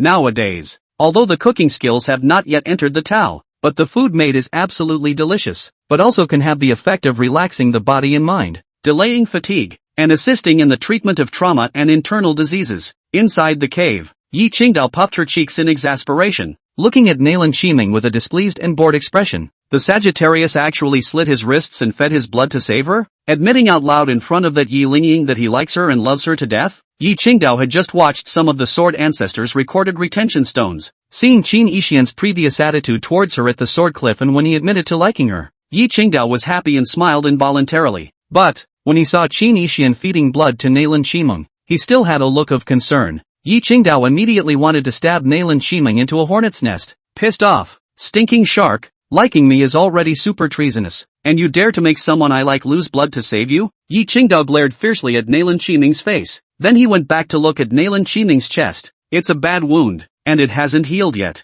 But, I can't believe you're that much older than me? Yi Qingdao recalled the words of the Sword Ancestor, all men in the world like big ones. Why is the Sagittarius so nice to her too? Yi Qingdao inexplicably thought this way. Previously, Qin Yixian's attitude towards Nalan Shiming was clearly bad. Why do you care so much about the stinking sharks? Off to the side, Bunny's little short hand was wrapped around her chest, one hand slightly raised, holding her chin. The left foot took a half step to the side, the heel rising up and down, the little round tail twitching and the top cocking its little nose. She said cautiously with a seriously thoughtful look on her face, "See, now you know the benefits of being big? That blood for the teacher to know it. It should be a pure young type of precious blood, and extremely pure, rare in the world. This blood has a special effect on all females. Not only can it save her life, but it can also enhance her cultivation, improve her qualifications, etc. Wonderful na." After the Sword Ancestor finished speaking, he suddenly jumped onto Yi Qingdao's shoulder, poking Yi Qingdao's face gently with a small meat fist. He said meaningfully, "Master thinks,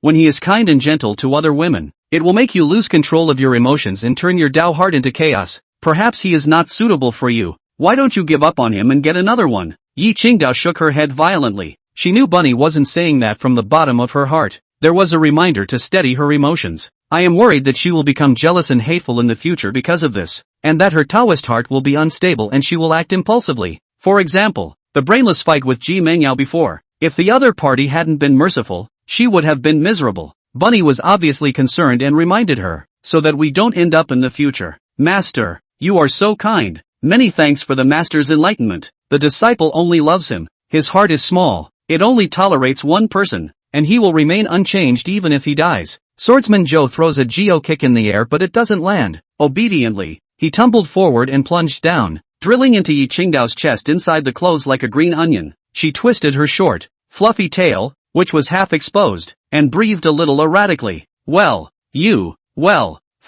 Chapter 96, Have a Rabbit? The rabbit stammered. Yi Qingdao didn't understand anything. It was only thought that the master was motivating himself, so she puffed out her chest, her eyes solemn and grateful, and said firmly, "Don't worry, master, disciple will work hard." Gollum. Inside the bodice, the rabbit is choking. Phew. Yi Qingdao hurriedly and gently raised the rabbit out of her clothes. The rabbit's gaze turned, its ears suddenly rising up to the sky, rabbit teeth showing, its expression becoming sinister and cold and silent. "In the future he will be your only one in this world. What if he gets hooked on another woman someday? What if he doesn't want you anymore? What if you can't accept his philandering behavior? How about, kill this little shark and kill all the women related to him? That way no one will snatch him from you and you won't have to worry about him changing his heart." Yi Qingdao shook her head once again. "Thank you master for thinking of my disciple so well. I believe in him and have prepared in my heart. Even if he does have another woman he likes, the disciple won't lose himself over it, much less think about it. As long as they don't harm him, Disciples will never kill indiscriminately or kill fellow disciples. Yi Qingdao's tone was filled with gratitude. Don't disciples still have you, master? Even if disciple really messes up the Tao in the future and behaves incorrectly, disciple believes that master will definitely wake disciple up in time to prevent him from making mistakes. As long as you're around, disciples are at ease and won't mess up. The rabbit swished his head around, rubbing his eyes with his little paws, and when he turned back around again, he squeezed out a hard look of budding determination and mimicked the beast's wail in a super mean way. One word from you, and the master will go and force him to make a Tao heart oath to love you for the rest of his life, never to have second thoughts, and never to abandon you. In your current state, can you still force him? How can you recover your cultivation? The disciples don't want to force him to do anything. Yi Qingdao shook her head. Well, even if you really want to force it, master can't do it for the time being, unless we wait until later to recover from our injuries. The rabbit made a point of emphasizing that it could be recovered in the future. Alas, a hungry rabbit that can't even step on ants now. I'm so hungry. The rabbit said so much just now. Besides caring about Yi Qingdao's future, it also means to divert attention, eliminate hunger. At this point, there was a thud from outside. Qin Yixian returned and put the ferocious beast on the grill, building a fire to cook soup. He then walked into the cave and looked at the rabbit in Yi Qingdao's arms. Have a rabbit tonight. Qin Yixian smiled and walked over, looking as if he had seen the food. Yi Qingdao. The Sword Ancestor jumped up with great speed and kicked at Qin Yixian with a geo. Why don't you behave yourself and maybe be gentle when we eat you later? Mana overflowed from Qin Yixian's dantian, pretending to cast a Tao spell. Bunny's little foot had kicked him in the underbelly position. Don't kick around. Qin Yixian smiled and dodged away, gently catching the rabbit with his hand. He was only kidding when he said he ate rabbits. Squeak! The rabbit stomped back on his palm and rolled over and spun to the ground. With that, he kicked a few feet in the air and stretched out his little clawed paw towards Qin Yixian, flipping his thumb downward. Grimace! Seems to be in the foul, but actually look adorable. This rabbit's meat can't be eaten. Sagittarius. Ahem. You must not be rude in the future. Yi Qingdao blurted out that she called her husband, and then immediately changed her words, as if she was embarrassed. All at once the rabbit ears drooped down on the sides of his little head, and his eyes swept back and forth between the two. Qin Yixian. P_Q. Did I just hear a weird word jumble? Sangho? When did she call me that in her previous life? Even after chasing her down, it took months before she was willing to call her husband, right? Is this life so fast-paced that it's given for nothing? Qin Yixian was a bit envious of his own self in this life. Jealousy makes me happy. The difficulty coefficient of operations such as making Yi Qingdao call him Sangon was super high. Qin Yixian knew this well in his previous life. But now what? Simple enough to make the heartthrob villain feel inferior. Qin Yixian looked towards Yi Qingdao and continued jokingly, Senior, don't you care about this rabbit? It's too naughty and mischievous, and it's trying to cause trouble. He understands that the rabbit's mind is changing and that he must play and interact with it more often in a playful manner. Otherwise it will degrade faster. Why? Passing. Faster again. Yi Qingdao wanted to laugh. You want to eat my master. Who exactly is naughty? What did you call me? Yi Qingdao replied, questioning Qin Yixian's address to her at the moment. It looks like it cares. Actually, the heart knows. In his previous life, Qin Yixian was into that whole role-playing thing. Calling her master at this moment must mean that too, right? Oh, what can you call it if not master? Qin Yixian's face did not change. If he had a deep meaning, he asked back, call it whatever you want. Good. Disciple. Son, you have to listen to your master in the future. Yi Qingdao pretended to be majestic before changing her tone. This rabbit is my master's teacher. You have to respect her. Don't bully the rabbit. So it's the rabbit master ancestor. Pardon me. Qin Yixian arched his hand slightly towards the rabbit in apology. The rabbit waved his hand and rubbed his empty belly in a generous and uncaring open-minded manner. Two men and a rabbit acted on. Qin Yixian walked towards Yi Qingdao and went to grab Yi Qingdao's wrist, taking her pulse to check her condition. Apprentice, what are you doing to your master? Do you want to bully your master? Yi Qingdao questioned, but clearly full of anticipation. Enter the plot. Master, don't move. My apprentice will check your health. The rabbit immediately jumped onto Yi Qingdao's shoulder, bowed its back and lowered its head and tilted its face, covering its eyes with its short hands, with an appearance of unwillingness to look at the meticulous picture, but couldn't help but part his fingers, his little eyes full of curiosity. Adversary, don't you dare. Yi Qingdao had heard Qin Yixian say similar things to her in her previous life, and every time she finished speaking,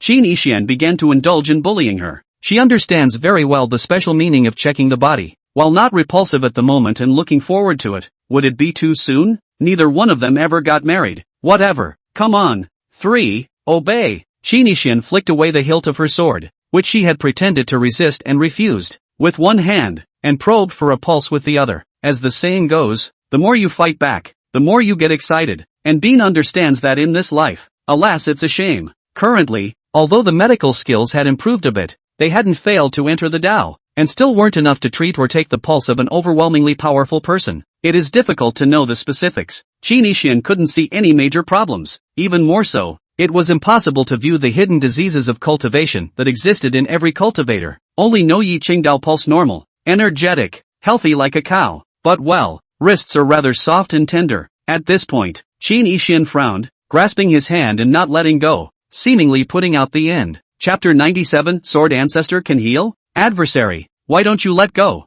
Yi Qingdao's mouth said so, but her body did not resist or refuse in any way. It was very cooperative and couldn't give up. Heart and mouth. The Sword Ancestor's complexion changed slightly. His heart was puzzled and worried. Did something really go wrong with his disciple's body? It can't be, can it? Very tender. Qin Yixian said calmly. What? The Sword Ancestor's rabbit's foot lifted up, its paw aimed at Qin Yixian's handsome face, seemingly ready to kick. Kick you oh? Yi Qingdao asked. Tender? Qin Yixian shook his head solemnly and said with a straight face. Tender representatives. Master is healthy. Qin Yixian finished speaking and naturally withdrew his hand. That's the end of the check? Yi Qingdao seemed to be a bit unfulfilled. Didn't she want to check her body? No need to take off all your clothes. I've played along with you. It's too humiliating, isn't it? Too much. Buzz, that's not bullying. How else does Master want to be examined? Qin Yixian's expression was meaningful and his tone gentle as he stepped forward a bit, his face coming close to Yi Qingdao's ear. Master is healthy and does not need to continue checking. Disciple, next time you speak to Master, don't get too close and pay attention to your manners. Yi Qingdao pushed out her palms in a solemn and serious manner, pretending to be serious. She was well aware that this was quite an interesting routine between couples. It can add a lot of interest. Qin Yixian had often taught her this in her previous life. Omega. Unfortunately, in her previous life, she didn't know better at first and didn't cooperate at all. Nowadays it's natural to have to be very skillful at acting and cooperating with each other. Qin Yixian continued. Simply taking your pulse is not accurate enough. Master, could you let my disciple listen to your heartbeat? The rabbit covered his eyes again and moved his little paws away a little more to reveal half of his eyes. Healers are kind. In my disciple's eyes, Master is now a patient. Please don't think nonsense. Is the Master really sick? No, but just in case, it would be better to let the disciple check the heart afterward. If you are not assured, you can remove all the covering at the heart, and the disciple guarantees not to touch you, and to check for flaws with his eyes. Bunny stared in wide-eyed confusion. This one is so good at it. It's so refreshing to put this into perspective. Checking for gaps? Rabbit suit. Yi Qingdao was silent, ready to go off. Qin Yixian glanced at the rabbit, meaning don't you roll your ears as a ball and roll out? Bone thrower. Bunny hides his tears, rubs his little body into an automatic ball and rolls instantly. I don't know why. She always felt full already, but it's a bad meal. Acid. Suddenly, snap, the rabbit rolled to the ground, laying out in a large paralyzed position, with his chin hooked to the floor. His eyes rolled up and his rabbit tongue crookedly paralyzed out. He seemed to have passed out from hunger. Gollum. The sound of hunger came. Qin Yixian's expression changed slightly, almost ignoring the fact that the rabbit is now hungry. It was just too much bunny energy, jumping and bouncing and kicking and flying in midair. Qin Yixian didn't even see that she was in a hungry state, thought she didn't actually need to eat anymore, just craved the flavor. Thought she had recovered, but unfortunately it was all an illusion. Fast again. I'll go see if the broth is ready. Qin Yixian hurriedly left the cave and grabbed the roasted meat to cook the medicinal soup. He didn't bother to check on the rabbit's health. Can't watch, and there's no need to look any further. Soul perception is unusually pronounced. At the moment, the rabbit was like a candle about to burn out in the breeze. It continued to melt at a faster and faster rate. Irreversible. Yi Bin definitely doesn't know about this yet. Qin Yixian couldn't even imagine it. If he Lightning Dance knew the rabbit's true situation at this moment, what would be his mood? Let's hope there's progress on Nangon Lan Yu's side, or else. Qin Yixian was clueless. He's just a salted villain, not the omnipotent cool protagonist.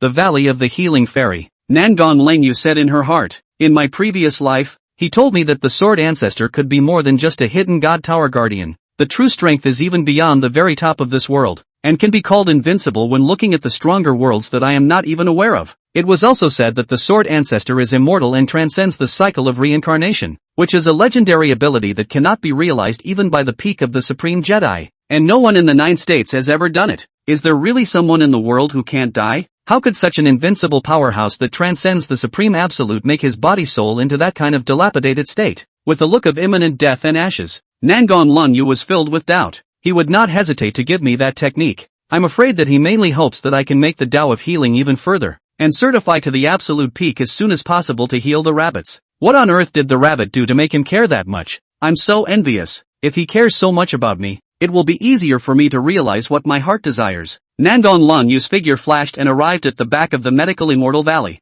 This place was filled with spiritual medicines, rich in chi, abundant in spiritual energy, and surging in essence. Divine light spewed out. The Rue Kai was dense. The clouds steamed and the haze overflowed. All sorts of precious beasts and spirits were playing around. Nangon Lanyu walked towards a cave with a rising purple aura and white mist. Master, disciple seeks an audience. Nangon Lanyu's master was also a Wind Cloud Monument powerhouse, and it was still a supreme sage king. The two paths are the same. The path of healing enters the holy, immortal way Jedi. What is it? A cold voice came from inside, drifting and indistinct, indistinguishable from a man or a woman. Sword Ancestor seriously injured. Nangon Lengyu then spoke of Jianzhu's current situation, seemingly wanting to seek advice and ask questions from a knowledgeable master who has lived for a long time. Dare I ask, master, is there any salvation for the Sword Ancestor's injury? After Nangon Lengyu finished speaking, she respectfully asked, your natural talent is far higher than that of your teacher. In the future you may be able to make the medical path break through the shackles of heaven and earth, reach the naturalness of all laws, and even certify to the absolute top of the path. With your current medical insights, you actually already have the answer in your heart, so why ask your teacher again? These words were tantamount to indirectly admitting that Nangon Lanyu's medical skill was already out of his league in green. Master, if the medical path really reaches the pinnacle, can it save the Sword Ancestor?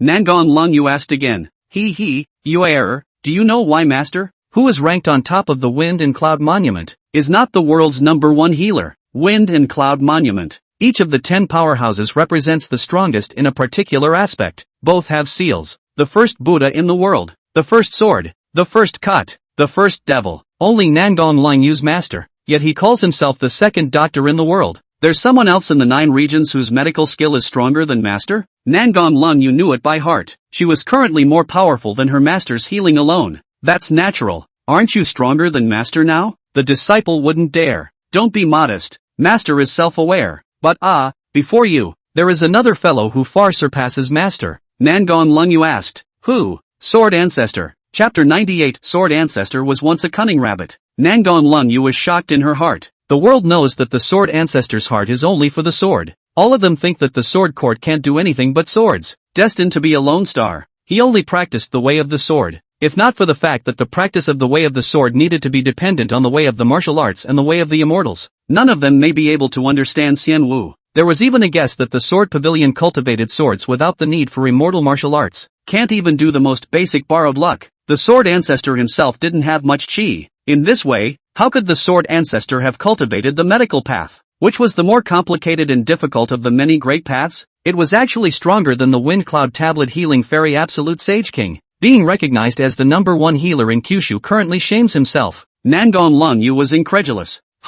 You don't believe me? Nangon Lengyu was silent. This healing skill of my master is actually from the same source and same root as the Sword Ancestor. The same master. She once had a level of healing that was far stronger than you and I today. A heavenly talent that is absolutely unrivaled. If her current injuries are salvageable, why doesn't she save herself? Nangon Lengyu continued to be silent and didn't make a statement. Mind-blowing. My master asks you, if one day in the future, the human race of the Kyushu is invaded by a foreign race and is in danger, at the time of life and death, at that time, which of the paths of saving people's lives and healing, teaching humanism, and killing people with swords, can relieve the difficulties and save the 9 states from the flames? Nangon Lengyu replied without hesitation. Sword, but she doesn't understand. Why do you ask? She was in a real hurry. When will he himself break through to the top of the medical profession? Will the Sword Ancestor be able to hold out until then? Can you successfully cure the Sword Ancestor? If you can't, and in the end the Sword Ancestor really flies away in ashes and disappears into the world, then, Nangon Lengyu recalled Qin Ishian's expression from earlier. Mo was a little unnerved. Back then, she also thought it was the sword, so she abandoned medicine and practiced the sword, achieving invincibility in the sword way, shocking the 9 heavens and terrifying the 8 directions. 10,000 years. She who should be immortal, is she finally going to die?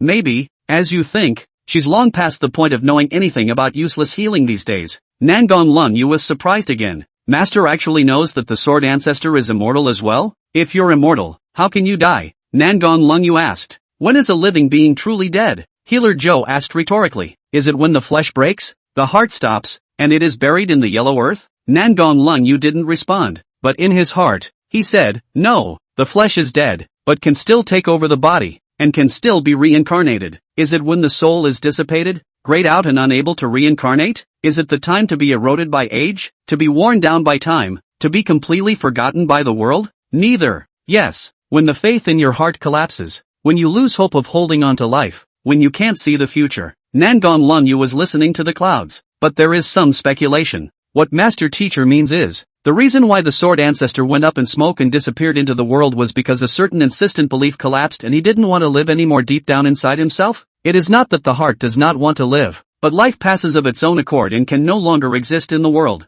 Is she kind of killing herself? No, she was most unlikely to commit suicide. She just had no choice but to die after her hopes were dashed. Her future was hopeless, and her words of the way collapsed. What beliefs is the Sword Ancestor holding on to? What is he hoping for? What future do he want to see? Nangon Lung Yu knew just as she asked, and her complexion changed slightly. All beings are equal, and the law reigns supreme. Countless people take that as a fart. There was a time when Nangon Cold Moon also thought that this Taoist word Great Grand Wish was too stupid, forced, directly ignored, or even selectively forgotten, and not taken into account at all. Talking about equal law in a world where strength is king? I cultivate to look down on the world and stand tall. I became strong to do as I please, to live forever at large, without restraint or regard for the law. And you're talking to me about the law of equality? Then I'm practicing my ass off. Meh, stupidity is not an option. But at the same time, Nangon Lung Yu also admired Sword Ancestor's vigor. These words had undoubtedly offended the majority of the world's most powerful people. No,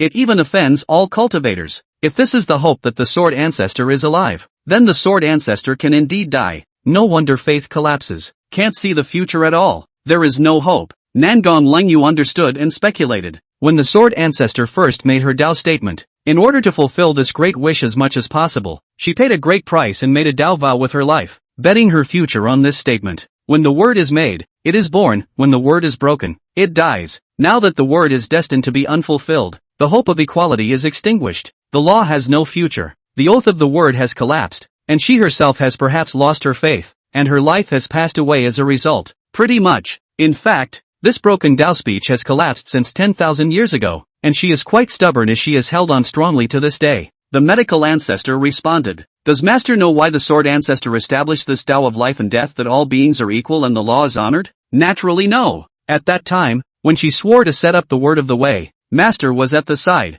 Ha, don't think she's so great. In fact, she's more selfish than anyone else. You're close to the Sword Ancestor? It's very bad. Master hates the dead rabbit the most. I can't wait for her to hurry up and die. Living is a waste of aura. It seemed that there was a past between the medical ancestor and the Sword Ancestor. I can't believe I also know that the Sword Ancestor's main body is a rabbit. Okay, you go down. The Master knows that you want to ask, but the Master does not want to mention it. The dead rabbit's injuries you do not presume to save. Her end was predetermined 10,000 years ago. No one can be saved. No one can be saved. All beings are destined to be uneven, and the world can only be honored by strength. She is whimsical, cocooned in her own cocoon, obviously invincible, enjoying a long and free life, must vow to make herself stubborn, deservedly. Nangon Lung Yu laughed, once clearly one of the most cunning and clever rabbits in the world, to actually create the most stupid and inaccessible sword pavilion in the eyes of the world. I could have been rich as a nation, as lucky as a dragon, as medical, as powerful as the world, only to be reduced to the poorest, the moldiest, the sickest, the loneliest. One is still willing to be a real idiot, suffocating and humiliating and thankless. Ha, stupid beyond measure. Stupid. Not long ago I sensed that you had once again struck out with all your might after 10,000 years. Ha, what a fool. It's obvious that you won't live long, but you still have to speed up the process of death. You were seriously injured 10,000 years ago, and bound by the words of the Tao. Your beliefs are collapsing day by day. Your future is getting darker and darker, and there is only a sliver of hope left. To force an all-out effort now would be tantamount to breaking the last door of life, completely collapsing and extinguishing it. Why do you give your full strength? Who in the world can make you do that? Or is it because you don't want to continue to live? Or are you doing it again for that fool? It is true that you will not die, transcending the cycle of reincarnation. But in a sense, disappearing from the world and losing one's existence can't be considered death, can it? The medical ancestor said faintly. With the height of cultivation you once reached, after disappearing you will certainly manifest images of your experiences during your lifetime, reflecting the world. At that time, let the world see what a stupid decision you made in the first place. A district rabbit, presuming to go against your destiny. Chapter 99, I'm Reborn. Inside the cave, the tip of the rabbit's nose twitched slightly, catching the tangy, rich smell of roasting meat. She subconsciously swallowed and gulped again. At the moment the rabbit's front feet were dragging backward and resting on either side of its body, palms facing upward, and its hind feet were splayed wide apart, sprawled helplessly on the ground. Along with the scent, the rabbit hooked its chin to the ground, its upturned little buttocks rising and falling as it squirmed and shrunk a little closer in the direction the scent was coming from. Looks like a rabbit-shaped caterpillar. Phew! The next instant, the rabbit's harumph was quick to ooze out. A perch rolled over and jumped up on its back. My grandson has made a delicious meal. The Sword Ancestor was filled with excited anticipation, jumping up and down, his ears swinging around in joyful pleasure. 10 years of rabbits observing Qin Yixian, having seen a lot of food cooked by Qin Yixian. It's so delicious. There was actually a small reason why the Sword Ancestor had to leave Qin Yixian behind before. I want to eat all kinds of food made by Qin Yixian. Simply happy. Phew! The rabbit sprinted out like a lightning rodent to the outside of the cave. It smells so good. The taste buds are tingling and can't wait to savor it. The Sword Ancestor had long since stopped needing to eat to maintain his vitality, but the taste buds are still there. Enjoyed the flavor of the food and the thrill of swallowing. Most of the strongest people in this world would also frequent the restaurants to eat mountain delicacies and fine wines and food fast. Now that the rabbit is injured and without cultivation, it is very eager for food to fill its hunger. However, the rabbit got a little numb-pawed when he saw the food scurrying on the special grill. Fried hare. Actually roasting a rabbit? The rabbit's eyes widened as if in denial, but the harlotry flowed very honestly. I want to eat. Don't worry, Senior Ancestor. It's not a rabbit. It's just a ferocious beast with a head like a rabbit. Qin Yixian flipped the ferocious beasts on the grill and sprinkled the mountain ingredients. The meat had been roasted to a golden crisp, nourishing oil, the smoke rising, and the mountain of ingredients flavored. The flavor has a hint of cumin and spiciness that goes well with the right combination and is extremely enticing and stimulating to the olfactory buds. On one side of the grill, there was another fire. On top of it boiled a stone pot,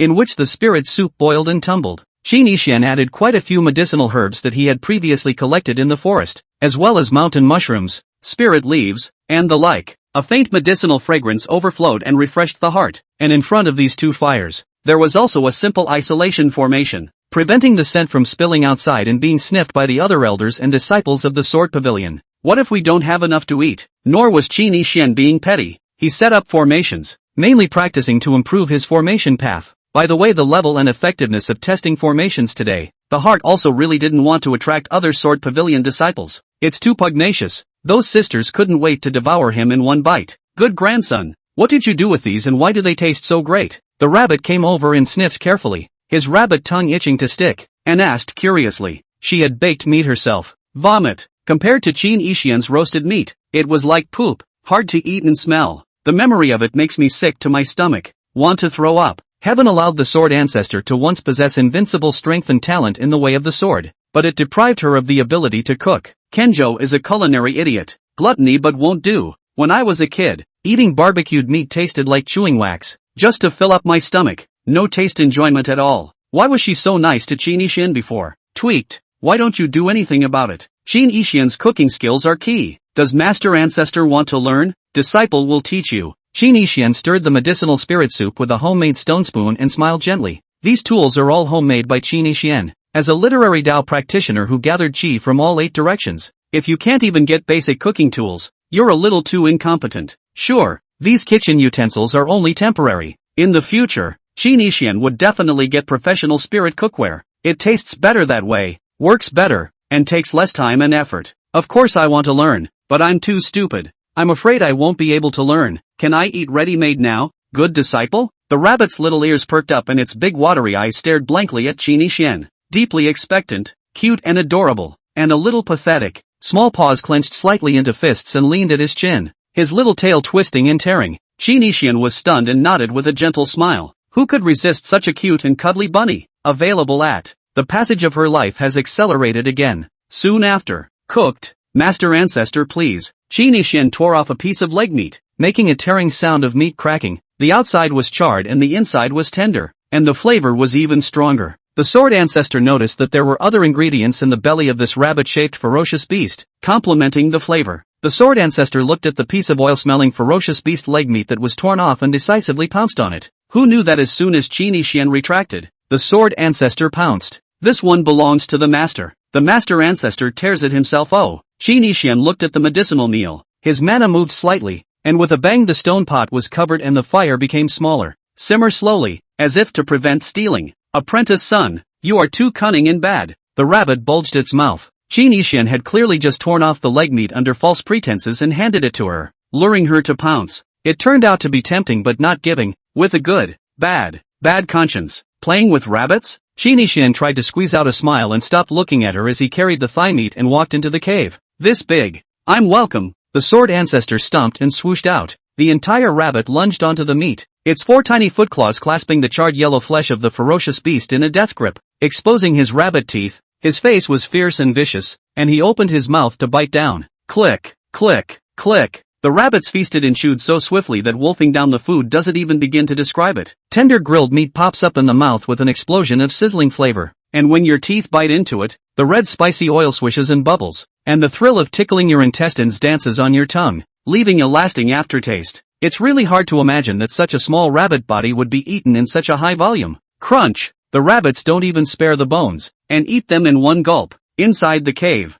Master, please use it. Qin Yixian handed the meat to Yi Qingdao, but he knew very well that Yi Qingdao was a snacker, extremely food-loving. Thanks a lot. Yi Qingdao was about to pick it up. Qin Yixian, however, immediately retracted it. Yi Qingdao? Qin Yixian heard the subtle sound of beans swallowing saliva and deliberately teased her. I'm so reckless. Sangho hasn't even eaten yet. Yi Qingdao blamed herself in her heart and said, you eat first. Master is not hungry. Qin Yixian was dumbfounded. This bastard had misunderstood. What I mean is, as a master teacher, can't you eat meat with your own hands? I'll feed you. Yi Qingdao immediately retracted her hand and poked it out like a giraffe, waiting for a food drop. Qin Yixian tore off a small piece of roasted meat and threw it in from under the veil of the bucket hat, close to Yi Qingdao's lips. Yi Qingdao took a bite out of it. Master, although disciples' hands are cleaned, they don't smell good. Just eat meat. Qin Yixian looked at Yi Qingdao tenderly and didn't immediately withdraw his hand. Did you have to open your mouth so wide?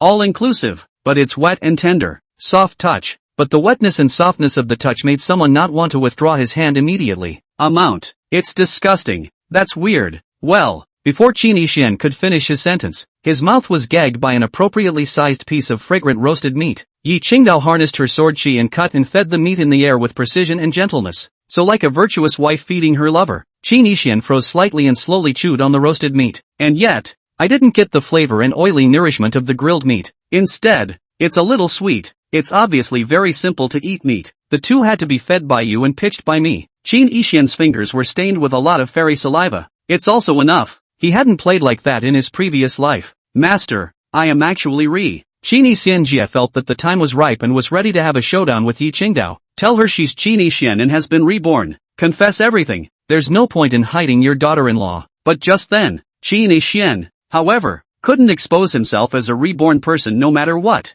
Can't say it. What?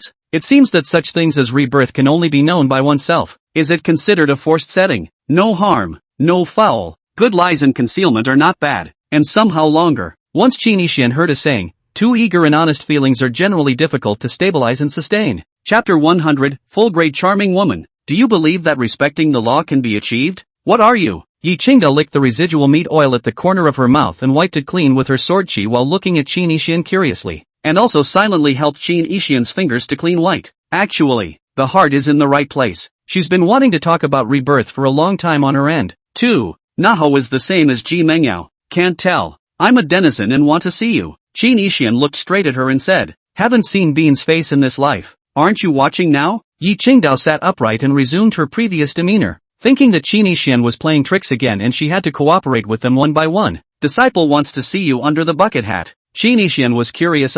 Why on earth did she always wear a bucket hat in this life? Secretive? No. Yi Qingdao cut through the thorns, actually waiting for someone strong enough to lift it. Really? You know all about my feelings, and it's not like you're fighting back. Why ask my opinion? Don't say bucket hats. You can tear your clothes. Bossy and fierce.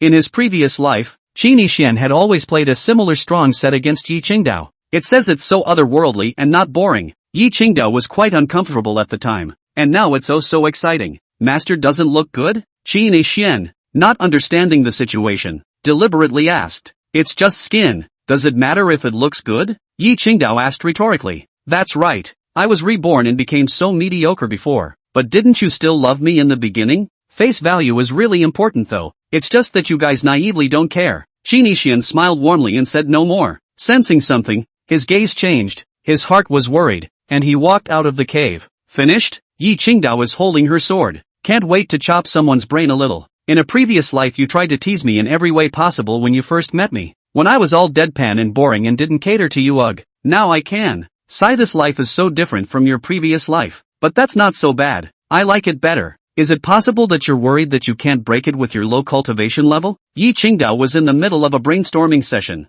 Master Ancestor, do you know why Master always wears a bucket hat? Qin Xian came to the outside of the cave, looked at the roasted meat that had been eaten up, and laughed playfully. You may not answer, but there will definitely be no more roasts. He was really just looking for an excuse to chat with Bunny. It doesn't matter about the bucket hat. That's an extremely vicious threat to a rabbit. The rabbit was lying lazily on the ground, its snout moving toward the medicinal broth. Her little body belly was bulging with food, high on the roof, and she actually wanted to drink the soup immediately. It was inconceivable that she had actually eaten a ferocious beast tens of times larger than herself. Small body, big appetite? It's a big secret, and I wasn't supposed to tell you, but since you're a good cook, I can tell you. Also, you don't have to call me master from now on, just call me Bunny. Don't be shy. It's family. The rabbit burped, but it wasn't said immediately. To sell a story. Bunny? Qin Xian was wondering in his heart. What's the rabbit's real name? The Sword Ancestor is just a title that the world calls him. Please don't worry. Rabbit Master Ancestor. I'll manage to get enough in the future. Qin Xian decided that in the future, he would cook food every day to improve his cooking skills. Let the rabbits eat more and more flavorful and lingering. Better make it for the rabbits to eat for the rest of their lives. Like Dance, she got a strange disease curse. She can't be seen by the opposite sex to see her face. Otherwise that opposite sex will be unable to stop falling in love with her, and won't change her heart for the rest of her life. Bunny Bull said. In fact, it was also Sword Ancestor's idea for Yi Qingdao not to take the bucket hat before. Keeping it mysterious makes it more appealing. Now it doesn't matter. Qin Xian is always available. Curse? Qin Xian acted as if he believed it. In her previous life, Yi Qingdao didn't have this type of curse at all. But Qin Xian did know of a similar situation. There is a heroine with a full level of charisma talent. It's really true that when a man sees her eyes or face, it's as if he's had a hallucination from eyebrow pills and will be unable to stop himself from falling in love with her. Extremely scary natural ability. It was even fiercer than the protagonist Yi Chen's time stop. That heroine was the woman Qin Xian didn't want to encounter in this life. Male nemesis. Super trouble. It's better to never see it. But okay. The woman is a forbidden. She's an abstainer. She keeps to herself. She doesn't talk much. She doesn't like crowds. She doesn't go out. Shouldn't meet in a lifetime. That's right. A very powerful curse. One look and you'll fall. Boy, do you want to see Light Dance's face? A lifetime will not fail her. Oh. The rabbit's ears twitched as it stared at Qin Xian, grinning and asking.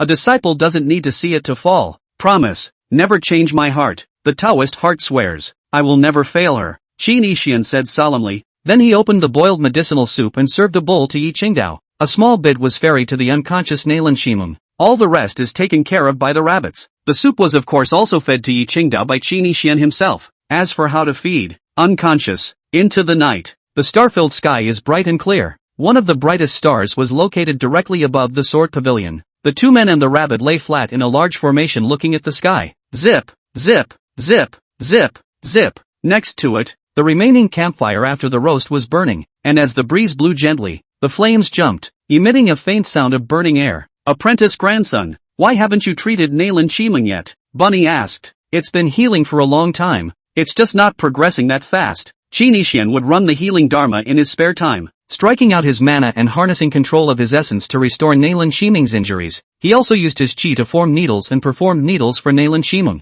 Nay, Nalan Shimung was too badly injured. It is not expected to wake up until the medical profession enters the path, but the vitality and cultivation were counted as preserved, mainly attributed to the pure young blood. He hadn't let Nangon Lunyu yank the favor out of him before. He himself wanted to take the opportunity of the treatment to enter the path with medicine. You're willing to feed blood to Nalan Shimung. You care about her a lot, don't you? Bunny continued to press the issue. You asked me to save her. didn't you? In fact, before, Qin Yixian would care so much about Nalan Chimeng. Aside from the fact that she was an ATM, rabbits also take up a role. She transmitted her voice to Qin Yixian, hoping to preserve Nalan Chimeng's life. She is a disciple of the Sword Pavilion, and disciples are part of the Sword Pavilion, so they naturally care. Qin Yixian showed his attitude, serious and grave. As for that pure yang blood, it was a last resort. If the disciple had medical skills at the time, he wouldn't have used the blood. It had no special meaning. The rabbit's gaze changed slightly. You've only just worshipped in the Sword Pavilion, and you care so much about the lives of your fellow disciples. How nice. Light Dance has just taken in a disciple not long ago. Didn't you also take action against Yi Langing for the sake of your disciple without any serious injuries?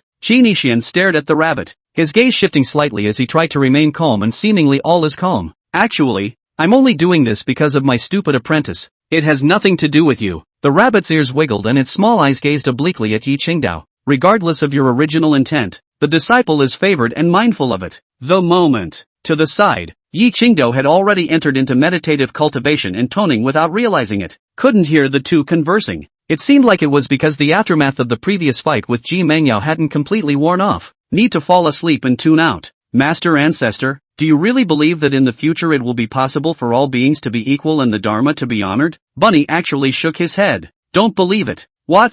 I almost believe it nowadays and am ready to turn on the Dragon King Warlord pretending to be a beeper mode and help you to implement it. Only for you to tell me now. Don't believe me? Why? What word do you make if you don't believe it? Qin Yixian was in a hurry. It's rare to be in such a hurry in this life. Out of. The rabbit's body flickered a few times just now, brightening and darkening. For a few moments in that flash, the rabbit became a little transparent. The rabbit flashed so before. It's just not as frequent as it is at the moment. Why don't you believe it? Wasn't that your word in the beginning? I used to be too young and uneducated to see reality, but now I realize I'm a bit of a tease. And stupid. Stupid. Stupid. Stupid. Like a pig. Look. I just finished manifesting a serious injury vision. There are so many people want to come to kill me to overthrow the Sword Pavilion. How is it possible to take the law as a matter of honor? Well, it is still necessary to look at the strength. Where is the equality? Without my strength, who cares about the words of a stupid pig rabbit? I am too self-righteous. I should have realized this 10,000 years ago. Self-righteousness gone too far. Bunny said it casually, full of himself. Why did you make such a word in the first place? Qin Yixian's tone was incomparably solemn. His expression solemn as he waited for an answer. Because of boredom want to play drag.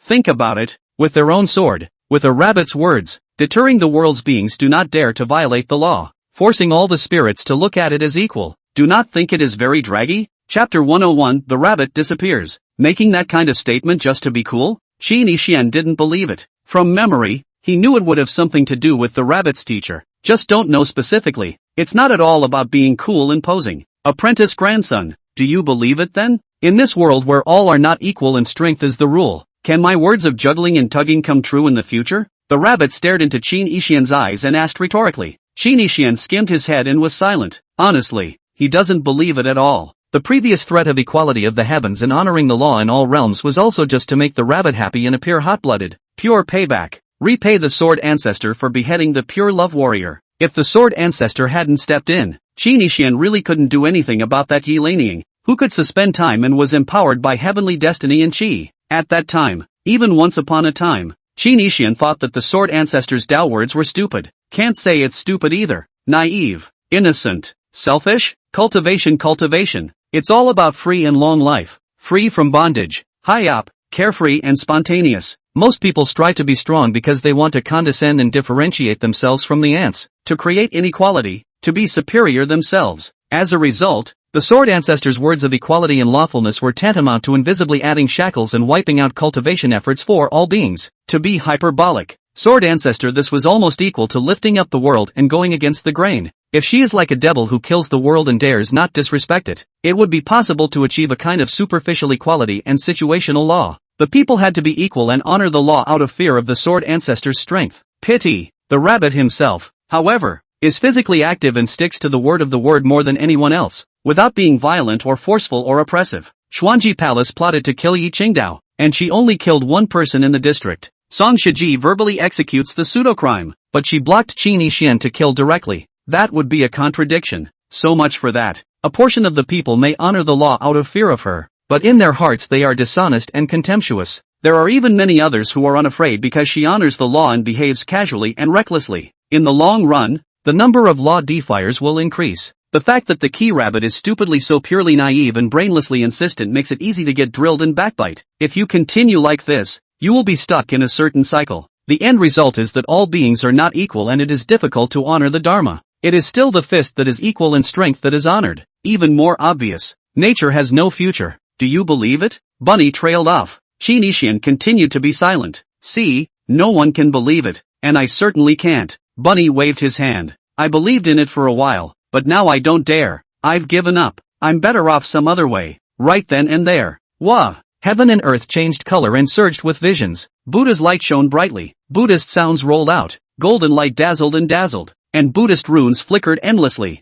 Woohoo! Countless beings weep. Wow! The sky is raining blood, as if in mourning. The heavens and the earth roar in sorrow. The Buddha's way is a vision. That little monk is dead. Supreme absolute death. The visions rushed to the sky and spread to the 8 directions. The dead. The first Buddha in the world. Epileptic Zune. Wow! At this point, certain images of Epileptic Zune's life began to manifest on the celestial dome. Wine and meat go through the heart, but Buddha stays in the heart. Eating, drinking, whoring, drinking and gambling. Get away with seeking color every day. Release your nature and do as you please. Traveled all over the world, preaching Buddha's words and colors, eating meat and drinking wine, preaching scriptures and sleeping with women. Countless believers. There are visions of saints falling. The absolute top is higher than the saints. And there are more than just visions after the fall. There is also pre-birth picture evolution. The higher the cultivation level, the more detailed the picture of life and the more experiences. Heavenly condolences. Countless beings looked up. Epileptic Zune fell? No way. I don't believe it.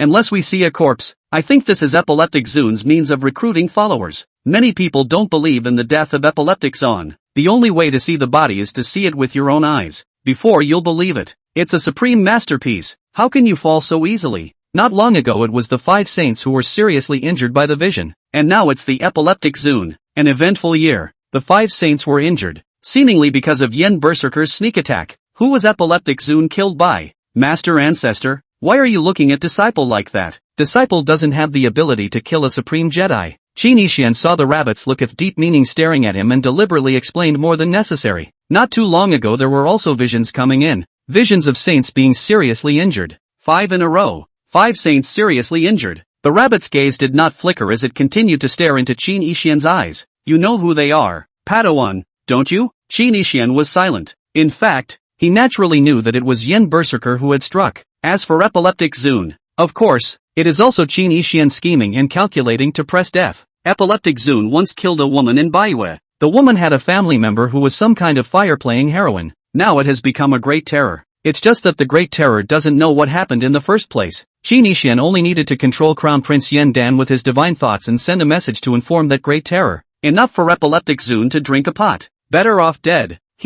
Some things don't count, but something, very vindictive. There is revenge. If not for the Xuanji Palace's sensible sealing of the mountain, it wouldn't be any better today. It was just a pity that all that was transmitted was the 5 saintly injured visions, not the sign of death. He convinced himself, I'm not breaking any laws. After all, it was the Great Terror and Yen Berserker who had struck out to hurt and kill people. From the perspective of those two, the 5 saints deserve to be hurt. Epileptic Zune be damned. Now those who have bullied us are either dead or injured. This is completely different from before. Our sword pavilion has finally been favored by Qi. We won't be arbitrarily bullied by outsiders in the future by taking advantage of the openings in the law bindings. Bunny said excitedly. It seemed to imply that Qin Ishian's arrival had changed something. Who can imagine? The peerless sword ancestor at the time would actually say these words that he had once been bullied, but that's just the way it is. There are plenty of places to be bullied in Janga. Taoist luck. Imperial Sky God Island opportunity. Taoist controversy. Economic blockade.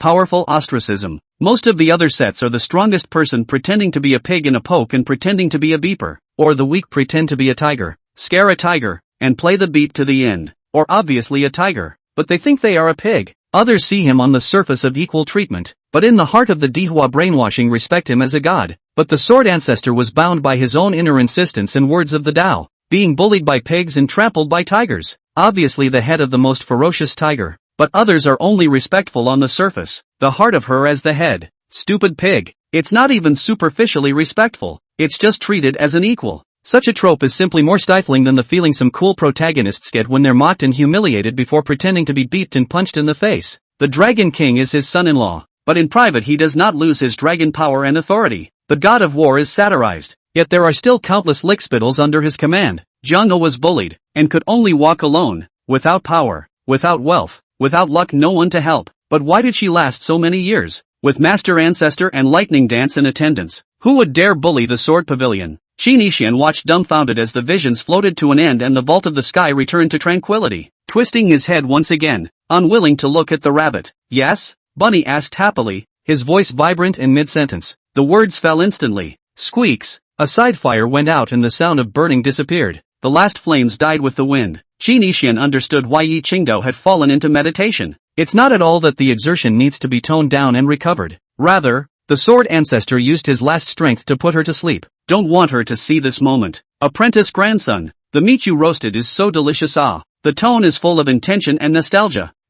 Bunny, you like to eat. Disciple every day. Make it for you to eat. Forever. Qin Yixian stammered. Each word he spat out was incomparably strained. The voices are getting smaller and smaller. Couldn't go any further. The brightest star in the night sky dimmed until it disappeared. Qin Yixian turned his head. Starlight falls. The moon is as cool as water. The wind blows. The cold sweeps. The leaves come floating. The birds cry. The nighthawk whistles and hisses. A mountain flower that was blooming beautifully suddenly wilted. The stream is calm and silent, as if it has stopped flowing. Yi Qingdao was still lying quietly on the ground, motionless, clad in moonlight silver, looking somewhat forlorn and lonely. Out of that perked up ear, stared, stuck out his tongue, showed his teeth, shook his hips, wagged his tail, swung his fists, kicked his legs, bounced, and was a cute, spunky, cute bunnies. At the moment it has gone. It's silent and unobtrusive, disappearing in the world. Chapter 102, The Fragrant Rabbit in the Mouth.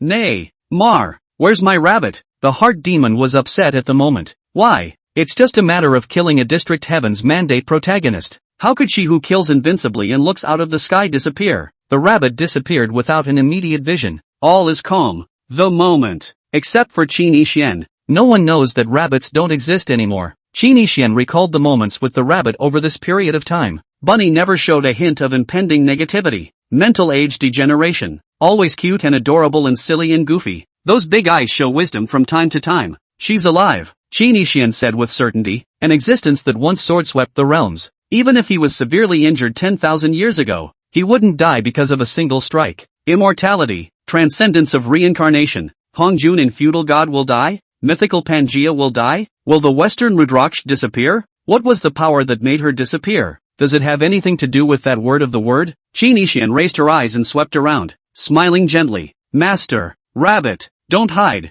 He seemed to think the rabbit was joking. Naughty peekaboo. The rabbit didn't disappear, just being naughty and hiding. Disciples come to you. Hide it. The disciple will definitely retrieve you. No one can take away the old man's rabbit. Princess Qin Yixian hugged Yi Qingdao and searched for rabbits within the Sword Pavilion. He's thinking, how to get the disappearing rabbits back. Qin Yixian circled the Sword Pavilion. It was empty and dead. Not only did the rabbit disappear, the entire sword court, all, gone. The pavilion master is gone. The elders are gone. The Taishang is gone. And the disciples are gone. Only 2 men and a shark remain. Where are the disciples of the sword court? Qin Yixian pondered and recalled. A bold speculative idea popped into my mind. In the former Sword Pavilion, other than Yi Qingdao and the Sword Ancestor, have other disciples really existed? Think about it. Jangapur mold no power deadpan law-abiding. There will be so many cuties in the world. Willing to worship the Sword Pavilion? Never bar. Nalan Emo was an exception. If not desperate. If he wasn't deeply in love with Yi Qingdao,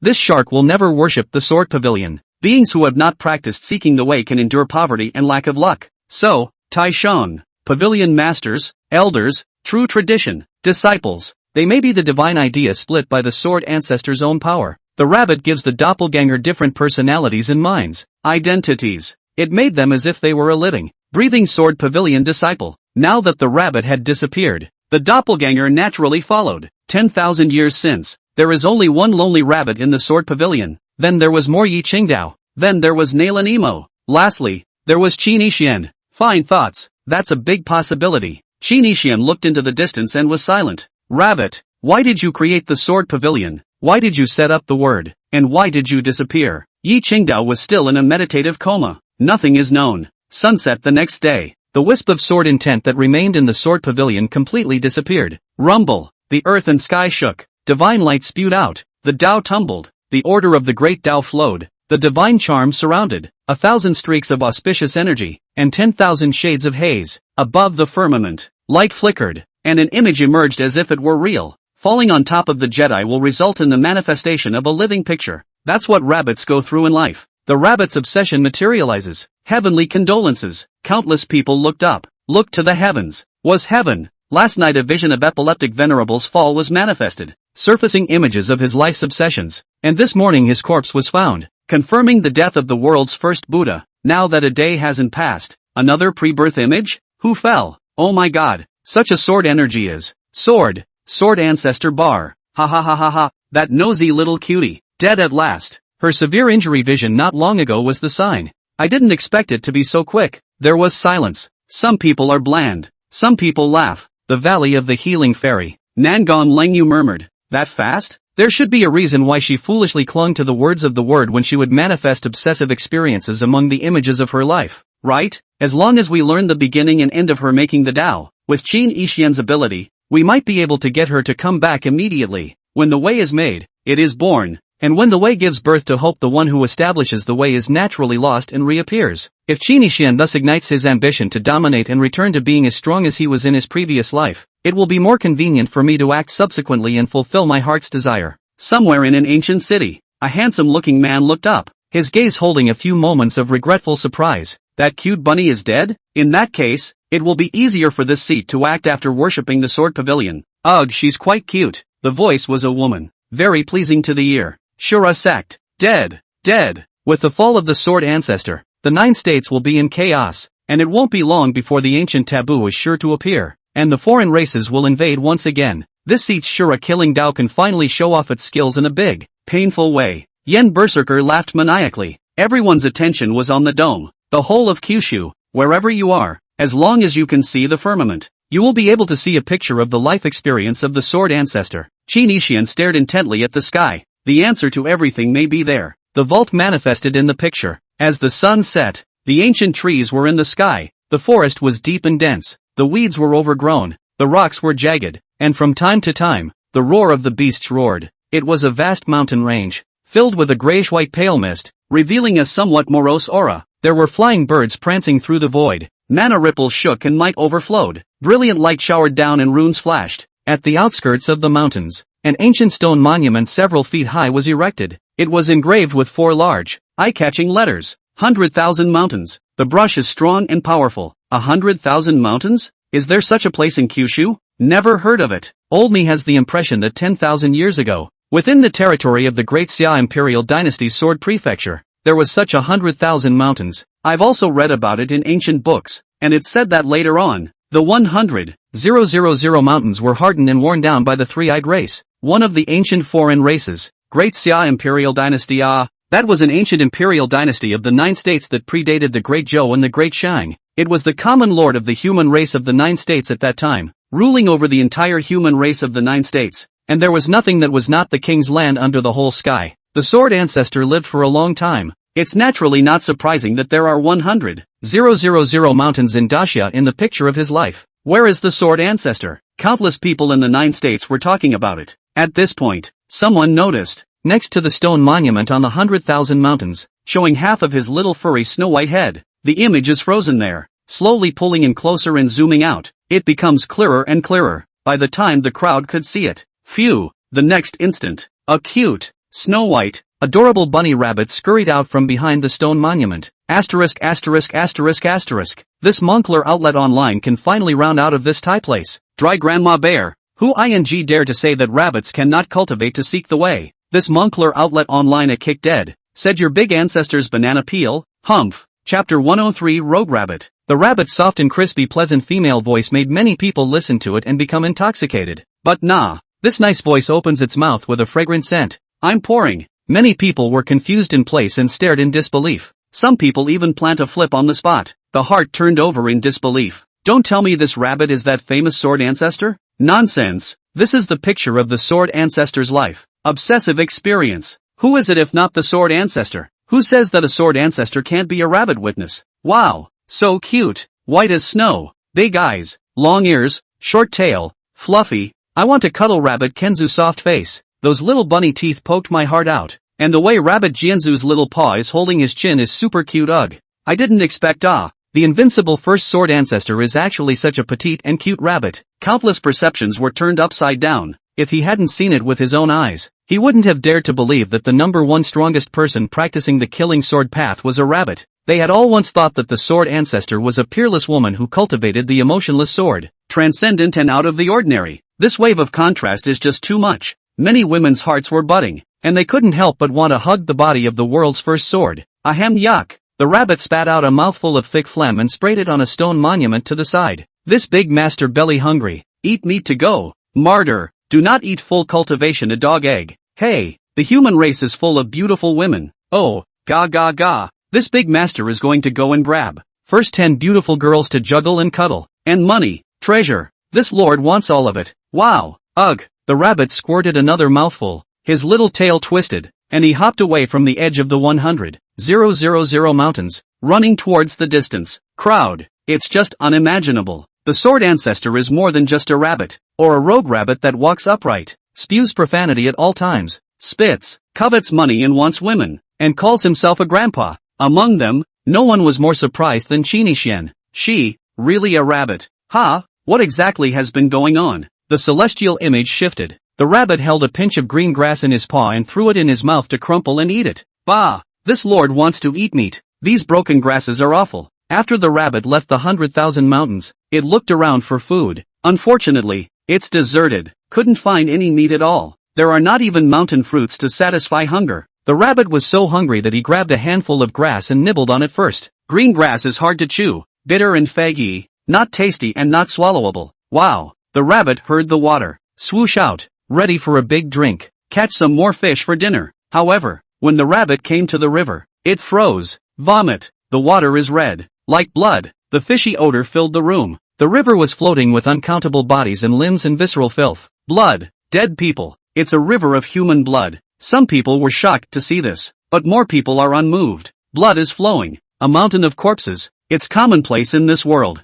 10,000 years ago, the Daxia imperial dynasty was even more chaotic. Killing everywhere, lacking laws and regulations, barbaric and numerous, and the deaths were more than normal. Mud. The pack is bad luck. The rabbit crumbles a bite and leaves. After a while, she heard the water again and smelled the fishy odor. Scurry off to have a look. Hers was still a river of blood. Whiter, more dead bodies. The rot is severe and the stench is overwhelming. The rabbit lost his appetite watching it, even regurgitated. Asterisk asterisk asterisk asterisk. So many dead people? Get a big bara oh. It stinks to high heaven. Damn it. The rabbit ran away in disgust. The scene shifts. The rabbit hid in the bushes and finally saw someone. It was a group of yellow-haired, white-skinned, high-nosed, humanoid beings with 3 eyes. Dressed in armor, he is tall and fierce with a blade. The human pigs of Kyushu are unbeatable. It won't be long before our noble 3-eyed clan army can easily capture and occupy this still rich land. This group of garbage mole crickets do not deserve to live in Kyushu peacefully, and are only worthy of being our tools,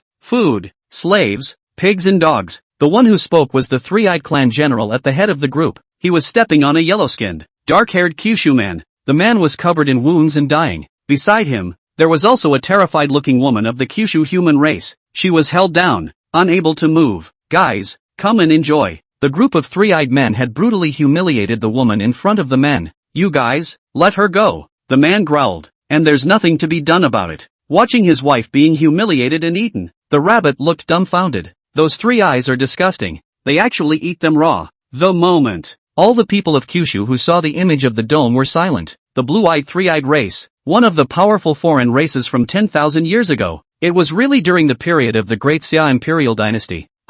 When there were foreign races invading the Kyushu, burning, killing, looting, and doing no evil, and the 3-eyed race attacked from the 100,000 mountains north of the Jinzhou, killing many of our compatriots in the Kyushu. They are inhumane. The men tortured and brutalized, the women humiliated and eaten alive. That was one of the darkest periods in Kyushu, but luckily, we ended up driving out the foreigners and emboldening them to not dare to commit any more crimes. At this moment, the rabbit is located near the 100,000 mountains, which belongs to the area where the 2 races are at war, deserted and uninhabited. with rivers of blood floating everywhere and enemy troops of foreign races infesting the area. Some of them were filled with righteous indignation and clenched their fists, wanting to rush into the picture and kill the three-eyed clan. But more people are sneering, indifferent, unmoved. Punks deserve to be killed. Griffins naturally only get eaten. It's the man's fault for being so weak, or else would he have watched his lover being humiliated and eaten? Bunny saw the end. The woman has been divided. Man gets his head stomped off. Those three eyes are all cultivators, right? It's really powerful. This grandpa has to cultivate as well. Otherwise he can't beat them at all. He'll easily be eaten. The rabbit's eyes gleamed. His small fists clenched in firm determination. The scene shifts again. The rabbit came outside a broken temple. Inside were some raggedly dressed, dirty, thin, injured, and dull-eyed people of Kyushu. Whoa! A child's cry breaks the silence. A child is born. Curious, the rabbit bared half his head and held the temple door, peering inside. A starving woman holding her newborn child was all smiles. The people around them looked at the child as if they were hungry wolves, as if they were staring at lambs. It's fresh. Eat it while it's hot. One of them said greedily. You can't feed them anyway, so why don't you bring them to us? I've waited so long for you to give birth to it and enjoy it. The reason why this group of people appeared in the temple. I can't believe I'm waiting for a child to be born, then divided up. Humans are evil, said the man. Bunny's eyes widened again. I can't believe that group of people make eating their own kind sound so bland. I can't believe they eat children. Chapter 104, Cunning Meat-Eating Rabbit. Mud. The child's mother won't agree to that. I'm sure of it. Humph. The rabbit nodded vigorously, his tone firm and extremely serious. A mother is the greatest in the world. She will hold her child and absolutely protect it. This great master believes in it. Say, this master has to help his mother. Those dead disgusting people. The rabbit builds up strength in both feet, blares and shows its teeth. Its ears rush up. It attaches itself to the body with all its strength, and its tail is cocked in preparation for the charge. Rabbits are good at what they do, and they see what they do. The countless people of Kyushu staring at the screen stared and held their breath. All eyes were on that mother. However, instead, an unbelievable scene ensued. Only the child's mother said, "This is the cub I'm having, and I'm going to have a large portion." The smile was creepy. The eyes were indifferent. The tone was emotionless, and the look was flat and cold, as if he had gone to the market to buy meat. How come? The rabbit's ears drooped, his expression incredulous, his eyes filled with horror. She immediately covered her eyes in fear, backed away, and shivered. The next instant, rip, the sound of a throat being bitten off came. The child's cries disappeared. Disgusting. Human nature is evil. In hell. His grandmother's bear. How can this be? How can a mother eat her own flesh and blood child? Unable to listen, the rabbit hopped around and scurried away. The last thing she heard the mother say, "Child, I'm so hungry. If I don't eat you, I'll die. You'll die. I'll die anyway. Let me live. Don't blame mommy. Blame this hopeless world." The foreigners invaded. The war killed. They took all the food. The beasts were all captured. The water source is poisoned with blood. There's no food. There's nothing. A tiger's poison is not a good thing. But Rabbit witnessed a human mother trying to eat her newborn child. Rabbit had heard before that the human world was dangerous, but she didn't realize it was scarier than she thought. Simply evil to the core. It's hard for a rabbit to watch. After a while, the rabbit went back to the broken temple. Phew! She leaned down and landed on all fours, disguised as an ordinary rabbit. Dumb and Silly crawled into the temple. Swish! As soon as the rabbit appeared, the group of humanoids inside the temple immediately widened their eyes, their gazes shooting as if they were vipers, greedy and excited, hungry and thirsty. Meat. It was fresh and delicious. Bunny. They couldn't help but drool and line up like hungry wolves to pounce on the rabbit.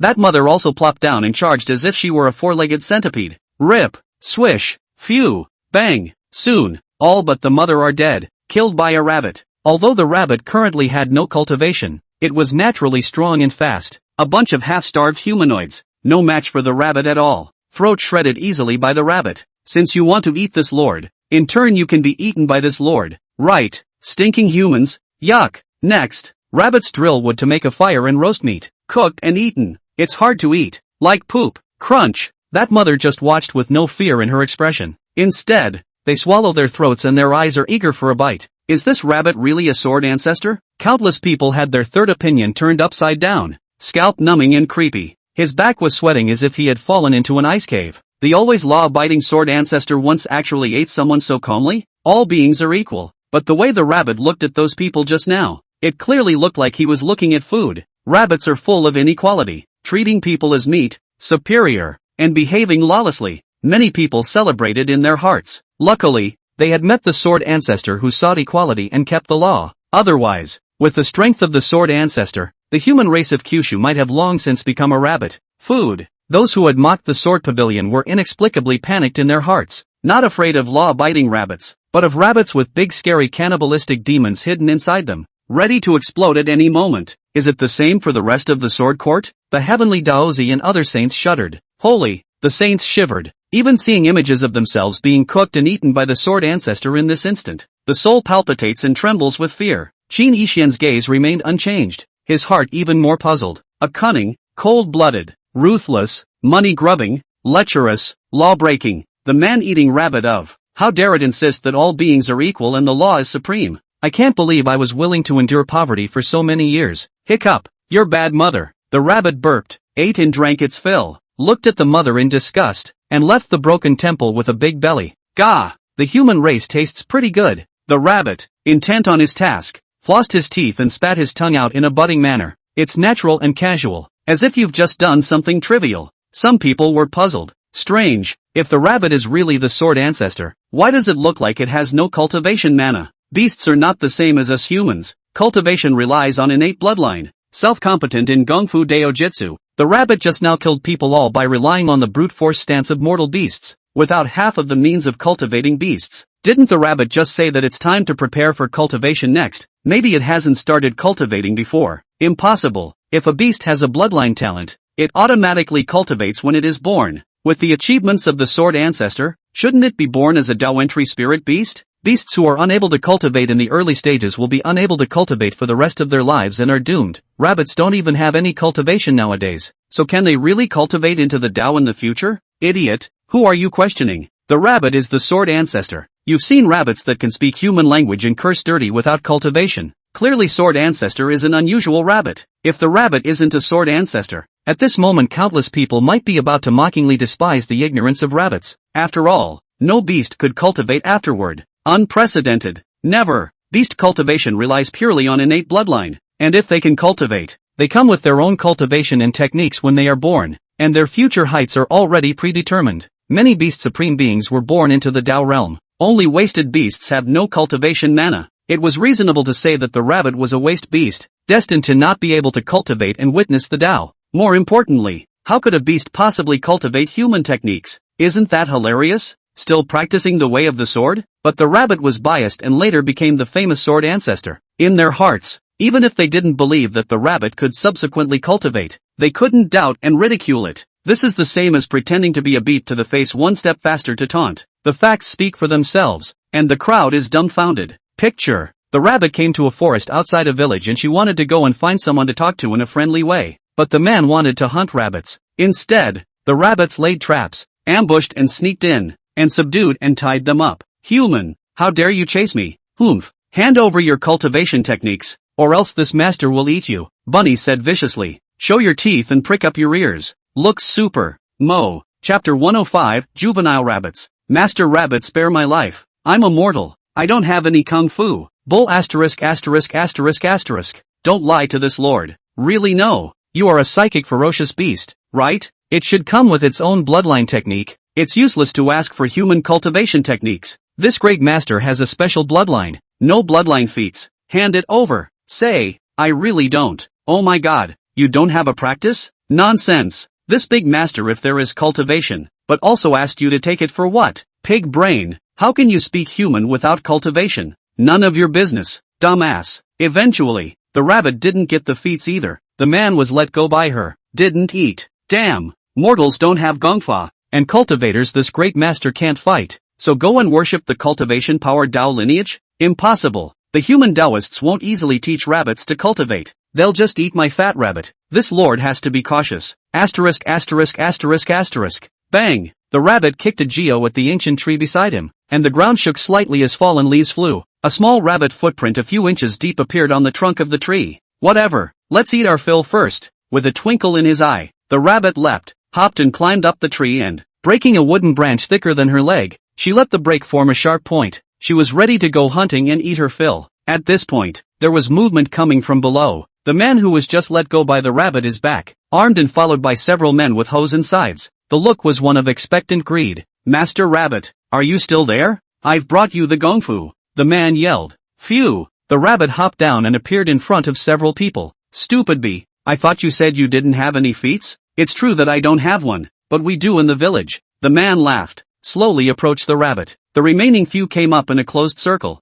The look was unmistakable. The rabbit frowned slightly. You're here to capture this lord, right? Said the humans are too evil and bad, she said, backing away, her ears shaking, her body trembling in shock, her eyes fearful, her tone a little panicked. Seemed scared. Hey, you're a rabbit that can speak human language. Catch it and offer it to a lady from a rich family. It can be exchanged for quite a lot of silver money. The man said sorrowfully. That sounded like killing her to Bunny. The rabbit immediately surged with bestial killing intent. You wanted to eat this Moncler outlet online before, and in turn was caught by this Moncler outlet online. This Moncler outlet online didn't kill you, and kindly let you go. And now you want to harm this Moncler outlet online. You Moncler outlet online stink. Dead rabbit, if I hadn't fallen into your trap, would I have been caught by you? Be good and tie your hands, or I'll make you suffer. The crowd had approached within 10 paces of the rabbit. Stupid pig. The rabbit jumped with a long, athletic body, 4 feet with the force, 3 or 2 times to climb the tree. Bastard. Bio. You can't escape. The man sneered when he saw the rabbit up the tree. There were no other trees around, and if the rabbits didn't come down, they would starve and die of thirst in the trees, and there was no escape. A few people were just keeping watch down there. Swish. It was too late. A wooden branch with a head as sharp as a spear shot from the tree. In a swift motion, it was plunged into the throat of one of the men. Blood gurgling, the man's eyes widened and he covered to his throat as his heart stopped and he died. So fast. A few others were taken aback. I didn't think a little rabbit with no magic power could have such power. The thrown wooden branch was too fast, too accurate, too hard. There's no time to hide. Phew. Just as the crowd was shocked, the rabbit scurried down, as meteors fall, with the swiftness of a thunderbolt. In his hand was a small sharp wooden branch, resembling a dagger. Jab. The wooden dagger slashed across a man's throat. Blood sword. No. Soon after, several people were all killed. The rabbit itself was wounded and bloodied. She gritted her teeth and didn't grunt in pain.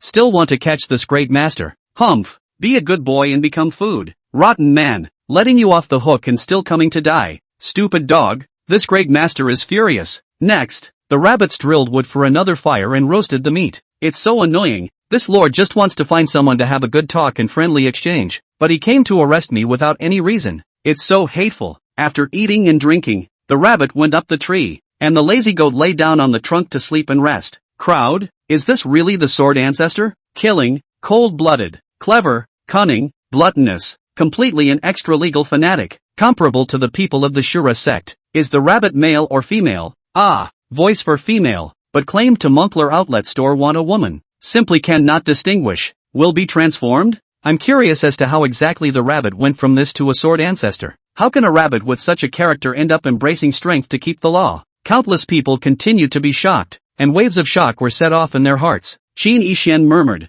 her gaze, filled with loneliness. One night passed. The first rays of the morning sun shone through the branches of the trees and onto the bunny's budding face as he drooled and huffed. The rabbit's tongue was slanted askew, as if in a beautiful dream. Women. Mom. I want a hug. She spoke dreamily, reaching out with her little paws spread in a hugging position, clinging hard to the trunk of the tree. After a while, the rabbit's body gradually tilted and slid towards one side. Swish, snap, the rabbit tumbled and spun down, crashing to the ground, bouncing a few times and waking up with a start. Granny Bear, luckily, I can take a fall. Yuck, the rabbit crumbled a bite, its long ears twitching and thought, damn it, what should I do? Without a bloodline talent of my own, if I want to cultivate to become stronger and prove my way to heaven, I can only learn from humans and go to cultivate gongfu. But where can I find gongfu? Bunny thought as he walked. Soon she found a river. The river wasn't clear and clean, but there was no blood this time. Because this neighborhood was already far away from that belligerent area of the 100,000 mountains,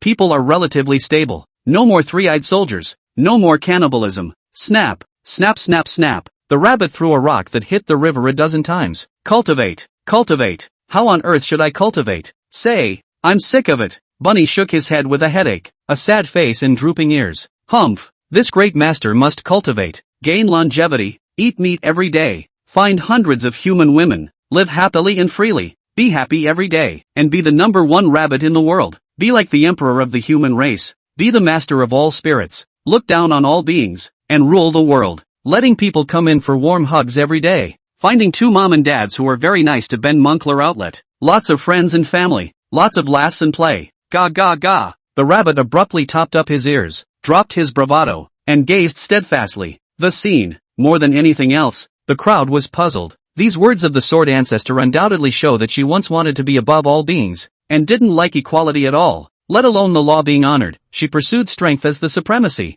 If a rabbit is truly unable to cultivate by its bloodline talent, can it really borrow and cultivate human techniques subsequently? How old is Bunny now? He talks like a child, and he learned all his swear words from messing around with humans, right? Her gaze looks lonely. Chapter 106, The Lonely Rabbit. For the next little while, the rabbit encountered and ate many more mortals. Don't actually want to eat people. Nah, bad luck. Witness all kinds of people. Wicked. There's not a single good person I've met. All inferior. Bad. Riot. Greed. Stink. Had his grandfather. The rabbit was furious. The people during the time of the Daxia imperial dynasty were too barbaric, with wicked people running rampant, without any order, and with scourges so bad that people died at any time. Bull asterisk asterisk asterisk asterisk. There wasn't even a Confucian saint at that time. People lacked indoctrination and were naturally prone to evil and murder. There is still goodness. It's just that the rabbits haven't encountered it, and being in a time of war, of course there is a high probability of encountering evil. It's a good thing I don't live in Daxia.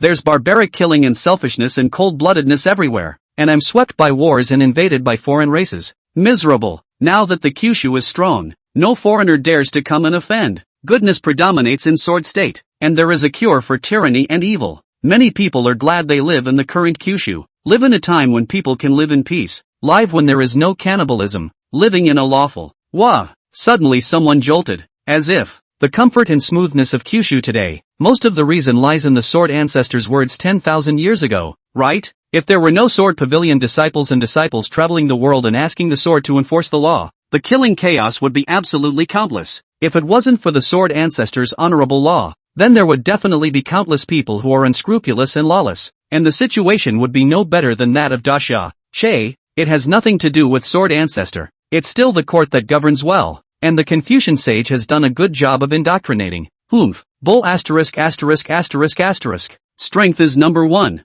Weak deserves to be killed. So what if you do evil when you're strong? Old me has a high cultivation level, so naturally I can kill whoever I want. Otherwise what's the point of cultivating? Isn't becoming a saint about dominating the small lives of ants? There were also many people who were unmoved and felt that the situation during the Daxia imperial dynasty was normal. The weak are the strong and the strong are the best of the best. Isn't it normal for trash to be killed off? Isn't it natural for the strong to do evil and eat people? Those who have the strength to honor the law depend on their mood, and those who don't are free to do as they please and shouldn't be restricted. I'm going to the cultivator. The rabbits are finally leaving the remote mountains and the backwoods for more human areas. There was a city not far away. The city walls were tall, dark yellow in color, mottled and old, with array patterns surging and runes flashing, and some wall cracks were obvious. People come and go, traffic flows. But most of them were bony and listless, with sad eyes and slow gait. Alas, the three-eyed clan invaded the Sword State, and the war has displaced many people, suffering the loss of their loved ones. Poor thing.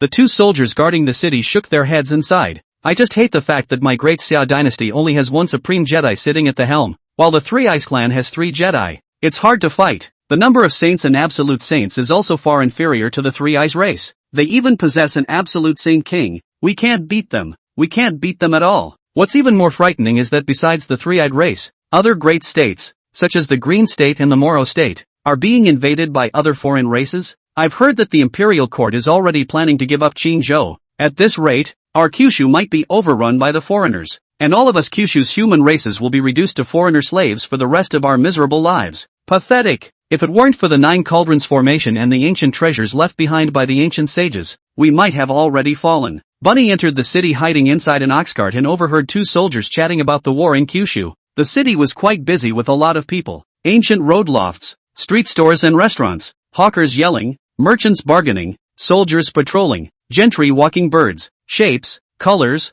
noises and miscellaneous sounds, a scene of harmony and comfort. The stragglers outside came in and shook their heads as they looked at the apparent prosperity and bustle of the place. When the Three Eyes call, this will all come to nothing. Idiot. With the 9 Cauldrons grand formation in place, and those cultivators and soldiers aren't just eating food, the Three-Eyed clan can't even fight their way through. The Three Eyes invasion is none of my business, and I'm not going to die anyway. A bunch of trash entering the city. What bad luck. Bah, You're as low as slaves. Lowly. Someone looked at the fallen stragglers with contempt, mocking and despising them. Bunny listened on, his eyes scanning around, looking for opportunities to be able to practice. Seeing this, some people exclaimed, I can't imagine that it wasn't easy for the Sword Ancestor to seek and cultivate in the first place. A rabbit, even if it's smart and cunning, it's 1,000 times harder to get the cultivation techniques of the human race. Feats aren't even easily passed on to each other amongst the human race. How could they be taught to a rabbit? She can really cultivate human techniques? Let's see how the rabbit ends up embarking on the practice of. The oxcart came to an isolated alley.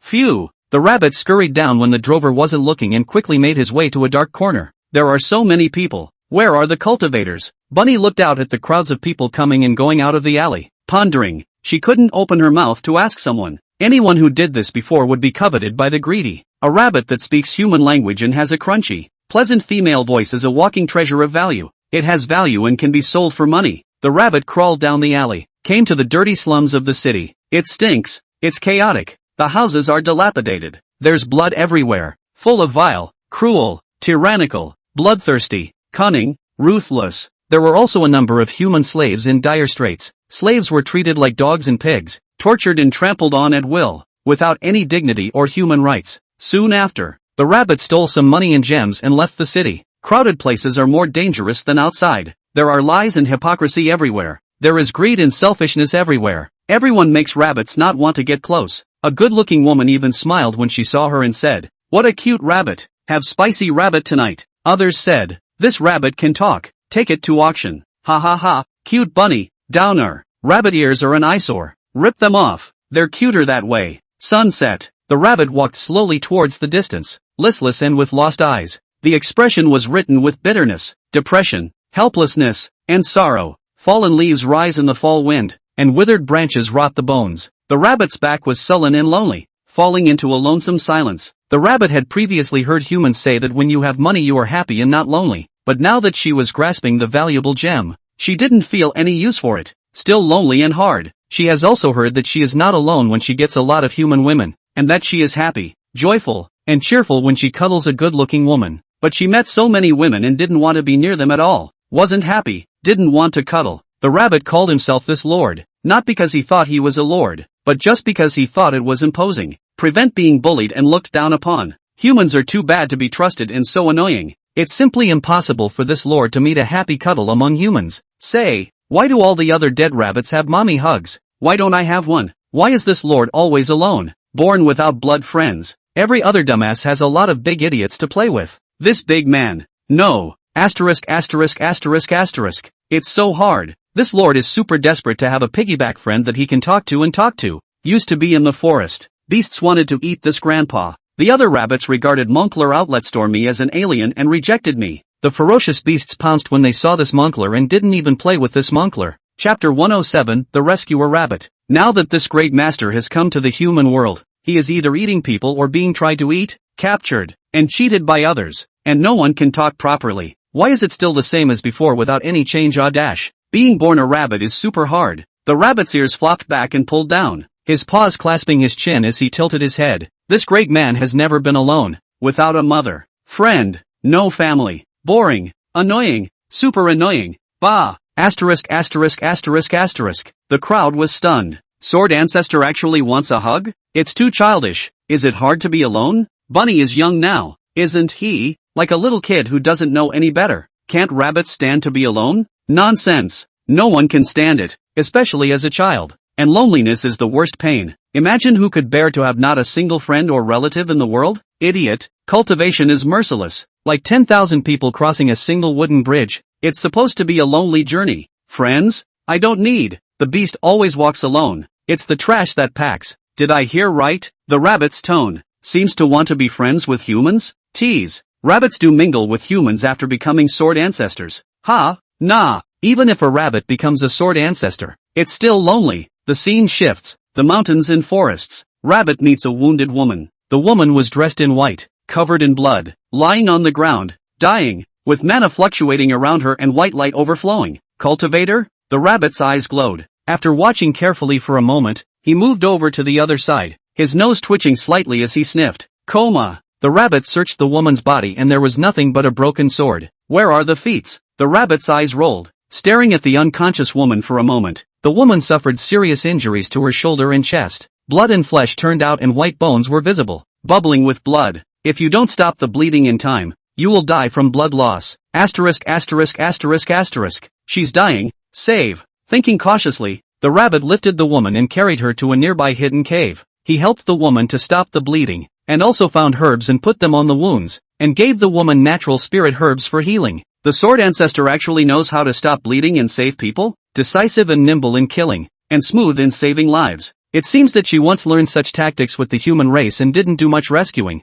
so practice makes perfect, and she knows a lot of the basics of healing. This is uneducated. If she is given a healing dharma, perhaps she can enter the Tao with healing. Bull asterisk asterisk asterisk asterisk. The Sword Ancestor can only cultivate swords, not medicine. The rabbit shocked many with its skillful way of treating the woman. I had thought that the Sword Ancestor knew nothing but swords, but that didn't seem to be the case now. Rabbits know quite a lot. The Valley of the Healing Fairy. Dead rabbit, you really do have a great talent for healing. No wonder you were able to enter the Tao with healing so quickly, the medical ancestor muttered. Inside the cave, the woman woke up. The rabbit hides in the shadows and observes. Who saved me? The woman realized that a piece of her shirt had been ripped off and used it to bandage the wound. It was immediately understood that she had been rescued by someone else, and there was a note of gratitude in her tone. It was this lord who saved you. Bunny lowered his voice. Thanks for saving me. The woman arched her hand in thanks. If it wasn't for the help of your excellency, I would already be dead. The rabbit said, no need to thank me, just repay me with a cultivation technique, or... The woman's gaze was slightly cold as she forcefully interrupted.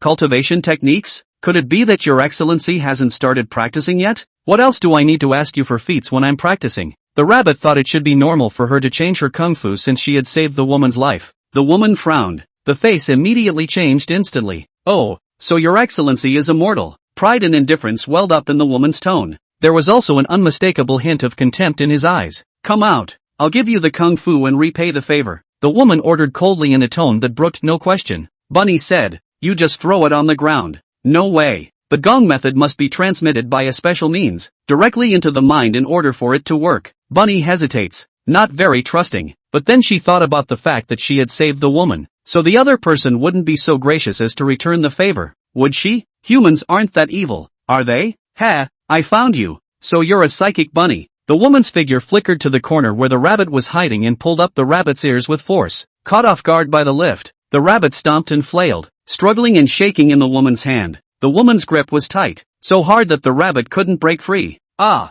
it hurts. Woman, you're gentle. It hurts this big man. The rabbit yelled in pain, grimacing in pain. One rabbit's ear was torn out by a violent yank, and blood flowed out. Miscellaneous. Breed. Shut up. The woman completely changed her face. Her gaze was malicious, and she coldly grunted with a vicious calendar. The hand was flung out with great force, giving the rabbit a solid slap. Snap, click, it's heavy and loud. Bunny's head was buzzing from the beating. Blood spilled from his mouth and face. His small face swelled up high, and half of his teeth were broken and flew out. The rabbit was confused. Why? Master Ben saved her. Ah, even beasts know gratitude. Why is this human woman hitting this master? Ah, the rabbit has been very careful, but so eager to practice. So desperate for a hug and to make friends to get rid of the loneliness, plus save the woman. Thought the other party good or bad gratitude, even if they are not willing to give the gongfu or play with her, but also not to be beneficent to harm her. Ah, unexpectedly.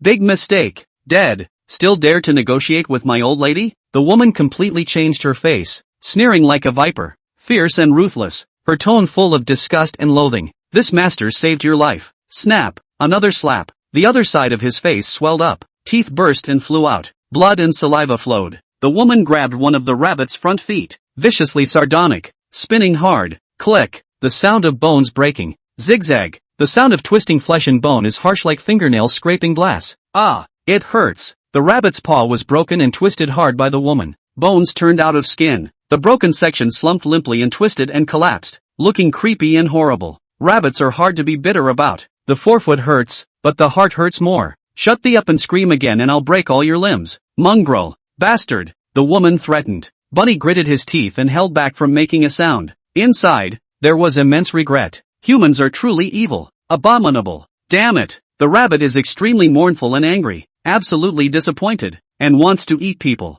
This lord just wants to practice, just trying to make a friend. It didn't hurt you. Why are you doing this to Mr. Ben? It's all evil. There are no good people, sins, no cultivation, yet they can spit out human words and know how to treat medicine, so they have some value. The woman nodded in satisfaction, completely forgetting that she had her life saved by a rabbit. There was only contempt and sneering greed in her eyes. Disgusted contempt. Click. The woman brutally wrenched off another leg of the rabbit. It seemed to enjoy the thrill of ravaging the cutie, showing a look of relief. Fainted? It can't be dead. The woman wondered. The rabbit suddenly didn't move at all. The eyes rolled up. The head drooped. The chest ceased to rise and fall. And there seemed to be no breath. The woman had not yet entered the Tao. Her mana was insufficient and she did not sense enough, so she used her hand to probe the rabbit's nose and heartbeat. At this point, the rabbit snapped off a bite. Rip. Click. The rabbit endured the pain and bit the woman's finger hard with his broken teeth, filling his mouth with blood. The woman was caught off guard,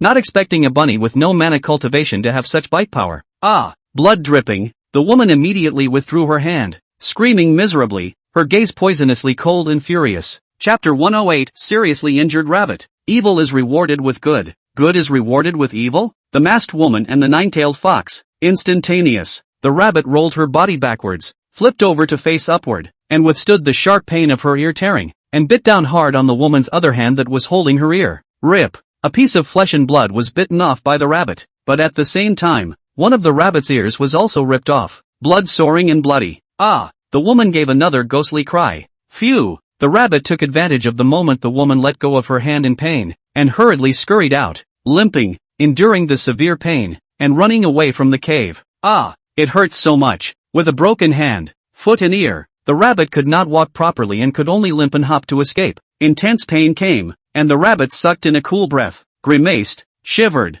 and its fur exploded. The scene caused a few people to break into tears. Asterisk asterisk asterisk asterisk. Ungrateful, stinking woman. Without the Sword Ancestor she'd be dead. Saving her with good intentions and she's enmity. Disgusting. Serves you right. The dead rabbit messed up his kindness and got what was coming to him. It's not cutie pie to go to the rescue knowing that humans are inherently evil. If it were me, I would have abused that woman, tortured her, and forced her to hand over the technique. Speaking of which, all the people Bunny killed before were incorrigible and wanted to kill and eat her. And just now she wasn't sure if the woman was good or bad, so she saved each other, right? Think a woman will be grateful? The crowd was divided. The rabbit desperately tried to stay away from the cave. The woman's growl came. Asterisk asterisk asterisk asterisk. Miscellaneous. Breed. Pig dog. Old me will definitely find you and break you into pieces. The rabbit grits its teeth and runs faster. Damn it. This lord hates it so much. Stinking human. You are no different from beasts, no. More abominable than beasts. Bah. Soon. And the rabbit was found. The woman got a lot of help. Carpet searching for rabbits. Bastard. Bastard. Still want to escape? The rabbit was teased like a cat with a mouse, bruised and bleeding. The crowd teased and jeered, throwing and pelting the rabbit with small rocks, forcing it to the edge of the cliff. Why? This master clearly saved. Son of a bastard. Pig dog. Shut up. Old me as a cultivator, but I was actually insulted by a cultivation less low. Bastard rabbit insulted. Disgusting. She thought it was too humiliating to be saved by a rabbit and recoiled. No gratitude at all. Cultivators are high on the list. Can't stand the thought of being sicked on by something inferior, not to mention a rabbit. So what if you saved my mother? It's your little wild bastard's duty. You should. Bastard beasts are born to serve noble cultivators. Isn't it only right to obediently offer help? How dare you ask for a technique? You deserve it too. Bang! A stone flew and broke the rabbit's other leg. The rabbit was now covered in wounds, exhaustion and pain. She was remorseful and agonized, cursing her stupidity. She had killed and eaten so many people before without incident, and had filled her stomach and gotten good karma. But when she spared someone with good intentions, they tried to capture her to sell her instead. Now after saving a life once, it's come to this. Instead of being thankful, the other party was brutally hunted down and brutally abused and humiliated. Good intentions are rewarded with merciless evil. Evil is rewarded with good. Good is rewarded with evil. Ah, rabbits bear witness to the extremes of human evil. Disappointed. The lonely heart is falling into the dark abyss. Is this lord going to die? The rabbit gritted his teeth, his eyes bleeding, and glared angrily at the woman and the others. Powering up with his only remaining hand, he launched himself out of his small body, rushing down a 10,000 foot cliff. A lot of silence. In that era, most mortal spirits were like slaves, pigs and dogs without any status, like dung and dust. This is how it should be. Certain useless mortals are lowly. When they see an injured cultivator, it is only right that they should offer help. And the rabbit dares to ask for a return, looking for death. Brainless and stupid. Deserves it. Equal my ass. How can a mole deserve to be equal to us? Even if a mortal rabbit saves a cultivator, it is still a lowly animal species.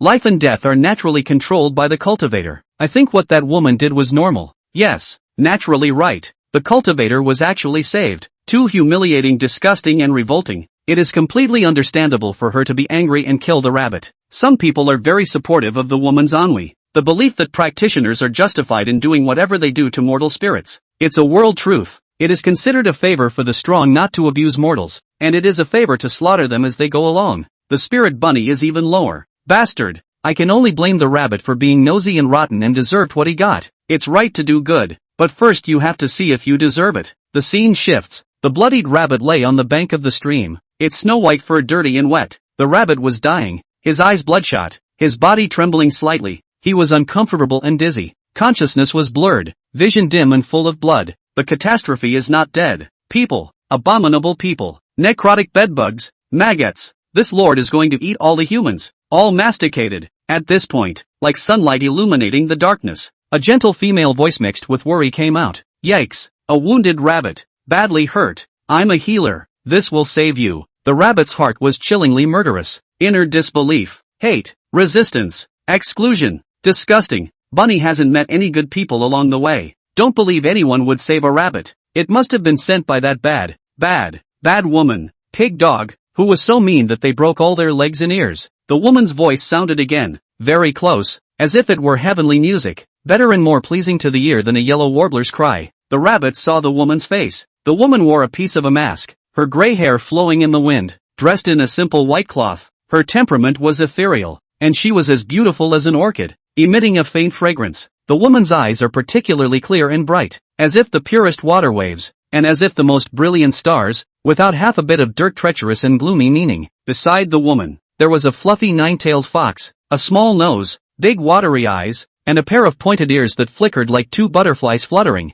Small head, delicate arc, eyelash blinking reveals a few points of bewitching and seductive meaning. Snow white fur, 9 tails wagging around, looking lively and cute. The white fox's gaze fixed on the rabbit with a hint of dislike as his nose twitched. A dead rabbit, so dirty. The 9-tailed white fox spat out human words. Dirty your old man's banana peel. You're the dirty one. Your whole family is dirty. Ugh, it's the rabbit's heart. The fox and the woman could not hear, but it reached the ears of the people of Kyushu who were staring at the screen at the moment. The idea of the rabbit has always been known to all. The masked woman took out a silver needle and prepared to stab the rabbit to help it heal. The rabbit's inner killing intent intensified. She doesn't know about needles. When he saw the bright flash of a morose needle, he thought it was a murderous weapon like a sword. He was furious and indignant as a volcano. The killing intent was intense to an unprecedented extreme. Rip! The rabbit took advantage of the moment when the woman reached out and approached, seized the opportunity to go beyond its physical limits, and with the last of its strength, took a bite at the woman's wrist.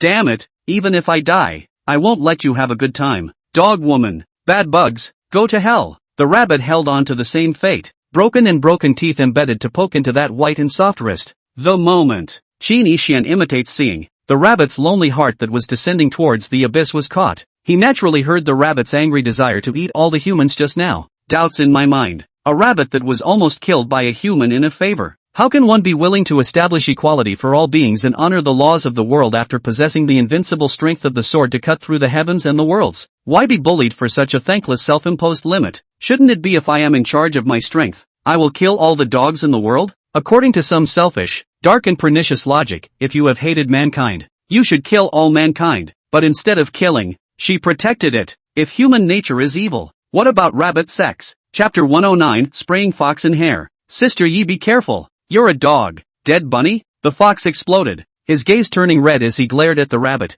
fangs bared and 9 tails cocked, a fierce look of readiness to bite the rabbit to death. White, don't move. I'm fine. The woman was deadened by the rabbit's wrist, tearing the flesh and bone, and blood flowed out. But instead of being alarmed, she stops the fox from attacking the rabbit. Jab. The rabbit, startled by the fox's voice, pushed a few times harder, broken teeth chipping into the woman's flesh and blood. Are you frightened by the silver needle? I'll throw it away. Don't be afraid. Snap. The woman shook off the silver needle and shook her hand to show that it was harmless. At the same time she reached out with her other hand to gently smooth the rabbit's wet back, trying to calm the rabbit down. Show the rabbit that she means no harm. Don't panic. The woman's wrist bled uncontrollably. the rabbit's teeth getting deeper and deeper. She never grunted. The tone is still so gentle and calm and friendly. The eyes are still so bright and clear and full of kind warmth. Dead rabbit, quickly let go of Sister Yi. You heartless fellow. Sister Yi kindly saved your life and you still bite? Are you a puppy? The fox obeyed without biting the rabbit. His eyes were extremely cold. He gritted his teeth and spoke fiercely. The rabbit felt the warmth coming from his back. The hand was soft, not at all hard. Warm. The woman didn't speak again, softly watching the rabbit. Don't care if you get bitten. The hand that smoothed the rabbit's fur grew gentler and gentler. It seems to be telling the rabbit, don't worry, no one will hurt you. No, she's lying to me. No human is good. All bad, all bad. I can't believe it. Can't believe. Credit STH. No. The rabbit finally couldn't hold on. His eyes went black and he passed out, lying helplessly on the ground. Wow, that woman is so gentle. The fox's voice is so charming. I wonder if it can take form. It must be super beautiful, right? What does a woman wear a mask for? Are they ugly? Bunny's finally met a good guy. What happens next between her and the woman and the fox? Nine-tailed fox, the legendary demon race belongs to the category of bloodline that can return to the demon ancestor. Bah, damn holy mother, even go to save a rabbit that you don't know. Get bitten and still pretend to be sympathetic. Disgusting. Do rabbits sort of meet really nice people? I think that woman has something else in mind. Some people saw this and guessed that the rabbit's transformation into a law-abiding sword ancestor should have something to do with the masked woman. After all, women are too gentle and kind on the surface. It's like the white lotus flower of the Virgin Mary. No, she's the odd one out. His own hand was about to be bitten off. Still concerned about a biting rabbit I met for the first time. There are still people like that in the world? If you don't see it with your own eyes, no one believes it. Some people believe in ennui and even feel justified in doing so, but die not believing that there are kind and gentle people in the world. Even more so, I don't believe anyone would save a rabbit that they don't know. In the meantime, there are also a lot of people who are getting more and more excited. What will happen when the rogue rabbit meets the Virgin Mary, plus a nine-tailed fox? But there are those who wish the subsequent bunnies were worse. Human nature is evil. A woman saves a rabbit just so she can eat it better. That's right, Qin Yi Xian. On the other hand, didn't bother to consider this as his gaze moved slightly and he glanced at Yi Qingdao, saying, that masked Sister Yi, is that Light Dance's past life? Previously Qin Yi Xian guessed the reason why the Sword Ancestor was so good to Yi Qingdao.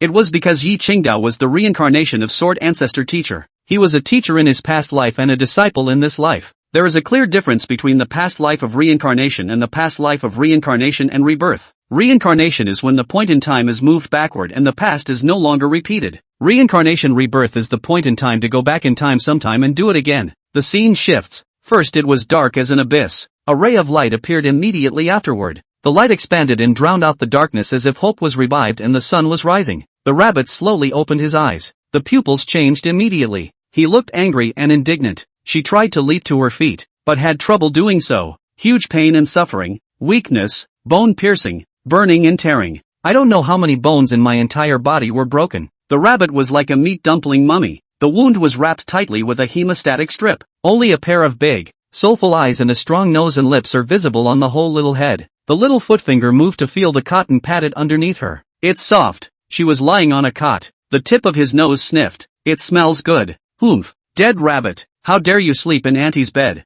Dirty. I'm not happy. Ha! An exasperated voice of seductive softness came from the sidelines. The rabbit's eyes moved over to a small, snow-white, nine-tailed fox. The glazed gem-like eyes flashed red, seeming to indicate a burning fire in his heart. Asterisk asterisk asterisk asterisk. Die. Well. Say. Dog. Well. The rabbit's tongue was rotted. Its teeth were broken. Its mouth was swollen. Its lisp was slurred, and its speech was a blur of dirty spray. The crowd was inaudible. The fox, however, understood it all. Good. You nasty dog that bites people indiscriminately. How dare you call Auntie a puppy? You're the dog. Your whole family is a dog. Auntie is the most noble and beautiful fox. Understand? A fox. A great fox that you filth will never be able to reach in your lifetime. Have you ever seen Nine Tails? Dirt dog. Humph. The fox held his little head high and proud, his fluffy pointy ears standing erect and taut, and his 9 tails wagging skyward to show how extraordinary he was. Well, stinks you. The rabbit glared, full of disgust and dislike, and continued to spit out fragrant words that no one else could understand. Bah! Dirty thing's mouth stinks. You're the stinky fox. Still want to grass the noble fox? Humph. I won't give it to you. Go grass your big winter melon. The fox shows his teeth and is super aggressive. She consistently moved only her mouth without any aggressive behavior. otherwise the rabbit would have to be injured again at this moment, or even in danger of dying. Rabbits are naturally not stupid. Noted. Asterisk asterisk asterisk asterisk asterisk asterisk asterisk asterisk asterisk asterisk. This master. You, old banana skin. The rabbit's mouth remained brave, but there had been a hint of relaxation in the taut little body. The eyes rippled. For the first time, Bunny felt this way. Obviously fighting super aggressively with each other and swearing a lot. But, there's not a hint of killing. No, half malice. Surprisingly, a warm warmth flowed through his entire body. But the rabbits were also panicked and upset. Fear that everything at this moment is a dream that will soon wake up broken. So the rabbit uses profanity to hide his inner panic and fear. She hates people. Not so much hate for foxes. Your breath stinks. Don't smoke me. The fox came around the front with a snow-white fluffy tail, hiding her upturned nose with a disgusted gaze, a look of impending stench. Chapter 110, The Rabbit of Peace of Mind. You. The rabbit was lying down and couldn't move. Couldn't shake his ears or nose. But the momentum is like swinging fists and kicking legs, ears and nose sprinting. Angry glaring eyes frantic to continue swearing. Right then and there, a white-clothed silhouette appeared behind the nine-tailed fox. The woman wore a white fox mask, her clean, bright eyes, her gray hair tied in a single ponytail, swaying around. The crowd just found it a little cute. White, the dog is wounded, badly, and can't talk too excitedly or the wound will split open again. The single ponytailed woman's voice was still gentle and sweet and friendly, eyes full of kindness and softness. The fox shut up immediately. Humph. She wrapped her arms around her chest and pressed her barred tail against her side chin, giving it a sharp thrust and cocking her face proudly. Eyes closed, nose up, not looking at the rabbit. Seemed smug. Bah! The rabbit tried to skim his head condescendingly too, not bothering to look at the fox, but he couldn't move. One could only slant their eyes away from the fox's side. But the next instant, the rabbit's afterglow, however, couldn't help but steal another glance at the woman with the single ponytail behind the fox. Is it human? The rabbit actually had such doubts. Think the woman in front of you is not human. Dog, are you feeling better? The woman leaned over and swooshed off a silver needle from the rabbit. What? The rabbit realized that he was not only like a dumpling, but also like a cactus, and his body was covered with dense silver needles. Creepy rabbit. The rabbit's heart fluttered. What kind of rabbit abuse is this? It's brutal. Don't be afraid. These needles are for treating you. The woman stuck the silver needle back in under the rabbit's horrified gaze. Just natural and skillful. It hurts. Is it really healing my lord's wounds? It doesn't make sense. Many days have passed. With my medical skills, why hasn't the dog gotten better? The woman's gaze was a little puzzled. Off to the side, the fox's nose twitched slightly, and he quietly opened his eyes, glancing at the rabbit. The hell if it's going to be good. She wanted to laugh, but couldn't, holding it in. Bunny noticed. My lord did not feel the slightest bit of recovery from the injury. Merely stopping the bleeding. She wouldn't be lying to a rabbit, would she? Want to fatten it up before you kill it? Bunny thought dangerously. However, I don't know why. At the moment the rabbit's heart was as peaceful and relaxed as it had ever been. No fried hair alert. Mud. Why is she calling this lord a dog? The rabbit resented the woman for calling her a dog and glared violently at the woman trying to spit fenugreek. But after seeing those beautiful eyes that were as gentle as water, the rabbit, however, was inexplicably frozen. The expletives that came to his mouth could not be spit out no matter what. It was swallowed back into his throat. The wide eyes gradually lost their angry color. A flash of dropping his guard surfaced. She didn't actually want to swear, but at one time, I heard humans say almost all of the Fenian words, and swearing like that is good to learn. Qian shook his head in mute disbelief. Regardless of the language, fragrance is always the easiest to grasp and learn. The dog was probably hungry. That's why he was so slow to recover from his injuries. The woman stretched out her delicate fingers and tapped them on her chin, cocking her head in thought. What the hell does being hungry have to do with recovering from an injury? Bunny mentally spat. Gollum. But just in time her belly growled and craved food. Want to eat? The rabbit was apprehensive. Does this woman in front of me really not want to eat me? You really want to treat me? Will you give me food? I'm afraid you're thinking of selling me for money, aren't you? Isn't she bad? Rabbits have never been gifted food by any other living being. It's all rob, stealing, nor have they been cared for. That's a first. More than that, it's the first time I've been treated so gently. The rabbit was panicking. The woman turned away. It disappeared from the rabbit's sight. Slightly, the fox took the opportunity to turn toward the rabbit, clucked her tongue and rolled her eyes in a seductive and charming manner. Asterisk asterisk asterisk asterisk. The rabbit got cranky again when he saw the fox spit his tongue out and took off. Phew! The fox seemed to think of something and turned and scurried out quickly. Soon the fox returned, clutching a crystal clear red fruit. Look at the moisture, full, meaty, round and unsullied. glossy and translucent. Light fragrance comes. It's delicious. Ugh. The fox took a bite and the juice overflowed, the flesh flopping and the flavor intensifying. At a glance it's deliciously moist and sweet tasting. Here, want some? The fox handed the bitten fruit to the rabbit's mouth and waved it around. This is the most delicious fruit in the valley, named Juyen Lingua. Sweet, soft and tender taste. The juice can be delicious. Sweet death it, he. The fox cruelly moved the fruit to the tip of the rabbit's nose, and the pleasant aroma of the fruit tugged at the taste buds and churned the food bowels. Ugh, off. This lord doesn't eat stinky dog garbage. Gollum. The rabbit's heart though despised, his eyes fiercely repulsed, and his look refused to be disgusted with dislike. But the belly is honest. Again, no argument about screaming. Ow. The rabbit wants to eat. Struggling to stretch his neck and tilt his head to open his mouth and spit out his tongue, he tried to bite the vermilion spirit fruit at the tip of his nose. Phew, pity. The fox quickly retracted her claws and paws. Her eyelashes fluttered slightly, her beautiful eyes flowed. She gave the rabbit a cocky look, and took another bite with a face full of happiness. Soothing wow. He. The fox's laughter was regal and mesmerizing. Her beautiful eyes flowed with winks and overflowing colors, and her eyelashes danced with joy and pleasure. Rabbit listening to the fox sound but like a dead rat ghost barking. Really harsh. Disgusting stink fox. Slightly, the fox's playful little tongue lolled out again. Happy. A look of joy. The rabbit was furious. Damn it. My lord retracts his previous thought. Humans are not the most evil. This dead dog fox is the stinkiest guy under the sun. This lord will eat all the foxes. The more tails you have, the more annoying the rabbit is. At that moment, the woman returned. In his hand was a stone bowl and a wooden spoon filled with a colorful mixture of sticky liquid. The woman brought the stone bowl closer to the rabbit and took a spoonful of the liquid inside and handed it to the rabbit's mouth. The rabbit was shocked to see the color of the liquid. It's not poison, is it? Forget it. Just die. Anyway, this lord can't resist now. Be a full dead man. The rabbit closed his eyes and opened his mouth, letting the woman play. The woman was gentle, slowly flipping the spoon,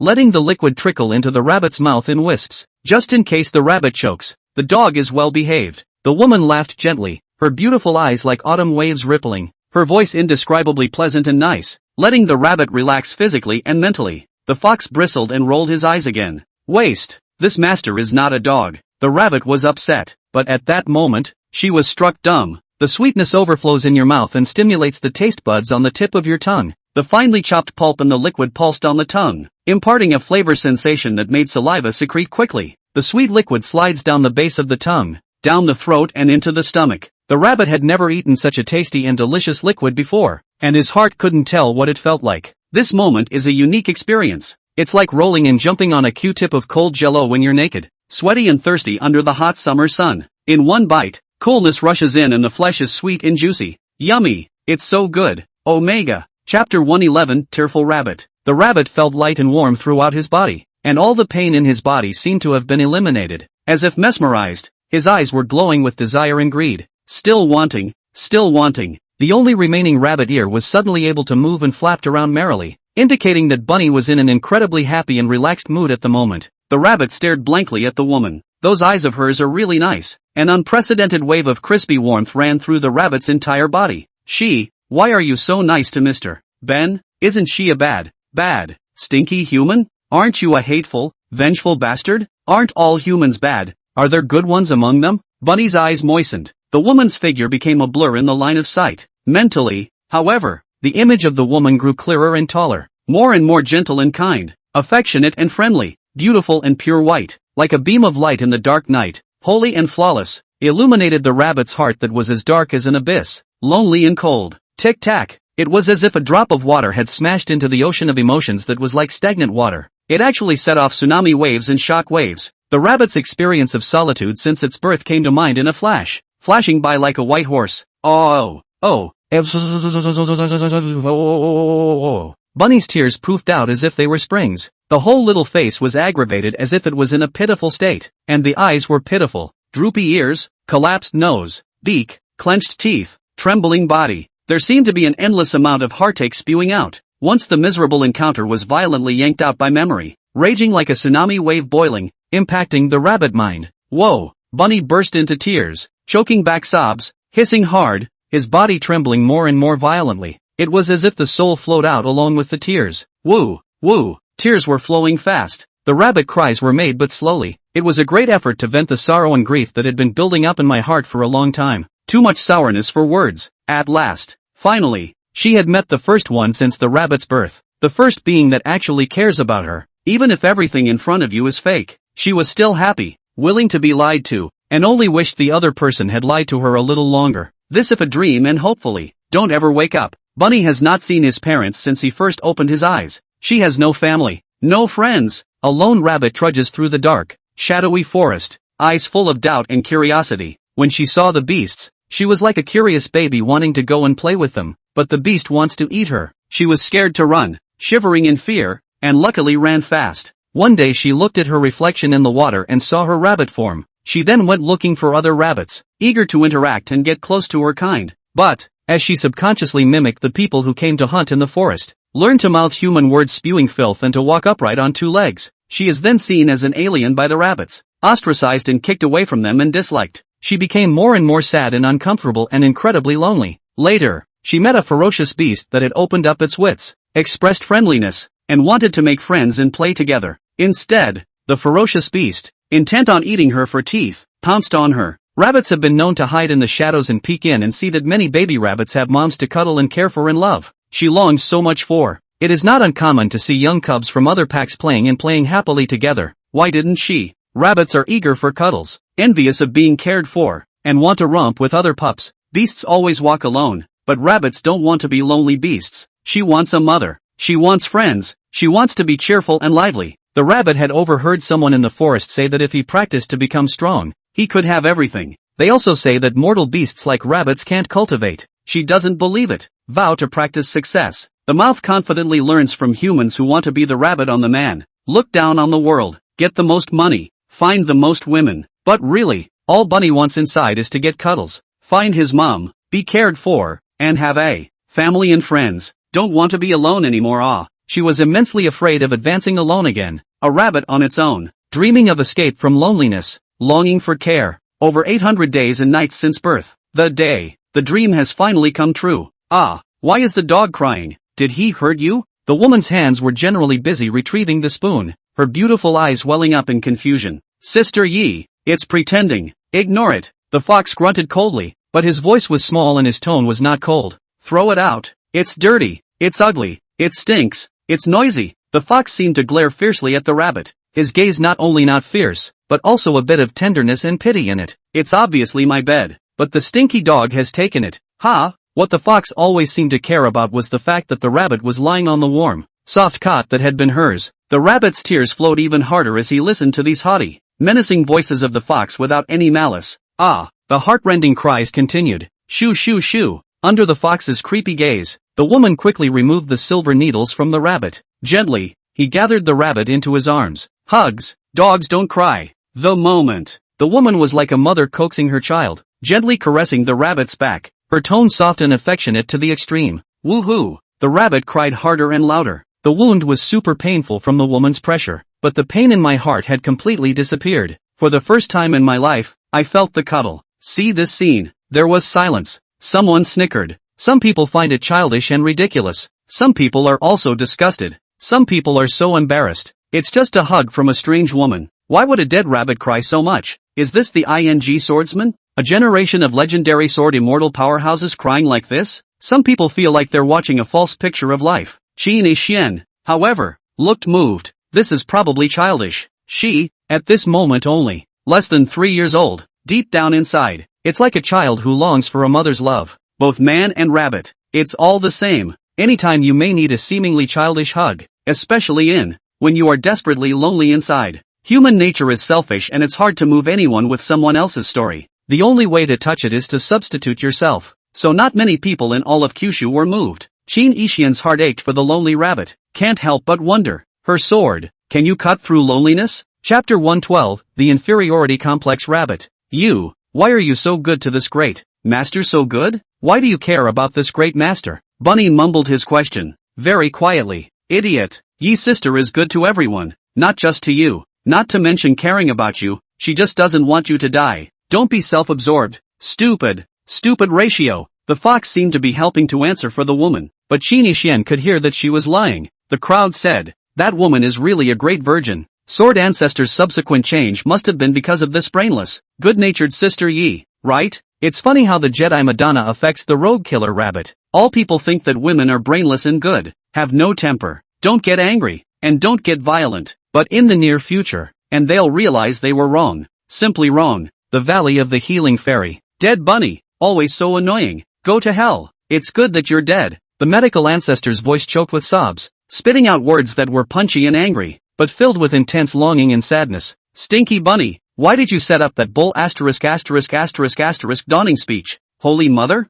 Gentle? Bah! These have nothing to do with that woman. She's just a heartless female tyrannical dragon. The medical ancestor seemed to hear some of the people's words of speculation and muttered a retort to himself. Why don't you all want Auntie? Oh, she doesn't. You don't want it either, dead bunny. You ended up leaving me too. Get out. The scene shifts. The rabbit, lying on the wooden bed, full of wonder, asked the fox beside him. Stinky fox, you're lying to this lord, aren't you? She really doesn't know the medical art of healing? The fox glared at the rabbit and bristled. Don't believe me. Then how did she say she was treating my lord's injuries? Ye's sister teased you. The fox hides his smile with his tail. Beautiful eyes such as a upside-down red-colored beauty in the eyebrow, pulling the heart and mind, hooking the soul, taking in the spirit. Bunny doesn't believe it. The mouth of a fox specializes in deceiving rabbits, and this lord believes in your ghost. Dead rabbit, who cares about lying to you? Sister Ye's Tao root is shattered. She can't communicate with the power of heaven and earth. Without mana, how can she cultivate the healing way? The rabbit froze. Not to mention the medical path.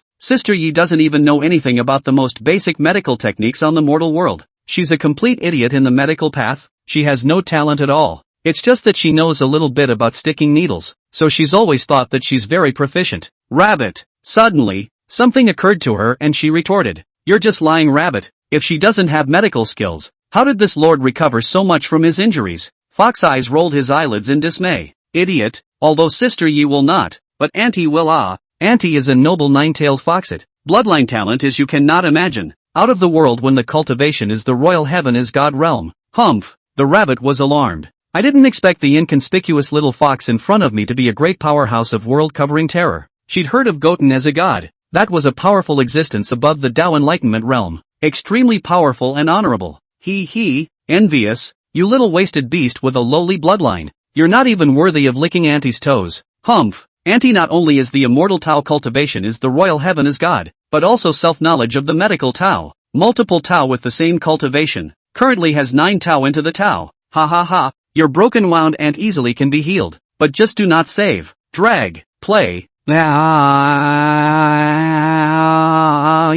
rabbit perked up his ears and cocked his face. This grandpa doesn't care. Yuck. You wait. In the future, this grandpa's medical skills will surpass yours, and his cultivation strength will crush you. Just wait. Slightly. Big talk. Fox spits out his tongue in mockery, but the next instant, she then said seriously, Dead rabbit, these words are not allowed to be said to Sister Yi. She still thinks that she has become an expert healer and powerful in martial arts, but in fact, it is all because of this fox's secret help that she mistakenly thought that she had magical powers. What?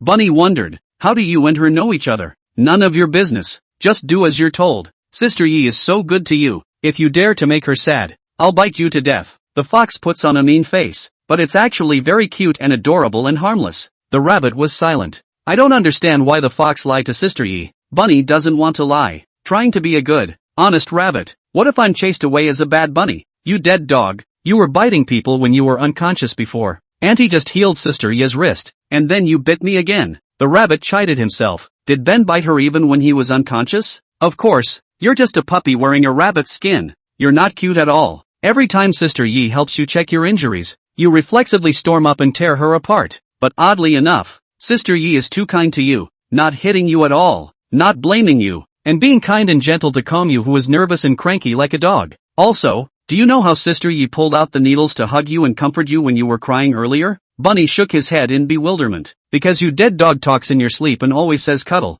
I want a cuddle. Mommy cuddle. Yuck. It's disgusting. Every time Sister Yi hears it, she plays mommy to hug you, but you bite her every time. Enjoining her. I'm so mad at you. You stinky dog. The rabbit froze. During your coma, you talked in your sleep about wanting to be hugged a total of 957 times. Sister Yi hugged you 954 times, and you bit her thousands of times. Bunny tearfully said, and 3 times you hugged me? The fox froze. It was the first time a rabbit hadn't referred to himself as a Benjamin. Blah blah blah. Get out of here. Go to hell. I'm not. You're dirty. Who's going to hug you? Ha ha ha. Dead fox. You just hugged. Come on. Hug this lord again. The rabbit laughed and cried at the same time. And the stronger the smile, the more the tears. The fox, disgusted, was about to curse. But the rabbit was heard to say sincerely, thanks. Thanks Sister Yi. She is really good to you. In fact, she is super violent. Super kinded. You must not expose her. Lack of medical skills cannot cultivate things to make her feel bad. Ah, Fox warned. Bunny nodded vigorously. Soon, Sister Yi came over.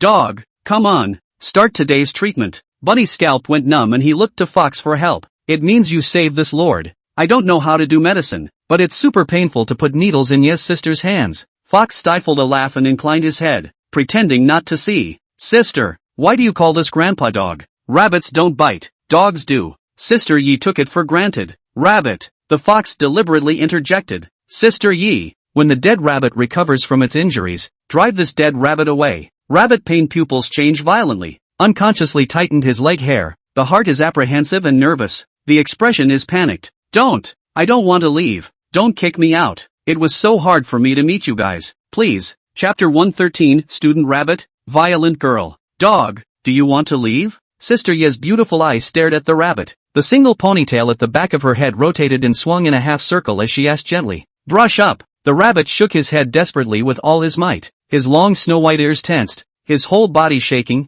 and he refused to die. She didn't want this beautiful dream that was getting away from loneliness to wake up. Panic fear. Incredible fear of losing. Alright, then stay, and have a companion with Little White. Sister Yi laughed. Yi's sister. Her mouth is too stinky, too dirty, always saying, Japanese, Benjamin and so on. Disgusting. Not a good thing. The heart is inherently evil. Bad. The fox grumbled heartily, his 9 tails wagging around behind him as if he were cheering. The rabbit immediately bit its lips tightly, stating that it would never dare to swear again, and looked blearily at Sister Yi. I'm not a bad bunny, not evil. It's okay, the dog does not understand this well. I can teach. Bad is also before. Will change for the better. I believe that the dog's nature is not evil, not bad. Bunny nodded immediately, like a chicken pecking. The fox was shocked and stared wide-eyed, as if she didn't expect Sister Yi to actually say those words. You're so stupid. What are you teaching? Teaching rabbits to be stupid? Mr. Teacher, Mr. Teacher, the student will learn.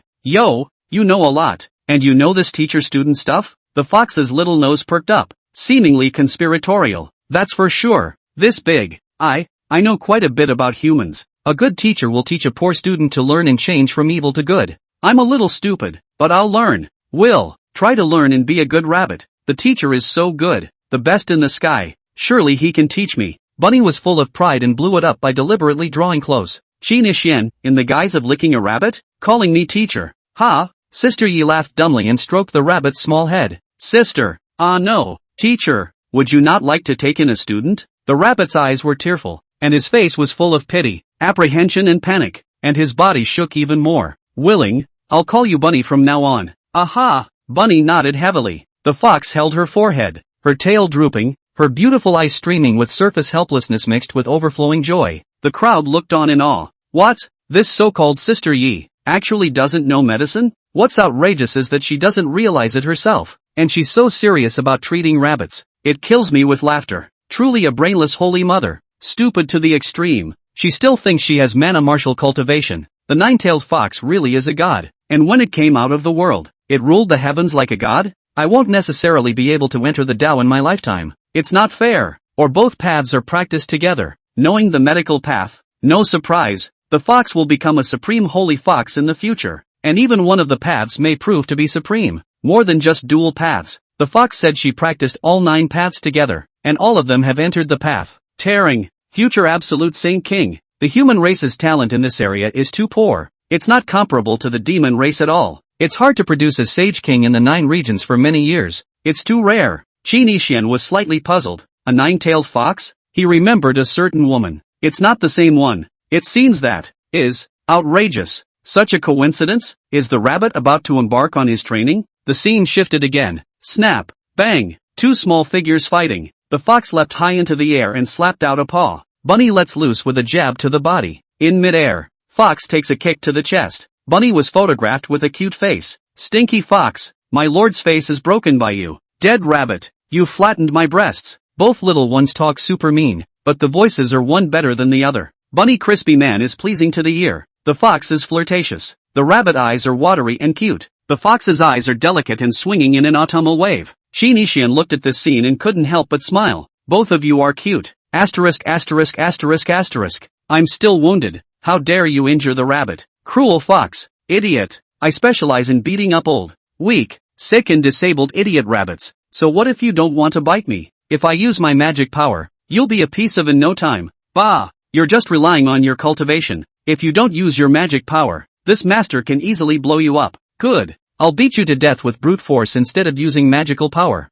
Who's afraid of who? Bang! Both the rabbit and the fox charge each other with their little heads. It's like a bullfight. The foreheads are pushed against each other. The forefeet stomp on the ground to make power, and the small claws are crossed to push each other with force. No one will let anyone. Upside down. It was in a cave. The furnishings were simple and plain. There was a medicine wood box, some herbs, mountain fruits, wooden tables and chairs, hoes and sickles and so on. There were also 2 beds, covered with hay and scattered with cotton. The rabbit and the fox are wrestling in the middle of 2 beds. Dead rabbit, you've been here for so long, why don't you get out? Bah! Stinking fox, this master is already the teacher's chief student. Is a good student. Oh, you this outside fox only should get out. Shameless, cheeky, when did Sister Yi accept you? None of your business. The teacher didn't even kick me out, so don't talk too much, said you. The rabbit was just about to vehemently spit fenugreek. At this point, the gentle voice came from outside the cave. White, Bunny, you guys didn't get into any naughty fights today,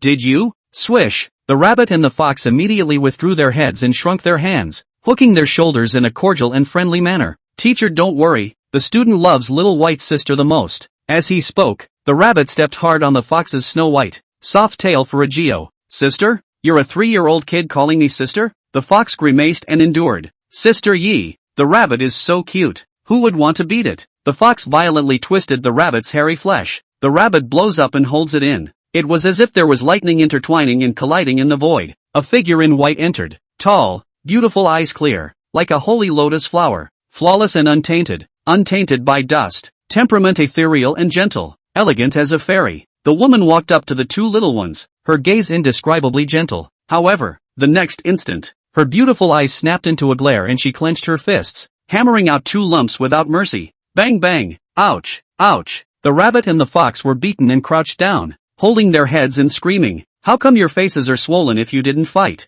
The woman asked gently, with a chill, even a murderous air. Swish. With that, she kicked out violently, sweeping her face and jerking the rabbit away, followed by a face stomp and a flying fox. Bang bang. The 2 little ones took a hard blow to the face and flew backwards, smashing into the wall and sliding down, at the same time crookedly spitting out his tongue, which drooped at the corners of his mouth. His ears flopped down and his eyes rolled up in a lifeless manner. Not good. Oh, why can't we be friendly? The woman shook her head. Crowd, Our Lady strikes so violently? Straight to the face? Yet it's not over. Crackle. Sister Ya continues to step forward, punching and kicking Pop Hammer Bunny and Fox. Teacher, the student is wrong. Sister Yi, don't fight. The 2 little ones begged for mercy and wailed, tears in their eyes, grimacing in pain, holding their heads like rats. Crackle. Sister Yi continued to output, pounding non-stop. The force is getting heavier and the swing is extremely fast. Knees were used with great ferocity. The eyes were cold and scary, as if to say, beat the crap out of it and then heal it. Chapter 114, Hated Rabbit. Slave Master. Ah, this master is not a good bully. Yi Yunjia, you deadly violent woman. Shoo shoo. Under the shocked gazes of countless people, the rabbit and the fox appear to be furious. I can't believe I fought back. A geo. A headbutt. Bunny and Fox kicked their faces and hit Sister Leaf in the stomach, respectively. Crackle. A man, a rabbit and a fox beat each other up. The picture is extremely gruesome. Rabbit gives Fox a punch, so Fox smacks Sister Yes' leg, and Sister Yeah actually. The open mouth took a bite out of the rabbit's rump. Shin Yishian noticed. The more the rabbit fought, the happier he got, and his swollen little face grinned an ugly grin that was unmistakably real. I could tell she was enjoying the playful banter between family members and friends like this. There was a time when there was immense envy of such a scene. Loneliness is being beaten away. Enjoy it and have fun. With tears in their eyes, there was no semblance of sadness. It was joy spilling out, all equally trembling, previously apprehensive out of fear. This time for a dream come true. The crowd froze in their tracks. Cognitive subversion. In their opinion, shouldn't rabbits honor Sister Thanksgiving leaf? Isn't the fox very concerned about pampering Sister Yi? Isn't Sister Yi super gentle and motherly and kind? How can these three fight? It's also so violent, with punches that are graphically brutal, vicious and unforgiving. Sister Yi's fox mask was knocked off. A lot of people saw her face. God's color changed abruptly. She, with the word slave engraved on her face, is actually a lowly, stinking slave? It's a pity. A pretty face, but a disgusting slave. Yuck. No wonder they wear masks. Slaves are worthy of healing and saving people? They are pigs, dogs, cows and horses. Slaves don't deserve to practice medicine, much less cultivation. Born inferior dogs. Bastard. An object of the slaver. A human being doesn't even count. A dog poop turd. No wonder she can't cultivate and is so stupid. Most slaves will have their Tao roots shattered by their slave masters, their chi taken away, their mana forced to become mentally retarded, and their wisdom roots drawn away.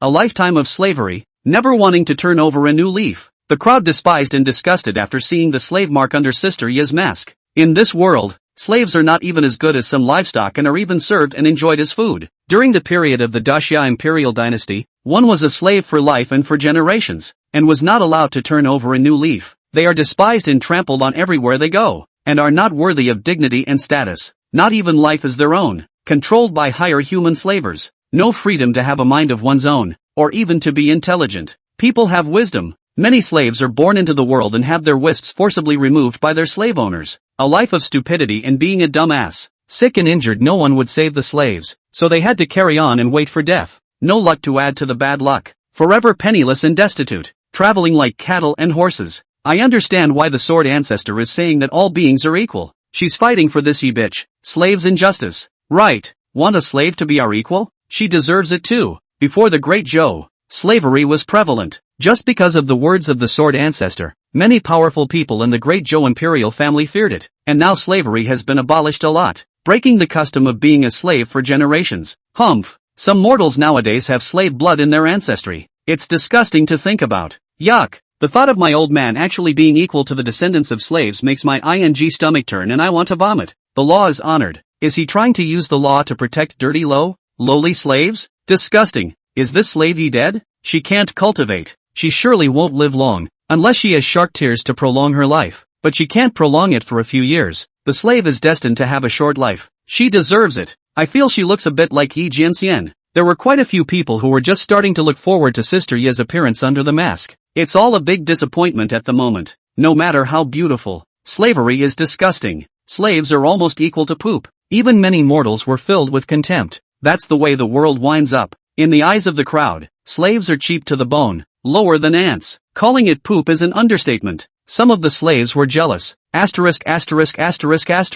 Sword Ancestor. This dead rabbit. Why don't you abolish slavery altogether since there's a slave? Sister Yi? Causing me to be a slave now. Stinking rabbit. What a waste. Why honor the law? You were once so powerful that you forced the world to treat slaves as equals. You had to honor your own damn law. Dog. These slaves secretly hated the Sword Ancestor for not being thorough enough with his words of equality. Otherwise they would have been out of slavery and out of misery at this very moment. All of their suffering was because the Sword Ancestor wasn't doing his best to help. Hate. The noble nine-tailed fox of the royal sky is God realm actually associates with a cheap bastard? Ridiculous. The two don't know her lowly slave status among humans, do they? Or they must be disgusted. Although I am a mortal, one step below a cultivator, I am absolutely unwilling to be equal to a slave. I can be somewhat superficially law-abiding, but in the face of slaves, no way. My ancestors were slaves. It disgusts me too much. I must stay away from those low. Distinguish between the noble and the low. The cultivators and slaves despised Sister Yi and complained about the rabbits. And those mortals with slave bloodlines who were able to regain their free bodies due to the Sword Ancestor were equally contemptuous of Sister Yi. Not to mention thanking the rabbit. There was even a complaint. Why didn't the Sword Ancestor want to find a way for them to be able to cultivate? It's not enough to get rid of slavery. Sword Pavilion. By the cliffs at the top of the mountain. Qin Yixian stared at Sister Yi's face. I can't believe it's really slaves. In Kyushu, the slave mentality is deeply rooted. And the rabbit's Tao speech undoubtedly enraged those slave owners. And the cultivators and scholarly powers were even more dissatisfied. I'm afraid the existing slaves are also complaining that she didn't do enough. Why she didn't restore all the slaves to freedom once and for all.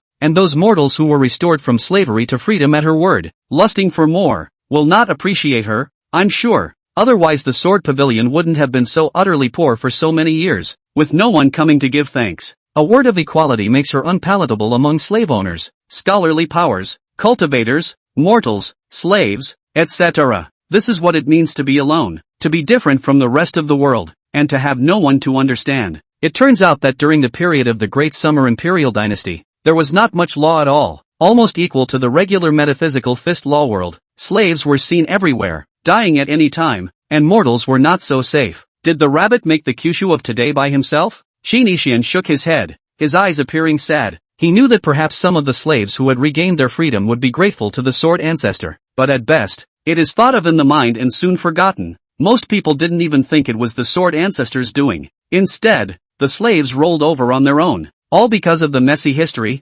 inaccurate ancient books, brainwashing in literature and education, evil proclamations by the imperial court, assertions by the powerful, unholy saints, ignorance of the underclass, and easy loss of memory. Including Qin Xian himself once didn't think that the Sword Ancestor could have much influence on this aspect, nor do they care at all about the equality of all beings and the honoring of the Dharma. Think it's just a bunch of bull ********. For her, is this all evil? Talking about equality in a world where inequality is so great that mortals are like ants and slaves are like dung. It's still just a talk, not a careful talk, lack of follow-up, and no execution, naturally difficult to succeed. Chapter 115, Invincible Rabbit. The so-called equality is also divided into situations. Some have rich ancestors, some are born smart, some are born to defend the heavens, and some have women who are stunningly beautiful. These inequalities are predestined. It's difficult to change, and it doesn't have to be changed, otherwise it would be an inequality for these people, and it would also inhibit positive competitive incentives, and it would do no good and no great harm without advancing. Absolute equality does not exist, only relative stability. What she wants to fix should be negative relative inequalities, such as the monopoly of the rich being tyrannical and evilly preventing others from becoming rich, and the manipulation of education by smart people to deliberately dumb people down. Those with high cultivation are forbidden to break the immortal, and those with superior looks are destroyed. Dictatorship and brutalization by those in power and contempt for human rights by those in positions of authority create slaves in inferior positions. Evil always goes unpunished, but good is not rewarded with a good end.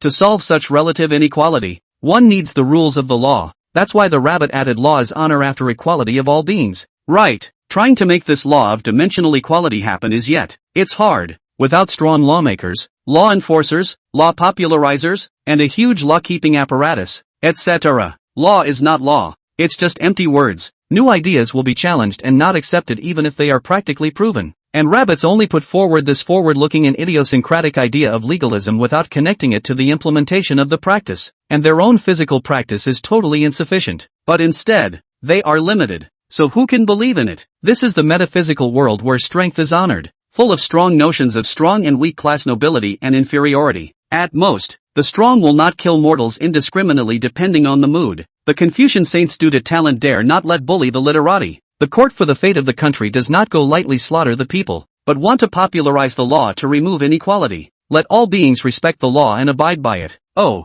it's harder than heaven. At one time, when most cultivators looked for mortals to take things they needed, they took them by force. And which of the weak mortals dared to say anything? Until that wealthy sister united all the strong, the interests of the temptation, with a domineering attitude. Strong strength and thunderous means to set the rules of the transaction. And now only reluctantly let some of the cultivators of the Kyushu pretend to spend some mundane money, while playing with an economic system on a small scale relies on absolute hard power in the form of illegal inducements and deterrence. Rabbits are trying to push for a harder and broader law of equality for all beings by force of lawfulness. Alas, not to say that others do not believe it. I, who have been exposed to advanced legal education, are not quite convinced. Qin Xian sighed, feeling helpless for the rabbit. A voice in my mind said, dictate the worlds, rule the heavens, trample over the avenues, omniscient, omnipotent, and in control of everything. One word to set the law, one word to equalize. Who dares not believe? Who dares to disrespect? Unbelievers. Kill. Unlawful. Kill.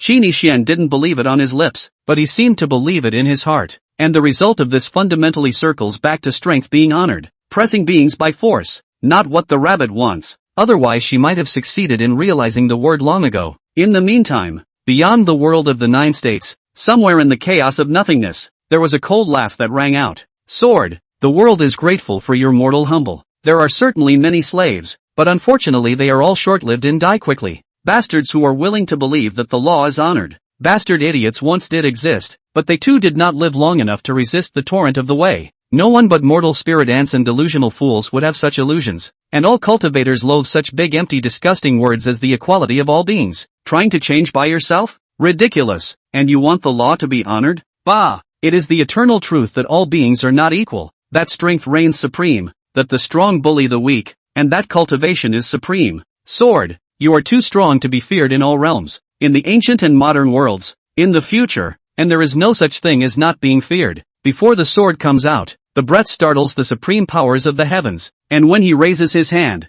he shakes the supreme great Tao. If the sword comes out, in the blink of an eye, it can destroy all the races in the universe, and in an instant, it can cut down the time and space realm lord. It's just a pity that creation has a fixed destiny, and karma was predetermined long ago. As strong as the sword is, it is only in charge of killing and destroying the dead, not saving the dead and restoring life. It's hard to save the life of a mere mole cricket, even if you had been a good healer. Ha ha ha ha ha dash. Who made you stupid and cut yourself off? Who can a brainless, stupid pig fight? And who can be saved? But the district is just a reckless ha ha ha ha dash. Now that your beliefs have collapsed and you have disappeared into the world, when your obsession is dispersed, go to your death in peace and you will no longer be alone after you die. The greatest virtue of memory is that it is easy to forget, and all beings in the world will forget everything that has to do with you, and you will never be able to appear again. The scene shifts. It is a valley with beautiful surroundings, secluded and tranquil. The clouds are steaming, the white mist is lingering, the purple gas is rising, and the ruichi is dense. Hundreds of flowers are in full bloom, and the mountains are full of fruit. The green grass is fragrant and the streams are babbling. The gravel path is jagged and rocky, and deep in the valley, there is a secluded and hidden stone cave, surrounded by green pines and bamboo, acacia trees and fragrant tea. Fields, several of which were planted with crops, were fenced off, with buckets and flatbreads placed at the mouths of the fences. Phew! A rabbit scurries out of a stone cave, hopping and looking healthy and energetic. Big eyes are watery and lively. The little tail twists and turns with joyful pleasure. Gah! I've fully recovered from my injuries. The rabbit's broken foot has healed, and the torn ear has grown back, wiggling around with animated vigor. Dead rabbit, don't scream early in the morning. Sister Yi is still sleeping. The nine-tailed fox stepped out and yawned gracefully, her seductive eyes glaring at the rabbit. The rabbit stretched, the tip of his nose twitching slightly. Fox, how long have you and Sensei lived here? I don't know. Didn't count. Many years. The fox looked thoughtful and shook his head. Cut the crap. Dead rabbit, do you want to practice? The rabbit was silent. It was once very tempting. Today it is. Don't want to. Auntie, I'm awesome. Fox, are you willing to teach me to cultivate? Creation gets rabbits. How could you not find the method of cultivation in the first place? Now that you don't want to practice, the opportunity has come. No teaching. Then why are you asking me? Teasing rabbits. Rarely did the rabbit get angry and spew filth, but instead looked to the stone cave with a complicated gaze. Hard? Poof. If you beg auntie, it's not like I can't just reward you with a tiny bit of cultivation method. It depends on whether you have the talent or not. The fox bristled and squirmed. The rabbit no longer cared about cultivation and digressed. Fox, do you know what that mark on the teacher's face means? I know. That's the word slave. The slave seal among humans, representing the lowest status. In auntie's eyes, the noblest. Chapter 116, Slave Rabbits. Bunny asked, his eyes wide, his body and mind trembling, subconsciously clenching his fists. I've seen people with that mark on their face in the human world. It's miserable. Being killed by random beatings and foot-stomping and humiliation. How did the teacher get it? The fox's eyes rolled, and he hopped to the entrance of the stone cave to have a look around, then came back and pulled the rabbit to a fruit tree in the distance. She whispered to Bunny, actually, Sister Yi didn't have that slave mark for a while before. She used to be a princess of the Great Xia dynasty. That statement left many people in disbelief. A princess of the imperial dynasty was actually engraved with a slave seal? Rabbits and foxes know what slaves mean and they don't even care? Aren't they disgusting? The period of the Great Xia imperial dynasty was not the same as the current Kyushu, when the Xia dynasty ruled over the Kyushu as the most powerful force, overlooking the 9 great states. The princess of Dacia is naturally the most exalted. How could she be reduced to the lowest and lowliest of slaves? Who is her slave master? Who dares to make her a slave? The crowd was completely unable to understand. Fox said, it's a long story. Sister Ye's name is Yi Yunjia, mother's name is Yi, Cloud, and child, was once a beautiful, kind and gentle human slave who was super nice. Father's name is Xiaojun, is now the emperor of the Great Xia dynasty. Looks like the most honorable and stinky a wicked bad dead old man. Xiaozhen before ascending to the throne, had left the palace, outside seriously injured coma was rescued and woke up to see Yi sister's mother Yi Yuner, coveted her face beautiful, then forced. Subsequently, Yi Yuner then got pregnant with sister Yi, and Xiaozhenjiang slapped her ass and forgot about that. After sister Yi was born, mother and daughter lived in seclusion in the mountains, depending on each other, and sister Yi did not see her father when she was a child. One day, my mother became very ill, and because she had been a slave and her poverty was not treated in time, she became paralyzed and demented. That's why sister Yi wanted to become a healer. She often said that if she knew how to heal at that time, she would have been able to cure her mother's illness, and her mother would not have suffered. Later, Xiaozhen, through bloodline sensing, learned that she still had a daughter who was stranded outside, so she took sister Yi back to the great Xia palace and made her a princess. Sister Yi was so determined to cure her mother that she went to the palace and pleaded with the imperial physician to save her, but when the royal physician went to her house, the mother died. It turns out that Xiaozhen found that he had been promiscuous. Sex after insulting actually served as a slave. The heart-angry shame,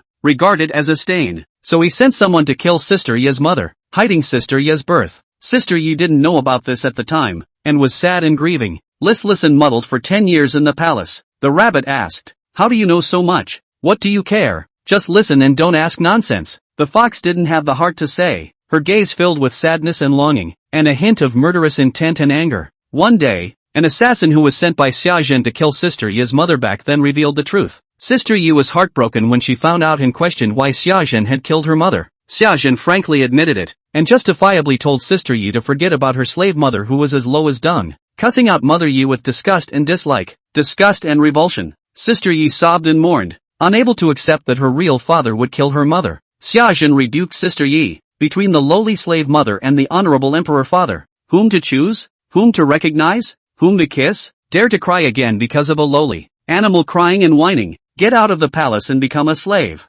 like the lowly mother she once was, with no life, no future, stupid as a dog or pig, with no luck, no wealth, no power, no health, no one to heal you when you're sick, and living like a stinking worm, where everyone can be bullied and humiliated. Sister Yi took a disgusted look at the high and mighty Xiaozhen and resolutely chose her mother. She said that her mother used to be a slave on the surface, but her heart was not a slave. Xiaozhen seemed to be in a high position, but she had no heart like a stone, and was even more cheap than a slave. She is disgusted that the so-called emperor said the big picture of the holy prestige, claiming that cold-bloodedness is justified. A wife killer does not deserve to be a father. After saying this, she scrapped her own Dao root, gave up power and honor, willingly became a slave, frankly accepted the slave seal, left the palace, and came to this valley with me, and lived in seclusion until now. Occasionally we leave the valley and go out to practice medicine. Bunny, do you think she's so stupid? Stupid? Highly honored princesses do not have to degenerate into slavery. Give up a great future. From now on cannot cultivate. Bunny listened quietly, his heart hard. Once she desperately wanted to cultivate and search around for a path in order to find a mother and father who could care for her, and to make good friends to get rid of her loneliness. And the teacher gave up the precious opportunity to practice for the sake of his mother. So stupid. No. The rabbit's eyes seemed to be ablaze with fire, fists clenched tighter. Since teacher abolished his own Dao root, how could he not know that he was unable to cultivate and understand medicine? Bunny asked suspiciously. Because she's stupid. Stupidly always convinced that slaves can also practice medicine and cultivate, can live a fulfilling and happy life, and that the future won't be much worse than the so-called noble people in Xiaozhen's mouth. Even if you're not in the palace, you can outshine the palace and not lose any. Yi's sister will have to prove that. Mother who was once a slave, not lowly, no bullying. Mothers are not feces. She can be just as smiley and carefree even if she becomes a slave. The time when Sister Yi lived with her mother was her happiest days, when she seemed to have nothing, but was happier and more memorable than living in the palace. That's the silly Sister Yi. The fox's words stunned the rabbit for a moment. After a while, the rabbit suddenly asked, "You're older than the teacher, aren't you? So why do you call her sister? You get the hell out of here. You're only big. Go to hell." The rabbit murmured as his gaze shifted and he took a deep breath. Slaves can't cultivate, don't know the way of healing,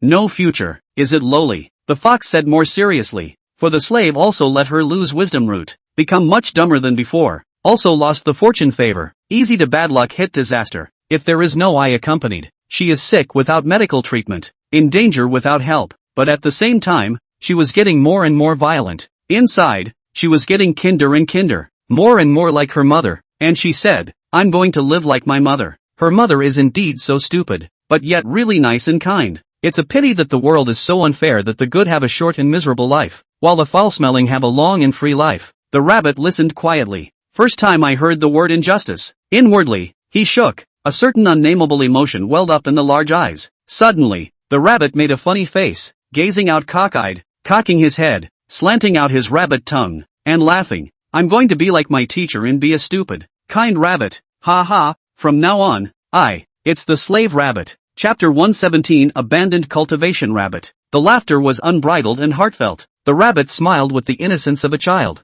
The eyes grew solemn and serious. Ugh, you would have been stupid, Fox Shatter said, but his heart was quite touched. Marvel at Bunny's words at the moment. How dare you want to be stupid? Good, and a slave? The rabbit asked again. Does the teacher want to avenge his mother's death? Speaking, Bunny's little fists clenched, fingertips embedded in flesh palms, blood spilling out, eyesight tapes, killing breath. Without answering positively, the fox asked instead, what do you think? I should not want to. I bit the teacher before. The teacher did not blame me, but also always scolded us for fighting and quarreling, and immediately after beating us to treat the concern. I think the teacher certainly does not like to hit and kill. If you say you don't want to, you don't want to. The fox sighed and seemed to stifle a laugh, ultimately giving no answer. Silence. The rabbit's complexion had become incomparably serious and solemn, and he said seriously like never before, Fox, how to carve a slave seal for a slave. I want to be a slave rabbit. Exactly the same as the teacher. Can't be half the difference. I want to.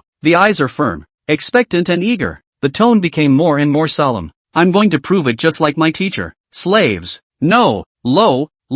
Slaves are not feces. One day, I'm going to let the whole world know. We slaves. No tolerance, no bullying, no insults. It's powerful and resounding. In the picture, the sun is rising. Inside the valley, outside the stone cave, by the stream, under the fruit tree, by the field, in front of the mountain flowers. The breeze is light and the aroma is faint. The sunrise spills over and warms the air. No earth-shattering storm clouds. There weren't too many people around to witness it. Quiet and secluded in a peaceful environment. A rabbit with no cultivation mana spoke a heartfelt declaration in front of the nine-tailed fox. This statement was made. The whole of Kyushu was dead silent. Shock no longer adequately describes the mood. What did they hear? Tang's Sword Ancestor. Ever actually wanted to be a turd? Willing to be reduced to the lowest form of slavery. Countless people couldn't believe it. I can't believe she speaks so easily and casually, without thinking about it? No brains? No. This rabbit is not stupid, cunning and clever, even less weak. No one questioned the mockery.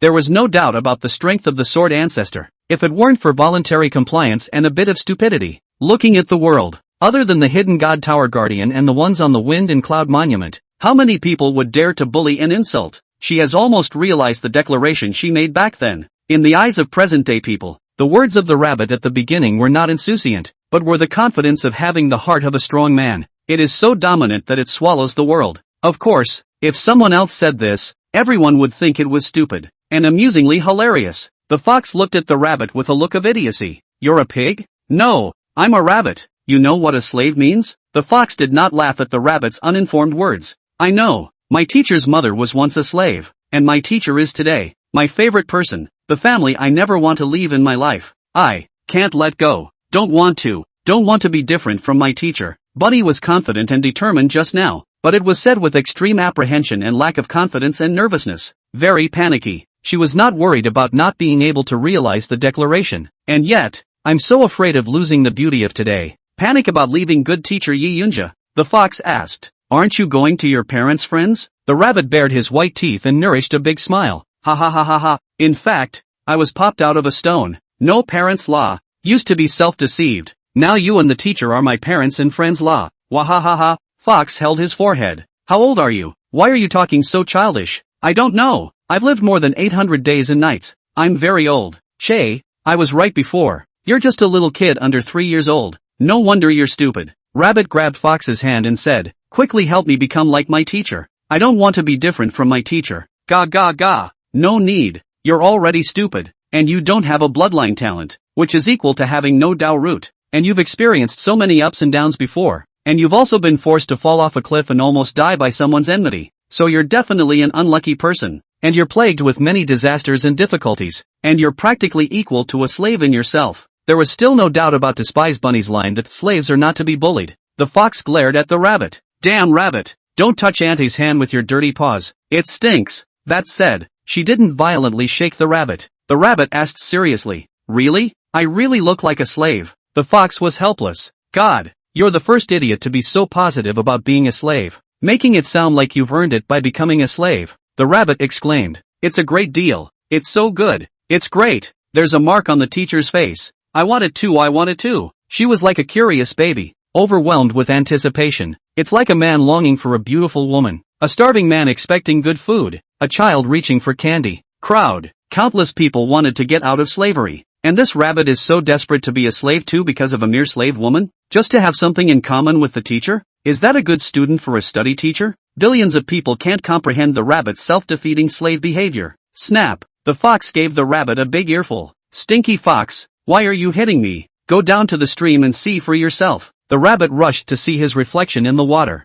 One more word on the furry little face. Slave. Gah! Ha ha ha! Wa I'm a slave. Just like the teacher. Wow. That's nice. The rabbit cheered and danced around, happy as a child, as if some great wish had been realized. Thought I was really a slave. Damn rabbit, do you even know what slave means? A teacher is a slave is a teacher, and now I'm a slave too. The fox was baffled and helpless, knowing full well that the rabbit must not have gotten it. How else could you not tell that the slave mark that just appeared on your face was fake? All slaves must recognize their masters. Rabbits don't even have slave owners. Neither have they been pumped with wisdom roots to take away chi luck and all that. Currently not a slave at all. Ugh. I don't know if you're really stupid or just pretending to be. I'm too lazy to care. You'll know what it means to be a slave later, and then you might regret saying that and not want to be a slave at all. The fox faded, but also got the word slave on his face. Bunny didn't care about her, hopping around and laughing. Won't regret it. The teacher didn't regret it, and neither will I. Ga.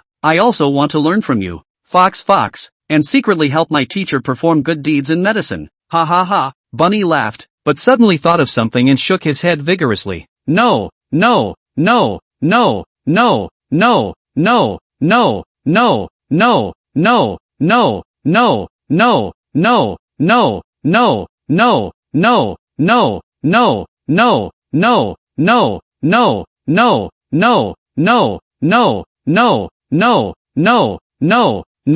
If the teacher can't cultivate, I can't cultivate either. Otherwise it wouldn't be Nunu anymore. Way-awa. Rustling. Autumn winds blow. Falling leaves return to their roots, and white clouds drift by, obscuring the sunrise. In the shadows of this fading sunlight, a path-seeking rabbit who was once incredibly eager to cultivate, the future invincible sword ancestor whose sword shakes the heavens and amazes the worlds, grinning and jumping up and down with a big grin, gave up cultivation and stopped trying to get stronger, volunteering for Van for life. Chapter 118, Genius Rabbit.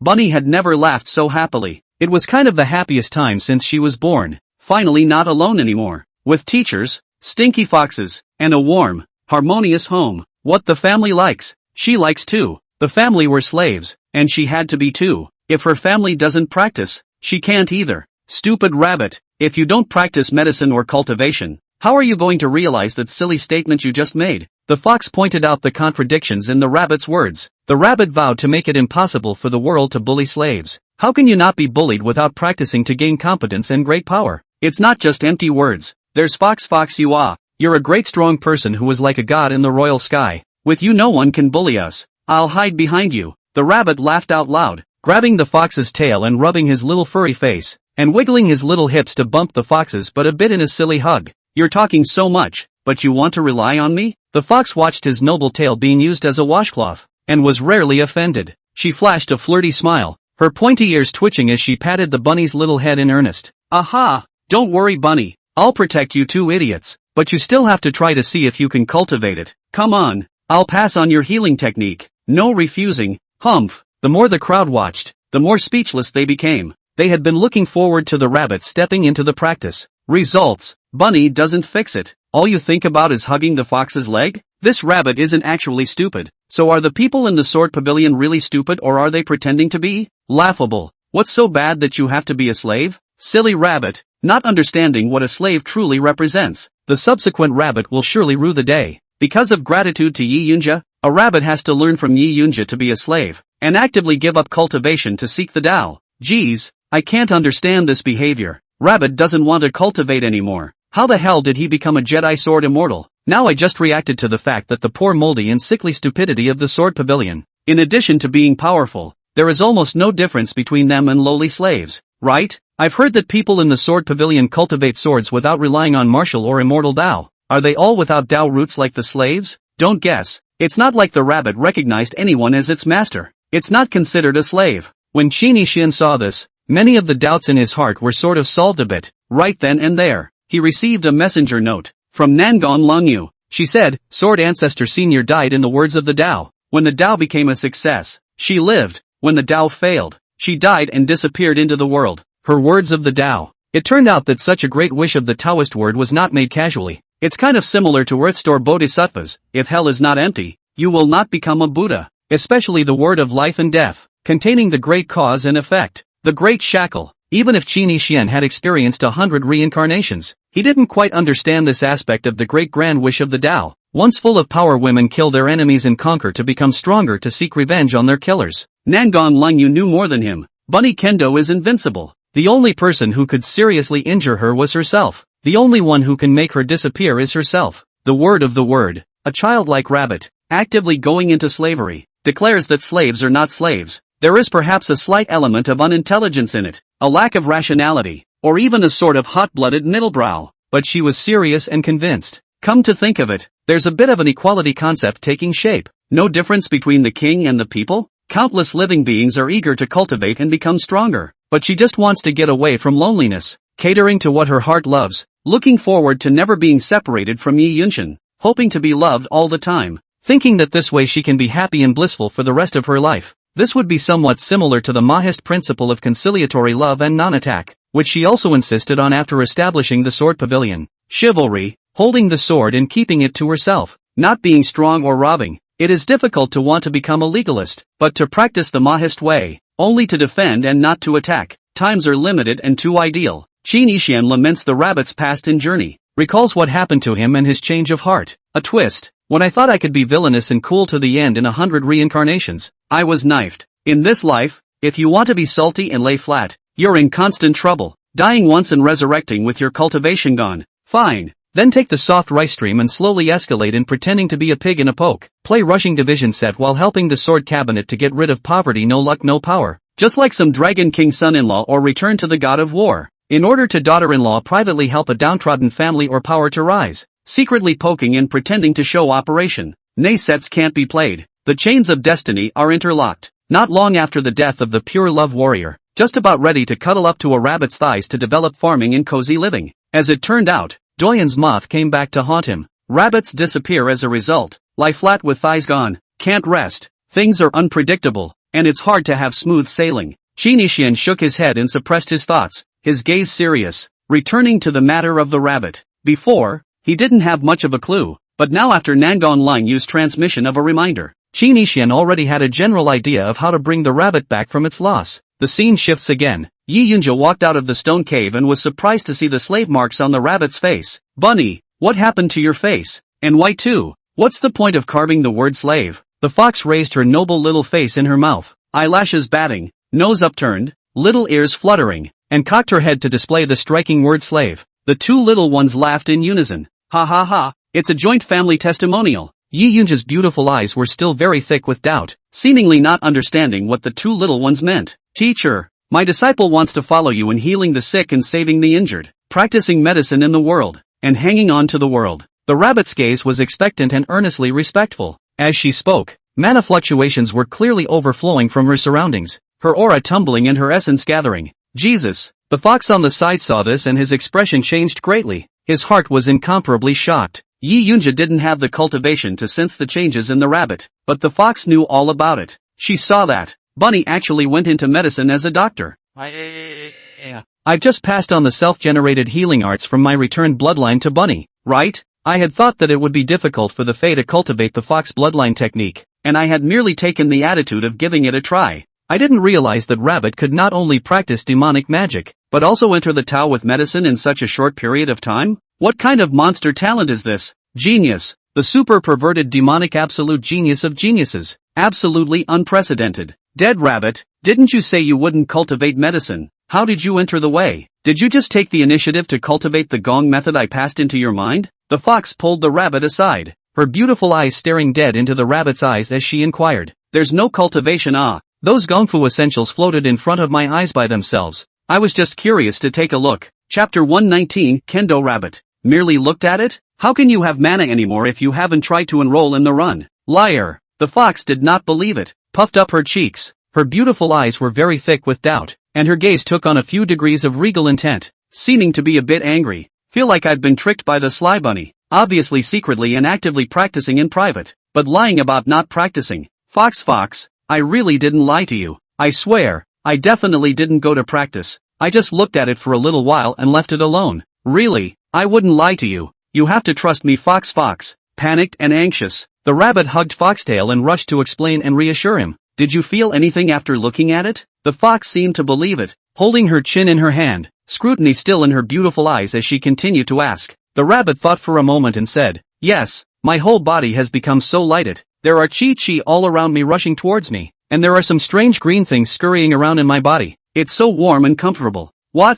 This is exactly the right sign of cultivation into the Tao. The fox was internally bludgeoned. She had forcibly transmitted the gongfu to the rabbit before, thinking that the rabbit would not be able to read the gongfu that easily, still ready to pretend to taunt a few times before patiently teaching the rabbit, but never expected. Even if a rabbit does not want to cultivate, and inwardly disregards the kung fu, with the mere desire to practice medicine, it can easily learn without a teacher. It's even scarier. Just, random look at. Then it is like drinking water and eating. Other people couldn't do it for decades of cultivation. Even the top celestial pride needed at least a year and a half. Right, and the rabbit succeeded in a breath. This, demonic genius and unmatched in all ages were not enough to describe it anymore. Now that's super unfair. Billions and billions of living beings who want to cultivate are extravagant and delusional, and rabbits in repulsion of cultivation. Receiving the feats and looking at them is a step up. The fox was messed up, in low self-esteem. There was even a small drop of envy, inwardly shocked beyond words, and even more shocked were the countless people of Kyushu.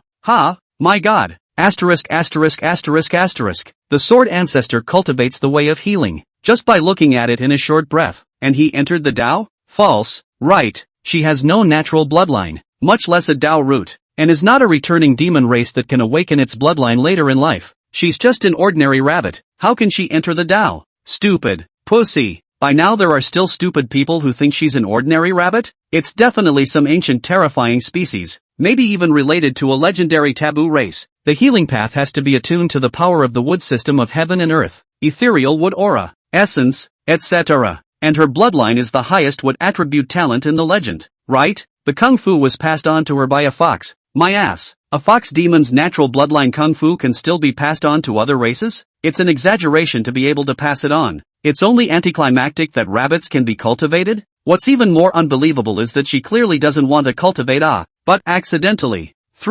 I've been practicing the healing way for decades, yet I'm still far from entering the way. What day? I want to kill myself. People are more angry than rabbits. Unconsciously cultivating with success. Unbelievable. Genius. A true eternal genius. The number one qualification throughout the ages. A peerless healing heavenly pride that is hard to come by in all ages. The one from the healing immortal valley doesn't even seem to be comparable. Bunny has prior experience practicing medicine, which may be the main reason why she entered the path so quickly, but it's also too fast. Unbelievable. Outrageous. Countless people's perceptions are turned upside down by rabbits. The heart turned over in disbelief. In the picture, a green light that could only be seen by cultivators surged around the rabbit. Mana ripples blossomed with light. Tao rhythms flowed, and essence gathered and seeped into her body. This is a clear sign of successful initiation into the medical path. Convinced. What does it mean to be gifted beyond the world's imagination? What does it mean to be a supreme genius beyond the comprehension of all beings? Rabbits too. Qin Yixian's expression moved slightly. A rabbit knows medicine?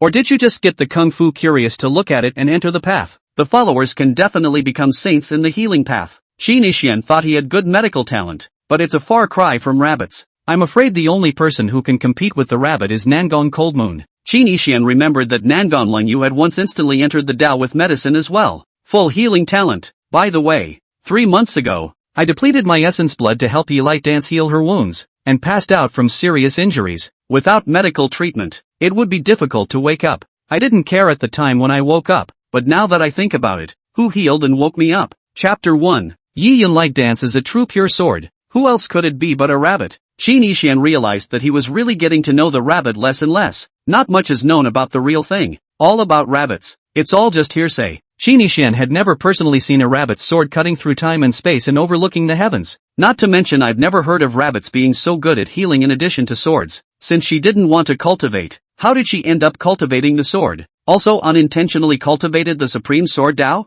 Qin Yixian was becoming more and more appreciative and fond of rabbits. Picture this rabbit. Why is the smile so cute? The heart is adorable. Never seen a rabbit smile like that before. Like an innocent child. It seems that with age and the passage of time, Buddy's smile changed quite a bit. Beyond that, a shocking thought that shook him to the core also popped into Qin Yixian's mind. The rabbit is a sword ancestor, not a medical ancestor. She's better with a sword. Full kendo talent. When she was practicing medicine she all but looked at easy entry between breaths. Then, where's the sword? Grrrrrr. The rabbit grinned broadly, his rabbit teeth undulating and twitching up and down, his little short paws and claws waving away, his short legs swinging back and forth, and his cocked tail twisting around. The fox rolled her eyebrows at the side, her 9 tails twisting, but not used to it. A man, a rabbit and a fox headed out towards the valley. The fox's 9 tails fade into one. White, where's your tail? The rabbit said with curiosity as he grabbed the fox's tail. Don't call me White, please address me as Lord Noble Fox. The 9 tails are too conspicuous and will be coveted by idiots. It's not good to show them.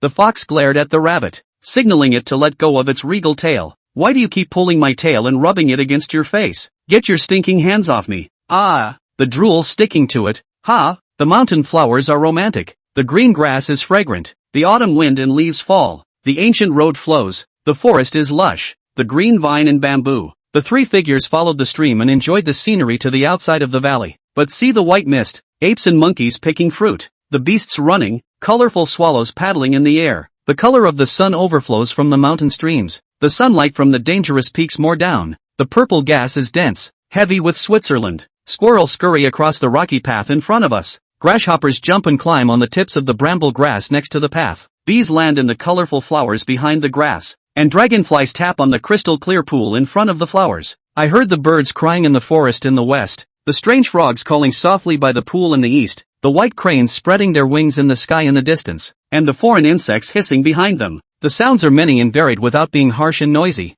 Instead, it's so refreshing that you can't help but be mesmerized by it. Chapter 120, Such a Healer. Teacher, are we going to rescue the slave now? The rabbit thought that since Yi Yunja was a slave, he should naturally take the initiative to save and help the slave. Not oh, we go to practice medicine. Use it or lose it. If you don't use it, you lose it. You have to keep honing your medical skills. Yi Yunja's beautiful eyes were gentle and her tone was kind. The rabbit seemed to understand. Is there a difference between practicing medicine and saving lives? Fox explained. Our purpose is not to save lives and heal people for free, but to improve our own medical skills. And helping people heal is just incidental. Understand? You silly rabbit. There are so many sick and injured slaves in the world. You can't save them? What's more, not all of them are worth saving. And even less of the slaves all need saving, most of them having been beyond saving for a long time. The fox took the opportunity to whip the rabbit's little head with his tail. It's not hard. It's not heavy. Bunny's eyes widened, not quite understanding. She asked the fox,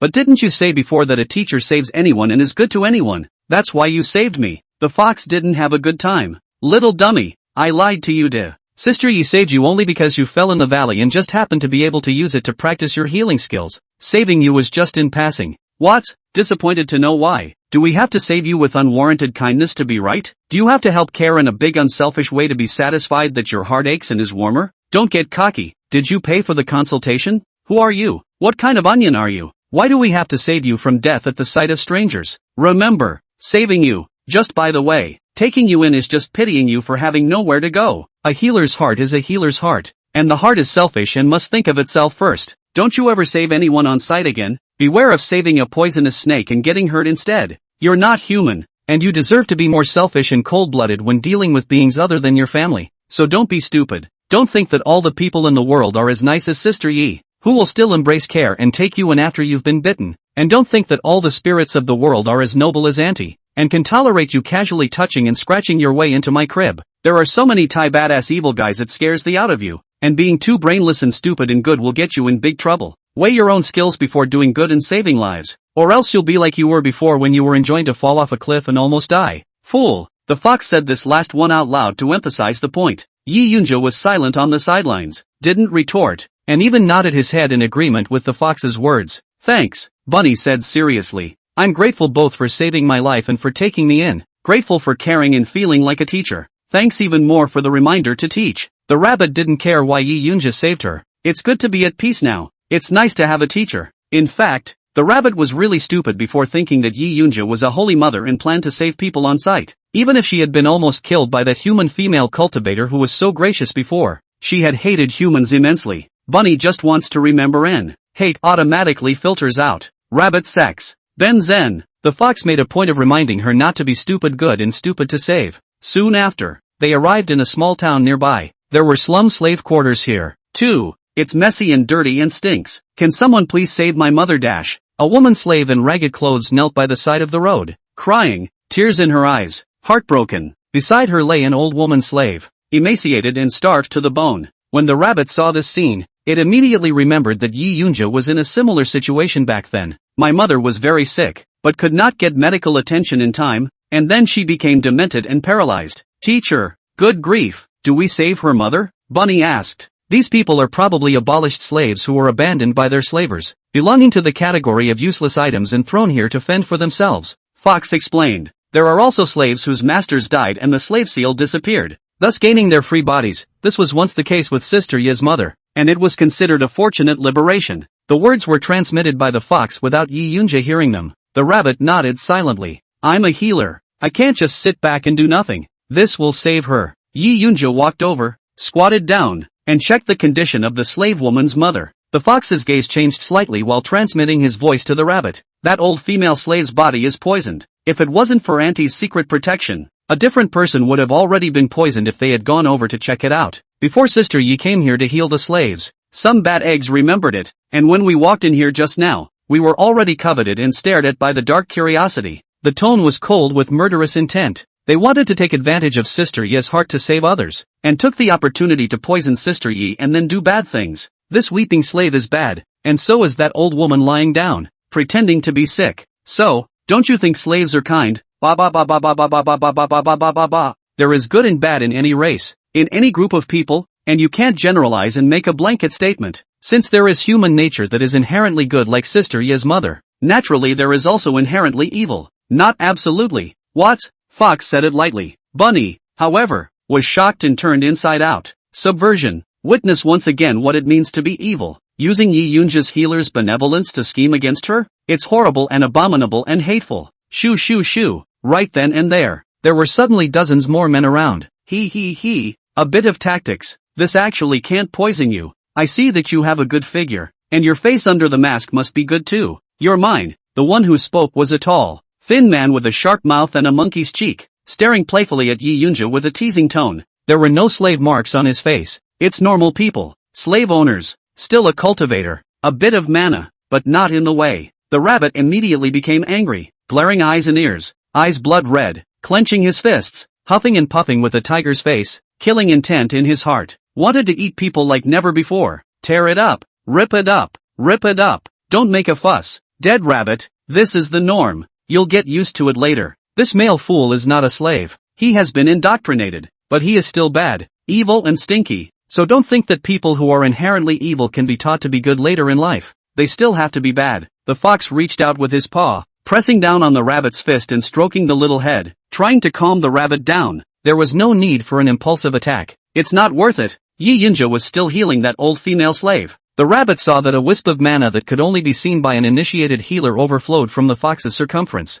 surging towards Yi Yunja. All along, the fox had used such tactics to make Yi Yunja think that his medical skills were useful. On the surface, it was Yi Yunja who saved the day, but in fact it was all the foxes practicing medicine in secret. Yoo-hoo, still quite tugging, ignoring this big master? Give me on, strip her naked, and then kill and eat these two little slaves. Seeing that he was ignored, the sharp-tongued man immediately became furious and greeted the people to surround Yi Yunja and the fox rabbit. In the dark, dilapidated, ghetto alleyway full of rotting blood, it seems like a bloodbath is about to take place. The rabbit was about to do it. Boo! Wow! In this instant, as Yi Yunja's remaining light swept over, The fox's eyelids moved slightly. The people rushing around them exploded into the air in the blink of an eye. It exploded into a bloody mist, and his soul flew away. It was too late to scream. One split second. Killing, healing people? Qin Yixian saw extreme indifference in Yi Yunshan's bland afterglow. The moment. He actually had an illusion. The number of people Yi Yunjia had killed was comparable to the number he had slaughtered in his 100 reincarnations. Even more. Chapter 121, Encountering a Woman Who Repeats Her Enmity. Bunny looked dumbfounded. She knew foxes were great, but I didn't expect a single look to explode and kill so many people. Is this the mighty power of a mid-heaven-like god cultivator? Ah, what's going on? The sharp-tongued slaverman froze in confusion for a moment. When he came back to his senses he was scared half to death, and fell to the ground, looking horrified, shocked inwardly, appalled, and trembling. Fox's eyelids lowered and she didn't even look at him. Cluck! The man's body hung uncontrollably horizontally in the air. Skin, bone, flesh, sinew, marrow and internal organs were squeezed, torn and twisted by a huge force. It was like being thrown into a heavy pressure blender. Every inch of body parts began to twist and turn like a twist. The image was as if an invisible giant had grabbed the man's head and feet and used it as a wet rag. A little bit, ring out. Ah! The man's face was twisted. His eyeballs popped out. His teeth shattered and exploded inch by inch as he wailed and screamed, like little piglets on the chopping block being slaughtered. Wanted to struggle and roll but couldn't move. Wanted to beg for death immediately. Can't die either. Continued inhuman and horrific torture and abuse. The body twists very slowly. Very slow. Zip, zip, zip. Blood spattered and dripped. Maury white bone crumbs a little bit slowly flipped right out. A screen of reflective mirrors appeared in front of the man, causing him to stare at his own misery. His whole face had been as ungainly and miserable as a kneaded ball of paste. Ah, kill me. The man was unable to speak. His mind seemed to be torn apart like a bursting hammer, unable to endure such terrible torture, and desperately longing to die. Seek liberation. It's too painful. The soul was like being pierced by 10,000 swords and gnawed by a billion ants, and it hurt to the extreme. Couldn't pass out yet. Bursts of pain persisted. The surrounding area drew many onlookers from the city. Thousands of people saw this scene and were scared to death. He's very sick. Yi Yunjia looked at the man lightly and said calmly, "Pust. Wow." Like a bun being vigorously and forcefully squeezed and exploded, the man's blood-red organs and farts flying together. The strong smell and stench of blood filled the air. But the fox is also healing the man, not letting him die easily. That would be too cheap for him. The crowd's scalps were numb and creepy. Is that a cure? Aha! Bang! After a long and brutal ordeal, many of the onlookers were paralyzed with fear. The man's consciousness crumbled. His spirit was completely broken, and he finally blew up as expected. It turned into a rain of blood and bones, ashes to ashes. See, people like this have to be treated this way to be most useful, simply using medical skills. Ah, can't cure them yet. The fox faintly transmitted a voice to the rabbit. Yi Yunjia had long since stopped caring about the man and ignored the onlookers. Still practicing medicine over there, his posture remained the same throughout, seemingly not noticing that his surroundings were already full of blood. The rabbit covered his mouth, having just heard the man call himself the 3 words of my lord. She felt so sick. Fox, fox, it's a good thing you didn't use your mana when you fought with me before, or I'd be dead, Bunny said afterward. Idiot. Auntie needs mana to clean up your mere rabbit? Do you curse again? The fox rolled her eyes, feeling downtrodden. Now that you've entered the Tao with medicine and have mana, you can easily heal these patients as well. Bunny sniffed and mentally shook his head violently. No, she's a slave. She shouldn't have mana. She has to be like her teacher. Let's leave the killing to Foxy. The fox had just finished his transmission. Wow. The old woman slave that Yi Yunjia was rescuing turned into flying ash. Unfortunately, she's also incorrigible. Yi Yunjia finished indifferently and got up to leave. No, don't kill me. Have mercy. The weeping woman slave was so frightened that she cowed out and begged for mercy. Boo. Explode in place. Ah. Someone in the crowd of onlookers screamed. Who else wants to come and strip me? Yi Yunjia walked towards the city gates, scanning the people around him and asked indifferently. Bang, bang, bang. People were so shocked that they fell to their knees and kowtowed, while shaking their heads desperately, not daring to say a word. Among you, who is the family member of that patient just now? Yi Yunjia asked. The crowd simultaneously shook their heads in denial. The incident alarmed the entire city. The strongest in the city was only at the early stage of the Tao, and they simply couldn't afford to mess with Yi Yunjia and the fox, and were chilled with fear,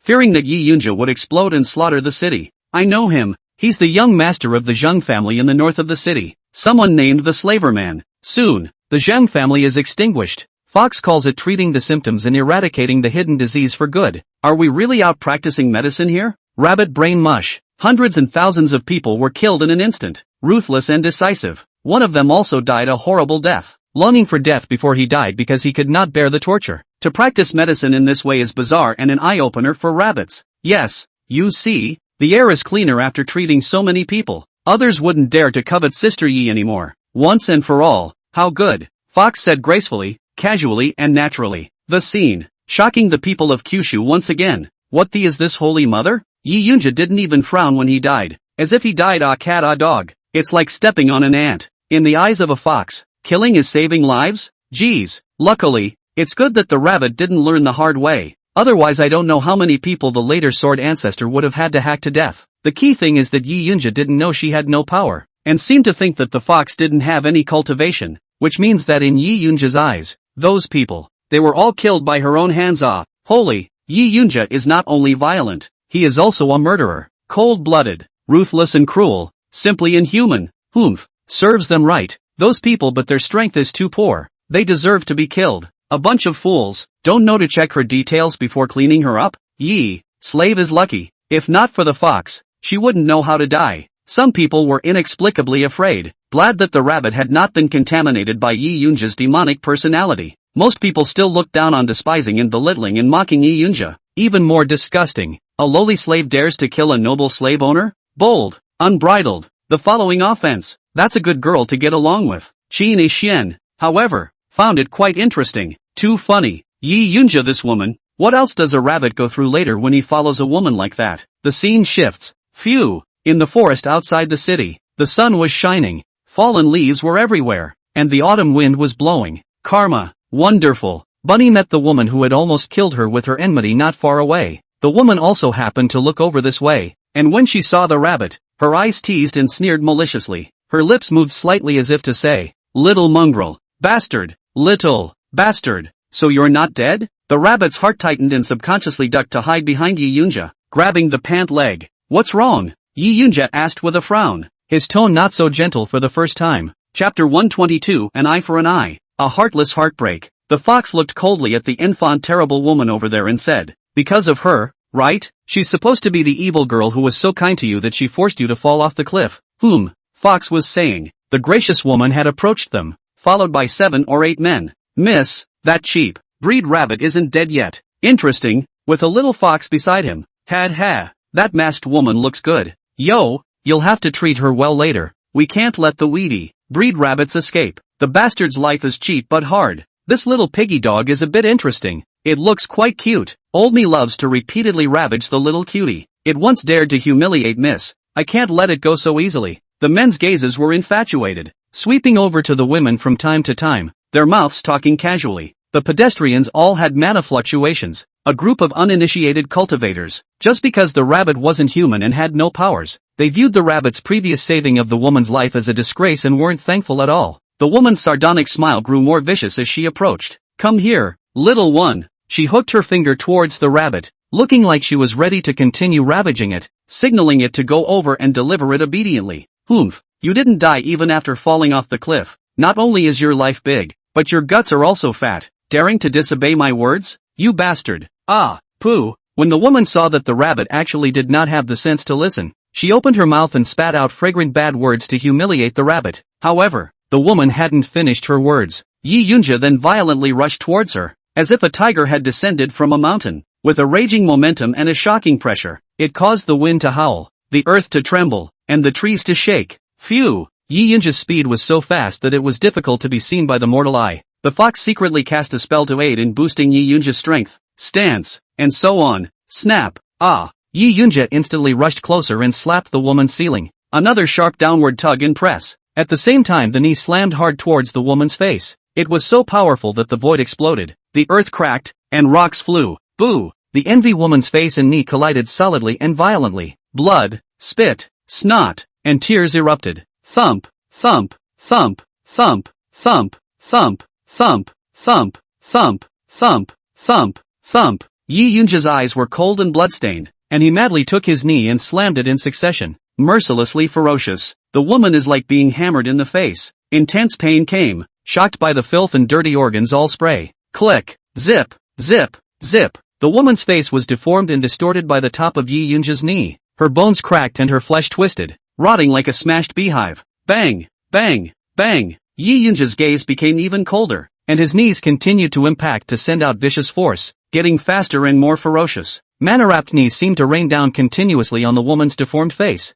No mercy, as if a Tyrannosaurus Rex had gone berserk. A little while later, Yi Yunja bumped tired, healing at the same time, immediately changed position, grabbed the woman's hair, fists wrapped in mana, madly smashed the face. It's like hitting a walnut with a hammer. Yi Yunja's teeth gnashed and his eyes were red enough to frighten a child, completely disregarding the woman as a human being, causing the woman's healed face to deform twice. Aha! The woman's miserable screams were so dismal that they cut through the sky. The men who had followed her were shivering with fear. The women were the strongest among them. However, the woman was like a chicken cub being beaten and thrashed by Yi Yunjung, miserable and unable to fight back. The crowd was chilled all over. Their backs were cold, their hearts were scared, and they did not dare to move. Swish! Yi Yunja's knee slammed to the face wasn't over after that. Rip! The next instant, she directly ripped a handful of the woman's hair off hard, blood dripping and flesh turning out. Incomparably creepy. Aowa mom. The woman's face was bloody, her eyes bulged out, blood and tears flowed out,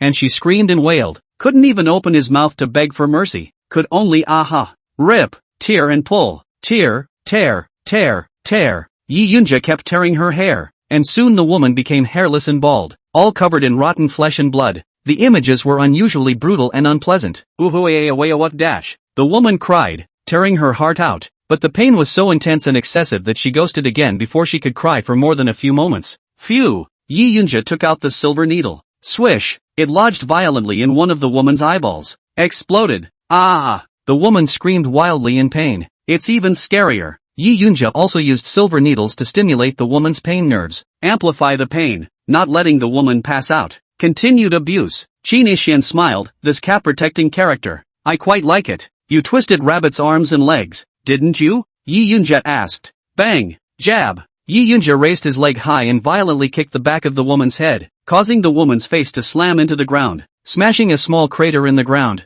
More dense and striking cracks appeared around it. Bang! Bang! Bang! Yi Yunja was like a tyrant demon god, merciless and tender, furiously stomping on the woman's head, causing her entire head to sink into the ground. The woman wouldn't die, couldn't die so painfully, was healed by the healing paths that guarded her, begging for life and death. Phew! The woman's head was pulled out of the ground. Click! Jab! Zip! Zip! Zip! Earlier the woman had been so gracious that she had twisted the rabbit's arms and legs and ripped off its ears. The moment, Yi Yunja retaliated with an eye for an eye, countering violence with violence, as it were, and doubly so. Aha! Mommy! No! The group of cultivators who followed the woman were dying and screaming like pigs. Wow! Some are outright pissed off. It's too bad. The images are simply unforgiving. A lot of people in Kyushu even watch vomit. Wicked girl. It's brutal. Devil. It's comparable to the Shura Devil Dao. It's just not human. I can't see it more and more. How can a rabbit study with such a woman and say that all beings are equal and the law is supreme? Incomprehensible. Unthinkable. If the rabbits are also so brutal, then, I can't dare to imagine it. Bang, bang, bang. 10 days and 10 nights later, please, kill me. The woman is no longer human, wailing longing for a death. Yi Yunja didn't listen. Not allowed. Ah! Another 10 days of brutal abuse. 20 whole days. After Yi Yunja had tortured enough, he took the woman to a crowded place and paraded her around, saying faintly, "This is what happens to those who are gracious." The fox completely healed the woman's injuries many times. Yi Yunja dragged the woman all over the 8 directions and stripped clean for people to watch. The woman's dignity as a human being will be a little bit worn out and trampled into dregs. No, please, don't. The woman was humiliated to the point of being tortured internally more than she was physically abused. The mind is ravaged and there is a breakdown of the spirit. Some more time passed. The woman was heckled and thrown into the pile of male beggars. Let the beggars beat and dispose of them at will. You can't do this to me. The woman panicked in horror. As a cultivator overlooking mortals and with some background, she was once considered a noblewoman, never high and mighty, surrounded by admirers. When have you ever looked a lowly mortal beggar in the eye? But today, she was actually slammed into a pile of beggar slaves in an immobilized state? Killing, and to be mercilessly heartless. Chapter 123, Injustice in the World. Yi Yunja asked, "You pig mouth previously said that the rabbit that saved your life was a hybrid breed? Is it a pig dog?" "No, I was wrong. I'm sorry. I'm really sorry. The woman ruefully admitted her mistake and sincerely apologized. Body and mind have been tortured to the core. Spirits are at the breaking point. It was like a frightened child, curled up and shivering, covered in filth. Look weak and pathetic and helpless. It's not enough. Yi Yunja's face was expressionless. The woman was flung into the cages of tens of thousands of boars and dogs, so that the group could eat the frenzied and fierce thing. The hog dogs had bloodshot eyes and fangs, like hungry wolves charging and tearing at lambs, gnawing and biting and tearing at every inch of the woman's flesh. The fox was actively performing healing medicine on the sidelines, constantly helping the woman regenerate her flesh and blood. Chronic ongoing abuse without death. After a while, the woman turned into a mongrel of her own mouth. Species. The real pig she insulted and despised. Dogs wantonly destroyed beyond human shape. Soon, the woman couldn't even scream. Eyes white with disorientation and collapse. People are not dead, but it's 100 times worse than death. Completely broken. Wah! Yi Yunjang does not kill women. Once again, the woman is completely healed. Restoring her sanity caused her to repeat her memories of that hellishly horrible and creepy experience, then force her into slavery. Recognized a pig. The Lord, a slave to the lowly beast. Slaves of the humble beast. The future is truly piggish. The rest of the men who followed the woman were worse than dead. The abuse is varied and never repeated, and it is impossible to close one's eyes when one remembers each other's misery. Foxword, heal her, heal them. We are from the Heavenly Cloud sect. You can't touch us or the Heavenly Cloud sect won't spare. She is the daughter of the Heavenly Cloud Patriarch. How dare you treat her like this, immortal or not? I want you to not die. And there's a man who dares to put out a threat. Then, Skycloud sect was completely healed. Rumble, extermination of the sect. The whole clan. Not a single one of them, dead and dying, extremely decisive, a broken sect that didn't even have any imperial sky powerhouses, the fox blowing breath. Yi Yunja even went in to whip the corpse in order to prevent leakage, and was extremely vindictive. The crowd watched in awe and trepidation. Tough guy, it's too hard, 100-fold, cruel to the core, cut off the roots and leave no loose ends. Fierce as a batch and ruthless. Dead rabbit, feel better now that you've gotten your revenge? Fox asked. The rabbit shed tears and didn't say anything. Moving in, it was the first time anyone had ever stood up for her. See, there are some patients that have to be healed this way, or if they are left to continue their evil ways, more cuties like you will be hurt. These types of ennui dogs, simply teaching them a lesson is not enough to treat the symptoms. The only way is to kill. Kill all. Kill all. Only then can it be completely eradicated. Oh yes, these words, are what Sister Yi once told me, and now I'm just relaying them to you. Fox asked seriously in a grave tone. Now, do you think Sister Yi wants to seek revenge on her father? Bunny nodded. Previously, she had thought that Yi Yunja was a person who repaid her with kindness when she was bitten by her and helped heal her. It was then assumed that Yi Yunja would not seek out Xiaojin to avenge his mother's death, but it was only now that he realized that Yi Yunja was clearly repaying grudges with violence. Naturally, he is the one who will seek revenge on his poisonous father for his good mother. Alas Bunny, you guessed right in the beginning, but now you guessed wrong. Yi's sister actually doesn't want to. Don't look at the surface of everything. The fox, however, shook his head. When Sister Yi's mother died, she left her last words to the murderer. Demented, she regained a moment of lucidity on her deathbed. She said, "Please tell Gotham Child for me. Don't hate anyone, don't cry, be happy every day of the rest of your life. Always live in the palace where you are happy and can have enough to eat, and forget about me, a lowly slave stupid." In fact, she was dead at the time when she was saying those words, and the murderer that Zazen sent to kill her didn't even need to do it. So, Sister Yi didn't have a revenge target. But she also went against her mother's last words and cried a lot, and chose to leave the palace forever, forgetting her father and remembering for the rest of her life the one who gave birth to her and raised her and cared for her and educated her. Kind mother, Sister Yi kills people, not because she inwardly wants to kill, but to kill for the sake of other good people like her mother. How can goodness rest until evil is dead? Kill all the evil to be good. In the beginning, when Xiaojin was attacked by the swift ancient fierce beast, he was seriously injured, passed out, and was almost eaten. It was Sister Ye's mother who had Auntie save him, but he was gracious and coveted Sister Ye's mother, and at that time, Auntie happened to be captured back to the clan, so it was Xiaojin who got his way, the hateful dog. When Auntie came back from the clan a few years later, she was dead. It turned out that the fox had known Yi Yunja's mother a long time ago. While saying this, Fox, tears, whoops, Auntie lied to you before. In fact, actually, when Auntie first came out of the world, she was a ruined fox, no bloodline, no talent, no cultivation, no 9 tails. It's a hybrid breed, abandoned by the clan. Auntie, kicked out of Fox clan. It's her. It's Mom, she took me in. The fox actually called Yi Yunja's mother Mom. My nine-tailed fox talent was awakened only later when the bloodline returned to the ancestor. Mom's slaver was killed by me on the sly. After the Fox clan sensed that I had awakened my talent and my bloodline had returned to my ancestor, they forcibly brought me back to the clan. Darn. If only I had been if I was watching over my mom. Mom wouldn't be so sick, not paralyzed, wouldn't be demented, won't, dead. Fox hissed. I hate those stinking foxes and will never go back. Back then, Yi Yunja's mother took in the fox, and now, Yi Yunjang saved the rabbit and took it in. They have been through similar experiences and have bonded over them. The rabbit muttered, Fox, you, don't. She tried to comfort the fox for a few moments, but I don't know how to say it. Humph, you think I'm sad? Nah, I'm not. The fox bristled stubbornly, but cried harder. She also seemed to be having a hard time finding someone to vent her sadness to, suppressed for a long time before, long time ago. Because of these things the fox could not confide in Yi Yunja. Why? Mom was so kind and good. Why did she leave me early? Old thief Xiaojun. Enmity and hatred. Bad to the point of evil death. Why is he still alive today? I want to kill. If Sister Yi doesn't kill him, Auntie will definitely kill him and never let him go. What makes him outlive Mom?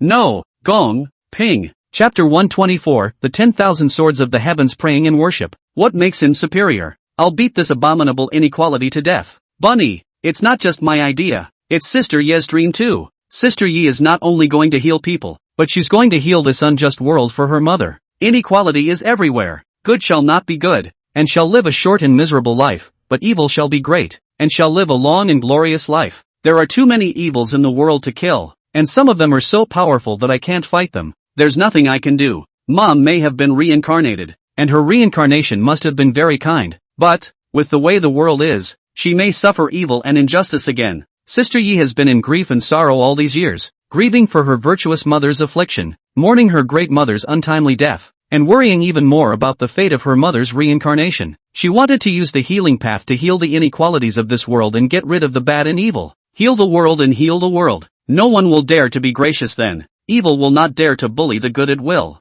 Fairness and equality. The rabbit took deep note of those two words. She wants it too, to follow in the footsteps of my teacher, Yi Yunja, healing the world's inequalities, allowing a virtuous white moonlight like Yi Yunja to long life, 100 years, right then and there. Yi Yunja came from the ruins of the Skycloud sect. Bang! A fist-sized white stone was thrown at the rabbit's feet. The light is bright and shiny, like a glazed jewel, surrounded by treacherous and complicated patterns flashing, a flurry of small golden characters floating and sinking. Bunny, this is the feat inheritance stone. You had saved that ugly bad girl's dog's life. You deserve to obtain the feat. Yi Yunja knew that the reason why the rabbit had saved the Enjoui female in the first place was for the Mara technique, so he helped the rabbit to settle this karma. Good must be rewarded with good. You saved someone, naturally you must be rewarded. This stone contains one of her clan's techniques, called the basic sword technique, which you can learn. Try to see if you can make it work. It doesn't matter if you can't learn. The fox eyed it with anticipation.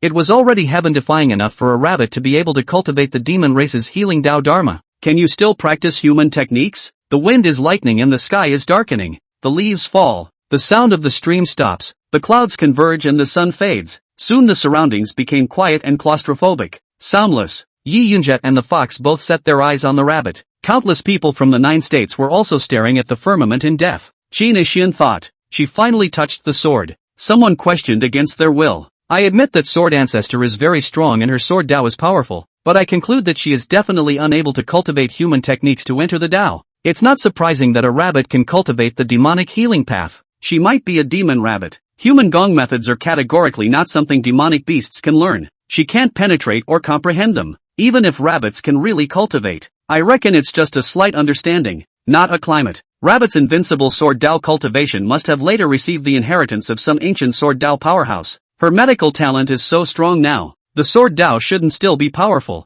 There must be a heaven-defying encounter. Traitorous luck to get the sword Dao chance. Stupid. Pussy. She is a sword ancestor, not a medical ancestor. The medical path is so fierce. The sword path can be poor but I also think that she is not so instantly to the sword into the road again. Otherwise it is too much of a blow to me. I'm not convinced. The crowd all looked with disbelief at the picture of the living in the firmament, looking forward to seeing the bunny jokes. Surely you can't even read basic swordsmanship? They're all jealous, praying that Bunny doesn't get that sick again. It makes them feel inferior and they all feel like crap. Basic sword skill? Teacher, I'm a little scrappy rabbit. I shouldn't be able to cultivate it. Picture. The rabbit inwardly picked up the inherited stone with extreme reluctance. She didn't want to practice. Boom! Just for a moment. Under the dark clouds, in the shadows, strong winds rise, streams sound, fallen leaves dance, yellow sand rolls. Beside Fox Yunjin, in front of the ruins of the extermination sect, the void is frozen and time does not flow.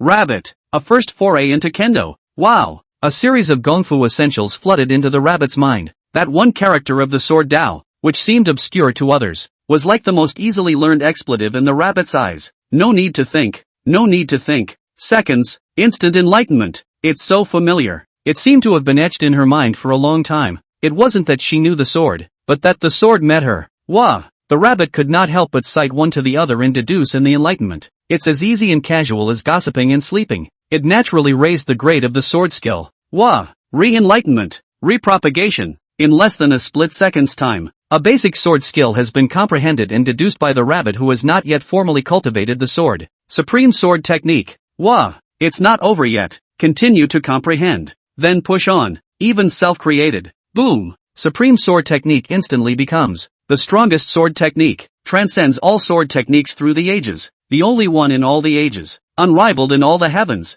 The moment. The rabbit creates the absolute first sword technique with the minimum sword decree enlightenment in a situation of internal rejection and unwillingness. Such a scene was in the eyes of the fox, Yi Yunjia, countless people in Kyushu, and Qini Xian in the blink of an eye, less than a breath. And in the meantime, the heavens and earth changed. The 9 heavens trembled. All the spirits were frightened. The 10,000 worlds were frightened. Time and space were stagnant, and the heavens were shaken. Wah! Clank! Puffing and giggling. The sword roared like a dragon. It rushed the heavens and roared across the world, spreading through the ancient and modern worlds and shattering the sword rules. Rumble. Thousands of mountains shook, billions of rivers tumbled, vast ocean waves boiled, and endless abysses collapsed. Laws collapsed, order was broken, the bucket turned to the stars, the Qiankuan was reversed, the 2 poles were reversed, and the 5 elements were diffused into swords. The birds in the sky were afraid, the beasts on the ground panicked, the souls of the tribes in the sea trembled, and the souls of the underworld trembled. All of the heavenly powers looked sideways,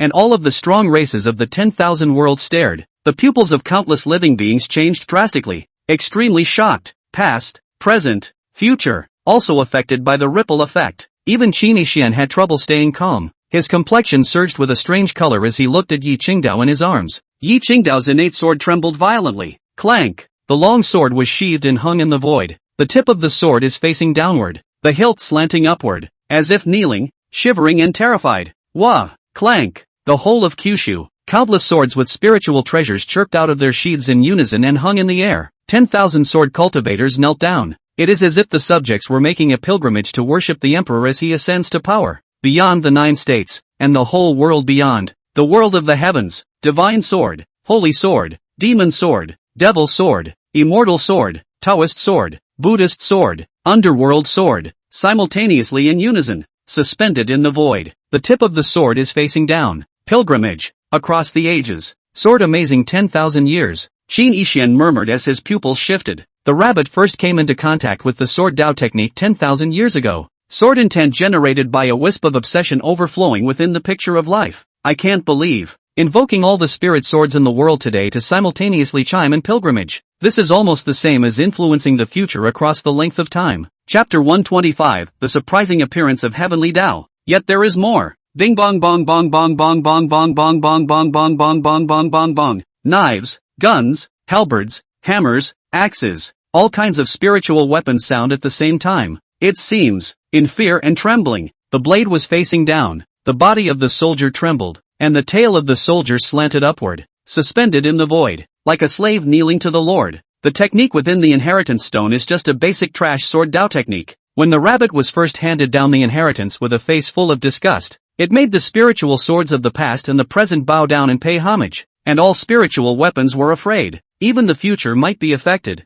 right, Bunny? You. Qin Yixian was speechless. It's too sick. Giggling. Sword chi rolled like a dragon. Sword intent surged like the sea. Sword might was boundless, and sword aura was as bright as a river of stars. The sound is as loud and terrifying as it is. The heavens intensified their vibrations, and the worlds became even more creepy. Heaven and earth solidified for an instant before crumbling out of the sword chi cracks. The beings were so shocked that their souls were pierced like 10,000 swords. Clang, clang, clang, clang, clank, clank, clank. The sword roars over the dragon's roar, and the sound is powerful through the universe. Only the picture of the pre-life manifestation, separated by 10,000 years of time and space, is so shocking and terrifying. The point is, she hasn't formally cultivated the sword yet. This level of perversity, even the heavens would be jealous and afraid. Right. Qin Yixian had just thought so. Boom. Rumble. Rumble. Qin Yixian was violently dizzy. The eyes flickered and were briefly blinded. When sight is regained again, he saw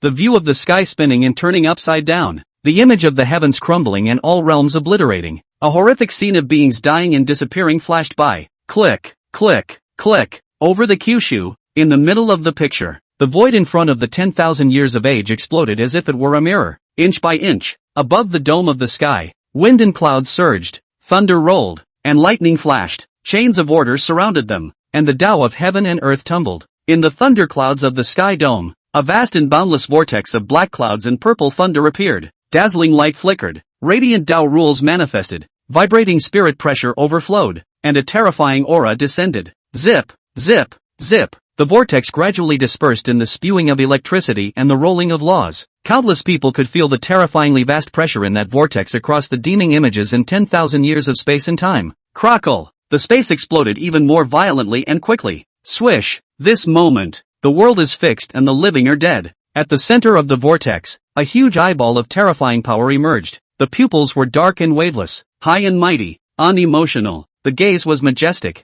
looking out of the corner of his eye and astonishing the world, swallowing the world and overlooking the living beings, looking proudly at the 8 directions of the world. It seems like the gods of the 9 heavens are scrutinizing the ants of mortal dust. Oh my God! All the living beings in the 9 states who watched the image were shocked to the core, their hearts turning over and creating shocking waves. Everyone's eyes were wide and their mouths were open wide enough to fit a fist. Jaws dropped in shock. Extremely incredible. What's that? Days? It's the legendary Heaven and Earth Avenue, isn't it? Sword Ancestor Senior, she's messed with the heaven that controls the world. My goodness, so there really is that great terror in the middle of our world? Rumor has it that the heavenly Tao does not manifest itself easily, only when there are people in the world who defy taboos against the heavenly Tao. The laws of heaven and earth, the order of all things, are all created by the Tao of heaven, and heaven can suppress all. The heavenly Tao, it is the master of all, and we are all like ant dust before it. A rabbit's first contact with the human sword Tao technique angered the heavenly Tao, shows that her credentials have been cursed by the heavens.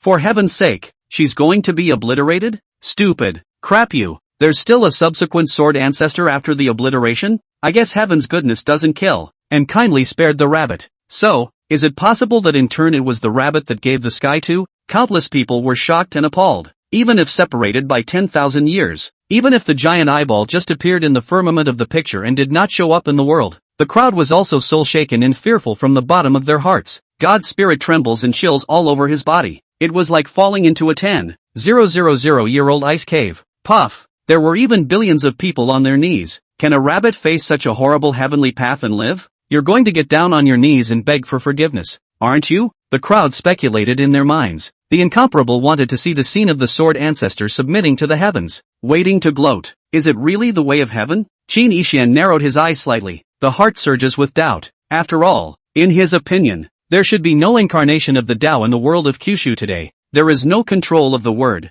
There is no heavenly way. The laws of heaven and earth and the order of all things here are not currently under the watchful eye of any living being or the will of the Tao, etc. Otherwise, how could the people borrow and repair their fortunes? A world's heaven and earth chi should have been controlled by the heavenly Tao, given by heaven. All beings are now free to cultivate and borrow chi. Then it shows the absence of Tao and the absence of heaven. The world of the heavens. There are worlds where the laws of heaven and earth are completely controlled by a powerful being or will, etc. They are referred to by the beings of the world as the heavenly Tao, the incarnation of the Tao, the heaven, the Tao, the master of order, the lord of laws, the pseudo-heavenly Tao, and so on. In a world like that, whoever dared to mess with the heavens would be wiped out in an instant and exterminated by heavenly punishment. The shackles of heaven and earth were too obvious. Everything is suppressed by the heavens. It is difficult for beings to have any ego thoughts, but there are worlds that are different, with their own law and order, without any intervention from any being or will. The chi is not determined or given by God. Rather, it is a matter of potential to compete and people to borrow. The Tao of heavenly punishment also had nothing to do with the heavenly Tao. It was the laws of order that descended on themselves, and it also required a special medium such as the Tao Heart Oath Tablet, the laws of heaven and earth and order, etc. In such worlds are often very powerful and perfect, and all beings are free. It is said that nothing is better than something. The world of the 9 states is the world without heaven. The behavior of any person is not subject to the yoke of heaven. Only the world's self-generated laws of order limit it. The chi spirits and the chosen ones are not protected by the heavenly Tao at all times. Otherwise, when Qi Nixian had strangled heaven's mandate Yi Chen in the embryo, it was impossible for the heavenly Tao to acquiesce and not hinder it. Also, there are also worlds where there is no heaven because there are indigenous beings and heaven reversers who are so powerful that they transcend the heavenly Tao. The heavens are afraid, and dare not be palmed, therefore there is no heaven. But generally speaking, the probability is that the heavenly Tao of the world will not allow these types of heaven reversers to exist. It's all about early obliteration.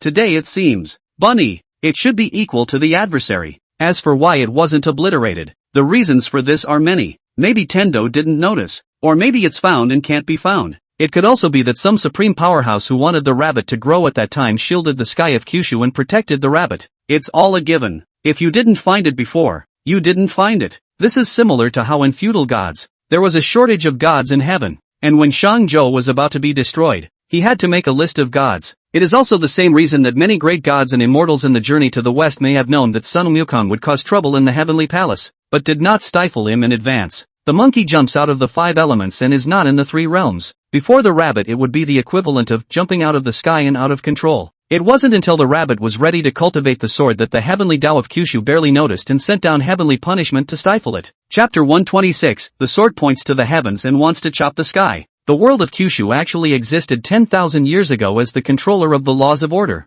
the heavenly Tao, and now it is gone, perhaps by rabbits. Qi Nixian stared at the screen as a bold idea arose in his heart. That rabbit, who just touched the way of the sword and has yet to cultivate it, wants to cut down the sky? Sun Wukong at least spent many years to cultivate the top grade of Tianxian duel and somersault clouds, and later ate peaches and stole gold pills and drank immortal wine, but even so could not escape from the 5 Fingers Mountain. Can a rabbit succeed in chopping the sky after first practicing the way of the sword? You shouldn't have survived. I'll kill you. The giant eye in the sky opened its mouth, and thunderous sounds rolled and exploded in the 9 heavens, shaking the sky and earth and obliterating all spirits. It's like Hades judging life and death and declaring rabbits deserving of death. Suffer death. The fox stayed. What is this? A rabbit merely accepts a broken gung fu and attracts the Tsang Dong giant eye monster? And what's up with those earth-shattering sword sounds just now? The fox's mind shook. That sense of oppression brought about by the Tsang Dong's eyes caused the fox's returning bloodline to tremble with residual fear. It was as if a mole cricket was looking up at a true dragon in the 9 heavens.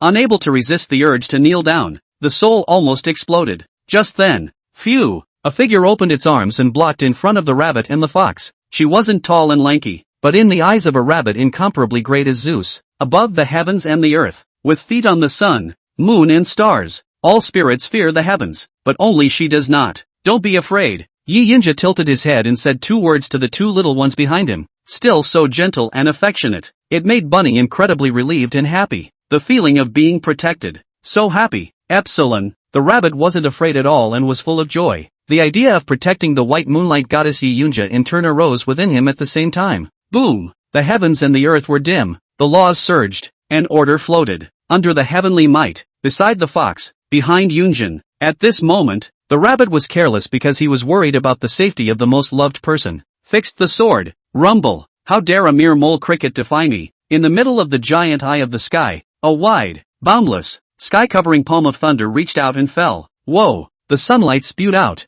bright and piercing. 9-colored divine thunder rolled, obliterating laws boiled. Shocking forbidden chains surrounded, and the might of the Tao shackles erupted. It was as if a corner of the sky had collapsed. The sound was unrivaled, and the heavenly might was immense. The dazzling light flickered endlessly. Giant hands descended from the sky. Horrifying elephants manifested. Forbidden symbols shone brightly, and Tao sounds vibrated. The flames of the laws churned and the waves of order boiled. Destructive plasma erupted, and the light of heavenly might became more and more eye-catching. The mysterious Taoist rhythms flowed, and the myriad principles of heaven and earth floated and sank. The great Tao killing power is like a tsunami wave that sets off waves and wreaks havoc. The vast giant hand seemed like a Taiyue divine mountain pressing down on it. It came straight towards the rabbit to suppress it, carrying the might of destroying the sun and destroying the earth, containing the killing intent of shaking the starfall realm. Space freezes. The whole world stood still. All souls was lost in thought. Time no longer flows. Fox and Yi Yunja were all dumbfounded,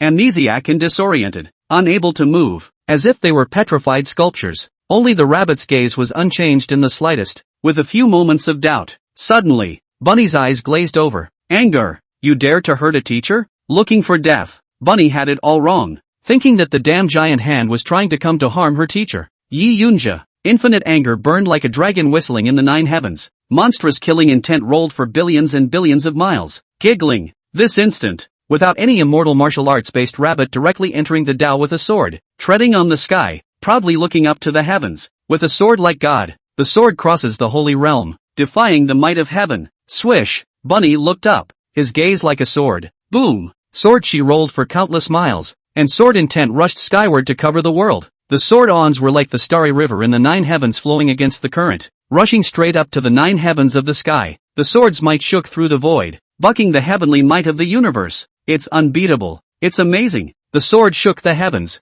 The sword horrified the worlds. Shoo shoo shoo. Billions and billions of swords with spirits rushed up to the sky. Densely packed swords suspended in the void, covering the void, isolating heaven and earth. It is difficult to see the sky, sun and moon. All sword tips pointed upwards. The sword points to the sky. Outside the world of the 9 states, countless swords also rose up into the sky, breaking the boundary and hanging in the starry sky. All sword tips aligned in one place. Sword to the 9 states. The sound was extremely spectacular. Sword light flooded the 10,000 realms, and sword intent filled the heavens. Whoever you are, since you want to die, the rabbit spoke coldly like a child, allow you. Boom. The huge palm stopped for a split second. Rabbit slowly raised his left hand. Countless people in Kyushu were dumbfounded, dorked out. Get down on your knees. The internal shock was beyond words. Jesus, rabbits want to destroy the sky? To actually try to kill the legendary Tao? Turns out she's more than just anticlimactic. And desire. Chop. Heaven. Rumble. Crackle.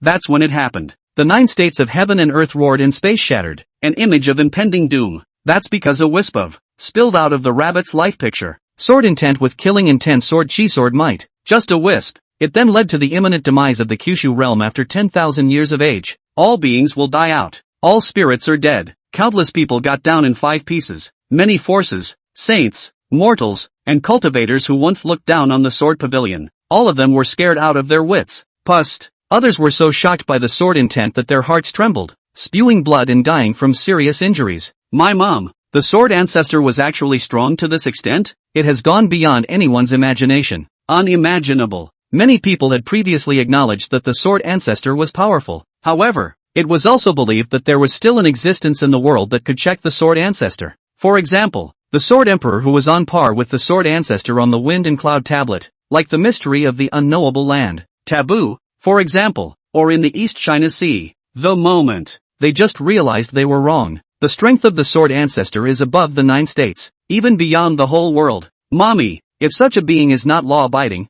if it is not foolish, then, pust. Heavenly Daozi and the other saints were so frightened that they vomited blood. The sword chi killing intent surged in, causing the saints' cultivation to regress and their realm to fall. The 9 states of heaven and earth wailed, and visions floated and manifested. No, sword ancestor senior, spare your life. This saint. No, little old me is wrong.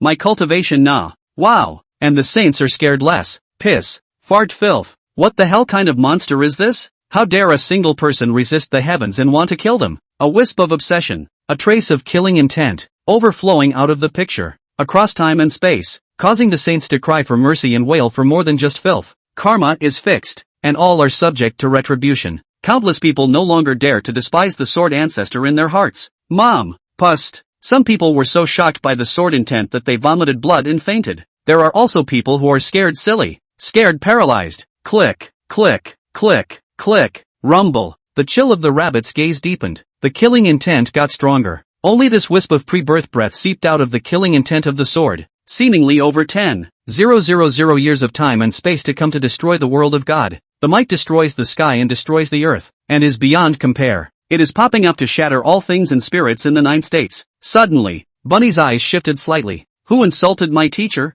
Bang, bang, bang, bang. Ah, uncountable numbers of people exploded in place. The soul flies away. Chapter 127, the heavenly Tao was scared away. Demons. The sword ancestor is a demon. I'm not wrong, much less guilty, so why kill me? Lawlessness. You. The sword ancestor does not honor the law. Messy killing. Put. Billions and billions of people die unwillingly and painfully. Cause of death, mocking and humiliating tirades of contempt over Yi Yunja, the Sword Ancestor after 10,000 years of keeping the law. But the rabbits at the beginning did not know the law. That wisp of obsessive sword intent sensed that there were miscellaneous seed dared to disrespect and insult the white moonlight goddess Yi Yunshan. When executed, kill them all. Leave no one behind. The sword is a killing weapon. Ruthless and cold-blooded. Whoa. Blood erupted. It's raining. Blood rain. The heavens and earth were dead silent. And all the spirits trembled. And that's with the rabbit in the picture not striking. If she actually strikes later, what's wrong with that? Will not all beings be destroyed? Ma!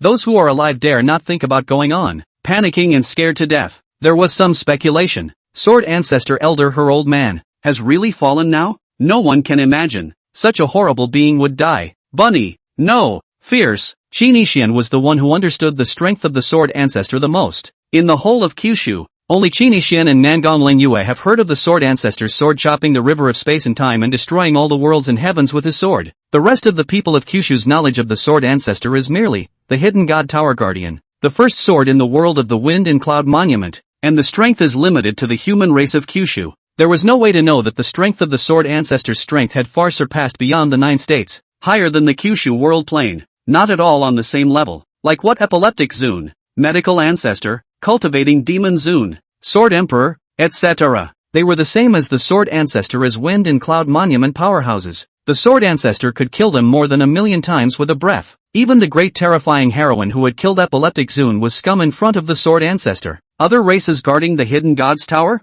1,000 Kyushu worlds are gone under one sword. The district's Kyushu guardian is nothing. From just now to here. Qin also just blinked. The rabbit had then cultivated the sword beyond the peak realm of the Kyushu. In the blink of an eye, you can cut through the sky. This is the equivalent of a monkey just popping out of a rock and being able to destroy God in high heaven. Outrageous to the core. But Qin thought for a second. It's the Sword Ancestor. The first sword of the heavens. The first kill of all worlds. On this block of attack power. Past, present, future first. Equivalent to the feudal god Honjun. The western journey Rulai. The mythological Pangu. The metaphysical heavenly path. Genius of geniuses. There is no shortage of true geniuses in any world. For example, there are millions of people who have studied and thought about this for 1,000, 10,000, or 100,000 years, and may not be able to realize that Newton's doctrines don't really apply in the realm of microscopic quanta or FTL. But someone who lived less than 100 years was able to find this out and come up with a profound theory that hundreds of millions of people couldn't understand. That's the difference between a wall-mounted brain and a regular brain. How many thousands of years between? Another example is that some people can build a green bomb with an abacus and a primitive computer. But countless people are tired of playing with high-end computers but don't even understand basic nuclear reactions. You can't build a green bomb in 10,000 years of study. That's the difference between a big wall-hanging genius and a regular guy. Someone who lives less than 40 years writes thousands of mathematical formulas that future generations may not be able to understand if they spend hundreds of years. Most people will never or indefinitely be able to read it. There are still people who can write "I recommend Xin Yuan with my own blood" in their 20s. Millions can't write it in their whole life. That's sick. Big hanging wall. At this very moment, Qin is in this metaphysical world. See the great hanging wall of Kendo in person. Other sword Dao heavenly pride cultivated for tens of thousands of years, 8 lifetimes, or even several era epochs without being able to reach the cultivation strength. Less than a breath to repair. Qin had once heard the rabbit say that it had taken her 300 years to certify as a Jedi. But now, 300 years of hair. Bunny, you big liar. Picture. The rabbit's gaze shifted, and his left hand had been raised slightly to the level of his shoulder. The sword will cut through the sky. Alas, how can a great man of such power disappear? Qin couldn't help but sigh. Mindbender, she can't be allowed to get out of her sword. Otherwise Kyushu is finished. You and I have to die. Qin shook his head. It's a blessing that can't be avoided. Now the Kyushu is about to collapse and destroy the world because of a wisp of obsessive killing intent in the picture of her life. Whether she chopped it out or not, all depends on the mind of 10,000 years ago. How can I stop it? If she did not put out her sword 10,000 years ago, then peace. If she put out her sword then, life also. Heart demon, good job listening to God. Wonderful. The moment. The fate of the entire world of Kyushu rests on the sword of a rabbit 10,000 years ago. No one can change that. The beings were kneeling and kowtowing and praying. Senior Sword Ancestor, please don't chop dash. Picture. Wind, clouds, smoke and rain are transformed into swords. The mountains and forests are swords. Zhonghai River condenses the sword. Yellow sand and flying stones gather swords. Pale void floating sword. Qiankuan. Yin and yang become swords. The stars, sun and moon change into swords. The whole of Kyushu, all swords. As far as the rabbit's eyes could see. Rolling brilliant sword intent. Shocking yi sword awnings. Shrouded in rolling sword chi. Everything begets a sword. The horrifying shadow of the sky-pointing sword appeared in all minds at the same time. Wan Ling couldn't help but read the sword. Sword. The sound strikes the 9 heavens. The sound is shocking to the heavens. How can this be? Misunderstanding. Have mercy. The sword is not out. A panicked, fearful, trembling plea for mercy came from the giant eye of the sky. Scared. Wimped out. Meanwhile, run away. This moment. The crisis in Kyushu lifted after 10,000 years. All is restored and the hearts of all the spirits are at peace. Okay. Luckily, the Sword Ancestor didn't cut out that sword. Or else they're all dead. But, my drop-dead old man, what did I see? The heavenly Tao of the 9 states, the controller of law and order, the supreme being, and the lord of the world. Scared away by the Sword Ancestor Senior? Once a strong man asserted that there is no heaven and no way in Kyushu through the saying of borrowing luck. I still don't believe it. I didn't expect. The world heavenly Tao was actually startled away by the Sword Ancestor Senior who first practiced the sword Tao 10,000 years ago. What grandeur! What terror! What power! What disdain! What? Invincible! The Sword Ancestor merely cultivated the sword for only less than a breath. Or to cultivate a basic sword skill that no one cares to cultivate these days. This is the sword of Ancestor. She is the sword and the sword is her. Nay, all the swords go to her. The sword was made for her. Those who insulted her teacher are all dead and deserved it. While the crowd knelt in awe and trembling, outside of the 9 states, the powers of the heavens marveled. Sword, the strongest. This is the supreme sword. Only this one can be called a sword. Did you die because of the word died? The sword of the heavens has not died. How could this one die? Who has the ability to try to see if this one has died? Humph. Chapter 128, The Rabbit Who Didn't Want to Practice Sword Cultivation. This one's wisp of obsessive sword intent is enough for all of you to die several times. The sword just disappeared temporarily. I have a premonition that the sword will return within the day. It is destiny. Fortunately, the sword has no wisdom root, and the heavy grace, set down the words of the Tao, will not make any more indiscriminate killings. Otherwise the world has been killed to return to nothing. Wow. In the middle of the picture, 10,000 years ago Kyushu lost control of the heavenly Tao. The order of the laws has changed. Certain heavenly shackles and restrictions are gradually disappearing, and the yoke of all spirits is crumbling. To this point, Kyushu, about to be liberated. The heavens were turned upside down and all the spirits were transformed. Everything began to change subtly. Supreme greatness, coming soon. From now on, there will be no sky in Kyushu. Frightened back by a rabbit. Wow. The giant hand disintegrated and the eye disappeared. The cracks close. The swords might dispersed and returned to calm. The rabbit landed on the ground. Its expression recovered, and gave Yi Yunja and the fox a worried look. It wasn't out of weakness that she didn't put out her sword. Rather, they worry about not being able to control their power. Fear of spreading to her most important family. As for the so-called heaven's path that had just been furiously escaping the thief quickly, the rabbit doesn't care. The sky and the earth were clear, and a ray of sunlight spilled out from behind the clouds. Fox and Yi Yunja gradually regained their sanity, a bewildered look on his face. He had no idea what had just happened. Meanwhile, the rabbit's realm was somehow regressing. The sword chi dispersed, the sword intent returned to nothing, and the sword might disappeared. Soon, the cultivation level was maintained at the peak of the 10,000 laws of nature. A half step to extinction. The holy Tao visions floated and sank into obscurity, and the sword manifested for an instant and then was nowhere to be seen. The fox and Yi Yunja completely regained their clarity, but neither could see that the rabbit possessed sword cultivation. Rabbit, how do you feel? Can you cultivate the human race's sword Tao technique? Surely you can't. After all, you don't even have a martial arts foundation. The amnesiac fox seemed to stare sourly at the rabbit, but actually inwardly prayed that the rabbit would succeed. Yi Yunja also looked towards the rabbit with an expectant gaze. I don't know. I don't understand. Bunny didn't point his sword at the dome just now for himself. The mere fear of that giant hand hurting the most beautiful and caring woman in front of her. He didn't care about the sword Tao chopping heaven. He only cared about Yunjin's safety. At the moment more reluctant to admit that they know the medical will sword. Fear. Don't dare admit it. It was because Yi Yunja himself did not know medicine or swords. Slave body. Mortal life. The rabbit then also has to behave like a mortal rabbit in front of the teacher. Can't be any different than a goddess. Panic and low self-esteem. Fear of being disliked, driven away, or alienated by a difference between him and Yi Yunja. Once upon a time, rabbits were loathed and kept away. Ostracized and isolated by their packs and reduced to loneliness just because they could talk. stand and walk. We're smart and too special. No one can believe it. Raise your hand to scare this rabbit out of Tendo. It's amazing how apprehensive and nervous you can be on the inside. Extreme fear of losing what is good today and desire to never part. The sword can cut down the sky, but it cannot cut down the great fear of loneliness in the heart and the painful memories of the past. Don't want to fix the sword. The heart of the sword is not strong. Cultivation thus regressed, stopping at half-step Jedi. Even the strongest sword, if it is afraid, it will stop and become weak and regress. It doesn't matter if you can't cultivate. I don't know how to it's fine to follow me and learn medicine. Yi Yunja comforted, thinking that rabbits were truly unable to cultivate swords. Aha! The student is foolish, so I'm troubling the teacher. Bunny grinned. Qin Yixian spat out. This is considered an alternative low-profile hiding of strength? He shook his head, knowing the depth of it. Rabbits aren't that bored to play the crappy pig in a poke routine. Oh Bunny, when you were, how inferior it really is inside. How scared are you of being alone again? Due to the fear of loneliness, it has actually led to the degradation of the sword cultivation.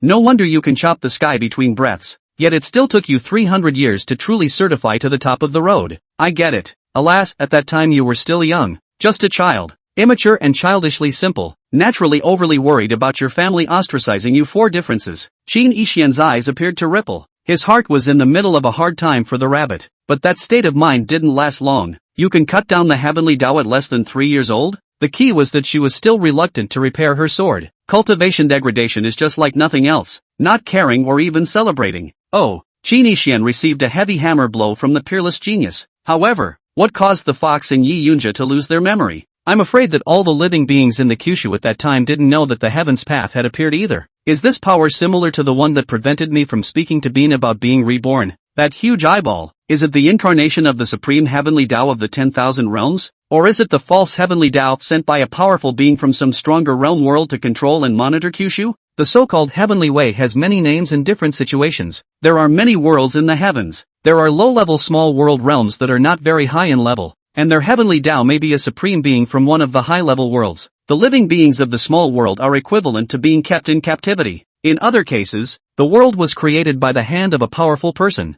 and the heavenly Tao is a wisp of that person's will, which is under his control. There are also worlds where the heavenly Tao is born in the chaotic evolution of the self, generating spiritual consciousness, establishing laws, formulating order, and controlling all things. The above can also be referred to as the pseudo-heavenly Tao, not the supreme heavenly Tao of the 10,000 realms that truly controls the heavens. Whether or not the supreme heavenly Tao exists, and what the heck is this so-called incarnation of the Tao? Qin Yixian wasn't sure. It was just a guess in his heart. He wasn't completely familiar with the heavens, slightly more so. After all, he hadn't even left the world of Kyushu in his 100 lifetimes of reincarnation. Everything is unknown to him out there. Little Tendo is a little too wimpy to have a row. Qin Yixian deliberately mocked a sentence. Mental note, the once archvillain system is more rabbit-like. Too much difference. That's what hangs. What will follow when the heavenly Tao recedes and the Kyushu changes drastically? Qin Yixian opened his eyes, witnessed the mighty punishment of heaven, seeing across time and space, seeing the law changed, the order altered, the shackles removed, the chains popped, the restrictions lifted. A world that is not controlled by the constant surveillance of the heavenly Tao is thus born. Who can imagine? The heavenly spirit of the great Tao that controls all things and spirits in this realm. I can't believe I'm afraid of a cute, cuddly bunny. In the meantime, many people in Kyushu after 10,000 years of age began to fear the sword, to be afraid of the sword. Dare not laugh at the stupidity of Kenjo's mind and law-abiding foolishness any longer. Even more so, he didn't dare to despise the slave Yi Yunja. Even some dare not scorn the lowly slave any longer. Scared, that moment just now, half of the people in Kyushu are dead. The cause of death is obvious, insulting Yi Yunjang. This is the biggest disaster ever. It could be called the darkest day in Kyushu. Blood flowed in rivers and there were countless corpses and bones. There are too many dead and wounded. Chapter 129, The Great World Opens. All saints prove the way. Even some saints had fallen in cultivation. If they weren't saints, I'm afraid they'd all be dead. Even the formation saints and rune saints among them, even the bodies of saints, were decimated. Death is not an option. But there were also people who were not afraid of the Sword Ancestor in their hearts and were not afraid to die. It also criticized. The Sword Ancestor is tyrannical and kills and creates sins after his death.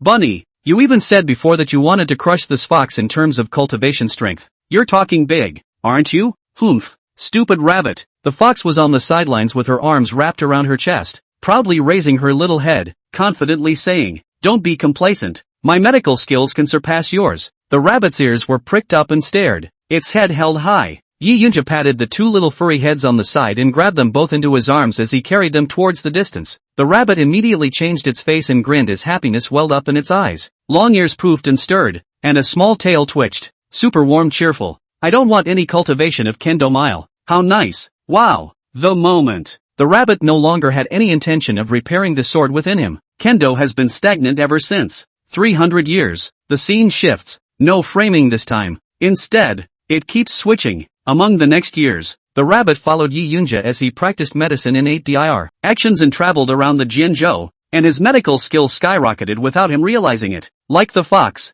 she secretly helped Yi Yunja to kill and heal people. They opened their eyes and witnessed more of the good and evil of human nature, the warmth of human feelings, and the suffering of the human world. How dare you look down on me as a slave? Yi Yunja stepped on the head of a slave owner noble and brutally tortured him. Don't dare! Don't dare! The slave-owning nobles wailed and begged for mercy, vowing never to bully a slave again. Inwardly, even if it is extremely distasteful, it had to be admitted against her will under the threat of the Tyrannosaurus Rex. Bunny watched the scene from the sidelines in awe. The fox, however, shook his head. Alas, we can force this one man to submit, but we cannot make the world recognize that slaves are not inferior. The scene shifts again. They witnessed all the changes brought about by the departure of Tendo. The changes are huge. This day, they passed by some private school, in front of the peach tree. However, he saw a well-dressed, hale and hearty old man, holding a carving knife and a book, stepping into the air and looking at the sky. When the way of literature rises, boom, vast talent rolled over. The visions of the way of literature manifested. The sound of the way shook the 8 directions, and the hearts of the literati in the world trembled. This is the first Confucian sage of the 9 states, the founder of the Holy Academy. Someone recognized the old man's identity and trembled with excitement. What a great honor it was to witness the first Confucian saint of the human race testify to the Tao. Wah, wah, wah. Same moment. Kyushu after 10,000 years. Hundreds of entryway writers tumbled with talent, and their literary hearts trembled. The realms are all further advanced. The first Confucian sage crosses 10,000 times of space and time to help future generations of literati. Greetings to the late saint. The only 2 remaining Confucian saints in the world bowed respectfully. Pust. De Chi Fong Ru Shang's expression changed abruptly, but he once again spat out blood, adding to his injuries. His cultivation fell further and he was no longer a saint, wailing and screaming miserably. Unholy saints. Pilgrimages to true saints. Naturally, they will not be benefited and will suffer karma instead. Boom! Heaven and earth's literature and images startle the 9 heavens. There are literati who have been sainted. Representing the future of Kyushu will continue to have 2 Confucian saints sitting in the town, simply by manifesting the evidence through the picture of the rabbit's life. Then the next generation will have 1 more Confucian saint. This shows how extraordinary this first Confucian saint was. Qin Ishian's Wenxin couldn't help but develop a strand of respect. Today the saints are not holy, and 10,000 years ago, that one is the great sage of the being, the supreme saint, the true saint. The Kyushu Wendo thus flourished. Since that time, all the people of Kyushu can be sainted in literature. This is the first benefit of the withdrawal of the heavenly way. The picture continues. Bunny and the girls went to another tavern where a drunken man chanted a poem. Standing on the ground and entering the Holy Spirit, traveling to the landscape. There are 2 people playing the piano and painting. Simultaneous entry into the sacred. When 2 armies are at war, one man says, soldiers are tricky. Then he entered the Holy Spirit with the way of war, and was invincible and victorious in battle. Above the perilous peaks and pavilions, there are people who look at 10,000 miles of rivers and mountains, and write the text of the great world. Enter the Holy Spirit with a book. Deep in the mountains and forests, one man tastes all kinds of herbs and saves healers. The path of healing enters the holy. On the path of the ancient city, there is a blind man who can tell good and bad luck with his mouth and judge yin and yang with his palm. Gua Dao into the holy. In the alien enemy camp, a person disguised as a dead body suddenly sat up, and all the enemy troops around him were destroyed.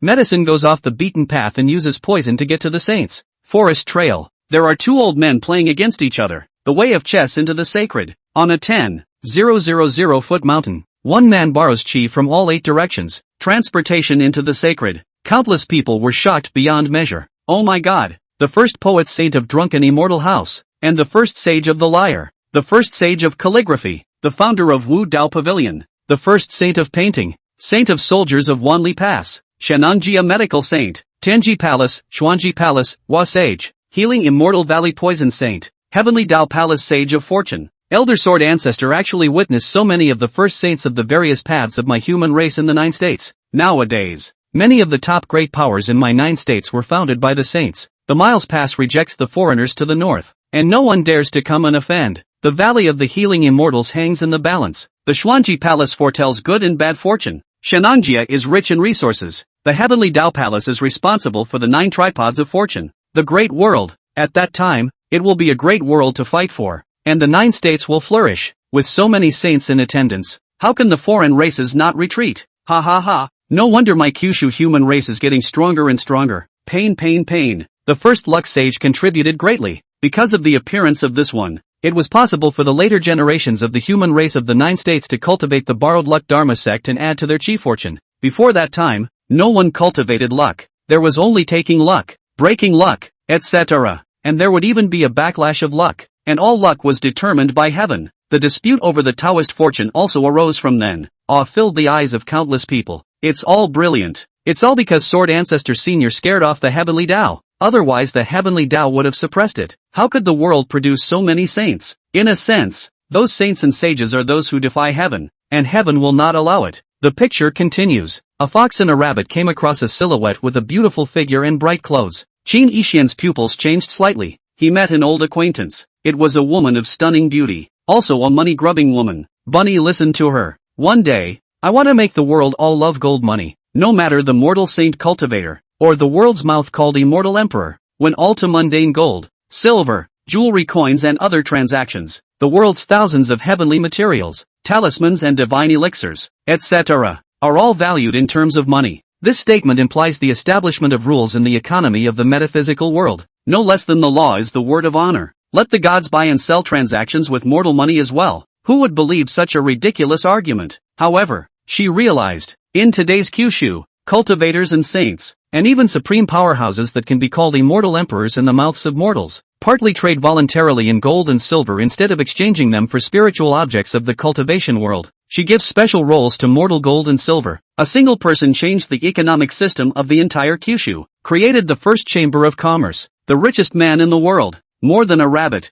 this woman is in a way more extraordinary. Chapter 130, The 100 Schools of Thought and the Legalists Rule the World. Qin Yixian wasn't sure how the wealthy woman did it, and in his heart, he quite appreciated that chick. I just didn't expect it. She actually, same era as the rabbit? Never heard her talk about being so old. Ahem, the wealthy lady's hatred for me isn't small. Or else she wouldn't have lied to Xianyan and said that I was the culprit of the spectral guile curse that has trapped Xianyan for years. It would be quite exciting if she really came to me for revenge. The scene shifts. This day, Yi Yunjia, who had witnessed a lot, suddenly said, Bunny, do you think this world is fair? Bunny shook his head in silence. Full of inequality. Goodness has no peace, but badness goes free. Our way of healing can save goodness from harm, and can cure the violence of bad and evil, but cannot heal the inequalities of the world. Can't change any of it. This world. Sick. Qin Yixian saw this. He could not help but secretly praise Yi Yunjia. Although this woman's wisdom root has been drawn, she is able to see the shortcomings of reality, and her thinking is ahead of her time, which is really not bad. If it is not equal, how can it be equalized? Now that you're sick, how do you treat the disease? Etiology? Pathology? Where is the cure? The rabbit couldn't give an answer. There were many wise old men, but they told Yi Yunjia. They all began to realize on the day after the Heavenly Tao was stunned back by the rabbit. Restrictions were lifted to enable enlightenment. At one time, the martial arts path was dominant, the immortal path was at the top, and the side paths such as runic formations, weapons, and Dan were second. It is difficult to enter the Tao of Qin, chess, calligraphy and painting, poetry and song, and poison medicine, gua music, and so on, and even more so, it is impossible to come out of the saints. Tendo was shocked and retreated. Hundreds of schools of thought and many paths are revealed. Everything in the world of Kyushu will develop swiftly. In the picture, Yi Yunjia asked how to heal the world and cure people, how to eradicate the evil and bad from gaining power and arrogance, and how to put an end to enmity and hatred, and so on. A courteous, well-dressed and polished old man said to her, Restore yourselves to propriety, hold fast to benevolence and love. All the world is benevolent, all the world is loving,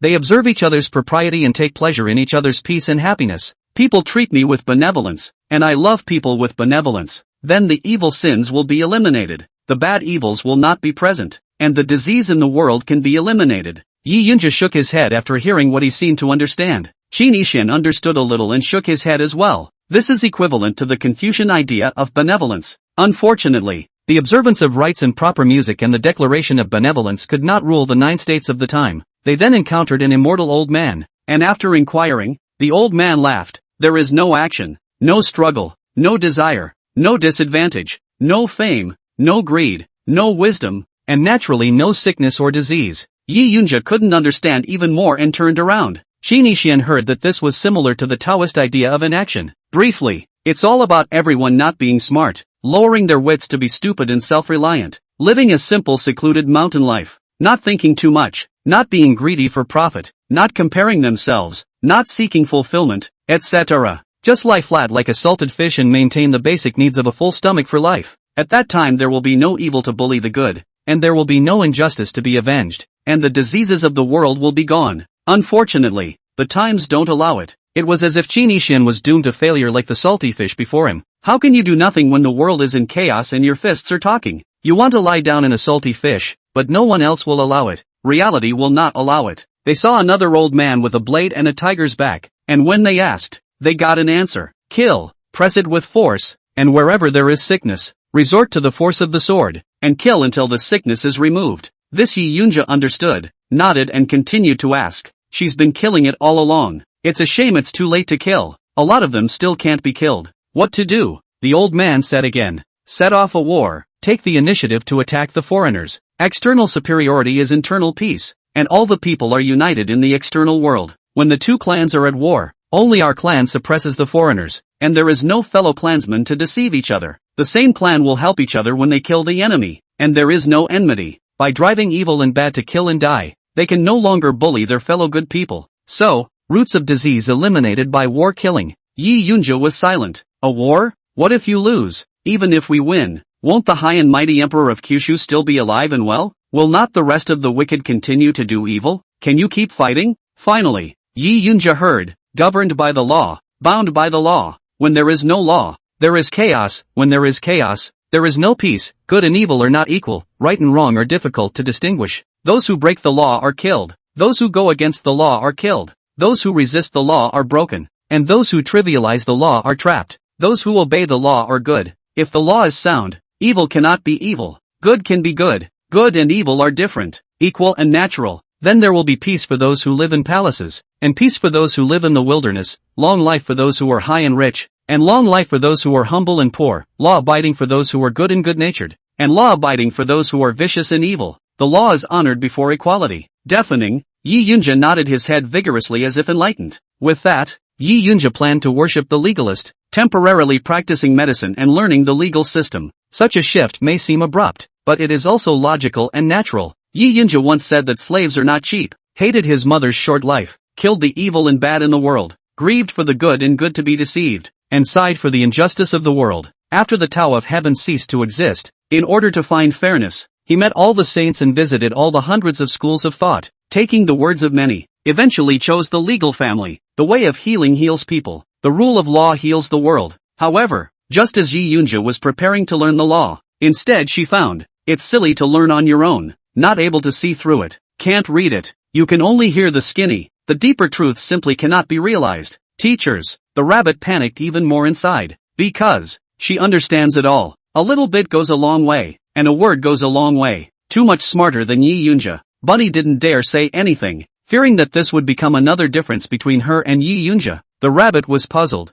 Hadn't she become a slave rabbit? Why not be stupid? It's really hard not to be stupid. The fox could see inside the rabbit and shook his head from the sidelines, thinking, fool, you're just painting the word slave on your face. You're not really a slave. There's still wisdom in the body. Certainly not as stupid as her. Humph, you're just a lowly slave. How can you be worthy of learning the law? Scram. However, what made Yi Yunjia unable to understand was, that old man of the law family simply looked down on slaves. In the eyes of the old man, a slave like an animal is not worthy of the law. A slave like an animal is worthy of the law and peace? You still want to use the law to govern the accountable great Xia emperor? Ha ha ha ha ha, laughable to the extreme, laughable to the extreme. The old man's law was originally prepared to serve the Xia emperor, you and other lowly slaves, stupid fools, also worthy of ruling the world? Chapter 131, The Three-Eyed Clan of Uncommon Identity. After the old man of the Phagia family saw the slave marks on Yi Yunja's face, his tone changed drastically, and his attitude became worse and worse, despising and disdainful. You dare look down on slaves?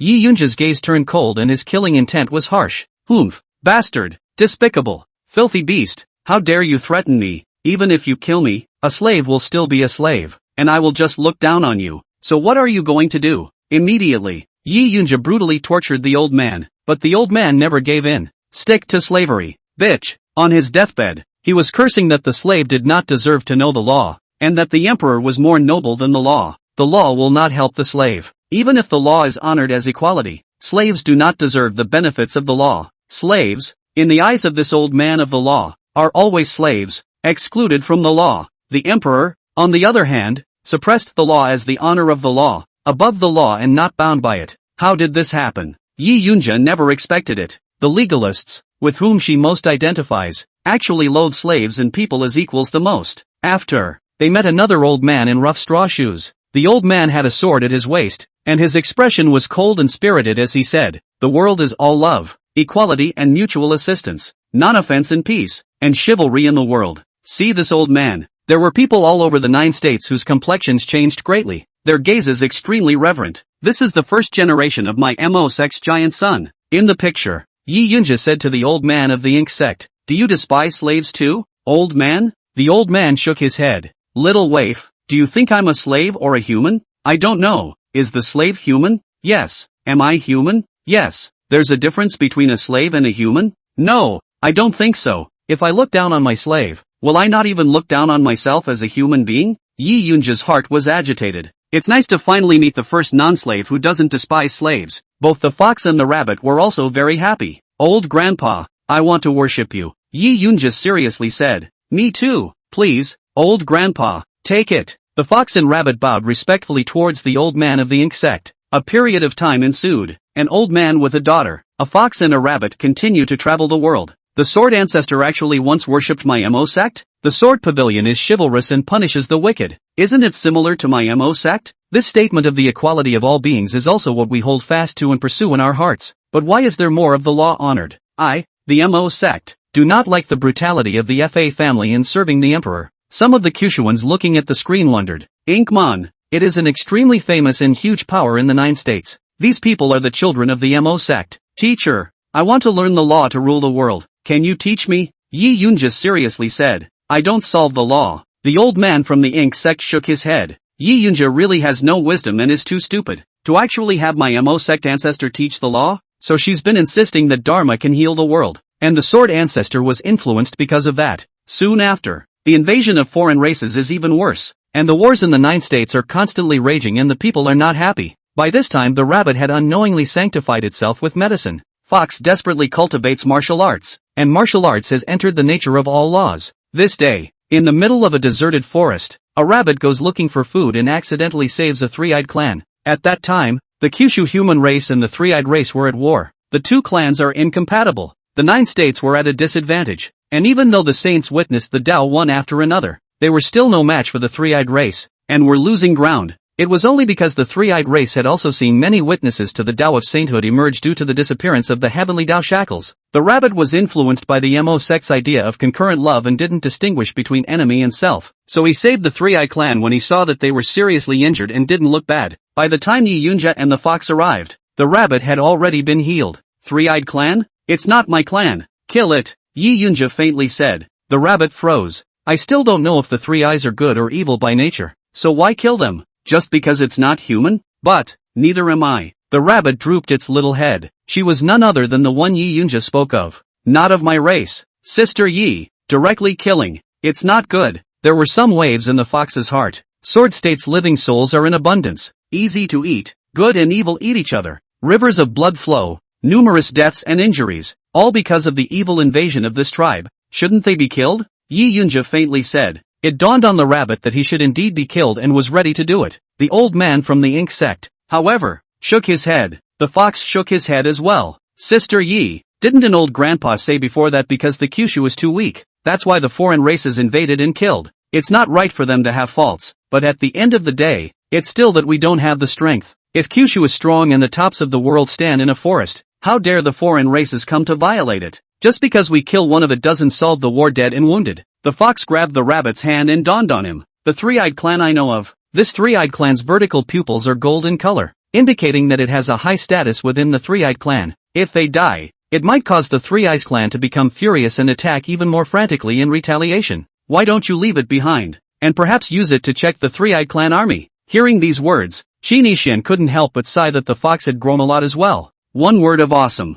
The consideration of killing a three-eyed clan to quench a grudge and keeping a three-eyed clan to stop the war did make sense. Alright, no more killing then. Rabbit, White, don't get me wrong, you too. It's a fae. You're not. We're family. Yi Yunja's gaze softened and said with an apology. The old man from the ink sect then nodded again, never saying a word. Aha, it's the student who thinks too much. Bunny apologized. The fox gave the rabbit a blank look. Soon after, that three-eyed clan woke up. Friends of the human race, thank you for saving us, the three eyes said gratefully, then sighed. I didn't expect it, but I was actually saved by a human. Yi Yunja coldly said, cut the crap, keeping your life is not for nothing. Immediately make the three eyes tribe retreat. What?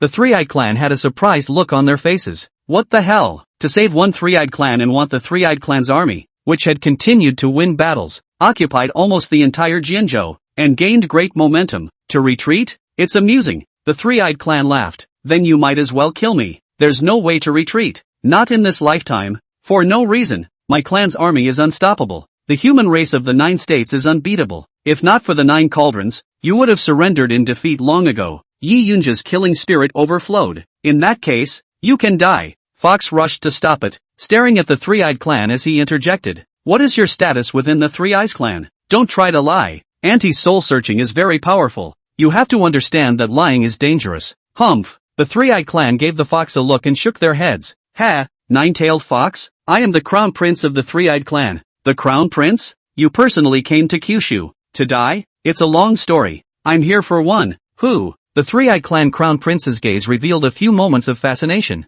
The once great Xia Yunzhang princess. Yi Yunzhang. Chapter 132, Sacrificing One to Save All. What are you looking for Yi Yunzhang for? I once heard of a strange thing. Yi Yunja gave up glory and wealth for the sake of his slave mother and willingly became a slave. I am very surprised that I could not see it. It is a great regret in this life. The three-eyed clan crown prince sighed. My mother is also a slave of the three-eyed clan, but at first I gave up my mother and chose the glory of the royal family. I want to see, and I chose differently. Yi Yunshin. How is it now? It's a pity that I just come to Kyushu and I've been seriously injured. Fortunately the other party didn't bother to kill me, otherwise my life would be over. It's also fortunate that you all saved me, otherwise my life would be over. The three-eyed clan leader sighed. I am Yi Yunja. You really? If you don't believe me, get out. Is it possible to get a glimpse of the real thing? Yi Yunja took off the white fox mask from his face. Beauty. Beautiful, beautiful, beautiful. It's really unrivaled. The red face of the city, even after the slave seal is carved, it's still beautiful. The crown prince of the three-eyed clan's eyes went straight as he asked, were you happy after you gave up your glory and honor? What do you think? I think you're at least doing well.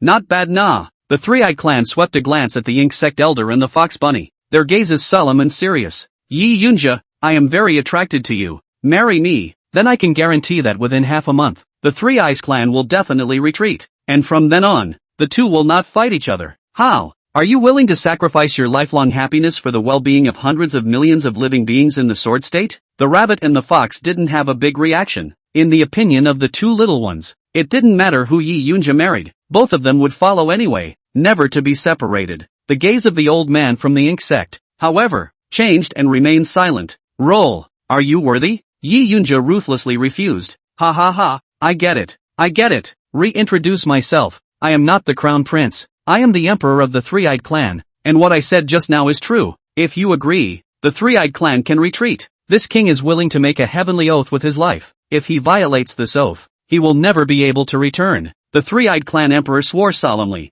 It seems to be true. The old man from the Mo sect sneered slightly, seemingly disdainful. Roll. No. Yi Yunja continued to refuse. Why? With one word from you, the sword state will no longer suffer from war. Ah. The human races of the 9 states will all be grateful to you. Why are you unwilling to do so? You're so ugly. My mother refuses to be ugly. Still want to marry me? Don't you daydream. Now that your life is in my hands and I'm telling you to retreat, how dare you not? Yi Yunja's eyes were cold and murderous. Ha ha ha, so that's how it is. Yi Yunja, Yi Yunja, You don't understand the three-eyed clan. Threatening to force my king's life will only make the Kyushu even more coated, so why kill each other? As long as you nod your head, the three-eyed clan is still willing to help the Kyushu and turn against the other invading foreign races. Idiot! Cut the crap! The three-eyed clan emperor shook his head and his figure actually disappeared. Yi Yunja, this king is at least a supreme cultivator. How can you keep this king? There is no harm. This king will not force you. If you don't choose, let the 9 states choose. Let the great summer choose. This king will inform the 9 states later. And as long as you are willing to marry this king,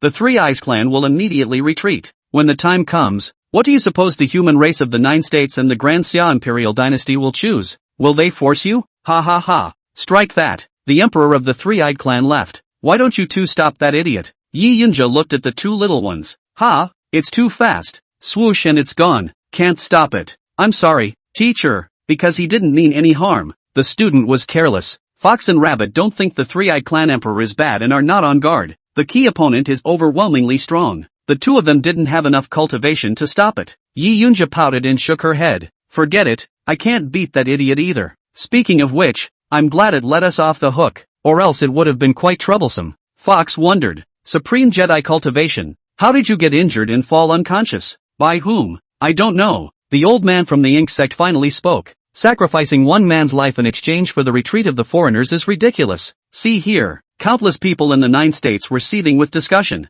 Some people righteously said, Yi Yunja is too selfish. Wouldn't it have been better for her to marry the Three-Eyed clan emperor? How dare she have the face to resent it? It's obvious that we can stop the war without spending a single soldier. How many fewer people will die? And she refuses to do so? Humph. The Three-Eyes clan emperor was probably just joking. What about continuing the war after getting Yi Yunja? Stupid. Pussy. He swore. Can it be false? Yi Yunja is too heartless and cold-blooded, isn't he? Marry her and all will be happy. She doesn't know what to do. If I had been born then, I would have kidnapped her and sacrificed her to the Three-Eyed clan to stop the war. Even if the Sword Ancestor wants to kill me, it won't change my mind. For the sake of all the beings in the Sword State, why shouldn't she marry? Previously, the rabbit's obsessive killing intent had slaughtered so many people, and at this moment, some people actually popped up to think that Yi Yunja should have the sense to marry the Three-Eyed clan emperor. They felt it didn't insult Yi Yunja. It was just the truth. What's wrong with that? One more thing. This group of people, like the old man of the Fa family, despised slaves in their bones and did not fear death. A slave in the district can be exchanged for the peace and quiet of countless nobles. So what reason does she have for not agreeing? Bah! You claim to want to heal the world, but you can't afford to pay for it. And you talk about self-pleasure? Qin Yixian didn't comment. Silence waits for what comes next. But he could be sure. Even if Yi Yunja really married over, even if the Three-Eyed clan emperor really swore, the Three Eyes are not likely to retreat either. What's the big deal? After all these years of fighting, how can it end because of a woman? Many people actually understand this reasoning in their hearts, but the crowd didn't care. Marry Yi Yunja first. Let's say if the Three Eyes clan retreats or not. I won't lose out if she's the one who marries anyway. Everyone should be thinking the same way. One more thing. The heavenly Tao was gone. So what was the point of making an oath with one's life? The Three Eyes clan emperor, being a supreme, couldn't know that? In today's Kyushu, swearing can't be empty talk. There must be a Taoist heart oath tablet for it to be effective. Otherwise any form of oath-making is bragging and useless, and it doesn't matter if you break it. There would be no punishment at all, such as a heavenly backlash. The Three-Eyed clan emperor has evil intentions and plays dirty. The Three Eyes are suffering from knife wounds, the kind of wounds that indicate that the one who wounded it was. Qin Yixian remembered another old acquaintance who played with knives. With her character, she indeed only cuts and doesn't bother to kill. Not to mention that she doesn't care if Kyushu dies or lives, and cutting Three Eyes is probably just boring. Qin Yixian's gaze went back to the old man from the Mo sect, the old ancestor of the Mo sect. Bunny and Yi Yunja both worshipped him as a teacher, so it's no wonder that the subsequent behavior wasn't exactly like that of the legalists. Alas! Identifying with the legalist ideology but studying under the Mahist warrior, the final ambition is incestuous, not illegal, not mosey, and trying to succeed is nothing short of a dream. Qin Yixian finally understood a lot of the Sword Ancestor's contradictory behavior up to this point. Chapter 133, Self-Destructing Rabbit. The scene shifts. Bang! Yi Yunja kicked the rabbit and smashed it against a tree. Fox also gets a jab in. Get out! Yi Yunja's gaze was like frost, and his tone was even more piercing. Without any gentle feelings. You two are a liability, so don't follow me anymore. Yi Yunja turned around and left. The fox yelled, Violent woman, what's gotten into you? Why did you chase me and Bunny away for a good reason? Phew! Without a word, The rabbit got up and rushed towards Yi Yunja, grabbing his pants leg in a death grip, tears in his eyes and looking at his goddess pitifully. There's no reason why. The old lady is too bored to want to be around two hairy little people. Disgusting. Yi Yunja's tone was heavy as he flung the rabbit away and continued to leave. Phew. The rabbit scurried out again and continued to grab Yi Yunja's pants leg. Bang! Kicked off again. Bang! Bang! Bang! The rabbit was kicked dozens of times. Still biting his lip, tears could not stop flowing, sad and reluctant to grab Yi Yunja's pants leg. Fox, however, did not do so and asked coldly, Yi Yunja, do you have bitter feelings? Yi Yunja sneered, what is my suffering for getting rid of too? The fox growled, the emperor of the Three Eyes clan has given word that if you marry him, he will retreat immediately. The whole of Kyushu is currently out to get you, and I hope you marry well. They're going to use you as a stopgap trade piece. I know you don't want to marry, right? We can face it with you, even if we are enemies with the entire 9 states. Rabbit and I are not afraid. Grandpa Mo also supports you. Why did you take us away from Grandpa Mo? And now why are you kicking us out? Yi Yunja turned back and swept the fox as if looking at an idiot. Who says I don't want to marry? Don't flatter yourself. Get out. Saying that, Yi Yunja glared at the rabbit. Little mongrel. Bastard. Try following me again. Bang. The rabbit was kicked off again. Phew. She tried to grab Yi Yunja's pants leg again, only to be stopped by the fox. Bunny, that's enough. She doesn't even want us anymore. Why do you have to cheapen yourself? The rabbit was silent, intent on getting around the fox. Right then and there, a pale figure appeared in front of Yi Yunja. The old slave has met your highness. The visitor was a white-haired old man who bowed respectfully towards Yi Yunja. Go. Yi Yunja finished indifferently. The white-haired old man lightly waved his sleeve. The mana rolled, and the two of them disappeared. The fox sneered. She's gone, back to the palace to enjoy the glory. Whatever her bitterness, she abandoned us. Bunny, you. The rabbit swept its gaze in all directions, searching for Yi Yunja, and hissed, teachers, teacher, don't leave. The rabbit burst into tears and cried to the sky. Is the student doing something wrong? Students can change. Teachers don't leave. Fox said angrily.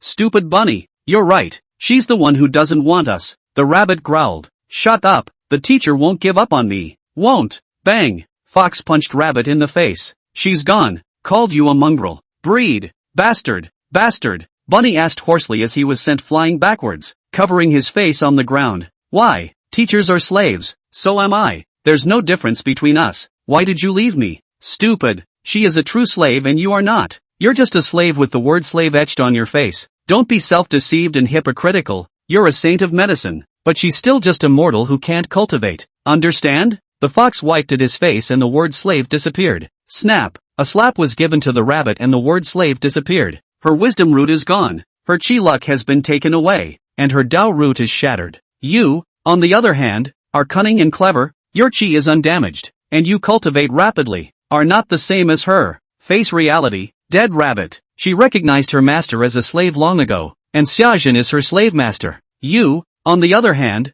are free. You're not even in the same category. The rabbit hurriedly grabbed the fox's hand and pleaded. Fox, help me. Help me become like teacher. I'll recognize you as my master. And then teacher won't leave me. The fox shook off the rabbit and cursed. Big dummy. Even if you were really like her, she wouldn't want you. Bang. The rabbit suddenly knocked the fox off its feet. You shut up. I don't believe it. Teacher won't not want me. Pust. The fox didn't expect the rabbit to be so powerful and spat blood from his mouth and was injured. The rabbit ignored the fox and darted away to find Yi Yunja. Yi Yunja doesn't want the rabbit fox anymore? She didn't want to involve Sword Ancestor Senior and Fox, I guess. After all, after the Three Eyes clan's emperor released his words, the entire Kyushu must have been catching them at that time. Yi Yunja isn't stupid enough to go with the flow, and after leaving Sword Ancestor Senior and the Fox, she should be about to marry the Three-Eyed clan emperor. The crowd murmured and speculated. The scene shifts again. The rabbit came alone in the middle of the Dasha palace. Once again, I saw Yi Yunja. Teachers. Miscellaneous. Breed. You still dare to appear in front of me? Yi Yunja's cold face, glaring at the rabbit and scolding. Swish. The rabbit raised his hand and formed a sword with his finger. Self-decapitation. Teacher. The student's wisdom root is gone. The chi is also. A sword cuts down the roots of wisdom. Swish. Another sword. Extinction of one's own chi. Also gone. Rip. The third sword. Blood erupted. Cultivation flowed crazily. Chopping medical practice. She thought she was now a rabbit with no wisdom root, no chi luck, and no longer able to cultivate. Truly not half as different as a slave. Click. Click. She also broke her arms and legs and tore off an ear. Teacher. Hey, students are really like you now. Ha ha, hey, the student is injured. Please treat the teacher. You are a healer. The rabbit looked at Yi Yunja expectantly, praying in such a childish way for Yi Yunja not to kick her out, using such innocent means to desire Yi Yunja to save her once more. Qin Yixian looked dumbfounded. Bunny's first ever sword outing. Didn't chop the sky, didn't kill the enemy, but chopped at himself? In order to return to Yi Yunja, he did not hesitate to break his wisdom root chi cultivation. Thousands of people moved and shook, entering the sacred healing path. The Sword Ancestor Senior cut himself off with a single sword, without any heartache. I can't understand it. What's going on with her brain circuits? To actually think that by becoming like a slave Yi Yunja wouldn't drive her away? It's understandable that Sword Ancestor Senpai had such strange thoughts after being kicked and driven away by the rabbits due to the difference when he was young. Could it be that from this point onwards, Sword Ancestor Seniors have no luck and no wisdom root cultivation since the decapitation? And then how she stepped on the sword road, invincible road. She hasn't cut her own sword path yet because she doesn't know she has a sword path cultivation, right? Chapter 134, Sword Chopping the Heavens and the Worlds. Yi Yunja's gaze changed and he coldly said, "Someone come, drive this mongrel, breed out." Bang! The rabbit was thrown out of the palace by a servant girl. Silly spirit bunny, leave now, Her Highness won't care about you anymore. The servant girl shook her head and said. The rabbit collapsed helplessly to the ground, his expression dull and full of sadness, his blood gurgling. Ugh, you're so stupid.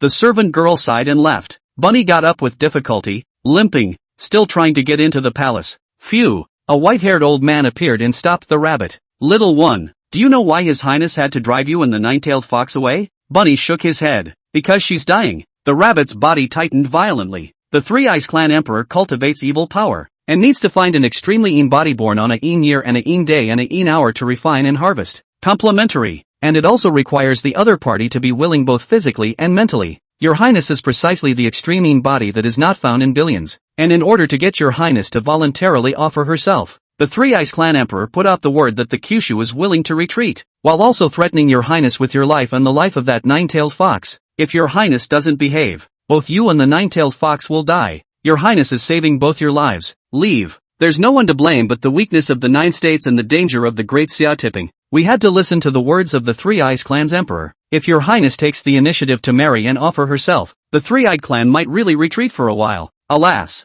the rabbit hissed. I'm going to kill that Three-Eyed Clan Emperor. The old man shook his head and laughed. You? Oh, the Three Eyes Clan is a supreme Jedi. The #1 powerhouse of my Great Xia dynasty doesn't even dare to say that he will kill it. You're not even a Jedi now. How can you kill it? How can you kill them? If you can kill it, why should your Highness condemn yourself? The invasion of foreign races. The 9 states have a tired egg rush. The general trend is forced. No one can reverse it. Even if you kill the Three-Eyed Clan Emperor and kill them all, there will still be other foreign clans to follow to force us to hand over His Highness as a show of lust. There will be no peace. The rabbit was silent, turning and dragging his serious wounds away. Suddenly, the white-haired old man's complexion changed slightly as he muttered. Her cultivation obviously decapitated herself. Why is there still a strand of stern sword Dao aura? It's my illusion, isn't it? Qin Yixian could probably guess what would follow. The rabbit cut himself off from his medical practice, but the leakage cuts off the sword path. Now for Yi Yunzhen. The rabbit will come out of the sword to kill the living.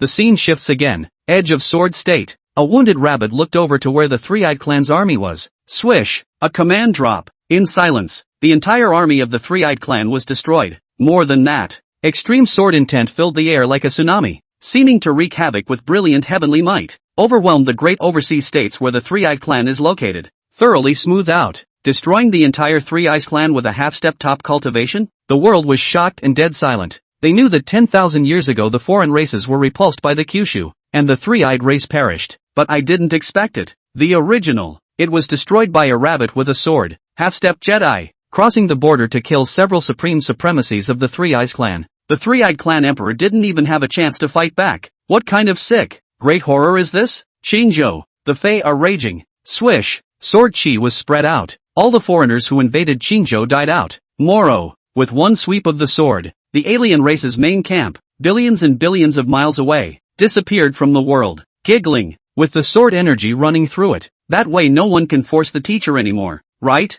Bunny said faintly, like a Jedi killing God. The foreign races that invaded Kyushu are almost extinct. Don't dare to come back again. The 9 states are at peace. So the foreigners are all the work of Sword Ancestor Senior? Senior solved the crisis in the 9 states. Otherwise the 9 states today might have been enslaved by the foreign races.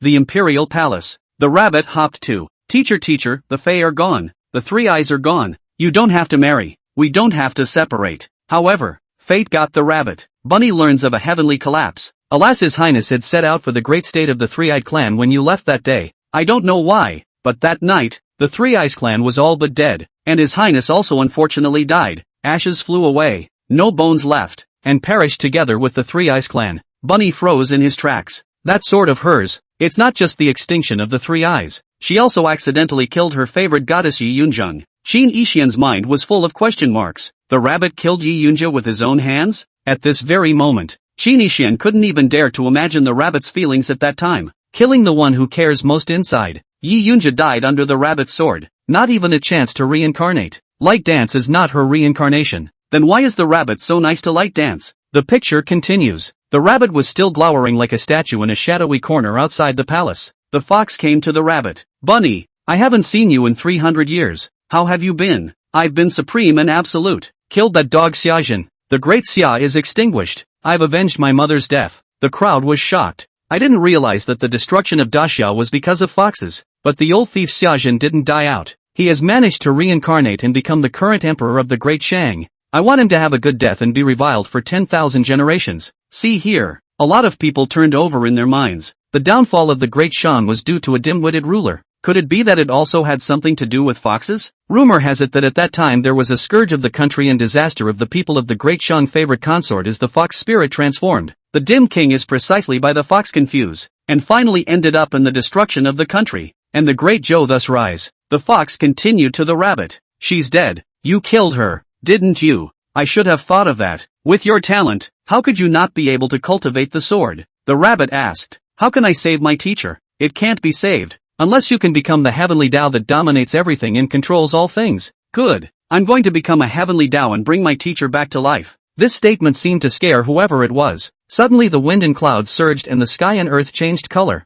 A blurry figure that could not be seen appeared. He, little friend, even if you become a heavenly Tao, you won't be able to save her. The rabbit asked. Why? Because your sword is extraordinary. The living beings who die under your sword cannot be saved even by the heavenly Tao. And even if they go back to the past across the long river of time and space, they cannot be reversed. How do you know? Because I am the heavenly Tao incarnate. Bunny raised his hand. The sword cultivation that had been stagnant for 300 years began to rise. You, what do you want? The heavenly Tao incarnation panicked and stormed back, exclaiming, save her, or you will die. Bunny threatened. The fox was alarmed. Rabbit, you calm down, don't mess up your mind. The moment. The rabbit who blamed himself for 300 years. It's completely falling apart inside. Destroy it. Bunny murmured. The killing intent is too strong to dissolve and must be vented. Phew. The rabbit figure disappeared in a flash. The next instant, the rabbit came outside of the 9 states and stood in nothingness, his gaze like a sword, scanning the 3,000 worlds. She waved her hand casually.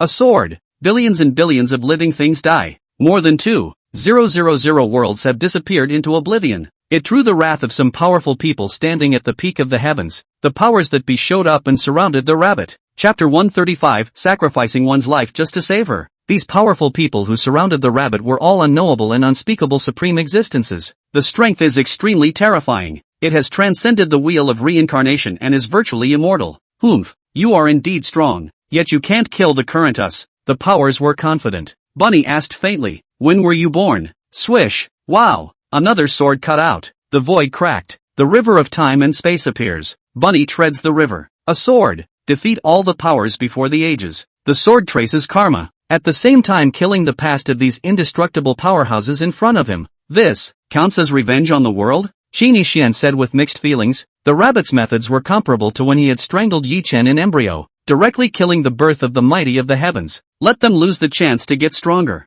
Kill from the present to the past. Kill until there is not even a chance to come out of the world. Cut off at the source. Only, the sword can kill all the powers of that year, but it can't save one person at that time. Jesus, countless people watched with their scalps tingling, shocked beyond words. Phew, the powers die. The rabbit re-entered the world of Kyushu and looked to the heavenly Tao. Killed a chicken to make an example of it. The meaning is obvious. If Yi Yunzheng shall not be saved, then everything is destroyed. Burial. The heavenly Tao incarnation hurriedly said, it can be saved. Don't make a move. If you kill me, you really can't save her. Saved how? The rabbit pointed at the heavenly Tao incarnation and prepared to chop it out. Grand wish. You made a great grand wish with the heart oath of the word. As long as you fulfill the Tao's grand wish, she will be able to be resurrected and come back to you. How do I stand? The fox hastily grabbed the rabbit's hand and said, "Don't be silly, rabbit. It's lying to you. How can you believe such a thing?" Bang! Rabbit stomps fox. "Shut up if you can't save your teacher. And if you talk too much, I'll kill you. Get out." Ruthless. Extreme indifference. Tears fell from the fox's eyes, and she bit her lip without saying a word, staring at the rabbit in death. The heavenly Tao incarnation took the opportunity to say, "What are her dreams? All beings are not equal. The world is impossible." She wished for the equality of all beings and the honoring of the law, and with this you made a great wish, and if it is fulfilled, she will be resurrected. I promise. Bunny nodded. "Take an oath," said the word. "Make a big wish. Your sword is too powerful, and it is extremely difficult to resurrect those you kill. The grand wish must involve all beings in all realms in order for it to work. When all beings are equal and the heavens honor the law, and the grand wish is fulfilled, she will naturally appear before you again. I promise, pahahaha." The heavenly Tao incarnate suddenly couldn't help but laugh. "Idiots, ahahaha." Finally fell for it. "No, I can't laugh anymore. You're so naive to think that this bull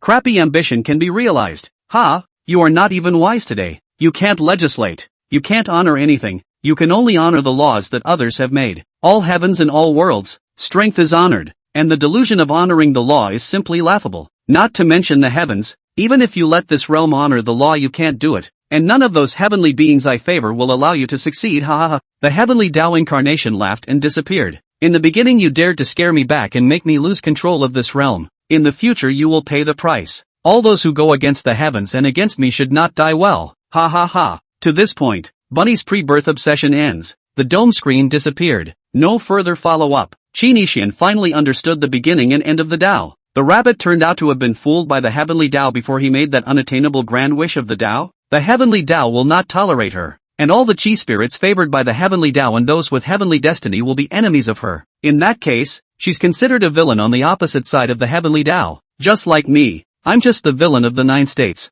with only one great enemy in Yichun. Instead, she is the great villain of all realms, and is immortal with all the heavenly beings of the heavens. Yi Chen's death by her sword is the only thing that truly fulfills predestined karma, right? Qinishian looked at Yi Qingdao in his arms with an extremely complicated expression. Bean isn't Yi Yunja's reincarnation at all. They just look alike. The rabbit was too eager for Yi Yunja to be resurrected and hypothesized Bean to be Yi Yunja's reincarnation. That's why he was so kind to her. However, fate is helpless, but Bean is the carrier of the heavenly destiny, and the heavenly Tao is in the same camp, destined to impede Yi Yunja's resurrection, which is equal to the rabbit's immortal enemy. Qinishian was a bit finicky. If it wasn't for him intercepting Yi Light Dance, then Yi Chen will come out of the world. Yi Qingdao is the old mother of the heavenly born, must fight against rabbits as enemies. Stop Daoyin from succeeding. The rabbit found this out when he beheaded Yi Chen's Yi Laneying shadow after she was feminized, I guess, and even though she's devoid of her wisdom, she's not stupid enough to go home. Alas, most cherished person turns out to be mortal enemy. The rabbit must have truly understood at that time that Yi Yunja had not been resurrected at all, nor could he see any hope of being resurrected. Qinishian came to Sword Mountain. This was the place where the Sword Pavilion tested the recruitment of disciples. The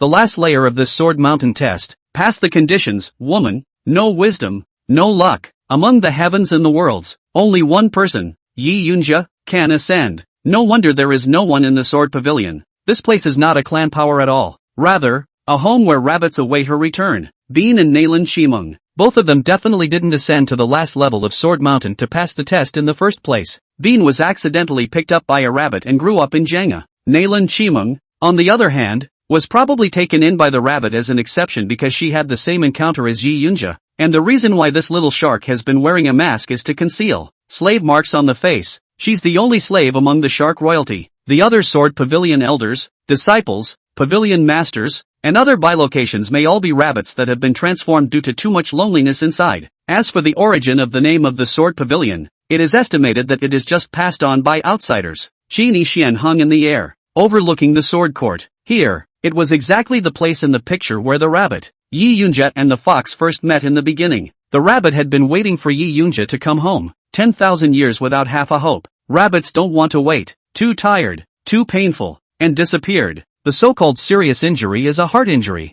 She is tantamount to a desperate suicide. willing to die, to go to another world to find the original heart love. At first, she wanted to destroy the world to give Yi Yunshan a burial, but today, after 10,000 years of age, she chooses to accompany herself alone, as Qin Yixian muttered to himself, and didn't realize it. Yi Qingdao in his arms had long since woken up. She saw everything, heard everything. Master is dead. I'm on the same side as the so-called Heaven's Way, and I'm Shifu's enemy? Yi Qingdao couldn't believe it and was sad inside, was about to speak. However, he heard Qin Yixian say something shocking. Chapter 136, The Rabbit Returns. 10-year engagement Xiao Wu Yu. She has a sword. It can cut down heaven and earth, destroy all the heavens, break time and space, and slaughter all the spirits. But she can't cut down the sword that once accidentally killed Yi Yunshan, can't destroy the loneliness in her heart, and can't break the thoughts of her favorite. Even more unable to realize the equality of all beings the law is respected, cannot save Yi Yunja. Wow! The mana rolled.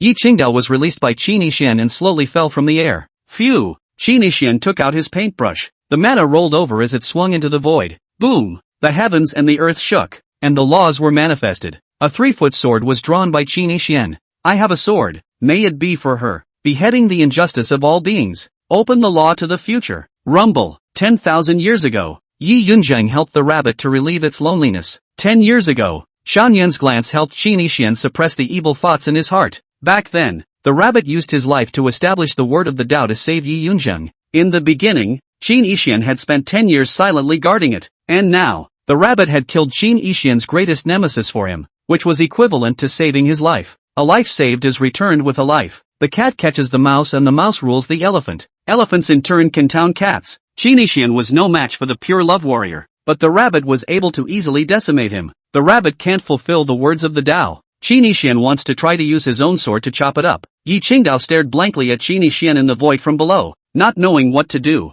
Wow! At this point, a figure appeared beside Yi Qingdao and transmitted a voice. Yi Jianxian, what is he doing you know? Yi Qingdao recognized the visitor. It was none other than Nangon Lengyu. This is the word of life, and once you make it, you're playing for keeps. Nangon Lengyu explained the original reason for the rabbit's disappearance and made everything clear to Yi Qingdao. In order for your master to be resurrected and return, his path in the future will be incredibly difficult. Will you be willing to accompany him through it? Yi Qingdao nodded her head. Ha! Nangon Lengyu sneered. What are you going to do to help him if you're so stupid? With your brute strength? It's simply ridiculous. Sword Ancestor Senior is so much stronger than you and can't even do it. Your pig brain will only drag your feet. He will most certainly end up failing and dying a miserable end, disappearing just like his predecessor. Yi Qingdao did not say heartfelt I will try, but asked seriously, what should I do? Nangon Lengyu laughed. Ha, what are you, and why am I kind enough to teach you? Figure it out for yourself. But he made the word in order to save your master's life. It's clear that he has no relation to Sword Ancestor Senior, and he's not a person who sends out kindness indiscriminately, so why would he gamble with his life like that? In other words, he's willing to sacrifice so much because he's afraid you'll cry and grieve over the loss of your benefactor. He can be all for you ouch, he really love you.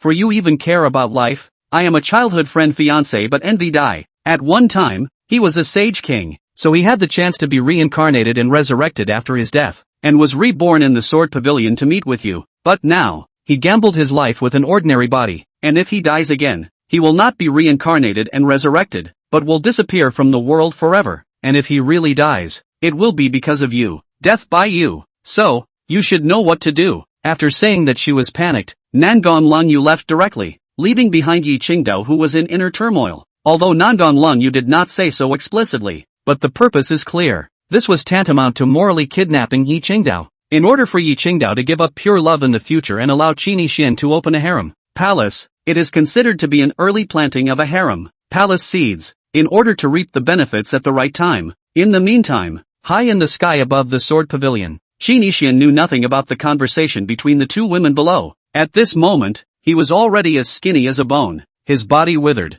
his hair turned white, and his complexion was miserable, as if he had been drained of his chi and blood vitality. To paint the sword of the way, to write the words of the way, the consumption was so great that Qin Yixian lost most of his life. Boom! Right then and there, Qin Yixian entered the Tao through medicine. Self-medicate immediately. Physical appearance as soon as good as new, but just looking so. It's still early to try to really get back on your feet. It hurts a lot. It's good that you're not awake. After Qin Yixian landed on the ground, he looked at Yi Qingdao, thinking that Yi Qingdao was still unconscious. He smiled gently and lay down beside Yi Qingdao. looking up at the stars, as if waiting. Under the bucket hat, Yi Qingdao didn't say a word. The moon was bright, the wind was light, and a wisp of flame suddenly jumped out of a nearby campfire. Between the two, unawareness, an extra snow-white figure flickered. The rabbit seems to be back. In the meantime, Great Yen, the late emperor died. Prince Yen Dan succeeded to the throne and became the new emperor of Yen. Wei. One man stood with his arms folded and said faintly, the equality of all beings is definitely not feasible, but the honoring of the law is inevitable. The 9 states have been divided 7 ways for a long time.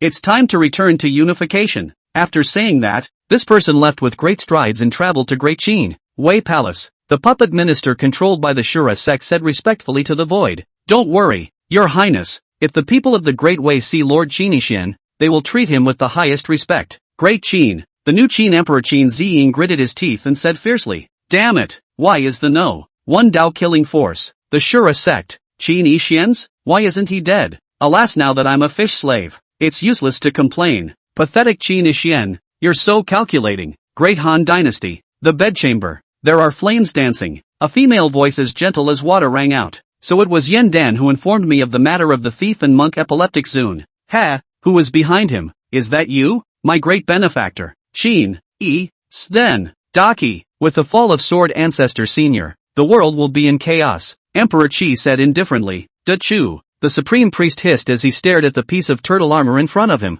The forbidden will come out, and the sharks will come first. Great Zhao Dynasty. A woman stared at where the sword state was and solemnly said, Nalan Qimeng, the 10-year appointment has arrived. Do you still remember Xiao Wuyue? Wah! The next instant, a golden dragon of qi flickered behind Xiao Wuyue, bearing the sky and looking out of the corner of his eye. Snap! Xiao Wuyue didn't take a few steps and fell to the ground. She took a closer look, and it turned out to be a valuable enlightenment remnant stone that had tripped over itself. Yuer, it's worthy of you, falling down and picking up treasures. Such luck, it's enviable nah. Even without me, your future won't be worse than anyone else's. Another female voice rang out, coming from a knife-shaped pendant hanging around Xiao Wuyue's neck. Without sister's help, there would be no Xiao Wuyue today. Xiao Wuyue's gaze was filled with gratitude. Please don't worry, sister. I will definitely help you remake your physical body. Alas, more than remodeling my flesh. I'd rather you help me kill someone. The voice coming from within the pendant suddenly turned cold. Is it the big,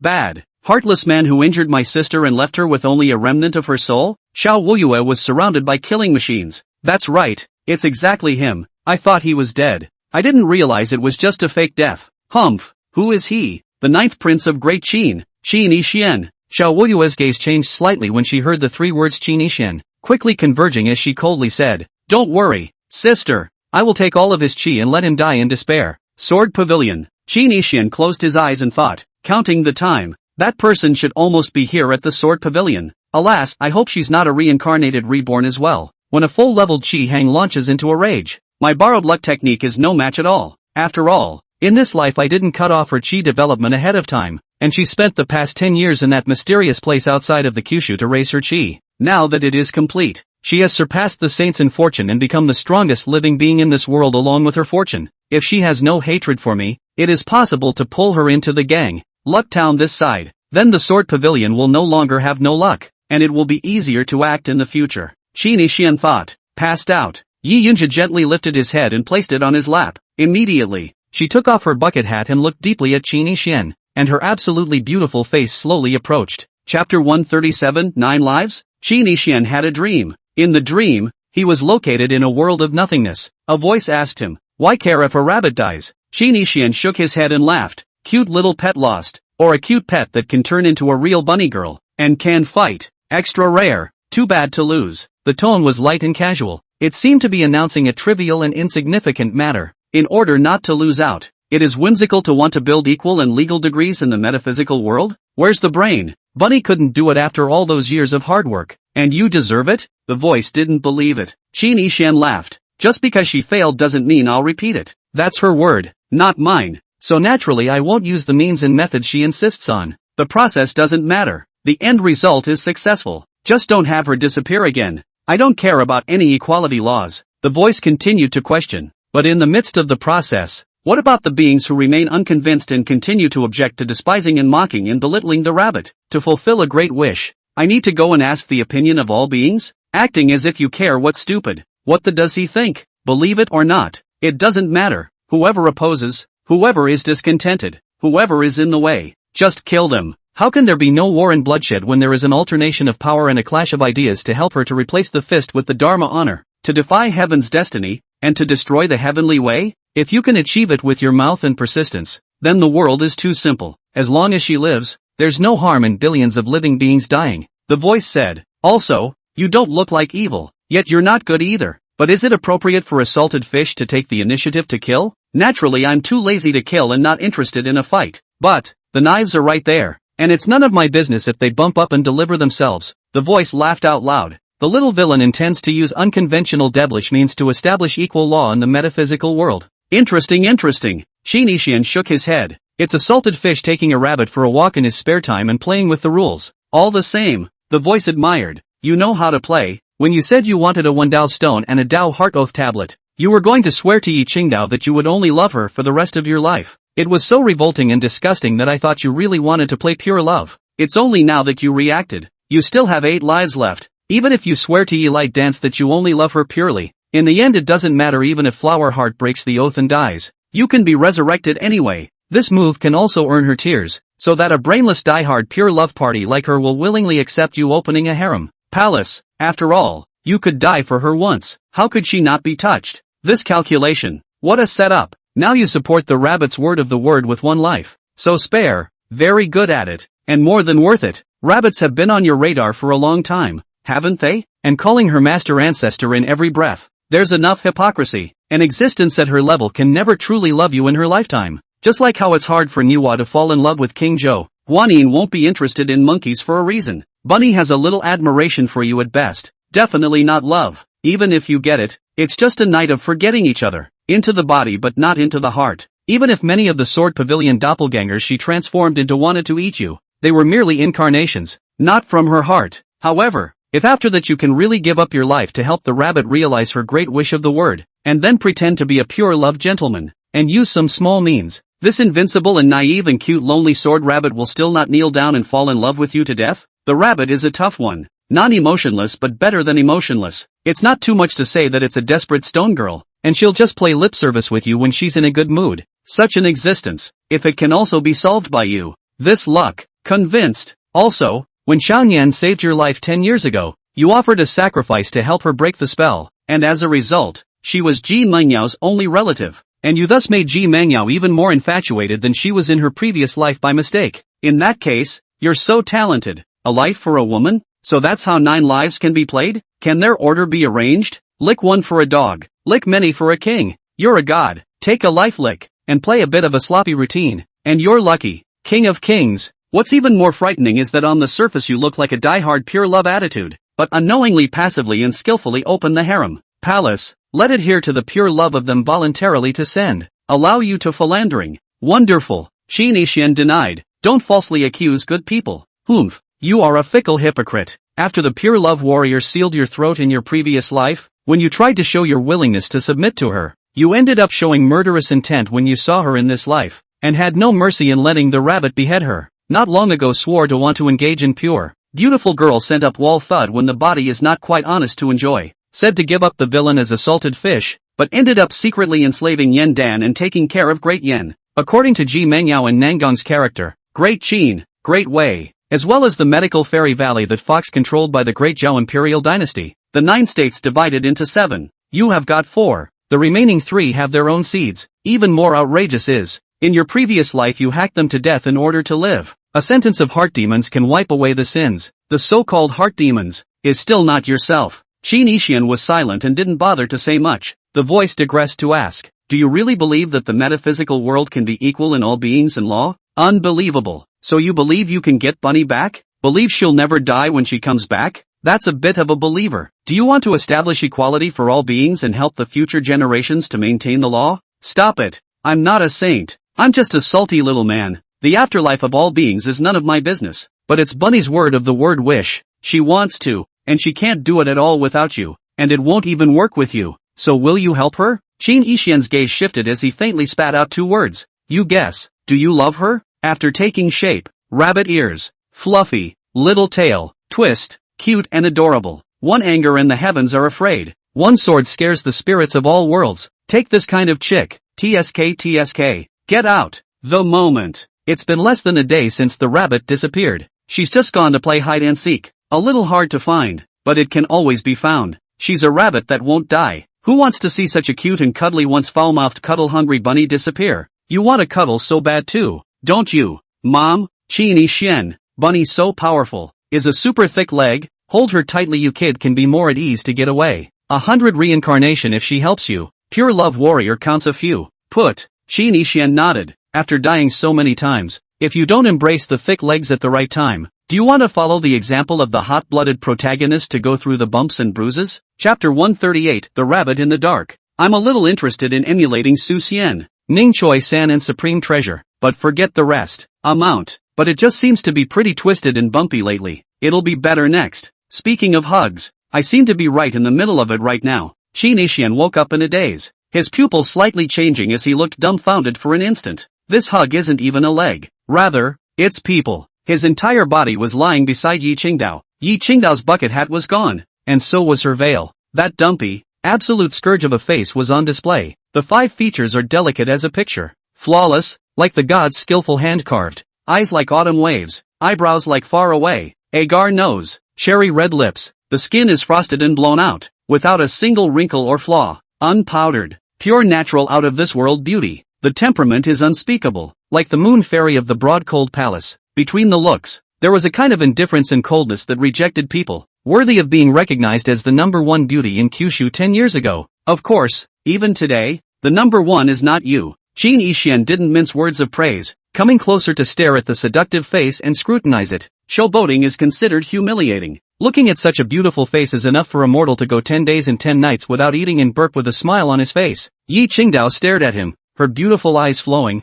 silent and didn't say anything. Yesterday the rabbit said that your face has a special curse, and that one look at it would make it impossible to stop falling in love with you. And it's true. Qin Yixian's gaze shifted to the 3,000 black hair behind that head, like an upside-down waterfall, long to the waist, soft and translucent. The key to this hair actually closed in on itself, forming a single ponytail. Rabbit? The corner of Yi Qingdao's mouth curled up into a charming smile as she deliberately asked, "Have you seen the rabbit?" Qin Yixian didn't say much and went straight to the point. "You mean the master?" She said she wasn't in a good mood and was hiding. Yi Qingdao pretended not to know anything. "Did you really see a rabbit when you woke up?" Qin Yixian grabbed Yi Qingdao's hand and asked seriously. Yi Qingdao nodded her head and was inwardly incomparably moved. He cares so much about the master. That's good. I played hide and seek with her earlier and couldn't find her for a long time. She's quite capable of hiding. Qin Yixian got up and stretched, the heart side at the low level of cultivation. Otherwise, you're not just a vegetarian. But who knows? Swish. Yi Qingdao pulled him down with one hand, taken into the arms. Hold on tight. It's too cold. Yi Qingdao lied. In the dark, the rabbit who hid his mouth and self-promised that he wouldn't peek again was inexplicably a little sour. What's the old saying about the mortal coil? Dogs? Dog food? Who's eating? Bunny covered his eyes and ears, unable to watch and very much not wanting to listen to the duo's conversation. Her mind has been restored. I can't believe I'm back. Has anyone in this world believed my word? Or is it something else? The rabbit was sad and helpless inside. What's the point of going home? The teacher is gone, unable to resurrect. At this point, Qin Yixian, who was covered and almost suffocated, struggled to catch his breath, his head barely moving away from the murder weapon, and said, "Light dancing, do you believe the rabbit's sermon will come true?" He also stopped role-playing master and disciple and addressed them affectionately. However, Qin Yixian was still quite moved inside. Yi Bin is too heartbreaking, and in his previous life he did stab her to death and hurt her, regardless of the reason. It was amazing that she was able to forgive completely and be so forthcoming at the moment. I can't stand it. I don't know. I don't understand. Master has never asked me about it and told me not to care. Yi Qingdao answered truthfully and pressed Qin Yixian back down with another hand. In her heart, she wondered why he didn't take off his clothes even though she had taken the initiative. Qin Yixian,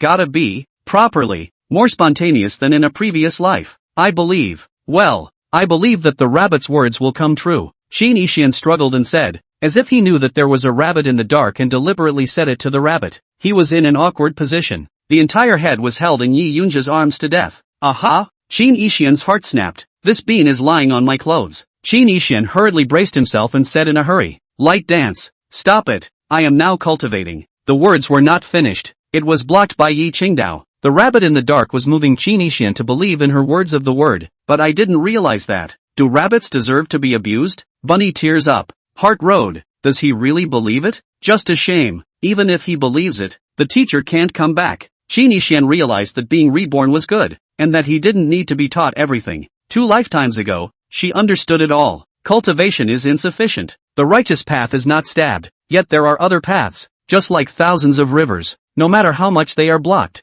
there is always water that eventually flows into the sea. Qian was very satisfied and at the same time discovered a problem. The wounds he had sustained for the rabbit Li Dao's words healed considerably. Surely he didn't recover on his own. Someone helped him. Light dance. You fed me a healing elixir? Qian looked at the beautiful person beside him and asked gently. No, during your coma, Nangon Lunyu came by. She said you were injured, so she treated you. Yi Qingdao said as she straightened her clothes. How long was I out? 7 days and 7 nights. You're not curious why I'm unconscious? Not curious. Yi Qingdao didn't ask much, nor could she bear to ask. Qian was too badly injured, and it's also her master can be resurrected. For her, too. Nangon Lunyu is a lot of calculating. Just believe half of what she says. Don't be fooled by her. Qian reminded. Aha, she said you weren't hurt too badly. I believe that one. Yi Qingdao said against her will. It had been her initiative just now. Qian couldn't even operate his mana and couldn't make any large movements, so it was evident that the problem was extremely large. Aren't you curious about how I got hurt?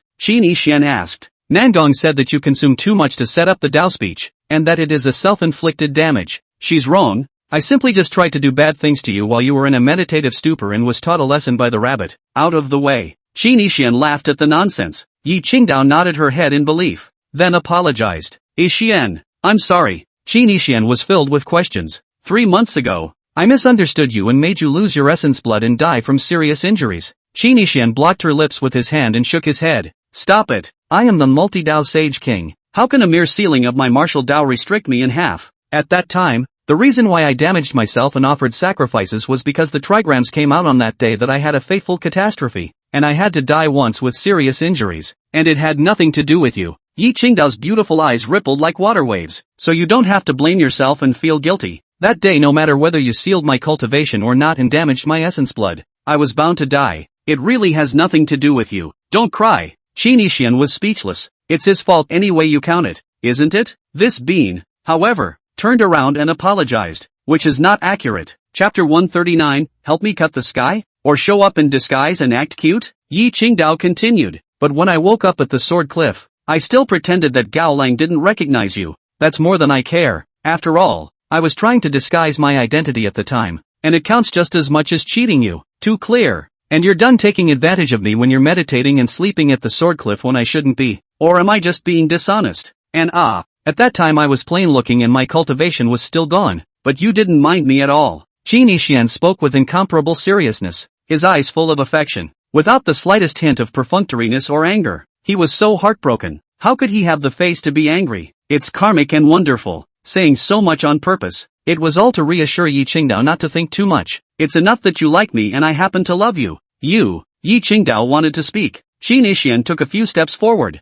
took a deep breath, gazed sincerely, and said in a low and magnetic tone, the most infinite meaning of the gaze, déjà vu in a previous life. Wah! Emotions are true, moods merge, literary heart trembles, talent surges, visions float, and mana rolls. Qian's aura rose around him. A steady stream of talent chi surged in, and his mana surged. There are signs of cultivation enhancement. A false image of a couple staring at each other floated behind his head. Love at first sight. Love at first sight. Qian was well aware that Yi Qingdao had doubts in her heart. Yi Qingdao didn't know that he was also reborn, so she didn't understand whether his love was a matter of seeing or a whim. Love without a cause. It is not genuine when it is made by lust. Qian then used this poem to show her. I fell in love at first sight, as if I had known each other in a previous life. Yi Qingdao did not need to understand the meaning of this poem. The heaven and earth visions and the manifested shadows were already enough for her to understand. This world with Wendo is a convenient place to read poems to illiterate people without worrying that they don't understand.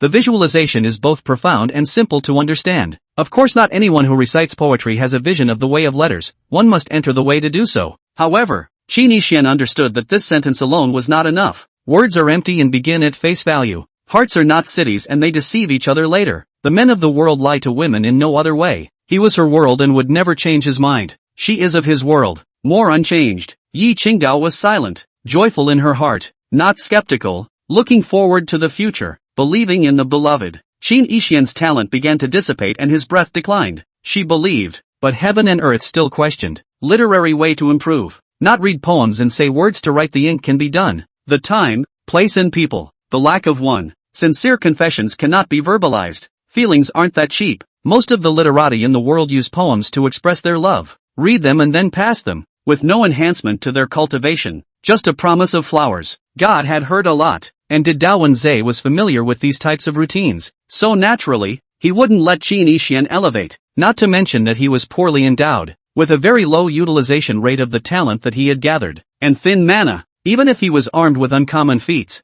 they would have little effect. Of course, what Qin Yixian was thinking about at the moment wasn't even about raising his cultivation level, much less convincing heaven and earth of his feelings. Rather, it's about making up for regrets. The regrets of her former life. When Yi Qingdao saw Qin Yixian dazed, she was puzzled and expectant in her heart and said, "Why haven't you kissed me yet?" Qin Yixian awkwardly stayed. "Big sister, the atmosphere was messed up by you. Be reserved. Plus, it's just over." "Again? Of course I'm going to kiss. I have to. But before that." The sentiment in Qin Yixian's gaze grew thicker. His speech accelerated and his tone intensified as he said, "Disciple, make another oath. In the future, I will only love ye light dance alone, and I will never think twice. If I violate this oath, I will be pierced through the heart by 10,000 arrows and die." The Taoist vow. If this oath is established, once Qin Yixian violates the oath in the future, he will certainly be punished by 10,000 arrows piercing through his heart, and he will die in response to his words. Karma is set and cannot be changed. Ha! Yi Qingdao covered her mouth and stayed on the spot, not daring to believe. Her head was blank. In this world, women are certainly conservative, but it is the norm for men to have 3 wives and 4 concubines. Most of them even have 10 wives and 9 concubines, and few of them have 1 wife for life. Cultivators are even more exaggerated. It is not strange for one person to have hundreds or thousands of women. The heart flower is sentimental. The social climate is such. Nangon Lengyu had once laughed at her naivety. Countless men can promise to be true to their hearts and souls for the rest of their lives, only to find another woman and continue to promise to be true to their hearts and souls in the blink of an eye. Yi Qingdao had experienced this in her previous life. Qin Yixian repeatedly told her seriously that the love of his life was only her. However, she had received the staying stone of Qin Yixian and Nangon Lengyu sharing a bed together. Qin Yixian in his previous life said panic. Yi Qingdao was having a hard time. This life, she naturally hoped very much that she wouldn't make the same mistake, expecting Qin Yixian to love only her. But Yi Qingdao was clear that this is not realistic. Men's true colors, human nature, the world flood, how to clear themselves. In a society where most people have 3 wives and 4 concubines, how can you keep your heart untainted? Yi Qingdao had sworn an oath long ago. All my life, I've only loved Qin Yixian. It is also possible to take countless more vows of assurance in the future. Yi Qingdao naturally thought about making Qin Yixian swear, but she wouldn't do that. If Qin Yixian came to say, "You don't trust me?" At that time, Yi Qingdao was dumbfounded and helpless. It was just that what Yi Qingdao didn't expect was, in this life, after she had just sworn in her heart, Qin Yixian actually made a direct Dao heart death oath. Tic-tac. A crystal-clear tear of love flowed out of the corner of Yi Qingdao's eye, descending down the white, snow-like, flawless cheeks. The drops fell on the white, plain dress on her chest for a long time without blossoming. 2 faces were reflected in the tears. A face that covers its mouth in silent sobs. One man gently took out the Dao Heart Oath tablet and prepared to let the oath stand. Click. Yi Qingdao, however, chopped the oath monument with a sword. "It's not necessary," Yi Qingdao seriously and firmly said. Qin Yixian was inwardly confused and incredulous. Yi Bin has been taken over? Qin Yixian knew better than anyone that Yi Qingdao was very eager for this vow of his. It should never have been stopped. By definition. Are you kidding me? No. Yi Qingdao shook her head, the single ponytail at the back of her head spinning. She was thinking carefully about Nangon Lengyu's words. It was 1,000 times more difficult to realize the words of the Sword Ancestor. If Qin Yixian fails in the end, it will then die and disappear along with the Sword Ancestor. Even Qin Yixian will die first. Yi Qingdao was absolutely unwilling to face this result. Naturally, it is even more important not to limit the beloved with any vows. Yixian, I didn't make a vow, so don't make one either. Yi Qingdao laughed. All right. Qin Yixian didn't retort and replied obediently. It's almost unthinkable that the person in front of me has experienced rebirth. Hey, in my past life I was screwing around behind your back. Not afraid in this life? Deliberately making a vow in front of you is also to make you feel at ease and happy, and to make up for the past life. LOL, more on that later. Qin Yixian inwardly sighed that he was lucky to have met Yi Binhan, the love-brained silly girl. Don't come. You all know I'm not well enough to fall apart right now. Qin Yixian seriously stopped Yi Qingdao's act of stripping naked again and looked into the void, saying, "Bunny, there?" Silent response. Maybe it's being confused and helpless by not wanting to be resurrected but coming back. Qin Yixian shook his head, his gaze looking towards Naylan Shiming on the side. This little shark girl is still unconscious, totally unaware of the big changes during this period. Today's sword court. Only one man, one woman, one rabbit and one shark remain. The other split elders and disciples were not expected to show up again. Qin Yixian is now looking for rabbit on important matters. Too bad the rabbit won't answer back. Ignore people. Apprentice son, I'm here. What do you want with me? The rabbit eventually responded to Qin Yixian. It's no big deal. Help me cut a day? Stupid. Intendo. Lies to fool the rabbit. No need to exist. Let's get rid of this eyesore first. Or, showing up in disguise and being cute? I at least don't want my life for your rabbit's words of doom. Is it appropriate for you to avoid seeing me since your return? Qin Yixian could hear the sadness in the rabbit's voice, as if it had been played out. How's that work? Chapter 140, Nangon Lengyu says she can't do it, but I can. The rabbit was puzzled by Qin Yixian's words. Chopping the sky? Yeah, bunny, no problem for you, right? It's just chopping a tendo. It's easy. Chopped for what? It's an eyesore. The rabbit was silent, shook his head, and passed the word. I don't want to strike again. Upon her return she was filled with the scene where she had beheaded Yi Yunjia. It's hard to get the sword out again. Alas, Qin Yixian secretly said it was a pity. Forget it, let the little tendo live a little longer. Fart. If someone bullies me, will bunny sit back and do nothing? After all, I'm your disciple's grandson. Qin Yixian using shameless tactics and moral abduction. Ha, it doesn't matter if the invincible thighs don't draw their swords. Just be able to do it in a pinch to protect your calf. Actually, Qin Yixian said all this to make sure of one thing. Today, what is the rabbit's attitude towards Yi Shenjian? At one time, the rabbit treated Yi Qingdao as a former teacher, which is why he took care of Yi Qingdao so well. Unfortunately,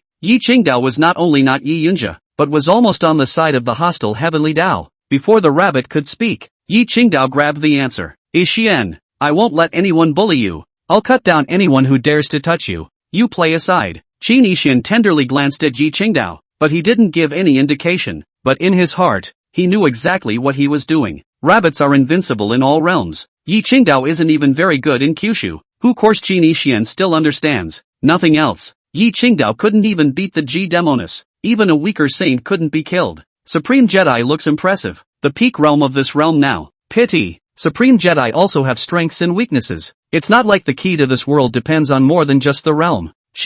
Magic treasures, formations, forces, etc. All are important factors that affect strength. The rabbit was silent, not responding. Senior will definitely help you as well. Yi Qingdao added. This bean is really stupid. Couldn't you hear the alienation in Bunny's tone? In addition to the sadness? Qin Yixian mentally shook his head speechlessly. So I'm only touching myself by sacrificing my life for the disappearing rabbit? Got ahead of myself. I'm being bullied by Tendo. So you'll help me chop? Qin Yixian looked at Yi Qingdao and teased her. Where's Tendo? Yi Qingdao had a serious face, her hand gripping the hilt of her sword, killing intent overflowing. Bunny Road. There is no heaven in this realm. Qin Yixian shook his head. Skyless can also cut, as long as it exists, right? Can't cut it. She's always avoiding me. At most she can kill a doppelganger. The rabbit didn't wait for Qin Yixian to speak before immediately digressing. I'm off on a retreat. Qin Yixian,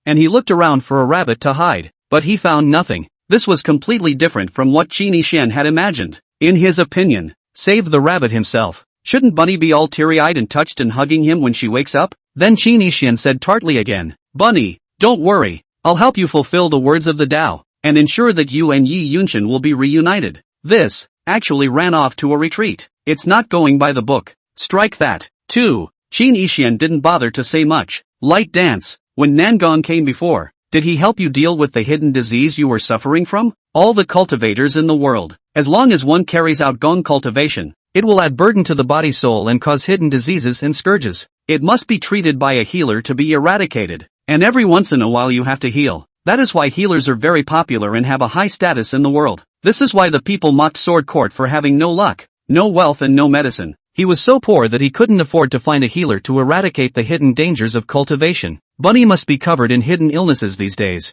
Except that she's so hungover that little burden is nothing. But Yi Qingdao was different. Having never been healed from cultivation to this day, A hidden disease must be unimaginable. She didn't treat me. She said I was too poor to pay for a consultation. No treating the poor. Yi Qingdao said truthfully. Nangon Langyu came once 7 days ago to bury the post. Palace seeds. Yesterday Qini Xian came back during his coma. Said more words. Humph. A mere outsider who has trespassed into my sword pavilion many times and still dares to mention the consultation fee? Qini Xian laughed coldly and helped Yi Qingdao take her pulse. Nowadays, although he was too badly injured, he had already entered the Tao through medicine. It's time to take a closer look at Leaf Lightning's problems. Qini Xian absorbed the heavenly Tao essence and turned it into mana, probing Yi Qingdao. But hurrah! Yi Qingdao's hidden diseases are all gone. Nangon Langyu has already cured her. The mouth denies it. Ha! Is that woman so kind? Qini Xian had to say that this woman, Nangong, really knew her stuff, making a pass at me. Ha! Okay, that's noted. Yatsun, Nalan Qimeng's injury. Yi Qingdao looked to Nalan Qimeng, hoping that Qini Xian would cure the little shark girl. Previously, Yi Qingdao was indeed upset that Shark Xiongde had a crush on her again. But no matter what, Nalan Qimeng was also a disciple of the Sword Pavilion, so she couldn't just ignore it. Don't worry, she'll wake up soon. Nalan Qimeng was similarly cured by Nangon Langyu. It was only that Nangon Langyu had given Nalan Qimeng some sleeping medicine, so she couldn't wake up for the time being. The rest of the Sword Pavilion are all Master's doppelgangers? Yi Qingdao was surprised when she heard Qin Yixian's words about the doppelganger. These days she was lying next to Qin Yixian inside the cave. Didn't even notice that the Sword Pavilion was empty. That's right, rabbits lie flat and don't care. From now on, the Sword Pavilion will rely on you to hold it up. Qin Yixian laughed. And you raise your cultivation quickly. It's too low now. Yi Qingdao's beautiful eyes were filled with anticipation as she leaned on Qin Yixian's shoulder. Oh, disgusted with my low cultivation level?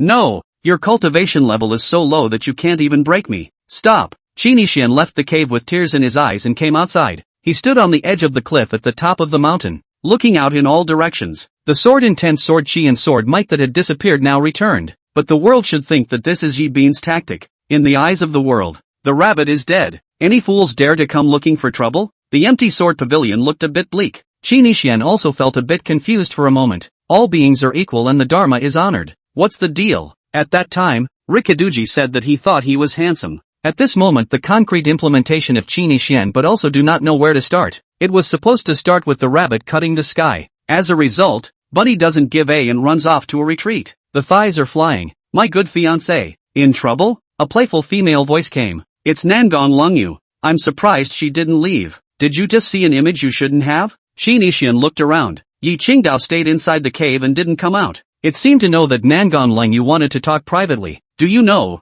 before, when you laid down your life for Sword Ancestor Senior to establish the word of Tao, it was mighty. I'm old envious. Nangon Langyu transmitted her voice. Say what you have to say and say what you have to say. Humph, so mean to me, but so gentle with that fool of hers. You're so biased. Qin Yixian thought isn't it nonsense. You think about wool gathering all day long, and she thinks about sending it to be gleaned by me every day. Can it be the same? However, he was clear that Nangon Langyu was not idly coming to bull ********. There must be something serious. Otherwise, wouldn't Yi Qingdao have been so fooled that she didn't even come over to eavesdrop? It was not Bean's character to stay honestly in the cave. I've got business. Nangon Langyu's tone was extremely serious. Qin Yixian listened attentively. However, the serious tone suddenly changed. You can't break that simpleton's flesh. You're not happy about it, are you? But can it? You wanna try it? This one wasn't transmitted through mana isolation. It's still loud. Qin Yixian, Yi Qingdao who didn't eavesdrop inside the cave? South, palace, cold, moon. Is this the big positive thing you say is in his favor? Uing bear. Boom. There's killing. Sword chi was spread out. Chapter 141 Fong Rushine trespassing in the sword pavilion. I'm sure it's a stupid woman. A little goes a long way. Ha! In the void, Nangon Langyu snorted. Qin Yixian, however, changed his gaze slightly and frowned. Someone is trespassing on the sword pavilion again. Just now I was wondering if there were any idiots looking for death. And sure enough, the world is never short of descending wisdom stupid. Pussy. Qin Yixian's complexion was gradually gloomy, like dark clouds gathering, cold and frightening. Phew! A figure dressed in white like an immortal swept out from within the cave, with a 3-foot sword in hand. The stunningly beautiful face was as cold as ice and frost, and the beautiful eyes flashed red-ons, stern and cold. Yi Qingdao rose up in the air and scanned the surroundings, his sword intent vibrating as he searched for Nangon Langyu. It turned out that Nangon Langyu had concealed herself the instant Yi Qingdao rushed out. Yi Qingdao again angry can only dry eyes. Snow White Jade foot stomped. Gritted teeth. Dead woman. You get the hell out of here. Earlier you told me that you had a serious matter to help Xian, but it turned out to be letting him try to break your rotten flesh? Yi Qingdao's voice was nice and pleasant, but her tone was as fragrant as a quarrelsome ama in a vegetable market. Do I when my sword is unfavorable? Say you. Nangon Lunyu was hidden in the shadows, her hands wrapped around her chest, as if she was watching a clown, looking at Yi Qingdao with a playful expression. This fool, empty of brute strength, is pathetically wasted. Nangon Lunyu shook her head. Strictly speaking in terms of cultivation realms, Nangon Lunyu was inferior to Supreme Jedi Yi Qingdao. However, Nangon Lunyu had sufficient chi, many magical treasures, mysterious feats, and bizarre aptitudes. As long as she didn't fight hard, Yi Qingdao could do nothing even if she wanted to cut her. Whoa! Qin Yixian looked up at the aggressive bean and didn't care much about the two girls. Nangong knew the score. His mana surged and he broke through the air, sprinting towards the outer mountains of the Sword Pavilion. Sister Yi, your little lover boy is gone. Not going after him? Nangon Langyu said playfully as she noticed Qin Yixian leaving the mountaintop. It was she who had allowed Qin Yixian to sense someone trespassing into the Sword Pavilion just now. Otherwise, with Qin Yixian's current cultivation and seriously injured state, it was simply impossible to notice that there were cultivators on the periphery of the Sword Pavilion who had come uninvited. I won't stop until I cut you 100 swords today. Yi Qingdao glared viciously. She was too angry at the moment. By Nangon Lunyu that whole not being able to physically break the defense. In hell, too much cultivation is really annoying.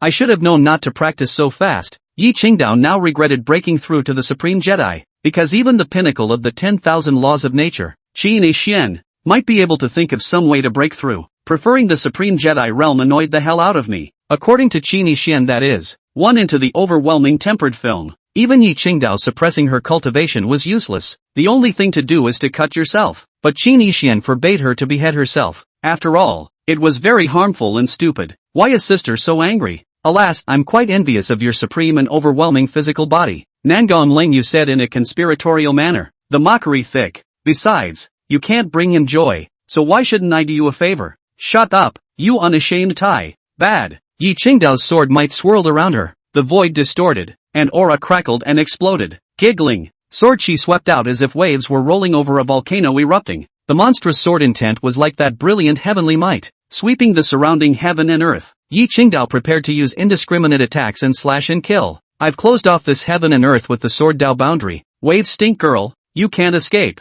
An invisible barrier flickered around Yi Qingdao's circumference of 100 feet. Nangon Lunyu was trapped. Can't get away. Even using the ancient legendary shifting talisman, it was difficult to smoothly break the boundary and leave. It would be at least one sword cut like Morong Tian before. Good sister, what did I say before? You, being so brainless, will only get him killed. Nangon Lunyu did not panic in the slightest and sighed, a tone of hatred. You think everything in the world can be solved with a sword? How does your punk strength compare to Sword Ancestor Senior? Acting stupidly and impulsively idiotic will only hinder his future endeavors. You, what's the point? Other than to look good and have a few more days of fun with those feet? But even if you talk about the interesting things in the room alone, you are not as good as Du Qingxue that vase. At least she is proficient in blowing, playing, singing, poems and songs, and has many tricks. How about you? Oh, the flesh is like dead wood. At most, one can vegetate and walk the dry or upper paths, which is somewhat chic but meaningless, not to mention practically joyless. Only drawing a sword to cut me. A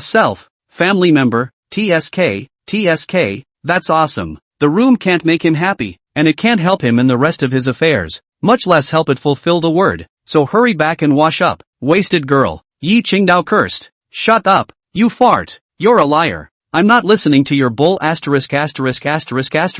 Nangon Lunyu laughed. Good. As long as you tell me one thing that can be useful to him, I'll voluntarily show up and let you chop. How about that? Yi Qingdao thought about it and hesitated. I can protect him. Cut. He is not a man who will eat soft food. His low cultivation level is only temporary. How long can you protect him? Besides, he doesn't need you to protect him now. Yi Qingdao's sword intent dissipated a bit and added, I can help him cut people down. Ha ha ha ha ha. Nangon Lunyu couldn't help but laugh. Whoever he wants to kill, he doesn't need you to do it at all. And besides, you can do it with an existence that even he can't kill? Yi Qingdao froze. Previously, Qin Yixian wanted to cut the heavenly Dao. She really can't seem to do it. Think of it this way. Yi Qingdao instantly felt like a waste. It's just useless. Yikes. Fools fall for it. Nangon Lunyu was delighted in her heart. I was just about to discuss the Daoyin with him, and you ended up interrupting my conversation with him because of a joke I made. Ha, not only did you not help, but you like to make mischief and make mischief. The word of the way is a matter of his life and death.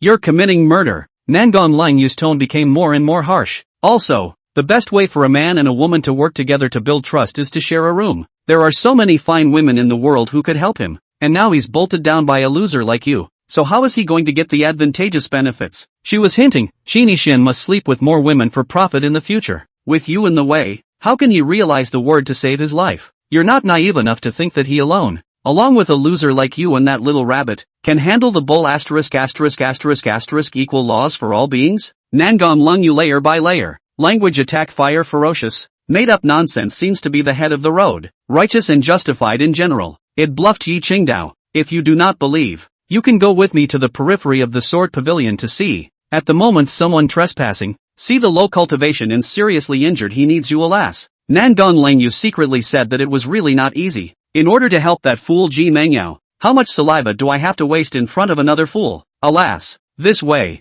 A wretched figure covered in blood was speeding to escape within the Sword Pavilion mountain range. This person was cloaked in hair. His gorgeous clothes were already tattered and torn, blood-colored talent rolled around his body, and broken literary images floated and sank. Fong Wentong, you can't escape. Obediently kneel down and hand over your own Wenshin in order to spare your life, or else I'll let you die without mercy. You should have known what would happen to you when you fell off the holy throne. Once you were arrogant and domineering, doing evil, oppressing the good and the good. People's grudges boiling over. You don't deserve to have the sacred realm Wenshin. Unholy saints, be executed. Not far away, a group of cloud-toting cultivators chased after them. Lots of loud heckling. At the head of the group was a martial arts saint of the 10,000 laws of nature realm, as well as an imperial heaven-like god literary Dao cultivator. The two of them looked out of the corner of their eyes with a majestic pressure. Their bodies vibrated around them, and their breath rushed into the 9 heavens. Fong Wentong, as they call him. It was clearly the person who had once been in charge of the GK Academy, one of the 2 saints of the world of literature in Tao. Daqi Fong Ru Shang. Chapter 142. The Sword Pavilion seeks a thread of life. Cough cough, a group of ungrateful people. How did this saint treat you all in the beginning? Now that this saint is weak, he immediately betrays this saint, wanting to take away the fundamentals of this saint's cultivation. Heartless and unrighteous. Fong Wentong looked indignant, his heart burning with rage, and blood continued to spill from the corners of his mouth. Wow! His body was surrounded by blood mist, runes flickered, his talent gradually weakened, and his mana became thinner and thinner. Too much essence blood burned. I hope I can catch up. Pust! Fong Wentong sprayed out a mouthful of golden blood, shaking the arcane power. The next instant, his talent elevated, his literary image solidified, and his mana surged up. It's a fight to the death. Thief god, why do you treat us so well? Wentong? Why? Fong Wentong accelerated and sped away, his eyes welling up with bitterness. He's just been so unlucky lately. He was once the towering Confucian saint of Daqi, ruling over most of the literati in the world. Honorable status, admired by millions of people, star-studded, high position, powerful and strong. There was also the Great Cheese national fortune to add to it, so even if he faced a supreme powerhouse, he could still escape if he couldn't beat him, and martial saints could barely fight. But it's a lost cause. Wenshin is coveted and is in danger of being taken away. Miserable as hell. Literary heart. It was the root of the Wen Dao cultivator, and it contained the Wen cultivator's lifelong feelings, power, and so on. Once you lose the heart of the text, Fong Wentong would then completely lose his literary cultivation and become an illiterate idiot who couldn't read big words. All the efforts made by Wenxiu have become a dowry for others. It's all because of that devil Yen Berserker. If he hadn't sneaked up on this saint in the first place, causing this saint to suffer serious injuries, how could this saint not have been able to block the Sword Ancestor's obsessive sword intent? That wisp of sword intent caused this saint to be injured. His cultivation fell, and he almost lost his holy position. But fortunately, he was protected by the Fortune Supreme Treasure, so he was spared. But, the picture of the Sword Ancestor's life, but there is a picture of that Sacred Academy Ancestor's proof of the Tao. And instead of gaining any benefits, this saint's respectful pilgrimage to him was met with repercussions. In that worship, the Sword Ancestor's obsession attacked this saint once again, and that sacred courtyard ancestor's Wendo holy power also subdued my Wendo heart, causing me to fall from my saint position and lose my splendor. Abominable, hateful, and pathetic. Fong Wentong recalled the encounters during this time, his soul boiling with hatred, his anger rushing to his brain, and his body shivering. After the saint fell out of the holy realm, the vice palace master of the Jishi Academy, Chensi County, coveted the saint's literary heart, So he joined forces with the martial arts sage Lu Qinglong, and fell on this saint, pursuing and killing him to this point. If this saint had not burned his origin essence blood and used all of his underhanded treasures in a desperate attempt to escape, the heart of the text would have been taken away and his body would have died. Fong Wenong wiped a handful of blood from the corner of his mouth, his complexion growing more and more miserable, his eyes staring dead ahead, full of expectation. A glimmer of hope spilled out of it. In the beginning,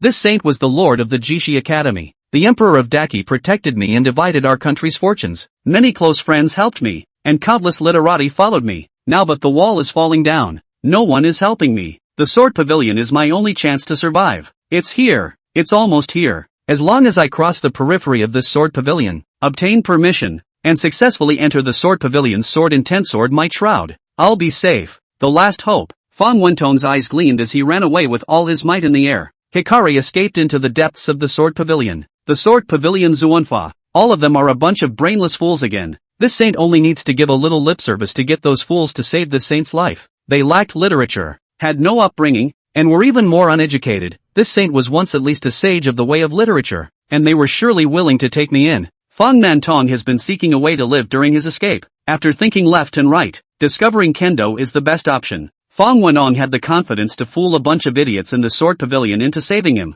Although at one time he had a grudge against the Sword Pavilion, and even not too long ago, he had taken advantage of the Sword Ancestor's serious injury to come and fall on his sword to try to destroy the Sword Pavilion. But this was unimportant. Fong Mantong didn't care and thought it didn't matter. Previously when I came to besiege the Sword Pavilion, I didn't show my real body, but was hidden in the dark. So how could the Sword Pavilion know that I had come? On the surface, this saint didn't offend them. 10 years ago when this saint's closest relative was decapitated by Yi Jianxian, this saint was magnanimous and didn't take it into account. They will definitely save the saint. Fong Wenong was panicking inside at the moment, forcing himself to think of something favorable to himself as a way to calm down. Fong Wenong, in front of you is the forbidden area of the Sword Pavilion. There is a powerful sword chi boundary. There is no way back for you, so quickly tie your hands and surrender. A threatening and cold voice came from behind him, and the killing intent was so strong that the void trembled. Fong Wenong laughed coldly and cursed in his heart. Shensi County, you traitorous villain. Don't give this saint a chance later on, or else I'll definitely ask the Sword Saint of the Sword Pavilion of 10,000 laws of nature to chop you up.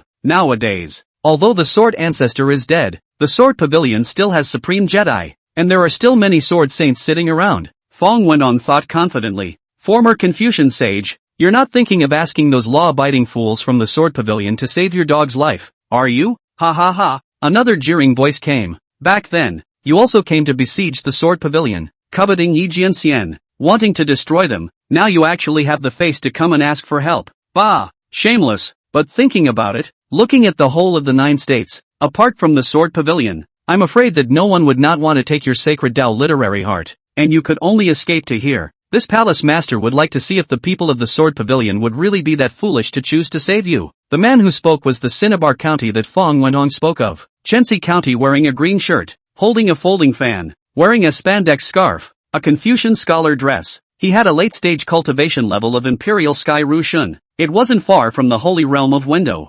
Therefore, it was urgent to seize Fong Wentong's literary heart in order to certify to the realm of literary sainthood more quickly in the future. Tatsuki County's status is that of the deputy head of the GK Academy. At one time, he was second only to the Confucian Saint Fong Wentong in the GK Academy. He has always been dissatisfied with Fong Wenong, only in the way of Fong Wenong's strength, did not dare to say it explicitly, hidden in the heart. This time, Fong Wenong fell out of the holy realm, and Cinnabar County was ecstatically excited. Immediately, he joins forces with his best friends beloved to plan a sneak attack on Fong Wenong. Hunt it down. We'll see, we'll see. Fong Wenong ignored Cinnabar County's words, and as far as his eyes could see, he could already see the sword chi boundary in front of him. Soon I'll be safe. Fong Wenong inwardly consoled himself while lifting his voice, his mana aiding in the transmission, and said loudly, fellow Taoists of the Sword Pavilion, Fong Wenong is in trouble. I still hope to help. Someone is disregarding the law, breaking the law, and killing good people. I ask you,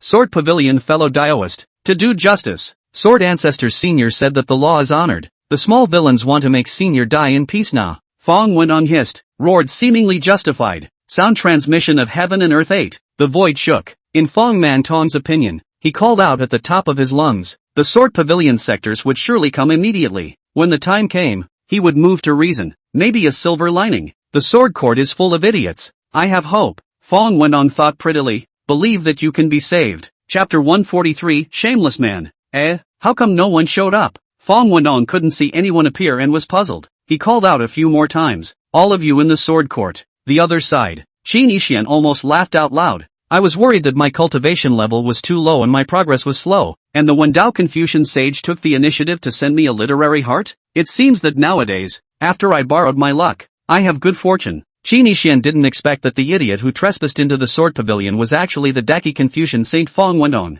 He's also a talented person who just came to fall on my sword pavilion not too long ago. Now that you've fallen on hard times, you actually have the ability to think about getting the sword pavilion to ask for help? One can't be invincible if one doesn't have a face. However, if I hadn't been there, with Bunny's silly persistence, plus Bean's brain, it's really possible that he could have been fooled, thus saving his dog's life. Nowadays. Ha! Qin Yixian smiled faintly, his expression changing in a way that was chilling and creepy. Those who were familiar with Qin Yixian knew, once he showed this look, then someone is going to be out of luck. Nangon Longyu, who was secretly observing, smiled at Yi Qingdao. Sister Bean, do you think he will save Fong Wenong? Yi Qingdao glared at Nangon Longyu and puckered her mouth. Who's your sister? Right, you're older than me, so I should call you your sister. Nangon Longyu said seemingly apologetically. Boom, the killing aura reappeared. Who are you calling old? Yi Qingdao was not happy. Fong Wenong has calculated that all of you in the sword pavilion are fools. That's why he dared to come to the sword pavilion to beg for a ray of hope. Unfortunately, he doesn't know that Qin Yixian is also here.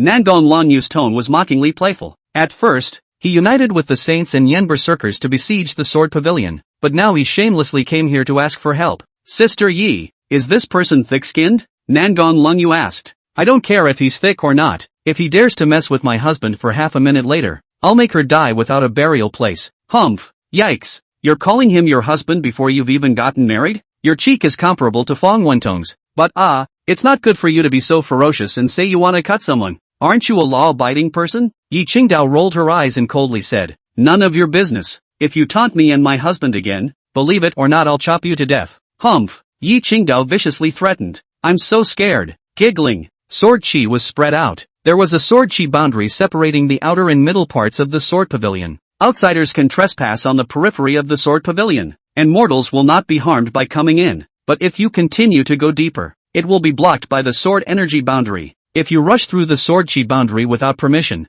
you will be strangled, bones and ashes, unless Yi Qingdao and the rabbit are dead. Otherwise even a supreme Jedi wouldn't dare to easily touch the sword chi boundary. There were once unbelievers who are now long gone to dust. The whole of Kyushu is well aware of this. Dare to trespass only on the periphery of the sword pavilion. Definitely didn't dare to go deeper to cross the sword chi boundary. That's the same as looking for death. Fong Wenong, no one from the sword pavilion has saved you. The sword chi boundary in front of you is blocking you. You have no way to escape. Why don't you kneel down and kowtow? In the void, Cinnabar County lightly shook his folding fan and sneered in mockery. In front of him was a stout, gnarled man. This person's name was Lu Qinglong, a martial arts sage that Chensi County had invited to help with boxing. As for the rest of the people next to them, they are the heart of Cinnabar County. The weakest were all Dao cultivators. The crowd teasingly looked at Fong Wenong, who was burning blood and running wildly in front of them, full of gloating. Fong Rushang, don't struggle. Even if the sword pavilion seniors show up, as long as we inform them of your evil deeds,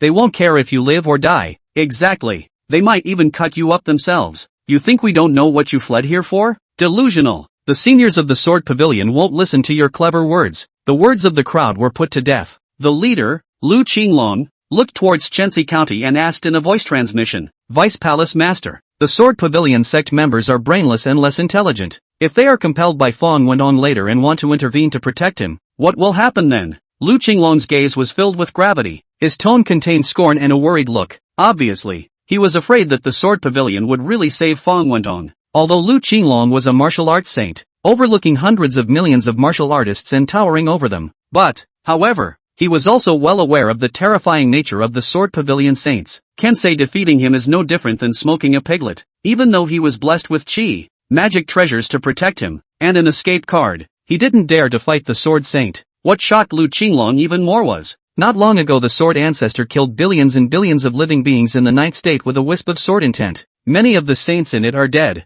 The blood flowed horribly. Lu Qinglong now never dares to make an enemy of Jianga in the open. Even if it were not for the sword pavilion Zuanfa, Lu Qinglong didn't even dare to trespass the perimeter of the sword pavilion. At this moment, Lu Qinglong was still panicking inside his heart. Don't worry brother Lu, Chen will have his own words to say later. If the sword pavilion really wants to protect Fong Wentong, we will just apologize and retreat. He burned his essence blood and escaped too quickly, and now that he's here, there's nothing he can do about it. So I just hope the sword pavilion doesn't protect him. Though Cinnabar County spoke with natural ease, there was concern in his demeanor. After all, Sword Pavilion is notorious for its brainless Xuanfa. Even if they learned that Fong Wentong had previously besieged the Sword Pavilion, perhaps they wouldn't let them forcefully take Fong Wentong's dog's life. Wenxin, he didn't have much confidence either, just struggling down to try. I hope so. Lu Qinglong shook his head and stared at the swordshi boundary in front of him. At this moment no Sword Pavilion disciples appeared. Perhaps is not going to come. And, suddenly, Lu Qinglong's expression changed slightly. Seems to see something amazing. The heart turned over and made waves. There are men in the sword court? Tennessee County was also beyond surprised. For this person to be able to be dashing in an area shrouded by sword chi. Even if he's not a Sword Pavilion disciple, he doesn't have a shallow relationship with the Sword Pavilion. Never be offended. What a handsome man. Who is it? The crowd's eyes went to one location. That place in the void. A man dressed in white came with his feet on auspicious clouds. Temperament transcendent, like a fairy-like god, out of the ordinary. His expression was calm. His instrument was extraordinary. His features were handsome, and he was outstanding. Faint immortal radiance sprinkled around his body, and runes flickered, untainted by a single strand of dust, flawless and immaculate. It was as if he had stepped out of a scroll, pulling the wonderful principles of heaven and earth. Between his demeanor and his feet, he could not help but give rise to a sense of worship. This person was none other than Qin Yixian. He hung in the air, stopping just half a step before the swordshi boundary, towering above and looking down. Fong Wentong had already rushed close to the swordshi boundary, and sensing the terrifying aura in front of him, he didn't dare to go any further. Fellow Taoist of the Sword Pavilion, I still hope to help. Fong Wentong, still barking for help like a dog, looked up to see Qin Yixian and was puzzled. But saving his life was important, and he viewed Qin Yixian as someone from the Sword Pavilion, immediately saluting and respectfully saying, Sword Pavilion fellow Taoist, someone is breaking the law and wanting to forcefully kill me. I still hope to do justice. I am Fong Wentong of the Jishi Academy of Daki, who was once honored with the title of Sage of Confucianism. And now, Fong Wentong didn't finish his sentence. Qin Yixian then waved his hand, seemingly impatient to hear more, and told him to shut up. Chapter 144, Ruthless as a Devil. Qin Yixian. Fong Wentong was violently shocked and didn't dare to say anything else. Although Qin Yixian's gaze was flat, the indifference was too thick, resembling a transcendent existence that controlled all life and death. He could have been miserable if he hadn't been smart enough to say anything else. There is a sword air boundary that separates them. Fong Wentong couldn't tell Qin Yixian's exact cultivation level either. Don't dare make a move. Meh. Qin Yixian smiled faintly. Can't really help it. Fong Wentong is really talented. Why didn't you talk about the law when you first besieged the Sword Pavilion and coveted Yi Hanin? Now lost the power to be hunted down and killed open mouth on the words of honoring the law. When the shameless extreme. But that was due to the reputation of the Sword Pavilion. Chivalrous to the world. Law-abiding and foolish. If you have something to do, look for the Sword Pavilion. If you have nothing to do, taunt the sword man. Shoo shoo shoo. At this point, Chensi County and Lu Qinglong and the others all caught up as well, stopping outside the swordshi boundary and eyeing Fong Wentong. But they didn't make a move against Fong Wentong, just sealing around Fong Wentong to prevent him from escaping. Jishi Academy. Cinnabar County. Meet fellow Taoist. Cinnabar County stepped forward and arched his hand towards Qin Yixian to salute him. The sword chi isolated him, and he didn't dare to probe Qin Yixian's cultivation. But regardless of Qin Yixian's cultivation, here in the Sword Pavilion, the proper etiquette cannot be left behind. At one time, everyone in the world could look down on the Sword Pavilion. Even mortals dare to verbally kill the Sword Pavilion.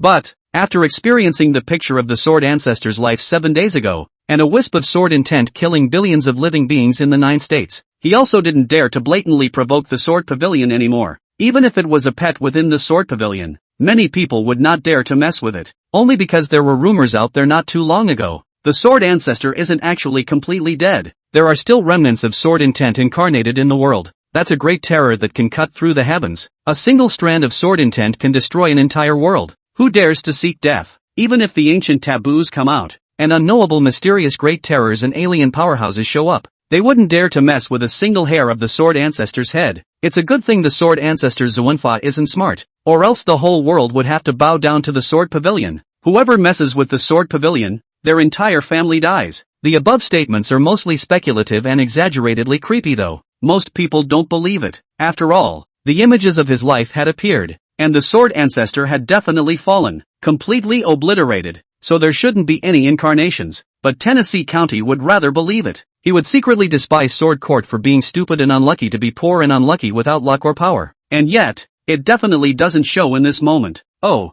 Qin Yixian's response to Tennessee County's salute was not salty, and he didn't even look over squarely. Seeing this, Fong Wendong was inwardly delighted. The worse Qin Yixian's attitude towards Cinnabar County, the higher his probability of survival. Dog. Cinnabar County didn't show dissatisfaction with Qin Yixian's attitude and was about to continue saying something, but he was interrupted by Qin Yixian. We're all home now, so don't be too polite and kneel down. The atmosphere changed abruptly. Cinnabar County's heart froze. If he heard correctly, the other side said, "On your knees? Who's kneeling? Who the hell is this guy?" Speaking softly, but with an unquestionable dominance. 3, 2, Qin Yixian started the countdown. It was as if the crowd would be miserable if they didn't kneel as soon as the time was up. "Will die a horrible death. You're breaking into Sword Palace like it's your home? It's just as well that mortal mole crickets come in here without knowing what's going on. How much does a boar with cultivation dare to blatantly provoke? How much does he look down on the Sword Pavilion in his heart? Wow!" The vision floated behind Qin Yixian.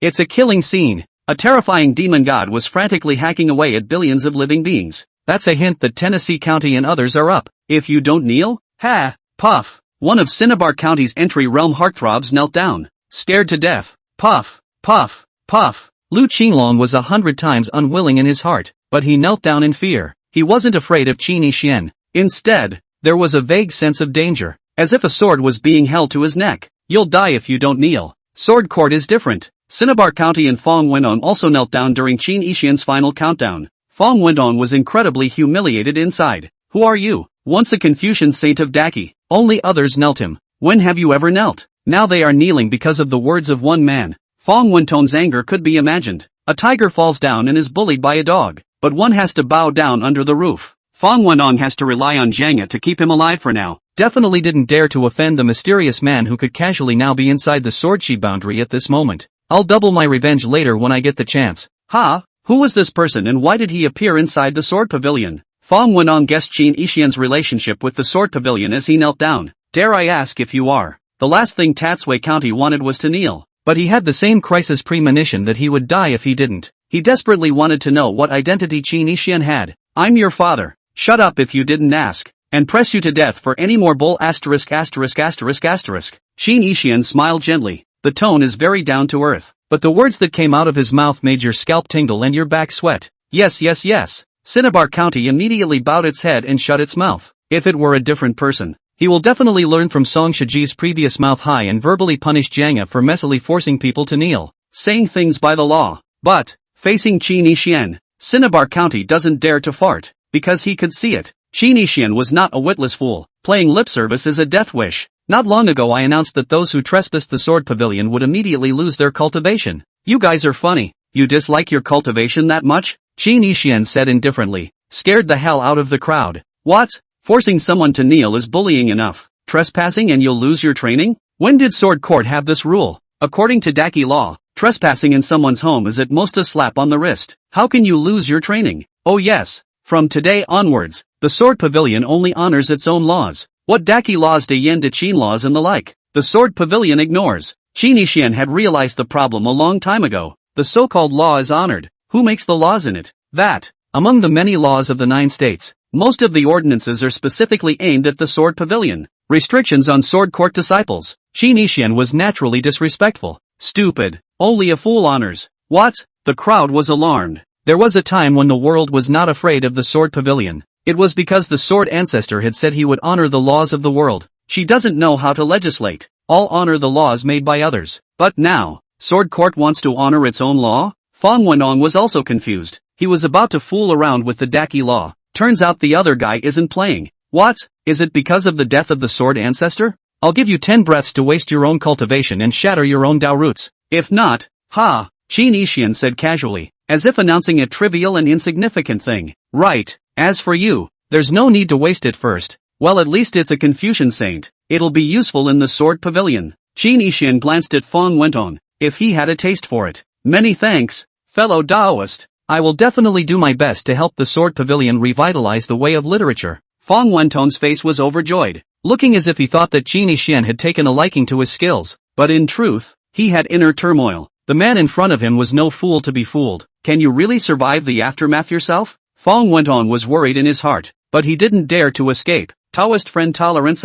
We do not know that trespassing the Sword Pavilion will be abolished, but also hope to be enlightened. Cinnabar County was panicking like a horse at the moment, never wanting his cultivation to be wasted. He had been cultivating for many years, hard and rough, and it was not easy for him to approach the sacred way. How can you lose your cultivation so easily? It's just trespassing. Apologize. Why are you so cruel? So many people have trespassed across the perimeter of the Sword Pavilion before. I've never seen you scrap the sword court. Why the change today? Oh, if you don't listen, you can try to escape. Don't worry, I won't kill you. Qin Yixian struck a pose of please leave, signaled Tatsumi County and others to leave, but at the same time, the vision behind Qin Yixian changed. Before that it was killing. At the moment it's a view of the 18 layers of hell. Hint, dare to run away? Oh, I'll let you enjoy extreme hell in the future. Elder forgive. Ah, wrong, I'm wrong. Lu Qinglong poofed and kowtowed, wailing and begging for mercy. He was a saint of the martial arts, enjoying glory,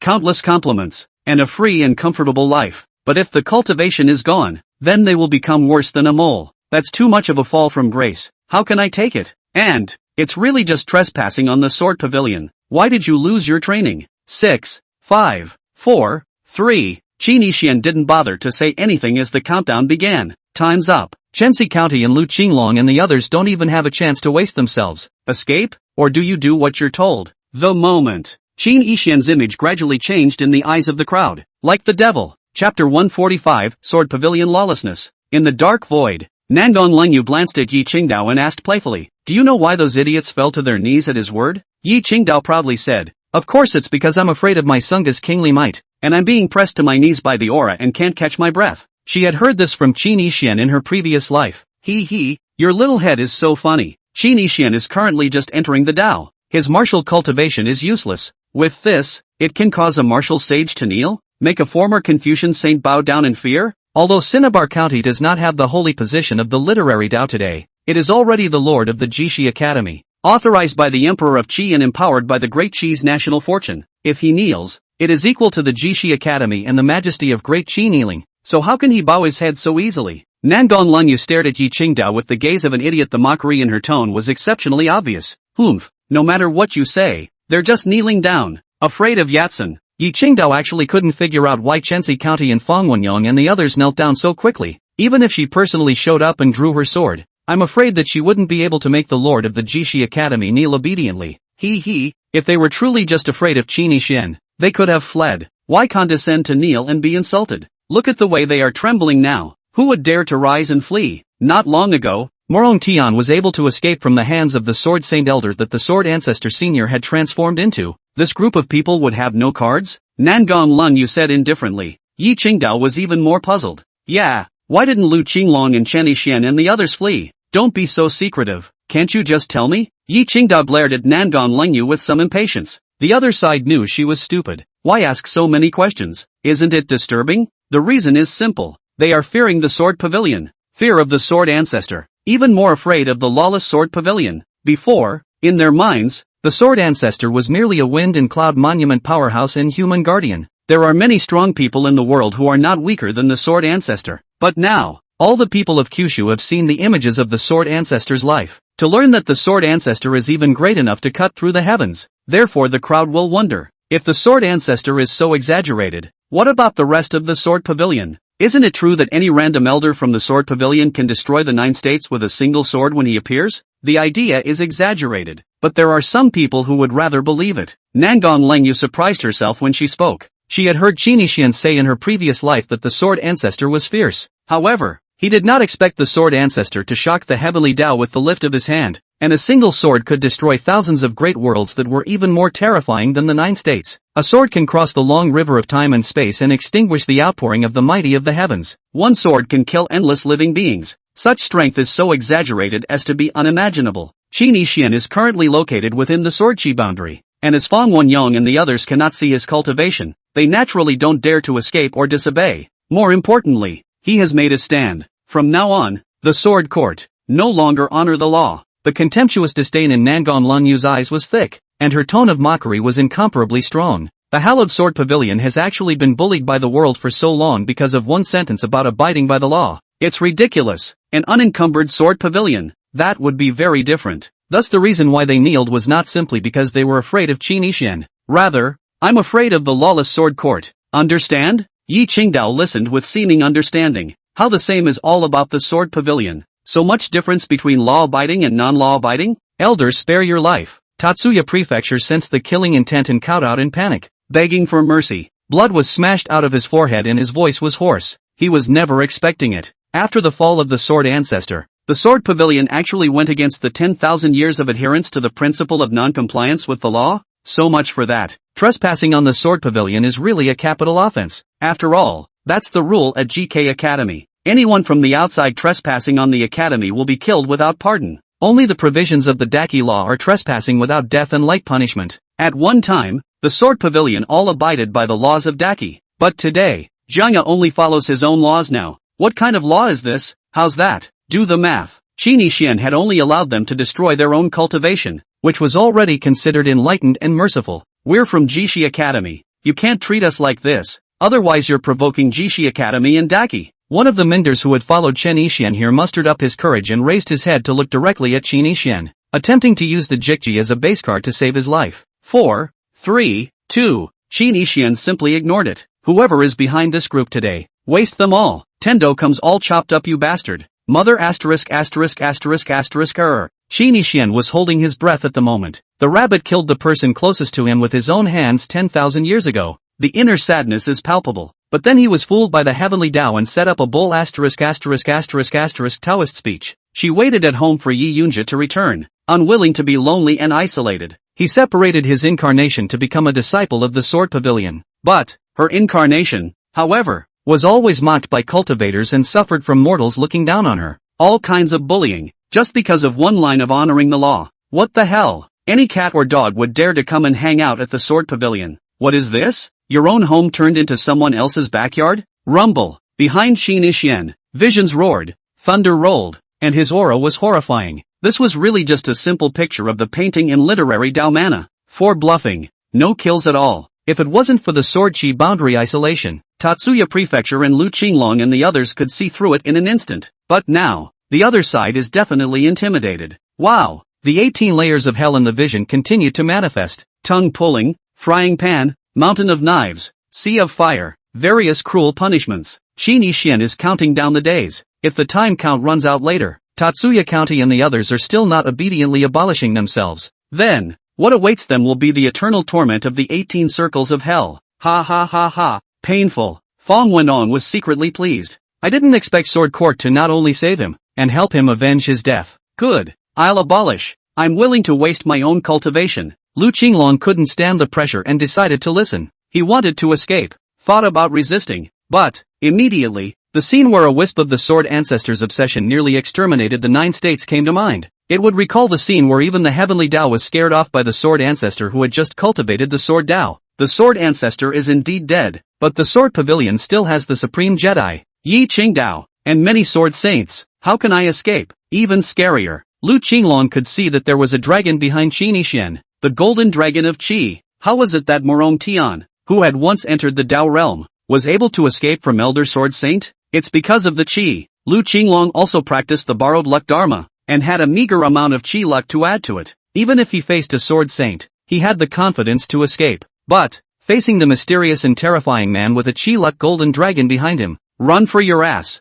Boom. Pust. Wow. The void twisted and roared. Lu Qinglong operated his magic power and nullified his own cultivation, shattering the roots of the word. From then on, he was reduced to a wasteful mortal, no longer able to practice. Chapter 146, Hanging of the Head in Public. A martial arts saint, didn't even dare to fight back and run away. Then you lose everything. Put. After Lu Qinglong abolished himself, the rest of them also obediently exploded their own Tao roots. This was painful, but it was much better than the torture of the 18 layers of hell. Cthulhu dash. Tatsuya Prefecture didn't even react at the moment. It's simply incomprehensible. How did that turn out? I'm not willing to. Pust. Nay. He was also afraid of the torment of that 18 layers of hell. Choice of self-abolition. Quite well behaved. Qin Yixian's complexion was unmoved and unperturbed. This is just the first step. Elder, can we go now? Tatsuya Prefecture looked pale, weak and shaky. The physical and mental shock was too much. Can't. Qin Yixian decisively refused to face Wen Tongdao. They came after you. Do you want revenge? Fong Wenong should have been overjoyed. But because Qin Yixian's tone was too cold and his look too terrifying, he just trembled and said, I don't dare to talk too much. I'll do as senior commands. His forehead was pressed to the ground and his ass was puckered high in an extremely humiliating position. A generation of Confucian saints once revered by millions. At the moment it was as humble as a slave. He's scared. Don't look at it as a good thing that Qin Yixian was the only one who didn't make himself destruct. On the contrary, it'll be worse. Fong Wenong had already seen the talent chi tumbling around Qin Yixian. That can only mean one thing. Qin Yixian left him behind to dig out his heart. Take away the heart of the text. It wasn't at all about his talent for the Tao of Letters. Changed. Jiangya has changed. Fong Wenong was bitter inside. I thought I could come to the sword court to fool stupid idiots and get a shot at life, but I didn't expect to enter the devil's den. When did Sword Pavilion have an extra man like this? Ruthless, cold-blooded, no reasoning, strong and domineering. It's like a devil.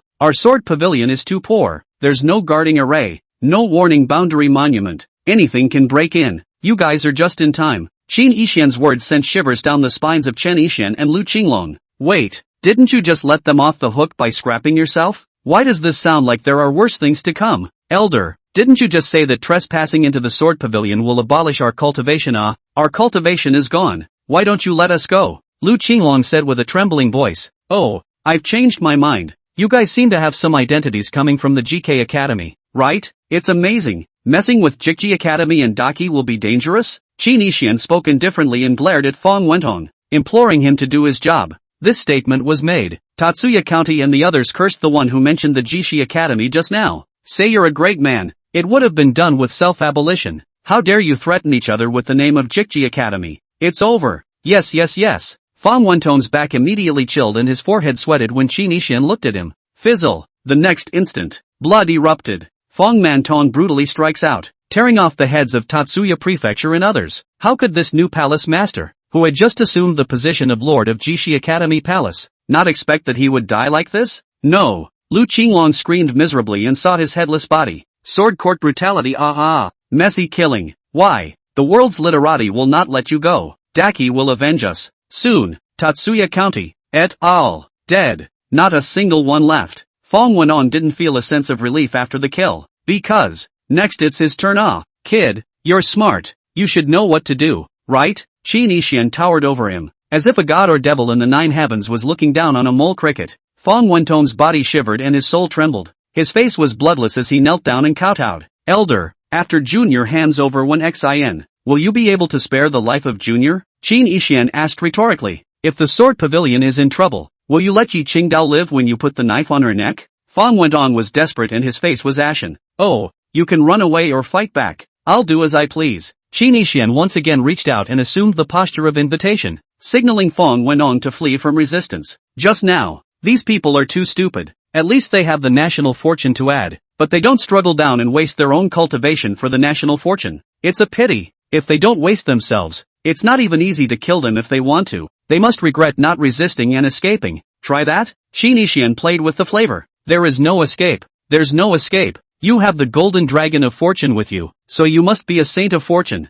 Throughout the entire 9 states, other than the topmost of those emperors and supreme powerhouses, as well as the luck saints, who could escape from your hands? Besides, even if you have no luck, who dares to disobey the lawless Sword Pavilion of today? Fong Wenong looked up to the sky and sighed sadly, saying his last words. Oh, you're not stupid. Hurry up. The words fell. Pust. Fong Wenong dug out his own heart. The literary heart of all initiated literary cultivators uses the heart as a material vehicle. Take away the heart of the text. It's the equivalent of ripping out a heart. Fong Wenong had to dig for himself, because Qin Yixian's eyes had already hinted at it. If you don't know what you're doing, it's definitely worse than death. Suicide can still be a pain in the ass. You're not human. You're a devil. It's a demon. Fong Wenong screamed miserably as his vitality drained away madly. Phew! Qin Yixian held the bloody Wenxin in his hand, immediately refining and absorbing it, gained the benefits of the literary path of a former literary saint. Boom! Soon, Qin Yixian's Wendao cultivation level had risen by a small realm. If I completely refine Fong Wentong's literary heart, my window will be able to elevate and break through to the realm of the royal sky as God. It's a pity that the mid-heaven like a god realm is still too weak. Shaking his head, Qin Yixian gazed at the bodies of Chen Yixian and the others. The lord of the Jishi Academy, foolishly coming after Fong Wentong himself, died without complaint. Shoo shoo shoo. Qin Yixian's mana overflowed and he performed a dao of spacing out and manipulating the corpses of Chen Yixian and the others. The bodies quickly came to the periphery of the sword pavilion.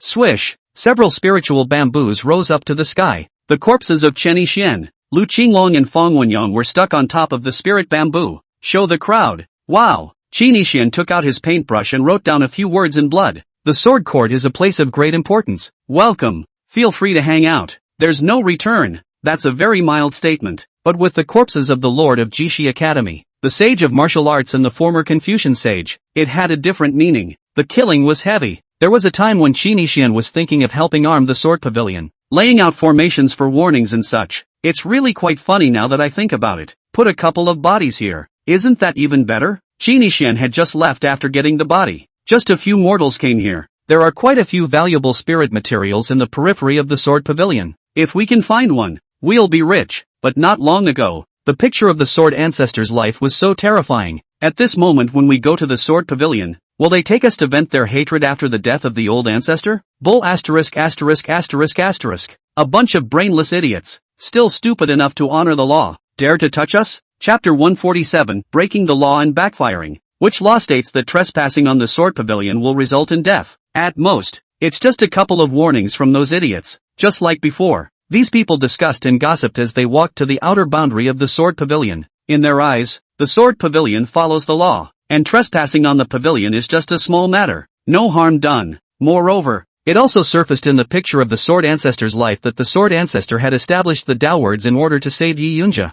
Unless the Sword Pavilion didn't want Yi Yunjia to be revived. Otherwise there is absolutely no way to break the law and hurt someone. The crowd was confident. Tic-tac. A drop of blood fell and hit a man in the face. The group looked up and were scared to death. Dead people? Sword court killed someone? Do you get killed for trespassing? Lawless? Ha! These people looked at the headless corpses of Tatsuya Prefecture and the others, their scalps tingling and chills all over their bodies. Suddenly, boom boom boom, a terrifying force struck. The crowd exploded in place and spiraled into the sky. Look closely and you'll see a red line around the perimeter of the sword pavilion. On it were left the Wendao prohibitions laid out by the upgraded Qin Yixian. Can't stop powerful cultivators. But if mortals dare to trespass, neither has to cross the line. Close to, you're dead. I don't care how equal the law can be or not. First of all, from today onwards, the sword pavilion cannot be half-assed. A throw. None of it. Qin Yixian stepped into the air and sprinted towards the top of the mountain. His expression bland as he shot out a refined light.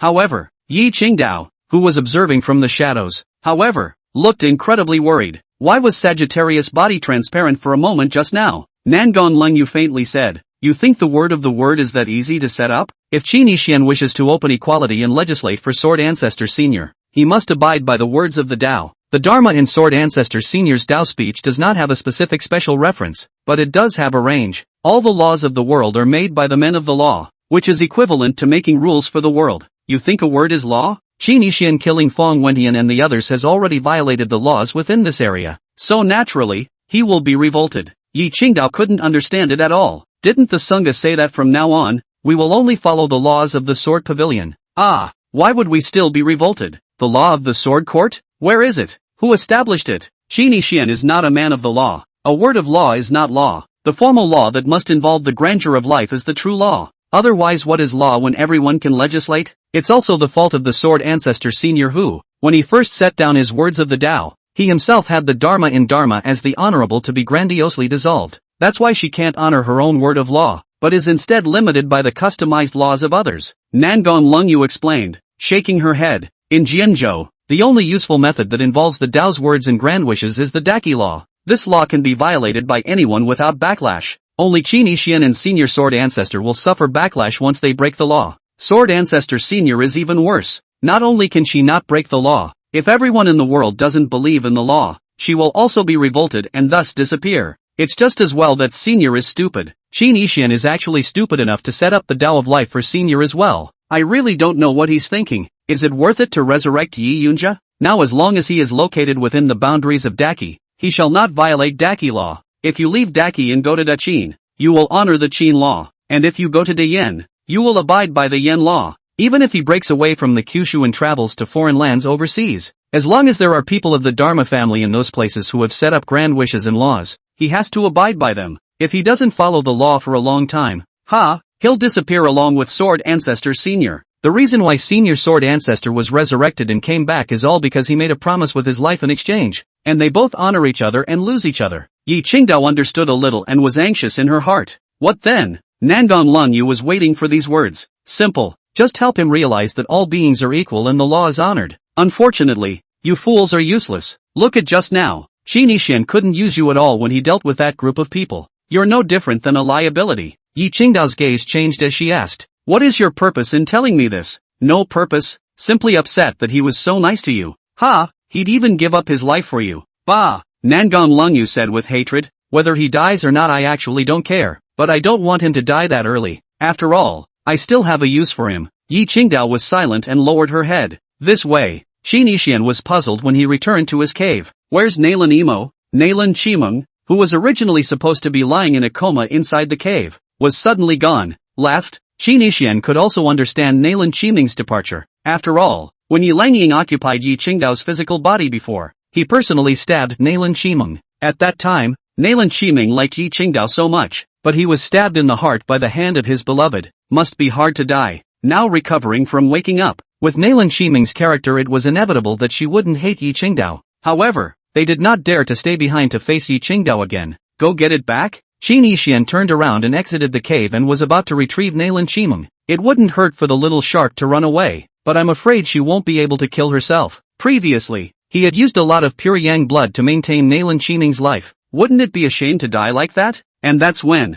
Yi Qingdao came back with a downcast look on her face. What's wrong? Qin Yishan was clear that Bean must have been fooled by Nangon Lungyu. It didn't matter. Just enlighten him. And Yi Qingdao had to talk more with the heartthrob woman. It would be good for her. Xian, am I useless to you? Nangong is so chatty that he actually makes people think they're trash? Didn't I tell you before? That woman lies a lot. Believe half of it. Why do you still take it seriously? Qin Yishan looked at the single ponytail swaying around behind Yi Qingdao's head and knew how she was feeling at the moment. Aren't you slashing at her with your sword drawn, and you're actually able to talk to her? Yi Qingdao froze. Yeah, didn't I have to cut that woman a few times before to get it right? Why did I listen to her so much? Unconsciously, he also thought that he had become a waste and was useless to Qin Yishan, or even a liability. I feel like she has a good point, Yi Qingdao said bitterly. Don't tease. How does she succeed in fooling you if she doesn't make it look like she has a point when she's lying? But, no buts, just don't believe it. Where is she? Qin Yishan must find Nangon Lingyu to make it clear that there is nothing to do. Don't come and make up nonsense to fool Bean. He didn't even bother to ask Nangon Lungyu what she had said. Just assume it's bull ***** all the time. It's only Yi Bean who will listen to the loss of confidence and self-doubt. In Qin Yishan's place, he would have already smacked his ear. Chapter 148, Too weak. Use martial arts to enter the Tao. I don't know. Let's go. Yi Qingdao shook her head, her eyes still lacking confidence. Isn't our sword pavilion isolated by the sword chi boundary? How could that woman come in? Qin Yishan asked a nonsense question, knowing it by heart. The sword chi boundary originated from a rabbit. If the rabbit didn't let Nangon Lungyu in, she dared to come for. Master doesn't hate her and allows her to freely enter and exit the sword pavilion. Yi Qingdao said helplessly. That can't be helped. She can even fool a rabbit. By the way, Nalan Qimeng slipped away. Go look around. Explain to her that it wasn't you who stabbed her in the first place, and that bunny kind of thinks the world of her, and it's better to bring her back. She has a special identity, and it's very dangerous to leave the sword pavilion. Qin Yishan asked Yi Qingdao to find Nalan Qimeng. His cultivation level was too low, not even on the same level compared to the Supreme Jedi, and he was too slow to find someone. Aha! Yi Qingdao suddenly realized that she was still useful. For example, at this moment, it could help Qin Yishan find someone. What's she so happy about? Qin Yishan looked at Yi Qingdao's transformation from bitterness to excitement and joy all of a sudden and was puzzled in his heart. But he flickered away, his eyes looking around, and said, Nangon Lungyu, don't talk to her about anything. I can't spare you if you make her sad. He knew that Nangon was hiding in the shadows. Heartbroken? Or what? Don't you ever feel sorry for yourself? Don't you feel like you're dying? Nangon Lingyu's voice came out with a few moments of regret. Can't die. I was just trying out the power of the Tao words just now. I didn't expect that killing a few scumbags would backfire. Boring. Qin Yishan shook his head. He naturally knew that he was being deprived of life because of his offense. the closer it gets to disappearing. In fact, at the moment, Qin Yixian wasn't entirely sure what the rabbit's law was meant to honor. The law? Qin Yixian, say at this moment, I am the law, and those who disobey me die. Is this the law? And equality. The directions are too general. Absolute equality is not possible. Relative equality is also difficult. The characterization of this stuff is too vague. Qin Yixian, you've changed. You've really changed. You gave up your life to save Sword Ancestor Senior in exchange for what? Qin Yixian laughed. You're usually quite smart, but now you've become stupid? A rabbit can cut down the heavenly Tao with one sword. Why do you think I saved her? Of course it's a hug. Nangon Lungyu sighed. It's just a pity that it's useless for you to hold on to it. The word of the way is set down, and the ultimate end is for you both to disappear together. Qin Yixian said indifferently. Whatever. Equality of all beings is simply impossible. Don't you know that? Clear. Then why did you set up the bull ****** Taoist words? You know that the rabbit was cheated before you set it up. Why do you also? Qin Yixian coldly interrupted. You call a rabbit a rabbit? You have to call her senior. Don't mess up your seniority. Understand? Humph. You're just going to be mean to me. You wanted to torture the rabbit in the first place. I'm lucky I didn't whip you now. And you're asking me to lick you? Nangon Lungyu was silent for a while and took a deep breath. What are you going to do next? Lay flat. Be a salted fish. And mingle. Qin Yixian came to a rock and lay down with his legs crossed, leisurely closing his eyes and comfortably recuperating. You're deliberately angry with me, aren't you? Who was the one who was showing off earlier about making equal laws for her? Is that how you help? Without a response, Qin Yixian continued to close his eyes. Good. Even if you won't die for a while, don't have to care about the word. But now that Sword Ancestor Senior won't be making a move, don't you want to grow yourself? Don't want to revitalize the Sword Pavilion? With the sharks gone, you two are the only ones in the Sword Pavilion now. Don't you think it's cold? I talked to Sword Ancestor Senior earlier, and she said. Nangon Longyu's tone was unprecedentedly serious. I hope that the Sword Pavilion as a family will be lively and have real elders, disciples, and pavilion masters just like the other clan powers. Why do you think she split into those divine thoughts? Is it really just loneliness to get rid of loneliness? In her heart, she actually wants to establish the true number one power in the world. This is one of Yi Yunja's dreams, the desire to create the most powerful force in the world. It just wasn't shown on the living screen. Even if you don't have any ambitions yourself, don't you want to help Sword Ancestor Senior realize them? Qin Yixian's eyelids moved slightly. Or silence. Immediately is the Ascension Conference. You have to go and recruit disciples for the Sword Pavilion. The world's number one Sword Dao power. Only 2 people and a rabbit. What's the matter? Nangon Lengyu and Ji Mengyao still had an agreement. If the Sword Pavilion didn't accept disciples, Ji Mengyao hadn't succeeded in mixing into the Sword Pavilion, then Ji Mengyao would not hand over Great Qin and Great Wei to her. The Sword Pavilion has been bullied for so many years. Don't you want to fight for the Sword Ancestor Seniors? Hello? Qin Yixian snored and seemed to be asleep. Nangon Lungyu gritted her teeth and really wanted to hammer the dog's head with a lump. Fine. Ignore me, huh? I'll let you pretend to be asleep. Having said that, Nangon Lungyu's mana rolled around. Wrap around Qin Yixian. What are you doing? Qin Yixian questioned with his eyes open. Humph. What do you care about me? Resist if you can.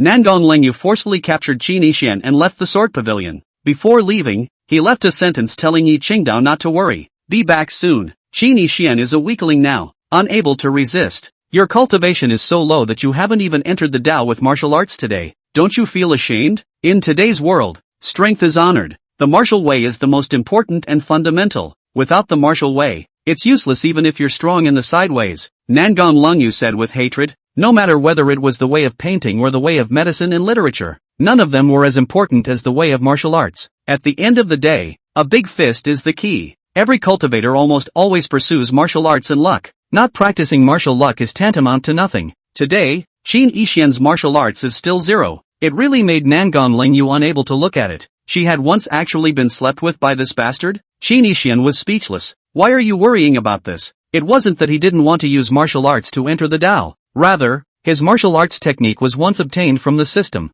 It's a bit more powerful than the borrowed luck spell. It's fierce. The power was terrifying when the Gong method was first run. It would cause the sky to fall apart around them, draining all the power of heaven and earth and devouring the power of others' cultivation. It's comparable to an absolutely vicious and evil demonic skill. It was naturally impossible to cultivate in the Sword Pavilion. The fact that Tatsuya Prefecture and the others died in the Sword Pavilion quickly spread. Thousands of people were shocked and terrified. Once the Sword Ancestor died, the Sword Pavilion went on a killing spree? This is not going to comply with the law. Nonsense. Do you have the strength willing to honor? Be careful when you face the Sword Pavilion in the future. But, will the Jixia Academy stop at nothing? The Sword Ancestor is indeed terrifying. But the Sword Pavilion has now lost the Sword Ancestor, and the Jixia Academy has the Daki Imperial family behind it, so it can't swallow this breath. If the head of the Hall of Learning Palace is killed, if he endures it, shame on him. The Jixia Academy doesn't have any supreme masters, but there are many martial arts saints that add to the Great Chi's national fortune, so they don't necessarily fear the Sword Pavilion. Who knows?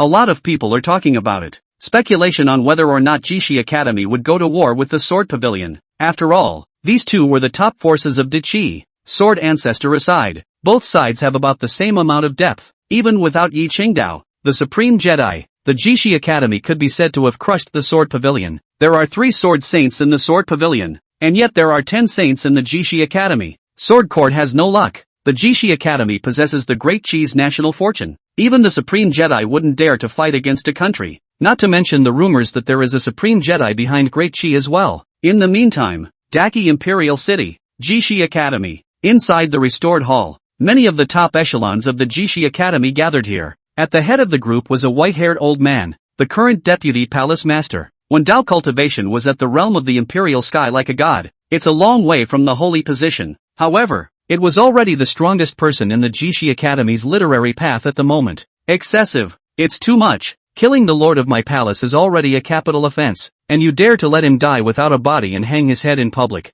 This is humiliating. A reckless force with no luck, no wealth, and no power. So arrogant and lawless. It's tolerable. The Sword Ancestor is already dead, and they still dare to be so wild. Do they have something to fall back on?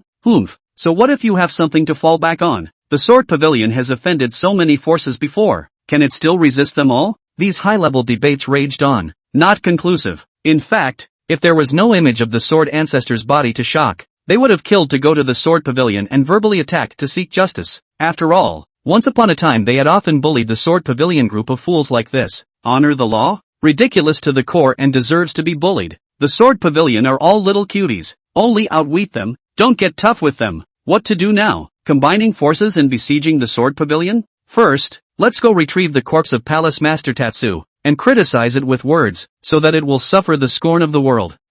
Carefully explore the situation of the Sword Pavilion today. If the Sword Ancestor is dead, there is no backhand. There is only a Yi Qingdao left. Then start to plan. Su Su Tui, the potential to destroy the Sword Pavilion. Suddenly, silence fell in the hall. Everyone's pupils contracted violently as they looked towards a location. See only. I don't know when. Here is an additional strange man dressed in white. He sat in the seat that originally belonged to Palace Lord Cinnabar Creek County, leisurely sipping tea with a relaxed expression. Beside him, there stood a sinister figure that could not be seen, out of the ordinary, like a fairy. Who are you? The Vice Palace Master stared at the man and snapped, but was unable to finish. The man placed his index finger in front of his lips, as if to say again, shoo, boom. The next instant, heaven and earth changed color. The aura, essence, and talent of the entire GK Academy tumbled and boiled. Crazy convergence toward that white-clothed man. Wow! The visions floated and sank. The mana was like the sea, and the chi and blood spewed out like the waves of the sea and dragons. Enter the way with martial arts. Chapter 149, I'm your father. Wow! Within the Jixia Academy, the aura boiled like a wild wind tornado. It set off a mighty wave like a monstrous sea. The many senior members of the Academy Palace changed greatly in color. This is extracting the power of heaven and earth from my Jixia Academy. More than that, all our vitality is being devoured. What horrible feats!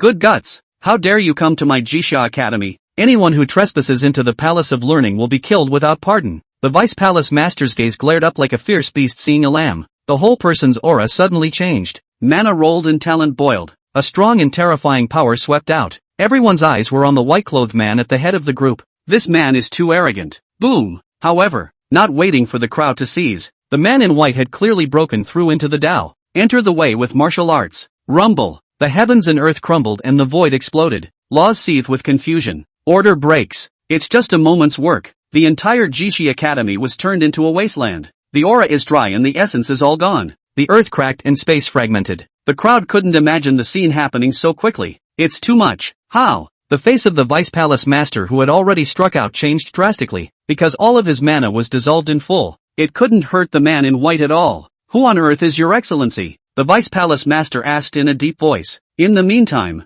outside the hall, all the disciples and disciples of Jixia Academy were all confused. looking at the ruins of a mess. Everyone's hearts turned over in disbelief. What's going on? Why isn't the protective formation working? Who drained our heaven and earth aura and dried up the spiritual veins? In that case, no one will be able to continue practicing here in the future. We are one of the most powerful forces in Dichi, with 10 martial saints in attendance. Who would dare to come and offend? The Daki royal family is behind us. Offending us is messing with the entire Daki royal family. Looking for death. Is it from the devil's way? Many Jishi Academy disciples were incredibly talking in shock. Others looked up to the sky and wept. My cultivation is gone. Who drained my cultivation? All of the disciples at the Dao entry realm have regressed in their cultivation. That power just now was too terrifying. These disciples who had lost their cultivation were at a loss for words and were confused. Inside the hall, after the white-clothed man entered the Dao, his breath around his body converged and he faintly said, "Who am I?" The crowd stared at him in violent anger. Boom! Several martial saints erupted with might, their mana like dragons and their chi and blood like the sea. The killing machine was intense to the extreme. Hate to punch the man in white, but the crowd looked scornfully at the figure beside the man. The many saint realm pressures were all dissolved by that sinister shadow. It's like mud into the river and the sea. Why did you come to my Jisha Academy to make trouble? Do you want to be immortal? The Vice Palace Master questioned again.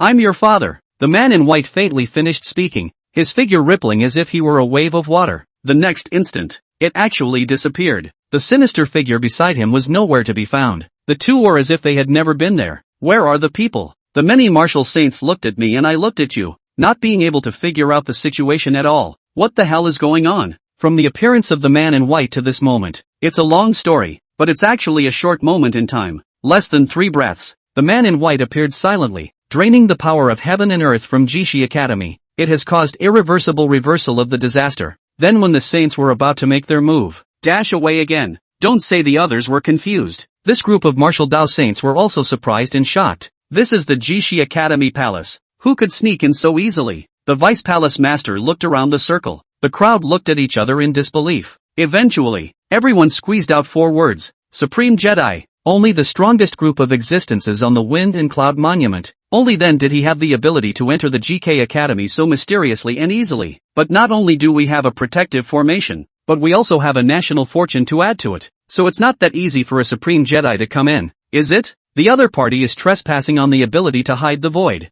What now? Find that person. Our entire Jishi Academy's aura is gone. The void is still crumbling and unrecoverable. We must take revenge. The fact that he doesn't dare to make a move against us means that there is some scruple about the national fortune protection. So we must strike back. The GK Academy has never suffered such a great loss. The saints were furious. Soon after, phew, a figure sped up and stopped over the Jishi Academy. This man was stout, with a full beard, rough and bold, with a terrifying aura. It's Tian E, the first divine constable of Daki, with a cultivation level at the peak of the 10,000 laws of nature. He was close to the supreme absolute. Who dares to come to the Jishi Academy to cause trouble? The power of heaven and earth is all gone. This precious land is no longer usable. Really ruthless. All 3 extreme spirit veins have been drained. Aura is the root of a cultivator's cultivation, and a spirit vein is the generating source that produces aura. In the entire sword state, there are less than 10 extreme spirit veins, 5 in the imperial family,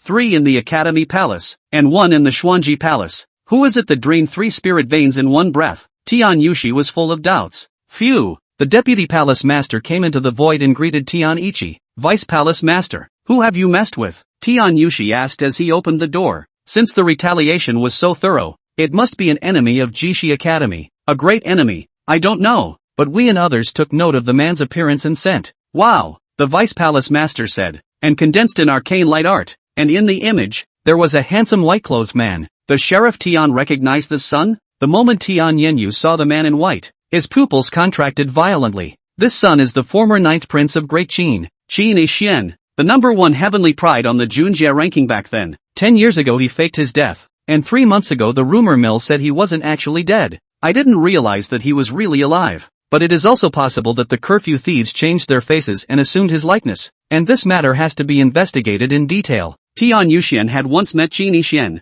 therefore, he recognized that the man in white who had come to drain the Jishi Academy was the 9th Prince of Great Qin, but he wasn't afraid to confirm it. The 9th Prince? The Vice Palace Master gritted his teeth. If it's really him, humph, he will be made to die. Now that the new Emperor of Great Qin, Qin Ziying, has succeeded to the throne, and Qin Ziying has a grudge against him, he is no longer as powerful as he was back then. This revenge will be avenged. Tian Yenyu frowned and asked. Your Jishi Academy Palace is strictly guarded. The national fortune is enhanced. And the great array of prohibitions is so powerful that even I can't easily set foot in it. Not even a supreme Jedi could have appeared in your council hall unnoticed. This person is too crazy and his strength is extremely terrifying. I'll go back to the paper and make a decision afterward. After saying that, Tian Ichio left. In the meantime, 10,000 miles away in a mountain forest. TSK, you're really capable. When you really brought me to break into the Jishi school palace by force. Even Light Dance's supreme Jedi cultivation is hardly that easy. Chapter 150, Going to Dengtian City. Qin Yixian smiled faintly and said to the white silhouette in front of him,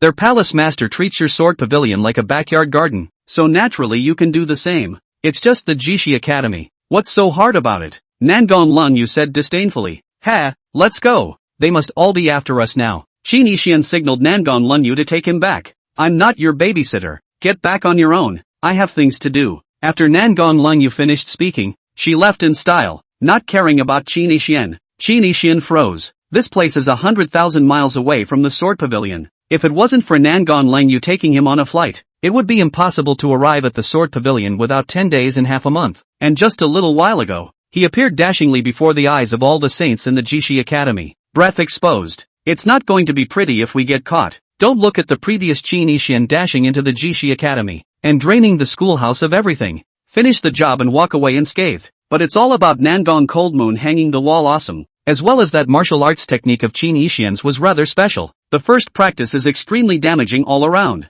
It had nothing to do with Qin Yixian himself. With Qin Yixian's strength at this moment, don't even mention the martial arts saints of the universal law of nature. Any cultivator who had come to the royal sky like a god would be able to trample him to death as simple as stepping on an ant. Alas, so be it, disguise yourself for a change. Qin Yixian took out his paintbrush and drew a picture in front of his body, and his face immediately changed, but he was well aware that it wasn't safe. After all, that group of martial saints had memorized his aura. Once Qin Yixian used his mana, it's easy to notice. You can't fly in the air. You have to go to the ancient city and use the teleportation array to return to the sword pavilion. Thinking so, Qin Yixian then walked towards a nearby ancient city. The word spread quickly about the Jigaku Academy. It caused a monstrous boil. Countless people were shocked. What?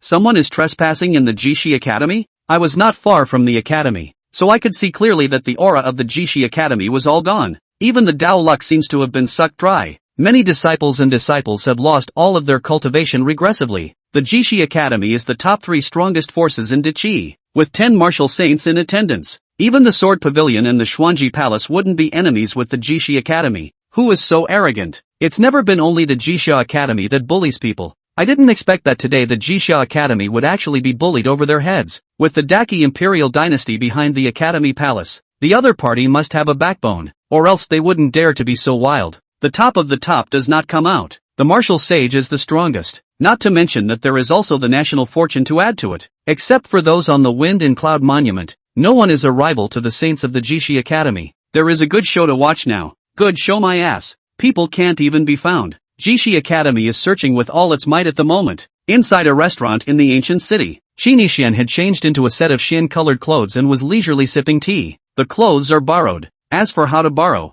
it's naturally very legal and friendly. The people around them were talking about the GK Academy. Qin Yixian also heard this sentence. It is said that at that time that person used a face of the 9th Prince of Great Qin. Idiot. It's definitely not the 9th Prince. Who would be so arrogant to expose his true face? The 9th Prince is not that kind of idiotic maniac. Someone must have set it up. I've heard about it. And the GK Academy also thinks it's not that fake dead 9th Prince. The white attire that person was wearing at that time seemed to be the special clothes of the Xuanji Palace. The Jikji Palace suspects it's the Xuanji Palace. After all, to be able to sneak in easily, such tactics are very much like the heavenly chance concealment technique. When Qin Yixian heard this, he wanted to laugh. Interesting. Previously, when he was reborn in the Sword Pavilion, he had nothing in his possession. In the end, it was the Sword Ancestor who gave him one, and that piece of clothing was from the Xuanji Palace Master's eldest disciple, senior brother Lin Changfeng, who had plotted against Yi Qingdao 10 years ago and had been killed by the Sword Ancestor. Jishi Academy is interesting, and it'll be even more interesting when it ends up fighting with Xuanji Palace. Qin Yixian's gaze changed slightly as a certain plan brewed in his heart. In fact, before he didn't cover his face was arrogance without any scheming. If our Sword Pavilion isn't crazy now, how can it still be Sword Pavilion? but I didn't think that a dress from the Xuanji Palace could be arranged.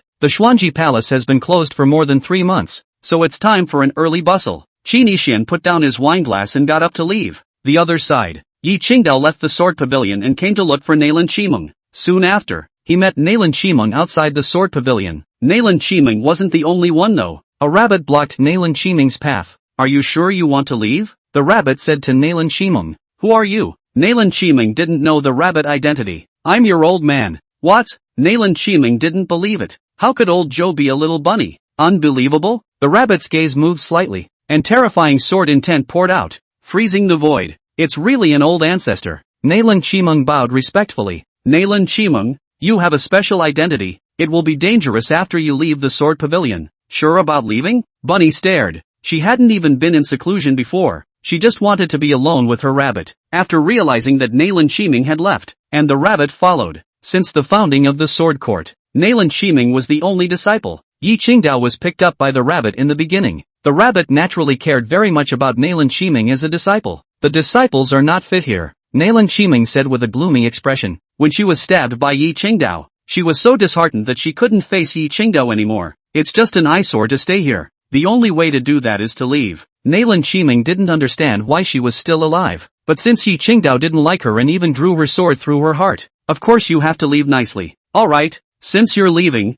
I won't stop you. Bunny thought about it and didn't say much to retain it. Make way for Nailan Qimeng to leave. Thank you, Master Ancestor, for understanding. Nailan Qimeng bowed and then prepared to move away. At this point, Yi Qingdao appeared. Explained to Nailan Qimeng what happened in the first place. Ha? Nailan Qimeng was confused. Wasn't Yi Qingdao the one who stabbed her in the first place? Why lie to you? I've been taken over. If you don't believe me, ask Master. Yi Qingdao said seriously. Bunny nodded. She was actually a little ashamed. However, he watched Yi Langying strike but couldn't stop it. After all, at that time, Yi Langying's shadow had to be lured out of Yi Qingdao's flesh before he could be beheaded. If he kills it in advance, the rabbit is worried about cutting down even Yi Light Dance. I still have to leave. Nailan Qimeng shook her head. After experiencing 9 deaths from being stabbed, she also looks away. Since Yi Qingdao wouldn't like her and she was now in a daughter's body, why stay here and make a fool of yourself? When she first came to the sword pavilion, her purpose was only for Yi Qingdao. Nowadays he's kind of an eyesore. It's best to leave. You want to leave after you know it wasn't me who stabbed you?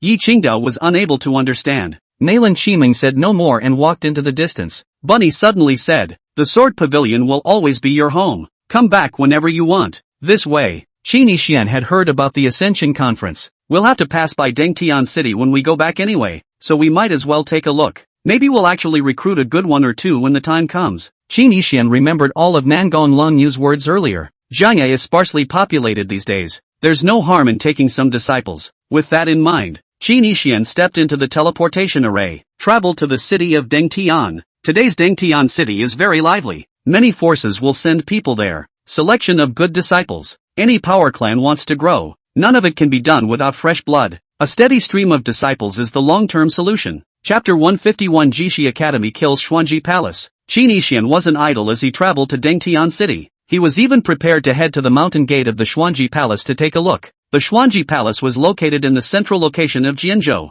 not far from Dengtian City. The geography is in the middle of the connecting line between the GK Academy and the Sword Pavilion. Oh, it's a nice treasure. The ancient city of Xuanji. In the middle of an attic, Qin Yixian sat here leisurely. His eyes narrowed slightly as he looked in the direction north of the city. The mountain gate of the Xuanji Palace is there. In the entire Sword Prefecture, there are thousands of spirit veins, but there are only 10 of the finest extreme spirit veins. 3 of them are from the Jishi Academy, 5 from the Daki Imperial family, and 1 from the Xuanji Palace. Spiritual veins are the source of the production of spiritual qi in the heavens and earth, and without spiritual qi, no cultivator will be able to cultivate. Whether it's the way of literature absorbing talent or the way of healing absorbing essence, they all need Reiki as a cornerstone aid, especially martial arts cultivators, who fundamentally rely on aura to run their feats. There's a rabbit in my sword pavilion who slashes the heavenly Tao and actually doesn't have a single extreme spirit vein. Poor thing. Qin Yixian shook his head. Lately, just think of what once happened to Sword Court. He then felt particularly stifled. There's no way to sub in. In my previous life, when I first cultivated martial arts techniques,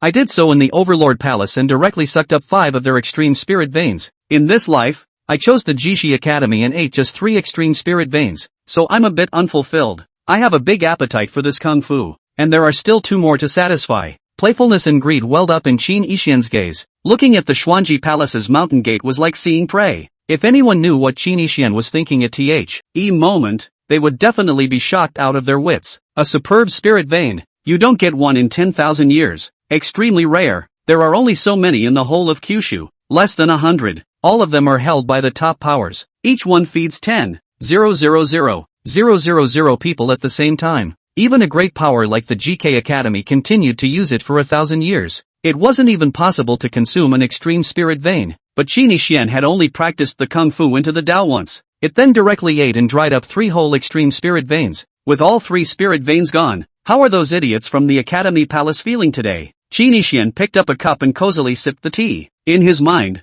he couldn't help but imagine the expressions on the faces of those people in the GK Academy. Actually, strictly speaking, the hatred between Qin Yixian and the Jishi Academy wasn't that great. It's just their bad luck. Hit the gun. Former Palace Master Fong Wenong had come to lay siege to the Sword Pavilion. The current patriarch is again using the Sword Pavilion as a backyard to just trespass. How dare the GK Academy blame the Sword Pavilion for killing people indiscriminately afterward? Naturally, Qin Yixian reluctantly wasted 3 of their extreme spirit veins. No, more than that. The Jigaku Academy, in addition to the 3 spirit veins, there were also a dozen or so spirit veins of the remaining grades that were nearly as good. There were countless forces in the Sword State, and the number of spirit veins in the Jishi Academy was iffy. It was also impossible to become one of the 3 absolute forces. After this battle, the Jishi Academy's heritage has been greatly damaged and will be removed from the topmost forces. Although they have 10 martial saints, after all, cultivation resources are the key to retaining talent. Now that the Jishi Academy spirit veins are gone,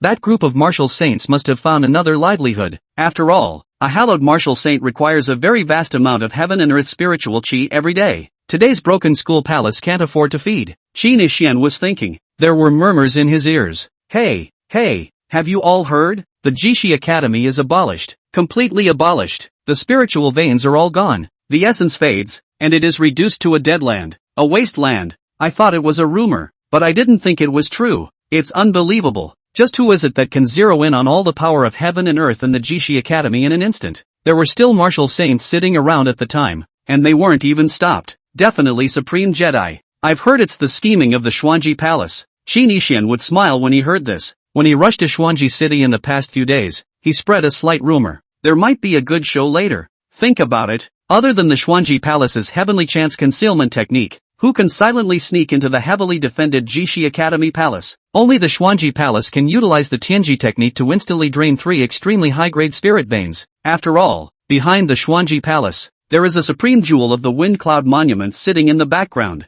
At that time, it seemed to be a white-clothed man who utilized the power of heaven and earth from the Jishi Academy to enter the way with martial arts. Surely it's just an appearance. How can a district entry path be sucked dry in one breath? That person's appearance is the 9th Prince of Great Qin. This is certainly not true. Well, the 9th Prince is not that stupid. The Xuanji Palace deliberately played the role of the 9th Prince, trying to use the opportunity to trap him. At that time, the clothes worn by that man in white were precisely from the Xuanji Palace. It's not accurate. Boom! Right then and there, a great tremor came from the mountain gate of the Xuanji Palace. The mana ripples were like a raging tsunami. The terrifying might seem like a volcano erupting. The void was twisted and the universe was turned upside down. An unparalleled and powerful force swept through the heavens and earth. The Holy Realm's mighty pressure rushed into the sky and swept the world. Countless people's faces suddenly changed. Qin Yixian got up and stepped out into the air. Going to watch the show. ********. The martial saint of the Jishi Academy has killed the Xuanji Palace. The Great War will begin.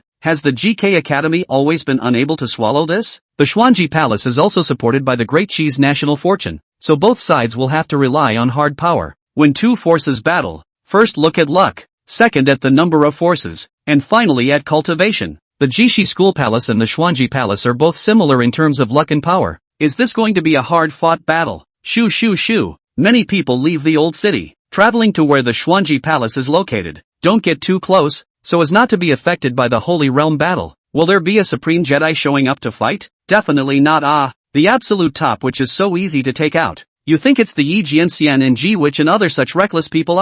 Shoo, don't you want to die? Dare you call those 2 reckless? Soon, Qin Yixian came to a peak, which could be viewed as a small mountain. The gate to the Xuanji Palace mountain is in full view. Look at the mannequin. Qin Yixian sneered. The Xuanji Palace was extremely large. The divine island floated in the air, the haze overflowed, the beasts ran around, and the purple gas was dense. The peaks of the mountains are covered with magnificent palaces and buildings, high buildings and noble pavilions, rich and magnificent. Flashes of glazed colorful lawns, Rui Qi rushes the night, extremely grandiose. It was a stark contrast to the barren mountains and dangerous peaks of Jiangha. The seven-colored waterfall flowed backwards, connecting the mountain gate and the main hall. The sect protector formation overflowed with terrifying power, runes flashing and formation patterns surging. The borders are set with warning boundary markers that vibrate with murderous intent. If outsiders do not have the Xuanji Palace token in their possession, trespassing will turn into powder in a moment, explode in place and spiral into the sky. There are also trapped formations, killing formations,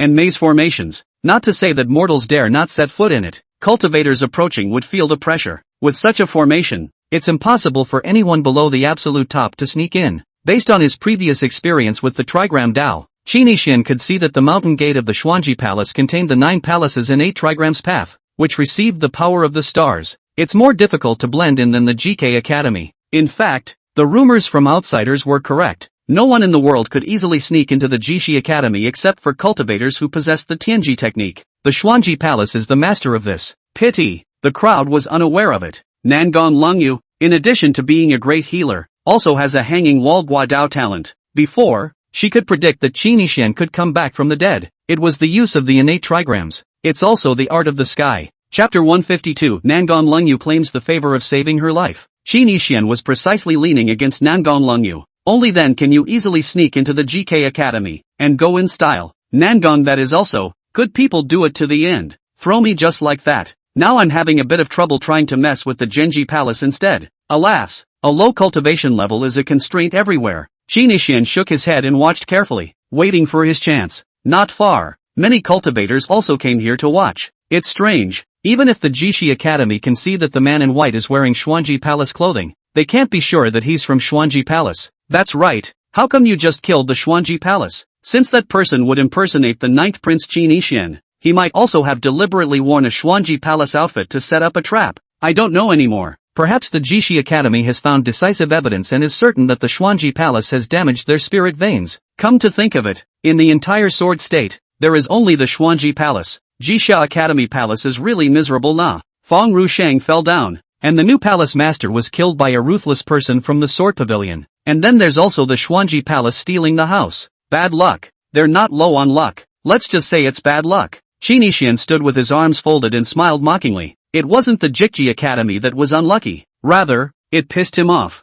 In fact, it is true that at this moment, the Jishi Academy is not sure that the one who stole the house is the Xuanji Palace. But when Qi Nixian slightly messed up, the Jishi Academy had to kill Xuanji Palace. What he screwed up was simple. Simply spread a few messages. Wow, the Jigaku Academy is so ing pussy. The palace master was killed and had his head hung in public. And they didn't even dare to fart. If it were me, I would at least go to the Sword Pavilion to get my revenge. The Sword Ancestor is dead. What's there to be afraid of? Yi Qingdao is the supreme, but unfortunately, he's just a reckless man and has no luck. So what the hell? A bunch of shrunken heads in the Jishi Academy. It's just that they don't dare to mess with the Sword Pavilion. They don't even dare to offend the Xuanji Palace. Bah! Why don't we just rename it the Waste School Palace? It's embarrassing. If it were me, even if I couldn't be sure that the man in white was someone from the Xuanji Palace, I would still kill up and question him. That's right. Even if we can't be sure that that person is the 9th Prince of Great Qin, the 9th Prince must be wanted again. This is the kind of hegemony a great power should have. Goat-headed softy. Never consider worshipping the Jishi Academy again. Such a trashy power. Whoever likes to go there. When these rumor-provoking words above come out, if the word gets out to the GK Academy, can that group of good-faced literati and martial saints sit still? The rumor mill stops at the wise man. Unfortunately, a lot of rumor-wise people suffer too. The Jishi Academy could be said to have been explicitly bullied. I'm not going to go and get my revenge. But after weighing the pros and cons, Jiangha is too fierce to fight, but can only be verbally abused. And the 9th Prince was nowhere to be found. Unable to find and afraid to go to Great Qin. So much for counting. The only way to settle the score was to come to the Xuanji Palace, which had closed the mountain gate. Contrasted with the Xuanji Palace's soft rumble. Old men of the Xuanji Palace, get out! Outside the mountain gate of the Xuanji Palace closed by a large formation, 10,000 laws of nature martial saints from the GK Academy appeared. The avatar smashed down, shaking the sound of heckling. If I don't give an explanation today, I'll smash your Xuanji palace. These few martial saints had been very stifled recently, trying to find someone to let off steam, but you can't look for too much weakness. The Xuanji Palace and the Jishi Academy were on par with each other, so it was just the right thing to use to fill up the face, so that the world will know. The Jigaku Academy is also a force with a temper. As long as there's suspicion, it's just dry. In the meantime, inside the Xuanji Palace, the many Xuanji Palace executives who were in closed-door cultivation were unmoved, didn't realize someone was coming to break down the door. However, some of the Xuanji Palace disciples who weren't in seclusion were confused. What? The GK Academy came to trouble us? Didn't mess with them. It wasn't long ago that the first Chamber of Commerce came here once. How come the Jishi Academy is here as well? Wake up the palace elders? There's no need. No one can get in anyway. Just let them fight. The palace master said that even a supreme and overwhelmingly powerful person can't open our self-sealed mountain gate. Pay no attention. Rumble. There was no reaction from the Xuanji Palace. The martial saints of the Jishi Academy became more and more ferocious the more they fought. Humph. Is the Xuanji Palace just a bunch of shrinking turtles? Ugh. Goon. A bunch of softballs. I'll see about changing the name to Softball Palace in the future. Come out if you can. This saint will punch one. As long as the Xuanji Palace dares to fight, surely it won't be able to see tomorrow's sun. Humph. This group of martial saints were not weak in their hands. Strong mouth too. This is what they are telling all the onlookers. See? The real goons are the Genghis Khan Palace. They don't even dare to say a word when our Jisha Academy comes to their door. Inside the Xuanji Palace, the many disciples were suffocating at the words, clenching their fists and storming with rage.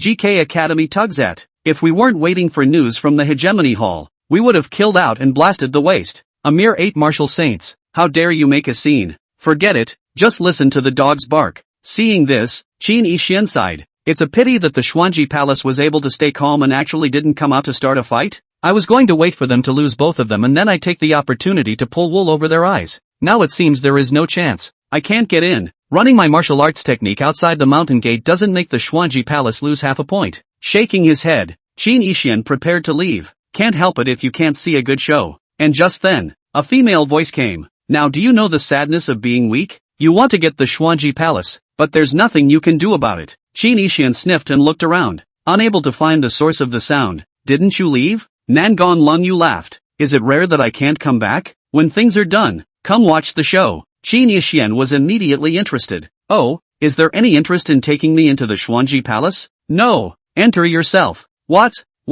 You're nice when you can use me, but mean to me when you can't? Nangon Leng Yu faintly questioned. It won't do you any harm if I abolish the Jishi Academy and the Xuanji Palace, right? A show of hands for you, Qin Yixian said shamelessly. Now they're all standing at the entrance to the Xuanji Palace. It would be a shame not to vacuum it up a bit. What's in it for me? Nangon Lung Yu asked. What do you want? I've helped you quite a bit lately, so it's not too much to ask, is it? Come on. When you were young, you went to Baiwei and saved a little girl who played with fire. She owes you a favor for saving her life, and I know you don't want that favor either. How about giving it to me? Qin Yixian's expression moved slightly. It's okay, minion. You go and tell her that it was your idea to save her in the first place. No way. She won't believe it. You'll have to prove it. Qin Yixian revealed a speechless expression. How can I prove it? She won't even necessarily remember the favor. So be careful of playing with fire. You don't have to care about that. This favor belongs to me. Let her repay me. Then I will immediately send you to the Xuanji Palace. Deal. Phew. Soon after, Qin Yixian arrived inside the Xuanji Palace's mountain gate. A crooked smile